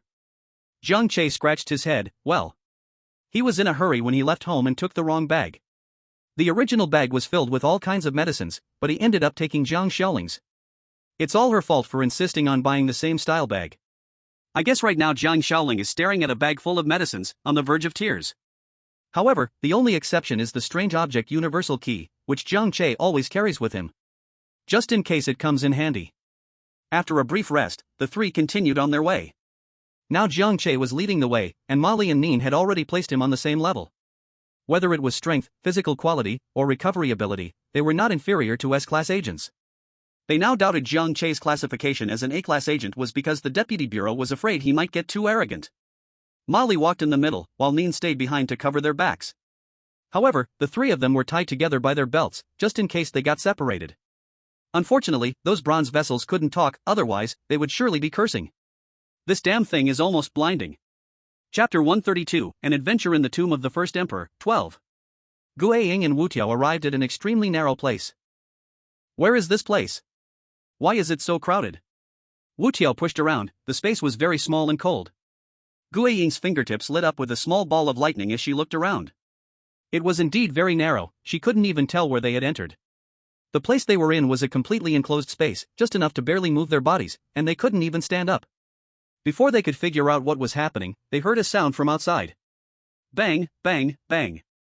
It seemed to be pounding on the space they were in.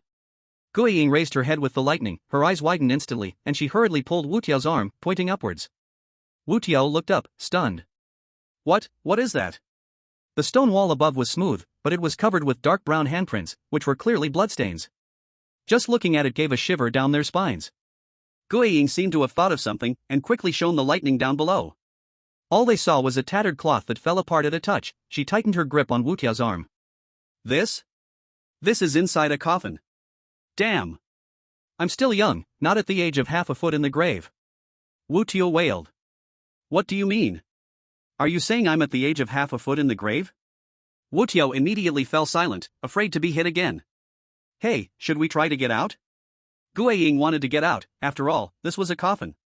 Even though there was no immediate danger, it was still very unlucky. Let me give it a try. Wu Tiao thought for a moment and decided to use his ability, silently muttering, I choose to go out. But when he saw the scene outside, his head shook like a rattledrum. No, we can't go out. What's wrong? Outside, there are zombies visible everywhere, the ones just banging on the coffin are zombies. Gue Ying didn't react too much, her mind was filled with images of the hopping zombies from Uncle Joe's movies. Aren't they just zombies? Are we two not capable of dealing with them together? What if I tell you, outside there are zombies starting from 3 meters tall, wearing hard armor, holding sharp weapons, moving swiftly, and drooling terrifyingly? Well, then let's wait a bit longer. Do we really just have to wait here? Gue Ying sighed. At the same time, she was thinking about the situation of their other companions. What had they encountered? Balian and Fireman had landed in a scorching space, surrounded by high-temperature coals. The air felt nearly unbearable. Fireman walked as if on flat ground. This level of heat was normal for him. But Balian was different, he was about to melt from the heat. The two of them were alone in this searing space, and Fireman seemed to have changed into a different person, stammering out a somewhat foolish question. Are you very hot? Isn't it obvious? Here, I really envy you, don't you feel anything at all? Well, there is some feeling. By the way, I have some cooling patches, do you want them? What feeling? Let me try first, thank you. However, as soon as the cooling patch was in hand, it didn't even have a hint of coolness and turned into an ultimate version of a heat pack. So hot, ah. Balian could no longer bear it. How could it be this hot? Fireman started to panic because he was afraid his ability would hurt others, so he always carried cooling patches and burn medicine with him. The bags containing these items were customized at great expense by himself, better than the ones from the headquarters. Let's quickly find an exit to leave this place. Fireman stuttered out. Oh. I have an idea. Balian transformed into a small earpick, landing in Fireman's palm. Just tuck me into your special bag. She was truly a genius. Fireman's face suddenly turned red. Though it couldn't be seen, I could only foolishly nod and put the treasure into my bag. Oh yeah, this is great. Though it wasn't that cool inside the bag, it was still much better than outside. It seems like everyone else is trapped in a specific space too, just don't know if it's the same as ours. After entering the bag, my tone became lighthearted. Right. Hey, fireman, while no one's around, I want to ask you, do you have a problem with me? This question from me caught fireman off guard, and he hurriedly responded. No, no, how could I have a problem? Then why do you always ignore me, and keep avoiding me? We are old colleagues, just say it directly. Really not. I truly have no problems. Then explain yourself, anyway, there's no one else here. I. Fireman's face turned even redder, so much so that even the hot space and the red coals couldn't hide it. The surroundings instantly fell silent, even the crackling of the flames could be heard. I do have a bit, actually I'm just embarrassed. With more courage than during a self-explosion, fireman managed to say this sentence. Ha! The little treasure in the bag felt a big confusion in the cold bag. But after a little thought, I seemed to understand. Some mysteries, some coincidences, some phenomena could all be explained. So that's how it is. I also felt my face getting a bit red, no, rather it was the little treasure that turned red. After 2 seconds of silence, I couldn't help but ask. You like me? Hitting it straight on? Fireman's brain instantly went blank, he didn't even know which foot to step forward with. Actually at /infinity and amp, hashtag. If it wasn't like that, how come you don't act this way with Kuei Ing and Run, but only with me? Does that mean you have a problem? Actually, fine, I just like you. I, a little treasure, forced a big man of 190 centimeters to reveal thoughts he had hidden for years. Let me think, it should be from the mission at Dragon King Valley, right? After all, I saved you several times. Wow, that's really true, it has been over 20 years, hasn't it? You haven't forgotten. Once fireman heard this, he straightened his attitude and said. How could I forget? I can't forget until I die. At that time, fireman was already determined to die, so not only did I save his life, but I also saved his heart. And you, how do you feel? Since it was all out in the open, fireman asked directly yet cautiously. Me? Pretty cool. Fireman no longer spoke, his face returned to a calm expression. But in his heart, he understood that this meant rejection. Let's just focus on getting out alive first. Okay. There's still a chance. Chapter 133, Adventures in the Tomb of the First Emperor, 13. On Jiang Che's side, he used 2 incredibly bright super flashlights to turn the whole place into daylight, and all the bronze figures were unable to move close to them. The 3 of them watched cautiously, occasionally blocking some unexpected attacks. This is just too much. Each bronze figure was intricate, glimmering under the flashlight's illumination. They should all be burial objects, but thinking about who they were buried with makes it not strange at all. Stop chatting, hurry and find the exit. The others are still in danger. Ren, walking at the back, warned vigilantly. I see it. As soon as he finished speaking, Jiang Che saw a door.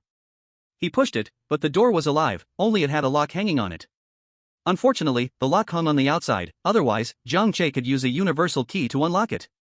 Little Ren, you try to see if you can use poison to corrode the lock. As soon as Ma Liang finished speaking, he received an eye roll from Ren. I know, you don't need to order me. Ren stepped forward and let Jiang Che push the door open to the maximum, then reached out to touch the lock. Though it was a bit forced. The zapping sound continued. The poison of endurance was still too authoritative, even the lock was sizzling as it corroded. This thing is troublesome, it needs some time, you all help me keep watch. Sure.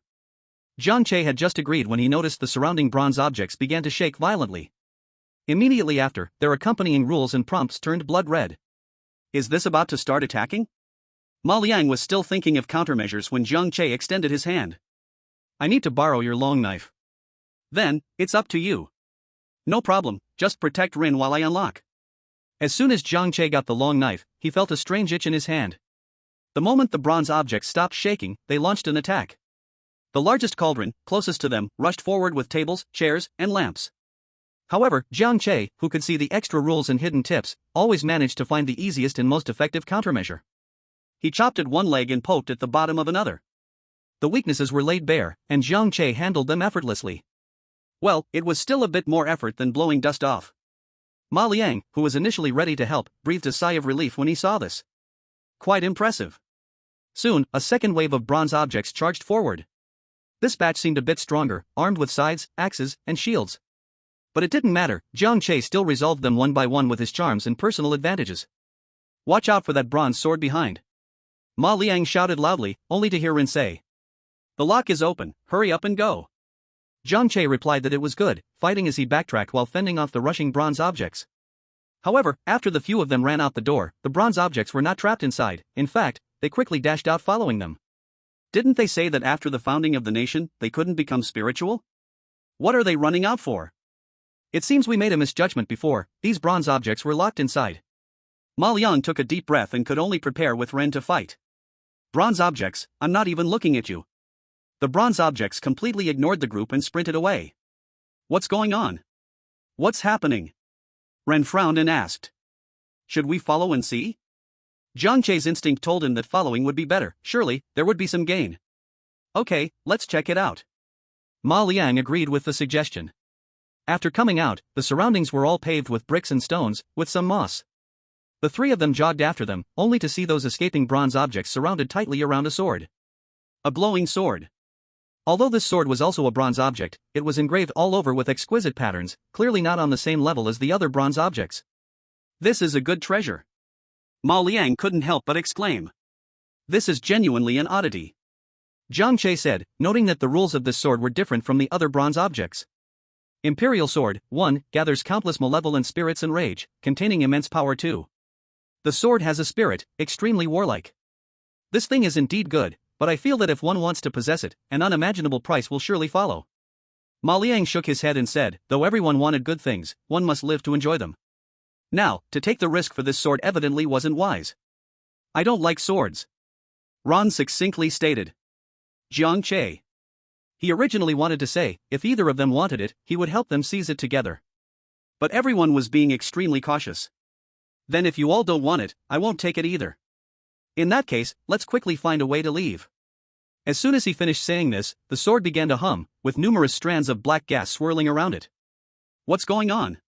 I think it's better to run quickly. After Jiang Che finished saying this, he had already started to back away.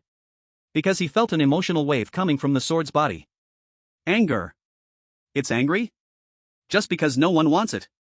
Just as he was about to turn and leave. The tip of the sword was aimed directly at Jiang Che, flying straight towards him. Seeing this, Jiang Che quickly used his long knife from Ma Liang to block it. In the next second, the long knife was cut in half at the waist. Jiang Che, ? Ma Liang? What does this mean? Bullying the knife, huh? But there was no time to mourn for his sacrificed long knife now, because after cutting the long knife, the black mist on the Emperor's sword thickened noticeably. Jiang Che could feel that this black mist seemed to represent the sword's anger value, and it was angrier now. Damn. So you can get angry, huh? If it weren't for this sword, Ma Liang's long knife wouldn't have broken in Jiang Che's hands. It's still angry. Jiang Che moved his shoulders, ready to wrestle with this sword. The specially made long knife from Ma Liang was cut in half with one strike. Do you think your fists will be harder?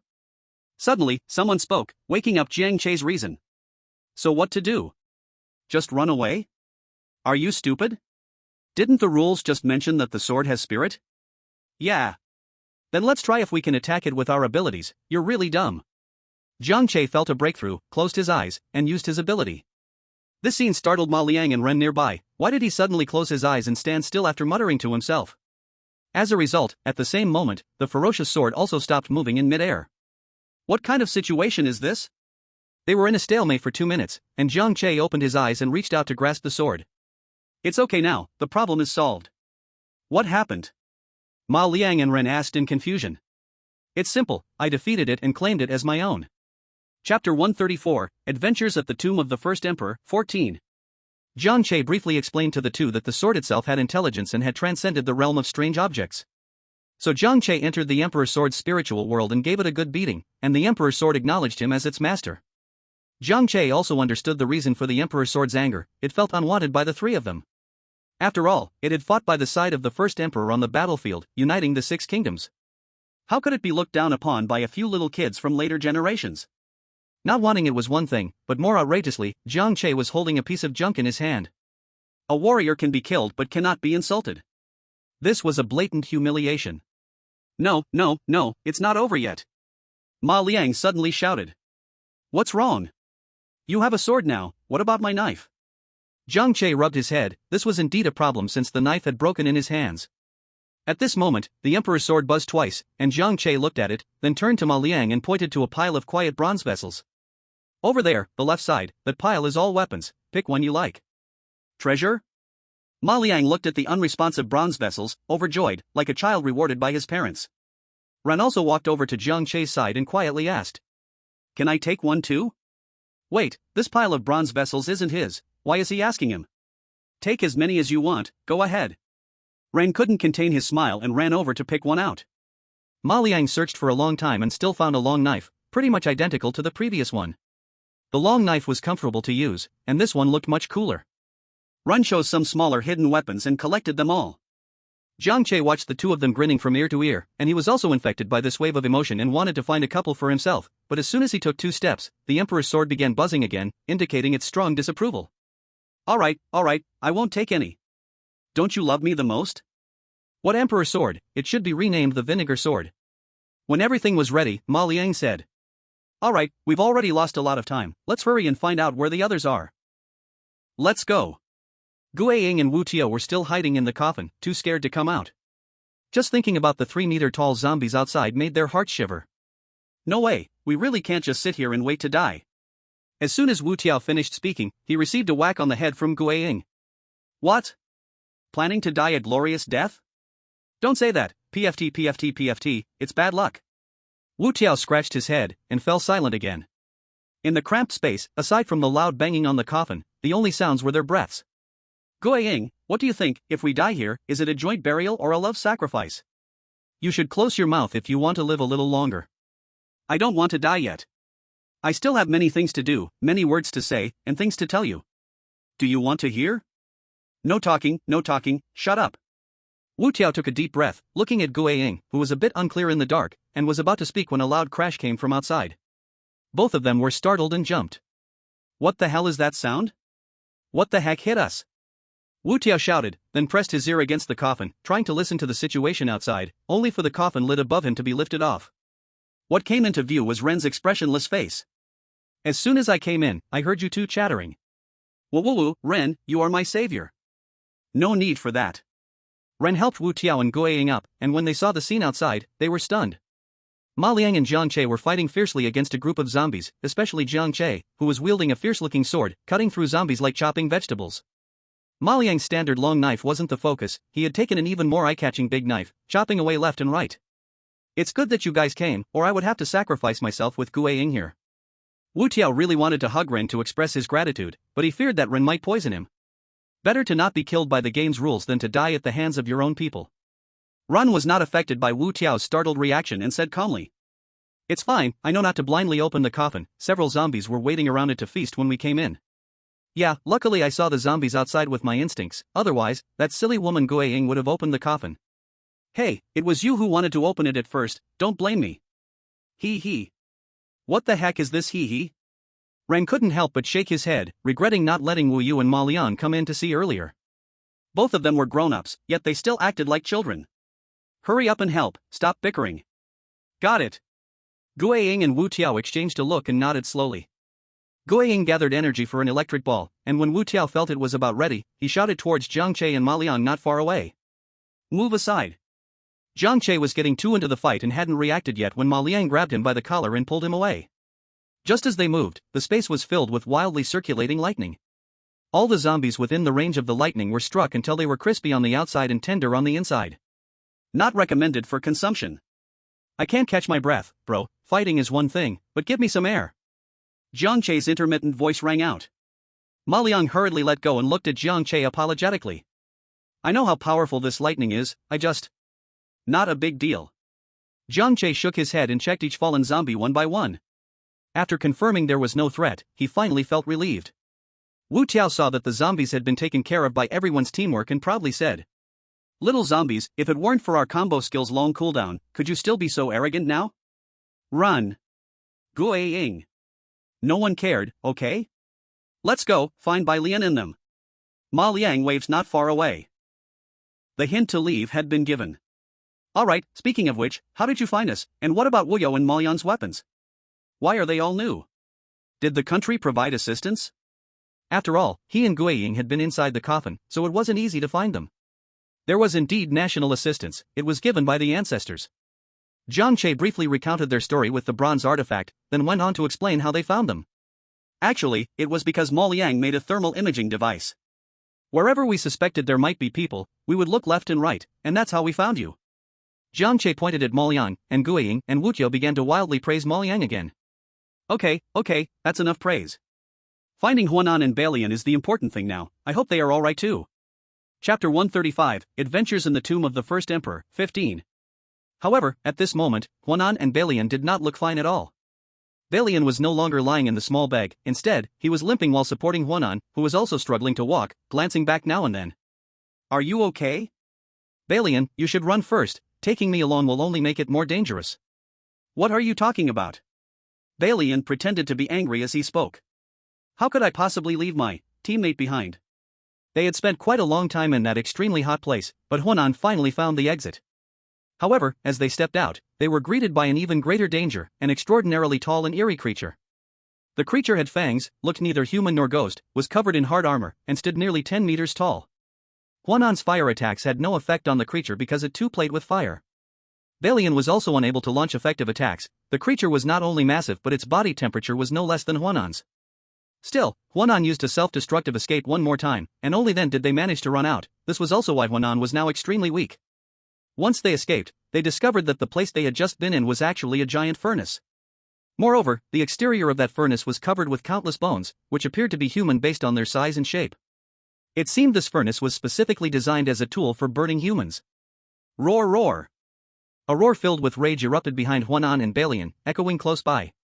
Huanan looked back. There's no time, Balian, at this speed, it'll catch up to us soon. In my current state, I can't help you, and I'll only be a burden.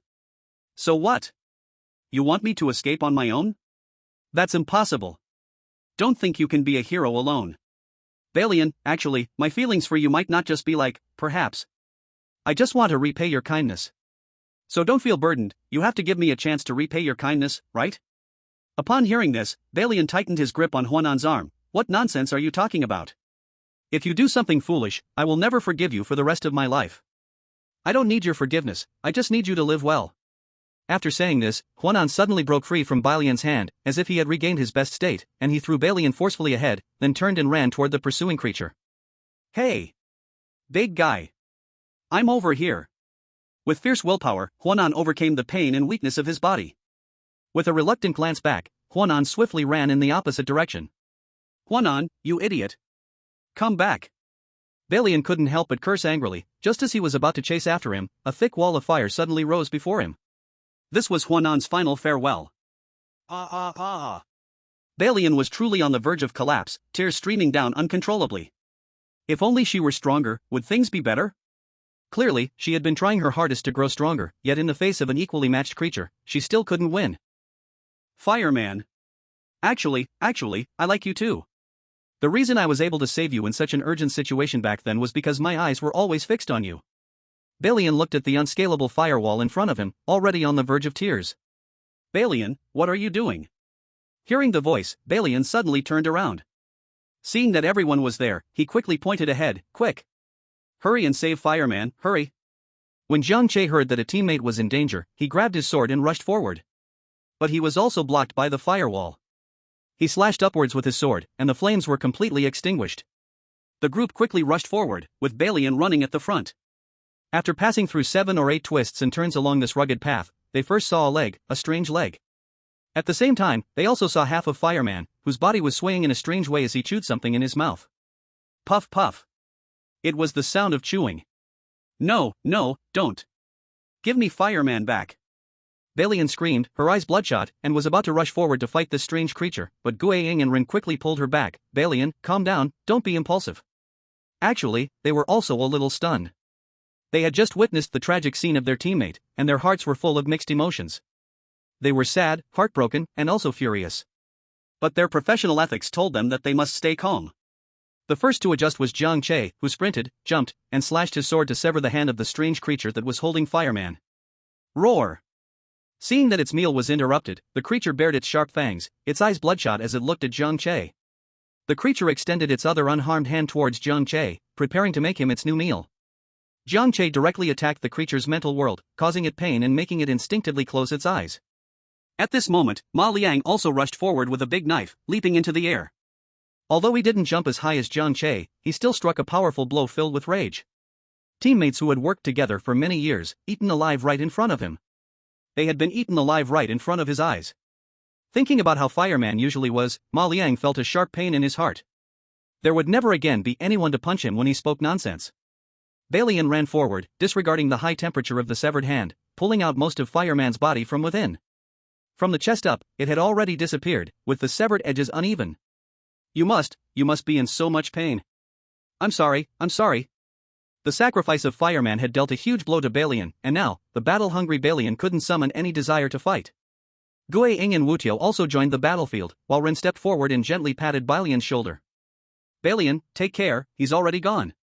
Just now he told me he liked me, but I didn't have time to tell him my feelings. Balian clutched Fireman's remaining hand, crying uncontrollably. Ren didn't know what comforting words to say, afraid that anything she said would make her choke up. She knew that, in the face of Fireman's sacrifice, everyone could remain rational and continue fighting, but not Balian. Balian had secretly liked Fireman for many years, and they all knew that. But they never expected that Fireman also liked Balian. He had hidden this feeling so deep, hidden for so long. Roar! Facing the siege from so many people, the creature couldn't handle it and could only roar in anger. Jiang Che glanced at the creature. The severed claw had already grown back, and there was now a hidden rule. Gravekeeper Beast. 1. Gravekeeper Beasts love to eat human flesh. 2. Gravekeeper Beasts recover at an astonishing speed when injured. 3. The only weakness of the Gravekeeper Beast is its teeth, which cannot regenerate. Teeth, huh? Jiang Che's mind stirred, and he jumped onto the face of the Gravekeeper Beast. The Gravekeeper Beast was very cooperative and opened its mouth, swallowing Jiang Che whole. No worries. The others were shocked by this move, their hearts racing, and hurriedly shouted. However, Jiang Che grabbed the creature's beard at the edge of its mouth. To prevent directly falling into the strange mouth, the Imperial sword was forcefully stabbed into the weird gums. The strange creature opening its mouth to eat him matched Jiang Che's intentions perfectly. Jiang Che flicked his wrist and directly knocked out a tooth. Roar! The strange creature was not foolish, it understood that the person next to its mouth knew its weakness. It prepared to close its mouth and stop eating, while its healed hand raised, ready to grab Jiang Che. Cover for Woyo! Seeing this, Ma Liang rushed up again and chopped off the freshly grown hand. Good. Gui Ying and Wu Tiao were also nearby, occasionally disturbing the strange creature. Jiang Che attacked the strange creature's mental world again, slowing its movements a few steps. Taking advantage of the opportunity, Jiang Che knocked out 2 more teeth. During this time, the Imperial sword kept buzzing, protesting. This legendary sword was actually doing dentist's work here. Cooperate, right now, you are the only one who can help us. Jiang Che said with his mouth, but his hands did not stop for even a moment, quickly knocking out several more teeth. The 2 biggest fangs were pried open, and the strange creature looked less terrifying. Find a way to bring it down. Jiang Che shouted loudly to the others. Ma Liang wiped the sweat from his forehead, this Tomb Guardian's recovery speed was simply too fast. He feared that if he chopped at its feet, the hands would immediately regrow. Then Woyo would be in danger.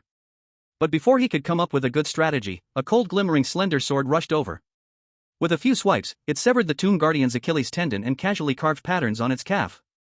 It was Balian. Great, Balian was revitalized. Once the Achilles tendon was cut, even if it could recover, it would not be able to support its massive weight immediately and would uncontrollably fall backward. Once it was down, things became much easier. Gui Ying and Wu Tiao no longer used electric shocks but rushed up with weapons, each watching a part of the strange creature. They restrained it, preventing it from getting up. Ninja walked over to Jiang Che's side. We can destroy all its teeth, right? Yes. Jiang Che nodded. Ninja thought for a moment, then pulled out a few bottles of black liquid from his bag and poured them onto the creature's teeth. The liquid reacted violently upon touching the teeth, and within seconds, all the strange creature's teeth were corroded away. It was even faster than the Imperial sword's efficiency. Ah, roar! The strange creature felt its life threatened and could only scream meaningless roars. But it was futile, with all the teeth gone, the strange creature gradually stopped struggling. After ensuring the strange creature was dead, Jiang Che wiped the sweat off and jumped down from the corpse. Jiang Che's hands were filled with burn wounds from battling the creature, but thankfully, they were just skin-deep injuries that looked scary. These wounds were merely superficial for Jiang Che and would heal quickly. After the battle, Balian went to sit silently by the corpse of the fireman. He was the fireman, let's give him a fire burial. Ma Liang said gloomily. Okay. Seeing Balian nod, Ma Liang took out a strange item and placed it on the fireman's corpse, instantly igniting a fierce fire. Gui Ying remembered some moments spent with the fireman and her eyes turned red. The fireman was very introverted, often silent. She remembered the teacher saying that this brother actually did not want to be an agent but merely wished to avoid hurting others with his ability. So Guiying looked after him more. Guiying was almost 40 while the fireman was only in his teens. Although there was a significant age gap, they were like siblings. Wu Tiao held back for a long time but could not help but cry out. Another one from their group was gone. Jiang Che did not have such intense emotions. After all, it was their first collaboration, and at this moment, he only felt a bit guilty. When he asked me back then if I could have responded to his feelings in time, perhaps he would have left without regrets. Bai Lian was still sitting on the ground, and in the reflection of the firelight, his sadness was plain to see. But now they were still in the rules game, with not much time to grieve. Ma Liang said to Jiang Che. It seems our direction should be correct. We've now entered the interior of the tomb. Indeed, the appearance of burial goods indicates we've reached the inside, and the moment we got the Emperor's sword also proves we are at the center. I guess we are lucky, we were teleported directly from the palace to here, but someone has sacrificed. Bai Lian will recover quickly. Ma Liang said softly, looking at Bai Lian. After all, he was also an S-grade agent, having gone through so much in life and death, even though this time was a bit special. The strange item Ma Liang took out wasn't an ordinary tool. The flames quickly burned the fireman into ashes. He took out a small jar and handed it to Bai Lian, who slowly gathered the ashes into it. Should we tell the fireman's family when we get out? Guiying quietly asked. The others also looked strangely. Hearing this, Bai Lian paused in his movements. Maybe we should tell them. If she doesn't want to take the fireman away, then let it stay with me. The fireman awakened his ability during the first experience of the rules game. It is said that when the ability awakened, he instantly burned all the anomalies in the rules game clean. At the same time, many people were also burned to death. Since his ability was temporarily uncontrollable, the fireman could only undergo special supervision in the Anomaly Handling Bureau. But at that time, the fireman was only a teenager, longing for his mother, who missed him just as much. So during a scheduled meeting, an unexpected incident happened. An emotionally excited fireman accidentally hurt his mother, and she did not expect this ability to be so terrifying. From then on, her body was covered with burn scars, and her emotions toward her son turned to fear. The fireman then held a grudge against himself, but under the psychological guidance in the Anomaly Handling Bureau, he slowly accepted himself. However, during his first mission, the fireman almost died, and it was Bai Lian who saved him this time. And he fiercely scolded him for it. Although later the fireman became more skilled at controlling his ability, his relationship with his mother could never be restored. Everyone knew that the fireman missed his mother very much, but could only bear the loneliness in silence. This incident couldn't be blamed on the fireman's mother. After all, she was just an ordinary person, and her heart must have been very painful. Let's go, our mission must continue. All right. Meanwhile, Jiang Che went nearby to pick up the bones of the bodies that had been completely eaten. They were very fresh, not like they had been there for long. Could it be that besides them, there were others in there? Chapter 137, The Adventure in the Tomb of the First Emperor, 17. He hurried to tell Ma Liang about this situation, and Ma Liang frowned and said, could it be that the Bureau sent in new agents again? It's impossible, my tablet didn't receive any notifications. Besides, even if they didn't tell me, they should have come in after us. Those bones, although they look fresh, actually have been here for a while. Upon hearing this, Ma Liang felt something was wrong. Could it be other forces? Maybe some desperate tomb robbers, or people from the Eternal Life sect, Guiying guessed. After all, it was the old man's tomb, and the rules game had descended. If this news spreads, many people will definitely come in to try their luck. But this time's operation. The headquarters kept the news tightly under wraps. It's obvious that there's a traitor in the headquarters, and it's someone who has direct access to the news about the game's arrival. Ning glanced at Ma Liang and stated an absurd fact that might just be the truth. I'll notify the teacher first. Jiang Che took out his tablet and informed Wei Yang of the current situation and their suspicions. Once it's done, let's set off. Don't waste any more time. Since we've come this far, the important matters must take priority. I hope there won't be any more unnecessary sacrifices. After Nin finished speaking, she took the lead and walked ahead on her own. Why does Nin always seem so cold? I can actually feel that her heart is very warm. Jiang Che quietly asked Ma Liang next to him. Ma Liang did not reply immediately, he spoke casually only when everyone started to take action. Nin and I are actually half-siblings. To put it another way, I am the child of a mistress. The sudden revelation left Jiang Che speechless, unsure of how to respond. At that time, the man's wife had just given birth to Nin, and my mother took me, who was 8 years old, to their house and caused a huge commotion. That lady was already in poor health and had just given birth. In the back and forth, she actually died of anger. Soon after, my mother married my father, so we naturally became one family. How shameless. Jiang Che thought to himself but didn't voice it. After all, she was Ma Liang's birth mother. I know she was wrong. After I became aware, I also hated my identity, but I have to admit that everything she did was just for me, there was no selfish intent. Nin was often bullied by my mother when she was little, but I intervened in the middle, and eventually, my mother raised Nin as her own daughter. Naturally, I treated her like my own sister, trying to make up for it as much as I could. But the truth eventually came to light. When Nin turned 18, she learned that her own mother had caused her real mother's death. Ma Liang said with a touch of regret, such a good life only lasted a few years before shattering. Maybe the older people get, the more they reflect on themselves. My mother hoped until her death that Nin could forgive her, but in the end, she couldn't win back Nin's true heart. Isn't this all self-inflicted? Jiang Che thought to himself without saying a word. After learning the truth, Nin went to live at our grandparents' house and never returned. My messages to her were all blocked. It can be said that we cut ties completely. My mother often thought of her late into the night, crying, there was more guilt in her heart. But death cannot be reversed, and what we all owe her can never be repaid. Until we reunited in the Anomaly Processing Bureau, working together until now, Nin still holds a grudge against us but has started to talk to me, though she firmly keeps a boundary, maintaining only a colleague relationship. I see now, no wonder I always felt that your relationship with her was both close and distant. Jiang Che said in realization. Actually, I know deep down that Nin is suffering even more. She once genuinely loved her mother and brother, which is why she couldn't accept the truth. She's also strong-willed. When our grandparents found out that their daughter had another daughter, they came to take her away, and Nin followed without hesitation. Perhaps because of these experiences, Nin has always appeared cold. I'm already very satisfied that she's willing to talk to me now.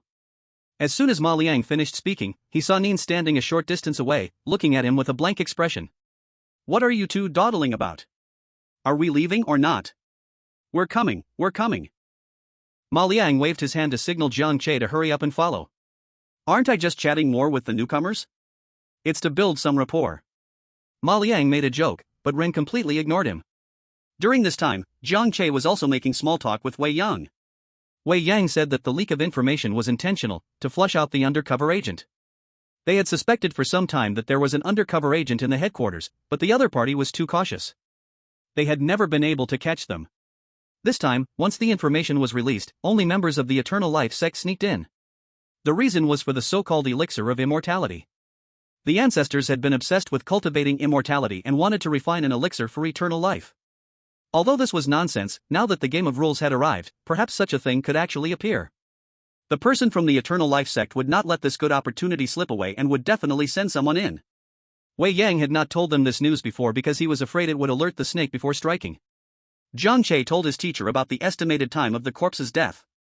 It seemed that the body had been eaten only 5 or 6 hours ago, and getting to this place would require even earlier timing. So the agents were innocent, they had only received the news recently and didn't have enough time to act. Then it would be easy to determine which department leaked the information. This time it was a classic case of not wanting to let go of the child while trying to trap the wolf. With such a risk within the headquarters, Wei Yang could not tolerate it. She also couldn't go into the spiritual world one by one to see if they were undercover. Therefore, this game of rules by the first emperor was to draw the other party out. After all, elixirs that could grant immortality or extend life were what the Eternal Life sect dreamed of. Jiang Che put away the tablet and said to everyone. The teacher said that those who entered the game of rules before us are members of the Eternal Life sect, sent to find the items needed by their leader.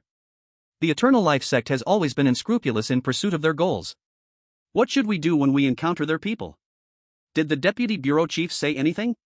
Ren calmly asked. Naturally, we kill them. Jiang Che said without hesitation. In fact, Wei Yang had not clearly given them any orders, this was just his own idea. He didn't even know why he thought this way. The agents had been fighting the bazaar, would they really have to start killing people? But this organization's members had committed numerous evils, even if they died 100 times, it would not be a loss. They must have countless lives on their hands. Chapter 138, Adventures in the Tomb of the First Emperor, 18. Okay, understood. Okay. The other older agents had little reaction, as if killing a person were no different than killing a bizarre creature. If it weighs on your conscience, just let us do it. Killing is, after all, not a good thing. Ma Liang saw Jiang Che's inner thoughts and said leisurely. They had all killed before. Ma Liang still remembered how he felt the first time he killed someone, it was very hard for him. Don't worry, I won't hesitate or slow us down. Jiang Che said firmly, in the game of rules, faced with a ruthless evil organization, there was no need to stick to his moral principles. He didn't have no grudge against the Eternal Life sect, not to mention their previous conflicts. His beloved older sister had died at their hands. So Jiang Che would definitely not show mercy. You think just because they're newcomers, they're like you? Ran quietly complained. Ren remembered how Ma Liang had acted when he killed for the first time. He had been so cowardly. Everyone chatted in passing while on their way, or making plans for what to do next. Only Bai Lian remained silent, and everyone tacitly did not involve her. Now was not the time to consider these issues. Another fork in the road. Fifth Stratum was almost shadowed by the fork in the road, but there was no choice, a decision must be made. I choose the left. Without even opening his eyes, Fifth Stratum continued, I choose the right. After seeing the results on both sides, Fifth Stratum looked at everyone with a wry smile. Someone is going to die again. Last time this happened, Fireman died. Will someone die again this time? Can you tell who is going to die this time? Although he had little hope, Ma Liang still asked. I see it, it's me. When Fifth Stratum said this, his heart couldn't help but feel sorrowful. Could this day have really come? You must be mistaken, how can that be? The one who raised this question was Gui Ying. She was the one who could not accept this outcome the most, even saying she couldn't imagine it at all. To be a bit selfish, even if everyone died, Gui Ying would not want Fifth Stratum to die. Fifth Stratum held a different meaning for her than for anyone else. What's impossible about this? I've always been the weakest among us. I've only survived all these years by making choices. I'd rather die sooner, I'm tired of living. Fifth Stratum forced out those words awkwardly. Who told you to be tired of living? Gui Ying grabbed Fifth Stratum, saying somewhat awkwardly. Ma Liang calmly pulled Gui Ying over and said calmly, don't rush, don't rush. Remember last time when Fifth Stratum predicted that several of us would die, but in the end, only Fireman died? And you all know, Fifth Stratum's predictions can't be completely relied upon as fixed futures, they can be changed. It hasn't started yet, and you're already throwing yourselves into chaos? Sorry, I got a bit too emotional. Gui Ying blushed as she apologized to everyone. I understand, I understand. Ma Liang patted both of their shoulders, but his eyes held an unclear meaning. Gui Ying knew her little thoughts were seen through, her ears turned completely red, hoping Ma Liang wouldn't expose her. So Ma Liang turned to Fifth Stratum and said sternly, didn't we just agree that you shouldn't say this? What do you mean by wishing to die sooner? Did you come in here just to die? Sorry, I know, actually, that wasn't my intention. Fifth Stratum realized he spoke faster than he thought. Fundamentally, he just wanted to use insincere words to hide his true feelings. Let's discuss the specifics. We need to analyze together. Nin interrupted, she really didn't want to waste more time on these meaningless topics. Fifth Stratum collected his emotions and smiled, the left side should be a lava space. I saw everyone's bodies soaking in the lava, life or death unknown. As for the right side, there isn't much information, I only saw myself pierced by a sword, and that sword is Wu You's sword. This statement stunned everyone, and they looked at each other. Jiang Che was even more dazed, gazing at the sword in his hand. I killed you? Because the Emperor's sword had already recognized its master and it couldn't attack Fifth Stratum on its own, it must have been by his command. I guess I was possessed by something strange. Wu You has a reason to act. But there should be a better way than directly killing you. Jiang Che held the sword in his hand, unsure of what to do. Alright, now no one can guess. We'll only know after we go in. Nin was afraid they would keep talking and not finish, so she had to interrupt. At the same time, she drove everyone towards the right side, at least it seemed like fewer people would die that way. Be careful, he's lying. Suddenly spoke up in Jiang Che's mind, leaving him utterly baffled. Seeing Jiang Che's reaction, the unknown continued to mock. No way, brother, is your ability just for show? Can't you see when someone is lying or not? Jiang Che chose to remain silent, it was not the right time to speak. I don't know what his purpose in lying is, maybe it's for your good. But still, you all should be more careful. The words of uncertainty stirred up confusion inside Jiang Che's mind. Wu You had no reason to deceive everyone, but knowing even less had no reason to lie to himself. Amidst the doubt from the unknown, Jiang Che followed everyone towards the right tunnel. He still felt that Wu You had his own reasons for deceiving them. So the group walked into the right path, each with their own thoughts. The path grew darker and started to twist and turn. Gui Ying wanted to use her ability to light up the surroundings, but found it ineffective. Ma Liang's super ability flashlight seemed to be restricted as well, it remained pitch black even when turned on. It looks like we can only follow these candles, Ma Liang guessed, walking while following the lit red candles on the ground. Although there was no wind in the tunnel, their movement still stirred up some air, however, the candles remained still, showing no signs of flickering. It was very strange. Gui Ying stayed close behind Wu You. No matter what, she wouldn't let anything happen to him. It's just too dark, the candles don't help much. Not only is it easy to encounter danger, but it's also easy to lose our sense of direction. I can sense there are forks in the road ahead. Ning frowned and said. Yes, so everyone must be very cautious. As soon as Ma Liang finished speaking, he felt a tremor beneath his feet. Turning his head, it seemed a massive black smoke was rushing towards them, with two red flames that looked like eyes in the center. Seeing this thing rushing over, everyone's first reaction was to dodge. Don't scatter, stand by the candles. Jiang Che suddenly shouted. Trusting his team, everyone overcame their instincts and stood by the candles. The black smoke was incredibly fast, and in an instant, it reached Ning's face. Ning shut his eyes, but the imagined pain didn't come. When he opened his eyes, he found that the smoke had spread from the area covered by the candlelight. Looking back at the others, they were in the same situation. It's a good thing you all listened to me, Jiang Che said with a sigh of relief, his palms sweaty with tension. As long as one moved away from the candles, there was nowhere to hide, they would all be swallowed by the black smoke. Soul Eater 1. Once your soul is consumed by the Soul Eater, it will be assimilated and become part of the black smoke. 2. Only the area illuminated by candlelight can escape the disaster. Thankfully, Jiang Che noticed this hidden rule in time, otherwise, they would have all been wiped out here. After sharing the rule with everyone, they all patted their chests and said, That was close. Yeah, it was indeed dangerous. I just felt a lethal threat from that smoke. But right now, I only see this one eerie rule, I'm not clear on the others, so everyone must remain cautious. After Jiang Che finished speaking, he automatically moved to the front. No one objected, at least with him in front, they could see hidden rules or hints first. Continuing to follow the candles, the Soul Eater appeared eerily a few more times, and everyone had a sense of it. This black smoke was extremely fast, it would reach one's face the moment it appeared. No matter how skilled you were or how fast your reflexes, you would still be attacked. So the only way to survive was to always stay within the area illuminated by the candles. The Soul Eater bizarrely appeared about every 2 minutes, at its incredibly rapid speed, it took 2 minutes to circle around, indicating that this place was very large. With this preparation in mind, the journey was relatively safe. Another fork in the road has appeared. Jiang Che, who was in the front, said. Do I need to use my abilities to try? Wu Tiao asked from behind. As soon as he finished speaking, he saw the Soul Eater creep out from the left fork. Looks like it's not necessary, let's go right. The interval between each appearance of the Soul Eater was the same, which meant his route hadn't changed. The fork they had just encountered must be the intersection. However, as time passed, Wu Tiao's heart grew more anxious, feeling that something bad was about to happen. The omen he had seen earlier lingered in his heart like a nightmare. As they entered the right corridor, everyone noticed the candle flames had shrunk significantly and the intervals had lengthened. Looks like we need to change our way of moving. Every time they walked a distance, they had to stop and wait for the Soul Eater to appear. Sure enough, a patrolling Soul Eater appeared here as well. As soon as the Soul Eater passed, Jiang Che rushed forward. Wu Tiao hurried to catch up, still holding Gui Ying's hand. However, as soon as Jiang Che reached the second candle, he spotted the Soul Eater. So fast, it hadn't even been 5 seconds. Wu Tiao was also stunned, suddenly feeling a push from behind. Pushed back, he landed right in the area illuminated by the candle. At the same time, the Soul Eater flew over. No, Guiying. Wu Tiao turned to see Guiying already attacked by the Soul Eater.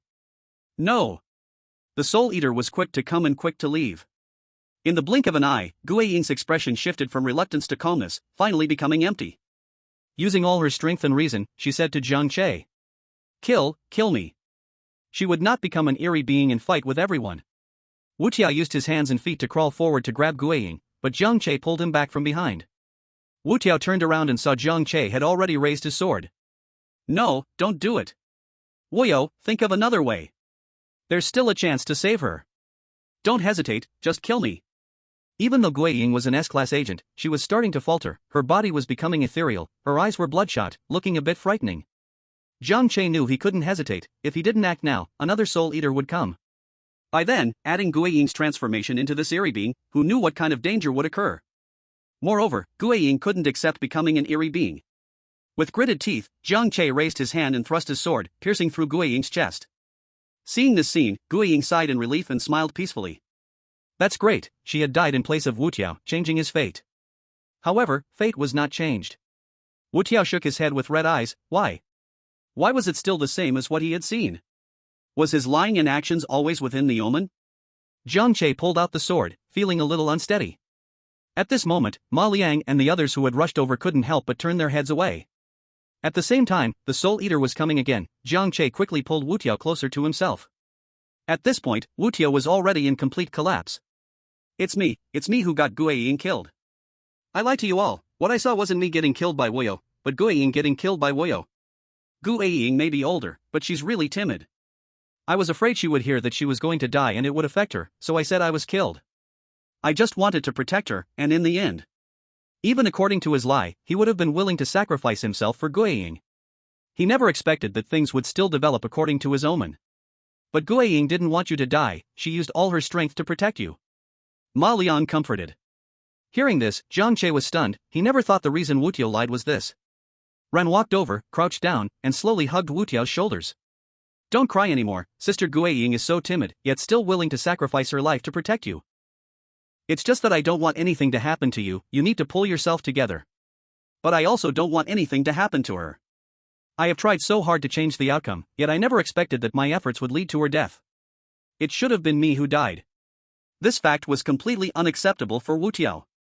He even considered the possibility that Jiang Che had been strangely controlled to kill Gu Ying. So he split a portion of his mind to watch Jiang Che, only to find that the root of everything was him. Alright, stop crying. Balian was standing by another candle, his expression emotionless as he spoke. What has happened has happened. She indeed died because of you. Protecting you was her task, now that task is complete, we must continue ours, or else we would dishonor their deaths. Wu Tiao stood up, looking at the place where Gu Ying had vanished. Just when the Soul Devourer had appeared a second time, it had taken the assimilated Gu Ying away. The fireman at least left behind a small jar of ashes, but Gu Ying left nothing behind. Chapter 140, Adventure in the Tomb of the First Emperor, 20. Let's keep moving. Jiang Che said as he prepared to go to the next candle. Wait a moment, the Soul Devourer is about to come. Ma Liang reminded him and then looked at Jiang Che, saying, Wu Yo, are you okay? Jiang Che nodded, crossing his hands to hide the fact that his palms were trembling. Although you said you are not afraid of killing, is it really okay to kill your teammates with your own hands? Ma Liang, are you an idiot? Nin shot Ma Liang a fierce glare and said. Wu Yo had no choice. Do you think he wanted it this way? What do you mean by saying that? Do you really think I don't understand this? Ma Liang said somewhat aggrieved.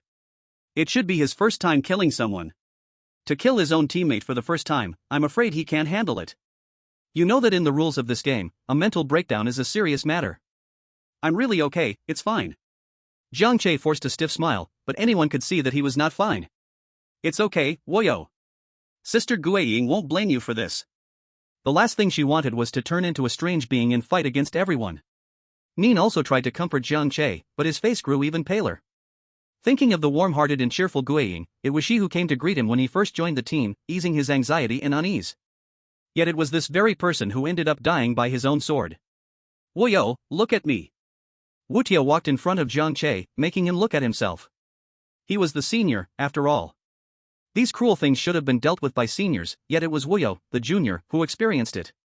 And everything that he should have been burdened with was all thrown onto Wu Yo. What happened earlier is not your fault, Wu Yo. If I hadn't been influenced by my emotions at that moment, I would have killed Gu Ying with my own hands too. Gu Ying had already been devoured by the strange being, she definitely couldn't survive, and she wouldn't want to harm everyone by turning into a strange being. It was me who lost my rationality in that moment, blame it on me. Wu Tiao finished speaking and gently hugged Jiang Che, comforting him. In the end, it was his selfish desires that led to Gu Ying's death and hurt Jiang Che. If only he had told everyone the truth when they entered, would the ending have been different? I'm really fine, everyone please don't worry, I'm not that weak, just emotional right now, I will be okay soon. Jiang Che just wanted to focus his energy on the task, to solve this game of rules before more people died. An emotional outburst was something to deal with after they got out, for now, he just needed to execute the mission calmly. From then on, no one continued to speak, and there were no more jokes. Just walking silently. After a while, the group saw a dazzling white light, feeling as if they had crossed into another world. Have we reached the end? Are we really going to leave? Bai Lian and Wu Tiao were reluctant to look back even once. As soon as they stepped out, they saw a man in a white robe crouching on the ground, trembling in fear. Who are you? The first to react was Jiang Che, who raised the Emperor's sword and pointed it at the man in white. He is one of the immortal sect people, kill him. No. Don't kill me. Please spare my life, I escaped, I am no longer one of the immortal sect. Seeing this, the man in white immediately stripped off his robe and began to bow deeply to Jiang Che. Jiang Che remained unmoved, this person merely knew he was facing death. But he was stopped by Ma Liang. Wait a moment, privately taking off the white robe inside the immortal sect is a serious offense. Let's hear what he has to say. Thank you, sir. The man in white, with a balding head, bowed deeply in gratitude to Ma Liang. Although Jiang Che didn't attack, he still held his sword firmly, questioning, "Tell me everything you know, and I might spare your life." I'll tell you right away. Sir, I am actually a Taoist disciple from Longhu Mountain, but for many years I haven't gained my master's attention, and I couldn't cultivate any results, yet I still have a heart to get stronger. Only under their temptation did I join the immortal sect. I'm not a fanatic like those in the sect, you can't kill me. Who wants to hear your nonsense? If you say one more useless word, I'll kill you immediately. Jiang Che's sword got closer, almost touching the man's nose. Okay. Sir, I'll tell you. Our mission this time was to obtain the elixir of immortality from the first emperor. The sect leader got the information from somewhere, saying that the first emperor had already made the elixir. If he dies first, and then his soul eats the elixir, he can ascend to immortality. We came to get the elixir, but when we entered, there were dozens of us, and now only less than 10 remain. I was too scared and ran away. The white-robed man truly regretted it.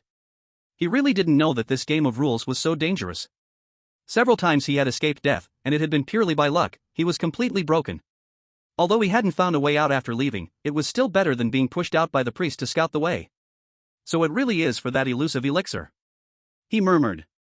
These were just legends, but under the game of rules, they might just be real. But why was the leader of the immortal sect so certain? There was only one possibility, that the so-called god of immortality, or rather the god of rules, told him. Or the god of rules gave it to him. The transaction between the two could not be made directly and needed to be conducted through the game of rules. The better the thing the leader wanted, the greater the price he had to pay, and naturally, the game of rules he undertook was also more dangerous. After obtaining the information and sorting out the ins and outs, Ren looked at the white-robed man's eyes filled with killing intent. The white-robed man was not weak, so he naturally felt this killing intent. Please, don't kill me. I have only joined the immortal sect for a short time, I haven't had the chance to do any bad things. Really? I can even show you my merits. But even if you don't die, once you go out, the leader of the immortal sect will kill you. Ma Liang said, genuinely feeling a killing intent as well. After all the questions that needed asking had been asked. No. As long as you all don't kill me, I can survive. The restrictions set by the leader have already been erased by me. How could that be? With your strength, how could you erase his restriction? After all, this restriction. The entire headquarters can only be resolved by Wai Yang and a few people. Coincidentally, the technique of our Longhu Mountain can eliminate this restriction. The man in the white robe said this with a tone of pride. The few people exchanged glances, each with their own thoughts. Chapter 141, The Adventure in the Tomb of the First Emperor, 21. Is that technique difficult? Jiang Che asked. Not difficult. You can see that even a disciple like me, who isn't valued by the master, can learn it. But this technique cannot be shared. So, are you still a disciple of Longhu Mountain? No, I am not. Since the master found out I joined the Eternal Life sect, he was very angry and directly expelled me from Longhu Mountain. When saying this, the man's eyes were filled with regret. If only he had known this situation, he would have been better off obediently practicing at Longhu Mountain. As he spoke, he felt a bit nostalgic for his master. Then we won't kill you, come with us. Ma Liang showed a harmonious smile and spoke to the man kneeling on the ground. The man was a bit dumbfounded. How could these people change their attitude so quickly? But he nodded in agreement. As long as he could live, that was all that mattered. First, take off that white robe, Jiang Che said, pointing with his sword. Okay. The man didn't know what he wanted to do but complied. Just after taking it off, Jiang Che promptly stomped on it a few times, then used the emperor's sword to slash it to pieces. How much hatred do they have for the Eternal Life sect? It seems that being allowed to live is already a great kindness from these people. Then, what if this so-called elixir that grants eternal life is obtained by the leader of the Eternal Life sect? Ren asked with some concern. Right now, this leader is always creating trouble for the Anomaly Handling Bureau. If he truly becomes immortal, wouldn't that be the end? Steal it. Even if we can't steal it, we must destroy it. He cannot get it, Jiang Che said firmly. I have a plan. Ma Liang looked at Ren and said. As long as we get a chance to see this elixir, Ren, you must do your best to poison it with the deadliest poison that cannot be removed. What if during the scuffle, we end up with the elixir? Ron said hesitantly. If this thing exists, it must be a top-notch treasure. If they could get it, it would definitely create greater value. Better to be safe than sorry. Even if we have a greater chance of getting the elixir, if it falls into the hands of the Eternal Life sect, it will only bring harm. Understood, I will act. Ran understood the meaning. At times like this, one shouldn't get caught up in minor profits but think about the bigger picture. Now, this man became their guide. He spoke about the route he escaped, while Wu Qiao verified along the way, and it went quite smoothly. I never dared to go to the Black Mist area. At that time, one of our people was offered up by the priest to die, so an additional Black Mist anomaly appeared. I was worried there were too many Black Mist anomalies inside, so I didn't move forward. How many did you encounter when you came? Hearing the man's words, Wu Qiao's face turned pale. It turned out that the additional anomaly was created by the Eternal Life sect. Finding the source of hatred, Wu Qiao trembled and said, I must kill the people of the Eternal Life sect. If not for their disregard for human lives, a soul-devouring anomaly would not have appeared out of nowhere. Then Gui Ying wouldn't have. We have arrived. The tomb of the first emperor is right ahead. Can I not go? If you don't go, you'll lose your usefulness, and I'll have to kill you. Ren raised his palm, scaring the man to shudder. Boom! Suddenly, the stone door in front trembled violently, as if someone was fighting inside. Seeing this, Jiang Che quickly walked into the stone door. Inside, it was brilliantly colorful, and at a glance, there were countless weapons everywhere. Bronze vessels, and gold and silver treasures. In the center is a huge coffin. Beside it, 3 people in white robes are fighting against a tall figure clad in golden robes. In other words, it is this tall figure in golden robes that is crushing the 3 in white robes single-handedly. Still want my elixir. The short 4 words nearly shattered everyone's eardrums. So strong, too strong. Strong enough that before the fight even began, surrender was already in mind. The 3 in white robes, who were closer, were so frightened by this roar that they fell to the ground, their legs weak. Grab the elixir and don't linger, hurry and escape. The first to recover was the priest, clutching what he had and preparing to run out. Belian had been waiting for him, turning into a golden cudgel, and striking fiercely at the priest. PFF. The priest was caught off guard, spat out a mouthful of old blood, and fell to the ground, the item in his arms flying out. Ninja, quick-eyed and fast-handed, immediately went to catch it, pouring out the elixir and grasping it tightly in his palm. The originally bright red elixir had turned pitch black due to the infusion of deadly poison. Ninja had injected all the most lethal poison he could make into the elixir. If this elixir is taken, let alone immortality, if I can live 1 more second, I'll call you amazing. Get the elixir back. The priest stood up, looking at these people with eyes full of venom. It was so close, just so close to success.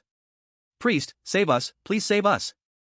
The 2 men in white robes behind had one already grabbed by the first emperor, who cried out in despair. Watching the first emperor open his mouth full of fangs, that white-robed man didn't even have the courage to fight back. In an instant, half of his body was bitten off, blood and internal organs splattering everywhere. Jiang Che felt a bit nauseated watching this scene. Ancestor, you're a bit unkind, why start eating people? Actually, the first emperor didn't want to eat people, but with the elixir taken away and needing to restore his strength, he had no choice but to eat first. Just right, both sides wanted to compete for the elixir, let them fight and weaken each other, while he replenishes his strength on the side, ultimately benefiting from it. But he saw one person using his own sword? Ninja was adding poison to the elixir but was unprepared for an attack from behind. It was the priest who had been knocked down before. This person was very strong, she could feel it. According to the agent's ranking, she was at least an S-rank agent, and stronger than them S-ranks. Wu Tiao saw this and felt helpless. His ability was supportive, although the second ability had an attack property, the only one who could cooperate with him, Guiying, had already. If only it had been him who died back then. Ma Liang rushed over, swinging his big knife and forcefully taking that blow for Ninja. If you have guts, fight me, bullying a girl is no skill. Is your eternal life sect always this shameless? Give me back the elixir, and I can spare your lives. The priest's white robe was already somewhat tattered, and he was baring his teeth, looking at the suddenly appearing people with a venomous gaze. Ma Liang had just borne a blow but was already feeling a bit strained. Ninja was ready to help, only to find that her hands were already empty. It turned out to be another white-robed person who hadn't died. His ability was invisibility. Not only could he hide his body but also his aura, making it impossible for anyone to detect his existence. The elixir in his hand had also been taken away. Chapter 142, The Adventure in the Tomb of the First Emperor, 22. Well done, hurry and leave. The priest was almost overjoyed, the cooperation was excellent. But as soon as the priest approached this white-robed person, he was unexpectedly kicked hard without any defense. Along the way, did you walk comfortably on our corpses? If you live, will there be any of my credit when you get out?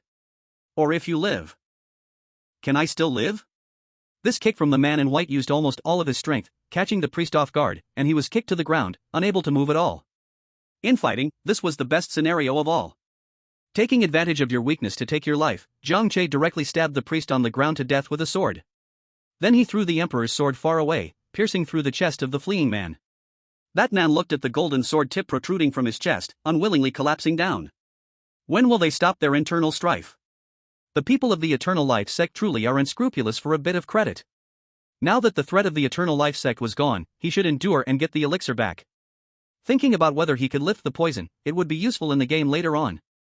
However, someone was faster. It was the Eternal Life sect's believer who brought them here, or rather a disciple from Longhu Mountain. He held the elixir and glanced cautiously at Jiang Che before quickly running out. Damn! I knew he wasn't thinking straight. Bai Lian stomped his foot, ready to chase out, but was held back by Jiang Che. That's not important, solving the rules of the game is the priority. Bai Lian naturally understood this, but looking at the tall figure of the first emperor, could they really handle him? Seeing that the elixir was still taken away, the first emperor directly activated all the mechanisms within the tomb. No one could be allowed to escape. And these little things in front of him actually thought of killing him. The first emperor felt someone was joking with him. Fine, let's play with them. Before retrieving the elixir, let's eat some people to regain strength. Until his gaze swept towards Jiang Che, he sneered coldly. I didn't expect to see my bloodline at this time. Although it had thinned to the point of being almost non-existent, even a powerful being like the first emperor still felt a hint of connection. Your bloodline? Me? Jiang Che was actually quite nervous inside, because the person opposite was the true master of the weapon in his hand. But the spiritual emperor's sword surprisingly did not seek out its owner. Yes, it's you. It seems this world has already changed. Since that's the case, what's wrong with conquering the world once more? Starting from you, being devoured by me, is already your best fate. The first food is Jiang Che, who has a faint bloodline connection with him. This is a big boost. Jiang Che looked at the large hand reaching out to him and raised his sword without hesitation to strike. However, at the moment of touching the first emperor's palm, the emperor's sword suddenly stopped. No matter how hard he tried, it remained frozen in the air. Jiang Che could feel that the first emperor was contesting the usage rights of the emperor's sword with him. Realizing this, Jiang Che chose to avoid the edge, flipping backward to dodge. Bai Lian, Rin, Wu Tiao, and Ma Liang all charged towards the first emperor with their weapons. Oh, no, Bai Lian had transformed into a weapon. They could no longer allow any teammates to die in front of them. Even Wu Tiao, who felt he had no attacking power, charged up. Don't eat his teammates. Jiang Che dodged while controlling his body, using his spirit to contest the sword's usage rights with the first emperor. The usage rights must not be lost. The first emperor's physical defenses were very strong, and among the weapons present, perhaps only this sword could penetrate. But the first emperor's spiritual power was too strong. Jiang Che felt he was striking a rock with an egg. Being able to keep his spirit intact was already using up all his strength. Yet even so, he had to seize it. Because he, like the others, did not want to witness any more teammates dying before his eyes. In the tug-of-war of spiritual power with the first emperor, whenever Jiang Che felt a glimmer of hope, he would be ruthlessly suppressed by the emperor's thunderous methods. In this back-and-forth tug, Jiang Che's spiritual power was nearly extinguished several times, but he stubbornly stood up to continue resisting the first emperor. If it weren't for needing to eat you to regain my strength, I truly want you to accompany me in conquering this world. The first emperor looked at the tough Jiang Che with admiration. This indomitable spirit was exactly what he liked. Who cares about accompanying you in conquering the world? Jiang Che could feel that as his mental energy was worn down again and again, his spirit grew even stronger. It became easier to resist the first emperor. And the reason he had many chances to turn the tide was that his other teammates were fighting for him. Now, the others were on the brink of collapse. Wu Tiao was flicked against the wall with a fingertip and then lay on the ground motionless.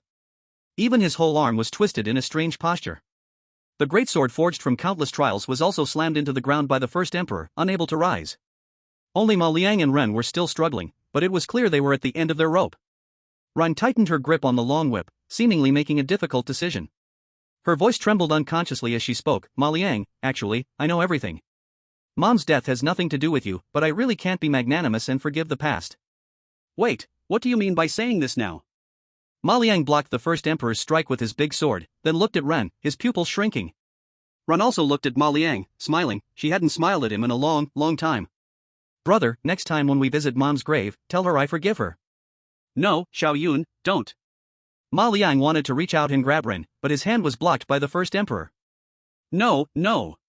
Ma Liang was almost mad, wildly slashing at the first emperor's body with his big sword. Ren, carrying all her weapons and the deadly poison she had made, charged firmly at the first emperor. She was very confident that no one in the world could withstand this poison. Even if you were an ancestor, it wouldn't work. She jumped onto the first emperor's arm, running with agility like climbing a mountain. However, no matter how fast or splendid the movements, in the eyes of the first emperor, it was like ants dancing. The first emperor withdrew the hand blocking Ma Liang and gently grabbed Ren. Without saying anything, he tossed Ren into his mouth. Xiao Yun. I, the first emperor, am tired. Ma Liang felt a deep piece of his heart being dug out, so painful that even breathing became laborious. He ultimately failed to protect his sister well. Run! Jiang Che was still struggling with the first emperor for control of the imperial sword and could do nothing upon witnessing this scene. They all understood Ren's actions. Ren herself was the fiercest poison in the world. As long as the first emperor consumed her, even if it didn't kill him, it could greatly weaken his combat power. Using any kind of poison on the first emperor was useless, only allowing Ren, who contained various poisons, to take the initiative to die could potentially be effective. But the premise of this plan was that Ren must also die. Chapter 143, Disciples of Longhu Mountain. With Ren's death, the battle between Jiang Che and the first emperor grew even more intense. The greatsword transformed from numerous trials could only be stuck in the ground, buzzing. It seemed to be crying. At this time, 5 minutes had passed since the first emperor had consumed Ren, and the scene showed no signs of change. He felt no discomfort at all. Ma Liang was feeling a bit drained, having nearly failed to withstand the first emperor's attacks multiple times. Just now, Ren's death had caused him immense shock, and he was already struggling to keep up. The intense emotional fluctuation consumed his spirit even more than physical strength. Seeing this scene, the first emperor's lips curled into a cold smile. But the next moment, he was unable to smile any longer. Suddenly, a sharp pain began in his heart, slowly spreading throughout his body as time passed. Jiang Che had almost lost hope, thinking Ren died for nothing. But in an instant, the first emperor's mental energy suddenly weakened significantly. Jiang Che felt a surge of joy in his heart. Enduring pain had its meaning. He seized the opportunity to quickly contest the emperor's sword with the first emperor. The first emperor also sensed the pain. It was caused by the woman he had just consumed. He had been deceived. Because he had underestimated his opponent too much. The first emperor felt his body growing weaker. He turned to slip into a corner of the tomb, intending to recuperate. At that moment, Jiang Che seized the right to use the emperor's sword and cut off his opponent's feet. Though the first emperor was the previous master of the sword, having it strike him was like cutting through vegetables, and his Achilles tendon was instantly severed. After losing his ability to move, Jiang Che pressed the attack, aiming for the first emperor's neck and swung his sword. No! Before the first emperor could say the words he had prepared in his heart, they were forever swallowed. Because Jiang Che decisively brought down his sword, severing the emperor's head. In that moment of chopping off the head, Jiang Che's entire body felt like it was falling apart. He sat on the ground, tears flowing uncontrollably. This round of the rules game had been too tragic. Everyone had lost too much. Before long, the tomb began to tremble, likely indicating that the rules game was coming to an end. Regardless of the sadness, they needed to get their teammates out quickly. Ma Liang carried Wu Tiao on his back, and Jiang Che pulled out by Lian, supporting them as they left and using the emperor's sword to clear the way. At this moment, the rules game disappeared. The stones in the tomb had become ordinary, and a single sword could cleave through them. When Jiang Che saw the people from the abnormal handling bureau, he closed his eyes and fainted. He had already been on the verge of collapse. Now, he had reached his limit. Quick, logistics, hurry up, there are wounded. What is this? A masked female doctor tried to take the bag from Jiang Che, but his grip was too tight, and she couldn't pull it away. Ma Liang limped over. With a little effort, he managed to take the bag from Jiang Che's hands. This was something Jiang Che had taken off before facing death. Inside was the ash of the fireman. He hadn't even thought about it. Jiang Che had actually taken the bag at the last moment. Ma Liang tightly clutched the bag in his hands, crying silently, his tears falling onto the bag as his repressed emotions were released. At this moment, Bai Lian had returned to human form, lying on the ground in a large letter shape. Seeing the bag in Ma Liang's hand, he couldn't help but sob as well. The people outside witnessing this scene may not have cried out loud, but their eyes were red, and they turned away. The old captain they had met before stepped forward, took a deep breath, and said, "It's good to be back, good to be back." But while saying this, his mind was haunted by the memory of the few children who hadn't returned. At that moment, within the stronghold of the Eternal Life sect, the severely injured man finally arrived. Though he had successfully left Jiang Che on the other side at that time, the traps within the tomb had made him suffer greatly. Fortunately, just as he was about to die, the rules game had vanished. But he also knew that his days were numbered. Because he had many injuries, and they were severe, without timely treatment, making it here was already hanging by a thread. As soon as he entered, a dozen people rushed up to surround him. "Who are you?" I am the only survivor of the first Emperor's Tomb Rules game. I have something to report to the leader. You say so, do you? I could claim to be the first emperor myself. Hearing this, the man gritted his teeth and said, This is the task the leader values the most. If I die here, no one will be able to report on this rules game, and when the leader gets angry, you will be in big trouble. You bastard. Let him in. A deep voice came from the hall not far away. A few people who still had something to say approached the great hall respectfully, then lifted the weak man and began to walk inside. To be honest, the man did not expect that his first entry into this grand hall would be in such a way. Even the location of this stronghold was something he only learned by eavesdropping on the priest's conversation. The exterior of the grand hall was resplendent with gold and jewels, but once inside, it was a dark space, with only a single seat in the center shining with a cold light. The man was brought to kneel beneath the seat with great respect. You are going to die. The leader only glanced at this man and knew his lifespan was nearly up. Death was not far away. Report to the leader, this action of the Eternal Life sect suffered severe losses, even the high priest. We encountered the people from the Abnormal Handling Bureau, and it was even the headquarters from Kyoto. Although we set out a few hours earlier, we were ultimately caught by them. Fortunately, the high priest delivered the elixir to his subordinate before he died and told us the location of our sect's stronghold. After saying this, the man pretended to choke up dramatically. Originally, I was about to collapse halfway, but I was truly worried that I couldn't deliver the elixir to the leader and would betray the high priest's trust, so I held on and came here. Cough, cough, cough. A violent fit of coughing caused the man to spit out a mouthful of black blood and collapse to the ground. Though it looked fake, he truly was hanging by a thread. Yet he still trembled and pulled out the box containing the elixir from his chest. As soon as the box appeared, the leader, who was seated above, stood up abruptly. Yes, that's it. He could feel it. Every muscle and every cell in his body was screaming, desperately needing the nourishment of this thing. Quick, bring that thing up here. One person below nodded and swiftly snatched the box containing the elixir from the man's hands, presenting it to the leader. The leader examined the elixir for a moment before nodding slowly. Yes, it is indeed this thing. Then he looked down at the weak man, a deep glint flashing in his eyes. Leader, I beg you to save me. In light of my subordinate's life-threatening efforts to bring back the elixir, please, save me. Seeing the man's weak appearance, the leader felt reassured and waved his hand, signaling everyone to withdraw. Chapter 144, The Funeral. Initially, the leader was still worried whether the elixir would have any issues. After all, people are selfish, and would a person truly be loyal enough to bring back an elixir that grants immortality? Now the leader understood. He wanted to bring back the elixir and then beg for his life. It seems the elixir was fine. The leader ignored the man and eagerly put the elixir into his mouth. The elixir melted in an instant, transforming into waves of warmth, nourishing his limbs and bones. Feeling energy filling every part of his body, the leader was about to throw back his head and laugh when he suddenly felt a wave of panic. No, this isn't right. He took the medicine from the Miao village, which could prevent sickness and resist poison. How could he be experiencing heart palpitations? However, before he could think further, the palpitations grew more pronounced, even morphing into pain, causing him to bend over. The elixir was truly a celestial elixir, but there was an issue inside it. He raised his head and glared fiercely at the man, only to see that he was completely dead, his corpse still holding a smile of a successful plot. He had been tricked. Tricked by an ordinary follower of the Eternal Life sect. But what the leader did not know was that this ordinary follower was actually a disciple of Longhu Mountain. Realizing he had been played, the joy of obtaining the elixir was replaced with a growing anger and fear. You all should die, I want you all dead. The leader raged, and the entire stronghold was shrouded in fear. Everyone outside couldn't help but kneel, bowing their heads and begging for mercy. But the poison hidden in the elixir was not enough. Let's not mention that the leader's strength was already fierce. That poison really helped him a lot. Although the leader was not poisoned to death, he was left with indelible damage. Now the leader may have achieved immortality, but he must accompany the sudden heart palpitations that come from time to time in this endless life. When Jiang Che woke up, he did not know how much time had passed. Sitting beside him was Ma Liang with a cast on his arm. Seeing Jiang Che awake, Ma Liang smiled and said, "You finally woke up." Jiang Che looked around, feeling a bit confused, and asked, "How long did I sleep?" "About a week, maybe 8 days, but at most 9 days. Then what about Gui Ying and the others?" "Don't worry, their funeral won't be held so soon." "Woyo, after this mission, how do you feel? Are you afraid?"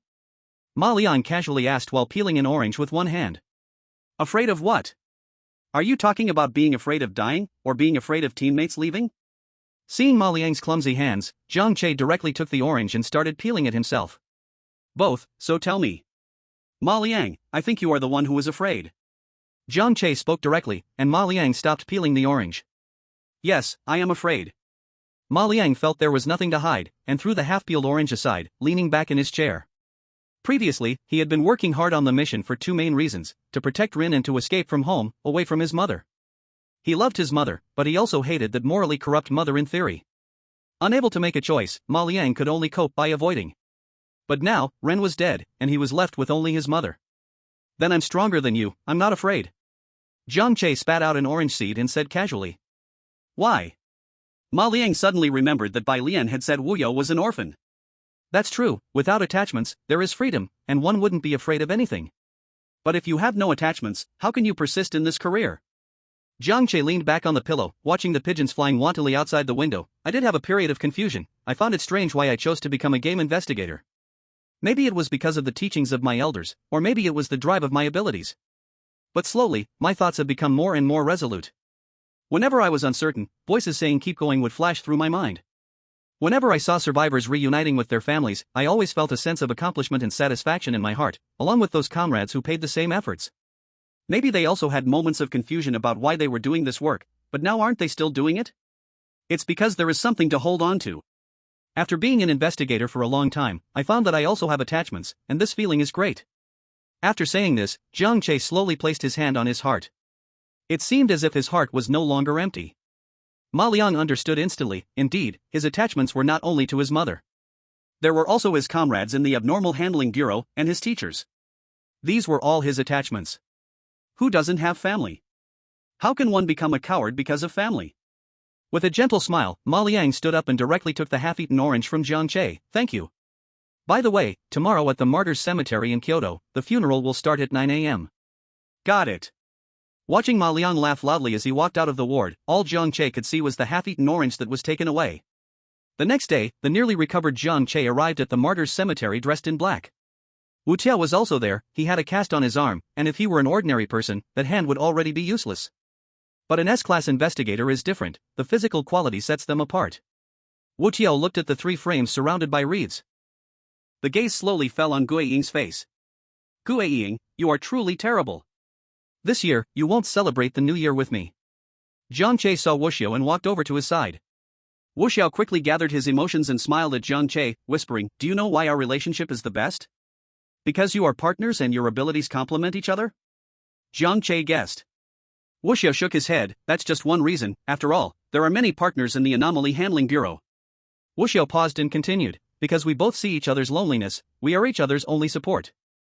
Gui Ying was older, and her parents passed away early. She joined the Anomaly Handling Bureau because her powers were triggered. She didn't know what else to do, so she just kept going. The turning point in her life was meeting Wu Xiao.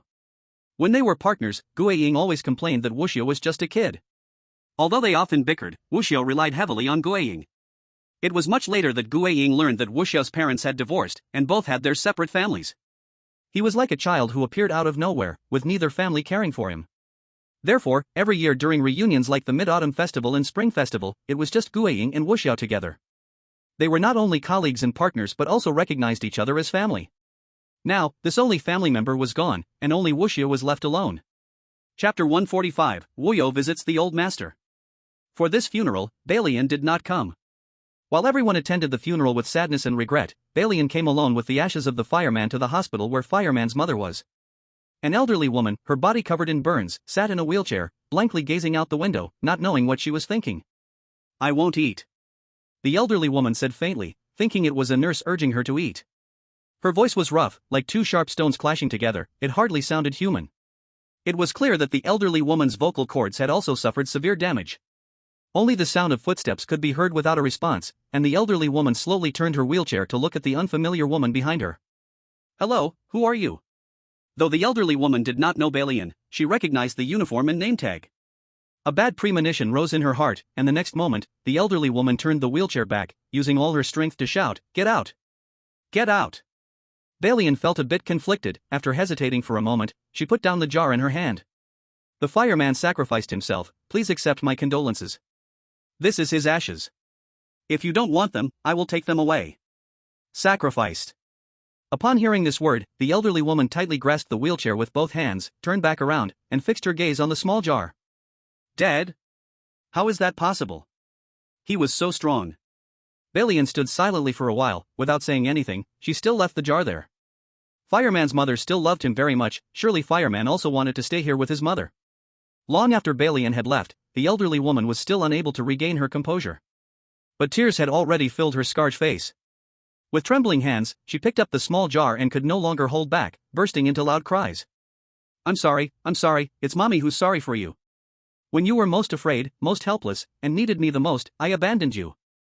Balian did not leave. She stood at the door of the ward, leaning against the wall, raising her head, covering her mouth tightly with both hands to stop the tears from flowing and the sounds from escaping. Fireman, can you see? Your mother still loves you very much, she still cares about you. After finishing the tasks at hand, Jiang Che went alone to Longhu Mountain. When the elixir was stolen, Jiang Che was extremely panicked. But during the chase, the man made brief eye contact with him and conveyed a message at lightning speed. Keep going, the elixir is likely to be taken back by Emperor Qin. I will add another poison to the elixir, and find a way to make the leader eat it. My lord, if you can safely get out, please make sure to visit Mount Longhu and meet with the Heavenly Master. Tell him that his disciple has never strayed from the righteous path. And that the headquarters of the Eternal Life sect is located in the Mobius Valley. Once this matter is resolved, the leader is very likely to relocate the headquarters. Even if unsuccessful, although it is difficult to capture the leader, it can still weaken the headquarters' strength. It was this speech that made Jiang Che decide to trust him one more time, so he stopped the pursuing by Lien. Now Jiang Che did not know if that man had carried out the task as he said. He needed to find a way to confirm it. If the leader takes the elixir, even if he doesn't die, he will be severely injured. Even if they relocate the headquarters, it would still be a great victory. After several hours of flying, Jiang Che could now be considered a wealthy man, riding in first class on the plane. The badge was quite eye-catching, and Jiang Che had kept it in his bag all along. After getting off the plane, he took a bus, then a taxi, and asked for directions. After many twists and turns, Jiang Che finally arrived at Mount Longhu. At this moment, Jiang Che put on the badge again and bowed to the disciples down the mountain, saying, I am Oyo, an agent from the Beijing headquarters of the Exceptional Processing Bureau. I wish to see the Heavenly Master. Feeling Jiang Che's presence, the disciple sensed he was a powerful figure with backing, so he respectfully invited him in to report. Before long, Jiang Che was led to the main hall. In the Taoist temple, disciples practicing martial arts could be seen everywhere, and a faint incense aroma filled the air. Just breathing it in made one feel relaxed and refreshed. Young friend, what brings you here today? The old Heavenly Master, with white hair and a kind face, made Jiang Che feel he was a strong person, at least considerably stronger than himself. Heavenly Master, I want to ask if there is a disciple from your temple who has defected to the Eternal Life sect? Jiang Che did not engage in small talk or build up to it. He went straight to the core of the issue, which nearly caused the old Heavenly Master to falter. After pondering for a moment, the old Heavenly Master nodded and spoke. Alas, I originally thought family trouble should not be publicly aired, but I didn't expect this to be known by the Exceptional Processing Bureau. I only feared that this rebellious disciple would implicate Mount Longhu, which is why I kept this matter hidden. The old Heavenly Master often pondered a question but could never comprehend it. Why would a good Mount Longhu be abandoned for the Eternal Life sect? That was a sect that everyone wanted to destroy. If this matter gets out, Mount Longhu would likely be criticized by many sections. So can the old Heavenly Master still see the state of this disciple? In other words, can you judge whether he is alive or dead? Jiang Che's question made the old Heavenly Master hesitate, cautiously asking, is it that he committed some offense outside? Although the Exceptional Processing Bureau had long parted ways with these traditional sects, given it was an official agency, it was better not to offend them. Now, an agent from the Beijing headquarters came asking about sensitive topics. Though somewhat doubtful, the old Heavenly Master still said, the nameless life lamp was shattered 9 days ago. Jiang Che sighed and then told the old Heavenly Master about the events that occurred in the tomb. Upon hearing the words, his disciple has never strayed from the righteous path, the old Heavenly Master's nose suddenly felt sour, and even a person of his age had moist eyes. I also have a question. I have neglected this child, which led him to walk on the wrong path. Master, it is not like that. The Nameless One has never walked on the wrong path. He joined the Eternal Life sect just to capture the leader and earn your praise. A man wearing a Taoist robe entered, crying and kowtowing at the old Heavenly Master's feet. The Nameless One told me that despite trying very hard, you still weren't satisfied with him. He just wanted to prove himself to you. He is truly very useful. He decided to personally capture the leader of the Everlasting Sect. When he said this to me at that time, I didn't take it to heart. I thought he was just talking nonsense. It wasn't until he defected from Longhu Mountain and joined the Everlasting Sect that I realized he wasn't joking. Master, it is the disciple's fault. You rebellious disciple, do you want to drive your master to death? As the elder brother, how could you not guide him? The old heavenly master said this and couldn't help but shed tears. Forget it, in the end, it's still my fault. The old heavenly master felt regret in his heart, for Nameless had grown up under his watch. Although his previous defection made him very sad, he still felt reluctant in the end. Now that he knew the real reason, his heart ached even more. Jiang Che patted himself, stood up, and said to the two, "Old heavenly master, I will take my leave." As he was about to leave, Jiang Che pondered for a moment and said, "If the leader of the everlasting sect is really severely injured by Zhang Wuming, then he will no longer be a stain on Longhu Mountain, but a hero to everyone. I hope that by then you can give him a clear name and hold a proper funeral for him." "Thank you, young friend." The old heavenly master's mouth moved several times before he could say these words, and he couldn't help but shed tears again. The disciple beside him also sincerely bowed to Jiang Che. Jiang Che returned the salute, signaling that the other party didn't need to be so polite. He now had to go back and discuss this matter with his teacher. If he saw that Nameless was still alive in Longhu Mountain, then Jiang Che would doubt if Zhang Wuming was lying to him or if everything he did was a trap set for the abnormal handling zone. But the other party was indeed dead. Although it was regrettable, the credibility increased a lot. He should have come to verify earlier. Unfortunately, he fainted as soon as he exited the rule game, missing the best opportunity. The people of the everlasting sect wouldn't wait for him. Those who should have run had already run away. But even so, he had to go. If the everlasting sect really escaped, it at least proved that the leader had been severely injured. This information was not useless information. After reporting the matter to Wei Yang immediately took his people and rushed over. The Mobius Valley is located at the border with a neighboring country, so they needed to report to the higher-ups and make a record. On the plane, Wei Yang applied for permission via radio while urgently discussing the next matters. Although the people of the everlasting sect had likely already escaped, Wei Yang still brought several experts from Kyoto along. This operation is extremely critical. After fighting the everlasting sect for so many years, this is the first time we've injured their leader, and it's likely the first time facing him directly. For this moment, we do not know how many agents' lives were sacrificed, so we cannot be negligent this time. We must gain something. Understood. Jiang Che also participated in this task. All 5 remaining 12 divine envoys joined, along with 7 S-rank agents and Jiang Che, who was A-rank. Among the S-rank agents were old acquaintances, Bai Lian and Wu Tiao. Because a super big shot was present, the atmosphere was quite serious and tense, and Wu Tiao did not come over to chat with Jiang Che. 3 hours later, the 13 of them arrived at Mobius Valley. "Do you know the specific location?" Wei Yang asked. "I only know it's in the depths of the valley," Jiang Che nodded and said. Zhang Wuming had told him this, but didn't elaborate further. However, he could reach Mobius Valley from the Emperor Qin's tomb within a day. Could it be that the everlasting sect had their own teleportation tool? Wei Yang looked at Wu Tiao. "When it's time to make choices, you go." This was also the reason Wu Tiao was brought along, as his injury had not fully healed. Understood. Wu Tiao immediately agreed. There was nothing much to remind, as they were all seasoned agents. Wei Yang took the lead and led the team inside. The environment at the border was mostly harsh and steep. Many illegal elements and terrorist organizations like to set up camp here. Once they encounter an emergency, they can escape to another country. At least there is some room for maneuvering. I didn't expect even the Eternal Life cult to be like this. The surrounding area of the Mobius Valley is a vast desert, while inside it's full of rocks and stones, with holes in the stones that the wind blows through, making eerie and piercing sounds. Jiang Che discovered bloodstains. Without being directed, an S-level agent stepped forward and pressed his palm against the bloodstained area. After a moment, Wei Yang asked, "How is it?" "It's a man, looks like he belongs to the Eternal Life cult, but he isn't wearing a white robe, and he's injured and extremely weak." Jiang Che recalled Zhang Wuming's appearance and deliberated before speaking. "Is he not very tall, a bit Mediterranean-looking, but with big ears?" "That's right," the agent nodded. "Then it seems to be Zhang Wuming," Jiang Che said with great certainty. "At least now they can be sure their direction is not wrong. And this bloodstain looks like a mark he intentionally left behind." The S-level agent recalled his memory and spoke. In the memory he saw, the man intentionally smeared blood on the ground. "Then let's follow the direction of the bloodstains." The others nodded and started jogging forward. As they moved forward, Jiang Che's doubts increased. He recalled that there was a mole at headquarters, and the position was quite high. Although he had been unconscious for many days, he hadn't heard of any follow-up after waking up. Did he guess wrong and let it go? Absolutely impossible. The teacher is not that kind of person. Then there is a possibility that Wei Yang wants to draw the snake out of its hole. Glancing at the unfamiliar faces, Jiang Che even felt that the so-called mole was among these people. As they ran, they also saw signs made of bloodstains and white cloth. Next, they encountered a fork in the road separated by rocks. Wu Tiao wasted no time, stepping forward to use his powers. "I plan to go left. I plan to go right.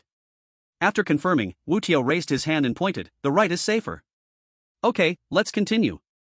Everyone continued to run inside, but Jiang Che felt it was too strange. He always felt uncomfortable inside. Somehow, it was too smooth.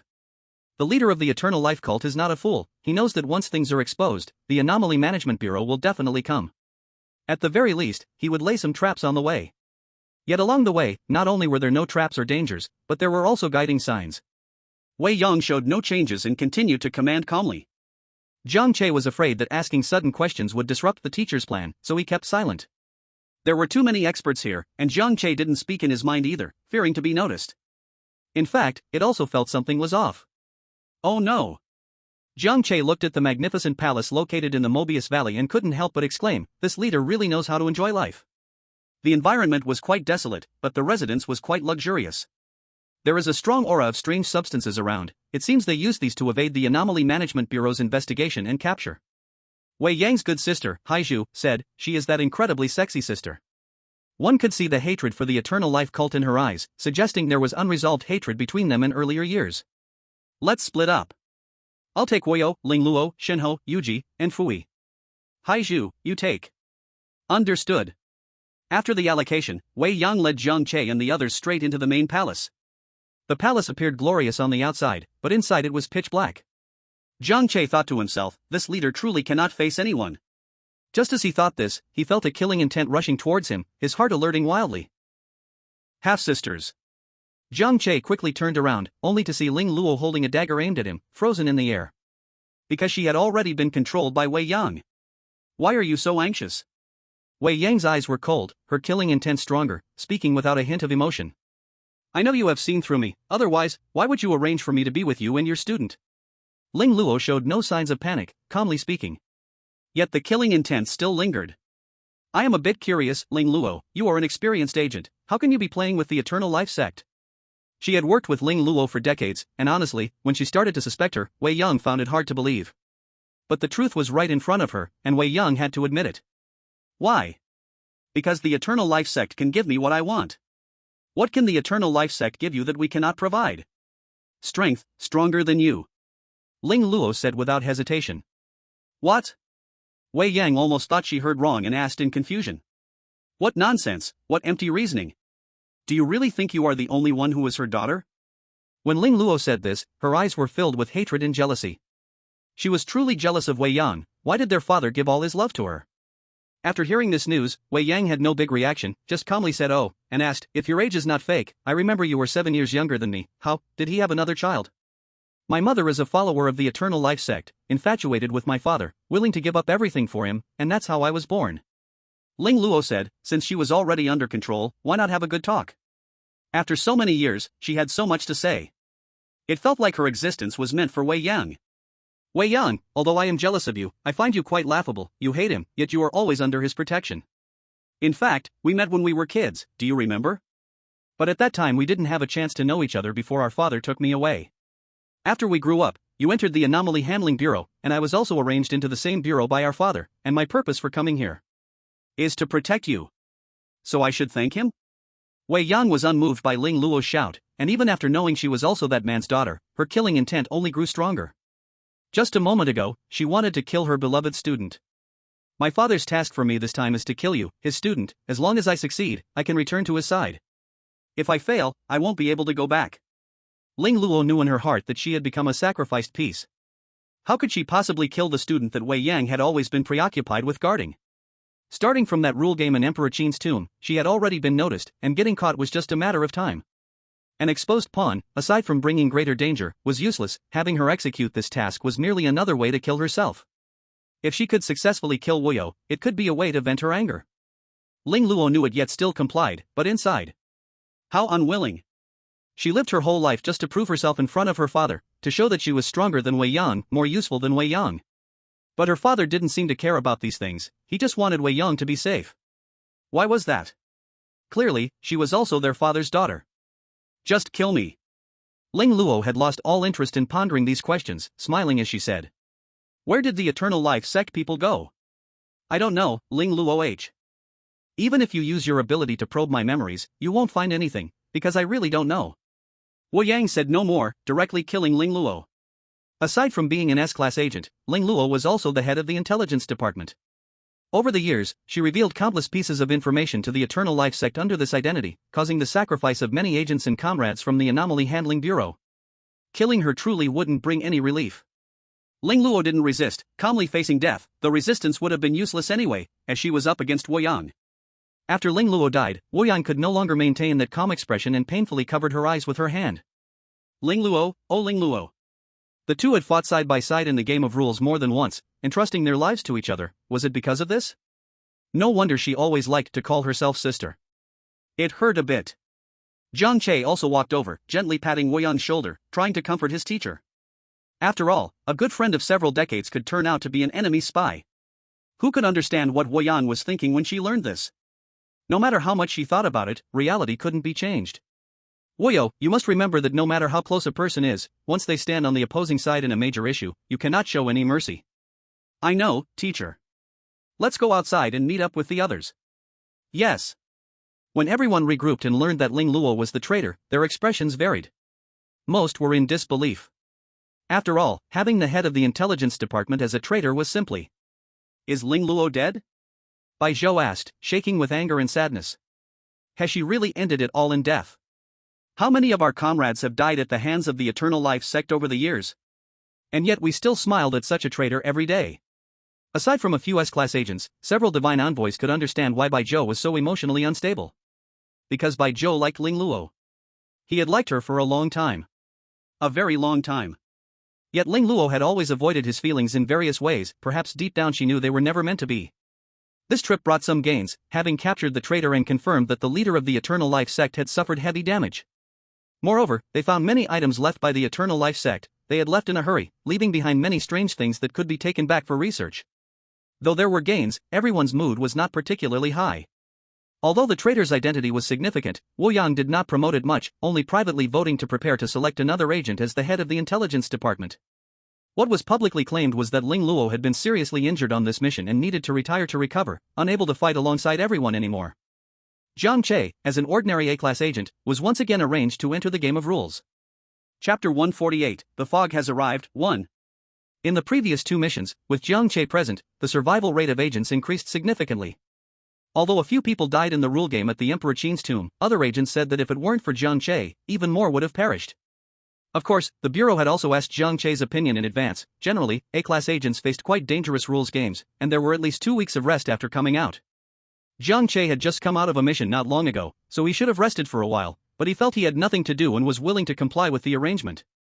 After all, with his abilities, the agents entering the game of rules could avoid many dangers in advance. This time, the location of the game of rules was different, with notes below. The location is monitored by Longhu Mountain. If abnormalities occur, you can seek help from headquarters. This time, there was a familiar face accompanying him, Mang Zhong. When preparing to set off, Mang Zhong was already waiting for him downstairs. Your strength has reached an unfathomable level. Mang Zhong felt it was too unbelievable. Back then, Jiang Che still needed to look up to their existence, but now, this speed of progress was something she had never heard of or seen before. Where is your sister? Why didn't she come? Jiang Che nodded and casually asked. Interestingly, she originally planned to come, but the day before you woke up, she entered another rule game. Alright, then let's go. Jiang Che also felt that Mang Zhong had become much stronger, much more than when they were in Jianghaishi. By the way, do you know what it means for Longhushan to oversee? The rule game shouldn't entirely belong to the Anomaly Handling Bureau, right? I know this. You have to understand that when rule games appeared, there was no Anomaly Handling Bureau yet. They were all handled by capable experts like those from Longhushan. It was only after the Anomaly Handling Bureau was established that they were officially taken over.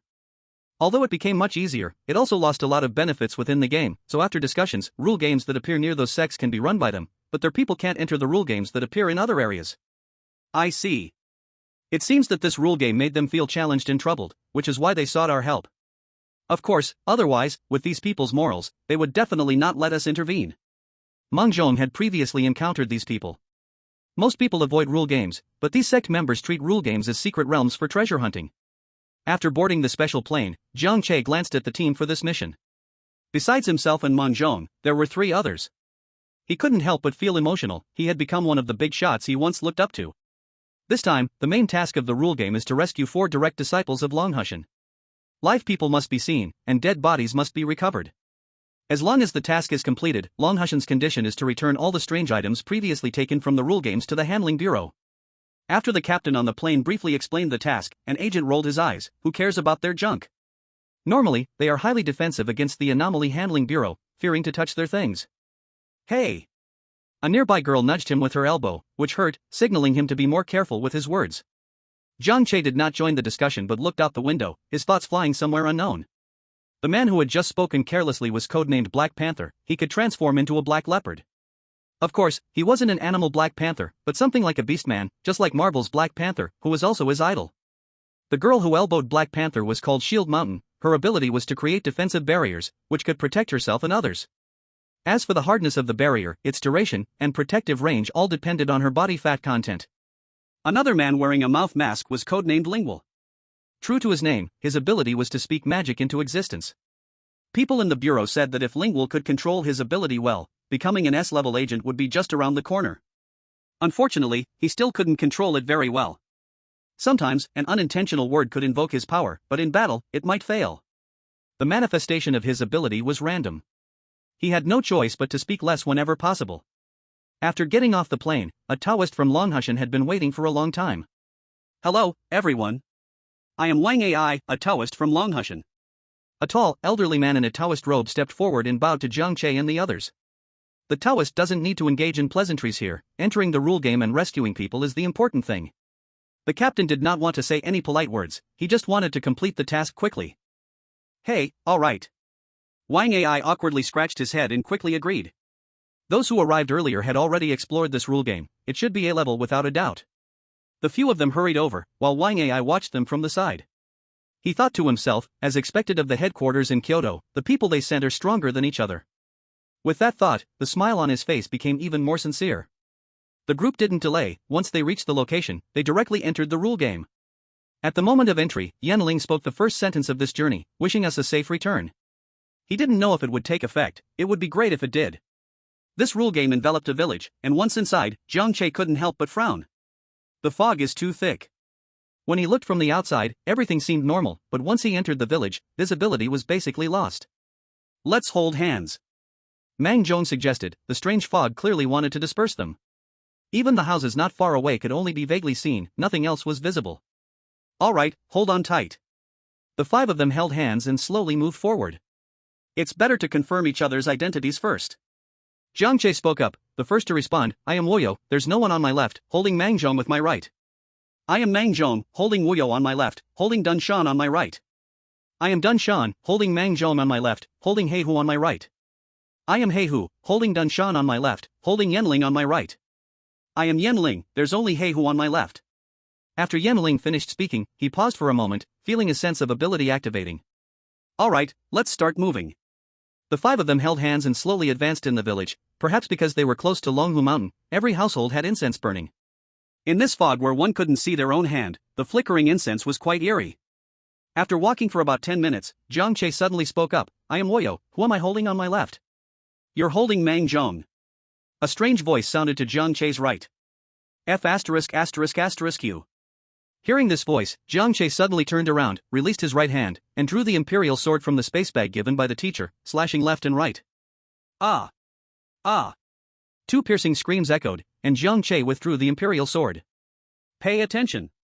From time to time, ask for responses. If someone can't answer or answers incorrectly, be cautious. No one responded to him. Despite all the precautions, the group still got separated. It seemed Jiang Che's earlier swift action made those strange beings realize they couldn't deceive with the usual tricks, so they switched the people around. Jiang Che turned in circles, looking confusedly at the surroundings. All he could see was the white fog, unable to spot anyone. Didn't know if the others had noticed this matter? As Mang Zhong continued walking, he couldn't help but ask, Woyo, with such thick fog, how can we find the few missing people? I don't know. Sai, if you don't know, then you might as well just die. Mang Zhong felt the two hands he was holding had, he didn't know when, become cold. He suddenly broke free, and two massive flames shot out, incinerating two strange beings. But in this thick fog, visibility was too limited to clearly see what the strange beings looked like. Dun Shan also felt something was wrong, but she focused on defense and couldn't attack immediately. She could only construct a barrier to protect herself. It was very unfavorable for her that her teammates were separated. Wasting the fat she had worked so hard to accumulate before coming in was simply too regrettable. And Heihu, after slapping a strange being on his left to death, was ready to kick the one on his right when he suddenly heard the other party shout. I am Yan Ling. Yan Ling? Although Heihu was a bit uncertain, the temperature on his right was indeed not as cold as the left was earlier. Yes, it's me. Just now, my ability should have taken effect, so the two of us haven't separated. But the other three have lost their way. The Black Panther said, a bit discouraged. He knew that Wu You and Mengzhong were very strong and wasn't too worried, but he was somewhat concerned about Shunzhan. Shunzhan was a defensive agent with no attacking ability, and in order to defend better, he had fattened himself up before coming in, which made his physical mobility quite poor. If he was left alone without teammates now, it would be very dangerous. Jiang Che walked for another 10 minutes or so, forming a rough guess in his mind. Once separated from his companions, it seemed that they could no longer act together. In simple terms, it was like going to another parallel space. They were still in the same place, but they could not see each other. So from the current perspective, it wasn't realistic to find others, and Jiang Che had to think of other methods.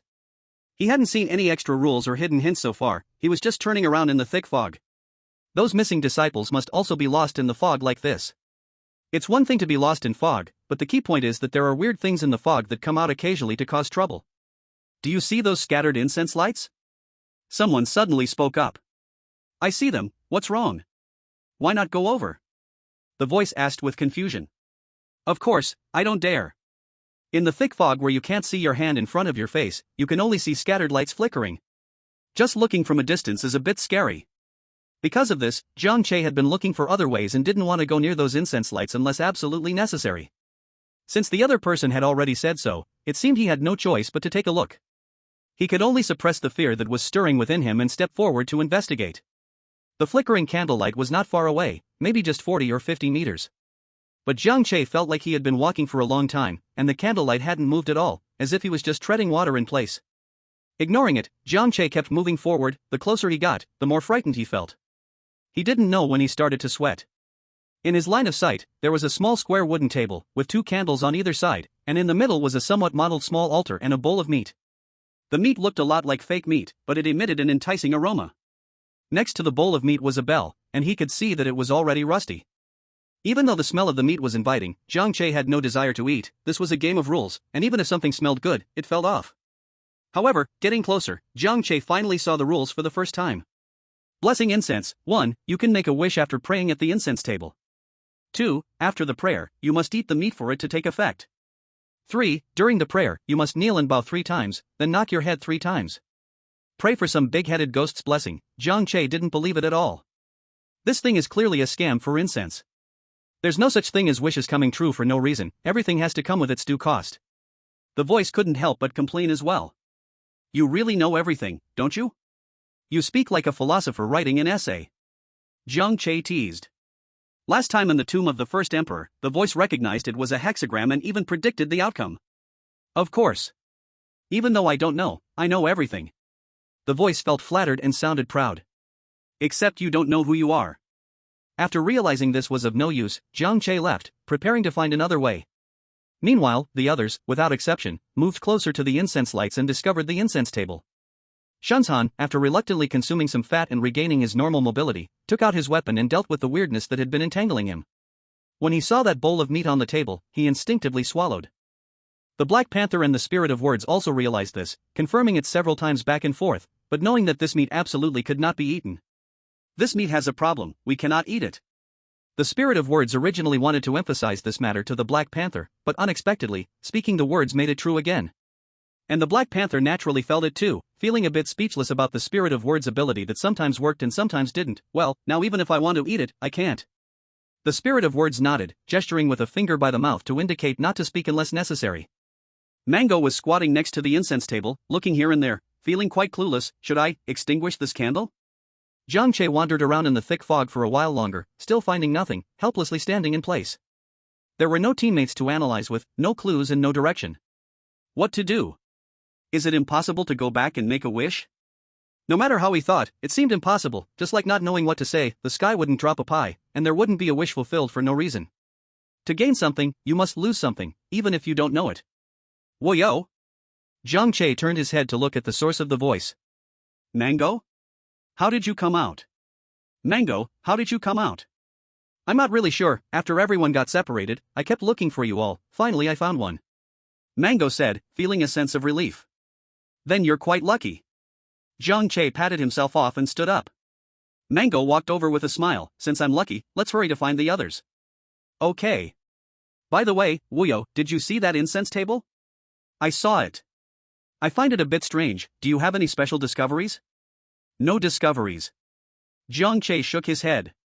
I have a discovery. Mango said with a big smile. This piqued Jiang Che's interest as he smiled and asked, what discovery is that? That incense table is not an ordinary incense table, it's a wishing platform. It can really grant wishes. Can it grant wishes? How did you find that out? I didn't see any hints. Because at that time I said next to it, I wish I could see you, and unexpectedly, as soon as I came out, I saw you, which means this thing granted my wish. Seeing Mango happily talking, Jiang Che frowned. After all, this is a game with rules, let's be more careful, there's no way it can grant wishes. It's fine, I just made a wish, you don't believe me, I'll try it for you again. All right. Jiang Che reluctantly agreed, and the two looked for another incense table. The incense table still had a bowl of fragrant meat slices, looking red and shiny, almost like it was fake. Mango closed his eyes, took a deep breath, and was a bit drooling. His eyes sparkled with excitement. I'll give it a try. Okay. Jiang Che nodded with a smile, watching from the side. Just demonstrating, I'll make a small wish, not saying anything too difficult to achieve. After saying that, Mango knelt properly in front of the incense table, first bowing 3 times, then knocking his head 3 times. Soon, a bowl of meat appeared in Mango's hands. Look, the wish I just made was to want a bowl of meat, and now it's directly realized. After all, this is a game with rules, we should still be careful, there's no way it can grant wishes. Don't be so cautious, Wuyo. While the game with rules is dangerous, there are many ways to solve the game. Sometimes it's fine to utilize it a little. After Mango spoke, Jiang Che nodded, showing an understanding expression. Seeing there was hope, Mango planned to seize the opportunity, but Jiang Che asked first, Mango, what kind of meat was in that bowl you wished for? Mango's bright smile suddenly froze. What? I'm asking, what kind of meat was in that bowl? Did you specify clearly in your wish? Oh, this? It's braised pork. I see. Jiang Che nodded thoughtfully. Looking at the smile frozen on Mengzhong's face, I curiously asked. But Guyu told me that you have never eaten pork since you were a child. The smile on Mengzhong's face hadn't faded, but the veins on his forehead had started to bulge, a mix of joy and anger. Xiao Che, you've really gone bad, starting to act with the weird. As the only cheerful spectator of this performance, I said with a laugh, just like watching a TV show, it was quite interesting. Jiang Che knew at first sight that this Mengzhong was strange. The information prompt above his head was written all over his face. However, at that moment, there was only one eerie term in the fog, no other information. Jiang Che was just thinking about whether he could trigger some extra rules or get some words out of this weird mouth, which was why he had been maneuvering for so long. At least from the other party's performance, the meat on this table was definitely not to be eaten. It was also best not to make wishes. Once wishes were made, there might be unexpected terrifying consequences. Otherwise, this weird wouldn't go to great lengths to make him wish. So you have already discovered it. The face of Mengzhong gradually darkened as he stuffed all the meat in the bowl into his mouth, chewing with greasy lips while staring at Jiang Che. Jiang Che slowly moved his hand to his waist, ready to draw the emperor's sword to fight. But this strange being was all noise and no action. After a grand roar, it just turned around and ran away. No, buddy, are you kidding me? If you're going to run, then just run, why are you yelling at me? But in the end, the strange being did not succeed in escaping and was caught back by Jiang Che. The old rule, let's play a game. I ask, you answer. If you can't answer, you die, understand? The strange being trembled. Deep down, it really wanted to ask if there was a reward for answering correctly. On the other side, the real Mengzhong also encountered Jiang Che, and the two were discussing around a fragrant table. Wuyo, can you see anything special? Mengzhong knew Jiang Che's abilities and asked curiously. Jiang Che glanced at the incense table. Yes. If we want to leave this rule game, we may have to rely on this incense table. Please elaborate. I saw that this incense table can grant blessings, but it cannot guarantee success. So that's the case. Mengzhong looked at Jiang Che, pondering and said. Can you demonstrate it for me first? No, I just peeked at this incense table and have been discovered. I'm afraid it can't be blessed anymore, only you can do it. Jiang Che said a bit embarrassedly, but saw Mengzhong charging over directly. Mengzhong, what are you doing? Stop pretending. Since the other party was of no use at all and only thought of ways to get blessings, Mengzhong naturally had no interest in negotiating with him. Kill and be done with it. The Black Panther and the Word Spirit, who had never separated, encountered a cheerful Shield Mountain. As a result, this Shield Mountain was killed in one move without even saying a word. It was very simple. Shield Mountain's body was actually fatter than before entering. Logically, if they had been in for a while, Shield Mountain must have encountered something strange, and the chubby one could only passively defend it first. So when she activated her defensive barrier, she would consume fat. It was right to lose some weight. How could she still get fatter now? It couldn't be true. The Word Spirit was a bit dumbfounded when seeing the Black Panther act so decisively. Though he also knew that the previous Shield Mountain was a fake, he didn't expect the Black Panther to act so straightforward. Not even asking a question. What if that strange being was willing to give you some clues? Jiang Che, holding the trembling fog creature, thought for a moment and asked. Will wishes really come true after making a blessing? Yes, yes. The fog creature stretched its neck and said, looking all self-evident. And the consequences? Jiang Che asked again. Consequences? I don't know either, it might not be good. Then I kill you. No, no, no. Let me tell you how to disperse this thick fog. Will you set me free? Sure. Sure. Seeing Jiang Che agree so readily, the strange being looked suspicious and said, Why do I find it so hard to believe? Swear it. In the rules of the game, swearing is not as simple as just speaking it out. Here, swearing forms rules, and if you break them, you will face the deserved punishment. Of course, if you can leave before breaking your oath, it doesn't matter, actions within the rule game do not count outside. I, Jiang Che, swear that as long as this strange being before me tells me the correct way to disperse the white fog, I will release it immediately. If I go against this, may thunder strike me. After saying this, Jiang Che felt a strange power surge through him, likely the power of the rules. Now do you believe? You can speak. The way to disperse the white fog is to extinguish the incense candles, but it's dangerous, so handle it as you see fit. What kind of danger? I can't say. Anyway, I've told you the correct method. Beyond that, I have no obligation to inform you. Jiang Che nodded thoughtfully and lifted the Emperor's sword. You're not keeping your word. You broke your oath. The strange being covered its face, crying out in fear. Jiang Che felt a strange power trying to stop him and realized that what the strange being said was true, so he released it. Alright, I'll let you go. You can leave. Since that's the case, then I won't be leaving. Jiang Che looked at the strange being as if it was a fool. You just swore that you cannot harm me, and yet I can harm you now. The strange being laughed cruelly, planning to offer this person to its master. However, before the laughter could fully fade, its head flew off. What just happened? I seem to see my own neck. Jiang Che put away the Emperor's sword, feeling somewhat speechless towards this strange being. His oath said to release it, but didn't say he couldn't kill it. Just say whether you were released or not. The method the strange being mentioned was correct, so Jiang Che stepped forward and cut the incense candles with one strike.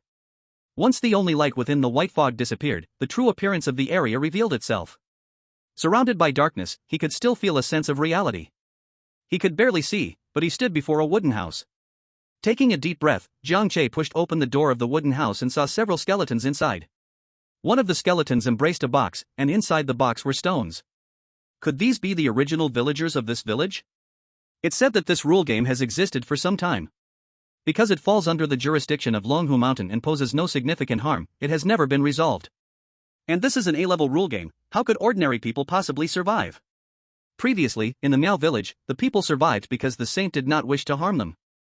Otherwise, those people would have long been dead.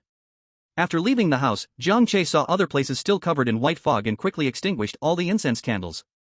As each candle was snuffed out, the area gradually returned to normal, and Jiang Che encountered an utterly confused Mangzhong. Mangzhong!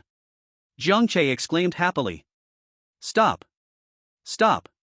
Mangzhong said warily, taking a few steps back. It's me, no doubt.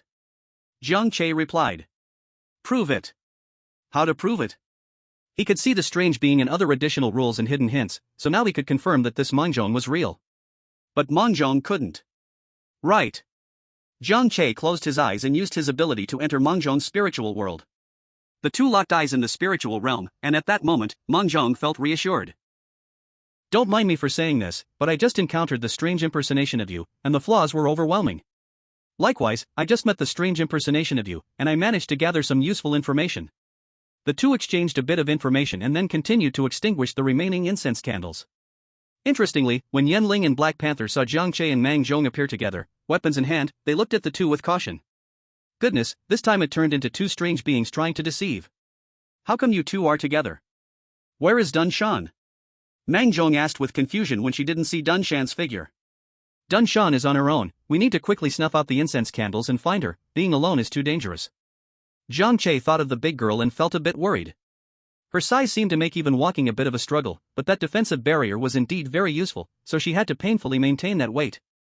She was also sacrificing her body for the cause. Yan Ling and Black Panther watched as Jiang Che and Mang Zhong played off each other, and it was Black Panther who couldn't help but ask first, "Are you two even human?" Jiang Che remained silent, and Mang Zhong snapped her fingers. A small flame jumped to Black Panther's face. "Do you think I'm not human?" Black Panther's face flushed red, and he could only keep a stern expression and remain silent. Yan Ling also didn't say anything but looked at Jiang Che with a puzzled gaze. Jiang Che cleared his throat. "It's a long story, but to dispel this white mist, we just need to put out the incense candles. However, after we're done, be careful, there may be dangers." Okay. Yan Ling and Black Panther split up, anxious to quickly find Dun Shan. At this moment, Dun Shan was following Black Panther, looking very worried. "Is your method really going to work? Is it really possible there?" "It definitely will work, I wished for it to find you." Hearing Black Panther say this, Dun Shan felt a bit embarrassed and lowered her head. To take such a big risk just to wish to find her? Although Black Panther was usually reckless, this was a game of rules. As an experienced agent, he shouldn't be so careless. In Dun Shan's heart, she had almost accepted Black Panther as strange.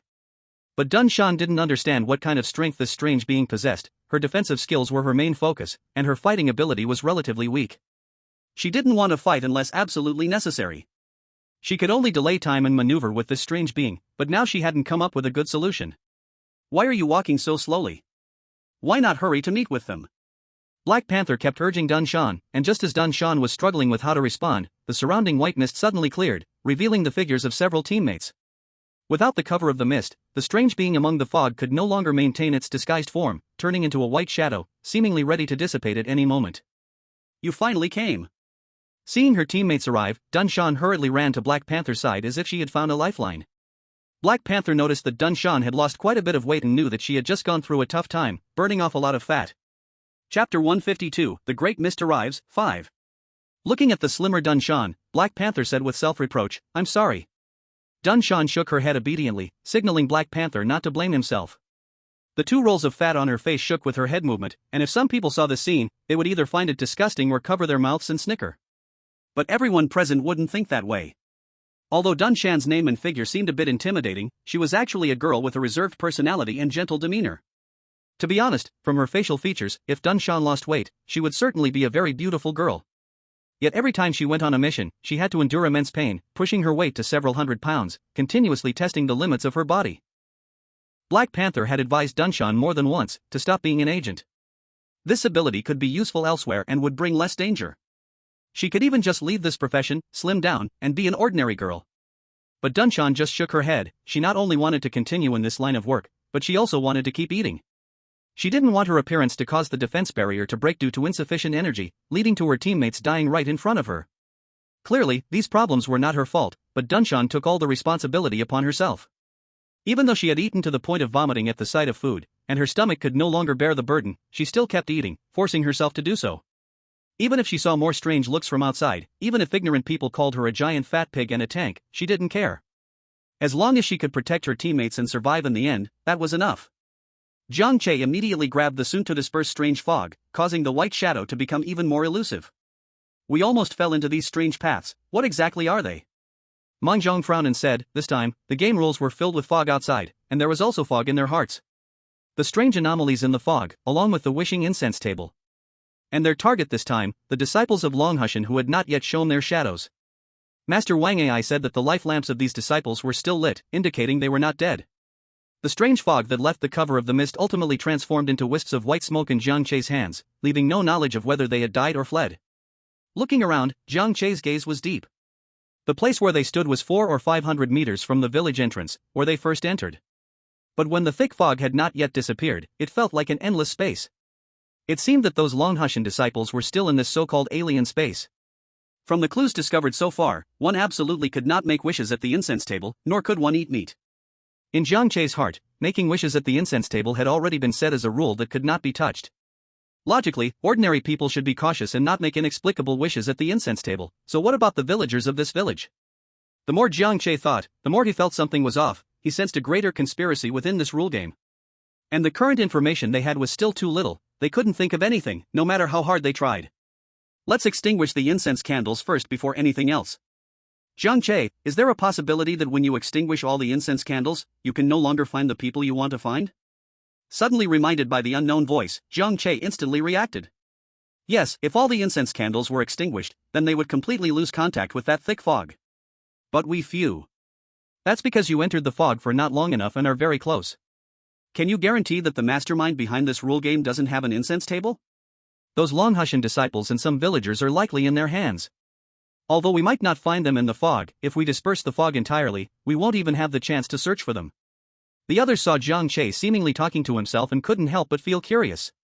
Jiang Che understood the unknown meaning and figured it out, turning to convey it to the others. They were not newcomers, so they understood immediately. Currently, the incense candles on the table represented the switch to that misty space. If all of them were extinguished, and the mysterious mastermind behind the rule game did not show up, they would indeed never find the people again. No one will openly display their prey for others to see. I think we should first check the areas that are separated from the foggy space to see if there are any clues, Jiang Che suggested. Okay. Since the others had no better plans or thoughts, they naturally followed Jiang Che's suggestion. The areas that had returned to normal were all ordinary rural houses, and due to the initial encounter, everyone was hesitant to separate.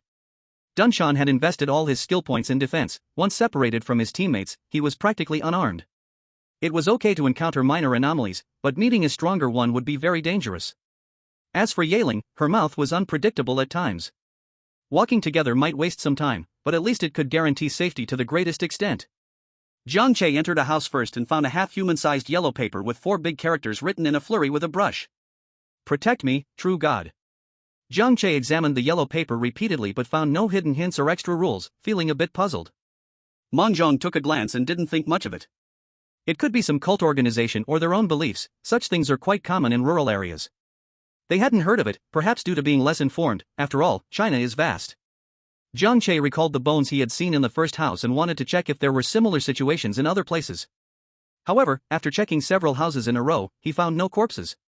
Instead, he stumbled upon quite a few similar yellow papers, each depicting some incomprehensible words, all like "protect me, true God," seemingly crazy, with no clear meaning. Jiang Che looked at the stack of yellow papers in front of him, deep in thought. His fingers lightly tapped the table, but he couldn't think of any effective information. I'm afraid this true God is the source of their troubles. This village must still have some unknown secrets. We can only search for clues for now, Mengzhong said. She always felt that the generation of rule games might not solely be due to the lingering spirits of the dead. It's not that this village is unique. There are some places desolate and deserted, where there may have never been any deaths, yet rule games still formed. How can this be explained? The problem is that currently, looking for clues feels like a headless chicken running around. The foggy space should be manipulated by someone behind the scenes, and if they don't want us to find them, we might never see anyone, Jiang Che analyzed. After saying this, he noticed Yeling looking like she wanted to say something but hesitated.